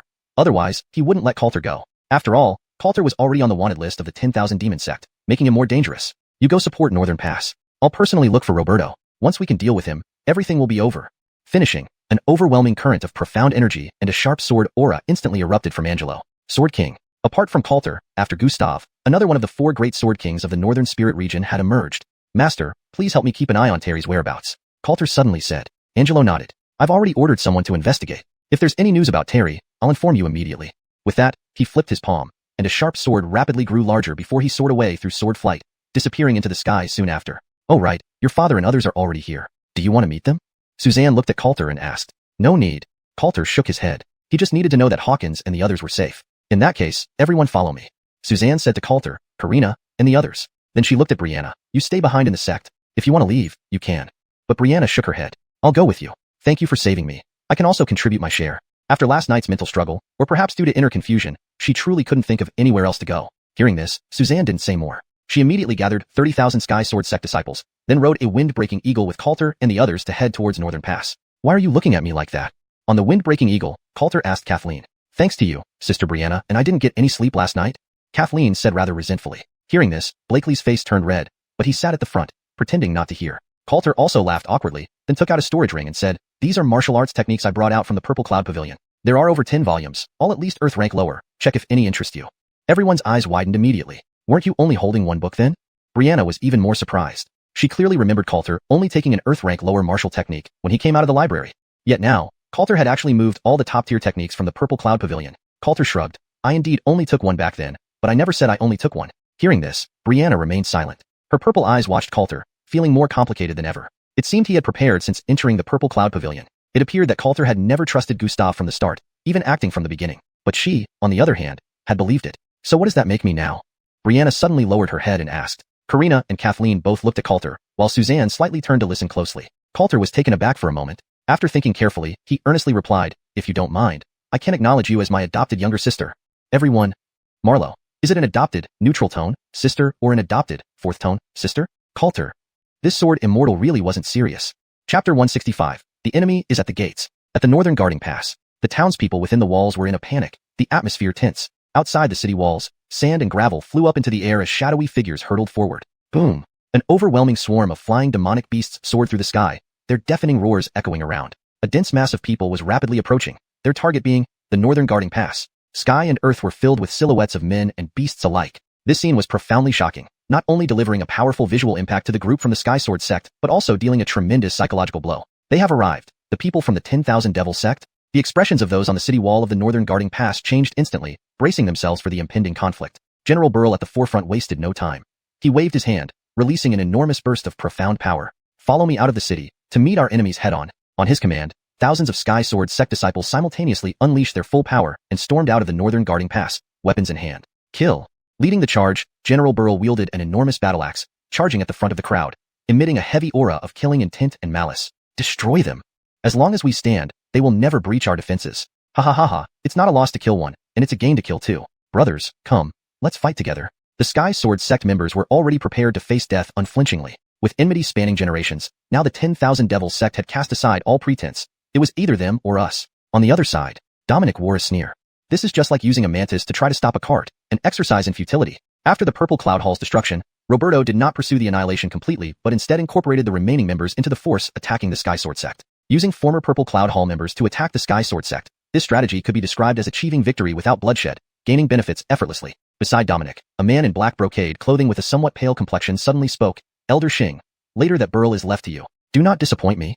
Hearing this, Dominic felt displeased. Rest assured, second young master. Yet he replied with a smile. This man was indeed Roberto's second son, named Timothy. Roberto claimed he sent him out to gain experience, but he knew very well it was a means of installing a spy to keep watch on him. Attack. With Dominic's order, tens of thousands of former Purple Cloud Hall disciples took out their combat skills and charged forth, roaring furiously. They didn't want to be pawns for the 10,000 Devil sect, but now with the Purple Cloud Hall destroyed, they had no choice. Killing intent surged, and dust filled the air. Soon, the two sides clashed, erupting into a ferocious battle with chaos reigning. Kill.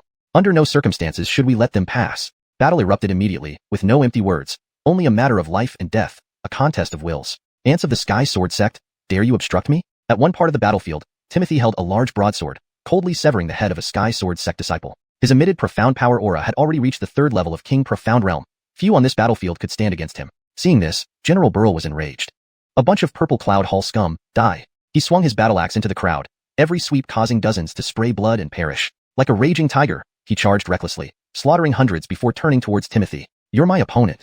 As General Burl wreaked havoc uncontested, a purple figure flashed in front of him, blocking his assault with a sharp sword. Recognizing the intruder, General Burl shouted, Dominic, you actually willingly serve as a dog of the 10,000 Devil sect. Dominic grew even angrier. All this is your Sky Sword sect's doing. How could he not be infuriated? Once the mighty Grand Elder below only one person in the Purple Cloud Hall, enjoying a comfortable life. But ever since Coulter arrived at the Purple Cloud Hall, nothing went smoothly for him. Eventually leading to the Purple Cloud Hall's downfall, he could only submit to the 10,000 Devil sect to save his life. Otherwise, he would have died at Roberto's hands long ago. Anger mounted. Subsequently, Dominic brandished his sword, unleashing immense profound power. Today, I'll send you to join the Purple Cloud Hall in death. With these words, General Burl stopped talking. Die. The two formidable warriors engaged in battle. On the battlefield, Screams, cries of slaughter, and wails filled the air. Looking around, despite the chaotic battlefield, the 10,000 devils sect overwhelmingly outnumbered them. Even though they fought with all their might, they were still retreating step by step. Do you think it's over yet? While battling General Burl, Dominic sneered. It's time for you old friends to make your move. As he let out a low shout, 3 figures brimming with surging profound power charged into the battlefield, then began a rampage of slaughter. We're here. Ha ha ha ha, kill them. Killing these Sky Sword sect people also avenges our Hall Master. The 3 were originally elders and retainers of the Purple Cloud Hall. With their full combat power unleashed, their formidable King Profound Realm cultivation wreaked havoc on the battlefield, causing massive casualties with each move. You deserve to die. General Burl saw this and his eyes instantly turned red with rage. With the absolute numerical disadvantage and lagging in top-tier combat strength, many Sky Sword sect disciples fell with deep resentment and despair. Haha, this is all due to your own doing. Today is the day of your doom.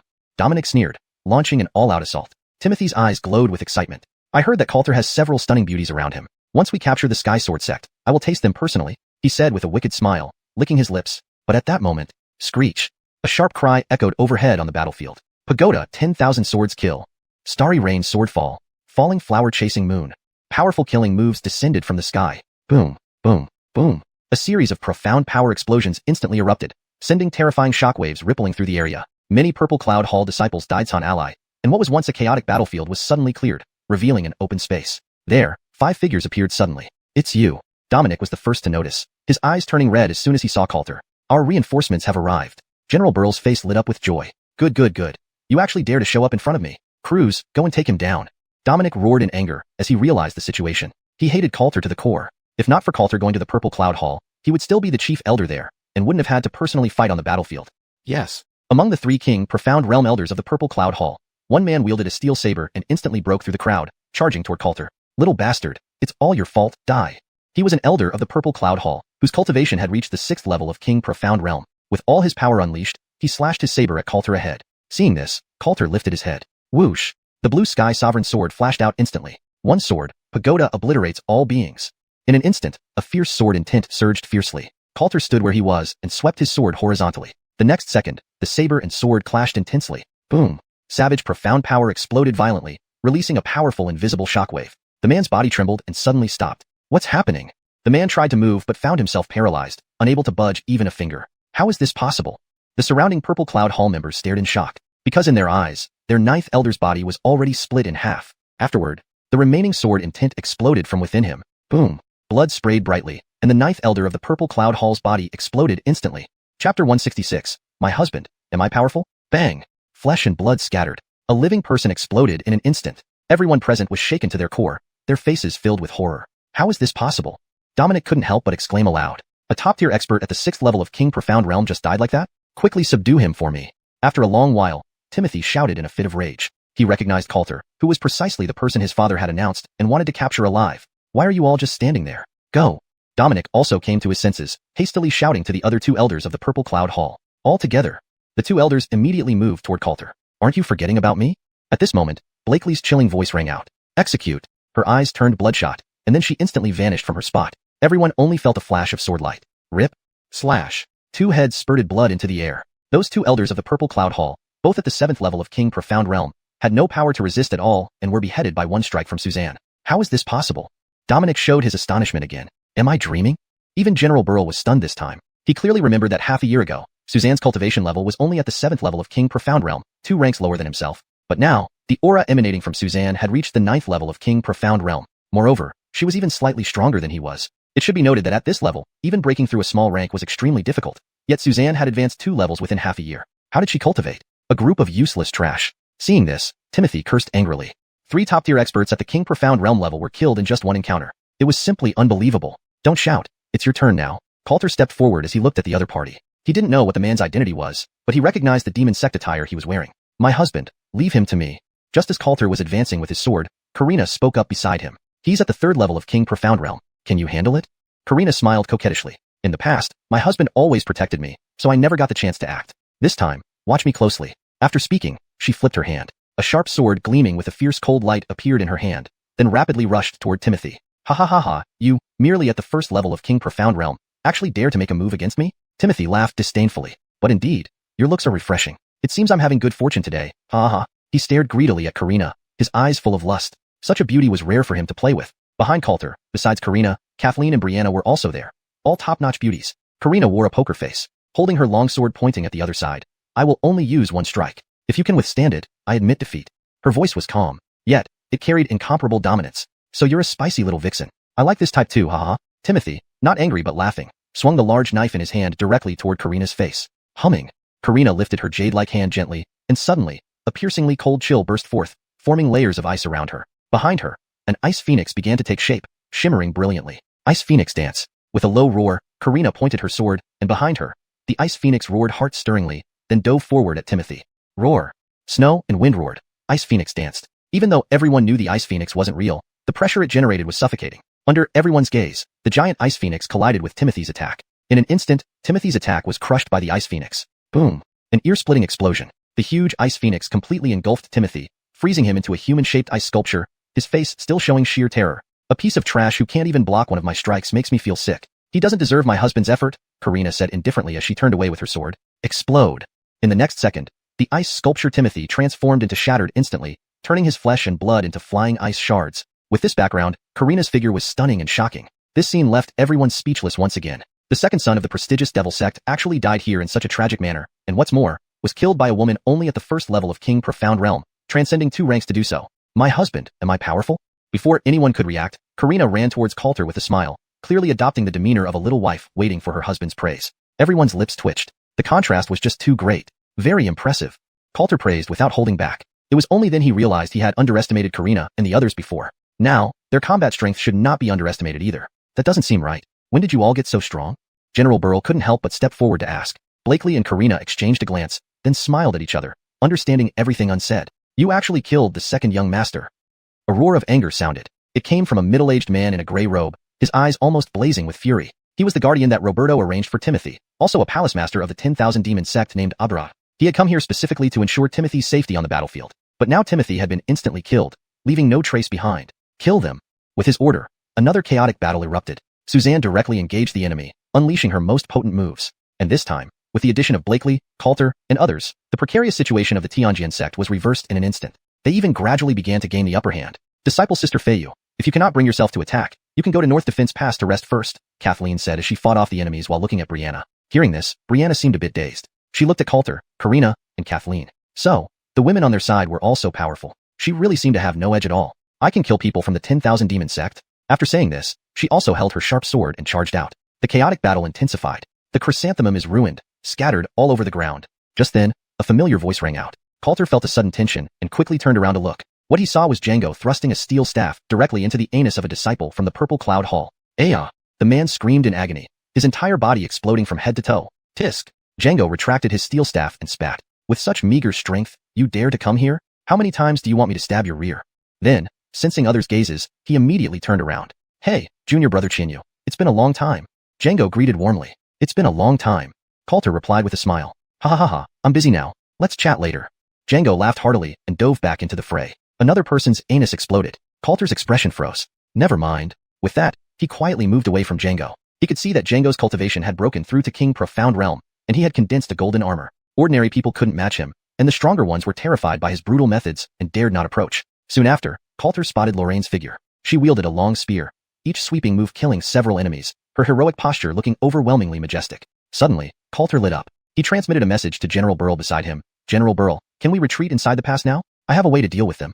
Upon hearing this, General Burl, who was fiercely battling Dominic, paused slightly but ultimately chose to trust Coulter. Retreat the entire army, General Burl ordered, and the Tianjian sect disciples, who were still fighting fiercely, quickly withdrew toward North Defense Pass. We should leave too, Coulter said, looking at Karina and the others. Okay. They chose to trust him unconditionally. Soon, everyone from the Tianjian sect rapidly retreated into North Defense Pass, leaving behind a scene of severed limbs and flowing blood. Attack! Don't let them escape, Abdurrahman and Dominic shouted in unison. Their relationship was now irreconcilable, and both harbored resentment, not wanting to let Coulter and company go. Charge! A massive crowd of people and beast silhouettes surged toward North Defense Pass, causing everyone to feel goosebumps. Seeing this, Coulter turned to Suzanne and asked, Blakely, where are the pills you prepared for me earlier? Chapter 167. This is a living Yama. Pills? Miriam was slightly taken aback. What pills?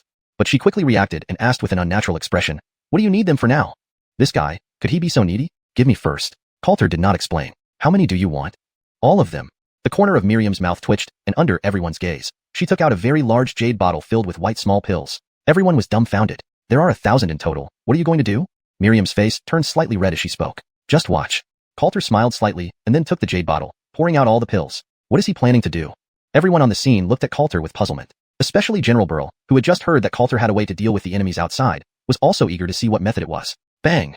A dull sound, and over 1,000 small pills exploded, turning into dense white smoke that spread in the air. Humming.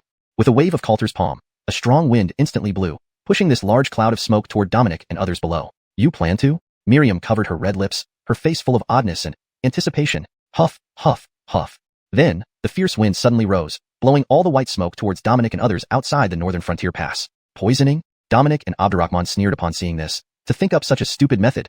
It seems the people of Heavenly Sword Sect really have no hope. After saying that, Dominic shouted loudly, "Everyone, take the antidote pills and continue the attack. In a large battlefield, once the enemy uses poison, it can pose a significant threat. Therefore, antidote pills were almost a necessity for everyone."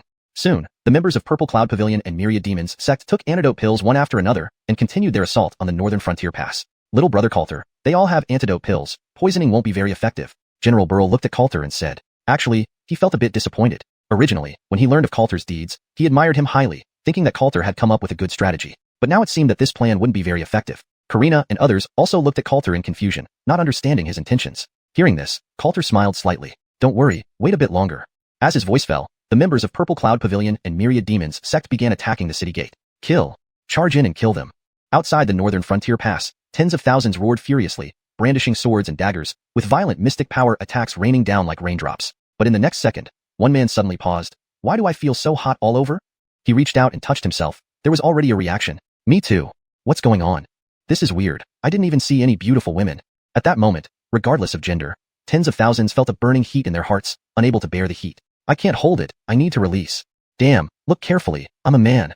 I understand now. The white fog earlier wasn't poison. It was aphrodisiac. In an instant, tens of thousands became restless. This situation made it impossible to fight. I'm so hot, I want.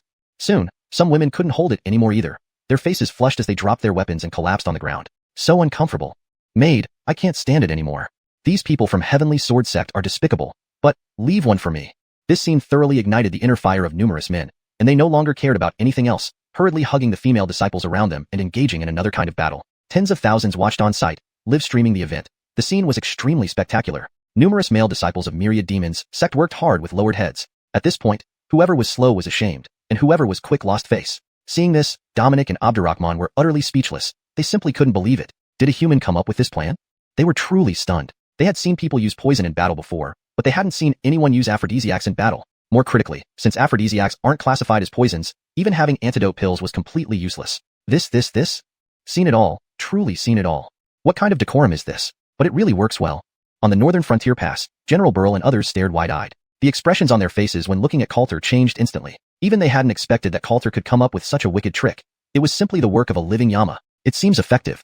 Coulter smiled slightly. He had been made to fight Blakely all night long due to these little pills before, and now it seemed that using them against the enemy was also quite effective. Husband, when you asked Blakely to prepare so many aphrodisiacs for you, what did you plan to do with them? Karina suddenly looked at Coulter and asked. She glanced at Coulter, then at Miriam, her expression immediately becoming extremely strange. Of course, it's to deal with the enemies. Why else would I need so many aphrodisiacs? Coulter smiled. Indeed, he had thought of this from the beginning. Really? Karina didn't quite believe it. If you don't believe me, asked Yurua, do I look like someone who needs those little pills? Coulter rolled his eyes at her irritably. I don't believe it either. Kathleno said seriously. Coulter. He made a mental note. Next time, he would have to specially take care of her. Hold your breath quickly. At the bottom of Northern Frontier Pass, very soon came Dominic's furious voice. Those who hadn't been affected hurriedly held their breath, thus avoiding making fools of themselves. Absolutely despicable. Kill that boy for me. Dominic, looking up at Coulter on Northern Frontier Pass, gritted his teeth in anger. Seeing this, Coulter smiled slightly. Don't think it's over yet. As he spoke, the beasts outside the pass that were furiously attacking suddenly went into a frenzy. Roar, roar, roar. A series of fierce beast roars could be heard. Thousands of beasts became completely frenzied at this moment, no longer obeying any commands, starting to charge wildly. What's happening? A disciple of Purple Cloud Pavilion's face changed drastically. The beasts are also under the influence of the aphrodisiac. Someone exclaimed in horror. It was clear from his trembling voice. What? Everyone's expressions changed dramatically. When they looked again, they saw thousands of beasts with red, enraged eyes charging madly, instantly causing a large number of casualties. Everyone run fast. These beasts are in heat.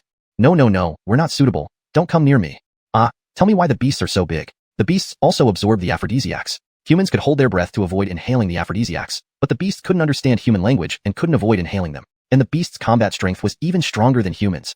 In an instant, the armies of Purple Cloud Pavilion and myriad demons sect were thrown into total chaos. Some people were burning with uncontrollable heat, while 1,000 beasts rampaged through the crowd, creating a scene of utter chaos. Seeing this, whether it was Dominic below or General Burl and others on Northern Frontier Pass, everyone was stunned. Is this even possible? New knowledge has increased again. Django laughed heartily. Ha ha ha, junior brother Chinyu. You're even more awesome than me. I admit defeat. Below, Dominic and Abdurrahman were dumbfounded. It wasn't until a large yak, standing proudly, charged toward them that the former finally snapped out of his daze. That damned little brat.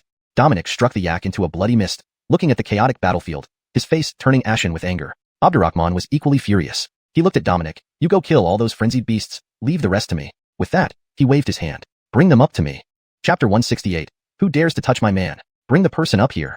Abdurrahman shouted angrily with a dark expression on his face. Soon, several disciples of the 10,000 demons sect immediately escorted a woman dressed in tattered black clothes, covered in bruises and blood, to the front. However, this woman seemed to be unconscious and was held up by two people. The crowd at the northern garrison looked on intently. It's Senior Sister Gladys. Senior Sister Gladys is still alive. How hateful. Senior Sister Gladys has been beaten like this. On the walls of the northern garrison, everyone first felt surprised and delighted, then their expressions turned to anger. Senior Sister Gladys? Coulter looked down. This name felt familiar to him. Beside him, Kathleen explained with an angry face. Senior Sister Gladys is Elder Foster's daughter. She was captured by the 10,000 demons sect 12 years ago. I didn't expect her to be tortured like this. Upon hearing this, Coulter's heart tightened. Foster Hongling, Elder Foster's daughter. Her father's gaunt and feeble figure flashed before his eyes again, as well as the kind smile on his face. He had not forgotten that he once promised Elder Foster that he would definitely help rescue his daughter. And now, Elder Foster's daughter was right before his eyes. Since you all know her, things will be simple. Abdurrahman glared coldly at the people above and said icily, I give you 1 incense sticks time to consider. Either open the city gate immediately, or I'll kill her right before your eyes. Wow. At Abdurrahman's words, the Heavenly Sword Sect members erupted in anger. Vile and shameless. When you can't win, you resort to these despicable tactics. You might as well change your name to the 10,000 Beasts Sect. That name suits you best. Curses poured out from the mouths of the Heavenly Sword Sect disciples.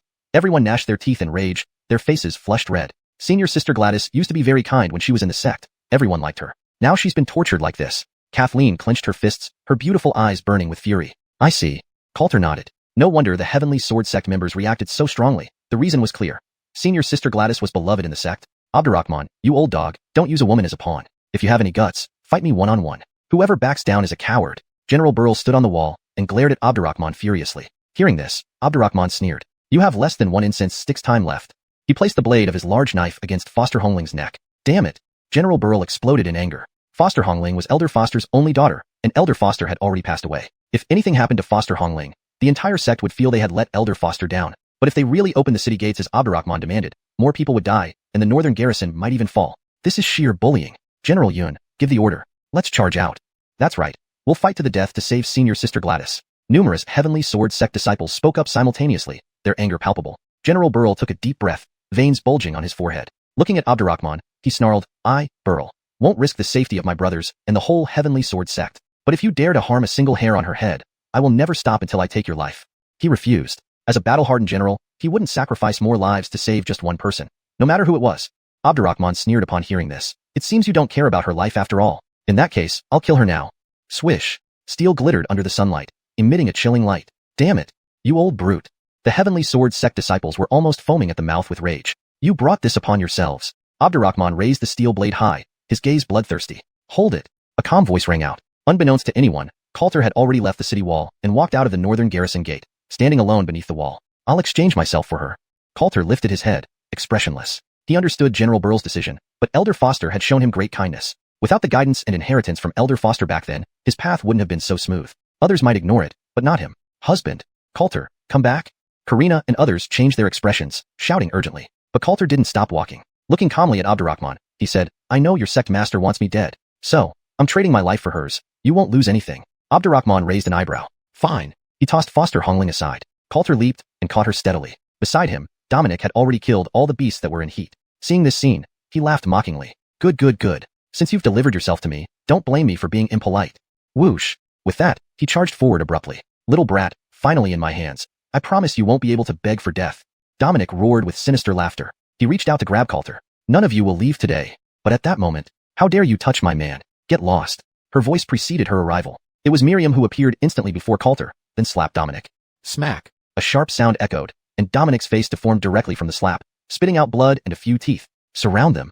Abdurrahman immediately ordered beside him. Splash, splash, splash. Over 10,000 disciples of the 10,000 demons sect quickly surrounded Coulter and Miriam tightly, forming an impenetrable wall. Blakely. Before Coulter could finish his words, Miriam interrupted. No need for pretentious words. Are you moved or not? Hearing this, Coulter grinned. Of course I am. All right, then next time you eat 2 pills. Coulter's face changed instantly. Husband, we are here too. Another round of soft shouts rang out. Looking back, Karina and Kathleen also rushed out of the city gate and joined the fight near Coulter and Miriam. Get back quickly. Coulter shouted hastily. Karina smiled. You're my man. We live together and we die together. Kathleen nodded unexpectedly as well. Although what you said last time when I was captured was harsh, who makes you my man? After saying this, the 2 women joined the battle together. But suddenly, Kathleen looked back. Why did you come too? Brianna raised her head and answered, he is my man too, of course, I have to come. Kathleen was slightly stunned. Weren't you 2 not even married yet? Brianna smiled faintly. I am still his adoptive sister. Saying so, she also held her sword, rushing into the siege, slaying dozens with her swordsmanship. Kathleen shook her head upon seeing this. One more competitor, really amazing. On the other side of the battlefield. Don't forget about me. Django appeared, holding a steel rod which instantly penetrated a disciple's body of the 10,000 demon sect. Amidst flying yellow objects, he swiftly charged towards them. The demons of the 10,000 demon sect, all leave your chrysanthemums behind. He waved his steel rod, causing heart-wrenching screams everywhere and various yellow and white substances flying around. Kill them. Butcher these beasts. Life and death aside, if you're not afraid, let's do it. The coward is a dog. Driven by Miriam and others, many disciples of the Heavenly Sword sect also turned their eyes red, streaming out of the city gate, lifting weapons and charging toward the encirclement of the 10,000 demon sect. General Burl was dumbfounded. Not, this makes me look very foolish. Then he gritted his teeth, waving his war axe, and charged out of the city gate. To hell with it, brothers, follow me, die or not, kill them. Chapter 169, I just like to eat. Chaos. The battlefield, which had just paused somewhat, descended into complete chaos once more. Coulter and Suzanne were surrounded at the center by numerous disciples of the 10,000 demon sect, while General Burl led his people in a desperate charge inward. The battle erupted once again. Your man? Suzanne, you want to be an old cow eating tender grass? Abdurrahman said, staring at Blakely. I like it and I enjoy it. What's it got to do with you? Suzanne said without any hesitation, speaking frankly. How dare you hit me? I'll tear you to pieces. Dominic, who had been slapped to the ground by Suzanne, stood up with a highly swollen face, eyes almost spitting fire. Come on, let's see how I finish you off today. Suzanne held a sharp sword, its tip pointed directly at Dominic, contrasting sharply with her usually calm and elegant demeanor. And all this was because of Coulter. She had to admit that since becoming Coulter's woman, her heart was now moved by his every move. Then let's fight it out. Coulter carried the unconscious Foster Hungling in one arm, and tightly gripped the sky sword with the other. A powerful sword intent surged along with him. At this moment, he finally understood. He was no longer alone. The sword intent roared toward them. Sharp energy swirled around him. Now Coulter stood straight, his gaze firm, like a piercing blade stabbing through the sky, its sharpness fully revealed. Sword King. Abdurrahman and Dominic felt a chill in their hearts. Even though they had known Coulter became the 5th Sword King of Northern Spirit Domain, they were still shocked. So what if you were a Sword King? Not a single one of you from the Heavenly Sword Sect will live today. Enraged, Dominic's entire body exploded with dark power. Die. In an instant, Dominic engaged Suzanne fiercely. Neither held back. Each move was lethal. Looking around, with Suzanne and Karina joining in, the top combatants on both sides were equally matched. However, the 10,000 demon sect still had a significant advantage in numbers among sect disciples. But this time, everyone from the Heavenly Sword sect fought recklessly, attacking with all their might, making the battle even more brutal. You. Abdurrahman watched Coulter coldly. Before he could finish speaking, a roar thundered across the sky.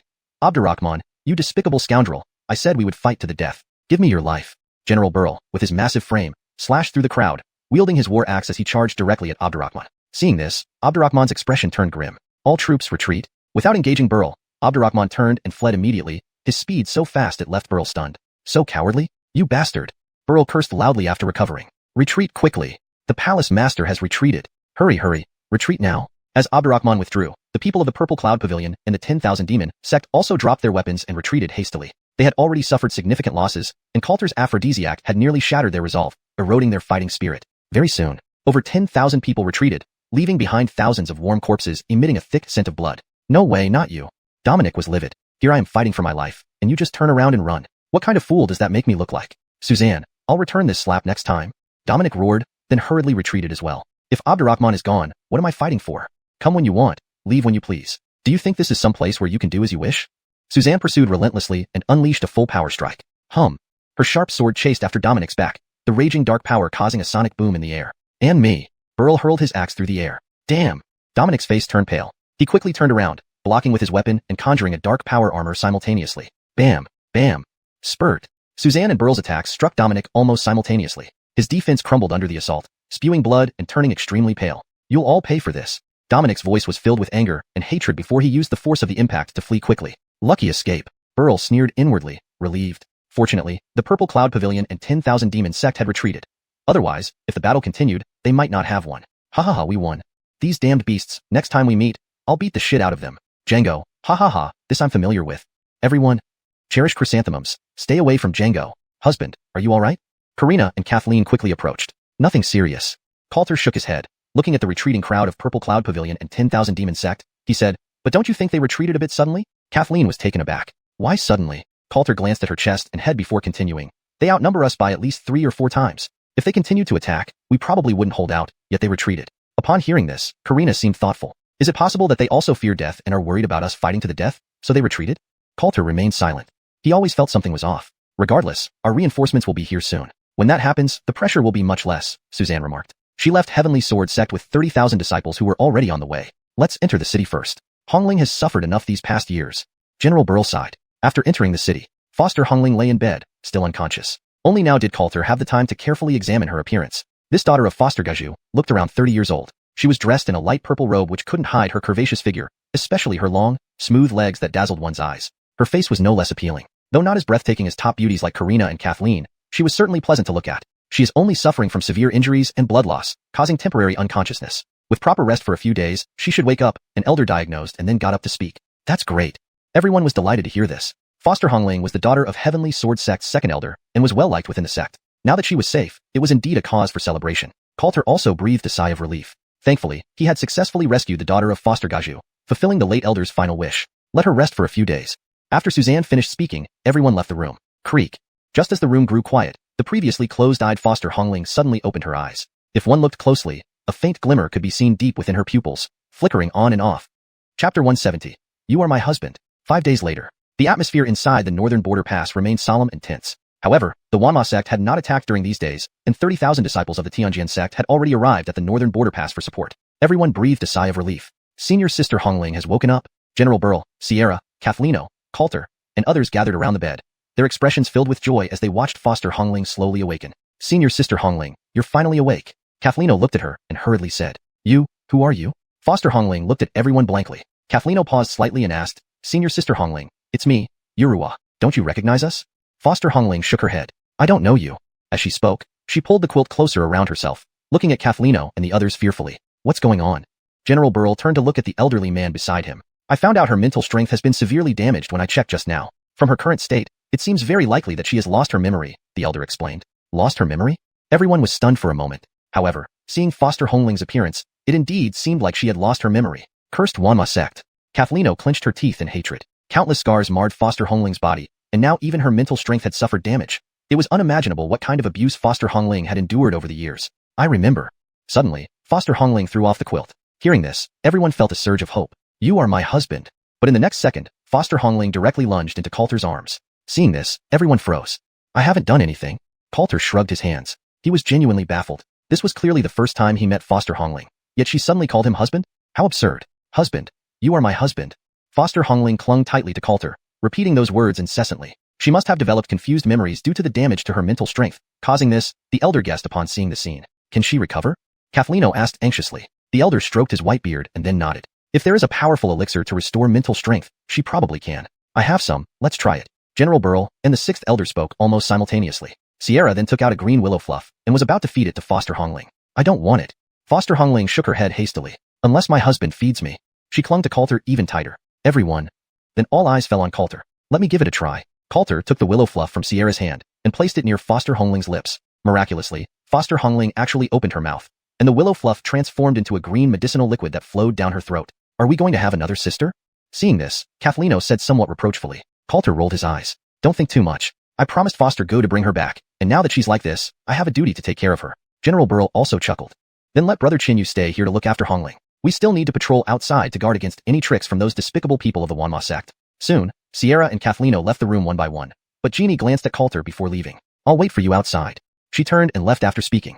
In the room, only Coulter and Foster Hongling were left. Senior Sister Hongling, eat this as well? Then, Coulter, as if coaxing a child, took out a pill that General Burl had given him, which was said to help restore mental strength. Yes, okay. I'll follow my husband's orders. Foster Hongling seemed unusually obedient, opening her red lips and gently swallowing the pill. Now Senior Sister Hongling, Be a good girl and go to sleep, alright?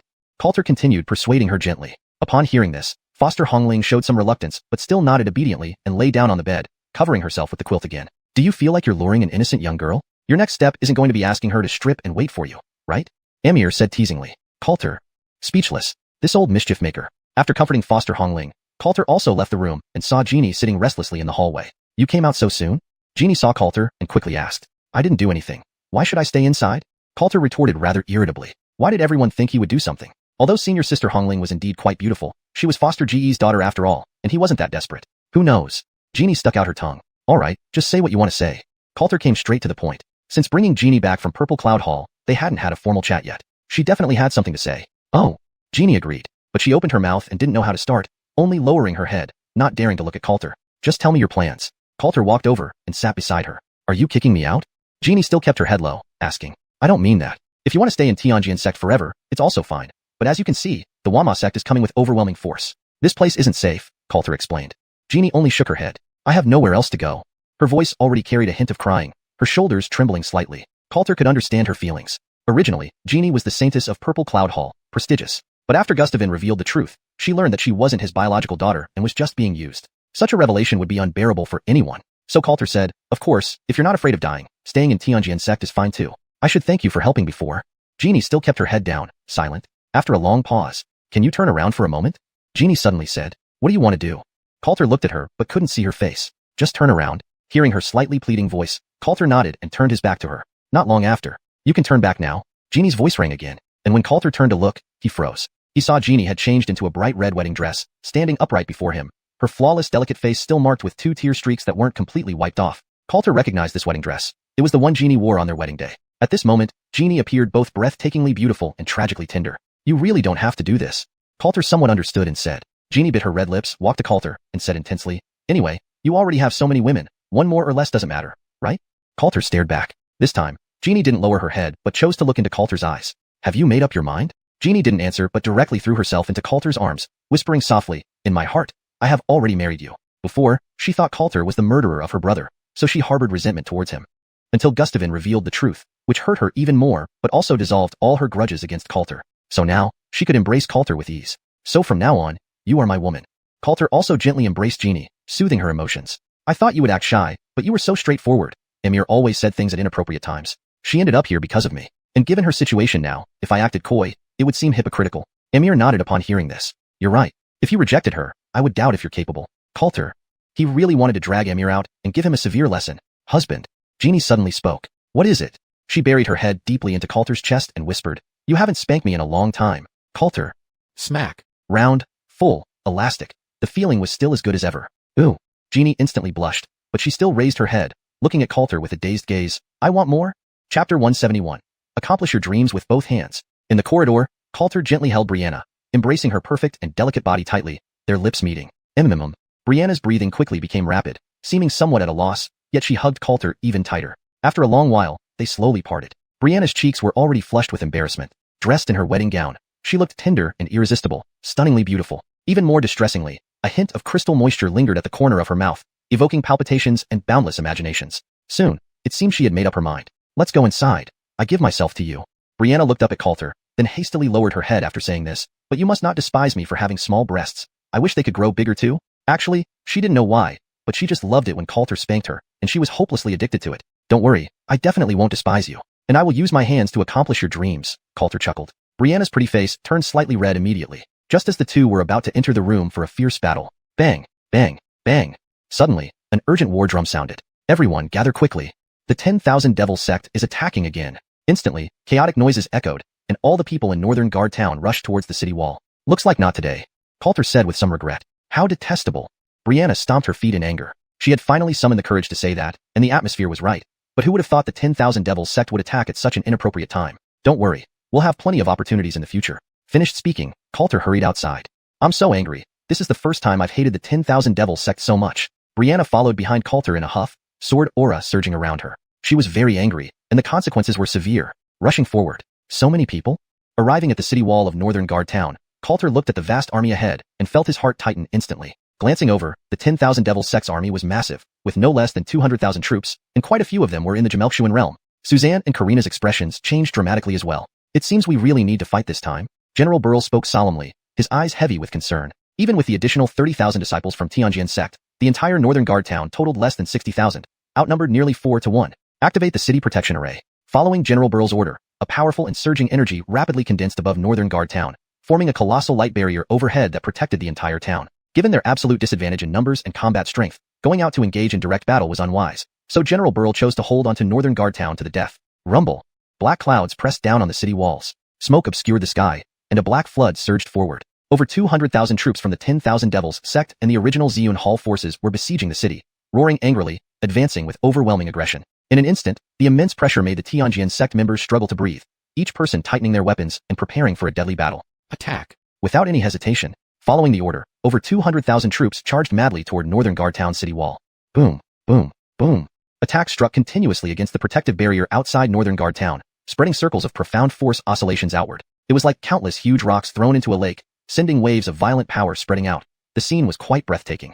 General Burl, how long can the city protection array hold? Rosanna asked seriously. An upper-grade profane mine lies beneath northern guard town, which can provide the city protection array with endless energy. Even if they attack day and night, it can last for half a month, General Burl explained. Half a month. The situation remained grim. Outside the city, smoke rolled thick. Dominic charged ahead of the army, his face full of hatred, shouting, "Give up struggling. Today is your doom." 5 days ago, he was injured by Suzanne and General Burl together, and today he came to avenge and crush northern guard town. Attack together.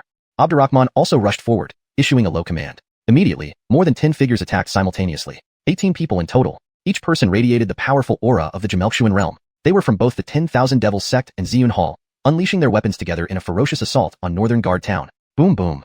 The city protection array kept shaking. Inside northern guard town, everyone was terrified pale. Everyone, don't panic. I have already requested reinforcements from the sect, and the city protection array can last at least half a month. General Burl hurriedly tried to calm everyone down. Only after hearing this did everyone feel slightly reassured. But before they could breathe a sigh of relief, an unexpected turn of events occurred. It was as if the originally impregnable city protection array's light above suddenly dimmed. Then, under the combined attack of Abdurrahman and others, boom, a deafening explosion sounded, with terrifying profound force shockwaves spreading in all directions, sending everyone flying. As specks of light rained down from the sky, the light barrier that had enveloped northern guard town's airspace completely disappeared. The city protection array was broken. What's happening? How did the city protection array break? Didn't General Burl say it could hold for half a month?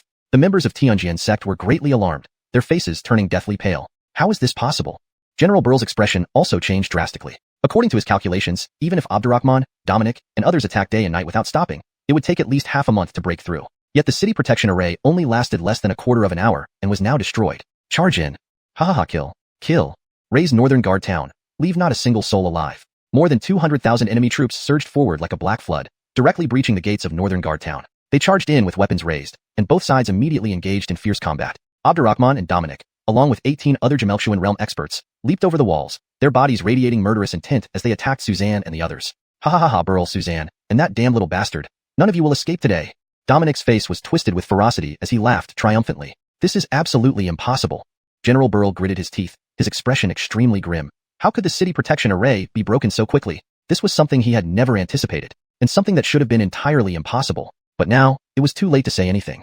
Charge. Fight to the death. General Burl wielded his battle axe, his aura piercing the heavens. He did not retreat a single step, but led the charge towards Abdurrahman. At this point, only a desperate fight remained. Chapter 172, Try and See If You Perish. The entire northern town pass fell completely. Inside the city, outside the city, on top of the walls.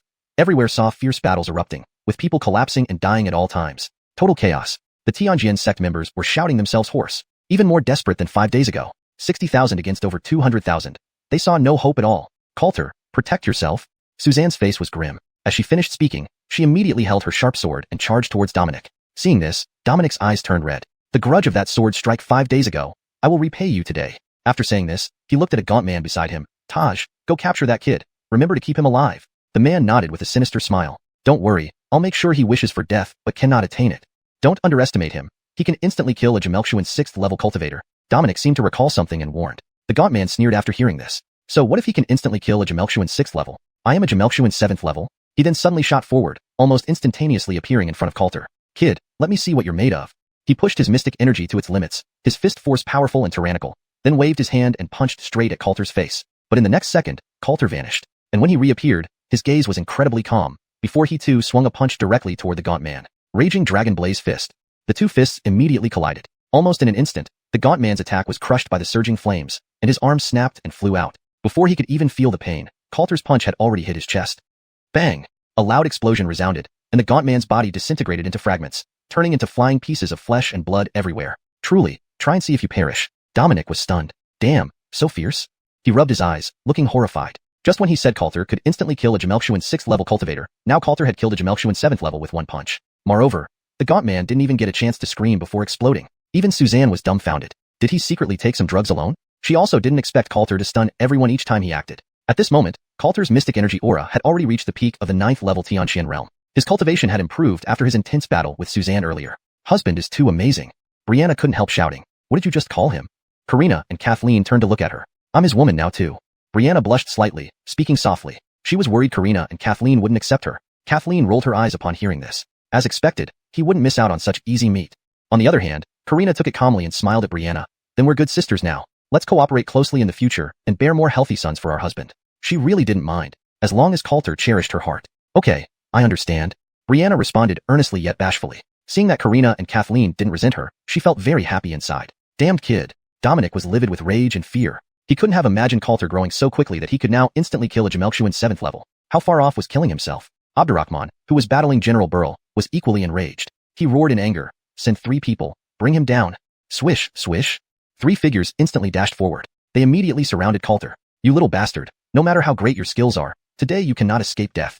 A black-robed old man holding a curved blade pointed directly at Coulter. Little one, you look quite handsome, but your methods startled me. A seductive-looking woman watched Coulter with interest. 2 men and 1 woman. Among them were 2 xiuxian 7th level and 1 xiuxian 8th level. It was clear that Abdurrahman spared no expense this time to capture Coulter. Coulter showed no expression. He looked around the battlefield. Including the xiuxian cultivator he had just killed and the 3 surrounding him, he alone was keeping 4 people occupied. The remaining 14 xiuxian cultivators from the Wanma sect were fiercely battling the 7 xiuxian cultivators from the Tianjin sect and had the upper hand in every confrontation. As for the battlefield below the xiuxian realm, it was even more one-sided. Under the overwhelming number of enemies, the Tianjin sect disciples had no means to fight back. Every second, Tianjin sect disciples fell in despair and unwillingness. Humph, you're struggling to save yourself but still worrying about others? Let me show you how powerful we are. The black-robed elder finished speaking and immediately attacked Coulter with his curved blade. Attack together. Another man struck at the same time. He held a huge hammer, as large as 5 or 6 heads, smashing down on Coulter with overwhelming force. Swoosh. And the seductive woman moved the fastest. She almost instantly vanished from her spot and reappeared behind Coulter, holding a dagger that gleamed menacingly, aimed straight at Coulter's back. The 3 launched deadly moves. Die. The elder's attack arrived in an instant, but just as it was about to hit Coulter, he heard a clear sword whistling sound. Swoosh. Changqiong's sword. Unsheath it. Clang. The deep blue sword edge blocked the elder's attack. Die. At the same time, an enormous hammer fell towards Coulter's head. Boom. Coulter remained calm, lifting one hand to hold up the heavy hammer that weighed millions of pounds. How is this possible? The man was filled with horror, unable to believe his mountain-splitting strike was caught by the other's single hand. Now I'll see what you can block. At this moment, a cold voice sounded. The seductive woman was already behind Coulter, her dagger aiming sharply at his back. Little boy, big sister hits a bit hard. Don't blame me. With Coulter blocking the 2 men's attacks, he couldn't defend or dodge anymore. Her stab would critically injure him. Clang. The dagger fell onto Coulter's body, but instead of gushing blood, it sparked brilliantly. This is... The seductive woman widened her eyes in shock. She saw Coulter's body glowing with golden light, forming a dazzling golden armor that made him look extraordinary. Golden battle armor.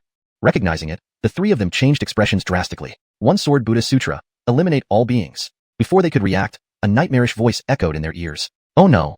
Quick, get away. The elder and the man hurriedly turned around. Swoosh. Sharp sword intent swept past, and both their bodies froze momentarily before being sliced in half. Boom. Boom. 2 explosions. Blood splattered everywhere. 2 top-tier xiuxian cultivators were once again instantly killed by Coulter's sword. Now it's your turn.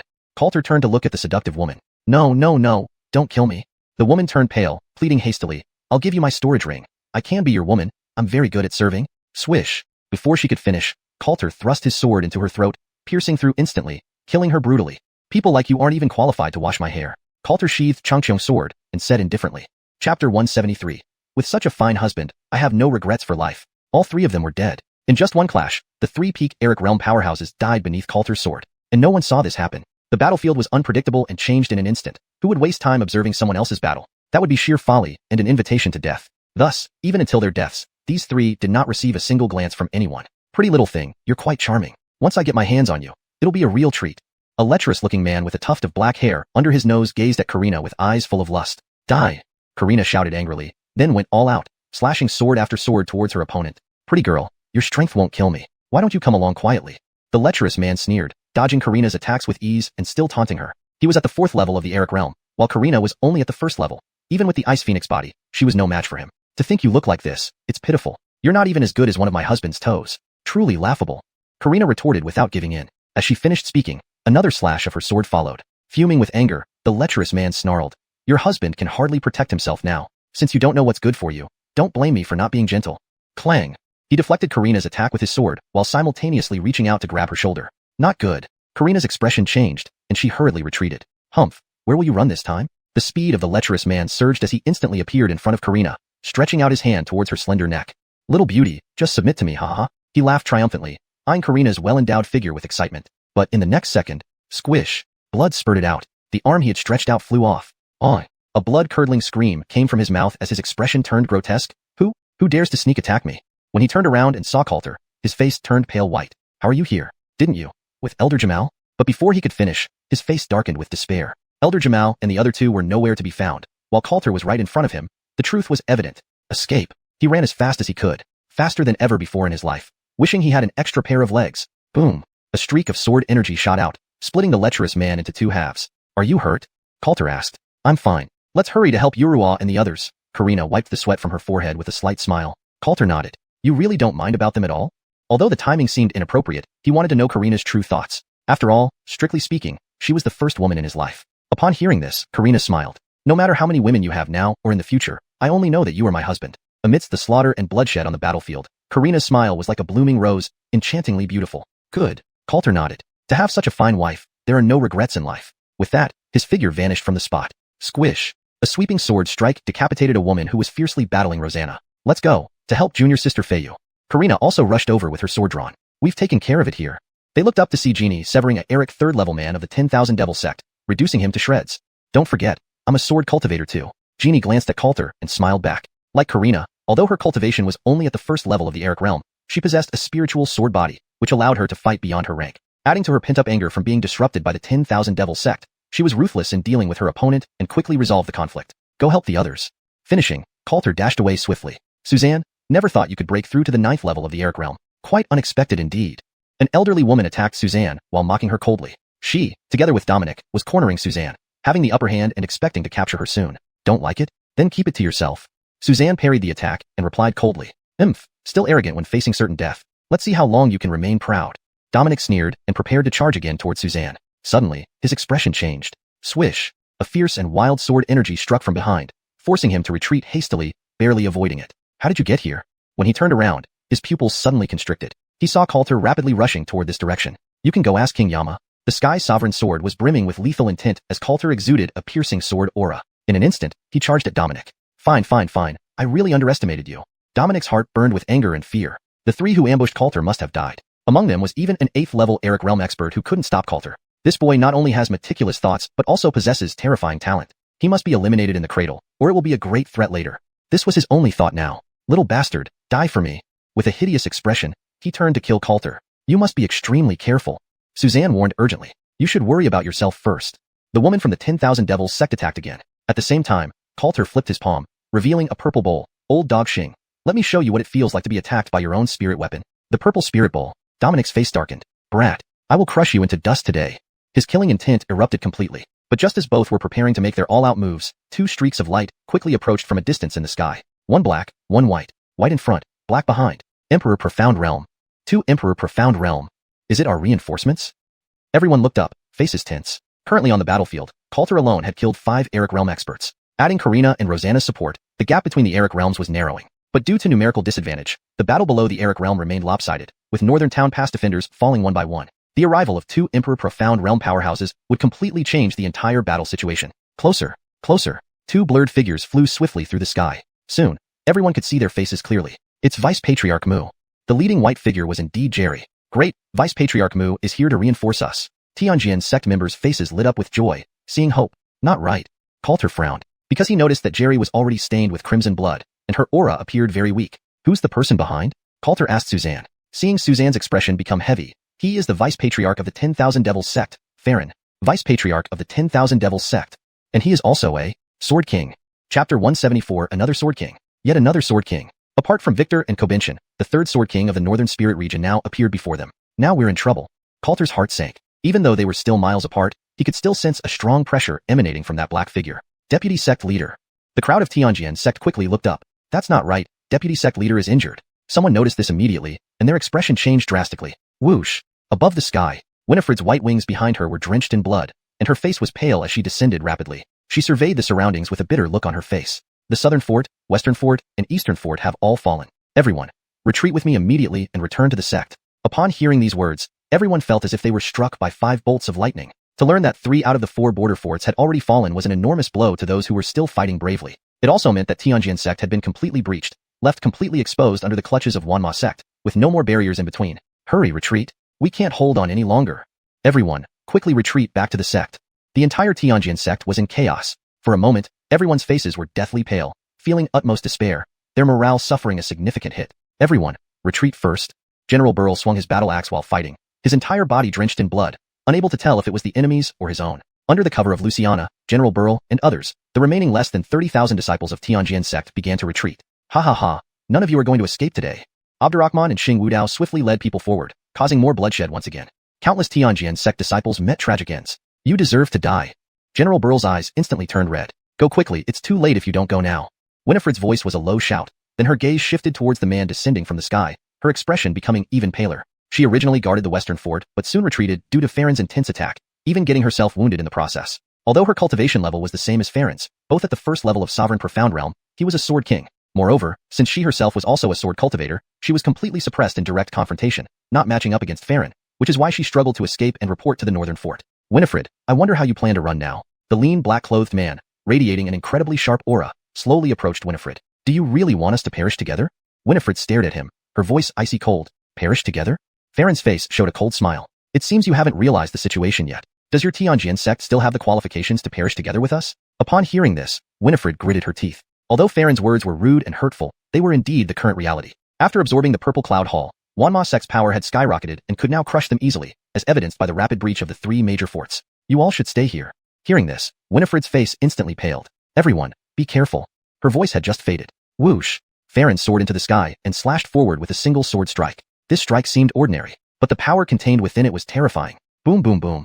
An unstoppable sword intent transformed into a sharp blade, cutting through instantly. With the explosion's rumble, it cleaved a deep trench in the ground ahead.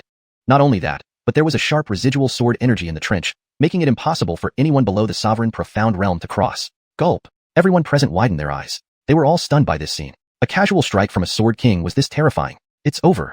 It's utterly over. How can this be? How can this be? Over 10,000 disciples of Tianjian sect turned deathly pale, many losing all motivation and helplessly collapsing on the ground in despair. With this strike, their path of retreat was thoroughly cut off, and behind them were pursuers several times their number. They were truly in a hopeless situation. How infuriating! General Burl roared in anger. Luciana and others also turned pale. Now they were truly at their wits' end. Husband, Chu Yinran, Kobaru, and Joy quickly found Coulter. Are you afraid? Coulter was expressionless. Dying together, what's there to fear? Chu Yinran's smile remained stunning, captivating all. Kobaru and Joy also nodded. The latter gripped her sword tightly, gritting her teeth. I haven't even given myself to you yet, and now I'm about to die. Chu Yinran and Kobaru. At a time like this, you're still thinking about that. I'll hold him off, you all go first. Winifred looked at Coulter and the others in the crowd. We'll stay with you. General Burl and Luciana also stepped forward. You should go as well. Winifred frowned deeply. You're already injured. Don't push yourself anymore, Luciana said impatiently. That's right.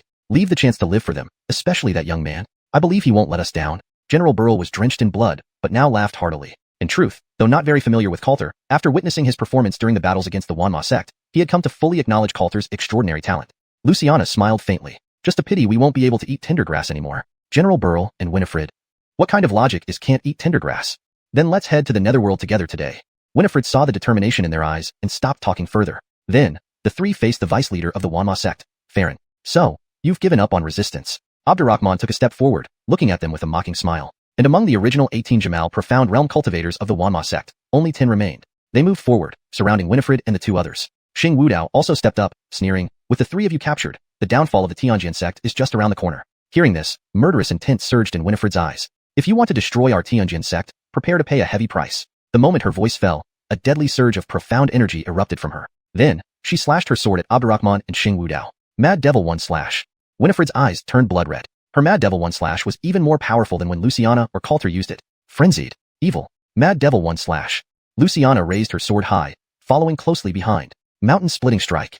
General Burl leaped into the air, his large body bursting with immense strength, swinging his axe forward. The three unleashed their most lethal attacks, especially Winifred, who was at the sovereign profound realm. Abdurrahman and Xing Wudao's expressions instantly changed.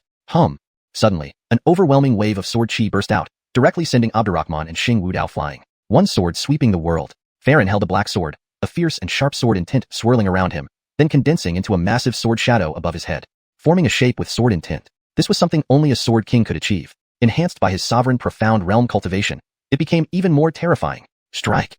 Farron pressed down with one hand. Boom boom boom. In the next second, the condensed sword shadow clashed head-on with the attacks of Winifred and the other two. A fearsome impact of profound energy and sword chi exploded wildly. Abdurrahman and Xing Wudao wore grave expressions. Such formidable power was something they could not resist either. Bang! Another explosion sounded. Winifred, Luciana, and General Burl instantly paled. Their attacks were quickly overwhelmed by the force of the sword shadow. Chapter 175. You have two choices. Bang! A loud explosion echoed as the sword intent raged in all directions. The attacks of Jerry and her two companions did not last long before they were shattered by a single sword strike from the opponent. At this critical moment, Jerry stepped forward, simultaneously condensing Shenli, spiritual power, armor, blocking the most powerful shockwave with her body. Bingjia!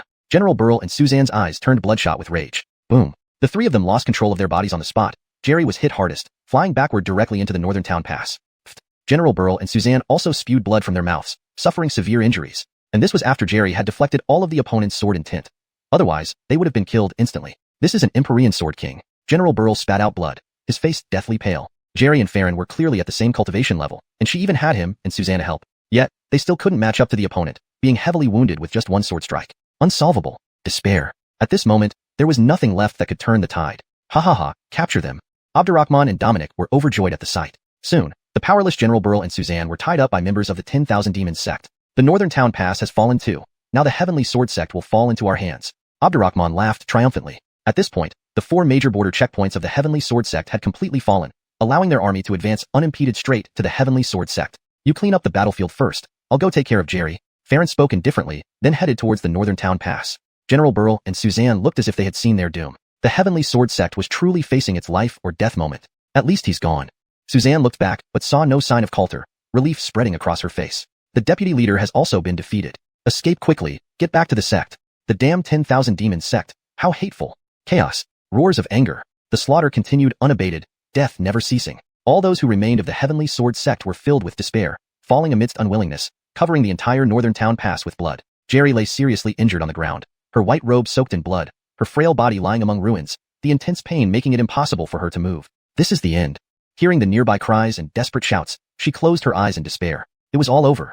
The Heavenly Sword sect was incapable of any further resistance. Soon, she opened her eyes again, her gaze filled with a strong resolve to die. She would rather die than be captured. Based on her understanding of the 10,000 Demons sect, if she fell into their hands, she would face endless nightmares. Tap, tap, tap. As she prepared to commit suicide by rupturing her heart pulse, footsteps suddenly sounded from beside her. Here so soon?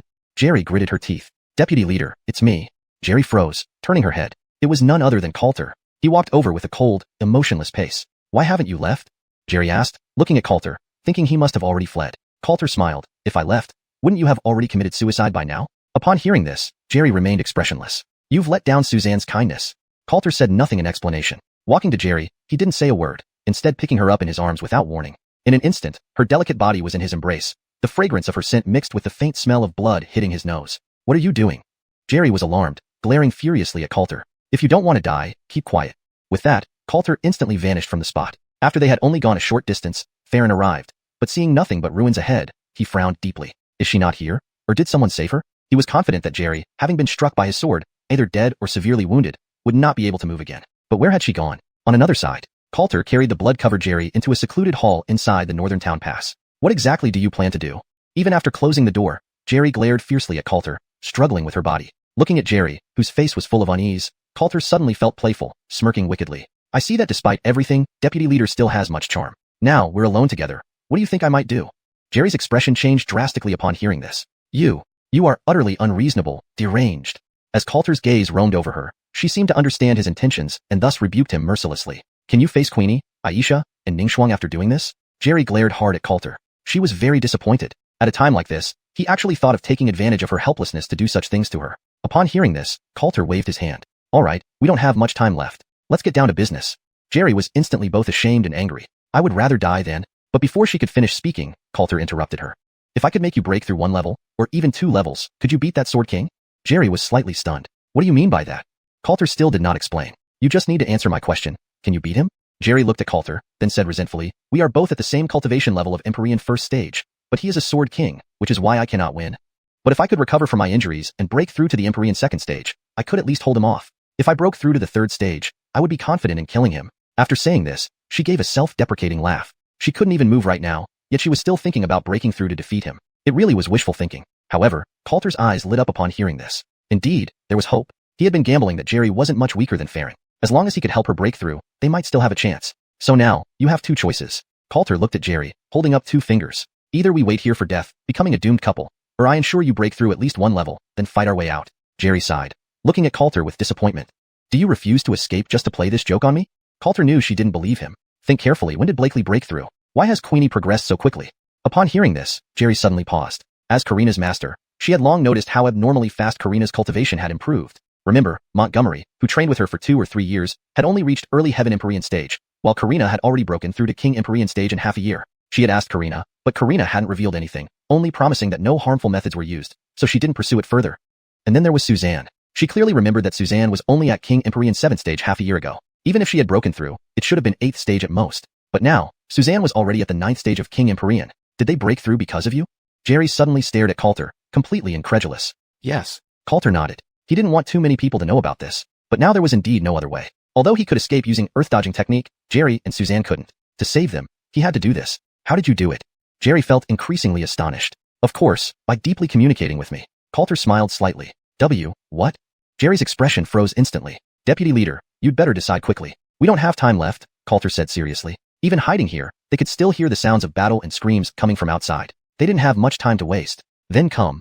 Jerry blushed, struggling internally for some time before finally forcing out those words. Having said that, she lay flat on her back and closed her eyes. Chapter 176, not a child anymore. Then, come over. Jerry, blushing with embarrassment, closed her eyes after speaking. Her slightly trembling eyebrows betrayed the tension in her heart. Deputy Patriarch, you don't have to be so nervous. I'll be as gentle as possible, Coulter said with a smile. I'm not afraid of that. Jerry kept her eyes closed and shook her head. Then what are you afraid of? Jerry turned her head away. In a soft voice, she muttered, I don't want to look at you. She was mortified beyond belief. She still remembered the first time she met Coulter, when she took him for an ordinary man who only spoke big words. But now, she had actually agreed to do that kind of thing with him. Just thinking about it made her blush. Oh, I see. Coulter understood what she was thinking. Afterwards, he reached out and straightened her head. What are you doing? Jerry glared at him. Not doing anything. I just wanted Deputy Patriarch to look at me, that's all. Coulter chuckled. Jerry felt both ashamed and angry upon hearing this. Why didn't I realize you were such a petty person before? She never thought Coulter would hold a grudge. Coulter laughed and then leaned down to cover her sexy red lips with his own. Jerry's body instantly stiffened. No. She subconsciously tried to struggle but couldn't muster any strength to move. Deputy Patriarch. Suddenly, Coulter looked directly at her. Then I won't hold back anymore. Throughout this time, Jerry turned her head away several times, unwilling to look directly at Coulter, but he always turned her head back. You infuriate me. Jerry gritted her teeth in anger. This guy wasn't letting her off at all. Just looking. We're not kids anymore. Coulter chuckled. At this moment, Jerry's face was flushed pink, quite unlike her usual solemn and dignified self. This was the first time Coulter saw her like this. Finally, after their persistent efforts, the intense session gradually came to an end. Now are you happy? Jerry glared at Coulter. Caught under his teasing, everything had happened right before her eyes, leaving her feeling both embarrassed and furious, wishing she could run away immediately. Suddenly, she froze. My injuries are completely healed, and I've really advanced to the 3rd stage of Emperor Profound Realm. Incredible. Breaking through 2 stages in one go. 3rd stage of Emperor Profound Realm. The joy was too sudden to be real. Though she chose to trust Coulter, reality was far more unbelievable than fantasy. Now she finally understood why Karina and Miriam had been able to break through so quickly. There was actually this method. Happy my ass. Not even remotely satisfying. Coulter got up helplessly. The entire session had lasted no more than a quarter of an hour, and he'd never been that quick before. It was humiliating. Was he supposed to lose face? But there was nothing he could do. Saving lives was important. For every second they lingered here, disciples of the Heavenly Sword sect outside were dying. There was no time to savor the moment. However, after practicing dual cultivation with Jerry, his cultivation also broke through 3 stages, crossing into the King Profound Realm and advancing to the 3rd stage of King Profound Realm. More importantly, the yin-yang chaos technique, which he hadn't broken through in a long time, was upgraded from lower grade earth rank to upper grade earth rank, jumping 2 ranks in one fell swoop. This matter must never be mentioned to anyone. Jerry glared at Coulter again, dressed neatly, and instantly rushed out of the hall. The myriad demon sect owes us countless lives, and I will make you pay 100-fold. Her voice regained its coldness. The northern garrison had fallen completely. Smoke and fire rose everywhere. Bodies covered the ground. Numerous defending disciples scattered everywhere, but in the overwhelming numbers, few managed to escape. Additionally, Farron had cut off their paths, making escape nearly impossible. One by one, they fell on the ground, filled with despair and helplessness. Where has my husband gone? Karina, Rosanna, and Marissa fought among the enemies, while anxiously searching. Just earlier, Coulter had told them he needed to do something very important, and then vanished without returning. After another quarter of an hour, if my husband hasn't returned, we'll fight our way back to the northern garrison, Karina said gravely. Their cultivations were formidable enough to break through Farron's sword and tent barrier and escape at any moment. However, they couldn't bear the sight of other Heavenly Sword sect disciples being slaughtered, so they charged back in to save as many as possible. Humph! 3 beautiful fish escaped the net. However, Abdurrahman and Dominic finally noticed Karina and company. I'll take them down. Abdurrahman immediately lurched forward with a sinister smile. What gorgeous catches indeed. Upon clearly seeing Karina and the other two's exquisite beauty, his heart burned with excitement. I heard that these 3 women all belong to that Coulter. That little bastard sure has great luck with beauties. Dominic remarked coldly beside him. Hee, perfect. Abdurrahman's eyes lit up at once upon hearing this. My favorite type is married women. With that, he swiftly charged toward Karina and the others. They've been spotted. Karina noticed Abdurrahman rushing over. What should we do? The 3 women's expressions turned extremely grave. If they fled, it would mean giving up on finding Coulter. But if they stayed, they wouldn't stand a chance against Abdurrahman. You go ahead, I'll hold him off. Karina made a quick decision and charged straight at Abdurrahman. Flying flower chasing moon. She aimed her sword straight for his head. Humph, overconfident woman. Abdurrahman sneered, casually slapping out his palm. Boom. Karina's attack instantly crumbled, and Abdurrahman's momentum remained undiminished as he grabbed for her neck. Since you're stubborn, then die. His move was merciless, aiming directly for Karina's life. Anyway, killing one left him with the other 2. Be careful. Rosanna and Marissa shouted anxiously. There's no way to avoid it. Karina's face turned deathly pale. She gave a bitter smile, then closed her eyes. Husband, in the next life, I still want to be your woman. Even if I live 1,000 more years, I will wait for you. Swish. The next second, blood splattered everywhere. The pain she imagined never came. Karina opened her eyes abruptly to see a headless corpse before her. Abdurrahman's head soared high into the air. Even his blood splashed onto her body. What happened? Karina looked bewildered. Who could instantly kill Abdurrahman, who had reached the 9th stage of King Profound Realm? She looked up and saw a graceful figure slowly walking toward her. Master! Karina was overjoyed. Her master was unharmed. Jerry also looked at Karina. Her expression suddenly became somewhat unnatural, but she nodded indifferently. From now on, no one will touch you. Chapter 177. Not to be discussed with outsiders. Instant kill in one strike. Abdurrahman didn't even see who it was before he died under Jerry's sword. His headless corpse soon fell to the ground, sending up a flurry of dust. Eldest sister Queenie, are you okay? Kobe and Elmo quickly rushed forward. I'm fine, thanks to my master arriving just in time. Karina wiped the cold sweat from her forehead and said, You should thank your husband. If it wasn't for him. Jerry suddenly realized she had spoken out of turn and quickly closed her mouth. Jerry, you're actually still alive. Dominic's voice, full of shock and fear, rang out abruptly. He thought Farron had already killed Jerry, but unexpectedly, she not only returned but also instantly killed Abdurrahman. Immediately after, he hurriedly pushed General Burl and Suzanne in front of him, fearing that Jerry might also kill him with a single strike. Bingjia, run quickly. General Burl and Suzanne, bound hand and foot with ropes that could seal their mystical powers, saw Jerry and shouted urgently. They knew they couldn't escape anymore and just wanted Jerry to hurry back to the Heavenly Sword Sect to preserve the sect's top combat strength. Run? Where can she go? Dominic sneered. Vice Sect leader Fong is here. She will join you shortly. As his voice faded, Farron, dressed in black, walked towards Jerry and said indifferently, I didn't expect you to be alive, nor did I expect you to dare stand before me again. He looked at Jerry with mocking amusement. Although their cultivation levels were equal, he was a sword king. There were very few sword kings in the entire northern spirit region. With his expertise in the way of the sword, he didn't take even those at the 2nd stage of Imperial Mystic Realm seriously, let alone Jerry, who had been defeated by him before. I came back this time to make you pay blood for the blood of all who have died in our Heavenly Sword Sect. Jerry glared at Farron, wasting no words as she immediately attacked him. Mad Demon Blade Slash. Seeing this, Farron sneered. It seems you haven't learned your lesson. If so, I'll show you just how big the gap between us is. With that, he slashed at her with his sword. He didn't even use any martial techniques because, in his eyes, the heavily injured Jerry was no longer worthy of his full attention. But the next moment, a powerful surge of mystical energy erupted from Jerry. 3rd stage of Imperial Mystic Realm. How is this possible? Farron's face changed drastically as he hastily drew back to dodge, but it was too late. Goodbye, Sword King. Jerry's voice was icy cold. Just now, she had deliberately concealed her recovery from injuries and her improved cultivation level to lull him into complacency, thus ensuring an instant kill. Whoosh! The moment Jerry spoke, a bloody sword light pierced through Farron's body, exploding with a loud boom. Farron's entire body was blown to pieces, leaving no intact flesh behind. At that moment, the world fell silent. Everyone was shocked speechless by the scene before them. Dominic felt like the sky had fallen. This can't be, this isn't possible. His voice became hoarse. The esteemed vice sect leader of the 10,000 Demon Sect, a sword king with Imperial Mystic Realm cultivation, actually died right before his eyes in this manner. Moreover, at the hands of Jerry, whom he previously considered an easy target, it was simply unbelievable. Vice. The vice sect leader is dead? How could this happen? The vice sect leader is a sword king. How could he? Many members of the 10,000 demons sect were equally stunned, their scalps tingling as they stammered. As for Bingjia, General Burl was dumbfounded as well. He didn't understand why Jerry had suddenly become so strong, breaking through 2 stages to reach the 3rd stage of the Imperial Mystic Realm. Suzanne seemed to grasp something, pouting. That little brat really knows how to catch breaks, truly giving him an easy deal. However, she also felt relieved inside. Now that Farron was dead, their crisis was over. Now, it's your turn. After killing Farron, Jerry turned her gaze towards Dominic. Run. Dominic was instantly terrified witless and ran for his life, wishing he had more legs. Jerry paused just as she was about to chase him. Old dog Xing, where are you in such a hurry to go? A mocking voice sounded and Coulter appeared ahead, blocking Dominic's escape route with a half smile. Little bastard, I don't have time to deal with you now, get out of my way.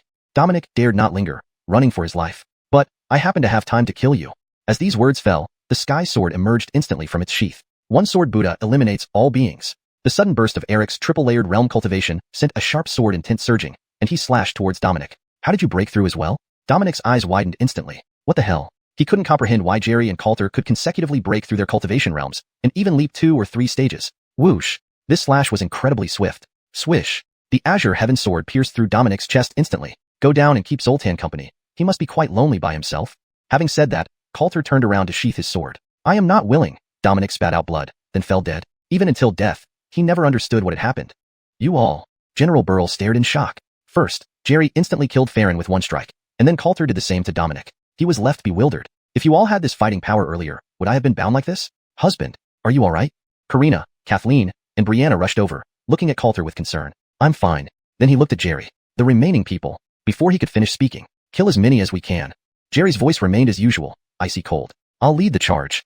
Once General Burl freed himself, he nodded immediately, took a healing pill, and charged directly into the army of the 10,000 demons sect. I'm coming too.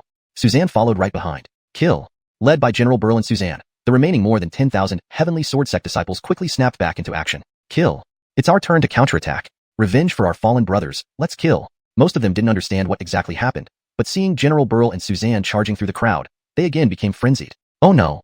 Patriarch Xiao and Vice Sect Leader are both dead. How is that possible? You must be making it up. Believe it if you want. I'm running first. Don't hold me back. A collapsing defeat was like a landslide. Despite having over 10,000 disciples still in the battlefield, after Abdurrahman and Farron died, they lost their core leadership completely. Facing the fierce counteroffensive by General Burl and others, they lost all heart to resist. Everyone, run for your lives. In a short time, the 10,000 disciples of the 10,000 demons sect scattered in all directions. Due to the Heavenly Sword sect already suffering heavy losses and lacking the strength to chase, quite a few managed to escape. We won. We actually won. Ha ha ha, we actually won. Many of the Heavenly Sword sect disciples seemed to awaken from a dream. Some laughed wildly to the sky, some fell asleep on the spot, and some shed tears of joy. This victory was hard fought. Originally over 60,000 defending disciples, now only about 10,000 remained. Looking around, the piled-up corpses inside and outside Jinbei Pass outnumbered the living. At this moment, General Burl was soaked in blood. Putting away his battle axe, he asked Jerry, Vice Sect Leader, how did you break through? Could you teach me? Similarly holding a steel club, Django, who almost became a man covered in blood, struggled to get up from the ground and gazed at Jerry expectantly. Vice Sect Leader, I also want to break through. I really want to improve. As he spoke, he wiped the bloodstains off the club, which had some yellow unidentified substances. Coulter. Jerry kept her expression unchanged. Don't ask questions you shouldn't. Having said that, she turned and walked away. Coulter finally exhaled in relief. This matter should not be discussed with outsiders. Chapter 178 Supreme Relic. Northgard City. The massive city had completely turned into a mountain of corpses and rivers of blood. The piled-up bodies emitted a pungent bloody smell, with the blood almost forming streams, causing one to shudder in horror. The other 3 border passes have already fallen. Wanma sect will soon be attacking us. We must return to the sect as quickly as possible, Jerry said in a grave tone. Upon hearing this, the joy of surviving the ordeal instantly disappeared from everyone's faces, replaced by a renewed sense of immense pressure. With the fall of the 3 major border passes, they knew for certain that Northgard City wouldn't hold much longer, leaving Tianjian sect completely exposed to the clutches of Wanma sect. A greater crisis was about to erupt. Husband. Where is my husband? At that moment, a somewhat lost and bewildered voice suddenly echoed in their ears. Turning back, everyone saw Foster Hongling standing amidst the ruins, helplessly looking around. Senior Sister Hongling. Rosanna hurried over. At least Senior Sister Hongling is safe. Rosanna and Blakely relaxed with relief. Husband, I finally found you. Seeing Coulter, Foster Hongling rushed over like a child, hugging him tightly. Jerry frowned slightly at the scene. What did you do to her? She looked at Coulter and questioned. On my honor, I did nothing, Coulter replied helplessly. Afterward, Rosanna recounted what had happened, and Jerry secretly glared fiercely at Coulter without others noticing. Let's go then, and return to the sect immediately. The remaining Tianjian sect disciples began to hurry after cleaning up the battlefield. Coulter took the opportunity to retrieve the storage rings from the bodies of Abdurrahman, Dominic, and Farron. These 3 were definitely loaded. Several days later, everyone finally returned to the gates of Xiuxian sect. Something isn't right. Jerry suddenly furrowed her brow. They should have launched a large-scale attack by now. Why is it so quiet? She had expected another battle during their return journey, but the entire entrance area of Xiuxian sect appeared eerily quiet, showing no signs of any fighting. Let's go in. Under Jerry's lead, they successfully returned to Xiuxian sect, with many disciples opting to rest. They were all too exhausted. You come with me. Just as Coulter was preparing to head back to Dragon Hide Peak with Karina and others, he was suddenly called by Jerry. Me? Coulter pointed at himself. Yes. Jerry's attitude was icy cold. No time. Coulter directly refused. What did you say? Jerry's chest heaved with anger. She couldn't believe he was still so rude to her after what had happened. Husband, go with Master. Maybe there's something important. We'll wait for you, Karina said with a smile. Coulter shrugged his mouth. Fine, let's go, Deputy Sect Leader. Jerry took a deep breath, then turned her head away from Coulter, leading the way alone. Soon, they entered a grand hall. Coulter had been here many times before. Whenever the sect had major affairs to discuss, meetings would be held here. You finally returned. Angelo visibly relaxed when he saw Jerry and Coulter enter. Glancing around, the number of people in the hall had decreased by nearly half. It wasn't hard to guess that those not present had likely perished. The morale of those present was also extremely low. Storms were brewing, and life hung in the balance. Everyone knew that Xiuxian sect could no longer stand against Wanma sect. The atmosphere in the hall was exceptionally oppressive. Bingjia arrives just in time. I wanted to discuss something critical concerning the sect's survival. Angelo spoke solemnly. Everyone looked up. Angelo produced a white jade stone. The jade was only palm-sized, shaped like the white part of a taiji pattern, but lacking the black counterpart. What is this? Confusion spread among the crowd. Angelo continued, a few days ago, I found Roberto and fought with him. Both of us were injured, but neither side prevailed. Holding up the jade, he added, this thing came from a mountain we unintentionally shattered during our battle. Everyone was taken aback. Coulter also remembered Angelo mentioning he intended to deal with Roberto while Coulter was heading to Northgard City. What is this used for? Blakely Suzanne asked curiously. Based on my exploration with Roberto, there is likely a supreme relic hidden within that great mountain, and this jade stone is the key to opening the relic. Angelo spoke again. Whoa. As these words left his mouth, an uproar instantly broke out in the hall. What? Supreme relic. My God. Let's hurry and occupy it first. The dozen or so people in the hall suddenly stood up. Shock and wild joy filled every face. Supreme relic. That was something that had never appeared anywhere in the Northern Ling region, and now they actually had the key to open the relic. So soon? Coulter frowned deeply. Supreme relic. He never forgot. In his previous life, he was slain by Montgomery and Camila while searching for treasures at the periphery of the Supreme Relic, where he obtained the Yin Yang Chaos Scroll. But the problem was it was too early. He distinctly remembered that in his past life, the Supreme Relic was discovered accidentally a year after he joined Xiuxian sect. But now it was revealed much earlier. Clearly, because of his rebirth, many things had changed subtly. Master, what do you mean? An elder, still buzzing with excitement, asked Angelo. Everyone else also turned their gaze toward Angelo. Supreme Relic. This was an incredible temptation. This news even washed away the long-suppressed worries in their hearts, gradually filling them with excitement. This jade stone was originally a complete taiji pattern, but during my fight with Roberto, the black part was snatched by him. To open the relic, we need to activate both pieces of jade simultaneously. I have already tested it with Roberto, and indeed, when the two jade pieces combine, they can open a passage into the relic. However, the passage has a strong repelling force, preventing both of us from entering. Speaking of this, Angelo sighed. If he could enter and gain some fortune, he might be able to kill Roberto, and the entire Xiuxian sect would turn from danger to safety. Unfortunately, he and Roberto tried every possible way but couldn't enter. Angelo's words made everyone regain their composure. We can't enter even with the key? Suzanne furrowed her brows upon hearing this. After my investigation, only those below the sovereign profound realm can enter. Anyone above that realm will be blocked, Angelo continued, his expression solemn. Only then did everyone understand why the Wanma sect had remained silent. They must be preparing for the supreme relic. How many Imperial Profound Realm experts do we have left? Angelo asked again. Silence fell over the scene. Finally, an elder spoke gloomily. At most, we have less than 30 Imperial Profound Realm combatants left. Less than 30. This number sent chills down everyone's spine. What about the Wanma sect? Angelo's face was expressionless. If we include the Purple Cloud Hall members, they should have no less than 70. The elder replied bitterly. Less than 30 versus no less than 70. Such a disparity plunged everyone into despair. Chapter 179. Are you willing? What do you all think? After a moment of silence, Angelo spoke up.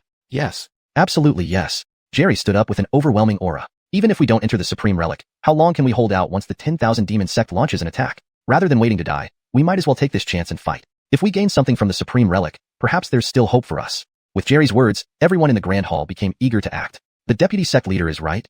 I agree. Let's fight to the end. If our sect falls, it will only benefit the 10,000 Demon Sect. That must not happen. Everyone nodded in agreement. None of those who had the privilege to sit here were cowards, and they all understood the situation clearly. The Sky Sword sect was now at a critical juncture. Since death seemed inevitable, they preferred to take a risky gamble. Since that's the case, let's gather all remaining Jamelkshuan realm members of the sect, along with any Tianxian realm members willing to go, and enter the Supreme Relic together, Angelo said, as if he had anticipated this. His thoughts aligned with Jerry's. Rather than wait to die, they should make a bold move. Who will lead the team then? Angelo looked around. I recommend someone. Suddenly, Jerry spoke. All eyes turned to her. At Northgard Town, Coulter advanced to the 3rd level Gemelchuan realm, and also killed Dominic, who was at the 9th level Gemelchuan realm. I think he should lead the team, Jerry said calmly. He reached the 3rd level Gemelchuan realm, and he killed Dominic, who was at the 9th level Gemelchuan realm? Heavens, he progressed so quickly. How did he manage to train like that? Everyone was instantly shocked. If their memory served correctly, Coulter had only joined the Sky Sword sect less than a year ago. To already break through to the Gemelchuan realm, his speed was simply astonishing. Why are you involving me? Coulter retorted irritably. What was she thinking? So this kid is this strong? Angelo widened his eyes and then said, all right, Coulter will lead the team. Does anyone object? Everyone fell silent. Not only was Coulter his son-in-law, but Jerry had personally recommended him. With both leaders voicing their support, who dared to object? Master, I have something to say. A senior elder in blue suddenly spoke up. Good. Since no one objects, it's settled. Before he could finish, Angelo stood up and finalized the decision. Oh, Gregor, what did you want to say? Angelo asked him after. The old man's expression froze, and he sat back down immediately. I have no objections. Angelo smiled slightly. See? That's unity. Everyone. Unbelievable. Could you be more obvious about protecting your protege? Yet, they genuinely acknowledged Coulter's strength. Otherwise, even if Angelo wanted to favor Coulter, they wouldn't feel reassured. Well, everyone, prepare yourselves. This is our last chance. Angelo's voice was heavy with gravity. Then, everyone dispersed. Outside the grand hall, Jerry looked at Coulter seriously. This time, we're entrusting the safety of the entire sect to you. Coulter almost laughed out loud in frustration. Knowing how important this is, why do you want me to lead the team? Trying to find someone to take the fall ahead of time? Leading? What a joke. To lead fewer than 30 Gemelchuan realm members against at least 70 from the 10,000 demon sect. Was this even a good assignment? Because both the master and I believe in you. Your strength surpasses everyone else's. Jerry stopped walking and said, I don't even believe in myself. Coulter rolled his eyes, wanting to quit. Jerry remained silent, knowing how dangerous this mission was. But as Angelo had said, this was their only option. Moreover, she had seen Coulter's combat prowess firsthand. Among all Gemelchuan realm members in the Sky Sword sect, she believed Coulter was the strongest, period. If you come back alive, I'll let you indulge as much as you want. Jerry suddenly whispered softly, but her tone remained icy cold, as if discussing a serious matter. Coulter, what kind of person do you think I am? Jerry looked at him and smiled brightly. So, are you willing? Coulter, you'd better watch out. And he walked away. After Coulter left, Suzanne suddenly walked over, smiling at Jerry. Congratulations on breaking through to the 3rd level of the Empyrean realm. Jerry's expression turned indifferent again as she nodded calmly. Just lucky. But Suzanne still smiled at her warmly. Jerry. At a critical moment, I took some medicine and barely managed to break through. She immediately changed her tune, speaking without any hint of embarrassment. What kind of medicine did you take? Was it white and sticky? Suzanne continued looking at her, her smile growing brighter. Jerry. You already know. Why ask me? She knew she couldn't hide it anymore. How does eating tender grass feel? Suzanne smiled slightly and continued asking. Jerry looked around, making sure no one was around, then whispered, not bad, that kid has pretty good skills. Recalling the moment, her body felt like it was quenched after a long drought, very comfortable. It was just too rushed. Even now, she still had an unsatisfied feeling. Perhaps that was also why she said that to Coulter earlier. Saying that wasn't to encourage Coulter, but to reward herself. Suzanne also smiled. I told you you'd like it. Who was it that said they didn't like small ones? Jerry pursed her lips. That guy isn't small either. As she spoke, her face flushed slightly, and she quickly changed the subject. You're in the 9th level of the Empyrean realm, so you can enter the Supreme Relic this time. Of course I will go. What if we encounter danger? Suzanne smiled faintly. Rest assured, I'll die before him. Jerry's expression was complex. She didn't doubt the sincerity of Suzanne's words, given that Suzanne had saved Coulter with her life once before. Maybe we should let him go first. With his talent, he'll eventually leave the Northern Spirit region if he survives this. With Queenie and Aisha here, he won't leave. Suzanne shook her head. She had thought about this possibility even before the war started, but she also knew Coulter's character, absolutely wouldn't abandon anyone. Jerry fell silent. Then, she looked at Suzanne. If we can get through this crisis, he won't be far from leaving the Northern Spirit region. What do you plan to do? She could see that Suzanne really had feelings for him. A gentle breeze blew by. It lifted Suzanne's falling hair. For a long while, the corners of her mouth curled up, revealing a peculiar smile. What else can I do? As long as he is willing, I'll wait. Jerry was puzzled. What do you gain from this? Suzanne's still attractive face showed a beautiful, captivating smile, just for his size and skill. Jerry, isn't that right? Suzanne looked at her and asked in return. Yes. Chapter 180, Sharpening the Spear Before Battle. At Coil Dragon Peak, Coulter returned to his room. Karina, Rosanna, and Brianna were all there. Why is she here too? Coulter suddenly noticed Foster Hongling in his room. Senior Sister Hongling only recognizes you now. Where else could she be? Rosanna said helplessly. They had initially intended to arrange a separate room for Foster Hongling, but she was just too clingy to Coulter, continuously calling out, I want my husband, leaving them with no choice but to bring her over. Upon hearing this, Coulter felt quite a headache. He approached her gently and said, Senior Sister Hongling, be a good girl. I have something to do with my wives here. Foster Hongling blinked. But I am your wife. Whatever you need, I will listen to you, she said sweetly, full of anticipation. Coulter. Her attitude made it impossible for him to deal with. Senior Sister Hongling, how about I take you to another room to rest for a while, and then come back for you? Coulter continued to coax her, feeling almost guilty like he was luring an innocent girl. I don't want to rest. I want my husband. Foster Hongling clung tightly to him, speaking in a baby-like voice. But if you keep doing this, I'll get angry. Coulter was at his wit's end, resorting to pretending to be angry. Don't get angry, husband. I'll go rest. Foster Hongling shook her head hastily, revealing an expression of grievance. Now that's what I call being a good girl. Coulter let out a sigh of relief. He quickly took her to Rosanna's original room and returned. Seeing Coulter behave this way, Rosanna couldn't resist teasing. Who would have thought you'd also be troubled by having too many women around? Karina smiled slightly. Brianna blinked from the side. Let's get down to business. Ignoring the comment, Coulter told the three women what Angelo had said about the Supreme Remnant. It's actually the Supreme Remnant. Master is right. We must enter it. Karina exclaimed upon hearing this news, while Brianna appeared shocked but remained silent. Seeing Karina and Rosanna chatting cozily with Coulter, she suddenly felt envious. She and Coulter had become somewhat distant. But our numbers are indeed much smaller than those of the 10,000 demon sect. Going in would likely result in heavy casualties, Rosanna worried. Coulter nodded. So my idea is, since we can't match them in quantity, we have to compete in quality. The three women were stunned by his words. How do you compete in quality? Coulter chuckled and pulled Karina into his arms, smiling lightly. By sharpening the spear before battle, of course. At first, the three women didn't understand. It wasn't until Coulter's hands started acting up on Karina's body that they realized what he meant by sharpening the spear. So many people around. Karina gave Coulter a disapproving glance. Rosanna and Brianna were still watching. Even her thick skin flushed red. That makes things easier. Let's just finish everything at once. Coulter smiled slightly, then pulled Rosanna over, both hands now occupied. Soon, the two women were blushing furiously, their breathing becoming heavy. As for you, you should go outside. Brianna, blushing furiously, wanted to leave immediately. Don't go, Sister Feiyu. Karina pushed Coulter's hand away and pulled Brianna over, smiling at Rosanna. Senior Sister Aisha, how about we let Sister Feiyu go first this time? Rosanna's eyes lit up. I think that's a good idea. Brianna instantly turned bright red, shaking her head frantically. No, not in a hurry. Though she wanted to give herself to Coulter, not in front of everyone like this. It was too intense. Sister Feiyu, we're all family, don't be shy. Karina consoled her with a smile. Rosanna walked over and whispered in her ear. As this bad guy would say, why enjoy alone when we can all enjoy together? This time, the three of us sisters will team up and see how arrogant he can be. Hearing this, Brianna was utterly embarrassed. I still. Before she could think of a refusal, Brianna's garment instantly disintegrated. Then, Karina and Rosanna similarly turned red, and soon the three women were all exposed. Husband, are you satisfied now? Karina walked back to Coulter. She who understands me, Queenie. Coulter laughed heartily, extremely satisfied. Fairy sister, why don't you go first? Then Karina looked at Brianna and smiled. But, I've never done this before, I don't know how. Brianna's head was lowered the whole time, her voice barely audible. It was partly due to shyness and partly due to insecurity, because she noticed that Karina and Rosanna were older than her, and by a significant margin, making her feel extremely out of place standing there. Don't worry, we'll teach you. Karina gave a seductive smile, then winked at Coulter. Fairy sister is doing this for the first time, so be gentle with her. Coulter nodded earnestly. I know my limits. Under the watchful eyes of the two women, Coulter breached Brianna's defenses and plunged straight into battle. Ah! Brianna let out a cry of pain, quickly covering her face with the blanket in sheer embarrassment. The following moment, Karina and Rosanna also joined the fray, and soon all four were locked in an intense, earth-shaking struggle. How can he be so strong?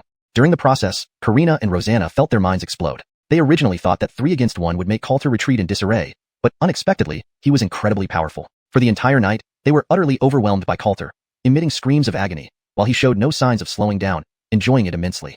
I won't believe it. However, this also ignited their competitive spirit. They fought valiantly despite repeated defeats, taking turns, growing stronger, until well past noon the next day. Karina and the other two lay exhausted beside him, drenched in sweat, breathing heavily, clearly worn out. Too terrifying, absolutely terrifying. Brianna curled up on the side, her face showing lingering fear. She didn't expect Coulter's fighting strength to be so formidable. Even with Karina and Rosanna helping her share the burden, she was still thoroughly drained. She could barely imagine facing Coulter alone in the future. Yet, they were tired yet happy. My cultivation has broken through again. Both Karina and Brianna had been at the Gemelchuan level 1 realm. After the experience, they broke through 2 levels directly to reach the Gemelchuan level 3. One had the Ice Phoenix combat body, the other the Spirit Sword body. Both had real combat strength that did not fall short of the Gemelchuan level 5. Rosanna had originally been at the peak Tianxian level 9. After this bout, she also broke through 2 levels, reaching the Gemelchuan level 2. Their quality had undoubtedly improved. What happened? Brianna was instantly dumbfounded. She had unknowingly broken through? And not just any breakthrough. It was 2 levels, which was unimaginable. Fairy sister, don't be surprised. Follow husband and get used to it, Karina said with a smile.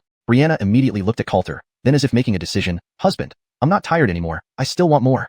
The 2 women. She came here to snatch resources. Chapter 181. At least add a 0. All Eric Realm disciples and elders, come immediately. Just as Coulter was about to continue his intimate moments with Karina and the other 2 women, Angelo's grave shout echoed throughout the Heavenly Sword sect. The Supreme Relic is likely to open soon. Coulter looked up, his eyes gradually becoming fervent. The reason he could be reborn and enjoy this blissful life was closely tied to the Supreme Relic. In his previous life, he missed out on it. But in this life, he must explore it. Then let's hurry up. Soon, the 3 women were dressed properly. Big Sister Queenie. Just as Karina was about to leave, she was stopped by Brianna, whose cheeks were still flushed. Little sister Feiyu, what's wrong? Karina paused and turned to ask. Brianna lowered her head and softly asked, I want to know how big sister Queenie and senior sister Yuro did. She couldn't finish her sentence, finally pointing at Karina's impressive assets and the deep valley between them. You mean this? Karina laughed. This mostly comes from nature, but don't lose heart, little sister. You can ask your husband to massage you more. It might help. As she said this, she made an encouraging gesture. Hearing this, Brianna's face became even redder, but she nodded seriously. All right, I understand. Quickly, on the square, Elder Cyrag and many senior members of the Heavenly Sword Sect gathered quickly, and so did Coulter and Karina. Even many Heavenly Sword Sect disciples were around, all their eyes fixed on Angelo. Everyone's expression was extremely tense. The atmosphere was heavy, like a storm brewing. I won't say too much. Angelo stood forward and raised the white jade stone in his hand, which was emitting a dazzling light. Roberto is opening the supreme relic, and this is our only chance now, Angelo said gravely. Many of the Heavenly Sword Sect seniors were shocked. Too fast. They had only learned of this news yesterday, and they didn't expect the Myriad Devil sect to act so quickly. If you are not ready, I can refuse to activate it and give you more time, Angelo continued. The key to opening the relic required 2 stones. Without his activation, Roberto's single stone wouldn't suffice. No need. An elder stepped forward. These anxious days are driving me crazy. If we live, we live. If we die, we die. I don't want to wait any longer. His face was flushed red, filled with fierce determination. No one else spoke, signifying their agreement. This feeling of powerlessness was driving them mad. Even a few more days wouldn't change anything. Better to settle matters swiftly and avoid living in fear every day. Angelo scanned everyone and then lifted the white jade stone high. If so, I will proceed. As he spoke, the stone's radiance intensified, blinding everyone like a small sun. Humming. Suddenly, a mysterious force erupted from the white jade, tearing through space and forming a black and white passageway before them. It's here. The supreme relic is opening. Everyone was beyond excited. Swoosh. Jerry took a big step forward. Bang. Just as she was about to enter the passage, she was blocked by an invisible force, even being pushed back. As expected, Empyrean Xian realm cannot enter. All saw and understood. Just as Angelo had mentioned, those at Empyrean Xian realm would be repelled by the passage. For this entry into the supreme relic, Brother Coulter will lead. His orders are my orders. Understood? Everyone agreed. At the same time, their gazes toward Coulter changed. Half a year ago, he was just a regular disciple at True Xian realm, almost killed outside the mountain gate.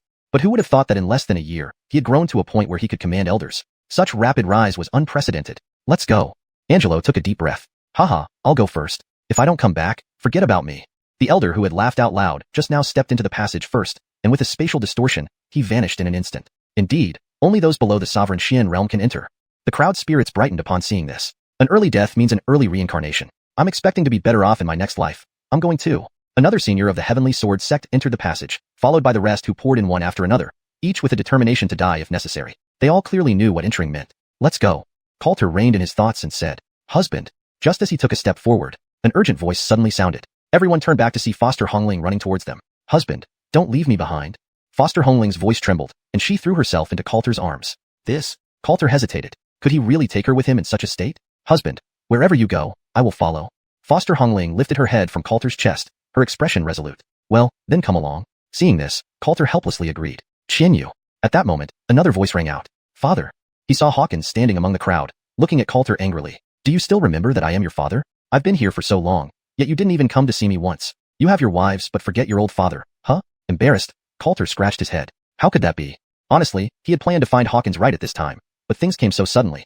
I know you are going to risk your life again, but I warn you.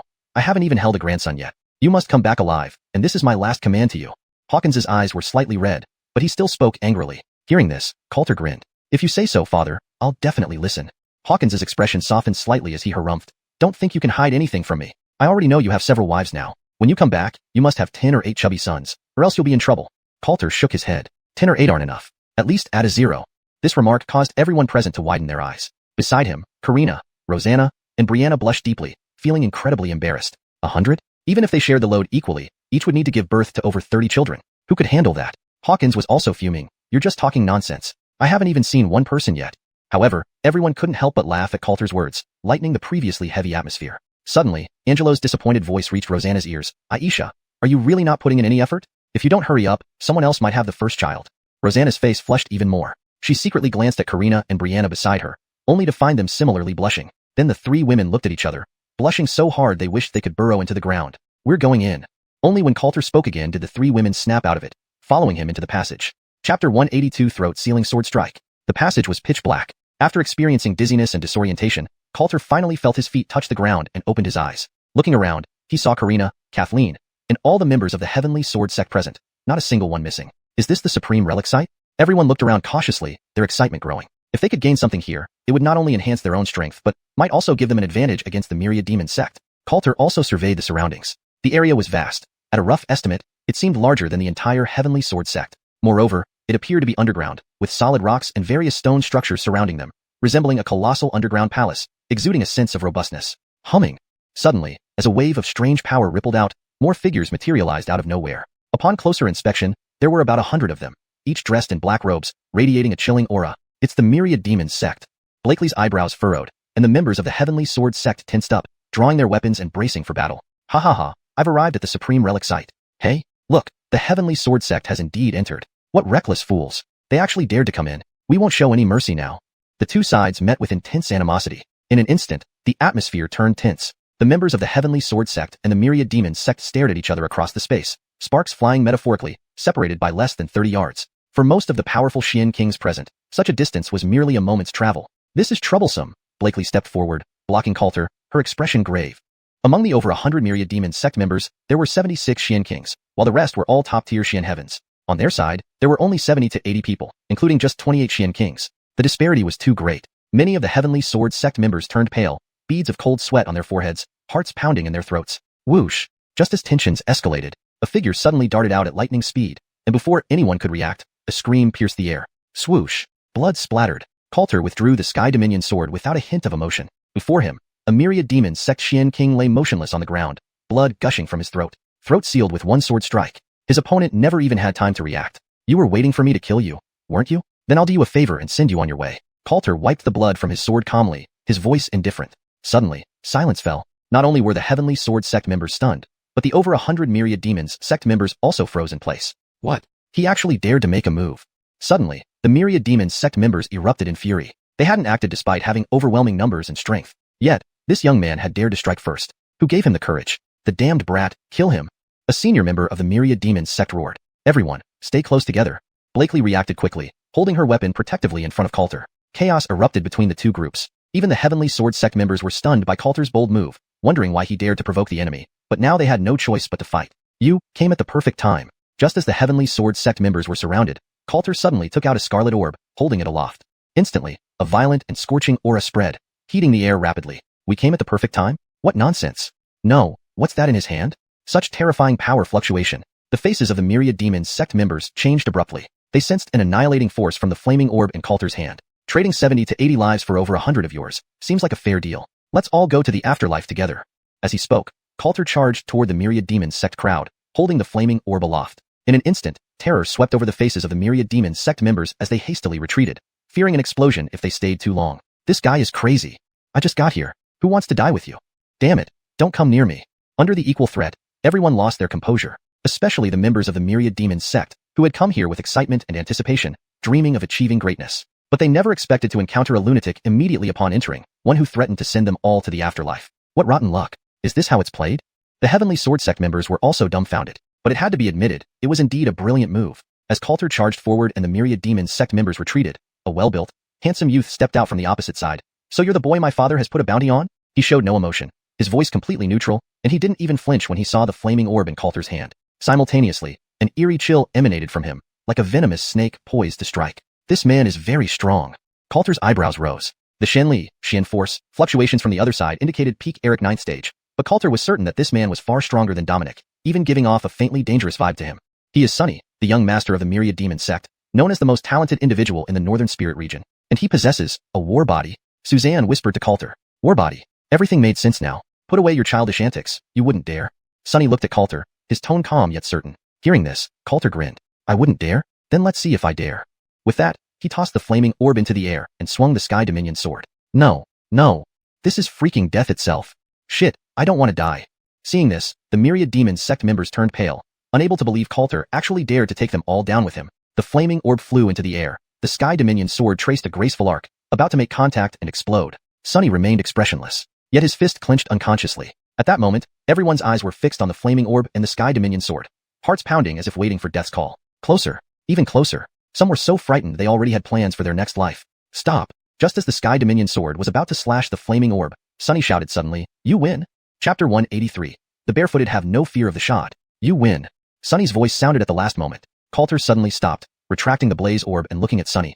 It seems you aren't as fearless as I imagined. Upon hearing this, a surge of killing intent flashed in Sunny's eyes. That was too close, really damn thrilling. Everyone present heaved a heavy sigh of relief. Once they regained their senses, they found that their backs were drenched in sweat, as if they had been dragged back from the gates of hell. What a big-hearted guy.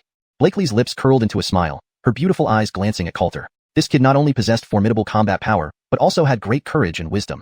She was becoming more and more fond of him. She knew that just now Coulter had been engaged in a psychological game with Sunny. Whoever lost would fall into a passive position, yet everyone underestimated Coulter's boldness, and ultimately he emerged victorious from this mental showdown. For a moment, both sides fell into another stalemate. The people of the Heavenly Sword sect stood ready for battle while those of the 10,000 Devils sect glared at Coulter, but dared not make a move due to the power of the blaze orb. Sunny's expression was unpredictable. Their main goal in entering the Supreme Relic Site was to seek opportunities. If Coulter truly went down with them, it definitely wasn't an outcome he wished to see. Moreover, these over 100 people were the most elite fighters of the 10,000 Devils sect. Truly swapping half their number with the Heavenly Sword sect would be a colossal loss. This is what it means when the barefooted have no fear of the shot, helpless, and without a solution. Buzz. Just as both sides remained deadlocked, brilliant flashes of light suddenly appeared above their heads, revealing somewhat blurry images floating in midair. What's this? Everyone was drawn by this phenomenon, looking up. Snap. In the next second, a head flew off. It turned out that while they were distracted, Coulter swiftly killed another Eric Realm fighter. I told you before, if I lose control, I might do something unexpected, Coulter returned with a slight smile. With so many enemies around, every chance to eliminate one less opponent could turn the tide. Little bastard. You're too much. The crowd from the 10,000 Devils sect erupted in fury. Even before the official start of battle, they had already lost 2 Eric fighters, leaving them almost spitting blood with anger. They hastily retreated several dozen feet. Truly terrified. Who knew if they'd be the next? Junior brother Chinyu, you're awesome. I'm impressed. Django immediately gave Coulter a thumbs up. Perhaps only Coulter would dare to act like this under such circumstances. I'll deal with him personally later. Sunny took a deep breath, his voice chillingly cold. Afterwards, both sides maintained a safe distance to prevent any more surprise attacks from Coulter. They all then looked up. In the images displayed above, a slender man with sword-like eyebrows and starry eyes, dressed in white silk robes, soared through the sky. Behind him were 3 figures pursuing him, 2 men and a woman, each with magnificent wings condensed behind their backs. For individuals, 4 powerhouse fighters at least in the xiuxian realm. Soon, faced with the trio's relentless chase, the white-robed man seemed overwhelmed and was eventually surrounded. Unfortunately, there was no sound in the image, so the onlookers couldn't hear their conversation. But shortly after, it seemed their negotiations broke down, leading directly to intense combat. There was the white-robed man fighting against 3 foes, wielding a sharp sword, moving gracefully in the air. Despite being attacked by 3, he did not fall behind.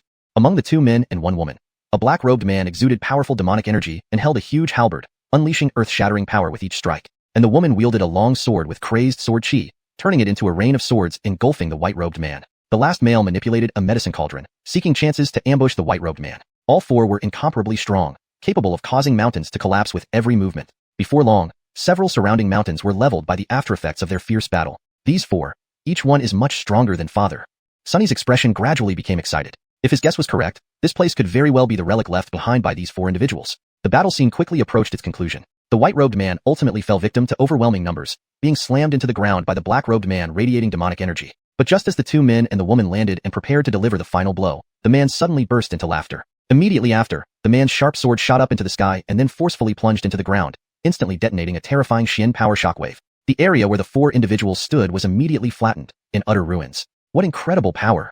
Everyone present changed color at the sight. Even though this was just a virtual image, they could still feel the extremely formidable power from that one strike of the white-robed man. They were even certain that even Angelo and Roberto, such xiuxian realm powerhouses, would be completely obliterated by that aftermath. Then, the scene abruptly stopped. So this is the origin of the Supreme Relic Site. No one present was a fool. They could roughly deduce some things from these images. It was likely that during a life or death moment, the white-robed man used his last strike to choose mutual destruction with the other 3, thus forming the Supreme Relic Site they were in now. After that, everyone looked around and found that there were passages in the east, west, south, and north directions. This suggested that these 4 passages might correspond to the legacies of those 4 super powerhouses. Thinking of this, everyone's breathing quickened. Sunny gave Coulter a cold look and then ordered, everyone, divide into 4 groups, each going into one passage. He wanted all 4 legacies. Yes. Over 100 people from the 10,000 Devils sect quickly split into 4 groups and rushed towards the 4 directions, while Sunny led a group to the eastern passage. We should also hurry. Seeing this, the Heavenly Sword sect members became equally excited. Jameson, we will divide into 2 groups, and you and I will each lead a group into different passages, Coulter said to an elder beside him. The 10,000 Devils sect could split into 4 groups because they had more people and the strength to do so. However, they only had about 70 to 80 people, and if they didn't want to be completely overwhelmed by the 10,000 Devil sect, they could only split into 2 groups at most. Everyone nodded in agreement. Coulter's method was undoubtedly the best. Moreover, before leaving, Angelo had already said to follow Coulter's orders, and given that Jameson was their most respected person, they naturally had no objections to this plan. Go! Coulter immediately led about 30 to 40 people toward the northern passage, while Jameson led the rest toward the west quickly. You're quite considerate, not missing anyone, Suzanne winked at Coulter. Among these 30 to 40 people were Karina, Rosanna, Brianna, and even Django, the famous Chrysanthemum Knight. Hearing this, Coulter remained expressionless. My ability is limited. I can't take care of too many people. He couldn't worry about others and was unable to do so. But he absolutely had to take care of his women and wouldn't entrust their safety to anyone else. Chapter 184. Sword Immortal Legacy. Coulter and the others raced forward at full speed. Ahead of them were also 30 to 40 members of the Myriad Devils sect. After dividing into 4 groups, the number of people on both sides was not significantly different. Elder Amias, should we deal with them first? A disciple of the Myriad Devils sect asked, looking towards a black-robed old man at the front. No need for now. The elder named Amias responded indifferently. He had naturally seen Coulter and the others behind him. But with no treasures appearing yet and Coulter holding a flame pearl, he did not wish to act too early. But if there were treasures or legacies that moved him, then he wouldn't blame himself for being ruthless. I must gain something here. In the crowd, Kathleen looked at the backs of Coulter and Karina, her gaze becoming more resolute. Compared to the other women of Coulter, she had always felt very inferior in her heart. Karina possessed an ice phoenix body, giving her extremely strong combat power. She just didn't shine due to Coulter's presence. Then there was Brianna, who similarly had a spirit sword body, allowing her to progress further in swordsmanship, possibly even becoming a sword king one day. Even Terry, who had left for some unknown reason, was recognized by her as not ordinary. Compared to these women, she had no advantages unless she bore Coulter's first child. And this supreme relic was the best opportunity. Only by improving herself could she keep up with Coulter. She did not want to be a mere pretty face. Soon, both groups arrived at the end of the passage. They hurriedly looked ahead and saw a platform not very high up. On top of it stood a translucent sword. The sword was about 3 feet long, with a pale green hilt and a flawless white blade. Despite being covered in dust, its edge still emitted a chilling gleam.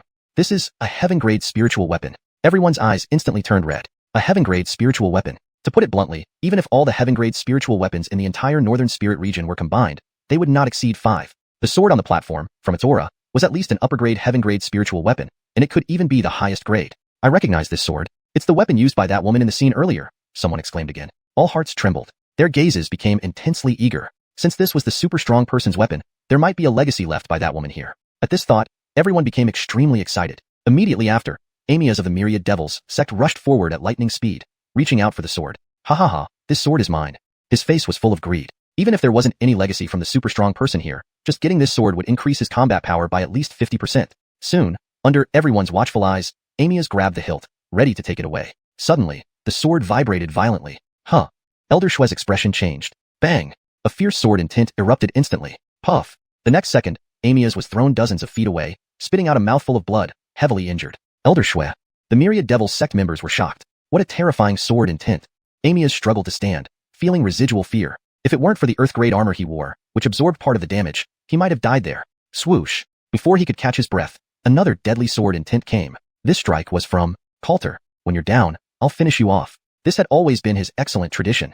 Young whelp, you lack martial virtue. Amias flew into a rage and hastily retreated. Hiss! Coulter's sword pierced through his clothes, almost grazing his chest. He narrowly avoided being impaled. Little bastard, you actually attacked me sneakily. After dodging the sword, Amias glared at Coulter angrily. Old bastard, you sure have a thick hide. Coulter regretted. He almost got him. Unfortunately, very unfortunately, the Myriad Devils sect members broke out in cold sweat. In that split second, their elder almost died. Suzanne and the others also had their hearts racing. They hadn't even reacted when Coulter made his move so decisively. I'll kill you. Hearing this, Amias exploded in anger, unleashing his peak 9th stage, profound realm strength, ready to attack Coulter. Look quickly. But at this moment, a disciple of the Heavenly Sword sect suddenly shouted. Everyone hurriedly looked over and saw that beside the sword, an elegant figure with long hair down to her waist had appeared. She's the woman from the scene.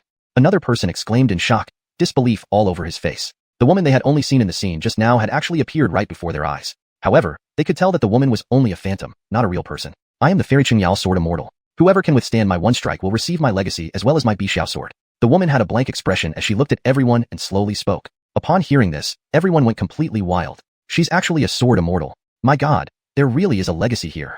If I could get the legacy of a sword immortal, along with a heaven-grade spiritual weapon, hug me. I'm about to faint from happiness. Sword immortal legacy. Heaven-grade spiritual weapon. These 8 words were filled with extreme temptation. Sword immortal ancestor. I'll take your strike. Even Amias, who had been ready to attack Coulter, now completely ignored him, stepping forward with excitement on his face. If he obtained the legacy of this sword immortal and the heaven-grade spiritual weapon, his cultivation would certainly increase dramatically. Then a mere youngster like Coulter would be easy to deal with. Humming. As Amias stepped forward, the woman raised the sword in her hand. The air around her surged rapidly, forming layers of fierce and violent sword intent swirling around the blade. Amias's face instantly changed. Even before the strike was fully charged, he felt a fatal fear. He would die. He would definitely die. There was no way he could withstand this strike. Ancestor, I won't take it. Terrified, Amias turned pale and quickly retreated, not daring to stay in front of the woman for a second longer. Waste of space. The woman put away her sword, her voice indifferent. Amias felt as if his face had been slapped repeatedly, but he dared not utter any complaints or show any displeasure. Even Roberto, he believed, might not be able to withstand that strike just now. What terrifying power! How can anyone possibly withstand that strike? It looks like the sword immortal legacy is beyond our reach. The crowd's emotions rose and fell, finally turning into sighs. Is there anyone else who wants my legacy? The woman's gaze remained calm as she scanned the crowd. But this time, no one spoke up. Who wouldn't want the sword immortal legacy? Who wouldn't want a heaven-grade spiritual weapon? The key was having the life to survive it. Without a life, everything else was nothing. From the heavenly sword sect side, Brianna seemed eager to try but ultimately gave up after thinking of the terrifying power of that strike. She could never withstand that strike. Just as everyone was feeling regretful, Coulter suddenly smiled and slowly stepped forward. Since you're all so polite, let me give it a try. Chapter 185. Who is more beautiful? Coulter strode out. Everyone's eyes from both sides focused on him. Humph, little brat, you're courting death. Amias looked at him with disdain and mocked coldly. If he couldn't withstand that sword strike himself, how could the other party? Hubby, don't be impulsive. Karina, Rosanna, and others tried to dissuade him as well. Though they knew Coulter was very powerful, the overwhelming force displayed by that May was too intimidating. Don't worry, I'm fine. Coulter gave them a reassuring look and then walked up to May. You still dare to brag here. Soon, we'll see how you end up with nothing left. It's just a pity I can't kill you myself. Amias sneered at Coulter, not forgetting that he had almost died at his hands just now. Letting him die so easily would be unsatisfactory. Upon hearing this, Coulter looked at him. But if I don't die, how will you handle it? Amias's expression became even more contemptuous. If you can take her sword strike without dying, I'll slit my throat right here. Coulter smiled. All right, hope this old dog of yours doesn't turn into a mangy one later. Having said that, he turned to look in the direction of Karina and the others, then transmitted a message to Suzanne. What? Suzanne was taken aback. Her eyes widened in disbelief. Then, Coulter approached May and said, May, I'll take your sword strike. Everyone watched. He's asking for death. It doesn't matter if he dies, but don't drag us down with him, or it will be too much of a loss. Don't worry, brother, based on the power of that sword strike earlier, he won't even have time to do anything else. He's dead for sure. The group from Wanmar sect laughed coldly. They seemed to already see Coulter being shredded by a single sword strike. Is hubby really confident?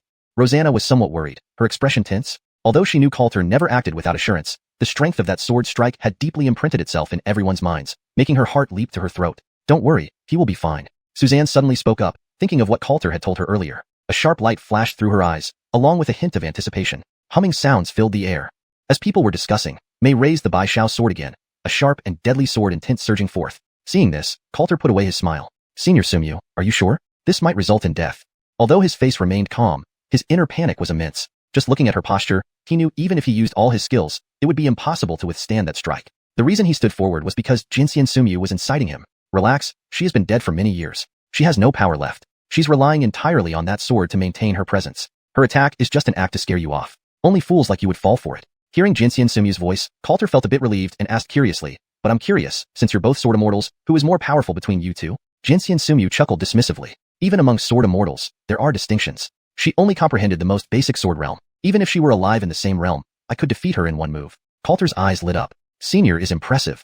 Just at the immortal profound realm? It seems this Xiuxian Sumyu has been hiding her true strength. I must find a chance to test her depth. But remember, don't accept her legacy.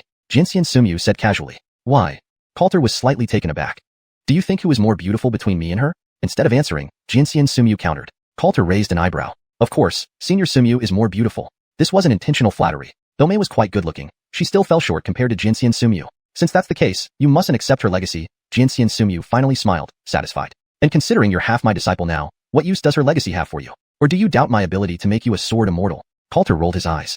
Senior Sumyu, could you possibly be jealous? To his surprise, she smiled coyly. Yes, I am jealous. So from now on, you can't obtain any other woman's legacy. Are you happy now? Coulter. What a huge loss. Whoosh. At this moment, May had completed her buildup of power, and the sharp sword in her hand turned into a dazzling sword shadow, slashing towards Coulter. Ha ha ha, little brat, go to hell. Amias burst out laughing uncontrollably, his face full of mockery. He then looked at the people from Heavenly Sword Sect, his eyes filled with cold killing intent. This kid actually believed he would slash his own throat? Utter nonsense. After Coulter dies, no one from Heavenly Sword Sect will escape either. Even if Coulter didn't die, would he really fulfill his promise and slit his own throat? That's impossible. Committing suicide is not an option. It will never happen in my lifetime. The next second, blinding sword light instantly pierced through Coulter's body. His body suddenly stiffened, then fell straight down. Husband. Junior brother Chinyu. Karina and others' faces drastically changed. They hurriedly ran up and supported Coulter's body. Dead. They couldn't sense Coulter's breath at all. Ha ha ha, this little brat died well. Amias laughed out loud upon seeing this scene and then waved his hand. Kill them all. Don't leave any alive. The true intentions were revealed. After Coulter's death, they no longer had any reservations. The fools of Heavenly Sword Sect, everyone who came in here today must die. Amias grinned viciously as he charged directly towards Suzanne. Even if he couldn't obtain the sword immortal inheritance here today, just killing the people of Heavenly Sword Sect would be a significant gain. Many members of Wanma Sect also reacted swiftly, quickly summoning their weapons to kill towards the Heavenly Sword Sect people. Seeing this, Karina and others were on high alert. Let's fight them to the death. But just as the Heavenly Sword Sect members prepared for a desperate battle, zap! A flash of sword light. Amias's body suddenly froze. A sharp blade pierced entirely through his chest, blood gushing out uncontrollably. He turned his head in disbelief and saw the bright smile on Coulter's face. You're dead? Amias's eyes bulged, bloodshot. He couldn't believe that Coulter, whom May had just killed with one strike, was now standing before him alive and had even ambushed him. You felt it was a pity I died just now, right? So, I came back to life. Coulter grinned. Rather than letting you, this old dog, commit suicide, I'd rather turn you into a dead dog myself. As he finished speaking, he fiercely waved his hand. Sure. Amias's head flew off directly. Chapter 186, Do You Still Need a Wife? Amias was dead. Just moments ago, Amias, who had been gloating and ready to round up everyone from the Heavenly Sword Sect, died inexplicably. For a moment, everyone was dumbfounded. No one expected Amias to die so suddenly, especially not at the hands of Coulter, who was supposedly dead. What on earth happened? Damn, that kid was faking his death. It's over. Elder Amias is dead. Everyone, run for your lives. The expressions of the demon sect members first turned to anger, but quickly shifted to terror as they began to flee in disarray. Now Amias was dead, but Coulter was alive. The situation had completely reversed. However, when they all turned around to escape the way they came, they saw that the path behind them had already been blocked by a figure. Sierra, you won't be going anywhere today. She held her sharp sword, her mystical power surging. In an instant, the faces of the demon sect members turned ashen. Coulter smiled faintly. From the moment he decided to intercept Linda's attack, he began devising a plan against Amias and the demon sect, instructing Sierra to block their retreat. Everything was part of his plan. Attack. With Sierra's command, the members of the Heavenly Sword Sect, who had just realized what was happening, rushed forward to fight the demon sect members. Both sides were evenly matched in numbers and combat strength, but now without Amias as their core, and with Coulter joining the battle, the demon sect had no resistance left. After 15 minutes, the battle gradually ceased. Led by Amias, all 40+ members of the demon sect lay in pools of blood, not one spared. Too awesome. Serve these beasts right. Ha ha ha, it feels great. The Heavenly Sword Sect members, covered in blood, laughed heartily. Junior brother Chinyu. Suddenly, Django, covered in blood, hurried over. He looked at Coulter with excitement and gave him a thumbs up. Junior brother Chinyu, I really admire you. Your move was incredible, haha. The members of the Heavenly Sword Sect also looked at Coulter with admiration. Only now did they understand that Coulter had feigned his death, waiting for Amias to let his guard down before striking the fatal blow. While this tactic might seem a bit underhanded, it was indeed effective. Hey junior brother Chinyu, with all those wives you have, could you teach me how to find a wife? I'm really desperate. Django suddenly laughed. As he spoke, he wiped his steel staff. The corner of Coulter's mouth twitched. I'm not unwilling to help, but this is something I truly can't assist with. Given Django's unconventional fighting style, even men would steer clear of him, let alone women. The others couldn't help but laugh at this. Lord, hurry and receive the sword Immortal's legacy. Karina said eagerly at this moment. Everyone immediately felt envious. This was the legacy of a sword immortal. Although they were curious why Coulter remained unharmed after being struck by Linda, they tacitly chose not to ask. Everyone has their secrets. As long as one of their own received the legacy, it was better than letting it fall into the hands of the demon sect. Coulter ascended the platform. You may accept my legacy, the ethereal image of Linda said calmly as she glanced at Coulter. Upon hearing this, Coulter picked up the Bai Xiao sword. After inspecting it, he suddenly turned around. Fairy Feiyu, catch the sword. In the next second, under everyone's astonished gaze, Coulter threw the Bai Xiao sword toward Brianna. Ah! Brianna instinctively caught it, still unsure of what was happening. You possess the body of a spirit sword, making you more suitable for it than me. Coulter gave her a gentle smile. Even if Aloysia hadn't said anything, he had no intention of accepting the legacy himself, as he was already a sword king. Even if he obtained her legacy, it wouldn't advance him to the rank of sword immortal. Since that was the case, he might as well give it to Brianna, potentially helping her become a sword king. Is this for me? Brianna was both shocked and delighted. She had long desired the legacy of this sword immortal, but since it had fallen to Coulter, she didn't dare to think about it. To her surprise, Coulter was willing to pass it on to her. Considering this was the legacy of a sword immortal, and there wasn't even one in the entire northern Ling domain, its value was unimaginable. Yet, Coulter was willing to give it to her. Thank you, thank you. At that moment, she was too moved to say anything. The others present looked at Brianna with envy, and some female disciples and elders couldn't help but stare at Coulter. Junior brother Chinyu, do you still need a wife? Don't be so strict about the gender. I think I can work too. Django asked with a sour tone. Get lost. Sure thing. Everyone. At this moment, Linda suddenly frowned tightly. Is my legacy something you can just pass on at will? She was furious. What did they take her for? Senior Jianxian, please let me explain. Coulter took a step forward, wanting to explain. But the other party wouldn't listen and coldly said, since you don't know how to cherish it, then I'll take back the legacy. Upon hearing this, everyone's faces changed. Brianna was even scared witless, shaking her head repeatedly. Senior, no, I don't want it, I don't want it. She didn't want to cause Coulter to lose such an opportunity because of her. Senior xiuxian, please look at her carefully. At this point, Coulter suddenly let out a low shout. A hint of killing intent flashed in Linda's eyes, but she still instinctively looked at Brianna. The instant she saw Brianna, her furrowed brows smoothed out. Spirit sword body. So, she indeed is more suitable than you. Everyone. Was this the speed at which a sword immortal could change their mind? Just as everyone found it amusing, Linda's figure instantly disappeared, flying into the Bai Xiao sword. Whiz! The sword body glowed with dazzling light. Then the Bai Xiao sword came before Brianna. Has the sword immortal really chosen me? Brianna still found it hard to believe. But as she grasped the Bai Xiao sword, a vast and sharp sword intent instantly surged into her body. In an instant, Brianna felt as if struck by lightning. But after a short while, she suddenly opened her eyes. Whiz! A fierce sword intent roared forth. The surrounding air currents surged sharply, forming a completely identical sword in front of Brianna. This sword was entirely condensed from sword intent. Sword intent takes form. Incredible. Sword King Ha. Our heavenly sword sect has another sword king. Calm down. She's not part of our sect. Hee, that girl is already junior brother Qianyu's woman, and she must be so touched right now. She's already one of us. The crowd exclaimed in shock. They witnessed the birth of a sword king. Husband, thank you. Excited and moved, Brianna ran to Coulter, then kissed him on the cheek without caring about others' gazes. Smack. Clear and delightful. She was truly overjoyed beyond words. She never thought she could become a sword king so quickly. And all this was thanks to Coulter. Right at this moment, she fully pledged herself to Coulter, willing to devote herself wholeheartedly to him. Chapter 187, Not a Good Person. From now on, the Northern Spirit region will have 6 sword emperors. You're wrong. There should still be only 4. Don't forget that Victor and Farron are already dead. Ha ha ha ha, yes, but this time our Heavenly Sword Sect has 3 sword emperors. Just thinking about it gets me excited. The members of the Heavenly Sword Sect were extremely excited. Brianna continued to cling tightly to Coulter, her heart brimming with gratitude and her eyes sparkling with happiness. Although her cultivation had not improved much, becoming a sword emperor would significantly boost her combat power. Do you feel happy with such a beauty in your arms? Aloysia suddenly asked. But I need to tell you something first. What is it? Coulter gently stroked Brianna's back. This girl's purple eyes are a characteristic of a certain family from the divine realm. She most likely belongs to that family. We just don't know her exact identity yet, said Aloysia. Hearing this, Coulter was taken aback. He had learned earlier at the Purple Cloud Hall that Brianna wasn't Victor's daughter, but he never expected she had this other layer of identity. How powerful is that family?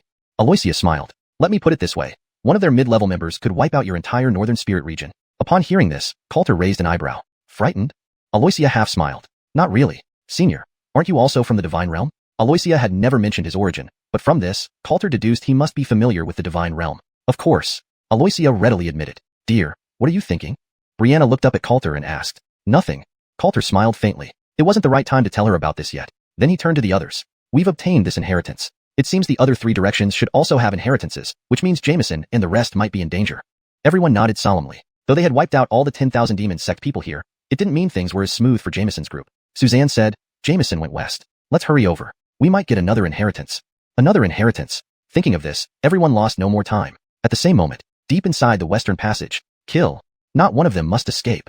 Annihilate them to obtain the Alchemy King's inheritance. Roars echoed continuously, creating an extremely brutal scene. The forces of Heavenly Sword Sect and 10,000 Demon Sect were locked in a fierce battle. Both sides had about 30 to 40 members, with comparable overall strength, which made the fight even fiercer. In front of them stood an ancient, light red cauldron about 7 or 8 feet tall, exuding a solemn and archaic air. Above the cauldron floated the translucent image of a middle-aged man. A closer look revealed this cauldron and man to be one of the 4 figures Coulter and company saw in the earlier vision. Now, he watched the intense battle with disdain and mockery on his face. Old fool, if you seek death, then I'll grant you your wish.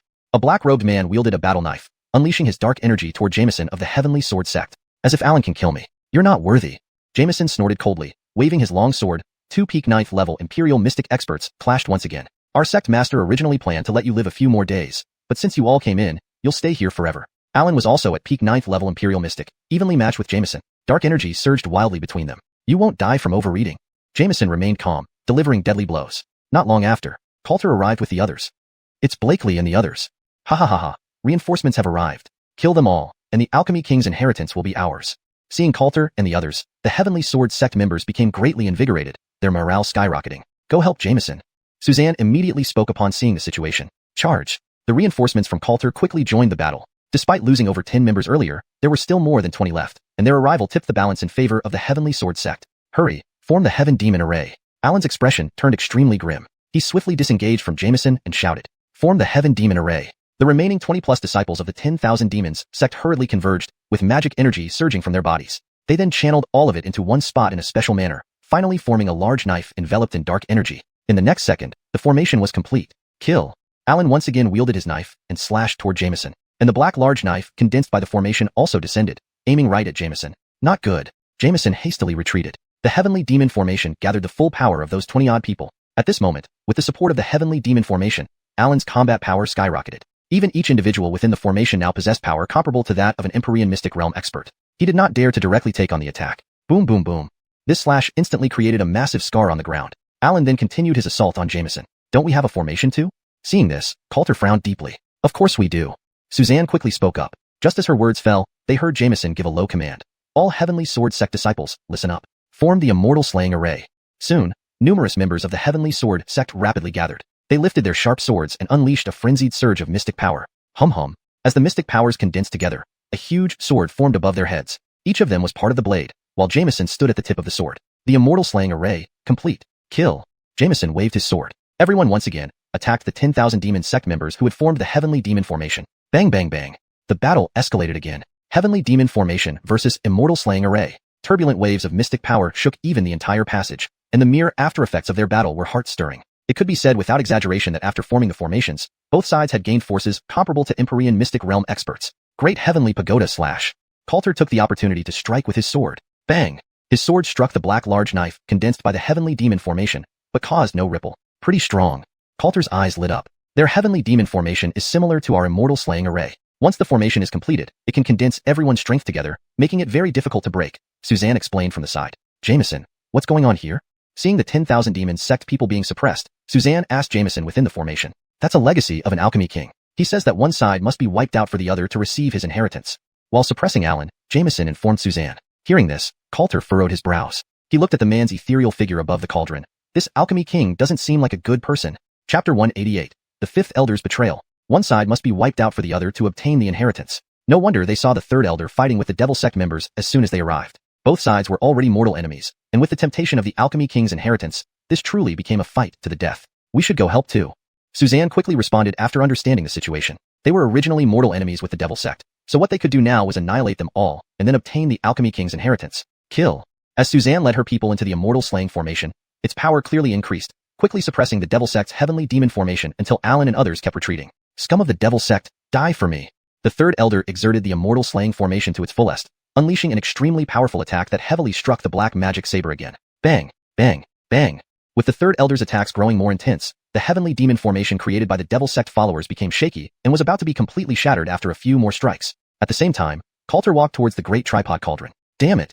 Alan's expression was so dark it could have dripped with water. He hadn't expected that Coulter and the others could still come to their aid, putting them in perilous danger. Forget obtaining the inheritance. Even their lives were not secure. Do you think you've already won?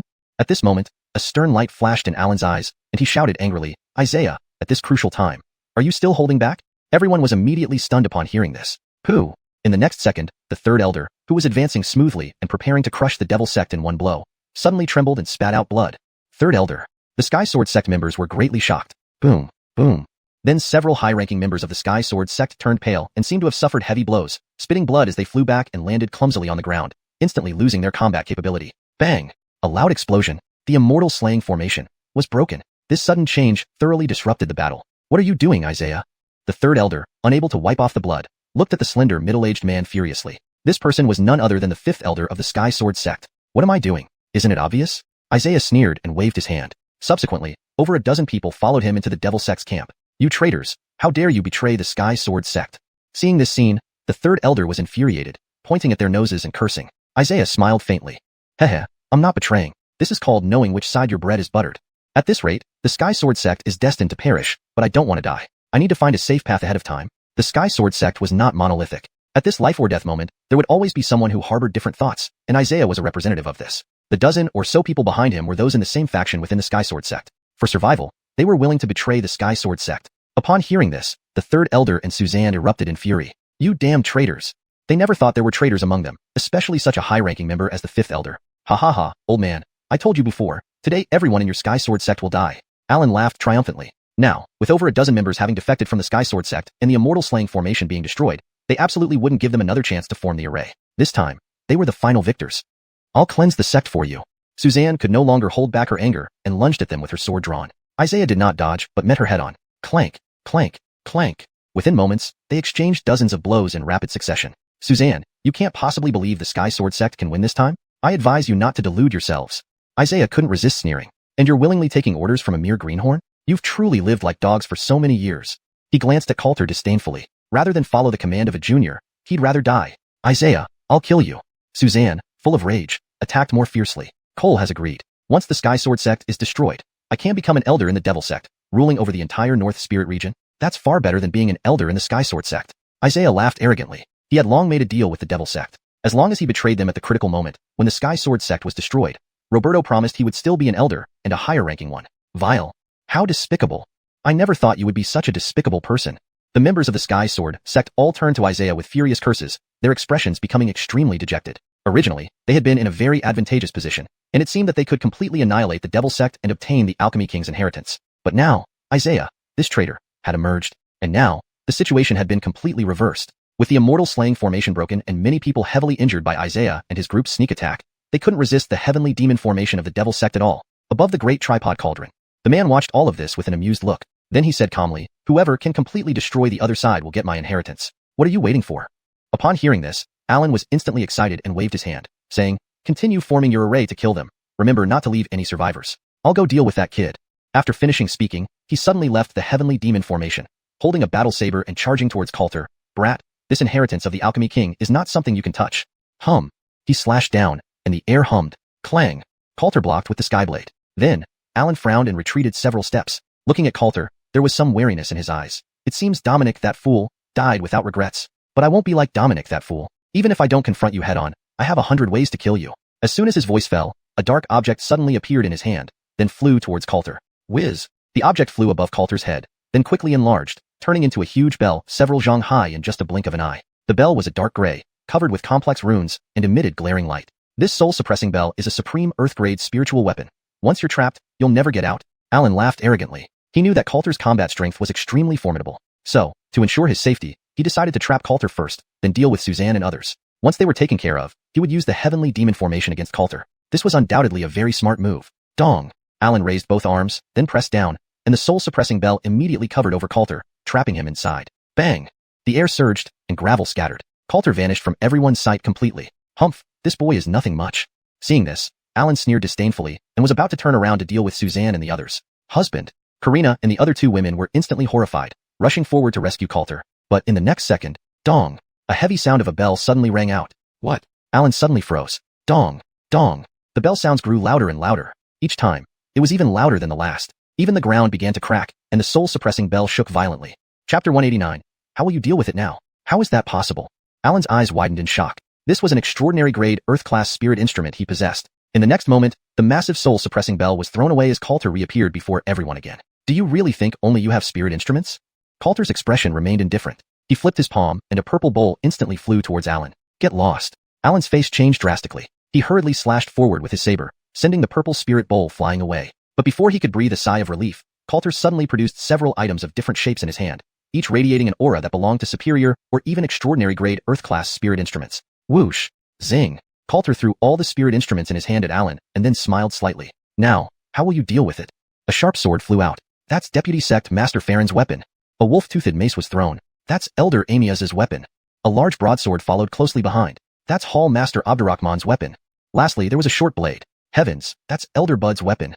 All the many demon disciples present identified them immediately, their expressions becoming extremely varied. These were indeed the weapons belonging to the Hall Masters, Elders, and even Deputy Sect Master of their sect. They were all dumbstruck, only seeing 4 weapons swiftly rushing towards Alan. These 4 spirit instruments were all extraordinary grade Earth-class quality. Even more astonishingly, aside from these 4 spirit instruments, Coulter flipped his palm again, and several more weapons shot towards Alan. The lowest grade among them was a superior grade Earth class, making a total of over 10 pieces. At this moment, Coulter hurled all the confiscated spirit instruments toward Alan, blocking all his escape routes. As he said, now he had so many spirit instruments that even if he used a different one every day, they wouldn't be repeated. Yet Alan dared to use spirit instruments against him. It was like a beggar showing off wealth in front of a rich widow, asking for humiliation. How can you? Alan's complexion turned pale instantly. Bang bang bang. Then came ear-splitting explosions. The spot where Alan had been exploded on the spot, causing the entire ground to tremble. Everyone present couldn't help but look over. What terrifying power. This boy is swimming in money. Even if each spirit instrument stabbed me once, I'd be full of holes. Everyone on the scene was utterly stunned. It wasn't that they hadn't seen Earth-class spirit instruments. Rather, they really hadn't seen anyone throw so many superior or extraordinary grade Earth-class spirit instruments at once. Even they could confidently affirm that even their respective sect leaders absolutely did not own so many spirit instruments. This was truly a feast for the eyes. Boom.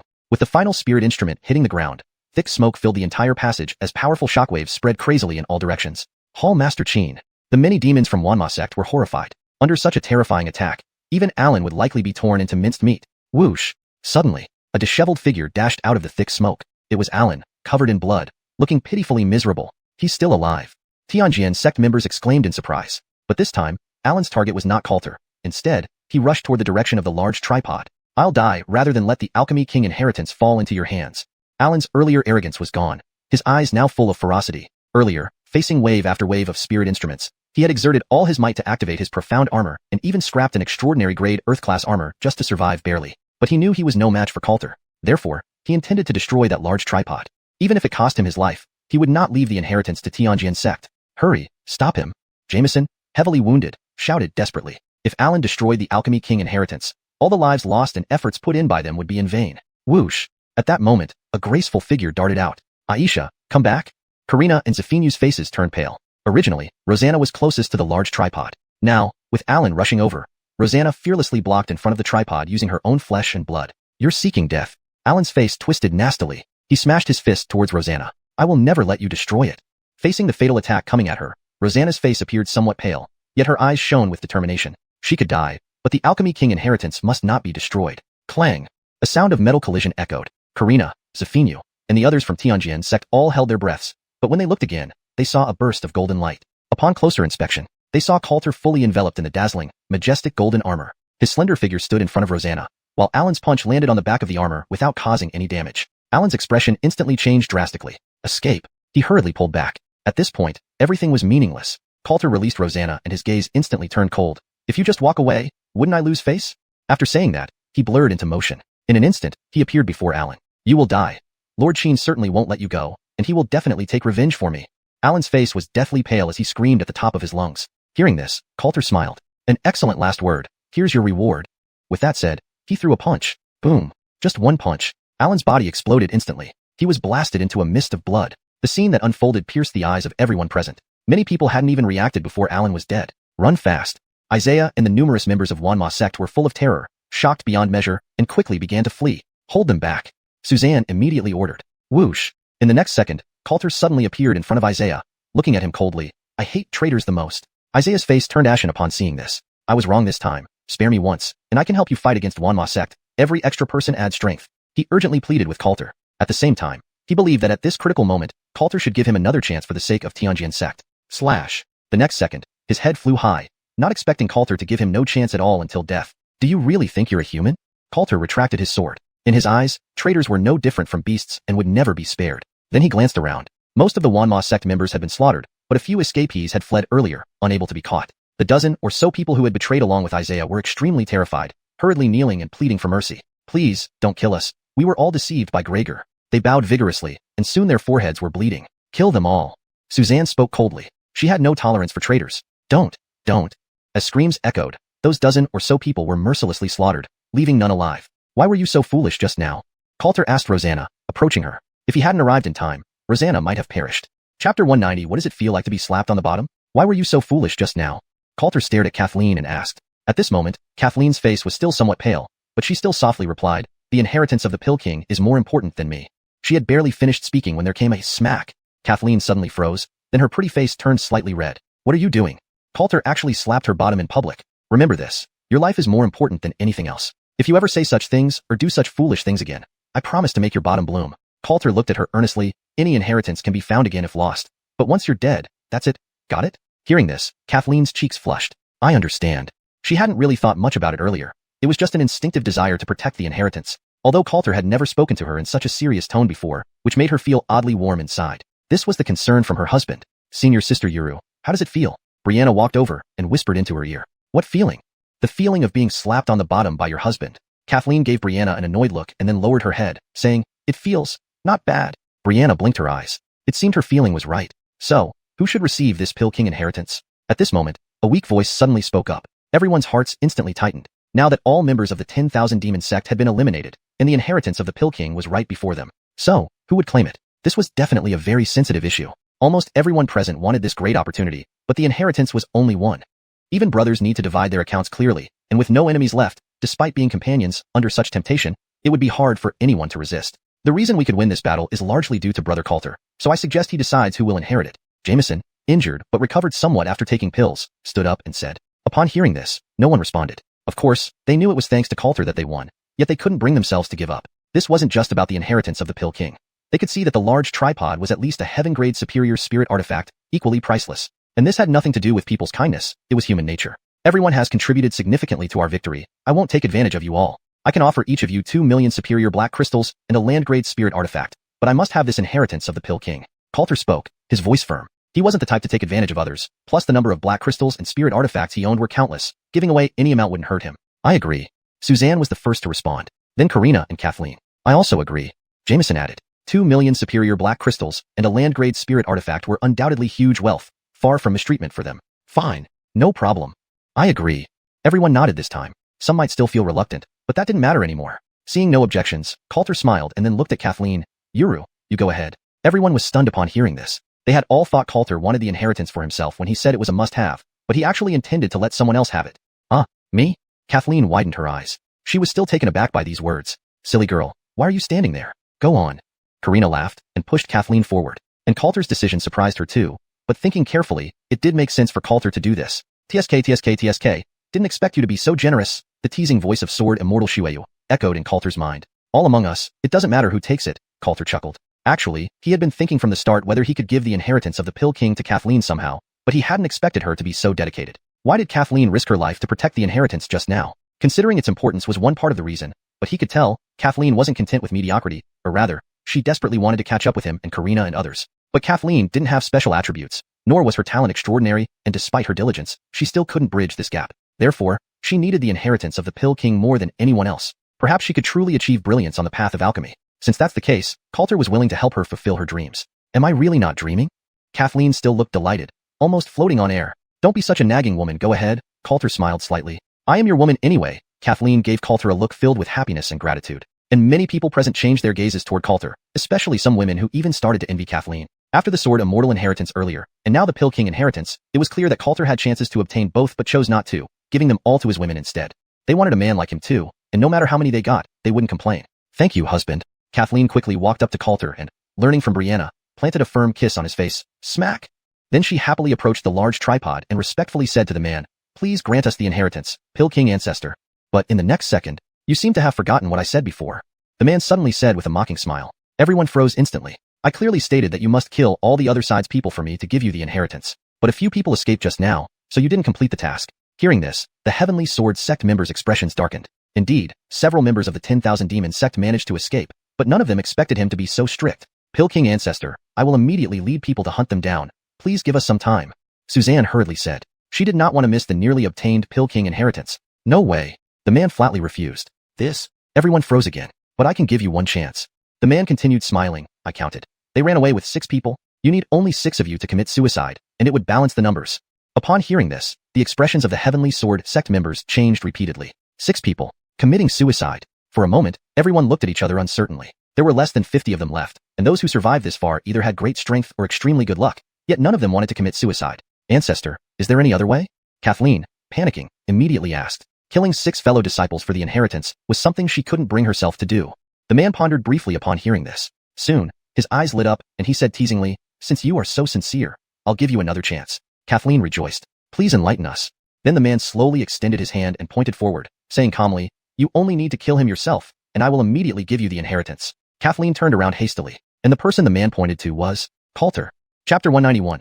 Husband, I want it too. Megan immediately froze. Everyone present was equally dumbfounded. No one had expected such a condition to be proposed. Was she supposed to kill Coulter herself in order to obtain the inheritance? Senior, he is my husband. There's no way I can kill him. Senior, can you please consider another method? Megan was on the verge of tears. The man remained unmoved. I have already given you 2 chances. You can either kill 6 people here to make up for the number, or kill him. Choose one of the 2 conditions. Or do you really think my inheritance is so easily obtained? His voice was indifferent yet filled with ridicule. Hearing this, everyone present felt a surge of indignation within. The man's behavior was outrageous, treating their lives as nothing. What kind of person was he? Clearly playing with them. Megan also snapped back to reality and then looked at the man with a serious gaze, saying, if Senior insists on this, then I would rather give up. For her to kill Coulter in order to obtain the inheritance? Not only did this inheritance originally belong to Coulter, who then let her have it, but even if it didn't, she would never lay a hand on Coulter. To her, compared to this so-called inheritance of the Alchemy King, Coulter was incomparably more important. She wouldn't let anything happen to him, even if it meant her own death. Is that so? The man sneered disdainfully. Then he swept his gaze over everyone else. So now, who among you will kill him, and I will give my inheritance to them? However, no one spoke up. Seeing this, the man's expression gradually turned cold. If that's the case, then I will destroy the inheritance. You lowly insects are not worthy of my inheritance. His tone was filled with ridicule. His expression was even more contemptuous. And as these words were spoken, everyone grew even angrier. But if he really destroyed the inheritance, they would be heartbroken too. Slap. At that very moment, a crisp sound suddenly rang out by their ears. Following it was a scream of pain. The man, who had just moments ago been full of mockery and ridicule, was now curled up in agony, screaming in pain. Before him stood Coulter, holding a black whip, and with an emotionless face, lashed out again. Slap. Miraculously, although the man had no physical body, only a shadow form, this whip actually managed to harm him, causing him to scream in pain. How dare you hit me? The man grabbed the whip, glaring furiously at Coulter. Being the great alchemy king, respected wherever he went, how could he be whipped by a mere youth? Dead men should have the awareness of being dead. Continuing to cause harm after death is foolish. With that, Coulter retrieved the whip and lashed out once more. The man screamed again. Coulter's black whip seemed to come from somewhere unknown. Though it was only a mid-grade earth-level spirit weapon, it possessed an extremely rare effect. It could directly attack spiritual bodies. As previously mentioned by Sword Immortal Xiuxian, just like Sword Immortal Qingyao's situation, the man retained only a fragment of his soul depending on the cauldron, lacking any strength. Under continuous whipping from Coulter, this fragment of his soul suffered significant damage, becoming increasingly weak. So refreshing. He deserves this treatment for sowing discord. Seeing this, everyone present felt both shocked and elated. They had been silenced by the man's humiliation, but Coulter took immediate action, retaliating with a humiliating whiplash. This completely changed their perception. But they couldn't deny the satisfaction they felt seeing the man in such misery, screaming in pain. I regret that my cudgel cannot hurt a spiritual body, or I would definitely give him a blow to his behind. Django laughed heartily. Suzanne and others also felt greatly relieved. Weren't you acting all high and mighty earlier? Didn't you want us to turn against each other? Now, karma has struck quickly. After being lashed repeatedly by Coulter, the man's figure became extremely weak, almost transparent. Boy, if you dare hit me one more time, I will destroy the remaining inheritance right away. No one will get it. The man snarled with fury. He was genuinely close to going insane. He hadn't expected such a calamity even after death. Still, Coulter remained unperturbed. Do you think your threats can work on anyone? He delivered another ruthless lash. Boom. This time, the lash scattered the man's image into pieces. A generation of alchemy king thus perished, dissipating into nothingness. Everyone felt their scalp tingle at this scene. This was not some ordinary person but a genuine alchemy king, who had just been beaten into nothingness by Coulter. Yuru, come and receive the inheritance. Coulter put away the whip with a slight smile. The inheritance was hidden within the large cauldron, and that alchemy king failed to destroy it even until his soul dispersed. He had already seen that the other party didn't seem to be a good person. Since he loved acting up so much, he wouldn't hold back either. As for the title of alchemy king, he paid no attention at all. No matter what king you are, since you're dead yet still act so arrogantly, he wouldn't indulge you. Oh yes. Kathleen finally came to her senses, her face filled with joy. Husband, I want it too. But just as Kathleen stepped forward, a soft and sweet voice suddenly rang out. It turned out that Foster Hongling was running up to Coulter, hugging one of his arms coquettishly and said, Husband, I also want this inheritance. Everyone was stunned upon seeing this. Many of them knew the relationship between Coulter and the previous Pavilion Master Foster. Now, as Foster Hongling, the daughter of Pavilion Master Foster, actively sought opportunities from Coulter, how would he handle it? Husband, let's give it to senior sister Hongling. She has suffered a lot in the 10,000 Demon sect these years. Kathleen bit her lip and spoke. Although she was eager for the inheritance of the Alchemy King, she and Foster Hongling used to have a very close relationship, plus the other party had taken the initiative to speak. She found it hard to refuse. Foster Hongling smiled at Kathleen and then hugged Coulter's arm playfully asking, Husband, can you give it to me? But Coulter shook his head, stroking Foster Hongling's head like he was consoling a child. Senior sister Hongling, be good. Yuru needs this inheritance more. If there's another inheritance next time, it will be given to senior sister Hongling, alright? But, Foster Hongling wanted to say more, but after meeting Coulter's gaze, she lowered her head. Alright then. Only no one saw that in her downturned eyes, there was an inexplicable look surging, and everyone found this somewhat surprising. They thought Coulter would hesitate, but unexpectedly, he didn't even think about it before refusing Foster Hongling. Husband, senior sister Hongling must have suffered a lot in the 10,000 Demon sect. I can give it to her.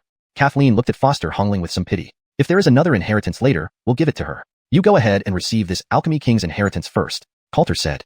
Hearing this, Kathleen looked at Foster Hongling with an apologetic expression, but she gritted her teeth and walked towards the large cauldron, then leaped inside. A dense power rapidly surged into her body. Hum.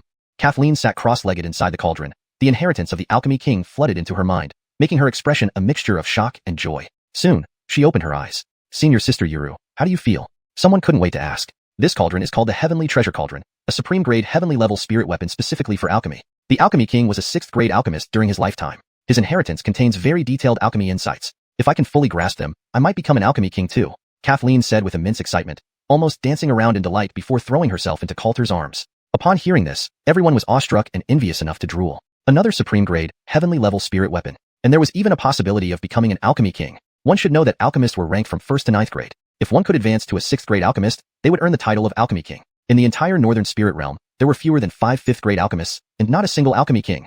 Chapter 192. Waiting for her husband to bestow his favor. Congratulations, senior sister Sky.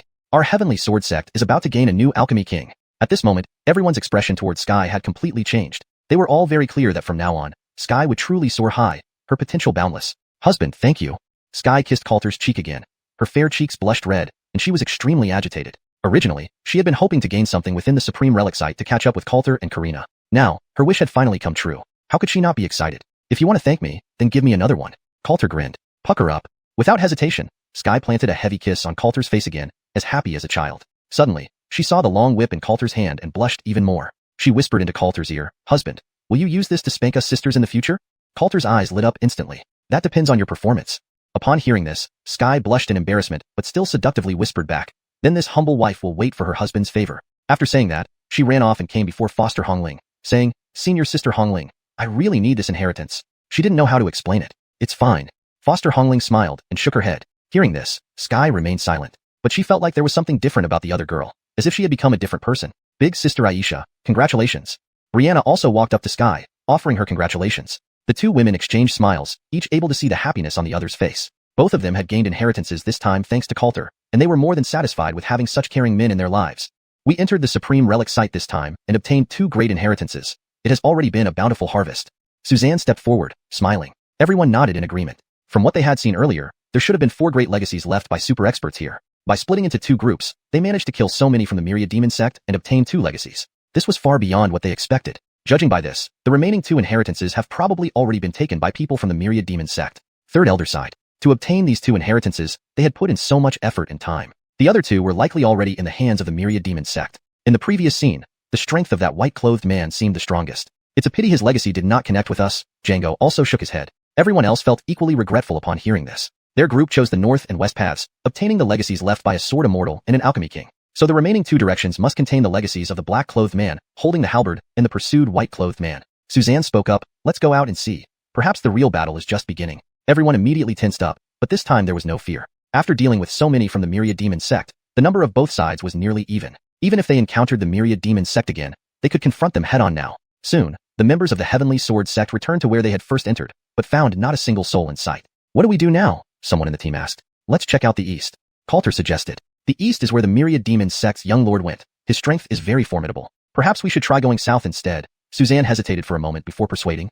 However, at this moment, Coulter suddenly turned around. It seems there's no need to be undecided. Everyone also seemed to sense something and turned around, their expressions turning sharp. Behind them, a troop quickly appeared, led by none other than Sunny in his black brocade clothes. One of them saw Coulter and instantly his face changed. Young master. It's that kid who killed Elder Amias and Hall Master Allen, and also stole the inheritances of the Sword Immortal and the Alchemy King. This person was one of the 6 who had escaped earlier. Upon seeing Coulter again, he was instantly frightened pale. It's you again. Sunny looked at Coulter, revealing a black long halberd in his hand as he gradually approached. This time, you won't have any chance to live, and the inheritance you just obtained. If I can't take it back, I'll destroy it. He had originally intended to obtain all 4 legacies directly but never expected Amias and the others to be such failures, dying at the hands of their opponents. Since I can't obtain it, then I will destroy it with my own hands. Coulter stepped forward and stared directly at the opponent. Let's see if you have that ability. Sunny was expressionless. Aren't you going to use that thing again to save your life? He was referring to the flame pearl, of course. I used it before because there were too many of you. But if it's just you alone, you're not qualified enough for me to use it. Hearing this, Sunny burst into laughter instead of getting angry. So you want to challenge me one-on-one? Before Coulter could answer, the long halberd in his hand suddenly spun 4 or 5 times, then pointed its sharp blade directly at Coulter. Then I'll give you a chance to challenge me. Upon hearing this, Coulter remained unperturbed, taking another step forward. Whoosh! Sword intent surged as the azure sky sword was drawn from its scabbard. The distance between the two had closed to less than 10 zhong. Don't be careless. He is at the peak of the 9th level of King Xian realm and also possesses the 7 slaughter combat body, making him extremely powerful. Suzanne's telepathic reminder arrived just in time. Coulter nodded. Boom! His Xian energy surged violently. Immediately after, the golden battle armor rapidly enveloped him. At this moment, Coulter radiated a dazzling golden light, exuding an extraordinary and sacred aura. He was eager to meet this person hailed as the strongest talent in the northern spirit region and see how formidable he truly was. Let me see how many of my moves you can take. Sunny's xian energy surged out, a thick wave of dark energy completely engulfing him, giving off a chilling and eerie vibe. Then, he took a step forward. Boom! Gravel was sent flying by the tremors, immense force surging forth, and instantly 6 black halos appeared around Sunny, revolving around him. Not good. Seeing this, Suzanne's expression changed dramatically. What's wrong? Karina and others were startled, hurriedly asking. Sunny's 7 slaughter combat body is extremely powerful, especially after absorbing 7 kinds of Een and evil forces. It can even evolve into a sage body. I remember he had only absorbed 4 kinds of forces originally, but I didn't expect he has already absorbed 6. Now Coulter is in danger. Suzanne's expression was extremely serious. Just in terms of combat body strength, Coulter's 9 dragon combat body was absolutely stronger than Sunny's 7 slaughter combat body. But she knew that Coulter had only awakened 4 dragon veins, while Sunny had awakened 6 powers. In this case, the advantage of Coulter's combat body would vanish, and let's not forget, Sunny's cultivation level was several grades higher than Coulter. Hearing this, Karina and the others similarly showed significant changes in their expressions. Chapter 193 My sword is also sharp. In the scene, Coulter and Sunny's mystical forces clashed. Sunny looked at Coulter and said indifferently, "To die under my 7 shackles combat body is your greatest honor in this lifetime." Having said that, he gripped the halberd tightly with both hands and slashed forward. Demon's dragon shatters heaven and earth. Instantly, 6 black light spirals gathered in his weapon, then transformed into a dragon-shaped shockwave that could tear apart the sky. Everyone around was greatly startled. Sunny's attack was incredibly powerful. Suzanne and the Third Elder's expressions changed abruptly. Even though they were also at the peak of Eric Ninth Realm, they couldn't withstand this blow. Forgetting to tell you, this move has killed an Emperor level. Sunny attacked to the front of Coulter instantly, saying coldly. Once these words were out, everyone present stared blankly. Killed an Emperor level. These 6 words pressed so heavily on them they could barely breathe. Just as Suzanne was about to assist, Coulter's calm voice suddenly sounded, "My sword is also sharp." With these words, it could be seen that Coulter was surrounded by sword intentions, while the Azure Heaven sword in his hand made roaring sounds. 1/ Pagoda of Nirvana.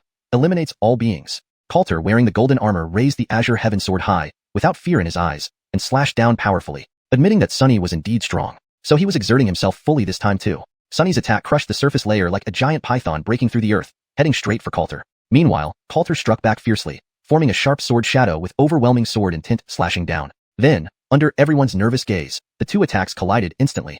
Bang! A deafening explosion spread out immediately. Hurry up and defend yourselves. The faces of people on both sides changed dramatically as they hurriedly summoned defensive spirit artifacts. Boom! The entire ground shook violently, and numerous pieces of debris fell from the passage above their heads, cracks spreading outward from the explosion center. This scene continued. After a long time, only when the explosion sound gradually faded, did anyone dare to look up. Who won? No need to say, definitely Young Master won. Right? Young Master's attack can kill Emperor level. That kid must already be dead without a trace. People from the demon sect laughed coldly. Husband.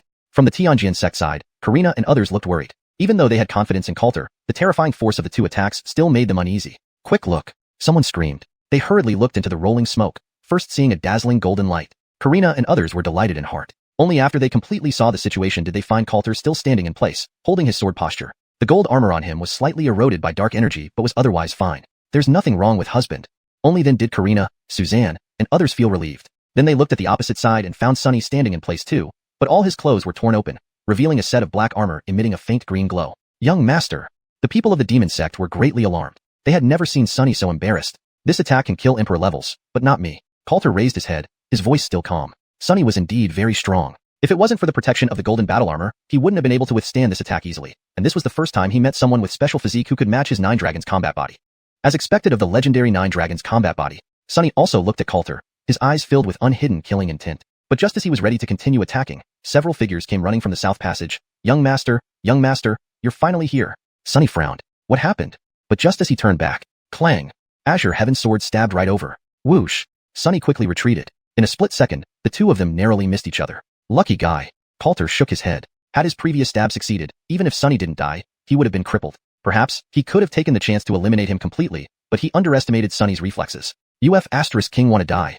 Sunny looked at Coulter, filled with murderous rage. People from the demon sect were also shocked. Zhang Ningxuang and others from the heavenly sword sect couldn't help but give Coulter a thumbs up. This guy really didn't play by the rules. Ambushing at any time when you are off guard. Who could withstand that? So why don't you come and kill me? Coulter gave him a slight smile. Failed to finish you this time. There's always next time. Do you really think I can't kill you? Sunny clenched his fists tightly, an even denser aura of killing intent radiating from him, causing the temperature around to drop. This time, he genuinely wanted to kill Coulter. Young Master, we must focus on the main task. The few people who had run over hurriedly tried to persuade him. What's going on? Hearing this, Sunny forced down his anger and asked instead. Over there are treasures left by the white-robed man from the previous scene, but neither our people nor those from Purple Cloud Pavilion have been able to succeed. Upon hearing this, everyone became excited. From the earlier scene, They knew that among the 4 people, the white-robed man must have been the strongest, otherwise, he wouldn't have been able to fight off the other 3 and end up in a stalemate. And now, the legacies in the other 3 directions might already have owners, leaving only this last direction's legacy, which could very well be the strongest. Let's go. Sunny turned around directly. Faced with such temptation, Coulter was temporarily put aside. But he would kill him personally sooner or later. Everyone, hurry and follow. People from the demon sect and Purple Cloud Pavilion followed closely behind. We should go too. Coulter's eyes also lit up. They had already obtained 2 legacies, but he still hadn't gotten any information about the yin-yang chaos art. The truth was very likely with that white-robed man. The more so, the less he could miss out. In that case, we received the Sword Immortal and Elixir King's legacies. It's highly possible that the black-clothed man holding a halberd from the previous scene's legacy was obtained by Sunny. Suzanne analyzed aloud. Her voice was heavy. Sunny's combat power was originally extremely strong, and now, having received a top-tier expert's legacy, he would only become more terrifying. He is indeed very strong, but not to the point where we can't stand against him. Coulter's voice was calm as he led the way at the front. Everyone sprinted toward the south. They quickly arrived at the deepest part. A glance revealed that people from the demon sect and former Purple Cloud Pavilion were all staring forward. There stood a tall and slender middle-aged man with sharp eyebrows and bright eyes, dressed in elegant white robes, scanning them. My name is Yosef. I did not leave a legacy here, but 3 treasures for the one destined to find them. The man spoke slowly, his voice ethereal. Chapter 194, Immortal Slashing Sword. No legacy was left behind. This made everyone feel a bit disappointed, but soon they became excited again. The opponent left 3 treasures. Compared to a legacy that only one person can obtain, 3 treasures could be claimed by 3 individuals, which also made them extremely excited. Where are the treasures? Someone looked around. There. With a cry of surprise, everyone turned their heads in unison. To their side and slightly ahead, there lay an unsheathed precious sword half buried in the ground, with about half of its blade exposed. What a sharp aura. Not even out of the scabbard and it's already this powerful? That's definitely a top-grade heaven-class spirit weapon. Everyone's eyes instantly turned red. Those who could come here were all top-tier powerhouses of the Northern Spirit region. Even with their knowledge, they were deeply shocked by this sword. Ordinary spirit weapons only revealed their might when used by someone, but this sword emitted a piercing chill even unsheathed. This sword is absolutely extraordinary. Coulter's eyes lit up as well. The Skytongchung sword in his hand was an upper-grade Earth-class spirit weapon, already quite good, but compared to this precious sword, it was utterly inferior. Because that's a spiritual sword. Aloysia's voice suddenly sounded. What's a spiritual sword? Isn't that just a top-grade heaven-class spirit weapon? Coulter asked curiously. Ordinary spirit weapons are lifeless, only gaining lethal power when used by someone. As for true spirit weapons, they possess their own consciousness, making them genuine spirit weapons. Such spirit weapons not only have greater power but can also actively cooperate with their user, thus exerting strength beyond their grade, making them very rare. Just like the Azure Sky Sword obtained by that girl earlier. Though both are top-grade heaven-class spirit weapons, they differ vastly and are on completely different levels. Aloysia patiently explained. Upon hearing this, Coulter licked his lips. Really something. So this is a spiritual sword. It's really hard not to be tempted. Then the white-robed man continued. This is my personal sword, named Immortal Slashing. Whoever can draw it from the sheath will be its new owner. Hearing this, everyone present became extremely excited. What are we waiting for? Let's go grab it. Heh, if it were that easy, would it still be your turn? We've all tried, but the sword seems embedded in the ground, impossible to pull out. An early arrival said bitterly. They arrived first, immediately noticing the sword. Despite trying every method with dozens of people, they couldn't pull it out, let alone take it away. I don't believe it either. A Wanma sect man quickly stepped forward. He approached the sword, gathered his full strength into his arms, tightly grasped the hilt, and pulled with all his might. Aya! He roared in frustration. Despite using all his power, his 9th-rank Jamelxian realm strength, the sword remained immovable, truly embedded in the ground. How could this be? The man was full of doubt. Many others present were unfazed by now. If brute strength worked, they would have succeeded long ago. Let me try. At this moment, Sunny slowly stepped forward. The Wanma sect man reluctantly stepped back. Everyone looked at Sunny. Perhaps this supposed strongest talent of the Northern Spirit region's Wanma sect heir truly had a chance. Sunny gazed intently at the immortal slashing sword, then gripped it firmly with both hands, his expression becoming solemn. Just as everyone thought Sunny was ready to draw the sword, he suddenly glanced at Coulter and changed his position, facing him directly instead of having his back turned. He was afraid Coulter might attack from behind. After the previous incident, he didn't dare let Coulter stay behind him, otherwise, he might really suffer a setback. Puff. Django laughed. So the Wanma sect's young master is afraid too. Suzanne and Karina couldn't help but laugh, then looked at Coulter, who seemed to have left psychological scars on everyone. But they saw Coulter shake his head regretfully. What a pity. What a great opportunity. Everyone. So you really did intend to attack. Then, the Wanma sect members kept a safe distance from Coulter and remained alert, feeling very anxious themselves. Next, dense waves of demonic energy surged from Sunny's hands, enveloping the entire blade of the immortal slashing sword. A force more robust and domineering than that of the previous man suddenly erupted, bringing a faint sense of oppression to everyone present. What powerful strength. True to his title as Young Master, he has a high chance of success. If Young Master can obtain this treasure on top of the legacy he received earlier, his strength will definitely increase greatly. Everyone discussed the situation excitedly. Coulter and company also gathered some useful information. The inheritance in the East was indeed obtained by Sunny, and it turned out to be left by a demon cultivator, which matched him perfectly. Hey! Sunny let out a shout. his entire body's dark power flooding into the immortal slashing sword while he exerted all his strength to pull it. However, the immortal slashing sword remained motionless in his hand. Suddenly, an overwhelming aura burst forth. Bang! Sunny's expression changed abruptly as he hurriedly retreated. It was the immortal slashing sword emitting a force that pushed him back. How is this possible? Everyone looked baffled. Are you joking with us? Sunny looked at the white-robed man. The immortal slashing sword dislikes demonic energy. The white-robed man said indifferently. Hearing this, Sunny's expression flickered between light and dark. This way, he was completely cut off from any hope with this sword. We should try to. Someone from the Xiuxian sect immediately stepped forward. While remaining wary of the Wanma sect's moves, they also tried their best to pull the immortal slashing sword out. Even Suzanne couldn't resist giving it a try. It doesn't work. It just won't come out. Suzanne sighed regretfully. Almost everyone present gave it a try during this period, but ultimately, no one managed to pull it out of the ground. All attempts ended in failure. Is there something wrong with this sword? With so many of us failing, surely no one can do it. Weren't there supposed to be 3 treasures? What about the other 2 besides this sword? Someone suddenly asked. Everyone realized this. Yes, wasn't it said there were 3 treasures? Since this sword is hopeless, what about the other 2 treasures? All the people present turned their attention to the white-robed man, but his expression remained calm. If no one can draw the immortal slashing sword, the other 2 treasures will not appear either. Everyone was thoroughly at a loss. Unable to pull out the immortal slashing sword meant there would be no other 2 treasures either. It was like having a breathtakingly beautiful woman standing naked before them, but they were in sage mode and could do nothing. This feeling was utterly maddening. Chapter 195, Drawing a Big Pie for the Sword. Worries and more worries. Just like a eunuch visiting a brothel, the people from Heavenly Sword Sect and 10,000 Devils Sect fell into silence. Even the desire to fight vanished. Now that they couldn't obtain the treasures, what was the point of fighting? Dear, you haven't tried yet. How about giving it a shot? Karina suddenly looked at Coulter and said, though her voice wasn't loud, everyone present could hear it, and then all turned their gazes to Coulter. So many have failed. What's the use if he tries? He's only inviting humiliation. A person from 10,000 Devils Sect sneered. Almost 100 people had attempted here but ended up failing, even Sunny, the most talented in Northern Spirit region. How could a mere youth succeed? Absolutely absurd. Swoosh. A sword beam flashed. Coulter instantly appeared before the person from 10,000 Devils Sect, striking with lightning speed. No talking when action could be taken. The person from 10,000 Devils Sect hadn't even reacted before being overshadowed by Coulter's sword, seeing death in his eyes. You dare so much. Sunny roared furiously. He had been on guard against Coulter, so he reacted instantly when Coulter attacked, swiftly blocking with his long spear. Clang. Coulter's strike was intercepted. I'm still alive. That person from 10,000 Devils Sect exhaled heavily in relief. He also hadn't expected Coulter to act without hesitation. You are now alive, but not completely. Coulter's voice echoed in the ears of everyone like a nightmare. What? Shaken. The man hurriedly retreated. It was too late. Coulter's figure vanished instantly and reappeared behind the man. No, I don't want to die. Looking back at Coulter, the man begged frantically. Don't worry, just be careful next life. Coulter gave him a slight smile, then raised his sword. Swish. A head flew off. Even the splashing blood hit Sunny, making his expression extremely grim. The audience was dumbfounded. Coulter actually killed a Eric Realm expert of 10,000 Devils Sect right before their eyes. You're courting death. Sunny attacked furiously. Boom. The impact shattered stones. But Coulter disappeared again, reappearing through Earth Escape technique back to his original spot. Anyone else wants to speak? Coulter's gaze swept over everyone. This time, no one dared utter a sound. The faces of the 10,000 Devils Sect changed rapidly, retreating dozens of steps without even daring to breathe.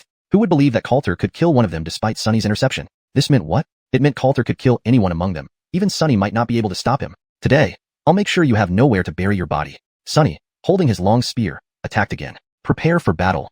Suzanne called out sharply. Both sides immediately drew their weapons. Dare you wait until I get that sword before we fight? Coulter looked at Sunny and asked calmly. Hearing this, Sunny didn't stop. Your provocation is too childish. Though he didn't believe Coulter could pull the sword out, he wouldn't give the other side any hope. Then, Coulter took out the blaze pearl. Everyone from 10,000 Devils Sect? What rotten luck. Or are you just a coward? Sunny, seeing this, clenched his fists in anger. Then kill them all and come challenge me alone? Coulter pointed at the crowd from 10,000 Devils Sect mockingly. If not for their numbers, Coulter wouldn't even feel the need to use the blaze pearl, fearing that Karina and others would be at a disadvantage. Sunny glared coldly at Coulter. Then I'll give you one chance to draw the sword. Watch how you humiliate yourself. Drawing the sword? Neither the previous person nor Sunny himself believed it. Not even the people from Heavenly Sword Sect dared to think it possible. They all tried and failed. How could Coulter be any different? Not even a sword emperor could do it. Brianna had already tried. Then watch closely.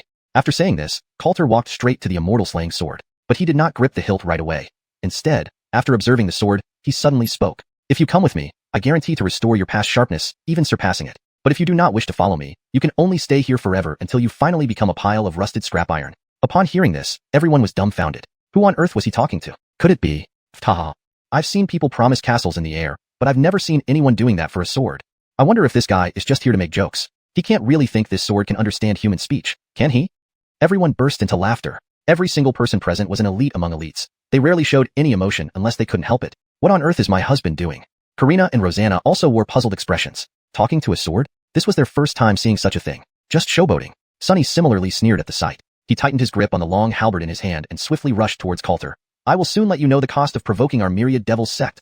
As long as he got close enough, he could kill Coulter before he had the chance to use the blaze pearl. But Coulter paid no attention to Sunny at all. If you are content to turn into a pile of rusted scrap metal here and be buried forever, then there's nothing more I can say. He continued gazing at the immortal slaying sword in front of him. Yet, it remained unresponsive. It seems like a failure. Coulter sighed inwardly. He had originally intended to activate the immortal slaying sword this way, but now it seemed much more complicated than he thought. Go to hell. Sunny raised the black long halberd and angrily slashed down at Coulter. Swoosh. The azure sky sword was unsheathed. Just as Coulter was about to turn around to face his enemy, a dazzling light suddenly erupted in front of him. What's this? Everyone's hearts skipped a beat, their faces filled with shock, because this blinding light was actually emanating from the blade of the immortal slaying sword, and the light was getting stronger. In the next second, swoosh, another clear and ringing sound of a sword resounded. It's happening. Coulter's eyebrows shot up. Immediately, under the extremely shocked gazes of everyone, the immortal slaying sword, which they had struggled to move just moments ago, slid out of its scabbard by itself and then stably landed in Coulter's hand. How is this possible? Everyone was completely stunned. Taking a closer look, the immortal slaying sword was silver white throughout, its razor-sharp edge emitting a piercing cold light. Even though it had been unseen for several decades or even a century, it still exuded unparalleled sharpness. What? Sunny frowned deeply. A flash of killing intent appeared in his eyes as he unleashed his full strength toward Coulter. Even if you can draw this sword. So what? I'll slay you first. Get out of here. Coulter swept his sword horizontally. Clang. A crisp clashing sound rang out, and then Sunny saw in absolute horror that his long halberd, an exquisite great earth spiritual weapon, was cut directly into two pieces by the immortal slaying sword. Chapter 196. The True Treasure. Clang. The long spear in Sunny's hand snapped on the spot. His face changed drastically as he hastily retreated. The blade of Coulter's sword grazed past his face, the chilling sword light almost splitting him in two. Thud, thud, thud. Sunny steadied himself. Looking at the broken spear in his hand, his eyelids twitched uncontrollably. With just a casual strike from Coulter, his weapon was ruined, and he nearly died under the enemy's sword. What a sharp sword. My God, it can destroy an Earth-grade supreme spirit weapon? Could that sword really understand human speech? If I had known, I would have tried drawing pies too. My pies are big and round. For a moment, everyone was so shocked they gaped, feeling as if their worldview was beginning to collapse. This wasn't just cutting iron like mud. It was cutting through a spirit weapon like mud. All the people of the 10,000 Demons sect looked at Coulter with envy and greed in their eyes. But after even Sunny suffered such a huge loss, no matter how much they coveted the immortal slaying sword, they didn't dare to lay a hand on Coulter. Junior brother Chinyu has truly made it. My goodness, how cool is that?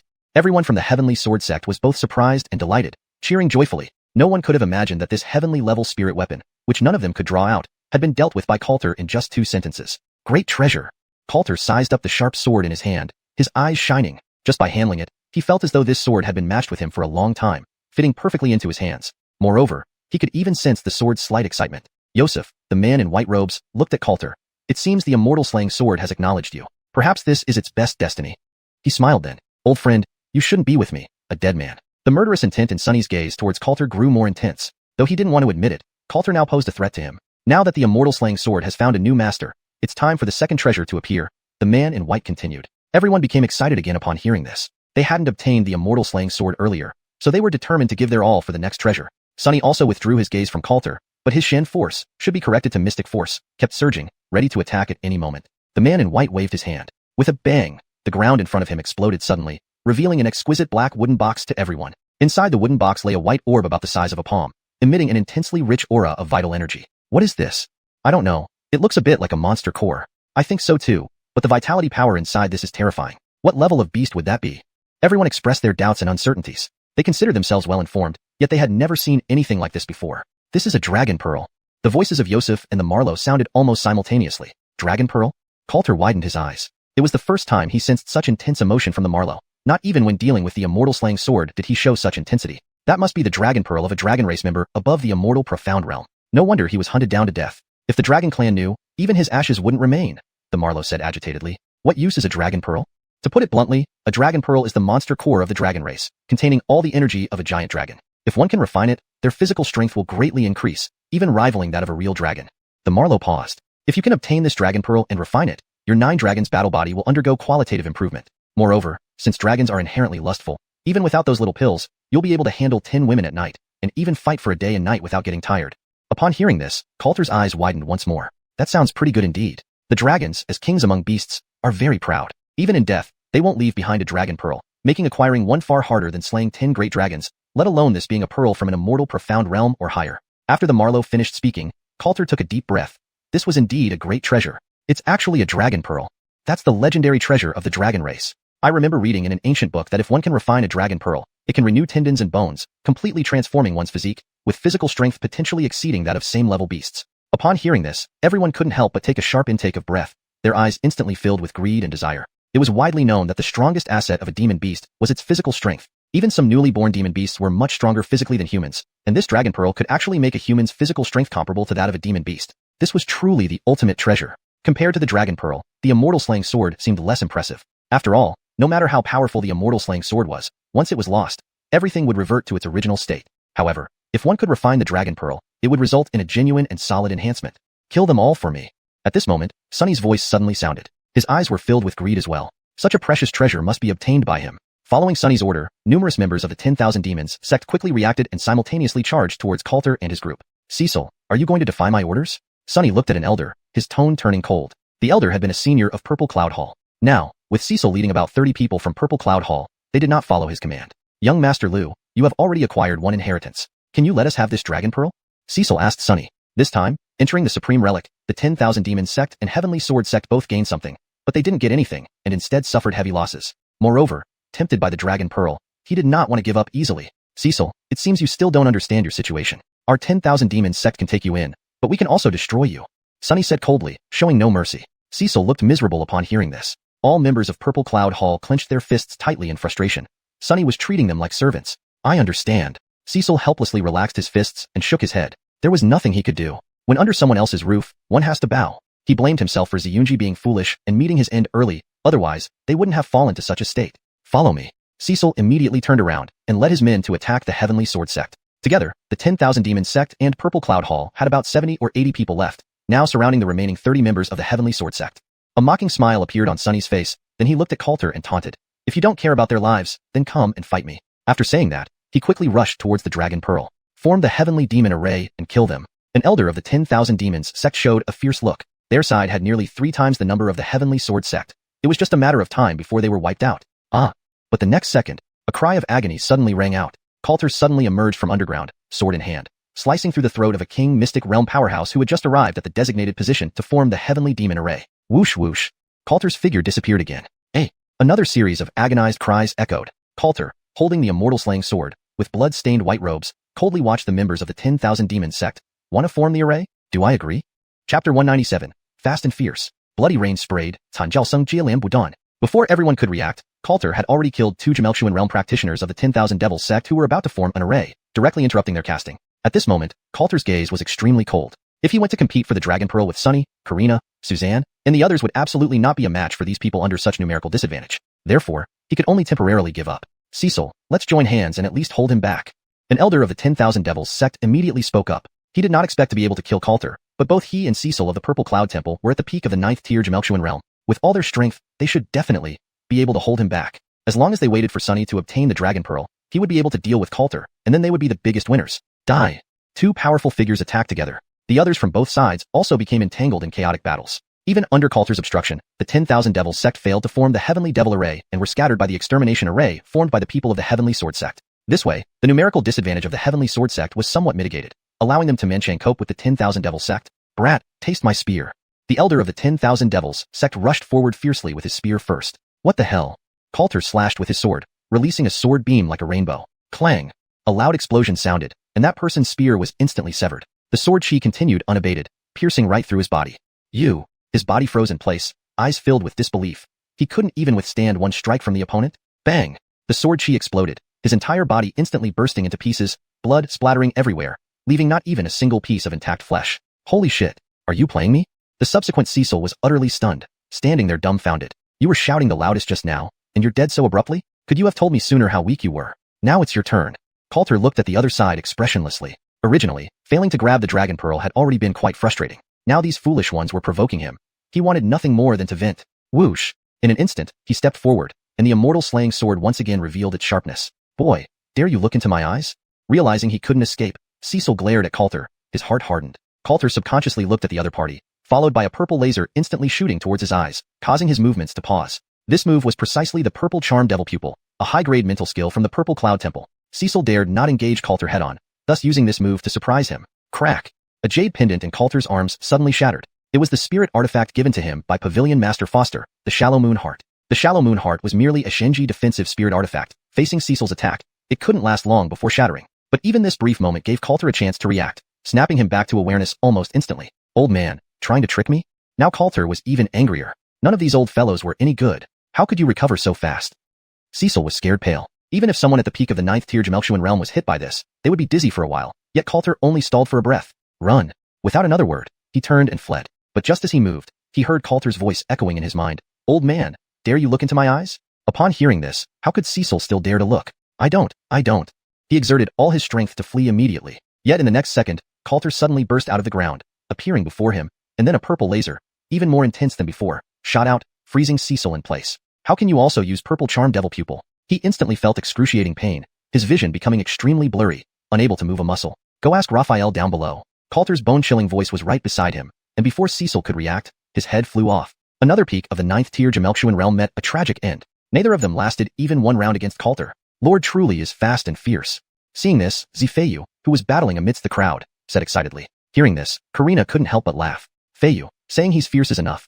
If you say he's fast, you might be in trouble next time. Feiyu seemed to think of something, her face blushing red instantly, then she laughed. Well, we still have elder sister Queenie and elder sister Aisha with me, right? As she spoke, she hurriedly killed a member of the 10,000 Devils sect to hide her embarrassment. She also realized that ever since she had become close with Karina and others, she was becoming less innocent. You naughty girl, don't drag us into your mess. Karina and Rosanna glared at Brianna simultaneously. Devilish palm. At the same time, a low shout could be heard. Coulter turned around and saw Sunny smashing a palm and then a punch onto the wooden box containing the dragon pearl, causing its protective shield to vibrate intensely. Clearly, it wouldn't last much longer before breaking. Ha ha ha ha, the dragon pearl will soon belong to me. Sunny's face wore a greedy and excited smile. He had already received the inheritance from a top powerhouse. If he could obtain this precious dragon pearl, both his talent and combat power would greatly increase. Indeed, just you wait. Seeing this, Coulter angrily cursed and then turned to kill his way through the crowd of the 10,000 Devils sect and the Purple Cloud Temple. Although he wanted the dragon pearl too to enhance his combat power, legitimately, the safety of Karina and Suzanne always came first for him. Don't worry, even if he gets the dragon pearl, he can't use it in a short time or else he'll burst from overexertion, Aloysia reassured, having noticed Coulter's anger. Then let it stay on him for now. Hearing this, Coulter finally turned away. 10,000 swords floating killing. He rushed into the crowd, his sword chi surging out. In an instant, space seemed to freeze, followed by a magnificent scene of carnage appearing before everyone's eyes. One after another, cold sword shadows converged and pierced through every member of the 10,000 Devils sect and the Purple Cloud Temple. Swish swish swish. Various chaotic sounds echoed, but this didn't last long. Coulter stood amidst the crowd, still in his striking pose, while all the dozen members of the 10,000 Devils sect around him had become corpses. Each one had 5 or 6 sword marks on their body, each fatal. They were dead and gone. This damn guy, is he even human? Some people watching trembled in fear. First effortlessly killing 2 peak 9th tier Xiuxian realm, and then killing more than 10 with just one move. This was simply too powerful. Boom. A loud explosion suddenly sounded. Everyone hurriedly turned back, only to see Sunny break the protective shield and retrieve the dragon pearl inside. Ha ha ha ha, I got it. Sunny looked at the dragon pearl in his hand and roared in laughter. He was the biggest winner in entering the Supreme Ruins. But just then, a heart-wrenching voice suddenly shouted, Young master, if you don't help soon, we'll all die. Sunny looked up. Originally there were 70 or 80 of them, but almost 20 were already dead in less than 15 minutes. Sunny instantly gnashed his teeth. You little brat, I'll butcher you right now. He put away the dragon pearl and quickly rushed towards Coulter. Husband, be careful. Karina and the others immediately warned. Come out, great wasteland devil halberd. Sunny suddenly shouted lowly, dark energy swirling around his palm. Then a huge black halberd appeared in his hand. That's the black-clothed man's weapon. Suzanne's expression changed upon recognizing it. This halberd was precisely the weapon wielded by the black-clothed man seen earlier, and from the bone-chilling aura emanating from it, it was clearly a heaven-grade supreme spirit weapon. Chapter 198, The Last Treasure. Murderous intent surged. Demon aura spread wildly in all directions. I didn't want to use the great wasteland demon spear at this moment, but since you are so eager to die, I will grant your wish. Sunny charged forward with the great wasteland demon spear in hand, but just as Coulter turned around, preparing to meet his attack, whoosh, the immortal slaying sword in his hand suddenly flew out. Bang! The immortal slaying sword struck down powerfully, effortlessly shattering Sunny's attack and pointing its tip straight at the other party's brow center. It was just a fraction away from piercing through his skull. What's happening? Everyone present froze. Sunny stiffened, not daring to move an inch. Senior, what do you mean by this? He asked with a very unpleasant expression. I've said it before, the immortal slaying sword dislikes demon aura. The white-clothed man spoke without emotion. Hearing this, Sunny hurriedly retracted the demon aura surrounding him, yet a trace of cold murderous intent flashed in his eyes. How dare a dead man threaten him? After he killed the people of Heavenly Sword Sect, he would directly explode the entire catacomb and desecrate your grave. Whoosh! The immortal slaying sword returned. However, in the next second, Before Sunny could relax, the immortal slaying sword swiftly returned once again and attacked with another strike. Sunny's face changed drastically as he desperately blocked with the great wasteland demon spear. Clang! Yet, his defense crumbled instantly. Under the overwhelming sword chi, he was sent flying dozens of meters while spitting out a large mouthful of blood. Everyone was dumbstruck. What are you doing this time? Sunny looked up at the white-clothed man, struggling to maintain his head high despite severe pain making him furious inside. The white-clothed man glanced at him briefly. This time, I simply find you annoying. Everyone's sweat dropped, speechless. They couldn't believe he was so ruthless, ready to act on impulse. The previously arrogant Sunny was completely powerless against him. What are you standing there for? Everyone, form the heavenly demon formation and keep an eye on him. Sunny suddenly ordered lowly, and only then did the members of Myriad Demons sect react. Coulter, that sneakiest one. Having already covered some distance, Coulter immediately stopped. Such a coward. He cursed angrily and reluctantly turned back. What a great opportunity. Unfortunately, this time, the opponent had learned. Everyone. How many times has this happened? Even a pig should have gotten smarter by now. Then, the white-clothed man continued. Since the dragon pearl already has an owner, we now have only the last treasure left. Upon hearing this, everyone felt their hearts jolt. Here it comes. The last treasure is here. Everyone's breathing became heavy. Earlier, they had witnessed the incomparably powerful immortal slaying sword, followed by the extremely valuable dragon pearl. What could be this final, most prized possession? Treasure. Definitely treasure. Even if one were to guess with their toes, it was clear that the last treasure wouldn't be simple and might even surpass the dragon pearl in value. Next, everyone turned to look at the white-clothed man with anticipation. Boom. With a light wave of his arm, the ground cracked open and a delicate stone box flew in front of them. The stone box wasn't big, square-shaped. Could it be some powerful cultivation technique or martial skill? Someone's eyes lit up, unable to resist guessing. Indeed, that possibility wasn't low. The first treasure was a weapon, the second was a precious material, and the third being a cultivation technique or martial skill fit perfectly within the pattern, especially given the size of the stone box. Coulter's eyes also brightened. He might know what was inside. At this moment, the white-clothed man said calmly, Tyson, I've taken out the item. Shouldn't you come out and meet us too? Everyone froze. Who was Tyson? They exchanged puzzled glances, yet no one stepped forward. Yosef, who would have thought we could meet like this after being dead for so many years? Suddenly, a thick, icy demon aura burst forth from Sunny's great wasteland demon spear, and a figure slowly condensed from the aura, eventually turning into a black-clothed man with a sinister expression. It's that demon cultivator. Everyone's pupils constricted. This man was indeed one of the three people holding the great wasteland demon spear and besieging Yosef in the previous scene. I didn't expect that after all these years, you still harbor malicious intentions, Yosef said indifferently. Upon hearing this, Tyson's already dark face twisted into something ferocious. If not for you, how could I have ended up like this? Neither human nor ghost. Hatred made them see red. For more than 100 years, do you know how I spent these years? His whole body was enveloped in swirling demon aura, terrifying and sinister. But it doesn't matter. Today, I will not only make your soul dissipate, but also see what it was that you protected to the death in your previous life. Tyson laughed savagely and then controlled the great wasteland demon spear, charging at Yosef with lightning speed. Clang! The immortal slaying sword flew out again, colliding intensely with the great wasteland demon spear, emitting terrifying demonic energy and sword intent. These two divine weapons clashed once more after 100 years, their explosive power far more astonishing than before. Aren't they supposed to have no strength left? Coulter asked upon seeing this. They are just remnants of souls, without any power of their own. However, they can control their former spiritual weapons to fight. Coulter nodded upon hearing this, but his gaze fell on the stone box. Is it really what I think it is? Yosef, do you think this is over? At this moment, Tyson let out a cold laugh. He turned to Sunny. I've passed my legacy to you. Now it's your turn to fulfill your promise. A chill murderous intent flashed across Sunny's face. Of course, no problem. With that, he flashed into motion. Bang! Then he punched through the body of a Ziyun Hall Eric Realm cultivator. Ahaha! The man's eyes widened with bloodshot veins. He never expected Sunny to suddenly kill him. This sudden change caught everyone present off guard. Sunny, what are you doing? The remaining members of Ziyun Hall were horrified. Kill them all, not one left alive. Sunny didn't answer, issuing an order before flashing again, instantly killing another Ziyun Hall member with a palm strike. Kill. After a moment's hesitation, the Myriad Demons sect members also attacked those from Ziyun Hall beside them. Darn. Beasts of the Myriad Demons sect. They betrayed us, we must fight them.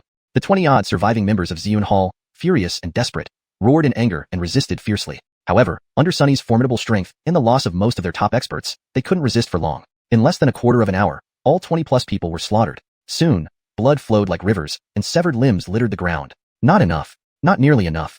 Tyson shouted excitedly. Sunny frowned upon hearing this, but suddenly turned around and killed 3 Myriad Demons sect members in quick succession. Master, what are you doing? The Myriad Demons sect members were shocked. Sacrifices must be made. Sunny spoke indifferently, his expression cold. The Myriad Demons sect members felt a chill run down their spines, instinctively keeping their distance from Sunny. So cruel. The Heavenly Sword sect members also felt their hair stand on end. Those who were fighting side by side moments ago were suddenly stabbed in the back, and all of Ziyun Hall's participants in the Supreme Relic were wiped out. Even Sunny didn't hesitate to kill his own people. Just dogs fighting. It's entertaining to watch. Django said gleefully, stroking his steel rod. Something's wrong. Coulter suddenly spoke up. Everyone was startled, looking towards him. The 20-plus dead members of Xiuxian Hall, and the 3 myriad demon sect members, killed by Sunny themselves, emitted dark red energy, which rapidly absorbed into the man named Tyson. Ha ha ha ha, Yosef, now let's see how you block me. Tyson laughed triumphantly as his originally translucent figure gradually turned dark red. Boom. And not only that, his demonic aura surged, controlling the great wasteland demon spear, striking the previously evenly matched immortal slaying sword away in one blow. Chapter 199. Kathleen's might in lifting the tripod. Fiendish aura soared to the heavens. The entire passageway was filled with icy fiendish aura. Yosef, you chose to perish with me back then. Today, I'll let you taste the feeling of your soul dispersing into nothingness. Tyson's body had now swollen several dozen times its previous size, fiendish aura seeping from all over him like a world-destroying fiend god. In terms of power alone, after absorbing the life force from over 20 people within the Purple Cloud Hall, Tyson had far surpassed Yosef. Even the vast desolation fiendish spear had grown several times in size, radiating an icy and bone-chilling fiendish aura that was incredibly horrifying. Tyson Sr., please help me kill this person, and after you're done, could you slaughter these people as well? Sunny suddenly pointed at Coulter and others, speaking through his sneer. Just a slap away. Tyson glanced indifferently, not even looking as he spoke casually. Ha ha ha, excellent. You're all just waiting to die. Hearing this, Sunny laughed triumphantly at Coulter and the rest before abruptly turning around. These treasures are mine now. He swiftly rushed toward the stone box nearby, his expression showing intense excitement. Whatever it was that made 4 peak powerhouses pay with their lives must absolutely be a world-class treasure. Once he obtained it, then no one in the northern spirit region would be able to constrain him anymore. He would rise to prominence. Bang! Suddenly, a protective barrier formed on top of the stone box. Humph, none shall hinder me. Sunny, completely insane, attacked the protective barrier with all his might. Now things are troublesome. Upon hearing this, Suzanne and the others' expressions drastically changed. The current situation was very clear. If Tyson overwhelmed Yosef, they wouldn't be able to resist him. Whoosh! Coulter leaped into action. However, he did not stop Sunny but rather headed straight for where Yosef and Tyson were battling. With the Purple Cloud Hall members annihilated and Sunny heavily injured, both sides' fighting strength was nearly equal. Even if they engaged head-on, they wouldn't be at a disadvantage. But the most imminent threat right now was undoubtedly Tyson. Once Yosef fell, they faced the danger of being obliterated as well. They had to deal with him first. Husband, danger. Seeing this, Karina, Kathleen, and Brianna's faces also changed, and the 3 immediately followed. We're here to assist you. Follow husband or follow dog, whatever the case may be. No matter what Coulter intended to do, they unconditionally chose to believe in him and were willing to risk their lives. A group of pitiful ants. Tyson's face showed mockery and ridicule. Yosef's immortal severing sword was completely suppressed by him, and he could easily free a hand to deal with the others. Humming sounds filled the air as fiendish aura came rushing in. The vast desolation fiendish spear slashed towards Coulter and the others. Senior Yosef, please give me some assistance. Without changing expression, Coulter shouted to Yosef. You only have one chance. Yosef's voice revealed no emotion, but in the next second, his ethereal figure actually merged directly into the immortal severing sword, and then unleashed a powerful blow, blocking the vast desolation fiendish spear. Bang! Fiendish aura clashed once again with sword intent. However, it was evident that the immortal severing sword was still at a disadvantage. Yosef, do you think this can stop me? Tyson laughed out loud as fiendish aura surged up again. Clang! The immortal severing sword was knocked flying. Yosef's figure withdrew from the sword. Yet after this attack, his presence appeared significantly weaker. Attack his core form quickly. At the same moment, Yosef and Snowmoon's sword fairy's voices rang out. Tyson had long been dead. He relied solely on the vast desolation fiendish spear and the energy absorbed earlier. His true form was the weakest part. Whoosh! Earth diving technique. Coulter burst out from underground. Swish! Heavenly sword shone brightly. One sword Buddha Sutra destroys all beings. Chill sword intent transformed into a crescent moon, slashing directly at Tyson. Ice Phoenix dance. Karina swiftly joined. Purple shadow instant slash. Brianna's body condensed sword intent, revealing the sharp edge of her Bixiao sword once more. Heavenly treasure tripod. Crush him for me. Kathleen's small frame burst forth with endless strength. She lifted a light red tripod high and hurled it at Tyson's head with all her might. Don't forget about me either. Unknowingly, Suzanne had rushed up and delivered a slash at the opponent too. 5 people attacking together. Watching this scene, everyone from the Heavenly Sword sect felt extremely tense. We must win. If they couldn't slay the opponent, they would ultimately meet their demise. Humph, deluding yourselves. Tyson laughed mockingly upon seeing this. Humming. He waved his hand fiercely. Rolling waves of fiendish aura erupted suddenly, forming a black protective shield in front of him. Bang bang bang. The attacks from the 5 simultaneously hit the protective shield, instantly exploding into layers of shockwaves spreading outwards. The protective barrier could no longer withstand the pressure and shattered. There's hope. Coulter's eyes lit up. However, their 5-person assault was also completely depleted, leaving them fully exposed before the enemy. Die now. Tyson struck first, delivering a punch aimed straight at Coulter. Swish. Earth diving technique made him disappear. Boom. An enormous crater was instantly formed in the ground. Husband. Karina and the others' expressions changed dramatically. It's over. Everyone turned pale. They could see that Coulter and his group had done their utmost, but it still wasn't enough to slay the opponent. Is this the will of heaven? Yosef sighed, her expression complex. But in the next second, a figure suddenly burst from the ground, appearing right behind Tyson. Are you too happy too soon? Coulter reappeared. but this time, he held a long whip in his hand. Crack. One lash. Aya. Tyson, who had been arrogantly confident just moments ago, let out a miserable scream. Everyone froze. Coulter wasn't dead, and the whip in his hand was precisely the spirit weapon he had used earlier to lash Dan Jamal, now being used again on Tyson. You dare to hit me. The fiendish aura around Tyson fluctuated violently as he looked at Coulter with uncontrollable fury. To die and still cause harm, you deserve it. Coulter spoke calmly and then lashed again. Crack. This lash struck Tyson's face directly, distorting it grotesquely. Aya. Pain made Tyson's huge body tremble, and much of his fiendish aura dissipated. Little brat, I will erase you from existence. He lunged at Coulter, but each time he was driven back. Vast desolation, fiendish spear. He roared, trying to recall his weapon. Clang. But Yosef wouldn't give him the chance. The immortal severing sword flew out swiftly, blocking the vast desolation, fiendish spear. It seems whether in life or death, you'll always take the step before me. Yosef smiled faintly. These words cut deep. Tyson's originally enormous body rapidly shrank, and his fiendish aura was quickly dispelled by Coulter's continuous lashes. I can't accept this. I can't accept this. Tyson stared at Coulter, roaring to the sky. He was so close to victory, so close to avenging his wrongs, yet in the end, he was utterly defeated by a mere rank 9 King Realm youth. At that moment, ha ha ha, the treasure is mine. Sonny's crazed laughter echoed. He had broken through the protective barrier of the stone box and now held it in his hands, his expression filled with intense excitement. Chapter 200. I am that rascal. The treasure is mine. Sonny clutched the stone box, his body trembling with excitement. First was the heaven-grade supreme spirit weapon, the immortal slaying sword, then a treasure like the dragon pearl. This third treasure must also be an exceedingly rare and precious artifact. Soon after, everyone's gazes turned toward him. They all wanted to know what this third treasure was as well. Yosef, even if I can't obliterate your soul, I will see what it was that you refused to hand over at the cost of your life back then. Under Coulter's whipping, Tyson had become extremely weak, but his expression remained grotesquely fierce. Sigh. Yosef sighed. He really didn't want that item to fall into others' hands. But now that things had reached this point, it was no longer up to him. Once I get the treasure, I'll kill you all right away.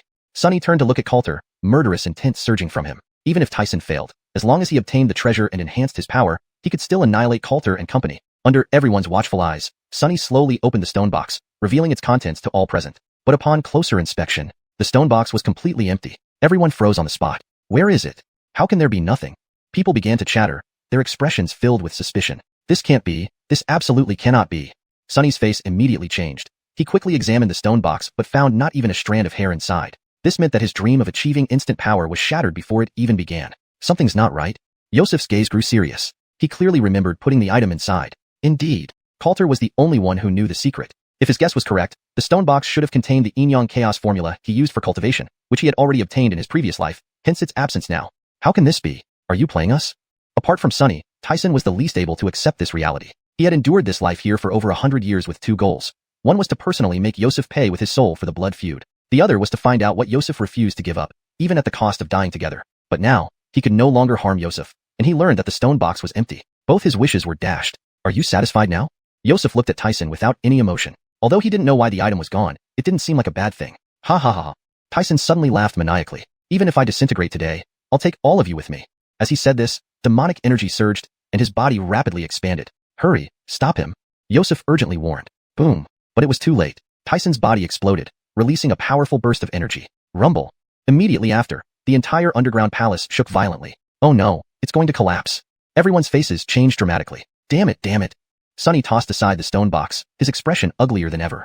Was this the outcome he got after wiping out the purple cloud hall and even killing his own people? Pitchty. At this thought, Sonny spat out a mouthful of blood, risking losing one's child to catch a wolf? Now he had lost his child and gained nothing. Young master, let's leave here immediately. The crowd from the 10,000 demon sect hurriedly urged, but none dared approach Sonny, fearing he might turn on them. Swish. After retrieving the great wasteland devil halberd, Sonny flipped his palm and took out a black jade, glaring ferociously at Coulter. Coulter ignored the look and took out a white jade, the same one Angelo used to open the passage when they entered the supreme relic site. Buzz. Then, the two jade stones merged, opening two vortex passages, one black and one white. One day, I'll flay you alive and scatter your ashes. Sonny shot a bloodshot glance at Coulter and swiftly led the 10,000 demon sect followers into the passage, vanishing soon after. Hubby, let's go. Karina and others looked at Coulter. You go ahead, I'll follow shortly. Coulter smiled faintly, and the Tianjian sect members quickly disappeared into the passage. In the end, only Coulter remained here, but he had no intention of leaving. Senior Yosef. He took a step forward. Why aren't you leaving? The white-clothed man looked at Coulter. 9 dragon battle body. Indeed a remarkable talent. The dragon pearl I left behind should have been most suitable for you. What a pity. Hearing this, Coulter smiled. That dragon pearl was something he would eventually reclaim. It was just temporarily with the other party now. Senior, I wonder what was originally inside that stone box? Coulter asked tentatively. A very mysterious cultivation technique. The white-clothed man replied frankly and then added, a technique that can't be cultivated unless one's constitution is powerful enough. Coulter's eyes lit up. It must definitely be the yin-yang chaos formula. I also wonder where Senior obtained that cultivation technique? Coulter continued to ask. Yosef glanced at him. Back then, I went to the Sea of Death, barely surviving countless dangers, to obtain a dragon pearl and a cultivation technique. Unfortunately, before I could enjoy my gains, Tyson and 2 others found me, chasing me all the way from the divine realm to the northern spirit domain. Who knew that in the end, I still couldn't escape death? Saying this, he sighed. I wonder which bastard got the technique. I really want to beat him up. If he had escaped back then, he would likely have long had many descendants and lived a blissful life by now. Hearing this, Coulter smiled awkwardly. The Sea of Death. So the dragon pearl and the yin-yang chaos formula both came from there. Alright, this place is about to collapse, and I will disappear too. You should leave quickly. Yosef waved his hand. You helped me kill Tyson and became the new master of the immortal slaying sword. If you ever go to the Xiao family in the divine realm, you can show them the immortal slaying sword and say you are my friend. It might be helpful to you. Upon hearing this, Coulter bowed deeply. Thank you, Senior. Is Senior from the divine realm? Coulter raised his head and took out the flame pearl. Do you recognize this, Senior? Yosef squinted his eyes. Are you from the Crimson Flame Divine Sect? Crimson Flame Divine Sect. This was the first time Coulter heard of it. This was given to me by my wife. Hearing this, Yosef gave him a half smile. The flame pearl is unique to the Crimson Flame Divine Sect. Your wife is likely from there, so you're quite lucky. Coulter nodded. Thank you for your guidance, Senior. It seemed Terry definitely had connections with the Crimson Flame Divine Sect. Alright, leave quickly. This is the last thing I leave in this world. Take it. Yosef waved his hand, and a storage ring flew out from underground. Coulter took the storage ring and bowed again respectfully, then quickly walked into the passage. Senior. Suddenly, Coulter turned around and grinned. Actually, I am the bastard you were talking about. After saying this, his figure quickly disappeared. My F********. Yosef's eyes widened instantly. Come back here. I promise not to kill you. But there was no response this time. Boom. With a violent tremor, the entire underground palace collapsed into ruins as if nothing had happened. Chapter 201. Tonight, you can indulge yourself. Tianjian sect. The entire sect was filled with a tense atmosphere. Everyone was on high alert, and the air was thick with a chilling aura of killing intent. Buzz. At this moment, a vortex passage of black and white suddenly condensed in the square, from which figures appeared one by one. They're coming out. Hurry. Inform the sect leader. Jameson and the others have returned. Seeing this, the surrounding Tianjian sect disciples became visibly excited and gathered over, their expressions tense. Soon, Jameson, Suzanne, Karina, and others emerged one after another. When Coulter finally came out last, everyone present heaved a sigh of relief while clenching their fists tighter. Originally, they had entered the Supreme Relic site with around 70 to 80 people, but now only about 30 remained, with casualties exceeding half. This situation was undoubtedly adding insult to injury. Seeing this, Suzanne stepped forward and said, Everyone don't worry. This time, the Wama sect and Xiuxian Hall combined have lost more than 100 people. In the Awakening realm level, we are not far behind them. Upon hearing this, everyone's eyes widened. What? They lost more than 100 people. Ha ha ha ha, that's great. All present cheered, their spirits lifting significantly as they compared the losses. Let's go see the sect leader. Suzanne smiled with relief, then looked at everyone. You guys go ahead. I need to see my father first. Coulter shook his head and said, Then we'll return to Qianlong Peak and wait for my husband. Karina and Elmo said one after another. All right. Coulter turned and left. After some inquiries, he finally found Hawkins. So you still have the nerve to come back? When Hawkins first saw him, there was obvious joy on his face, followed quickly by a torrent of scolding questions. I warned you again and again when you left. It's been almost a year, and there's been no news from you. Hawkins's anger flared as he stared intensely at Coulter. Can you old man stop thinking about that? Coulter retorted irritably. What's so good about having children? Having been a child myself for so long, would I not know the benefits? Hearing this, Hawkins blushed and reddened, but he patted Coulter's shoulder firmly and said earnestly, Never mind. It's fine that you didn't. Just be glad you're alive. He wasn't really thinking about grandsons. He teased mainly because he just wanted Coulter to be alive and well. But tell me truthfully, how many women have you hooked up with now? Hawkins asked further. Coulter felt somewhat distressed. Karina, Rosanna, and Elmo definitely counted, and Terry couldn't be forgotten either. Then there were Suzanne and Jerry, 2 women whose feelings he wasn't sure about including. Not including them, but they had already become spouses in all but name. If included, he wasn't sure if he was just assuming things about their feelings. You young man, you really can do it. Hawkins gave Coulter a stern look. No matter how many women you've hooked up with, remember, as a man, if you involve yourself, you must not betray them. Hearing this, Coulter smiled. I know. Only then did Hawkins feel relieved. Karina is an old acquaintance of mine, but she hasn't called me father yet. Find a chance to make her call me once, but afterward, we still maintain our respective relationships, and I'm still your father. And that Rosanna, quite a feat hooking up with the daughter of the Tianjian sect's leader. No wonder the previous sect leader treated me so nicely. There's this connection. And Elmo, I heard she used to be the sacred maiden of Xiuxian Hall. So you like ones with such statuses, huh? I'm too lazy to expose you. Oh, and Terry, I knew you liked that type from the beginning. Seems like my guess was right. Hawkins rattled off a string of remarks, ending with a thumbs up to Coulter. You surpass me. Coulter chuckled. After this banter, he left Hawkins's residence and looked up at the sky. Night had fallen, and above Tianjian sect, a transparent protective shield enveloped everything, clearly activated by Angelo's protection formation. This also meant Tianjian sect was in its most perilous time. Once the protective formation was broken, The entire Tianjin sect would become a living hell. Hawkins deliberately didn't mention this to avoid putting too much pressure on Coulter. Halt! Just as Coulter was about to return directly to Qianlong Peak, a clear and cold voice suddenly sounded behind him. He turned back to look. A white figure stood there, with the bright moonlight shining down, making her appear even more graceful and flawless. So it's Vice Patriarch Mu. It's quite late. Why aren't you resting? What do you need from me? Coulter gave her a faint smile. Hearing this, Jerry did not respond immediately. She walked slowly towards him, her icy face expressionless. Her long and slender legs were barely visible under the almost transparent skirt, and her delicate arms shone with a soft luminescence under the moonlight, particularly alluring. You did very well this time. Jerry looked at Coulter and said. Suzanne had already recounted everything that happened in the Supreme Relic site, including Coulter's deeds and those of other high-ranking members of the Tianjin sect, all of which shocked everyone beyond measure. Although more than half of the people from the Tianjin sect who entered the Supreme Relic site were lost, the Wanma sect suffered casualties 3 to 4 times greater. Given their initial numerical disadvantage, this outcome was nothing short of perfect. More importantly, Rosanna and Elmo each obtained the legacies of Danjimao and Sword Immortal. Adding Coulter's Zhanshin sword into consideration, they had effectively secured 2.5 out of the 4 legacies within the Supreme Relic site. So, how does Vice Patriarch Mu plan to reward me? Coulter looked at her still charming figure, feeling his heart heat up. Then he asked with a mischievous smile. I remember. Suddenly, Coulter lifted his head abruptly. You promised before? But before he could finish his sentence, Jerry covered Coulter's mouth and said, I will naturally keep my promise. Hearing this, Coulter blinked. Here. He pointed around them. They were currently in a small forest. Due to it being nighttime, not many people passed by. Is there a problem with that? Jerry looked at Coulter, still expressionless. After speaking, she released her hand from covering Coulter's mouth and began to slowly remove her already thin clothing. Sasha. This sound seemed especially enticing in the silent night. Coulter couldn't look away, actually feeling some anticipation building inside. Soon, a full-bodied figure with flawless skin shimmering under the moonlight appeared before Coulter's eyes. Tonight, you can indulge yourself. Chapter 202. Turns out it was sneaking a taste. Tonight, you can have your fill. Under the moonlight, Jerry's eyes sparkled as she gazed at Coulter, yet her face remained composed. Upon hearing this, Coulter took a deep breath. In that case, I won't hold back. With that said, he plunged into the twin peaks of her chest. Instantly, a sensation of tenderness enveloped him, accompanied by a faint fragrance. Jerry's expression changed momentarily. She bit her lip but quickly regained her composure. Next, Coulter wrapped his arms around her waist, forcefully pulling her close and indulging himself at the peak, eliciting delightful sounds. Standing rooted to the spot, Jerry struggled to maintain her composure despite Coulter's relentless assault, which caused her body to tremble uncontrollably. Especially this feeling that touched the depths of her soul made her feel like she was transcending, succumbing entirely to it. Soon, Coulter lifted his head. Vice Sect Leader Mu, I'm coming. As he spoke, he probed tentatively. Good heavens, there was already a river flowing backward. It seemed she hadn't been properly attended to in quite some time, already dried up and desperately needing his nurturing. Hurry. Jerry's voice began to change. She slowly walked to a large tree, then raised one beautiful leg high, revealing the most exquisite area. Seeing this, Coulter didn't hesitate. Vice Sect Leader, this is what you forced upon me. He immediately positioned himself and surged forward. Ah!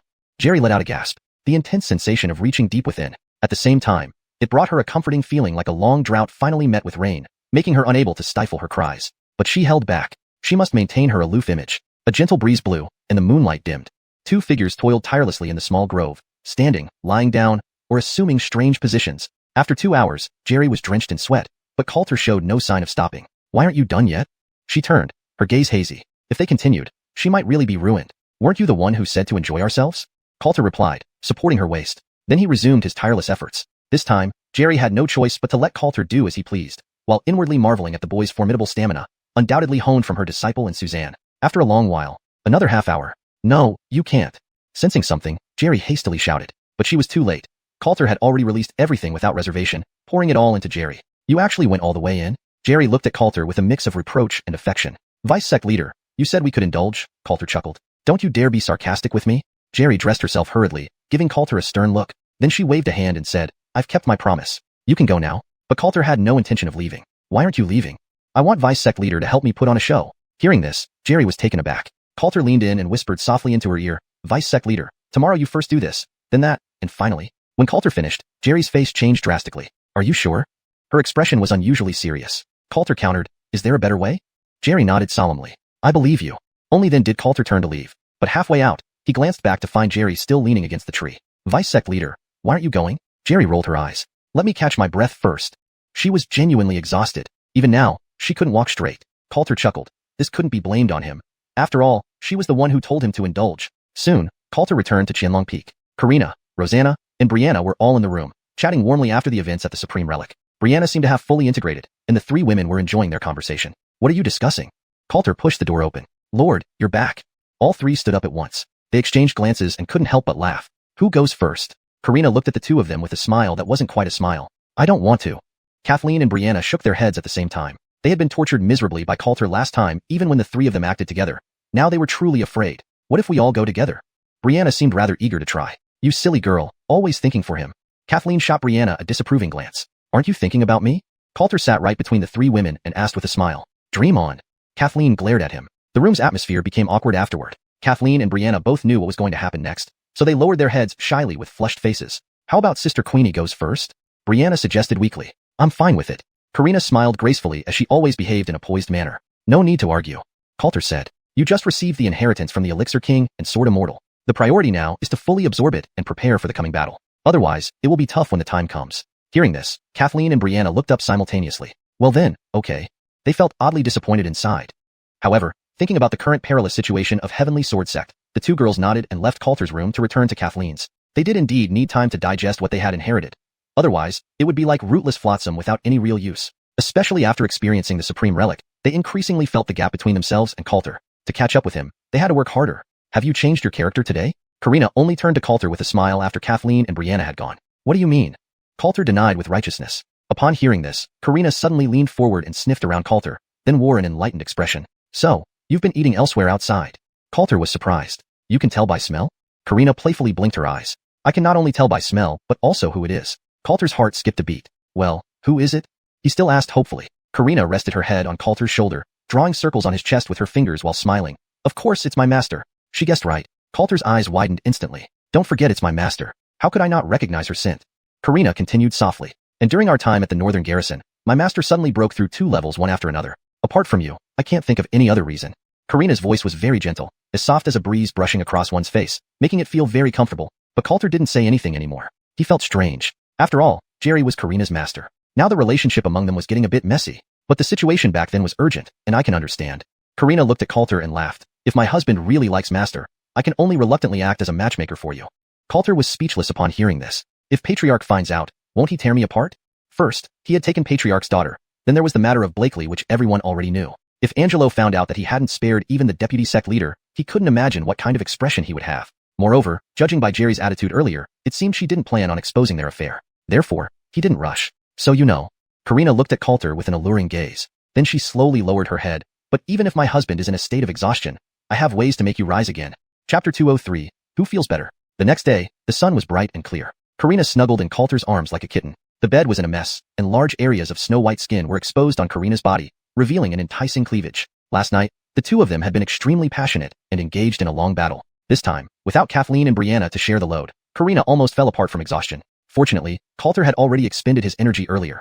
Otherwise, she wouldn't have been able to handle it alone. How do you feel? Who feels better between me and xiuxian? Karina suddenly looked at Coulter and asked with a smile. Both are great. Coulter scratched his head. She actually compared. But I noticed you seem to want to be the leader? Coulter suddenly asked, looking at Karina. From these past few days, Karina seemed to have gained enough authority. Both Kathleen and Brianna now called her Sister Queenie. It was evident that she was taking on a big sister role. Don't think too much. It's because they respect me. Karina said in an unpleased tone. Yuru and Feiyu are good girls. They don't care about titles. So, you must not let them down. Hearing this, Coulter nodded. He felt increasingly fortunate to have encountered women who understood reason. If any one of them were unreasonable, he would be the one with headaches. Do what you need to do. I also need to start practicing. After getting dressed, Karina directly gave him the cue to leave. Now that Yuru and Feiyu have received their legacies, if I don't work hard, I might fall behind them. Actually, she was under a lot of pressure too. Especially after the two girls received their legacies in the Supreme Relic, she suddenly understood how Kathleen felt before. Karina's thoughts were straightforward. Even if she wasn't going to be Coulter's strongest woman, she definitely didn't want to be the weakest. Isn't this my room? Coulter pouted but still left the room and went to the opposite one, where he saw Kathleen and Brianna. Kathleen wore a loose pink long dress that did little to conceal her graceful figure, instead adding an element of misty beauty. Her face showed occasional confusion followed by moments of enlightenment, making her appear very playful and cute. Brianna wore a white top paired with a short purple skirt that perfectly outlined her well-proportioned body, though some parts still weren't quite ideal. A long and arduous journey lies ahead. Coulter smiled. At that moment, both girls were sitting cross-legged in meditation, but immediately stood up to greet him upon hearing him, "My lord." However, Coulter could clearly sense the differences among them. Compared to Terry's attachment and Karina's grace, Kathleen and Brianna appeared more reserved. If it were Terry, she would have directly thrown herself at him. But this didn't mean that Kathleen and Brianna didn't miss him. Everyone just had different personalities and ways of expressing themselves. Where is Senior Sister Hongling? Coulter glanced around and asked. He surprisingly did not see Foster Hongling here. Senior Sister Hongling seems to be recovering and can now stay alone in a room, so I arranged for her to be in another room on Qinlong Peak, Kathleen explained. Alright, I'll go find her. Coulter smiled slightly. You guys should also work hard. I will need your help in a few days. Upon hearing this, both girls' eyes lit up. What kind of help? Now isn't the time to tell. Coulter said cryptically, earning him a pair of eye rolls from the two girls. Then, guided by Kathleen, Coulter found the room where Foster Hongling was staying. My lord, why did you come? Foster Hongling stood up as soon as she saw Coulter and hurried over, holding onto his arm affectionately. I heard from Yuru that senior sister is feeling better? Coulter looked at her and smiled gently. Yes, I can remember some things now. Foster Hongling nodded obediently and leaned against Coulter's shoulder. Why do you still call me my lord? Foster Hongling smiled shyly, then lifted her head. Isn't it just out of habit? Coulter was speechless. Could this title be used so casually? Senior sister Hongling, when you returned last time, you didn't get a chance to pay respects to Pavilion Master Foster, right? Coulter asked. Although he knew Pavilion Master Foster was actually the second elder of Heavenly Sword Sect, he preferred to call him Pavilion Master. She nodded obediently. Let me take you there. Soon, under Coulter's guidance, the two arrived before a tombstone in the rear mountain of the Heavenly Sword Sect. The tombstone read, The Grave of Second Elder Foster xiuxian. Looking at the inscription on the tombstone, Coulter seemed to see the once kind and amiable old man again, his heart becoming complex. Father, I have returned too late. Foster Hongling knelt down, already sobbing uncontrollably. Coulter did not speak. He silently lit 3 incense sticks, placed them before the tombstone, and then sprinkled peach blossom liquor that had been prepared in advance. Husband, do you think we can get through this crisis this time? Foster Hongling suddenly asked, her face still streaked with tears, looking pitifully delicate and touching. Hearing this, Coulter nodded emphatically. Of course we can. Foster Hongling was taken aback. Then Coulter raised his head and said, I have some connections with Senior Alfredo from Chiamai Divine Flame Sect in the Divine Realm. I talked with the Vice Patriarch and Blakely yesterday and arranged for them to go to the Divine Realm to seek help from Senior Chi. As long as Senior Chi comes, the insignificant 10,000 demon sect will be wiped out in an instant. Then our crisis will be resolved, and we might even become the dominant force in the entire Northern Spirit Domain. As he spoke, Coulter became increasingly agitated. Foster Hongling still looked somewhat worried. Will this really work? Coulter smiled confidently. Even if the 10,000 demon sect attacks, our sect's protective array can hold out for months. There's enough time. The Vice Patriarch is strong and should have no problem. Moreover, to ensure that Senior Chi believes us, I gave the Blaze Pearl to the Vice Patriarch. When he sees it, he'll surely come. Seemingly verifying Coulter's words, a majestic eagle spread its wings and soared into the clouds. On the back of the eagle were 2 figures still retaining their charm. They were none other than Jerry and Suzanne. The eagle let out a sharp cry and soon vanished into the sky, disappearing from the sight of the many Heavenly Sword Sect disciples. What are the Vice Patriarch and the others going to do? I know. They're supposedly seeking reinforcements in the Divine Realm. Really? Ha ha ha, then we're saved this time. The many disciples of Heavenly Sword Sect instantly cheered, their faces filled with excitement. A few among them had met Alfredo before and knew of his terrifying strength. If he truly came to help, not only would they overcome this crisis, but they could also destroy the 10,000 demon sect. For a moment, the tense atmosphere within the sect eased significantly. That's great then, Foster Hongling smiled when she saw this. Coulter smiled at her. So, Senior Sister Hongling, you don't need to worry too much. Everything will be fine. Soon, the two of them returned to their respective rooms. But just as Foster Hongling closed the door, the bright smile on her face vanished completely, and a deep, dark light flashed in her eyes. Chapter 204. Want to see him last night? In the room, the light flickered on and off. Foster Hongling sat cross-legged on the bed, a cold and sinister smile appearing on her originally beautiful face. She then took out a black round stone. Father, I have important intelligence here. The round stone immediately emitted a faint glow. At the same time, thousands of miles away at the 10,000 demon sect, in the patriarchal hall, Roberto sat in his high seat with an expressionless face as if deep in thought. Soon he had a sudden idea. What news? Roberto also took out a round stone, asking. That Coulter has sent Jerry and Suzanne to the Divine Realm for reinforcements, and he has taken away the Blazing Pearl. Hearing this, Roberto narrowed his eyes. Going to the Divine Realm for reinforcements is indeed a good strategy. Although the 10,000 demon sect could dominate the Northern Spirit region, anyone in his position naturally knew that even placed within the Divine Realm, he would be insignificant. If the Heavenly Sword Sect really brought people from the Divine Realm, the situation might turn around immediately, leaving them completely passive. So my suggestion is, Father, dispatch people immediately to intercept them. Since there are only 2 of them, if we can slay or even capture them alive, it will greatly benefit us. Foster Hongling's voice was bone-chillingly cold. With her words, it seemed as though the entire hall's temperature dropped, a coldness enveloping everyone present. Qingyin, it appears my decision to let you possess her and secretly infiltrate the Heavenly Sword Sect was indeed correct. Roberto lifted his head, his eyes filled with killing intent. And the one speaking to him now across space was none other than his own daughter, Loretta. Hee, those fools from the Heavenly Sword Sect truly deserve to be eradicated. They didn't suspect me at all. Loretta's voice was filled with ridicule and contempt. The 10,000 demon sect had captured Foster Hongling alive over a decade ago, torturing her to near death. However, they did not kill her. Recently, under Roberto's arrangement, she had possessed Foster Hongling. Taking advantage of the war between the sects, this opportunity allowed Loretta to infiltrate the Heavenly Sword Sect as a mole. Now it seemed this plan had significant use. That Suzanne is only at the peak 9th level Eric realm and poses little threat to us. However, beware of Jerry who inexplicably broke through to the 3rd level Huangxian realm. Last time at Jinbei Pass, it was because Deputy Sect Leader Farron was too complacent that the operation failed, Loretta reminded. I understand. This time, I won't leave any of them alive. Roberto's smile became increasingly chilling. Also, Jerry carries a blazing pearl whose power is unknown. It might pose a threat even to the xiuxian realm. Be cautious of them taking down each other. Roberto chuckled softly upon hearing this. Of course, I won't send our own people on such a dangerous mission. Don't forget, we still have so many people in the Purple Cloud Pavilion we can use. They are the best pawns right now. Excellent. First exhausting their strength will minimize our losses. Loretta also laughed coldly. A plot rapidly formed at that moment. Their brief conversation seemed to seal the fates of Jerry, Suzanne, and many others from the Purple Cloud Pavilion. But there's one thing more. That Coulter seems to have ties with the strong figures of the Divine Realm. I'm afraid. Loretta spoke again. Hee. Roberto stood up, his face full of ridicule. They have connections to the Divine Realm, do we not? The downfall of the Heavenly Sword sect begins now. He slowly walked out of the hall, leaving behind nothing but a freezing killing intent and the faint luminescence from the round stone. Elsewhere, a wind-breaking eagle soared in the sky. Suzanne sat at the front, her smooth long hair billowed by the rushing wind, and a tall figure flashed in her eyes. A smile unconsciously crept onto her lips. Was it Coulter who asked you to go to the Divine Realm? She turned around, looking back at Jerry. Originally, she had been cultivating today when Jerry suddenly found her and asked her to accompany her to the Divine Realm for reinforcements. Yes. Jerry nodded faintly. Seeing her expression, Suzanne said irritably, there's no one else here. What are you pretending about with me? As she spoke, she leaned close to Jerry, sniffing. Then she smiled and said, such a familiar scent. Hearing this, Jerry's heart skipped a beat. Could she really smell it? She should have changed clothes. Just tell me honestly, what did you do last night? Suzanne looked at Jerry as if catching a thief. How do you know it was last night? By saying this, Jerry seemed to admit it but was very puzzled inside. How did Suzanne know she visited Coulter last night? Because I went to see him last night, but he wasn't there. Suzanne spread her hands and smiled. Jerry. Immediately after, she looked at Suzanne with a strange gaze. So, she had beaten her to it last night? Someone said before that they didn't like younger ones, but how about now? Didn't you still fall in love uncontrollably? Suzanne continued to tease with a smile. I was just fulfilling a promise. Jerry blushed slightly but spoke solemnly. Suzanne smiled and narrowed her eyes. Is that so? Could it be that Coulter forced someone to make a promise? Jerry. This time she simply kept quiet. After all, before Coulter entered the Supreme Relic, it was indeed her who proactively suggested letting him indulge. There was no way to explain this. Seeing this, Suzanne decided to stop teasing and turn serious. But we need to speed up and try to return to the sect as soon as possible. I'm afraid something unexpected might happen. However, Jerry shook her head. There's no need to rush. Suzanne was slightly taken aback. At this critical moment, why wasn't she worried? Previously at Jinbei Pass, the city defense formation was supposed to hold for half a month, but I heard it only lasted less than an incense stick's burning time. Is that true?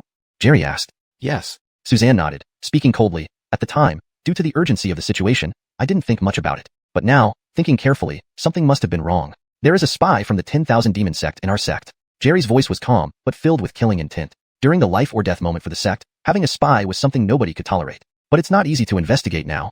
Suzanne sighed. If they revealed the existence of a spy within the sect at this critical moment, everyone in the Heavenly Sword sect would panic. And they also had no clue where to start investigating. It seems, there's no need to investigate anymore. Just then, Jerry suddenly spoke. Whoosh. She stood up swiftly, instantly wielding a sharp sword. Seeing this, Suzanne frowned and turned around to look ahead. There, four figures emitted powerful auras, flying towards them rapidly on their mystic force wings. They are people from the 10,000 Demon sect and the Purple Cloud Pavilion. Upon recognizing the faces, Suzanne's expression changed drastically, and they are all xiuxian realm. Chapter 205. Jealousy makes one unrecognizable. For Empyrean realm powerhouses, what is going on? They had just set out. How could the other party know so quickly? Mole. It must be that mole. Otherwise, it's impossible for them to catch up so fast. Quick, go. Don't worry about me. Suzanne hurriedly looked at Jerry.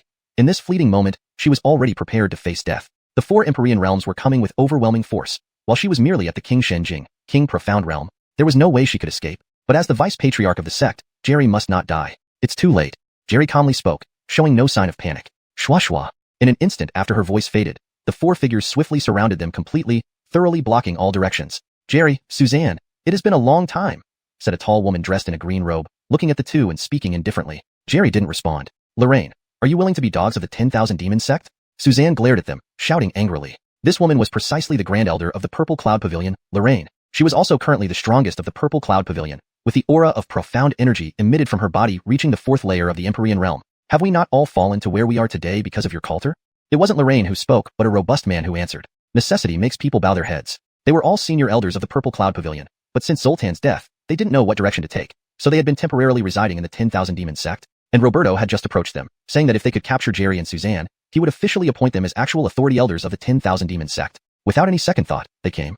After all, considering the current situation, the 10,000 Demon sect held an absolute advantage, and the Heaven Sword sect's destruction was only a matter of time. If they wanted to truly integrate into the 10,000 Demon sect, they needed to make contributions. Don't waste words, seize them quickly, another black-robed woman said coldly. Her name was Bridal, the only elder among the 4 from the 10,000 Demon sect, and Roberto had asked her to join Lorraine and the 3 others to supervise them, or rather, to deceive. Because Roberto never told Lorraine and Bridal about the fire pearl on Jerry, otherwise, they might not have dared to agree. Looks like we will die together today. Suzanne took a deep breath, realizing that she and Jerry wouldn't return once seeing Lorraine and the others. Lorraine was at the 4th layer of the Empyrean realm, even stronger than Jerry, and there were 3 other Empyrean realm powerhouses providing cover. Even if they had wings, they wouldn't be able to escape. Since you understand, don't blame me. This is all your own doing. Lorraine finally spoke, her voice devoid of emotion. Boom. Following this, the power of the 4th layer of the Empyrean realm instantly erupted. With a casual palm push forward, the ferocious palm force was suffocating. Jerry was prepared, forming a pair of pristine profound energy wings behind her back. She immediately dived downward while holding Suzanne. Pong! That palm force struck the wind eagle's body, causing its massive frame to explode instantly, leaving not even a trace of flesh, turning directly into a blood mist. Chase! Bridal ordered immediately. Shwa shwa shwa. The 4 rapidly descended to the ground, surrounding Jerry and Suzanne again, and simultaneously summoning their weapons. Bridal sneered. The patriarch said that if you can't capture them alive, then kill them directly. With one order, the killing intent ignited completely. Lorraine was the first to move, attacking Jerry with 2 short blades, followed by the 2 other former Purple Cloud Pavilion Empyrean realms. Seeing this, Bridal glanced coldly at Suzanne. Then let me test the strength of the 6th elder of the Heaven Sword sect. Sung. The sword unsheathed. The first layer of the Empyrean realm power erupted instantly, and Bridal became a blur rushing towards Suzanne. Dang. Suzanne held her sword to block. Dang dang dang. But her defense barely lasted a breath before being completely overwhelmed. The powerful shockwave sent her retreating dozens of steps. The gap between the Empyrean realm and the King Profound realm was like a chasm. Even though Suzanne was only a step away from the Empyrean realm, she was still powerless against a true Empyrean realm powerhouse. She glanced sideways. At this moment, Jerry was being surrounded by Lorraine and 2 others, especially Lorraine whose attacks were rapid and relentless, forcing Jerry to passively defend. Furthermore, the 2 other Empyrean realms blocked her retreat path, taking opportunities to launch surprise attacks, putting Jerry at a disadvantage from the start of the battle. You should worry about yourself first. Bridal's eyes revealed unmasked killing intent as she swung her sword again. Humph, you look quite pretty despite your defiance. Once I capture you and bring you back to the sect, those old men will surely be in for a treat. She launched her attack while sneering continuously. She had to admit that Suzanne, both in posture and appearance, was top-notch, much prettier than herself, but this made her extremely jealous. Why couldn't she look like this? Even if I die, I won't let you succeed. Suzanne held her sword in resistance, having already resolved to die. She knew all too well what would happen if she fell into the hands of the 10,000 Demon sect. Even if death was certain today, she would never allow them to capture her alive. You don't have a choice in the matter.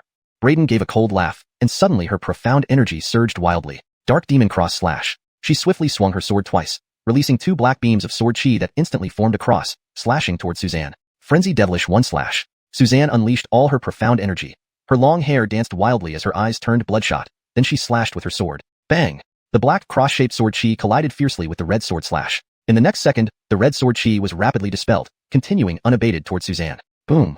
Suzanne blocked horizontally with her sword, but the immense force sent her flying, slamming her into the ground, and a trickle of dark red blood trickled from the corner of her mouth. Bridal approached slowly. In front of me, you are nothing but an ant with a beautiful face. But I've changed my mind. Looking at Suzanne's still attractive figure and face, and comparing it to her own sagging chest, her heart became intensely unbalanced. I feel that killing you myself will be much more fulfilling. Jealousy had made her unrecognizable. Killing intent surged. Bridal advanced with her sword. Seeing this, Suzanne closed her eyes. In her final moments, she did not feel despair.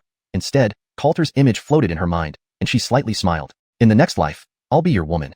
On the other side, Lorraine and the other 2 had already completely suppressed Jerry, leaving her no chance to retaliate. Lorraine said coolly, "Are you still going to resist?" The outcome of this battle was decided from the start. Jerry and Suzanne absolutely could not escape from their grasp. However, Jerry laughed. She looked at the 3 of them, her voice mocking. "Do you really think you've won?" Lorraine frowned, then suddenly her face changed drastically. "Be careful."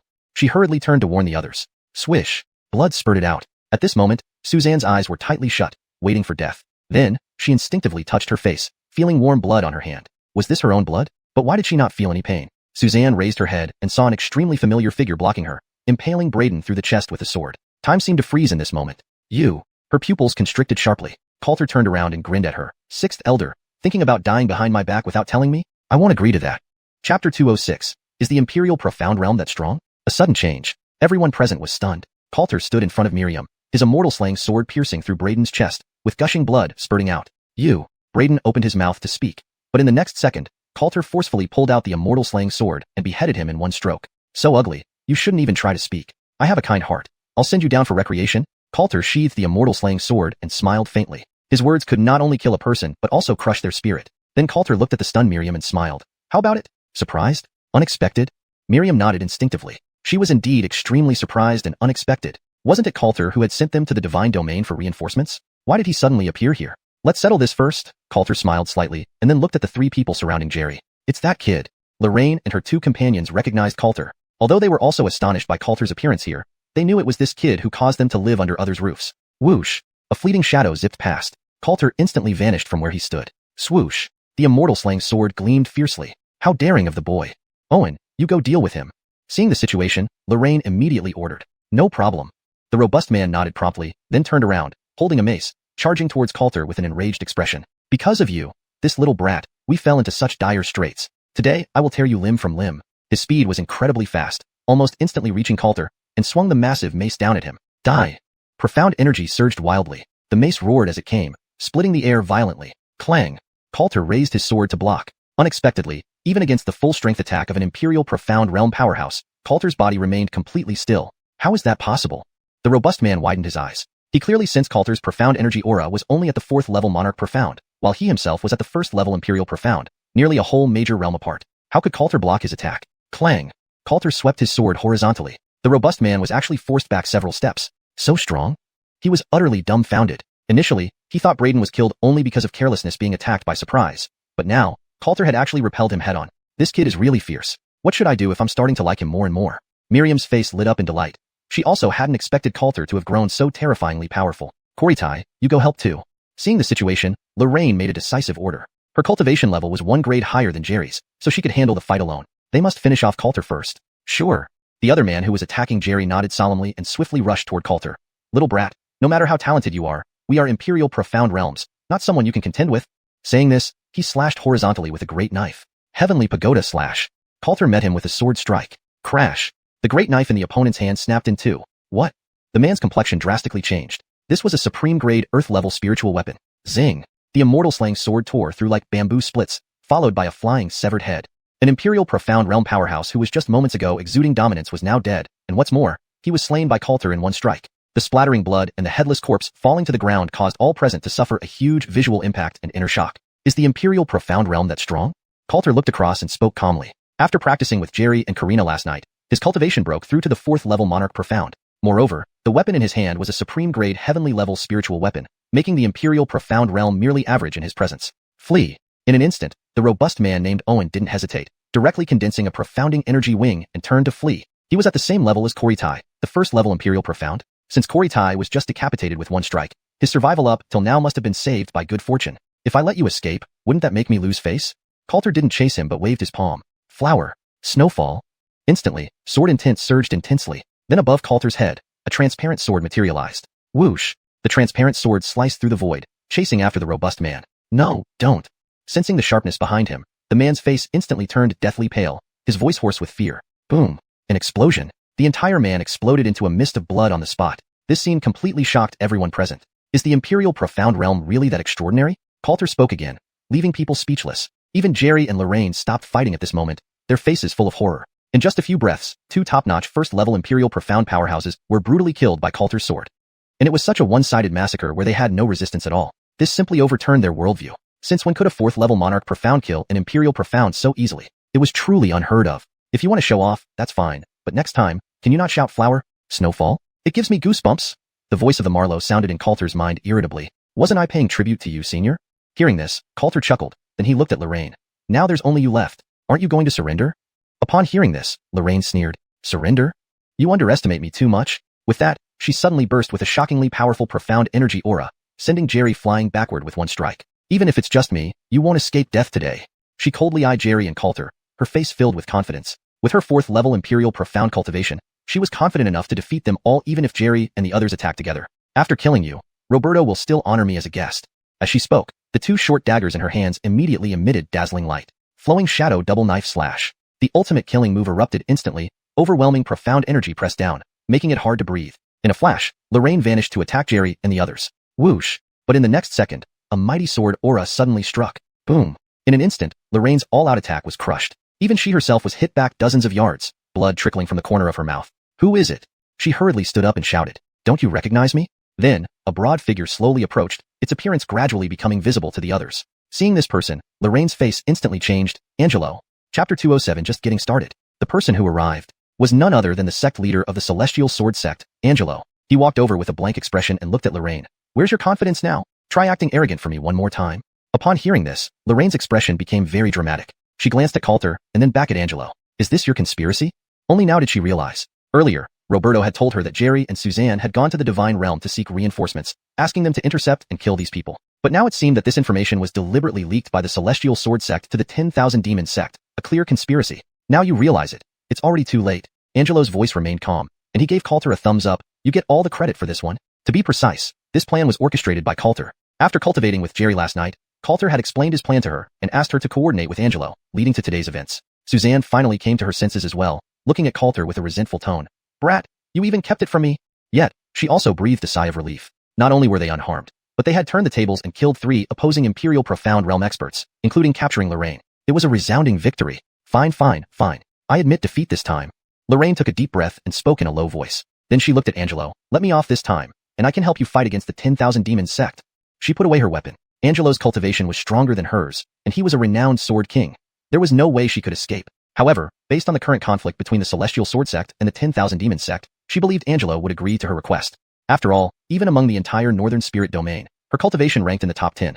They wouldn't pass up this opportunity. Swish. But immediately after, a sword flash pierced through her body. Angelo had already impaled her with one strike. What are you doing? Lorraine's face turned deathly pale. She stared at Angelo in disbelief, her eyes gradually filling with bloodshot veins. She never imagined it would end like this. What use do I have for a disloyal old woman? Angelo's expression remained unchanged, and his voice showed no emotion. For someone like Lorraine, who might betray them at any moment, no matter how strong she was, he preferred not to risk it. It would be a disaster waiting to happen. Lorraine spat out a mouthful of blood, her aura quickly fading away, and finally collapsed dead in despair and unwillingness. Thus, the 4 people sent by Roberto were annihilated, including Lorraine, one of the most powerful superstars. So we weren't really going to the Divine Realm to seek reinforcements? Suzanne finally regained her composure and asked. Coulter nodded. I'm not that close to Senior Alfredo. Even if we went, he might not agree. Better to think of other plans. He had never intended to rely on Alfredo's strength. Spreading the message was merely to outmaneuver the 10,000 Demon Sect. Coulter then walked to the bodies of Lorraine and the others, collecting everything they had before smiling contentedly. This wolfsbane mace can go to Senior Brother Django. He played with the mace in his hand, shivering suddenly as if remembering something. Angelo and the others rolled their eyes simultaneously. The scene was just too perfect, and just imagining it felt too real. But this greatly increases our chances of winning. Suzanne said excitedly. Ha, little brother Chinyu truly is both brave and wise. If our sect can get through this crisis, I will step down immediately and give the position of sect leader to little brother Chinyu. Angelo laughed heartily. Imperial Profound Realm experts were the absolute peak fighters on both sides. Killing 4 of them without any losses would significantly boost their chances of victory. Coulter smiled slightly upon hearing this, a sharp glint flashing in his eyes. Actually, this is just the beginning. Angelo and the others were momentarily stunned. You've already killed 3 Imperial Profound Realm experts, and you're saying it's just starting? Suzanne rolled her eyes. You don't have another crazy idea, do you? Jerry looked at him curiously. Of course. Coulter smiled again and pulled out a black book from his storage ring. This is a special martial technique I obtained by chance, called the disguise and breath change technique. After cultivation, it can change both appearance and aura. Why don't you try cultivating it now? Actually, he had found it in the storage ring left behind by Yosef. It was from that moment he thought of a way to deal with the 10,000 Demon Sect. So amazing. Jerry and Suzanne looked surprised upon hearing this. They had never heard of such an effective martial skill. Not until they took it over and carefully went through it did they widen their eyes in shock. It really can do that. As Coulter said, the disguise and breath change technique could not only change a person's body shape and appearance, but even imitate another's aura. In other words, anyone who mastered this martial skill could disguise themselves as someone else, which was terrifying indeed. So what are you thinking? Jerry seemed to guess what Coulter was up to, her beautiful eyes flashing continuously. Exactly. Since they like to plant moles so much, why can't we? Coulter smiled. I want you and Blakely to disguise yourselves as those 2 women and infiltrate the 10,000 Demon Sect as moles. If you can stab Roberto in the back at a critical moment, that would be perfect. Upon hearing this, a chill ran down all 3 people's spines, including Angelo, who were suddenly seized with overwhelming emotions. They all looked at Coulter differently. Did you plan this long ago?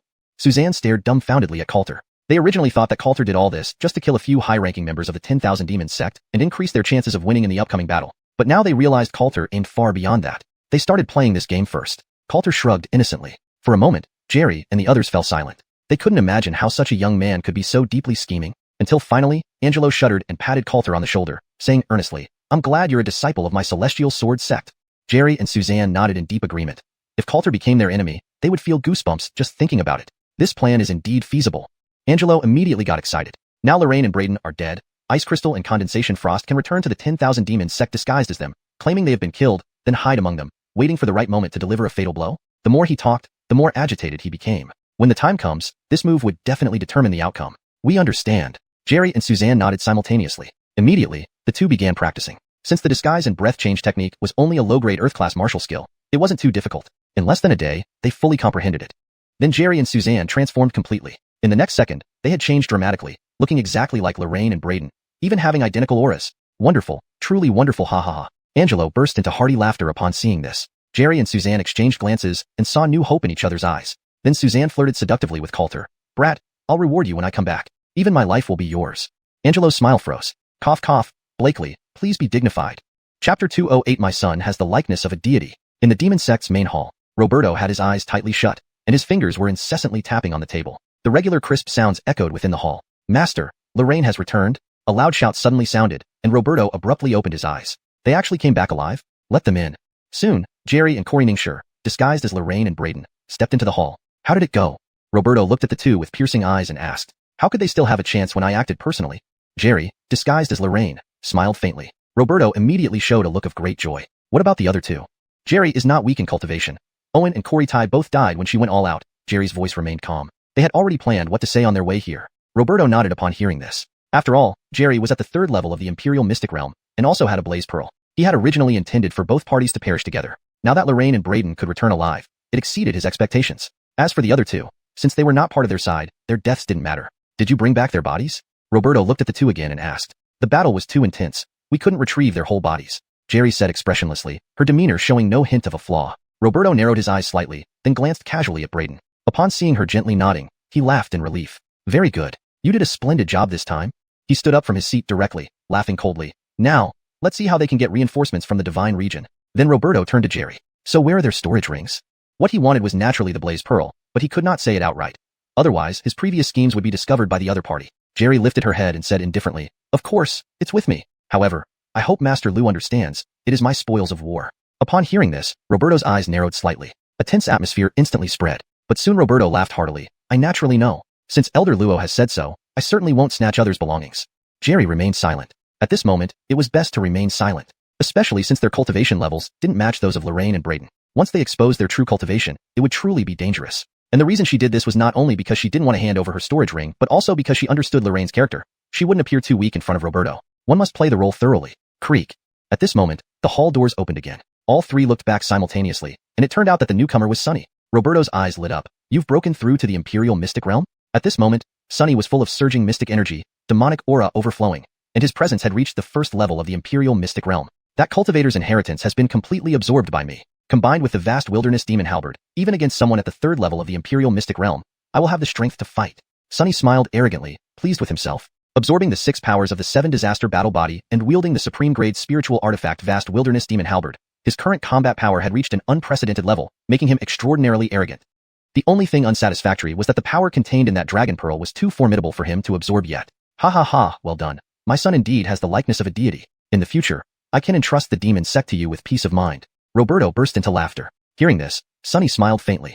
I desire more than just the Northern Spirit region. After destroying the Celestial Sword sect, I will head to the Divine region. His voice was filled with strong confidence. The Northern Spirit region alone could no longer confine him now. Excellent. This is what a true genius looks like. Roberto laughed heartily, then waved his hand grandly. If so, then tomorrow I will lead the troops myself and crush the Celestial Sword sect. Immediately after speaking, a wave of icy killing intent erupted. And that Coulter, I will kill him with my own hands. Otherwise, my heart cannot rest. Sunny also said coldly. He never forgot the losses he suffered in the Supreme Remnant, and these days his hatred towards Coulter grew increasingly deep. Of course, no problem. Roberto smiled faintly, then looked at Jerry. Elder Luo, after crushing the Celestial Sword sect, your former Purple Cloud Hall members will be rewarded based on merit, so I hope you can work together and take action. Hearing this, Jerry nodded. She solemnly said, I understand. If Master Lu needs anything, just speak. We of the Purple Cloud Hall stand ready at all times. Roberto laughed contentedly. If Elder Luo says so, that's the best thing to hear. Heavenly Sword Sect. Bad news. A cry of alarm shattered the peace. The demon cultivators from the 10,000 Demon Sect and the Purple Cloud Pavilion have launched a full-scale offensive. They are now heading towards us, and their vanguard could arrive in as little as 5 days. With this news spreading, an ominous war cloud loomed over the entire Heavenly Sword Sect, leaving all disciples in turmoil. They're coming so soon. This time it's truly a life or death battle. I wonder if the Vice Sect leader can bring back reinforcements from the Divine region. If not, we're doomed. Fear and anxiety were rapidly spreading. Everyone knew that a major battle was imminent. This time they would face enemies outnumbering them several times over, with no room for retreat. Failure meant total destruction. Silence. At this moment, a resounding voice echoed across the entire Heavenly Sword Sect. Everyone looked up. Ma Yuntian was standing midair. Every member of the Heavenly Sword sect could see him. We still have our protective sect formations which can withstand attacks. Even if they attack day and night, it will take them a long time to break through. The vice sect leaders have already set out for the divine region. When they return, that will be our counterattack. Ma Yuntian's voice boomed loudly, reaching the heavens. Hearing these words and seeing Ma Yuntian's imposing figure, the members of the Heavenly Sword sect breathed a sigh of relief. At least they still had hope, and hope was now the most precious thing. Then, Ma Yuntian scanned the entire Heavenly Sword sect and continued, furthermore, I will enter close seclusion starting now. If I can break through, even without reinforcements from the divine region, I can slay Lu Yuanshan with one sword strike. As his words fell, he slashed with his sword. Boom. Such a seemingly casual slash directly cleaved a mountain outside the Heavenly Sword sect in half. The exploding mountain, combined with Ma Yuntian's overwhelming presence, was incredibly inspiring. Trust the sect leader. Disciples of the sword sect, what do we fear in battle? Ha ha ha, at worst we die. Let's fight to the death with them. In an instant, the previously low morale of everyone lifted. Fear vanished from their eyes, replaced by hope and fighting spirit. Indeed, Ma Yuntian, as the sect leader, was very effective, albeit straightforward, in boosting morale. Ma Yuntian also smiled. Before I go into seclusion, there is one last thing to announce. That is, in the coming days, young sect leader Earl will take full command of our battle operations. Everyone, from ordinary disciples to elders, must obey his orders. Upon hearing this, everyone fell silent. Chapter 209 Unable to defend even one move. What? Why him? Although junior brother Cortez's combat strength is formidable and his talent is heaven-defying, this situation really isn't appropriate. The crowd buzzed with discussion. Even many of the elders were taken aback. Many people knew about Cortez becoming the next patriarch, but even so, this news was still shocking. Patriarch, it is a critical time now. It concerns the survival of our sect. Cortez is too young. I'm afraid he can't shoulder this great responsibility. Someone stood up and spoke frankly. It wasn't that they didn't trust Bruno, but Cortez was really too young. If he hadn't mistaken, Cortez was only in his early 20s. Who among those present was younger than him? How could he lead them against the onrushing myriad demon sect? All eyes turned toward Bruno. However, the expression on his face remained firm. I'll say this once again, before my seclusion ends, from the ordinary disciples down below to all the elders above, everyone in Heavenly Sword sect must unconditionally obey Cortez's orders. This time, no one said anything. Did you all hear me clearly? Bruno's voice echoed again. We heard clearly. This time, 10,000 voices answered in unison. The powerful sound reverberated throughout the entire Heavenly Sword sect. From this moment on, the lives of everyone in Heavenly Sword sect and the sect's survival were placed entirely in Cortez's hands. At this moment, Cortez slowly stepped forward. He stood alone at the center of the square, smiling. All eyes turned to him, their gazes complex. My first thought is, Cortez began calmly, rather than waiting here for death, why not launch an attack? Hearing this, everyone was stunned. Launch an attack? And at this critical moment? If even we didn't expect an offensive, the myriad demon sect would never have anticipated it either. This is precisely the chance for us to ambush them halfway and catch them off guard. Cortez continued. Everyone's pupils shrank. They looked at each other speechless. Too bold. Absolutely outrageous. According to what Bruno had just said, the best strategy now would be to rely on the Great Protective Formation and wait for Savannah and Camila to return with reinforcements or for Bruno to break through in cultivation. But now, Cortez was suggesting a direct assault without hesitation. I think it's doable. From the crowd, Arnie stepped out first. All three major sects are in the Northern Spirit region. Why should we be the ones to passively endure the blows? Let's beat them up. I'll go with junior brother Chinyu, ensuring they'll be left in utter defeat. Following Arnie's step, more people stood up. That's right. An offensive to finish them off. Since it's an ambush, even if we only manage to kill a few Sky Profound or King Profound realm cultivators, it will still be a win for us. In the blink of an eye, over 100 people stepped forward. Just as everyone's morale soared and expressions grew excited, Cortez spoke again. The offensive I mentioned refers to me going alone. You don't need to come with me. Silence. Dead silence. Including Arnie, everyone in the Heavenly Sword sect was dumbfounded. Hiss. A series of sharp intakes of breath sounded non-stop. Facing the myriad demon sect army alone? Insane. And bluntly speaking, what could one person possibly achieve? Even if it was an ambush, facing so many people from the myriad demon sect wouldn't make any difference, right? Husband, that's too dangerous. You're the overall commander now. Absolutely nothing must happen to you. Queenie Chu and Yuru Imo urgently advised from the side. Even they didn't understand why Cortez would do this. There's no need to say more. My mind is made up. Cortez said calmly.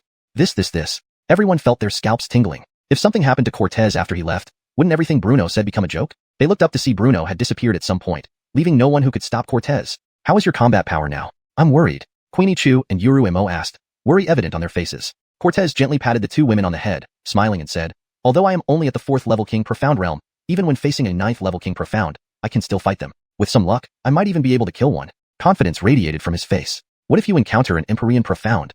Behind him, Hongling Foster suddenly asked. Cortez's smile froze, then he laughed bitterly. I can only deal with a 9th level King Profound at full strength. If I encounter an Empyrean Profound, I probably can't even defend against one move.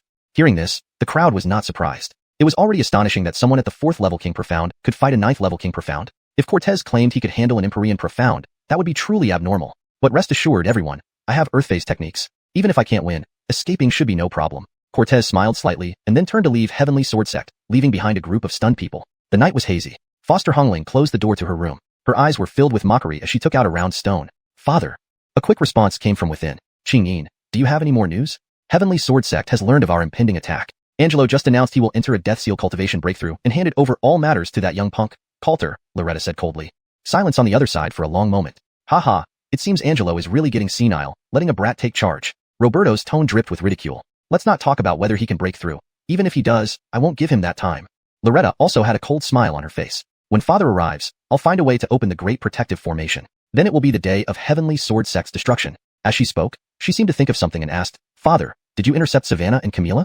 Already dead beyond recognition. And the Purple Cloud Hall has submitted. We'll let them fight to the death with Heavenly Sword Sect and sit back to reap the benefits. Roberto's voice was incredibly smug. Everything was under his control. Even funnier is that now Heavenly Sword Sect still expects reinforcements from the Divine Realm, which is utterly foolish. Loretta laughed too. Oh, and father, Coulter has already set off, preparing to ambush us halfway, but he's alone. This is the perfect opportunity to capture him, dealing a heavy blow to Heavenly Sword Sect. Haha, what a naive boy. If he dares come, I promise he will die without a trace. Loretta nodded. His cultivation is only at the 4th level King Profound, but he has the 9-Dragon Battle Body and a Heavenly Grade Spirit Artifact, making his combat power comparable to a peak 9th level King Profound. Therefore, father must send an Empyrean Profound, ensuring absolute success. Having said this, she couldn't help but laugh aloud, thrilled by the feeling of playing everyone like puppets. I understand. Roberto's voice was icy. The light from the round stone gradually dimmed, and Foster Hongling's smile grew even more disdainful. One of the 3 major sects? Just a bunch of fools. Chapter 210. Roberto's two-pronged preparation. Rumble. On the vast plain, a dense crowd was stirring up rolling clouds of dust, and even the ground was shaking continuously. At a glance, how could the number of people dispatched by Wanma sect be just 100,000? It was 500,000. So many people marching forward in full force. There was nothing that could block them. Where they went, all grass within inches perished, leaving chaos everywhere. Screech. In the sky, various flying beasts soared with wings spread, occasionally emitting sharp cries. There were no fewer than 10,000 people just in the air. At the forefront of the army, every face wore a smile. Hurry up, brothers. We'll reach Heavenly Sword Sect in an hour at most, and my great sword has been thirsty for combat. Ha ha ha, once we destroy Heavenly Sword Sect, the entire Northern Spirit Domain will only have our Wanma sect left. Just thinking about it is exhilarating. The more they talked, the more excited everyone from Wanma sect became. To them, Heavenly Sword Sect had become a lamb awaiting slaughter. As long as they annihilated it, they would be the ultimate winners. At this moment, the man who had said, "My great sword has been thirsty," suddenly frowned. There's something ahead?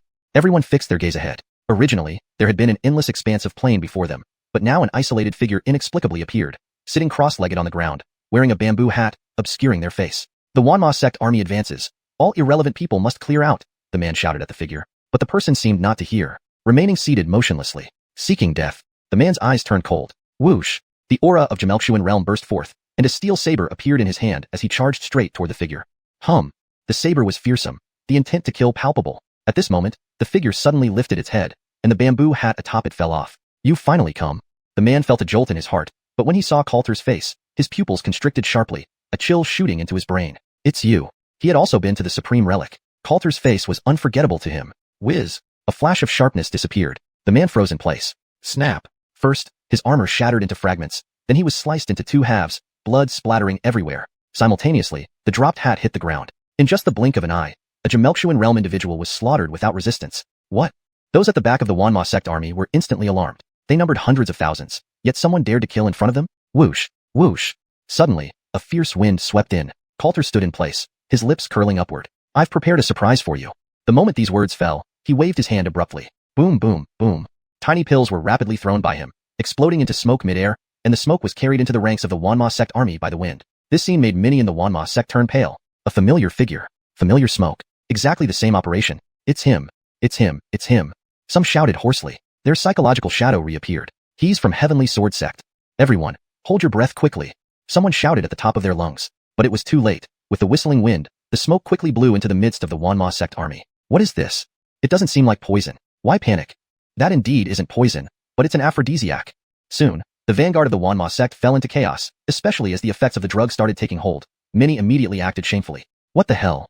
It's really an aphrodisiac. I can't hold on, brother. You smell so good. Let me borrow your anus. Whoosh! In the next second, Coulter vanished from the spot. 10,000 swords floating slaughter. Countless sword shadows descended from the sky. Many of the Wanma sect disciples had no time to react. Over 100 were covered by the rain of swords, pierced through, and died instantly. Aya! Screams of agony rose, and blood rained down. Whiz! Coulter brandished his immortal slaying sword again, unleashing a vast, fierce sword chi that turned into a rainbow, sweeping everything in its path into two halves, a sight that sent shivers down the spine. Kill him. Realizing what was happening, some in the Wanma sect brandished their weapons. But just as they prepared to counterattack, Coulter used earth diving technique, vanishing from the spot. Whoosh! Suddenly, a purple bowl flew out. The purple spirit bowl rapidly grew larger and smashed into the ground, instantly killing another 100 people, leaving behind mangled corpses that were too gruesome to behold. Following closely, Coulter emerged from the earth and once again used the 10,000 swords floating slaughter technique, swiftly reaping fresh lives. It's that boy. In the sky, on the back of a flying demon beast, Sunny's expression immediately turned grim as he saw Coulter appear unexpectedly. Daring to come alone. What audacity. I'll kill him myself. Saying this, he stood up to descend. No need for such trouble. Roberto suddenly interjected. Leave that boy to others. I have more important matters to discuss with you.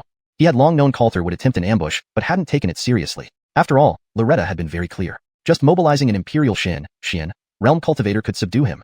Since that was the case, what else was there to say? Garner, bring me his head. Roberto spoke indifferently. Yes. No problem.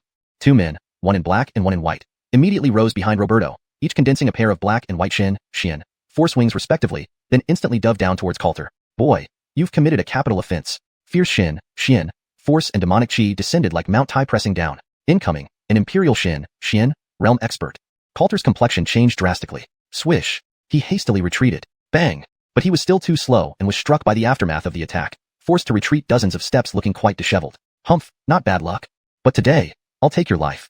The two figures, one black and one white, advanced toward Coulter again. Two Imperial xiuxian realms bullying a single Jamal xiuxian realm? You demons are nothing but cowards. After cursing, Coulter immediately withdrew the purple spirit bowl and used earth diving technique to flee towards Heavenly Sword Sect. Insulted by Coulter, the Garner expressions turned ugly, swiftly flapping their wings in pursuit. Boy, when I catch you, I'll tear out your mouth.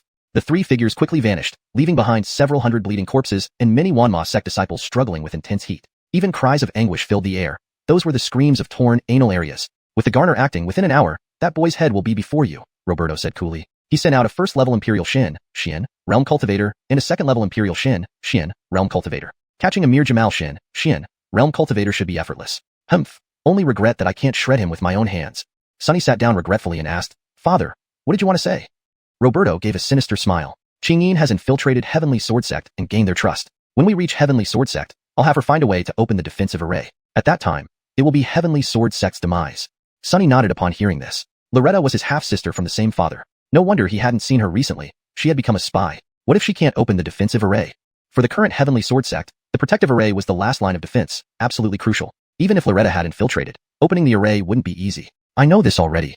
Roberto smiled faintly. He then took out a black token emitting demonic chi with the word Wu engraved on its front. This is a token left by someone from the Wu family of the Divine Realm. Once crushed, that person will come immediately. Roberto's eyes flashed with determination and satisfaction. As long as that person acts, Heavenly Sword Sect's protective array will be useless. After destroying Heavenly Sword Sect, you can follow them to the Divine Realm for cultivation. This was his two-pronged preparation. After all, being among the three super sects pales in comparison to ruling the Northern Spirit Domain. Then you'll receive much more attention.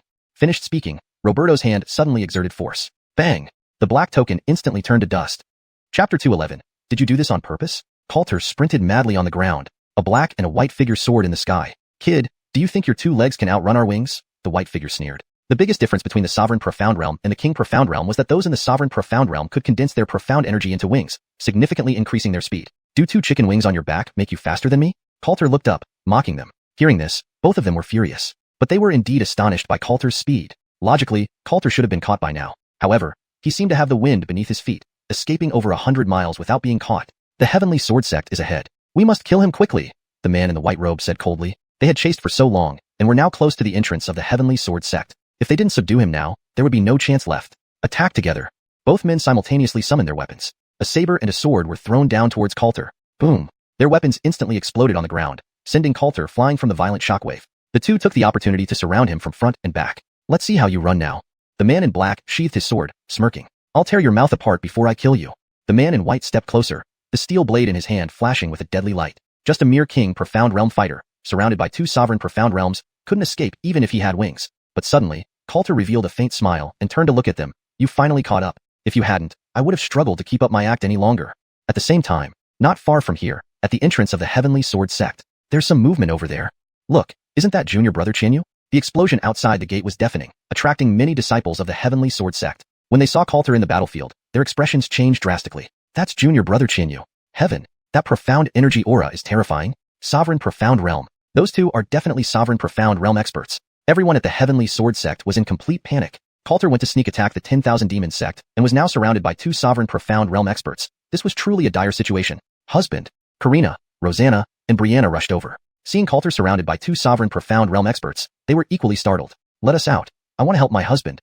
Karina hastily spoke, her heart filled with anxiety. The sect protection array was activated by father. Without his token, no one can open it.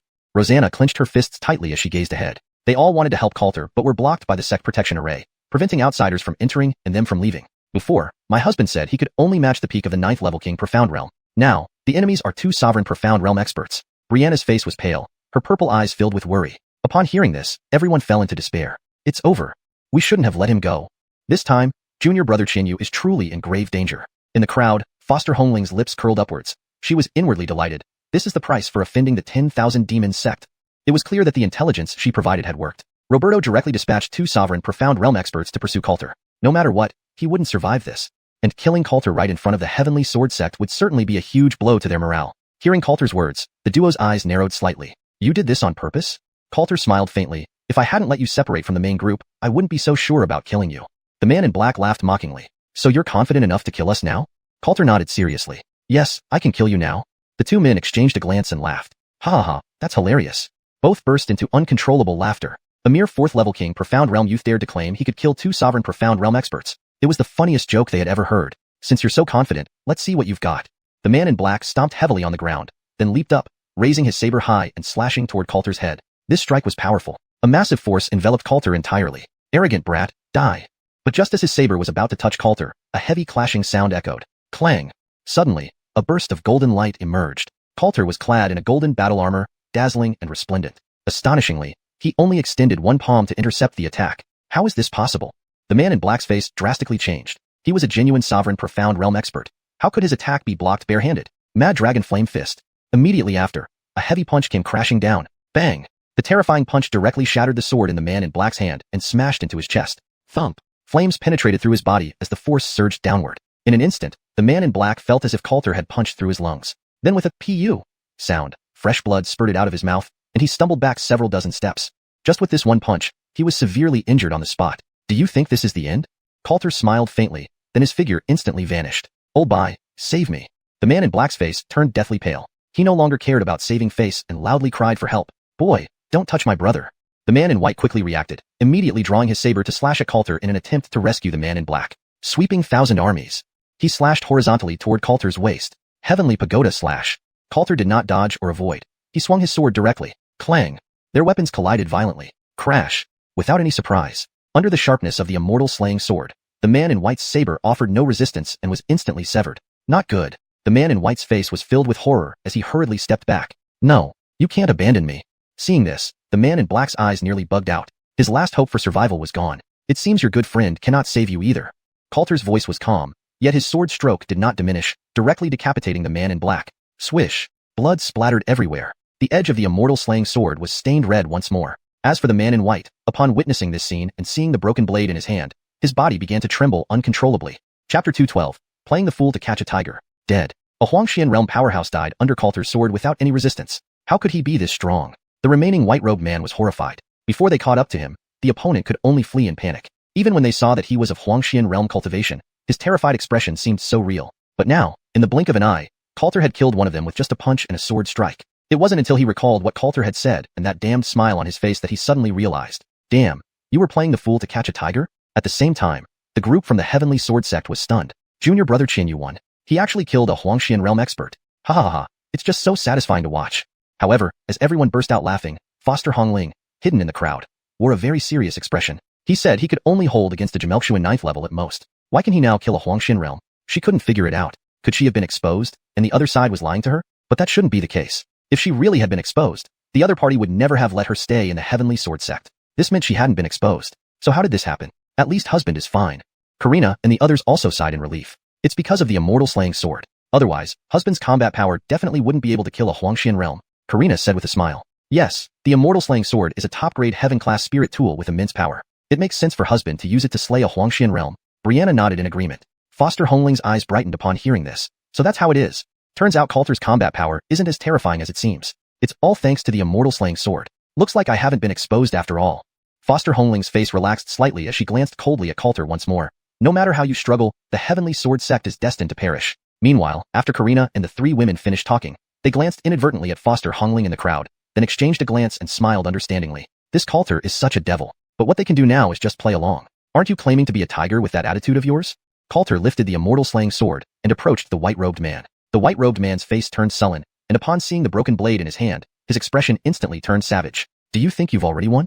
He then channeled his full mystic power. An aura of second-level Huangshan realm erupted, but shockingly, he discarded the broken blade in his hand, releasing a torrent of demonic energy, devouring heaven demon art. In an instant, thick demonic chi enveloped him entirely, making him appear exceedingly monstrous and terrible. Great heaven floating pagoda slash. Coulter swung his sword again. Buzz. Sharp sword chi arrived momentarily, but this time, the white-robed man spread out his hands, forming a black vortex which absorbed all of Coulter's sword chi. Huh. Coulter raised an eyebrow, somewhat surprised. Ha ha ha ha. The devouring heaven demon art of our 10,000 demon sect is a top-grade earth-class technique that can devour everything in the world. Let's see how arrogant you are now. The white-robed man laughed smugly. After speaking, a violent suction force erupted from the black vortex in front of him, swallowing everything around it. Whoosh! Coulter struggled to maintain his footing, instantly being pulled into the vortex and completely disappearing. Ha ha ha ha, you little brat, you will ultimately die by my hand. The white-robed man grew even more pleased and threw back his head in laughter. My good brother, may you rest in peace. I avenged you. Yet, the moment his voice fell silent, the originally black vortex emitted beams of golden light. What? The white-robed man's complexion changed drastically. One sword, the floating pagoda, annihilates all beings. Coulter's icy voice echoed through the air. Boom, boom, boom.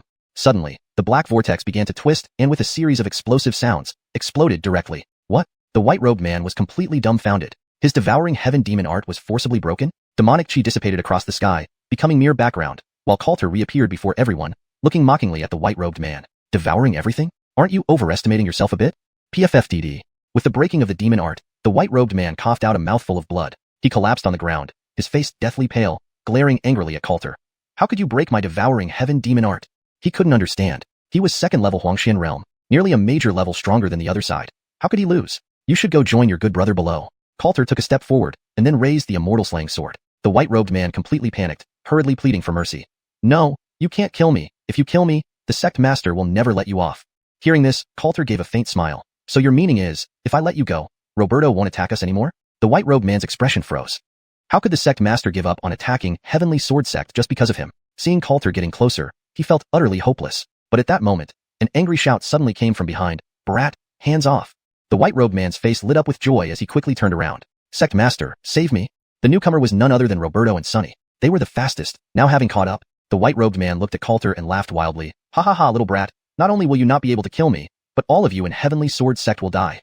Roberto had arrived. He was saved. Guess why I didn't kill you right away but let you babble here for so long? Coulter watched him with a half-smile. Hearing this, the white-robed man froze. What did you say? He hastily tried to back away. I was waiting for Roberto to come over. I want to kill his dog in front of him. It's much more satisfying. Coulter's voice dropped, and his figure instantly vanished from the spot. No, you can't kill me. The white-robed man turned around, immediately terrified out of his wits, screaming in horror. Brat, dare touch him and see what happens. Roberto's enraged voice echoed. He dismounted the flying beast directly, and formed mystical power wings behind his back, swiftly flying towards Coulter. Then you'd better open your eyes wide. In an instant, Coulter slashed down. A bloodied head soared high into the air. I tested it, so he's dead. Coulter flashed a grin at Roberto, then kicked the white-robed man's severed head, sending it flying straight towards Roberto. Little brat, today I will tear you to pieces. Roberto flew into a rage, blasting the incoming head apart with one palm, his speed spiking again. Old bastard, come and bite me if you can. Coulter smiled coolly, then took out a token. The protective array above Heavenly Sword Sect immediately fluctuated, forming a passage through which Coulter quickly entered. Then the protective array closed again, leaving only Roberto raging outside the array. Just 2 Huangshan realms, remember to bring more next time. I haven't had my fill yet. Coulter smiled lightly at Roberto. Ma Yun-Tian had given him the token to control the protective array before he went into seclusion. Subsequently, he turned to look at the crowd in Heavenly Sword Sect, only to find everyone staring at him as if they had seen a ghost. What's with those looks? Chapter 213. The one who understands me is Queenie. Damn it. Really damn it. The members of the Heavenly Sword Sect were struck speechless with shock. Previously, many had heard Coulter clearly state that he could only barely stand up to a peak Jamelchuan 9th level. Yet now, they had witnessed with their own eyes Coulter slay 2 Huangshan realm experts. And among them was even a second-level Huangshan expert. They now agonized over whether to believe their ears or trust their eyes. Lord husband, it's good as long as you're fine. Karina and the other 3 women came forward with concern. Don't worry, they can't hurt me. Coulter smiled slightly. At this moment, Foster Hongling stepped forward and asked, Lord Husband, didn't you say before that you couldn't even withstand one move from a Huangshan realm expert? I'm really curious. Foster Hongling quickly added after speaking, her face full of curiosity. In reality, she was mentally reeling. This information was indeed spoken by Coulter's own mouth, and she had told Roberto. But now, two Huangshan realm experts not only failed to defeat Coulter, but also lost their lives in the process. Yes, junior brother Qianyu, how did you do it? Many of the Heavenly Sword Sect disciples also looked at Coulter, their eyes equally filled with confusion. After all, there weren't many Huangshan realm experts throughout the Northern Spirit region. Now that Coulter possessed the strength to kill Huangshan realm experts, it meant that Coulter had become one of the top super experts in the Northern Spirit region. Tui. But at this moment, Coulter suddenly spat out a mouthful of blood, and his aura plummeted. Lord Husband, what's wrong with you? Karina and the others instantly changed expressions in alarm. I'm fine, Coulter said weakly. Just now, I used the immortal slaying sword to barely kill them, but in fact, my spiritual energy is severely drained. I need to rest well. As he spoke, Coulter waved his hand. Absolutely don't let those beasts of the 10,000 Devils sect see. Otherwise, we won't be able to intimidate them. Upon hearing this, everyone suddenly understood. It turned out that Coulter wasn't as calm as he seemed earlier. After killing two Huangshan realm experts, he was almost completely exhausted. But this made more sense. Otherwise, it would have been too unbelievable. I knew it. Foster Hongling's eyes flickered within the crowd. With this development, she now had a way. We'll take you back to rest. Karina and the other three women hurriedly supported Coulter, heading toward Coiled Dragon Peak. Meanwhile, Coulter didn't forget to add, everyone, don't worry. The Great Sect Protection Array is very stable. Even if the 10,000 Devil Sect attacks, they won't break through in the short term. We just need to wait here for Deputy Sect Leader and the reinforcements. Everyone nodded in agreement. Even though the enemy forces were approaching, they still had hope. Subsequently, Coulter returned to his room with the support of the three women. Creak. Just as the door closed, Coulter pulled Karina and Kathleno into his arms on either side. What are you doing? MMPH. Kathleno was about to speak when Coulter abruptly silenced her red lips, making her emit indistinct sounds. This guy. Karina rolled her eyes. Brianna looked puzzled. Isn't Lord Husband very weak?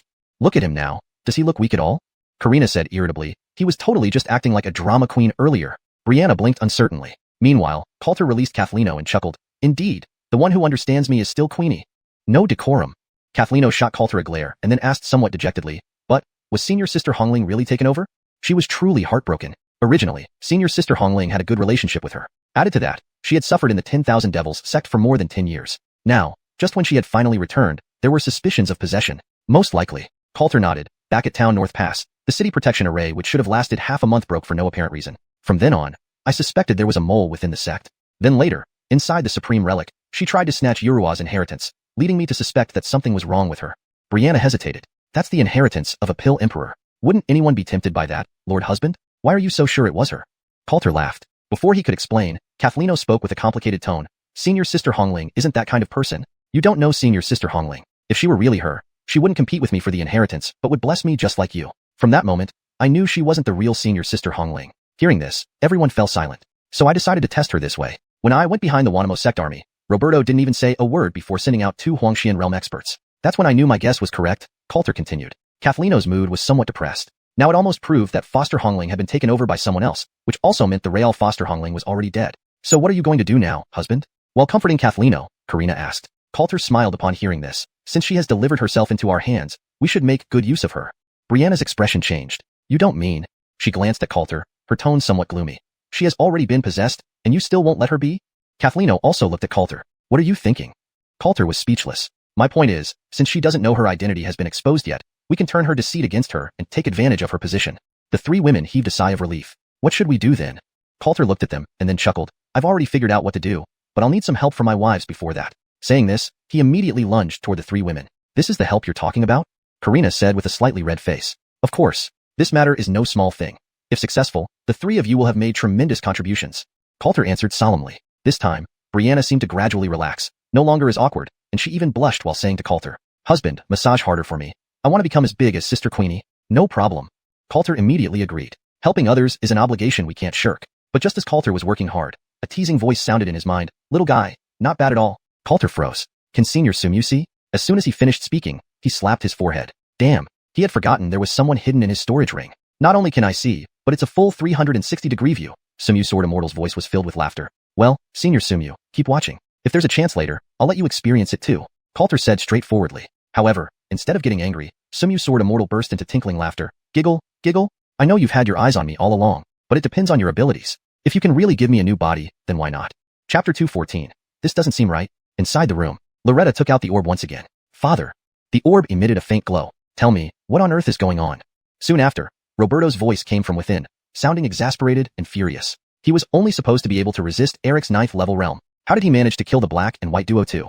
If one could see him now, he would have been in a complete rage. Upon hearing this, Loretta's expression turned awkward as she hurriedly explained, I underestimated that immortal slaying sword. It's an exceptional heavenly grade spirit weapon with immense power, which allowed him to fight beyond his rank. Roberto remained silent, but his heavy breathing indicated that he was grinding his teeth in anger. After all, even the entire 10,000 demon sect combined didn't have more than 10 Empyrean Xian realm experts. With the addition of Vice sect leader Farron killed by Jerry previously, and today the black and white duo being slain by Coulter, they had already lost 3 Empyrean Xian realm experts, exactly 1/3.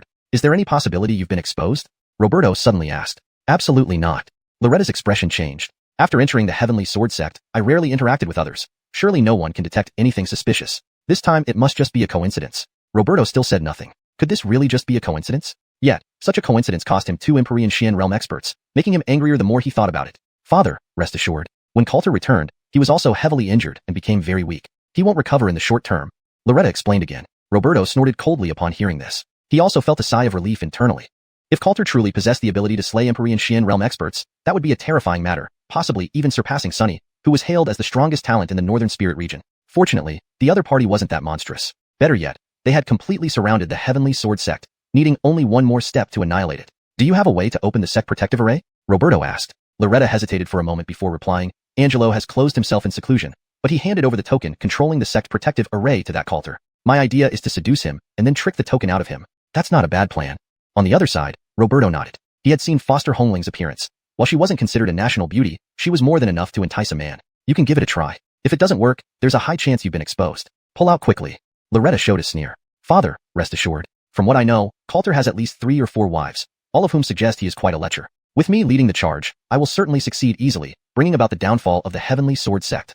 She was very confident in her abilities. How could a mere young man in his early 20s resist her allure? She could already imagine the scene of Coulter falling at her feet, and the thought thrilled her. No matter how talented you are, you can't escape my grasp. I await your good news. Roberto finished speaking, and the dim light on the orb quickly disappeared. Coulter, your combat strength is impressive. Let's see how much willpower you have. A cold smile appeared on Loretta's face. In the dead of night, knock knock. Sitting cross-legged on the bed, Coulter suddenly opened his eyes. Creak. He opened the door. It was actually Foster Hongling who came. However, Foster Hongling was dressed very sensually at the moment. She wore a white gauze robe, her long, snowy legs visible under the nearly transparent skirt, and her snow-white arms exuding charm. Coulter came back to his senses, smiled, and asked, Senior Sister Hongling, visiting me so late, do you have something special on your mind? Foster Hongling looked at Coulter, a slight smile playing on her lips. She giggled lightly and swayed into the room. Junior brother Qianyu, can I visit without a reason? She sat down on the bed of her own accord, revealing a pair of white legs that swung continuously in front of Coulter. Hearing this, Coulter smiled. Of course not, but I am a married man. If my wives were to see this, they might not understand. Foster Hongling looked at Coulter, her lips curling up slightly as she pulled him closer. Breathing sweetly, she asked, So Junior brother Qianyu, between me and your wives, who do you think is more beautiful? While speaking, she reached out, gently caressing Coulter's thigh with a seductive smile. My wives are all very beautiful, but Senior Sister Hongling is also very pretty. They cannot be compared. Foster Hongling's lips curled up as she continued, Then, Junior brother Qianyu, do you want me to become your wife? Upon hearing this, Coulter's eyes lit up, but he still smiled bashfully. That wouldn't be appropriate. Hooked. Loretta observed all of Coulter's reactions and couldn't help but sneer inwardly. Just as she had expected, this old lecher would follow her lead with just a little manipulation. Then she pouted her lips and looked at Coulter pitifully. With a quavering voice, she said, Junior brother Qianyu, even though I didn't get to see my father for the last time, I know father has entrusted me to you. As she spoke, she slowly lowered her head. In fact, I've long considered myself part of you, and if Junior brother Qianyu wants me, I can serve you right now. Foster Hongling's voice was incredibly gentle, and her words were irresistibly alluring. Coulter widened his eyes upon hearing this. This is absolutely out of the question. But just as his voice faded, Foster Hongling suddenly lifted her head and kissed him. Their mouths immediately connected, and Foster Hongling's attack was intense. She pressed Coulter onto the bed with her hands on his chest. The heated kiss made the bed shake. It wasn't until both were nearly out of breath that Coulter and Foster Hongling separated their tongues. The latter's face was flushed, and a trace of crystalline drool lingered at the corner of her mouth, making her look infinitely endearing. Junior brother Qianyu says it's not okay, yet you kissed more forcefully than me. Foster Hongling glanced at Coulter seductively. Coulter chuckled. To not take initiative, to not reject, and to not take responsibility. This truly showed a man's character. Then, Foster Hongling slowly shed the thin gauze robe she wore, revealing her stunning figure hidden beneath. Come here, husband. I'm ready. Please don't go easy on me. She gazed at Coulter with her charming eyes. Senior Sister Hongling, not now? Coulter took a deep breath and said seriously. Why not? Foster Hongling asked anxiously. Coulter stood up and said earnestly. The 10,000 demon sect has surrounded us. They outnumber us, so I plan to step out of the sect protective array tomorrow and try to kill as many Empyrean Xian realm experts as possible to weaken them. Foster Hongling was alarmed. Go out. But you were injured today, junior brother Qianyu? Coulter smiled bitterly. There's no other way now. I can only fight to the death with them. Even killing one more Empyrean Xian realm expert will reduce our casualties. Moreover, today, I killed 2 Empyrean Xian realm experts from the 10,000 demon sect, but they don't know I'm injured. This xiuxian serju them. Chapter 215. 14 Huangxian realms. The next day, the entire Heavenly Sword sect was on high alert. Coulter slowly walked out and looked toward the defensive formation protecting the sect. At this moment, hundreds of thousands of the myriad demons sect had besieged the Heavenly Sword sect so tightly that not even water could seep through. Even more figures were darting outside, waving weapons as they attacked the defensive formation wildly, creating ripples across its surface. And some disciples of the myriad demon sect, knowing they couldn't break through the formation, gathered outside to shout curses at those inside. Heavenly Sword sect? I think it's better suited to be called Turtle sect. Useless cowards like you actually have the nerve to stand alongside us among the 3 great sects? It's an absolute disgrace. Once we crack your turtle shell, not a single man will be left alive. All women will be captured and given to the brothers for their enjoyment. Ha ha ha. The loud and brazen laughter from the myriad demons sect immediately flushed the faces of numerous Heavenly Sword sect disciples red with rage. Damn it. What shameless scoundrels. I wish I could go out and stab their butts. Django and others clenched their fists upon hearing these words, fury boiling over. Although the protective formation kept them safe, these vile words still made them tremble in anger. If they could, they would rush out to fight. Junior brother Qianyu. Seeing Coulter approach, many Heavenly Sword sect disciples looked up, admiration evident in their eyes. Many of them had witnessed Coulter forcefully slaying 2 Huangxian realm experts from the myriad demon sect yesterday, further refreshing their understanding of his combat prowess. Coulter, expressionless, stood before the protective formation, coldly eyeing the crowd of the myriad demons sect outside. Repeat what you just said. A man among them felt an icy, bone-chilling killing intent wash over him, instantly changing his complexion. He clearly recognized Coulter, but he soon recovered, retorting, even if I say it 100 times more, what can you do? With the protective formation here, the opponent couldn't possibly harm him. He had nothing to fear. What can I do? Then open your eyes and see. Coulter took a large step forward, emitting a fierce killing aura. Junior brother Qianyu, what are you doing? Django asked hurriedly, a foreboding premonition arising in his heart. Darling, don't act impulsively. Karina and Rosanna, along with another woman, also followed closely behind, humming. Yet they were a step too late. Seeing Coulter take out a token and operate the defensive formation to open a narrow passage for one person, he strode right out. Whoosh! As Coulter exited the protective formation, the passage immediately closed, and the immortal slaying sword appeared in his hand, bursting with fierce sword intent. In an instant, the myriad demon sect man who spoke earlier didn't even react before a line of blood appeared on his neck, blood spurting from his eyes. You. He looked at Coulter in disbelief. Then his head flew high into the air, blood gushing. What? Everyone present was dumbfounded. Coulter had just strolled out. How exhilarating, ha ha ha. Django laughed heartily at the scene. But it wasn't over yet. 10,000 sword massacre. Coulter raised the immortal slaying sword, and a deluge of swords rained down. Instantly, the myriad demon sect disciples covered by the sword rain screamed simultaneously, then died on the spot. He actually came out. Such bravery, to come out alone. Don't forget he killed Elders Hay and by yesterday. Most of us aren't a match for him. Go report to the sect leader immediately. The myriad demon sect members were both shocked and terrified. Knowing Coulter had killed Hay and Bai, combined with the shocking speed of his recent kill, they realized they were no match for him and began retreating. Since you've come, there's no leaving. Coulter held the immortal slaying sword, murderous intent surging in his eyes. Whoosh, whoosh, whoosh. His figure vanished, directly charging into the masses of the myriad demon sect, sword chi slashing, separating heads from bodies. When Coulter reappeared, within several miles around him, the movements of the myriad demon sect disciples froze, expressions stiffened, and then, heads flew off, blood spurting high into the sky. This sight repeatedly shocking the visual nerves of everyone present. Damn! How could he be so strong? Quick, find the sect leader. He must die today. The myriad demon sect members were chilled to the core, but soon their expressions turned grotesque. Now that Coulter had walked out of the protective formation, they would absolutely not give him another chance to return. You little brat, you're courting death. Not long after, an enraged voice suddenly echoed. It's over. Roberto has arrived. The faces of the Heavenly Sword sect members instantly changed drastically. Looking closely, they saw Roberto leading numerous Huangxian realm experts, with Shenli wings flapping behind him, swiftly heading towards Coulter. 14 Huangxian realms, what a grand display. Coulter tightened his grip on the immortal slaying sword, his face showing no trace of fear. Roberto looked at Coulter, who had walked out of the defensive formation, and the hundreds of dead myriad demons sect disciples around him, his expression becoming increasingly furious. Since you're courting death, I'll kill you with my own hands. With that, a terrifying Shen Force aura locked onto Coulter, completely sealing off any retreat. The sect leader is personally making a move. The myriad demon sect members were immediately overjoyed. With Roberto making a move, Coulter had no way out. How despicable and shameless. The faces of the Heavenly Sword sect members turned ashen. No one could save Coulter now. Whoosh! Roberto's speed was extremely fast. In the blink of an eye he was above Coulter. Then full of Shen Force, he launched a palm downwards. All escape routes sealed. Die, you damn brat. The myriad demon sect disciples all wore sneers. After killing so many of them, his death was truly insignificant. Old dog Lu, if you dare, kill me. But before that, take a look at this. Coulter suddenly shouted. Everyone hurriedly looked, seeing Coulter face Roberto's attack without any panic, then raising a token in his hand. That's the token controlling the sect's protective formation.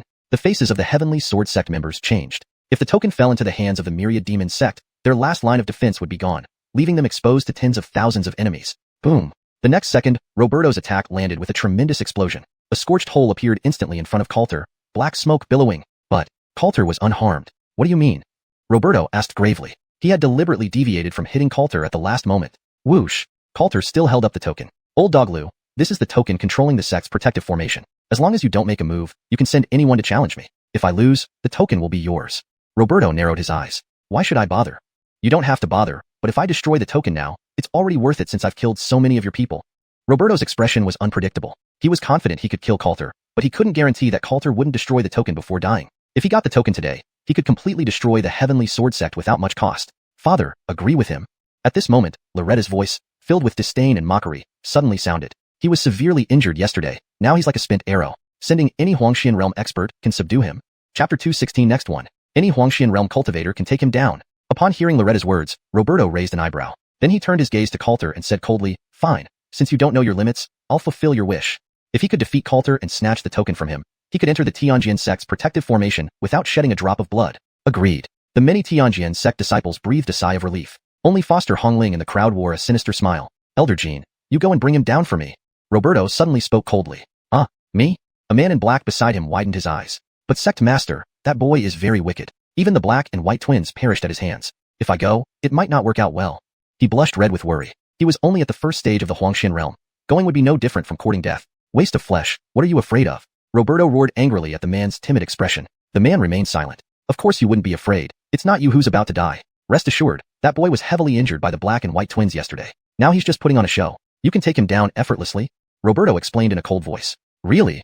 The black-clothed man's eyes lit up instantly. Whoosh! His feathered wings spread, and his Xian power surged violently. Immediately, he stepped forward a few steps. Little brat, you've killed so many of my Wanyazong people. Today, I will make you pay in blood for your bloodshed. At this moment, there was no trace of fear in his heart, only confidence all over his face. If the other party was indeed seriously injured, he was fully capable of taking him down, even killing him on the spot. It's over. Seeing this, the faces of the Tianjian sect disciples changed drastically. They all knew Coulter had been seriously injured yesterday. Without the immortal slashing sword now, facing a Xiuxian realm expert would likely end badly for him. Hurry and summon the Great Elder and the Four Sword Honors, Jameson said gravely. Coulter was entrusted with a critical mission by Angelo, who was still in seclusion. He must ensure nothing happened to Coulter. I'll go immediately. Django turned and left promptly. Little brat, die for me. Ephraim of the Wanyazong brandished a curved saber, pushing his Xian power to its limit, swiftly charging towards Coulter. The air surged. A deadly edge rushed toward him. Coulter stood motionless where he was. Seeing this, Ephraim's eyes brightened. Heh, this kid is truly all show and no substance. I'm about to make a great contribution. He was exhilarated. So many people failed to subdue this boy, yet he would succeed and have the pleasure of watching him die. But just the next second, swoosh, the immortal slashing sword drew out. Blinding sword light flashed by. Coulter remained standing where he was, unmoved. What? Roberto's pupils contracted sharply. What happened? Everyone present looked puzzled. Ephraim's body suddenly froze, a grin on his face as it began trembling. Boom.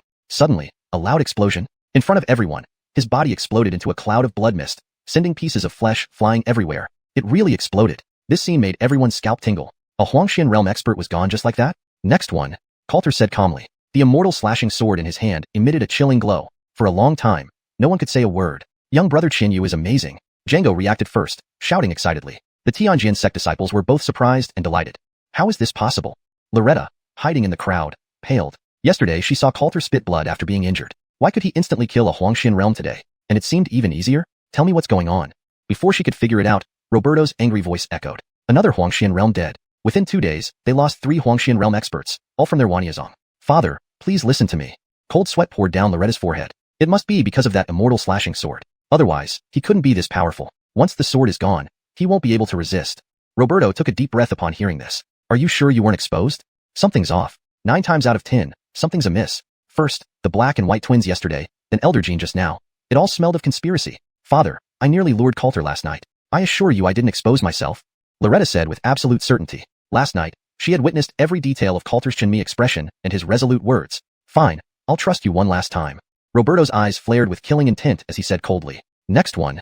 Coulter spoke again. His calm voice sent chills down the spines of many Wanma sect members, causing them to involuntarily retreat dozens of steps. Little brat, don't get too cocky.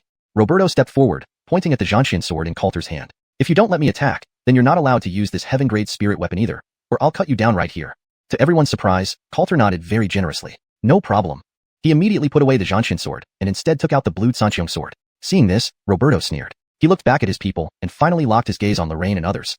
Elder Luo, our Wanma sect has already lost 3 Huangxian realm cultivators. Shouldn't it be your turn now?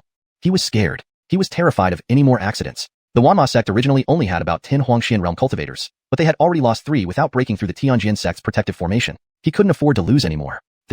Hearing this, the former Ziyun Palace Huangxian realm experts immediately showed difficult expressions, with some even contemplating withdrawing. Seeing no one responding, Roberto's expression darkened. You don't need to worry. All his combat power comes from that heaven-grade spirit weapon. Without that sword, he is nothing to fear. But even with these words, there was still no response. Nothing to fear? Why don't you send someone from your own Wanma sect then? Such a lie could only deceive fools. They had reached the Huangxian realm after all. Each one of them was experienced. Elder Luo, you promised to help me. Roberto spoke again, his tone turning increasingly threatening. Meanwhile, Lorraine, disguised as Jerry, remained expressionless, but her heart was filled with anxiety. Who should she send to face Coulter? No need to say more, I'll deal with him. Just as everyone chose to remain silent, a man dressed in purple with a withered face suddenly spoke up. He looked at Roberto and asked, Lord Sect Master Lu, if I take down that boy, can it count as my letter of allegiance to join the Wanma sect? Roberto immediately nodded. Of course it counts. When that happens, you can fill the position left by the black and white twins, and become a core member of our Wanma sect elders assembly. He was trying to recruit this man. After all, the Wanma sect had lost 3 Huangxian realm cultivators. If he could get the former Ziyun Palace Huangxian realm members to genuinely join, it would be a great thing. The purple-clothed man smiled smugly. If so, then I will go and take that boy down for Lord Sect Master Lu. Chapter 217. Dead again. The words fell. The man in purple immediately stepped forward. Boy, I know you are very strange, but without that heaven-grade spiritual weapon, you don't even have the qualifications to be my opponent. After saying this, his mystic power surged abruptly. 3rd rank of Imperial Mystic Realm. No wonder he was so confident. Such cultivation. Even among the many Imperial Mystic Realm experts in the Northern Spirit region, it already wasn't considered weak. Jerry's expression remained indifferent upon seeing this, but she was secretly worried for Coulter. Young fellow, you must not die. Facing such a powerful opponent, Coulter didn't have the immortal slaying sword to enhance him. Even she didn't think Coulter could win. She inadvertently glanced over at the 10,000 Devil Sect, and happened to meet Braden, who was disguised by Suzanne. Both of them understood each other's gazes. Once Coulter is in danger, they would have to rescue Coulter even if their identities were exposed. Suddenly, a sound of sword reverberated. Coulter raised the xiuxian sword high, and the sword intent rapidly condensed. One sword, Buddha floats, all lives cease. His ultimate killing move blossomed again at this moment. Trivial skills. The man in purple snorted coldly. It was seen that he made hand seals, and even more turbulent mystic power swept in all directions, and then condensed into a huge purple palm print in front of him. Purple essence palm.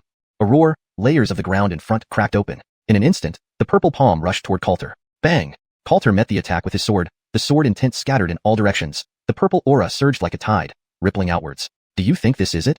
The man in purple sneered, after which, from behind Coulter, to his left and right, another 3 shockingly majestic purple palms appeared. The 4 purple palms, filled with terrifying energy, directly surrounded Coulter in the middle and sealed off all escape routes. Everyone on the scene was astonished. So this is the strength of the 3rd rank of Imperial Mystic Realm?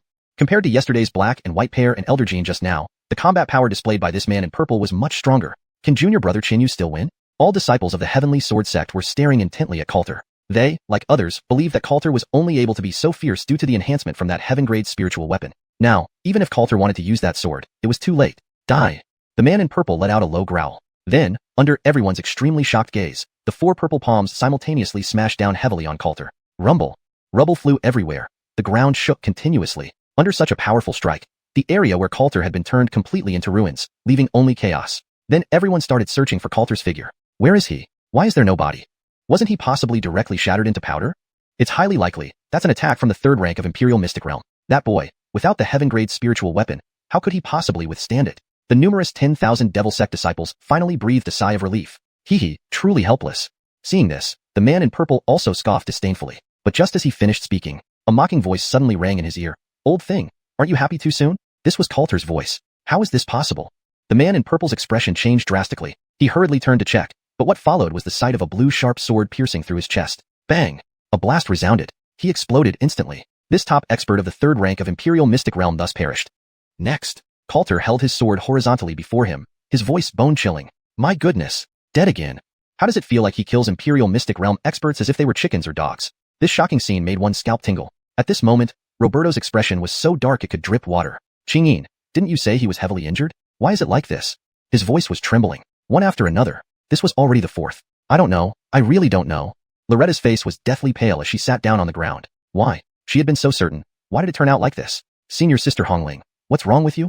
Beside her, Karina, Kathleen, and Brianna came to Loretta and helped her up. I'm fine. Loretta shook her head hastily. Had she really been exposed? Senior sister Hongling, your husband won again, and even killed a third-rank Imperial Mystic Realm expert. You should be happy, senior sister, Karina said with a smile. Upon hearing this, Loretta's expression turned uglier than ever. Senior sister Queenie is right. I'm very happy. Loretta forced a smile with all her might. Damn brat.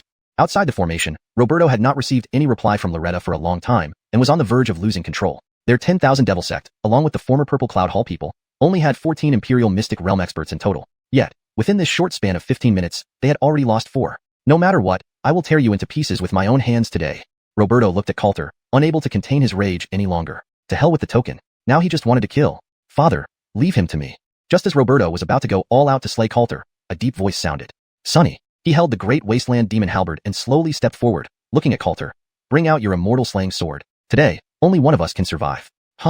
Mighty mystic power surged into the sky. Thick demonic aura instantly swept around. Whoosh. Sonny wasted no words and swiftly attacked Coulter. Swoosh. A crisp sword hum echoed across the heavens and earth. The immortal slaying sword once again revealed its sharp edge. Facing Sonny's attack, Coulter still did not retreat a single step, but everyone present could see that Coulter was now putting forth his full effort. Whoosh. Whiz. 2 equally arrogant figures rapidly approached each other, and the immortal slaying sword and the great wasteland demon halberd clashed together once more. The young lord of the 10,000 Devil Sect has taken action.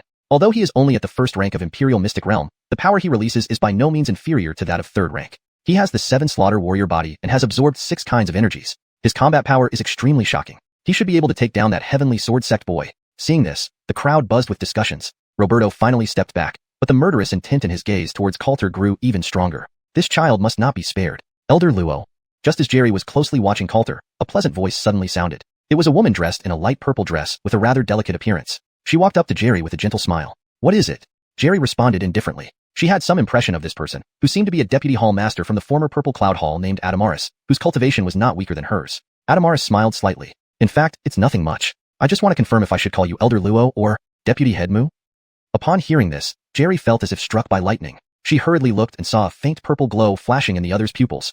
Chapter 218.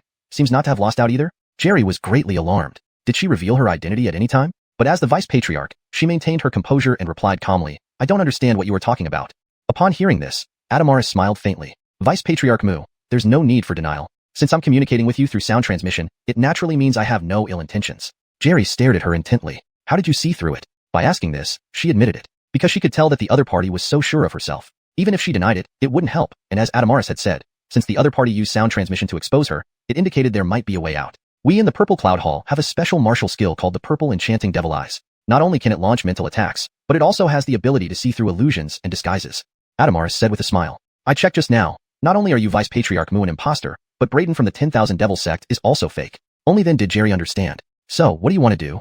She looked at the other person and asked after taking a deep breath. Now it was a critical moment for the survival of the Heavenly Sword Sect. As the last reserve force, once their identities were exposed, the consequences would be unimaginable. Don't be nervous. I just want to play a game with you. Adamaris still wore a smile on her face. At this moment, both her and Jerry's gazes were elsewhere, and they communicated using sound transmission throughout the conversation, making outsiders unaware of anything unusual. What kind of game?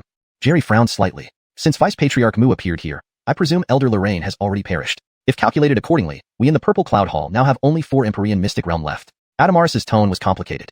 Looking around, except for the 2 Empyrean Mystics just slain by Coulter, there were now only 12 Empyrean Mystics remaining on the 10,000 Devil Sect side, including Roberto and Sonny. If excluding Jerry, indeed only 4 Empyrean Mystics were originally from the Purple Cloud Hall. So, the rule of this game is, if your Heavenly Sword Sect has a chance to turn defeat into victory, I will join forces with the other 3 to attack and completely obliterate the 10,000 Devil Sect. But if you have no hope of winning, I can only expose you to gain Roberto's trust. I believe you can understand. Hearing this, Jerry's heart tightened. Then why don't you directly expose me? Wouldn't that be simpler? Adamaris laughed helplessly. Roberto never treated us as one of his own from the beginning, only sending us to be cannon fodder. How could anyone follow such a person? Compared to the 10,000 Devil Sect, I prefer your Heavenly Sword Sect style. At least it isn't as detestable.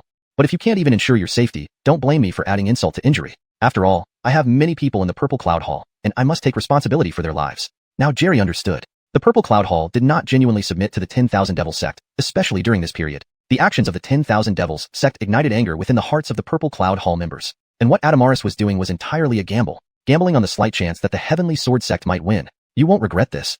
Jerry let out a sigh of relief. I'm looking forward to it. A smile also spread across Adamaris's face. Then Jerry looked at Coulter, her beautiful eyes filled with tension and anticipation. Little guy, you must win. Suddenly, she seemed to think of something. If we can get through this calamity, even if I give birth to a monkey for you. So what? Thinking about this, her cheeks instantly flushed. But then again, it seems I don't lose out either. Boom. An explosion. Wild mystic power erupted in all directions. On the battlefield, starry sparks flew everywhere as the battle between Coulter and Sunny dazzled everyone. These two are too strong. Don't forget, that kid from the Heavenly Sword Sect is only at the 4th level of Sovereign Mystic Realm, yet he can clash head-on with the 1st level Empyrean Mystic Realm Young Lord of the 10,000 Devil Sect. Sigh, you mentioned that, and that kid is simply terrifying. While everyone marveled, Sunny's expression became increasingly grim. I said before, I would kill you with my own hands. With a low shout, demonic energy erupted violently. Phantom triple slash. Sunny's figure flashed as he rapidly approached Coulter and raised the great desolate devil halberd high before slashing down furiously. Junior brother Xiuxian, be careful. The crowd from the Heavenly Sword Sect within the protective formation held their breaths tightly. Although Coulter had repeatedly created miracles, facing Sunny, who boasted the strongest talent in the Northern Spirit domain, they remained incredibly anxious. Clang clang clang. 3 rapid slashes fell in succession. Coulter stood tall where he was, his body radiating a brilliant golden light as he held the immortal slaying sword horizontally in front of him for defense. Just this much strength won't kill me. After blocking the strike, Coulter spoke calmly. Then try another move. Sunny's killing intent surged again at his words. Chaotic dragon shakes heaven and earth. The De Huang devil halberd in his hand was like an ice-breaking warship, tearing through layers of chaotic air currents as it charged towards Coulter. During Sunny's movement, surging demonic energy gathered around the De Huang devil halberd, emitting an incomparably terrifying aura. Insane demon slash. This time, Coulter chose to meet the attack with his sword. Boom. Explosive mystic power detonated fiercely. The De Huang devil halberd clashed head-on with the immortal slaying sword again, and in an instant, countless pieces of debris were sent flying from under their feet. This was not only a battle between the De Huang devil halberd and the immortal slaying sword, but also a duel between the 9-dragon battle body and the 7 disasters battle body. But despite Sunny's overwhelmingly violent attack, he failed to break through Coulter's defenses, let alone cause any injury. He blocked it. Ha ha ha, junior brother Xiuxian is so powerful. Is this what they call the strongest genius in the Northern Spirit domain? From now on, that title belongs to junior brother Xiuxian. The Heavenly Sword Sect members cheered loudly. This can't be. Roberto's expression turned incredibly dark when he saw this. He recognized the golden battle armor on Coulter's body, but according to his knowledge, even such battle armor shouldn't be able to withstand such fierce attacks. What he didn't know was that the golden battle armor worn by Coulter almost drained the entire heavy earth abyss, thus possessing such formidable defensive power. Ha ha ha ha. Suddenly, Sunny laughed maniacally, his face filled with ferocity as he raised the De Huang devil halberd once more. The more you struggle, the more excited I get. De Huang annihilation kill. An even more terrifying energy erupted from the De Huang devil halberd. That's a heaven-grade martial technique. The onlookers felt the destructive aura and all changed expressions, eyes wide with incomparable shock. A heaven-grade martial technique. Such things had never been seen throughout the entire Northern Spirit domain. And this move was obtained by Sunny from Tyson's inheritance, especially combined with his De Huang devil halberd and 7 disasters battle body. The Boidong wave of this move even made many Empyrean mystics present feel horrified. How terrifying the power of this move is. If he survives this, he will surely surpass Roberto in the future. In this case, that Heavenly Sword Sect kid is dead for sure, with no chance of survival. Amidst the astonished exclamations of the crowd, a cruel sneer also appeared on Sunny's face. This is the gap between us. Die. Chapter 219. The 4 dragons unite. Buzz. The lethal attack arrived in an instant. Amidst the raging gales, Coulter's figure resembled a tiny boat on the vast ocean, at risk of being destroyed at any moment. It's all over. Roberto laughed arrogantly. Such a terrifying attack would leave even a powerhouse of the 3rd to 4th layer of Sovereign Profound Realm dead without a burial place. Husband. Junior brother Xiuxian. Inside the sect protection formation, Karina and Django rushed over with others, standing at the forefront of the array, hearts pounding with extreme tension. Die. Hurry up and die. Loretta also reacted, her eyes viciously fixed on Coulter, cursing him inwardly with deep resentment. As long as Coulter was dead, everything before could be salvaged. The Heavenly Sword Sect would be completely annihilated today. Quick, save him. Suzanne urgently sent a telepathic message to Jerry. She couldn't hold back anymore. Her cultivation wasn't yet at the Sovereign Profound Realm. She could only watch helplessly as Coulter faced danger. She could only rely on Jerry to save him. All right. Jerry nodded. She also didn't care about anything else and was about to act. But just then, roar. A loud dragon roar echoed through heaven and earth. What is that? Everyone looked up. Immediately after, 4 massive roaring dragon shadows condensed above Coulter's head. The 4 dragons unite. Coulter stood upright, issuing a low command. Roar. In the next second, red, fire dragon vein. White, wind dragon vein. Yellow, earth dragon vein. Blue, water dragon vein. 4 giant dragons soared into the air. These were the 4 dragon veins Coulter had already awakened. At this moment, the 4 dragons charged straight at Sunny's desolate wilderness magic halberd. Boom. The intense impact shook the heavens and earth. The 4 dragons continuously clashed against the desolate wilderness magic halberd, triggering explosive shockwaves, with 4 different energies sweeping in all directions. How is this possible? Sunny's face suddenly changed drastically. His strongest strike was actually blocked. You were right earlier. Today, only one of us can live. But the person who dies will be you. Coulter's voice followed. In an instant, he reached Sunny, his immortal slaying sword sweeping across, aiming for Sunny's neck. Whoosh! Deadly cold light approached. Death was already reflected in Sunny's pupils. Bam! Just when Sunny was defenseless and about to meet his end, a dense wave of demonic aura struck the immortal slaying sword heavily, pushing Coulter back. Brat, you deserve to die 10,000 deaths. Roberto's voice rang out in anger. He had intercepted Coulter's attack at the last moment. Otherwise, Sunny would have been decapitated by now. Old beast, it seems you don't care about your shame at all. Coulter glared coldly at the other side, having anticipated that Roberto would intervene, thus not surprised at all. He won. Ha ha ha, junior brother Chin, you won. The demons of 10,000 demons sect send the young ones when they cannot handle it, and now the old ones come.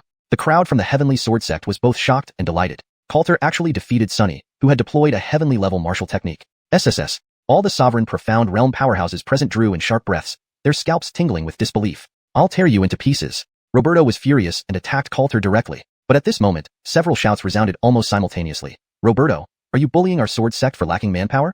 Coulter waved his hand. 5 passages instantly appeared within the sect protection formation. Swish, swish, swish. 5 figures rushed out simultaneously and stood in front of Coulter. It's the Grand Elder. And the 4 sword respects. The crowd of the Heavenly Sword sect shouted in surprise. At this moment, the 3 men and 2 women blocking in front of Coulter all exuded the powerful aura of the sovereign profound realm, surging wildly. They were precisely the Grand Elder and the 4 sword respects of the Heavenly Sword sect. Also the 5 strongest members excluding Angelo. Several old immortals, you finally deigned to show yourselves. Roberto looked at the 5 people, his body bursting with demonic aura. Swish, swish.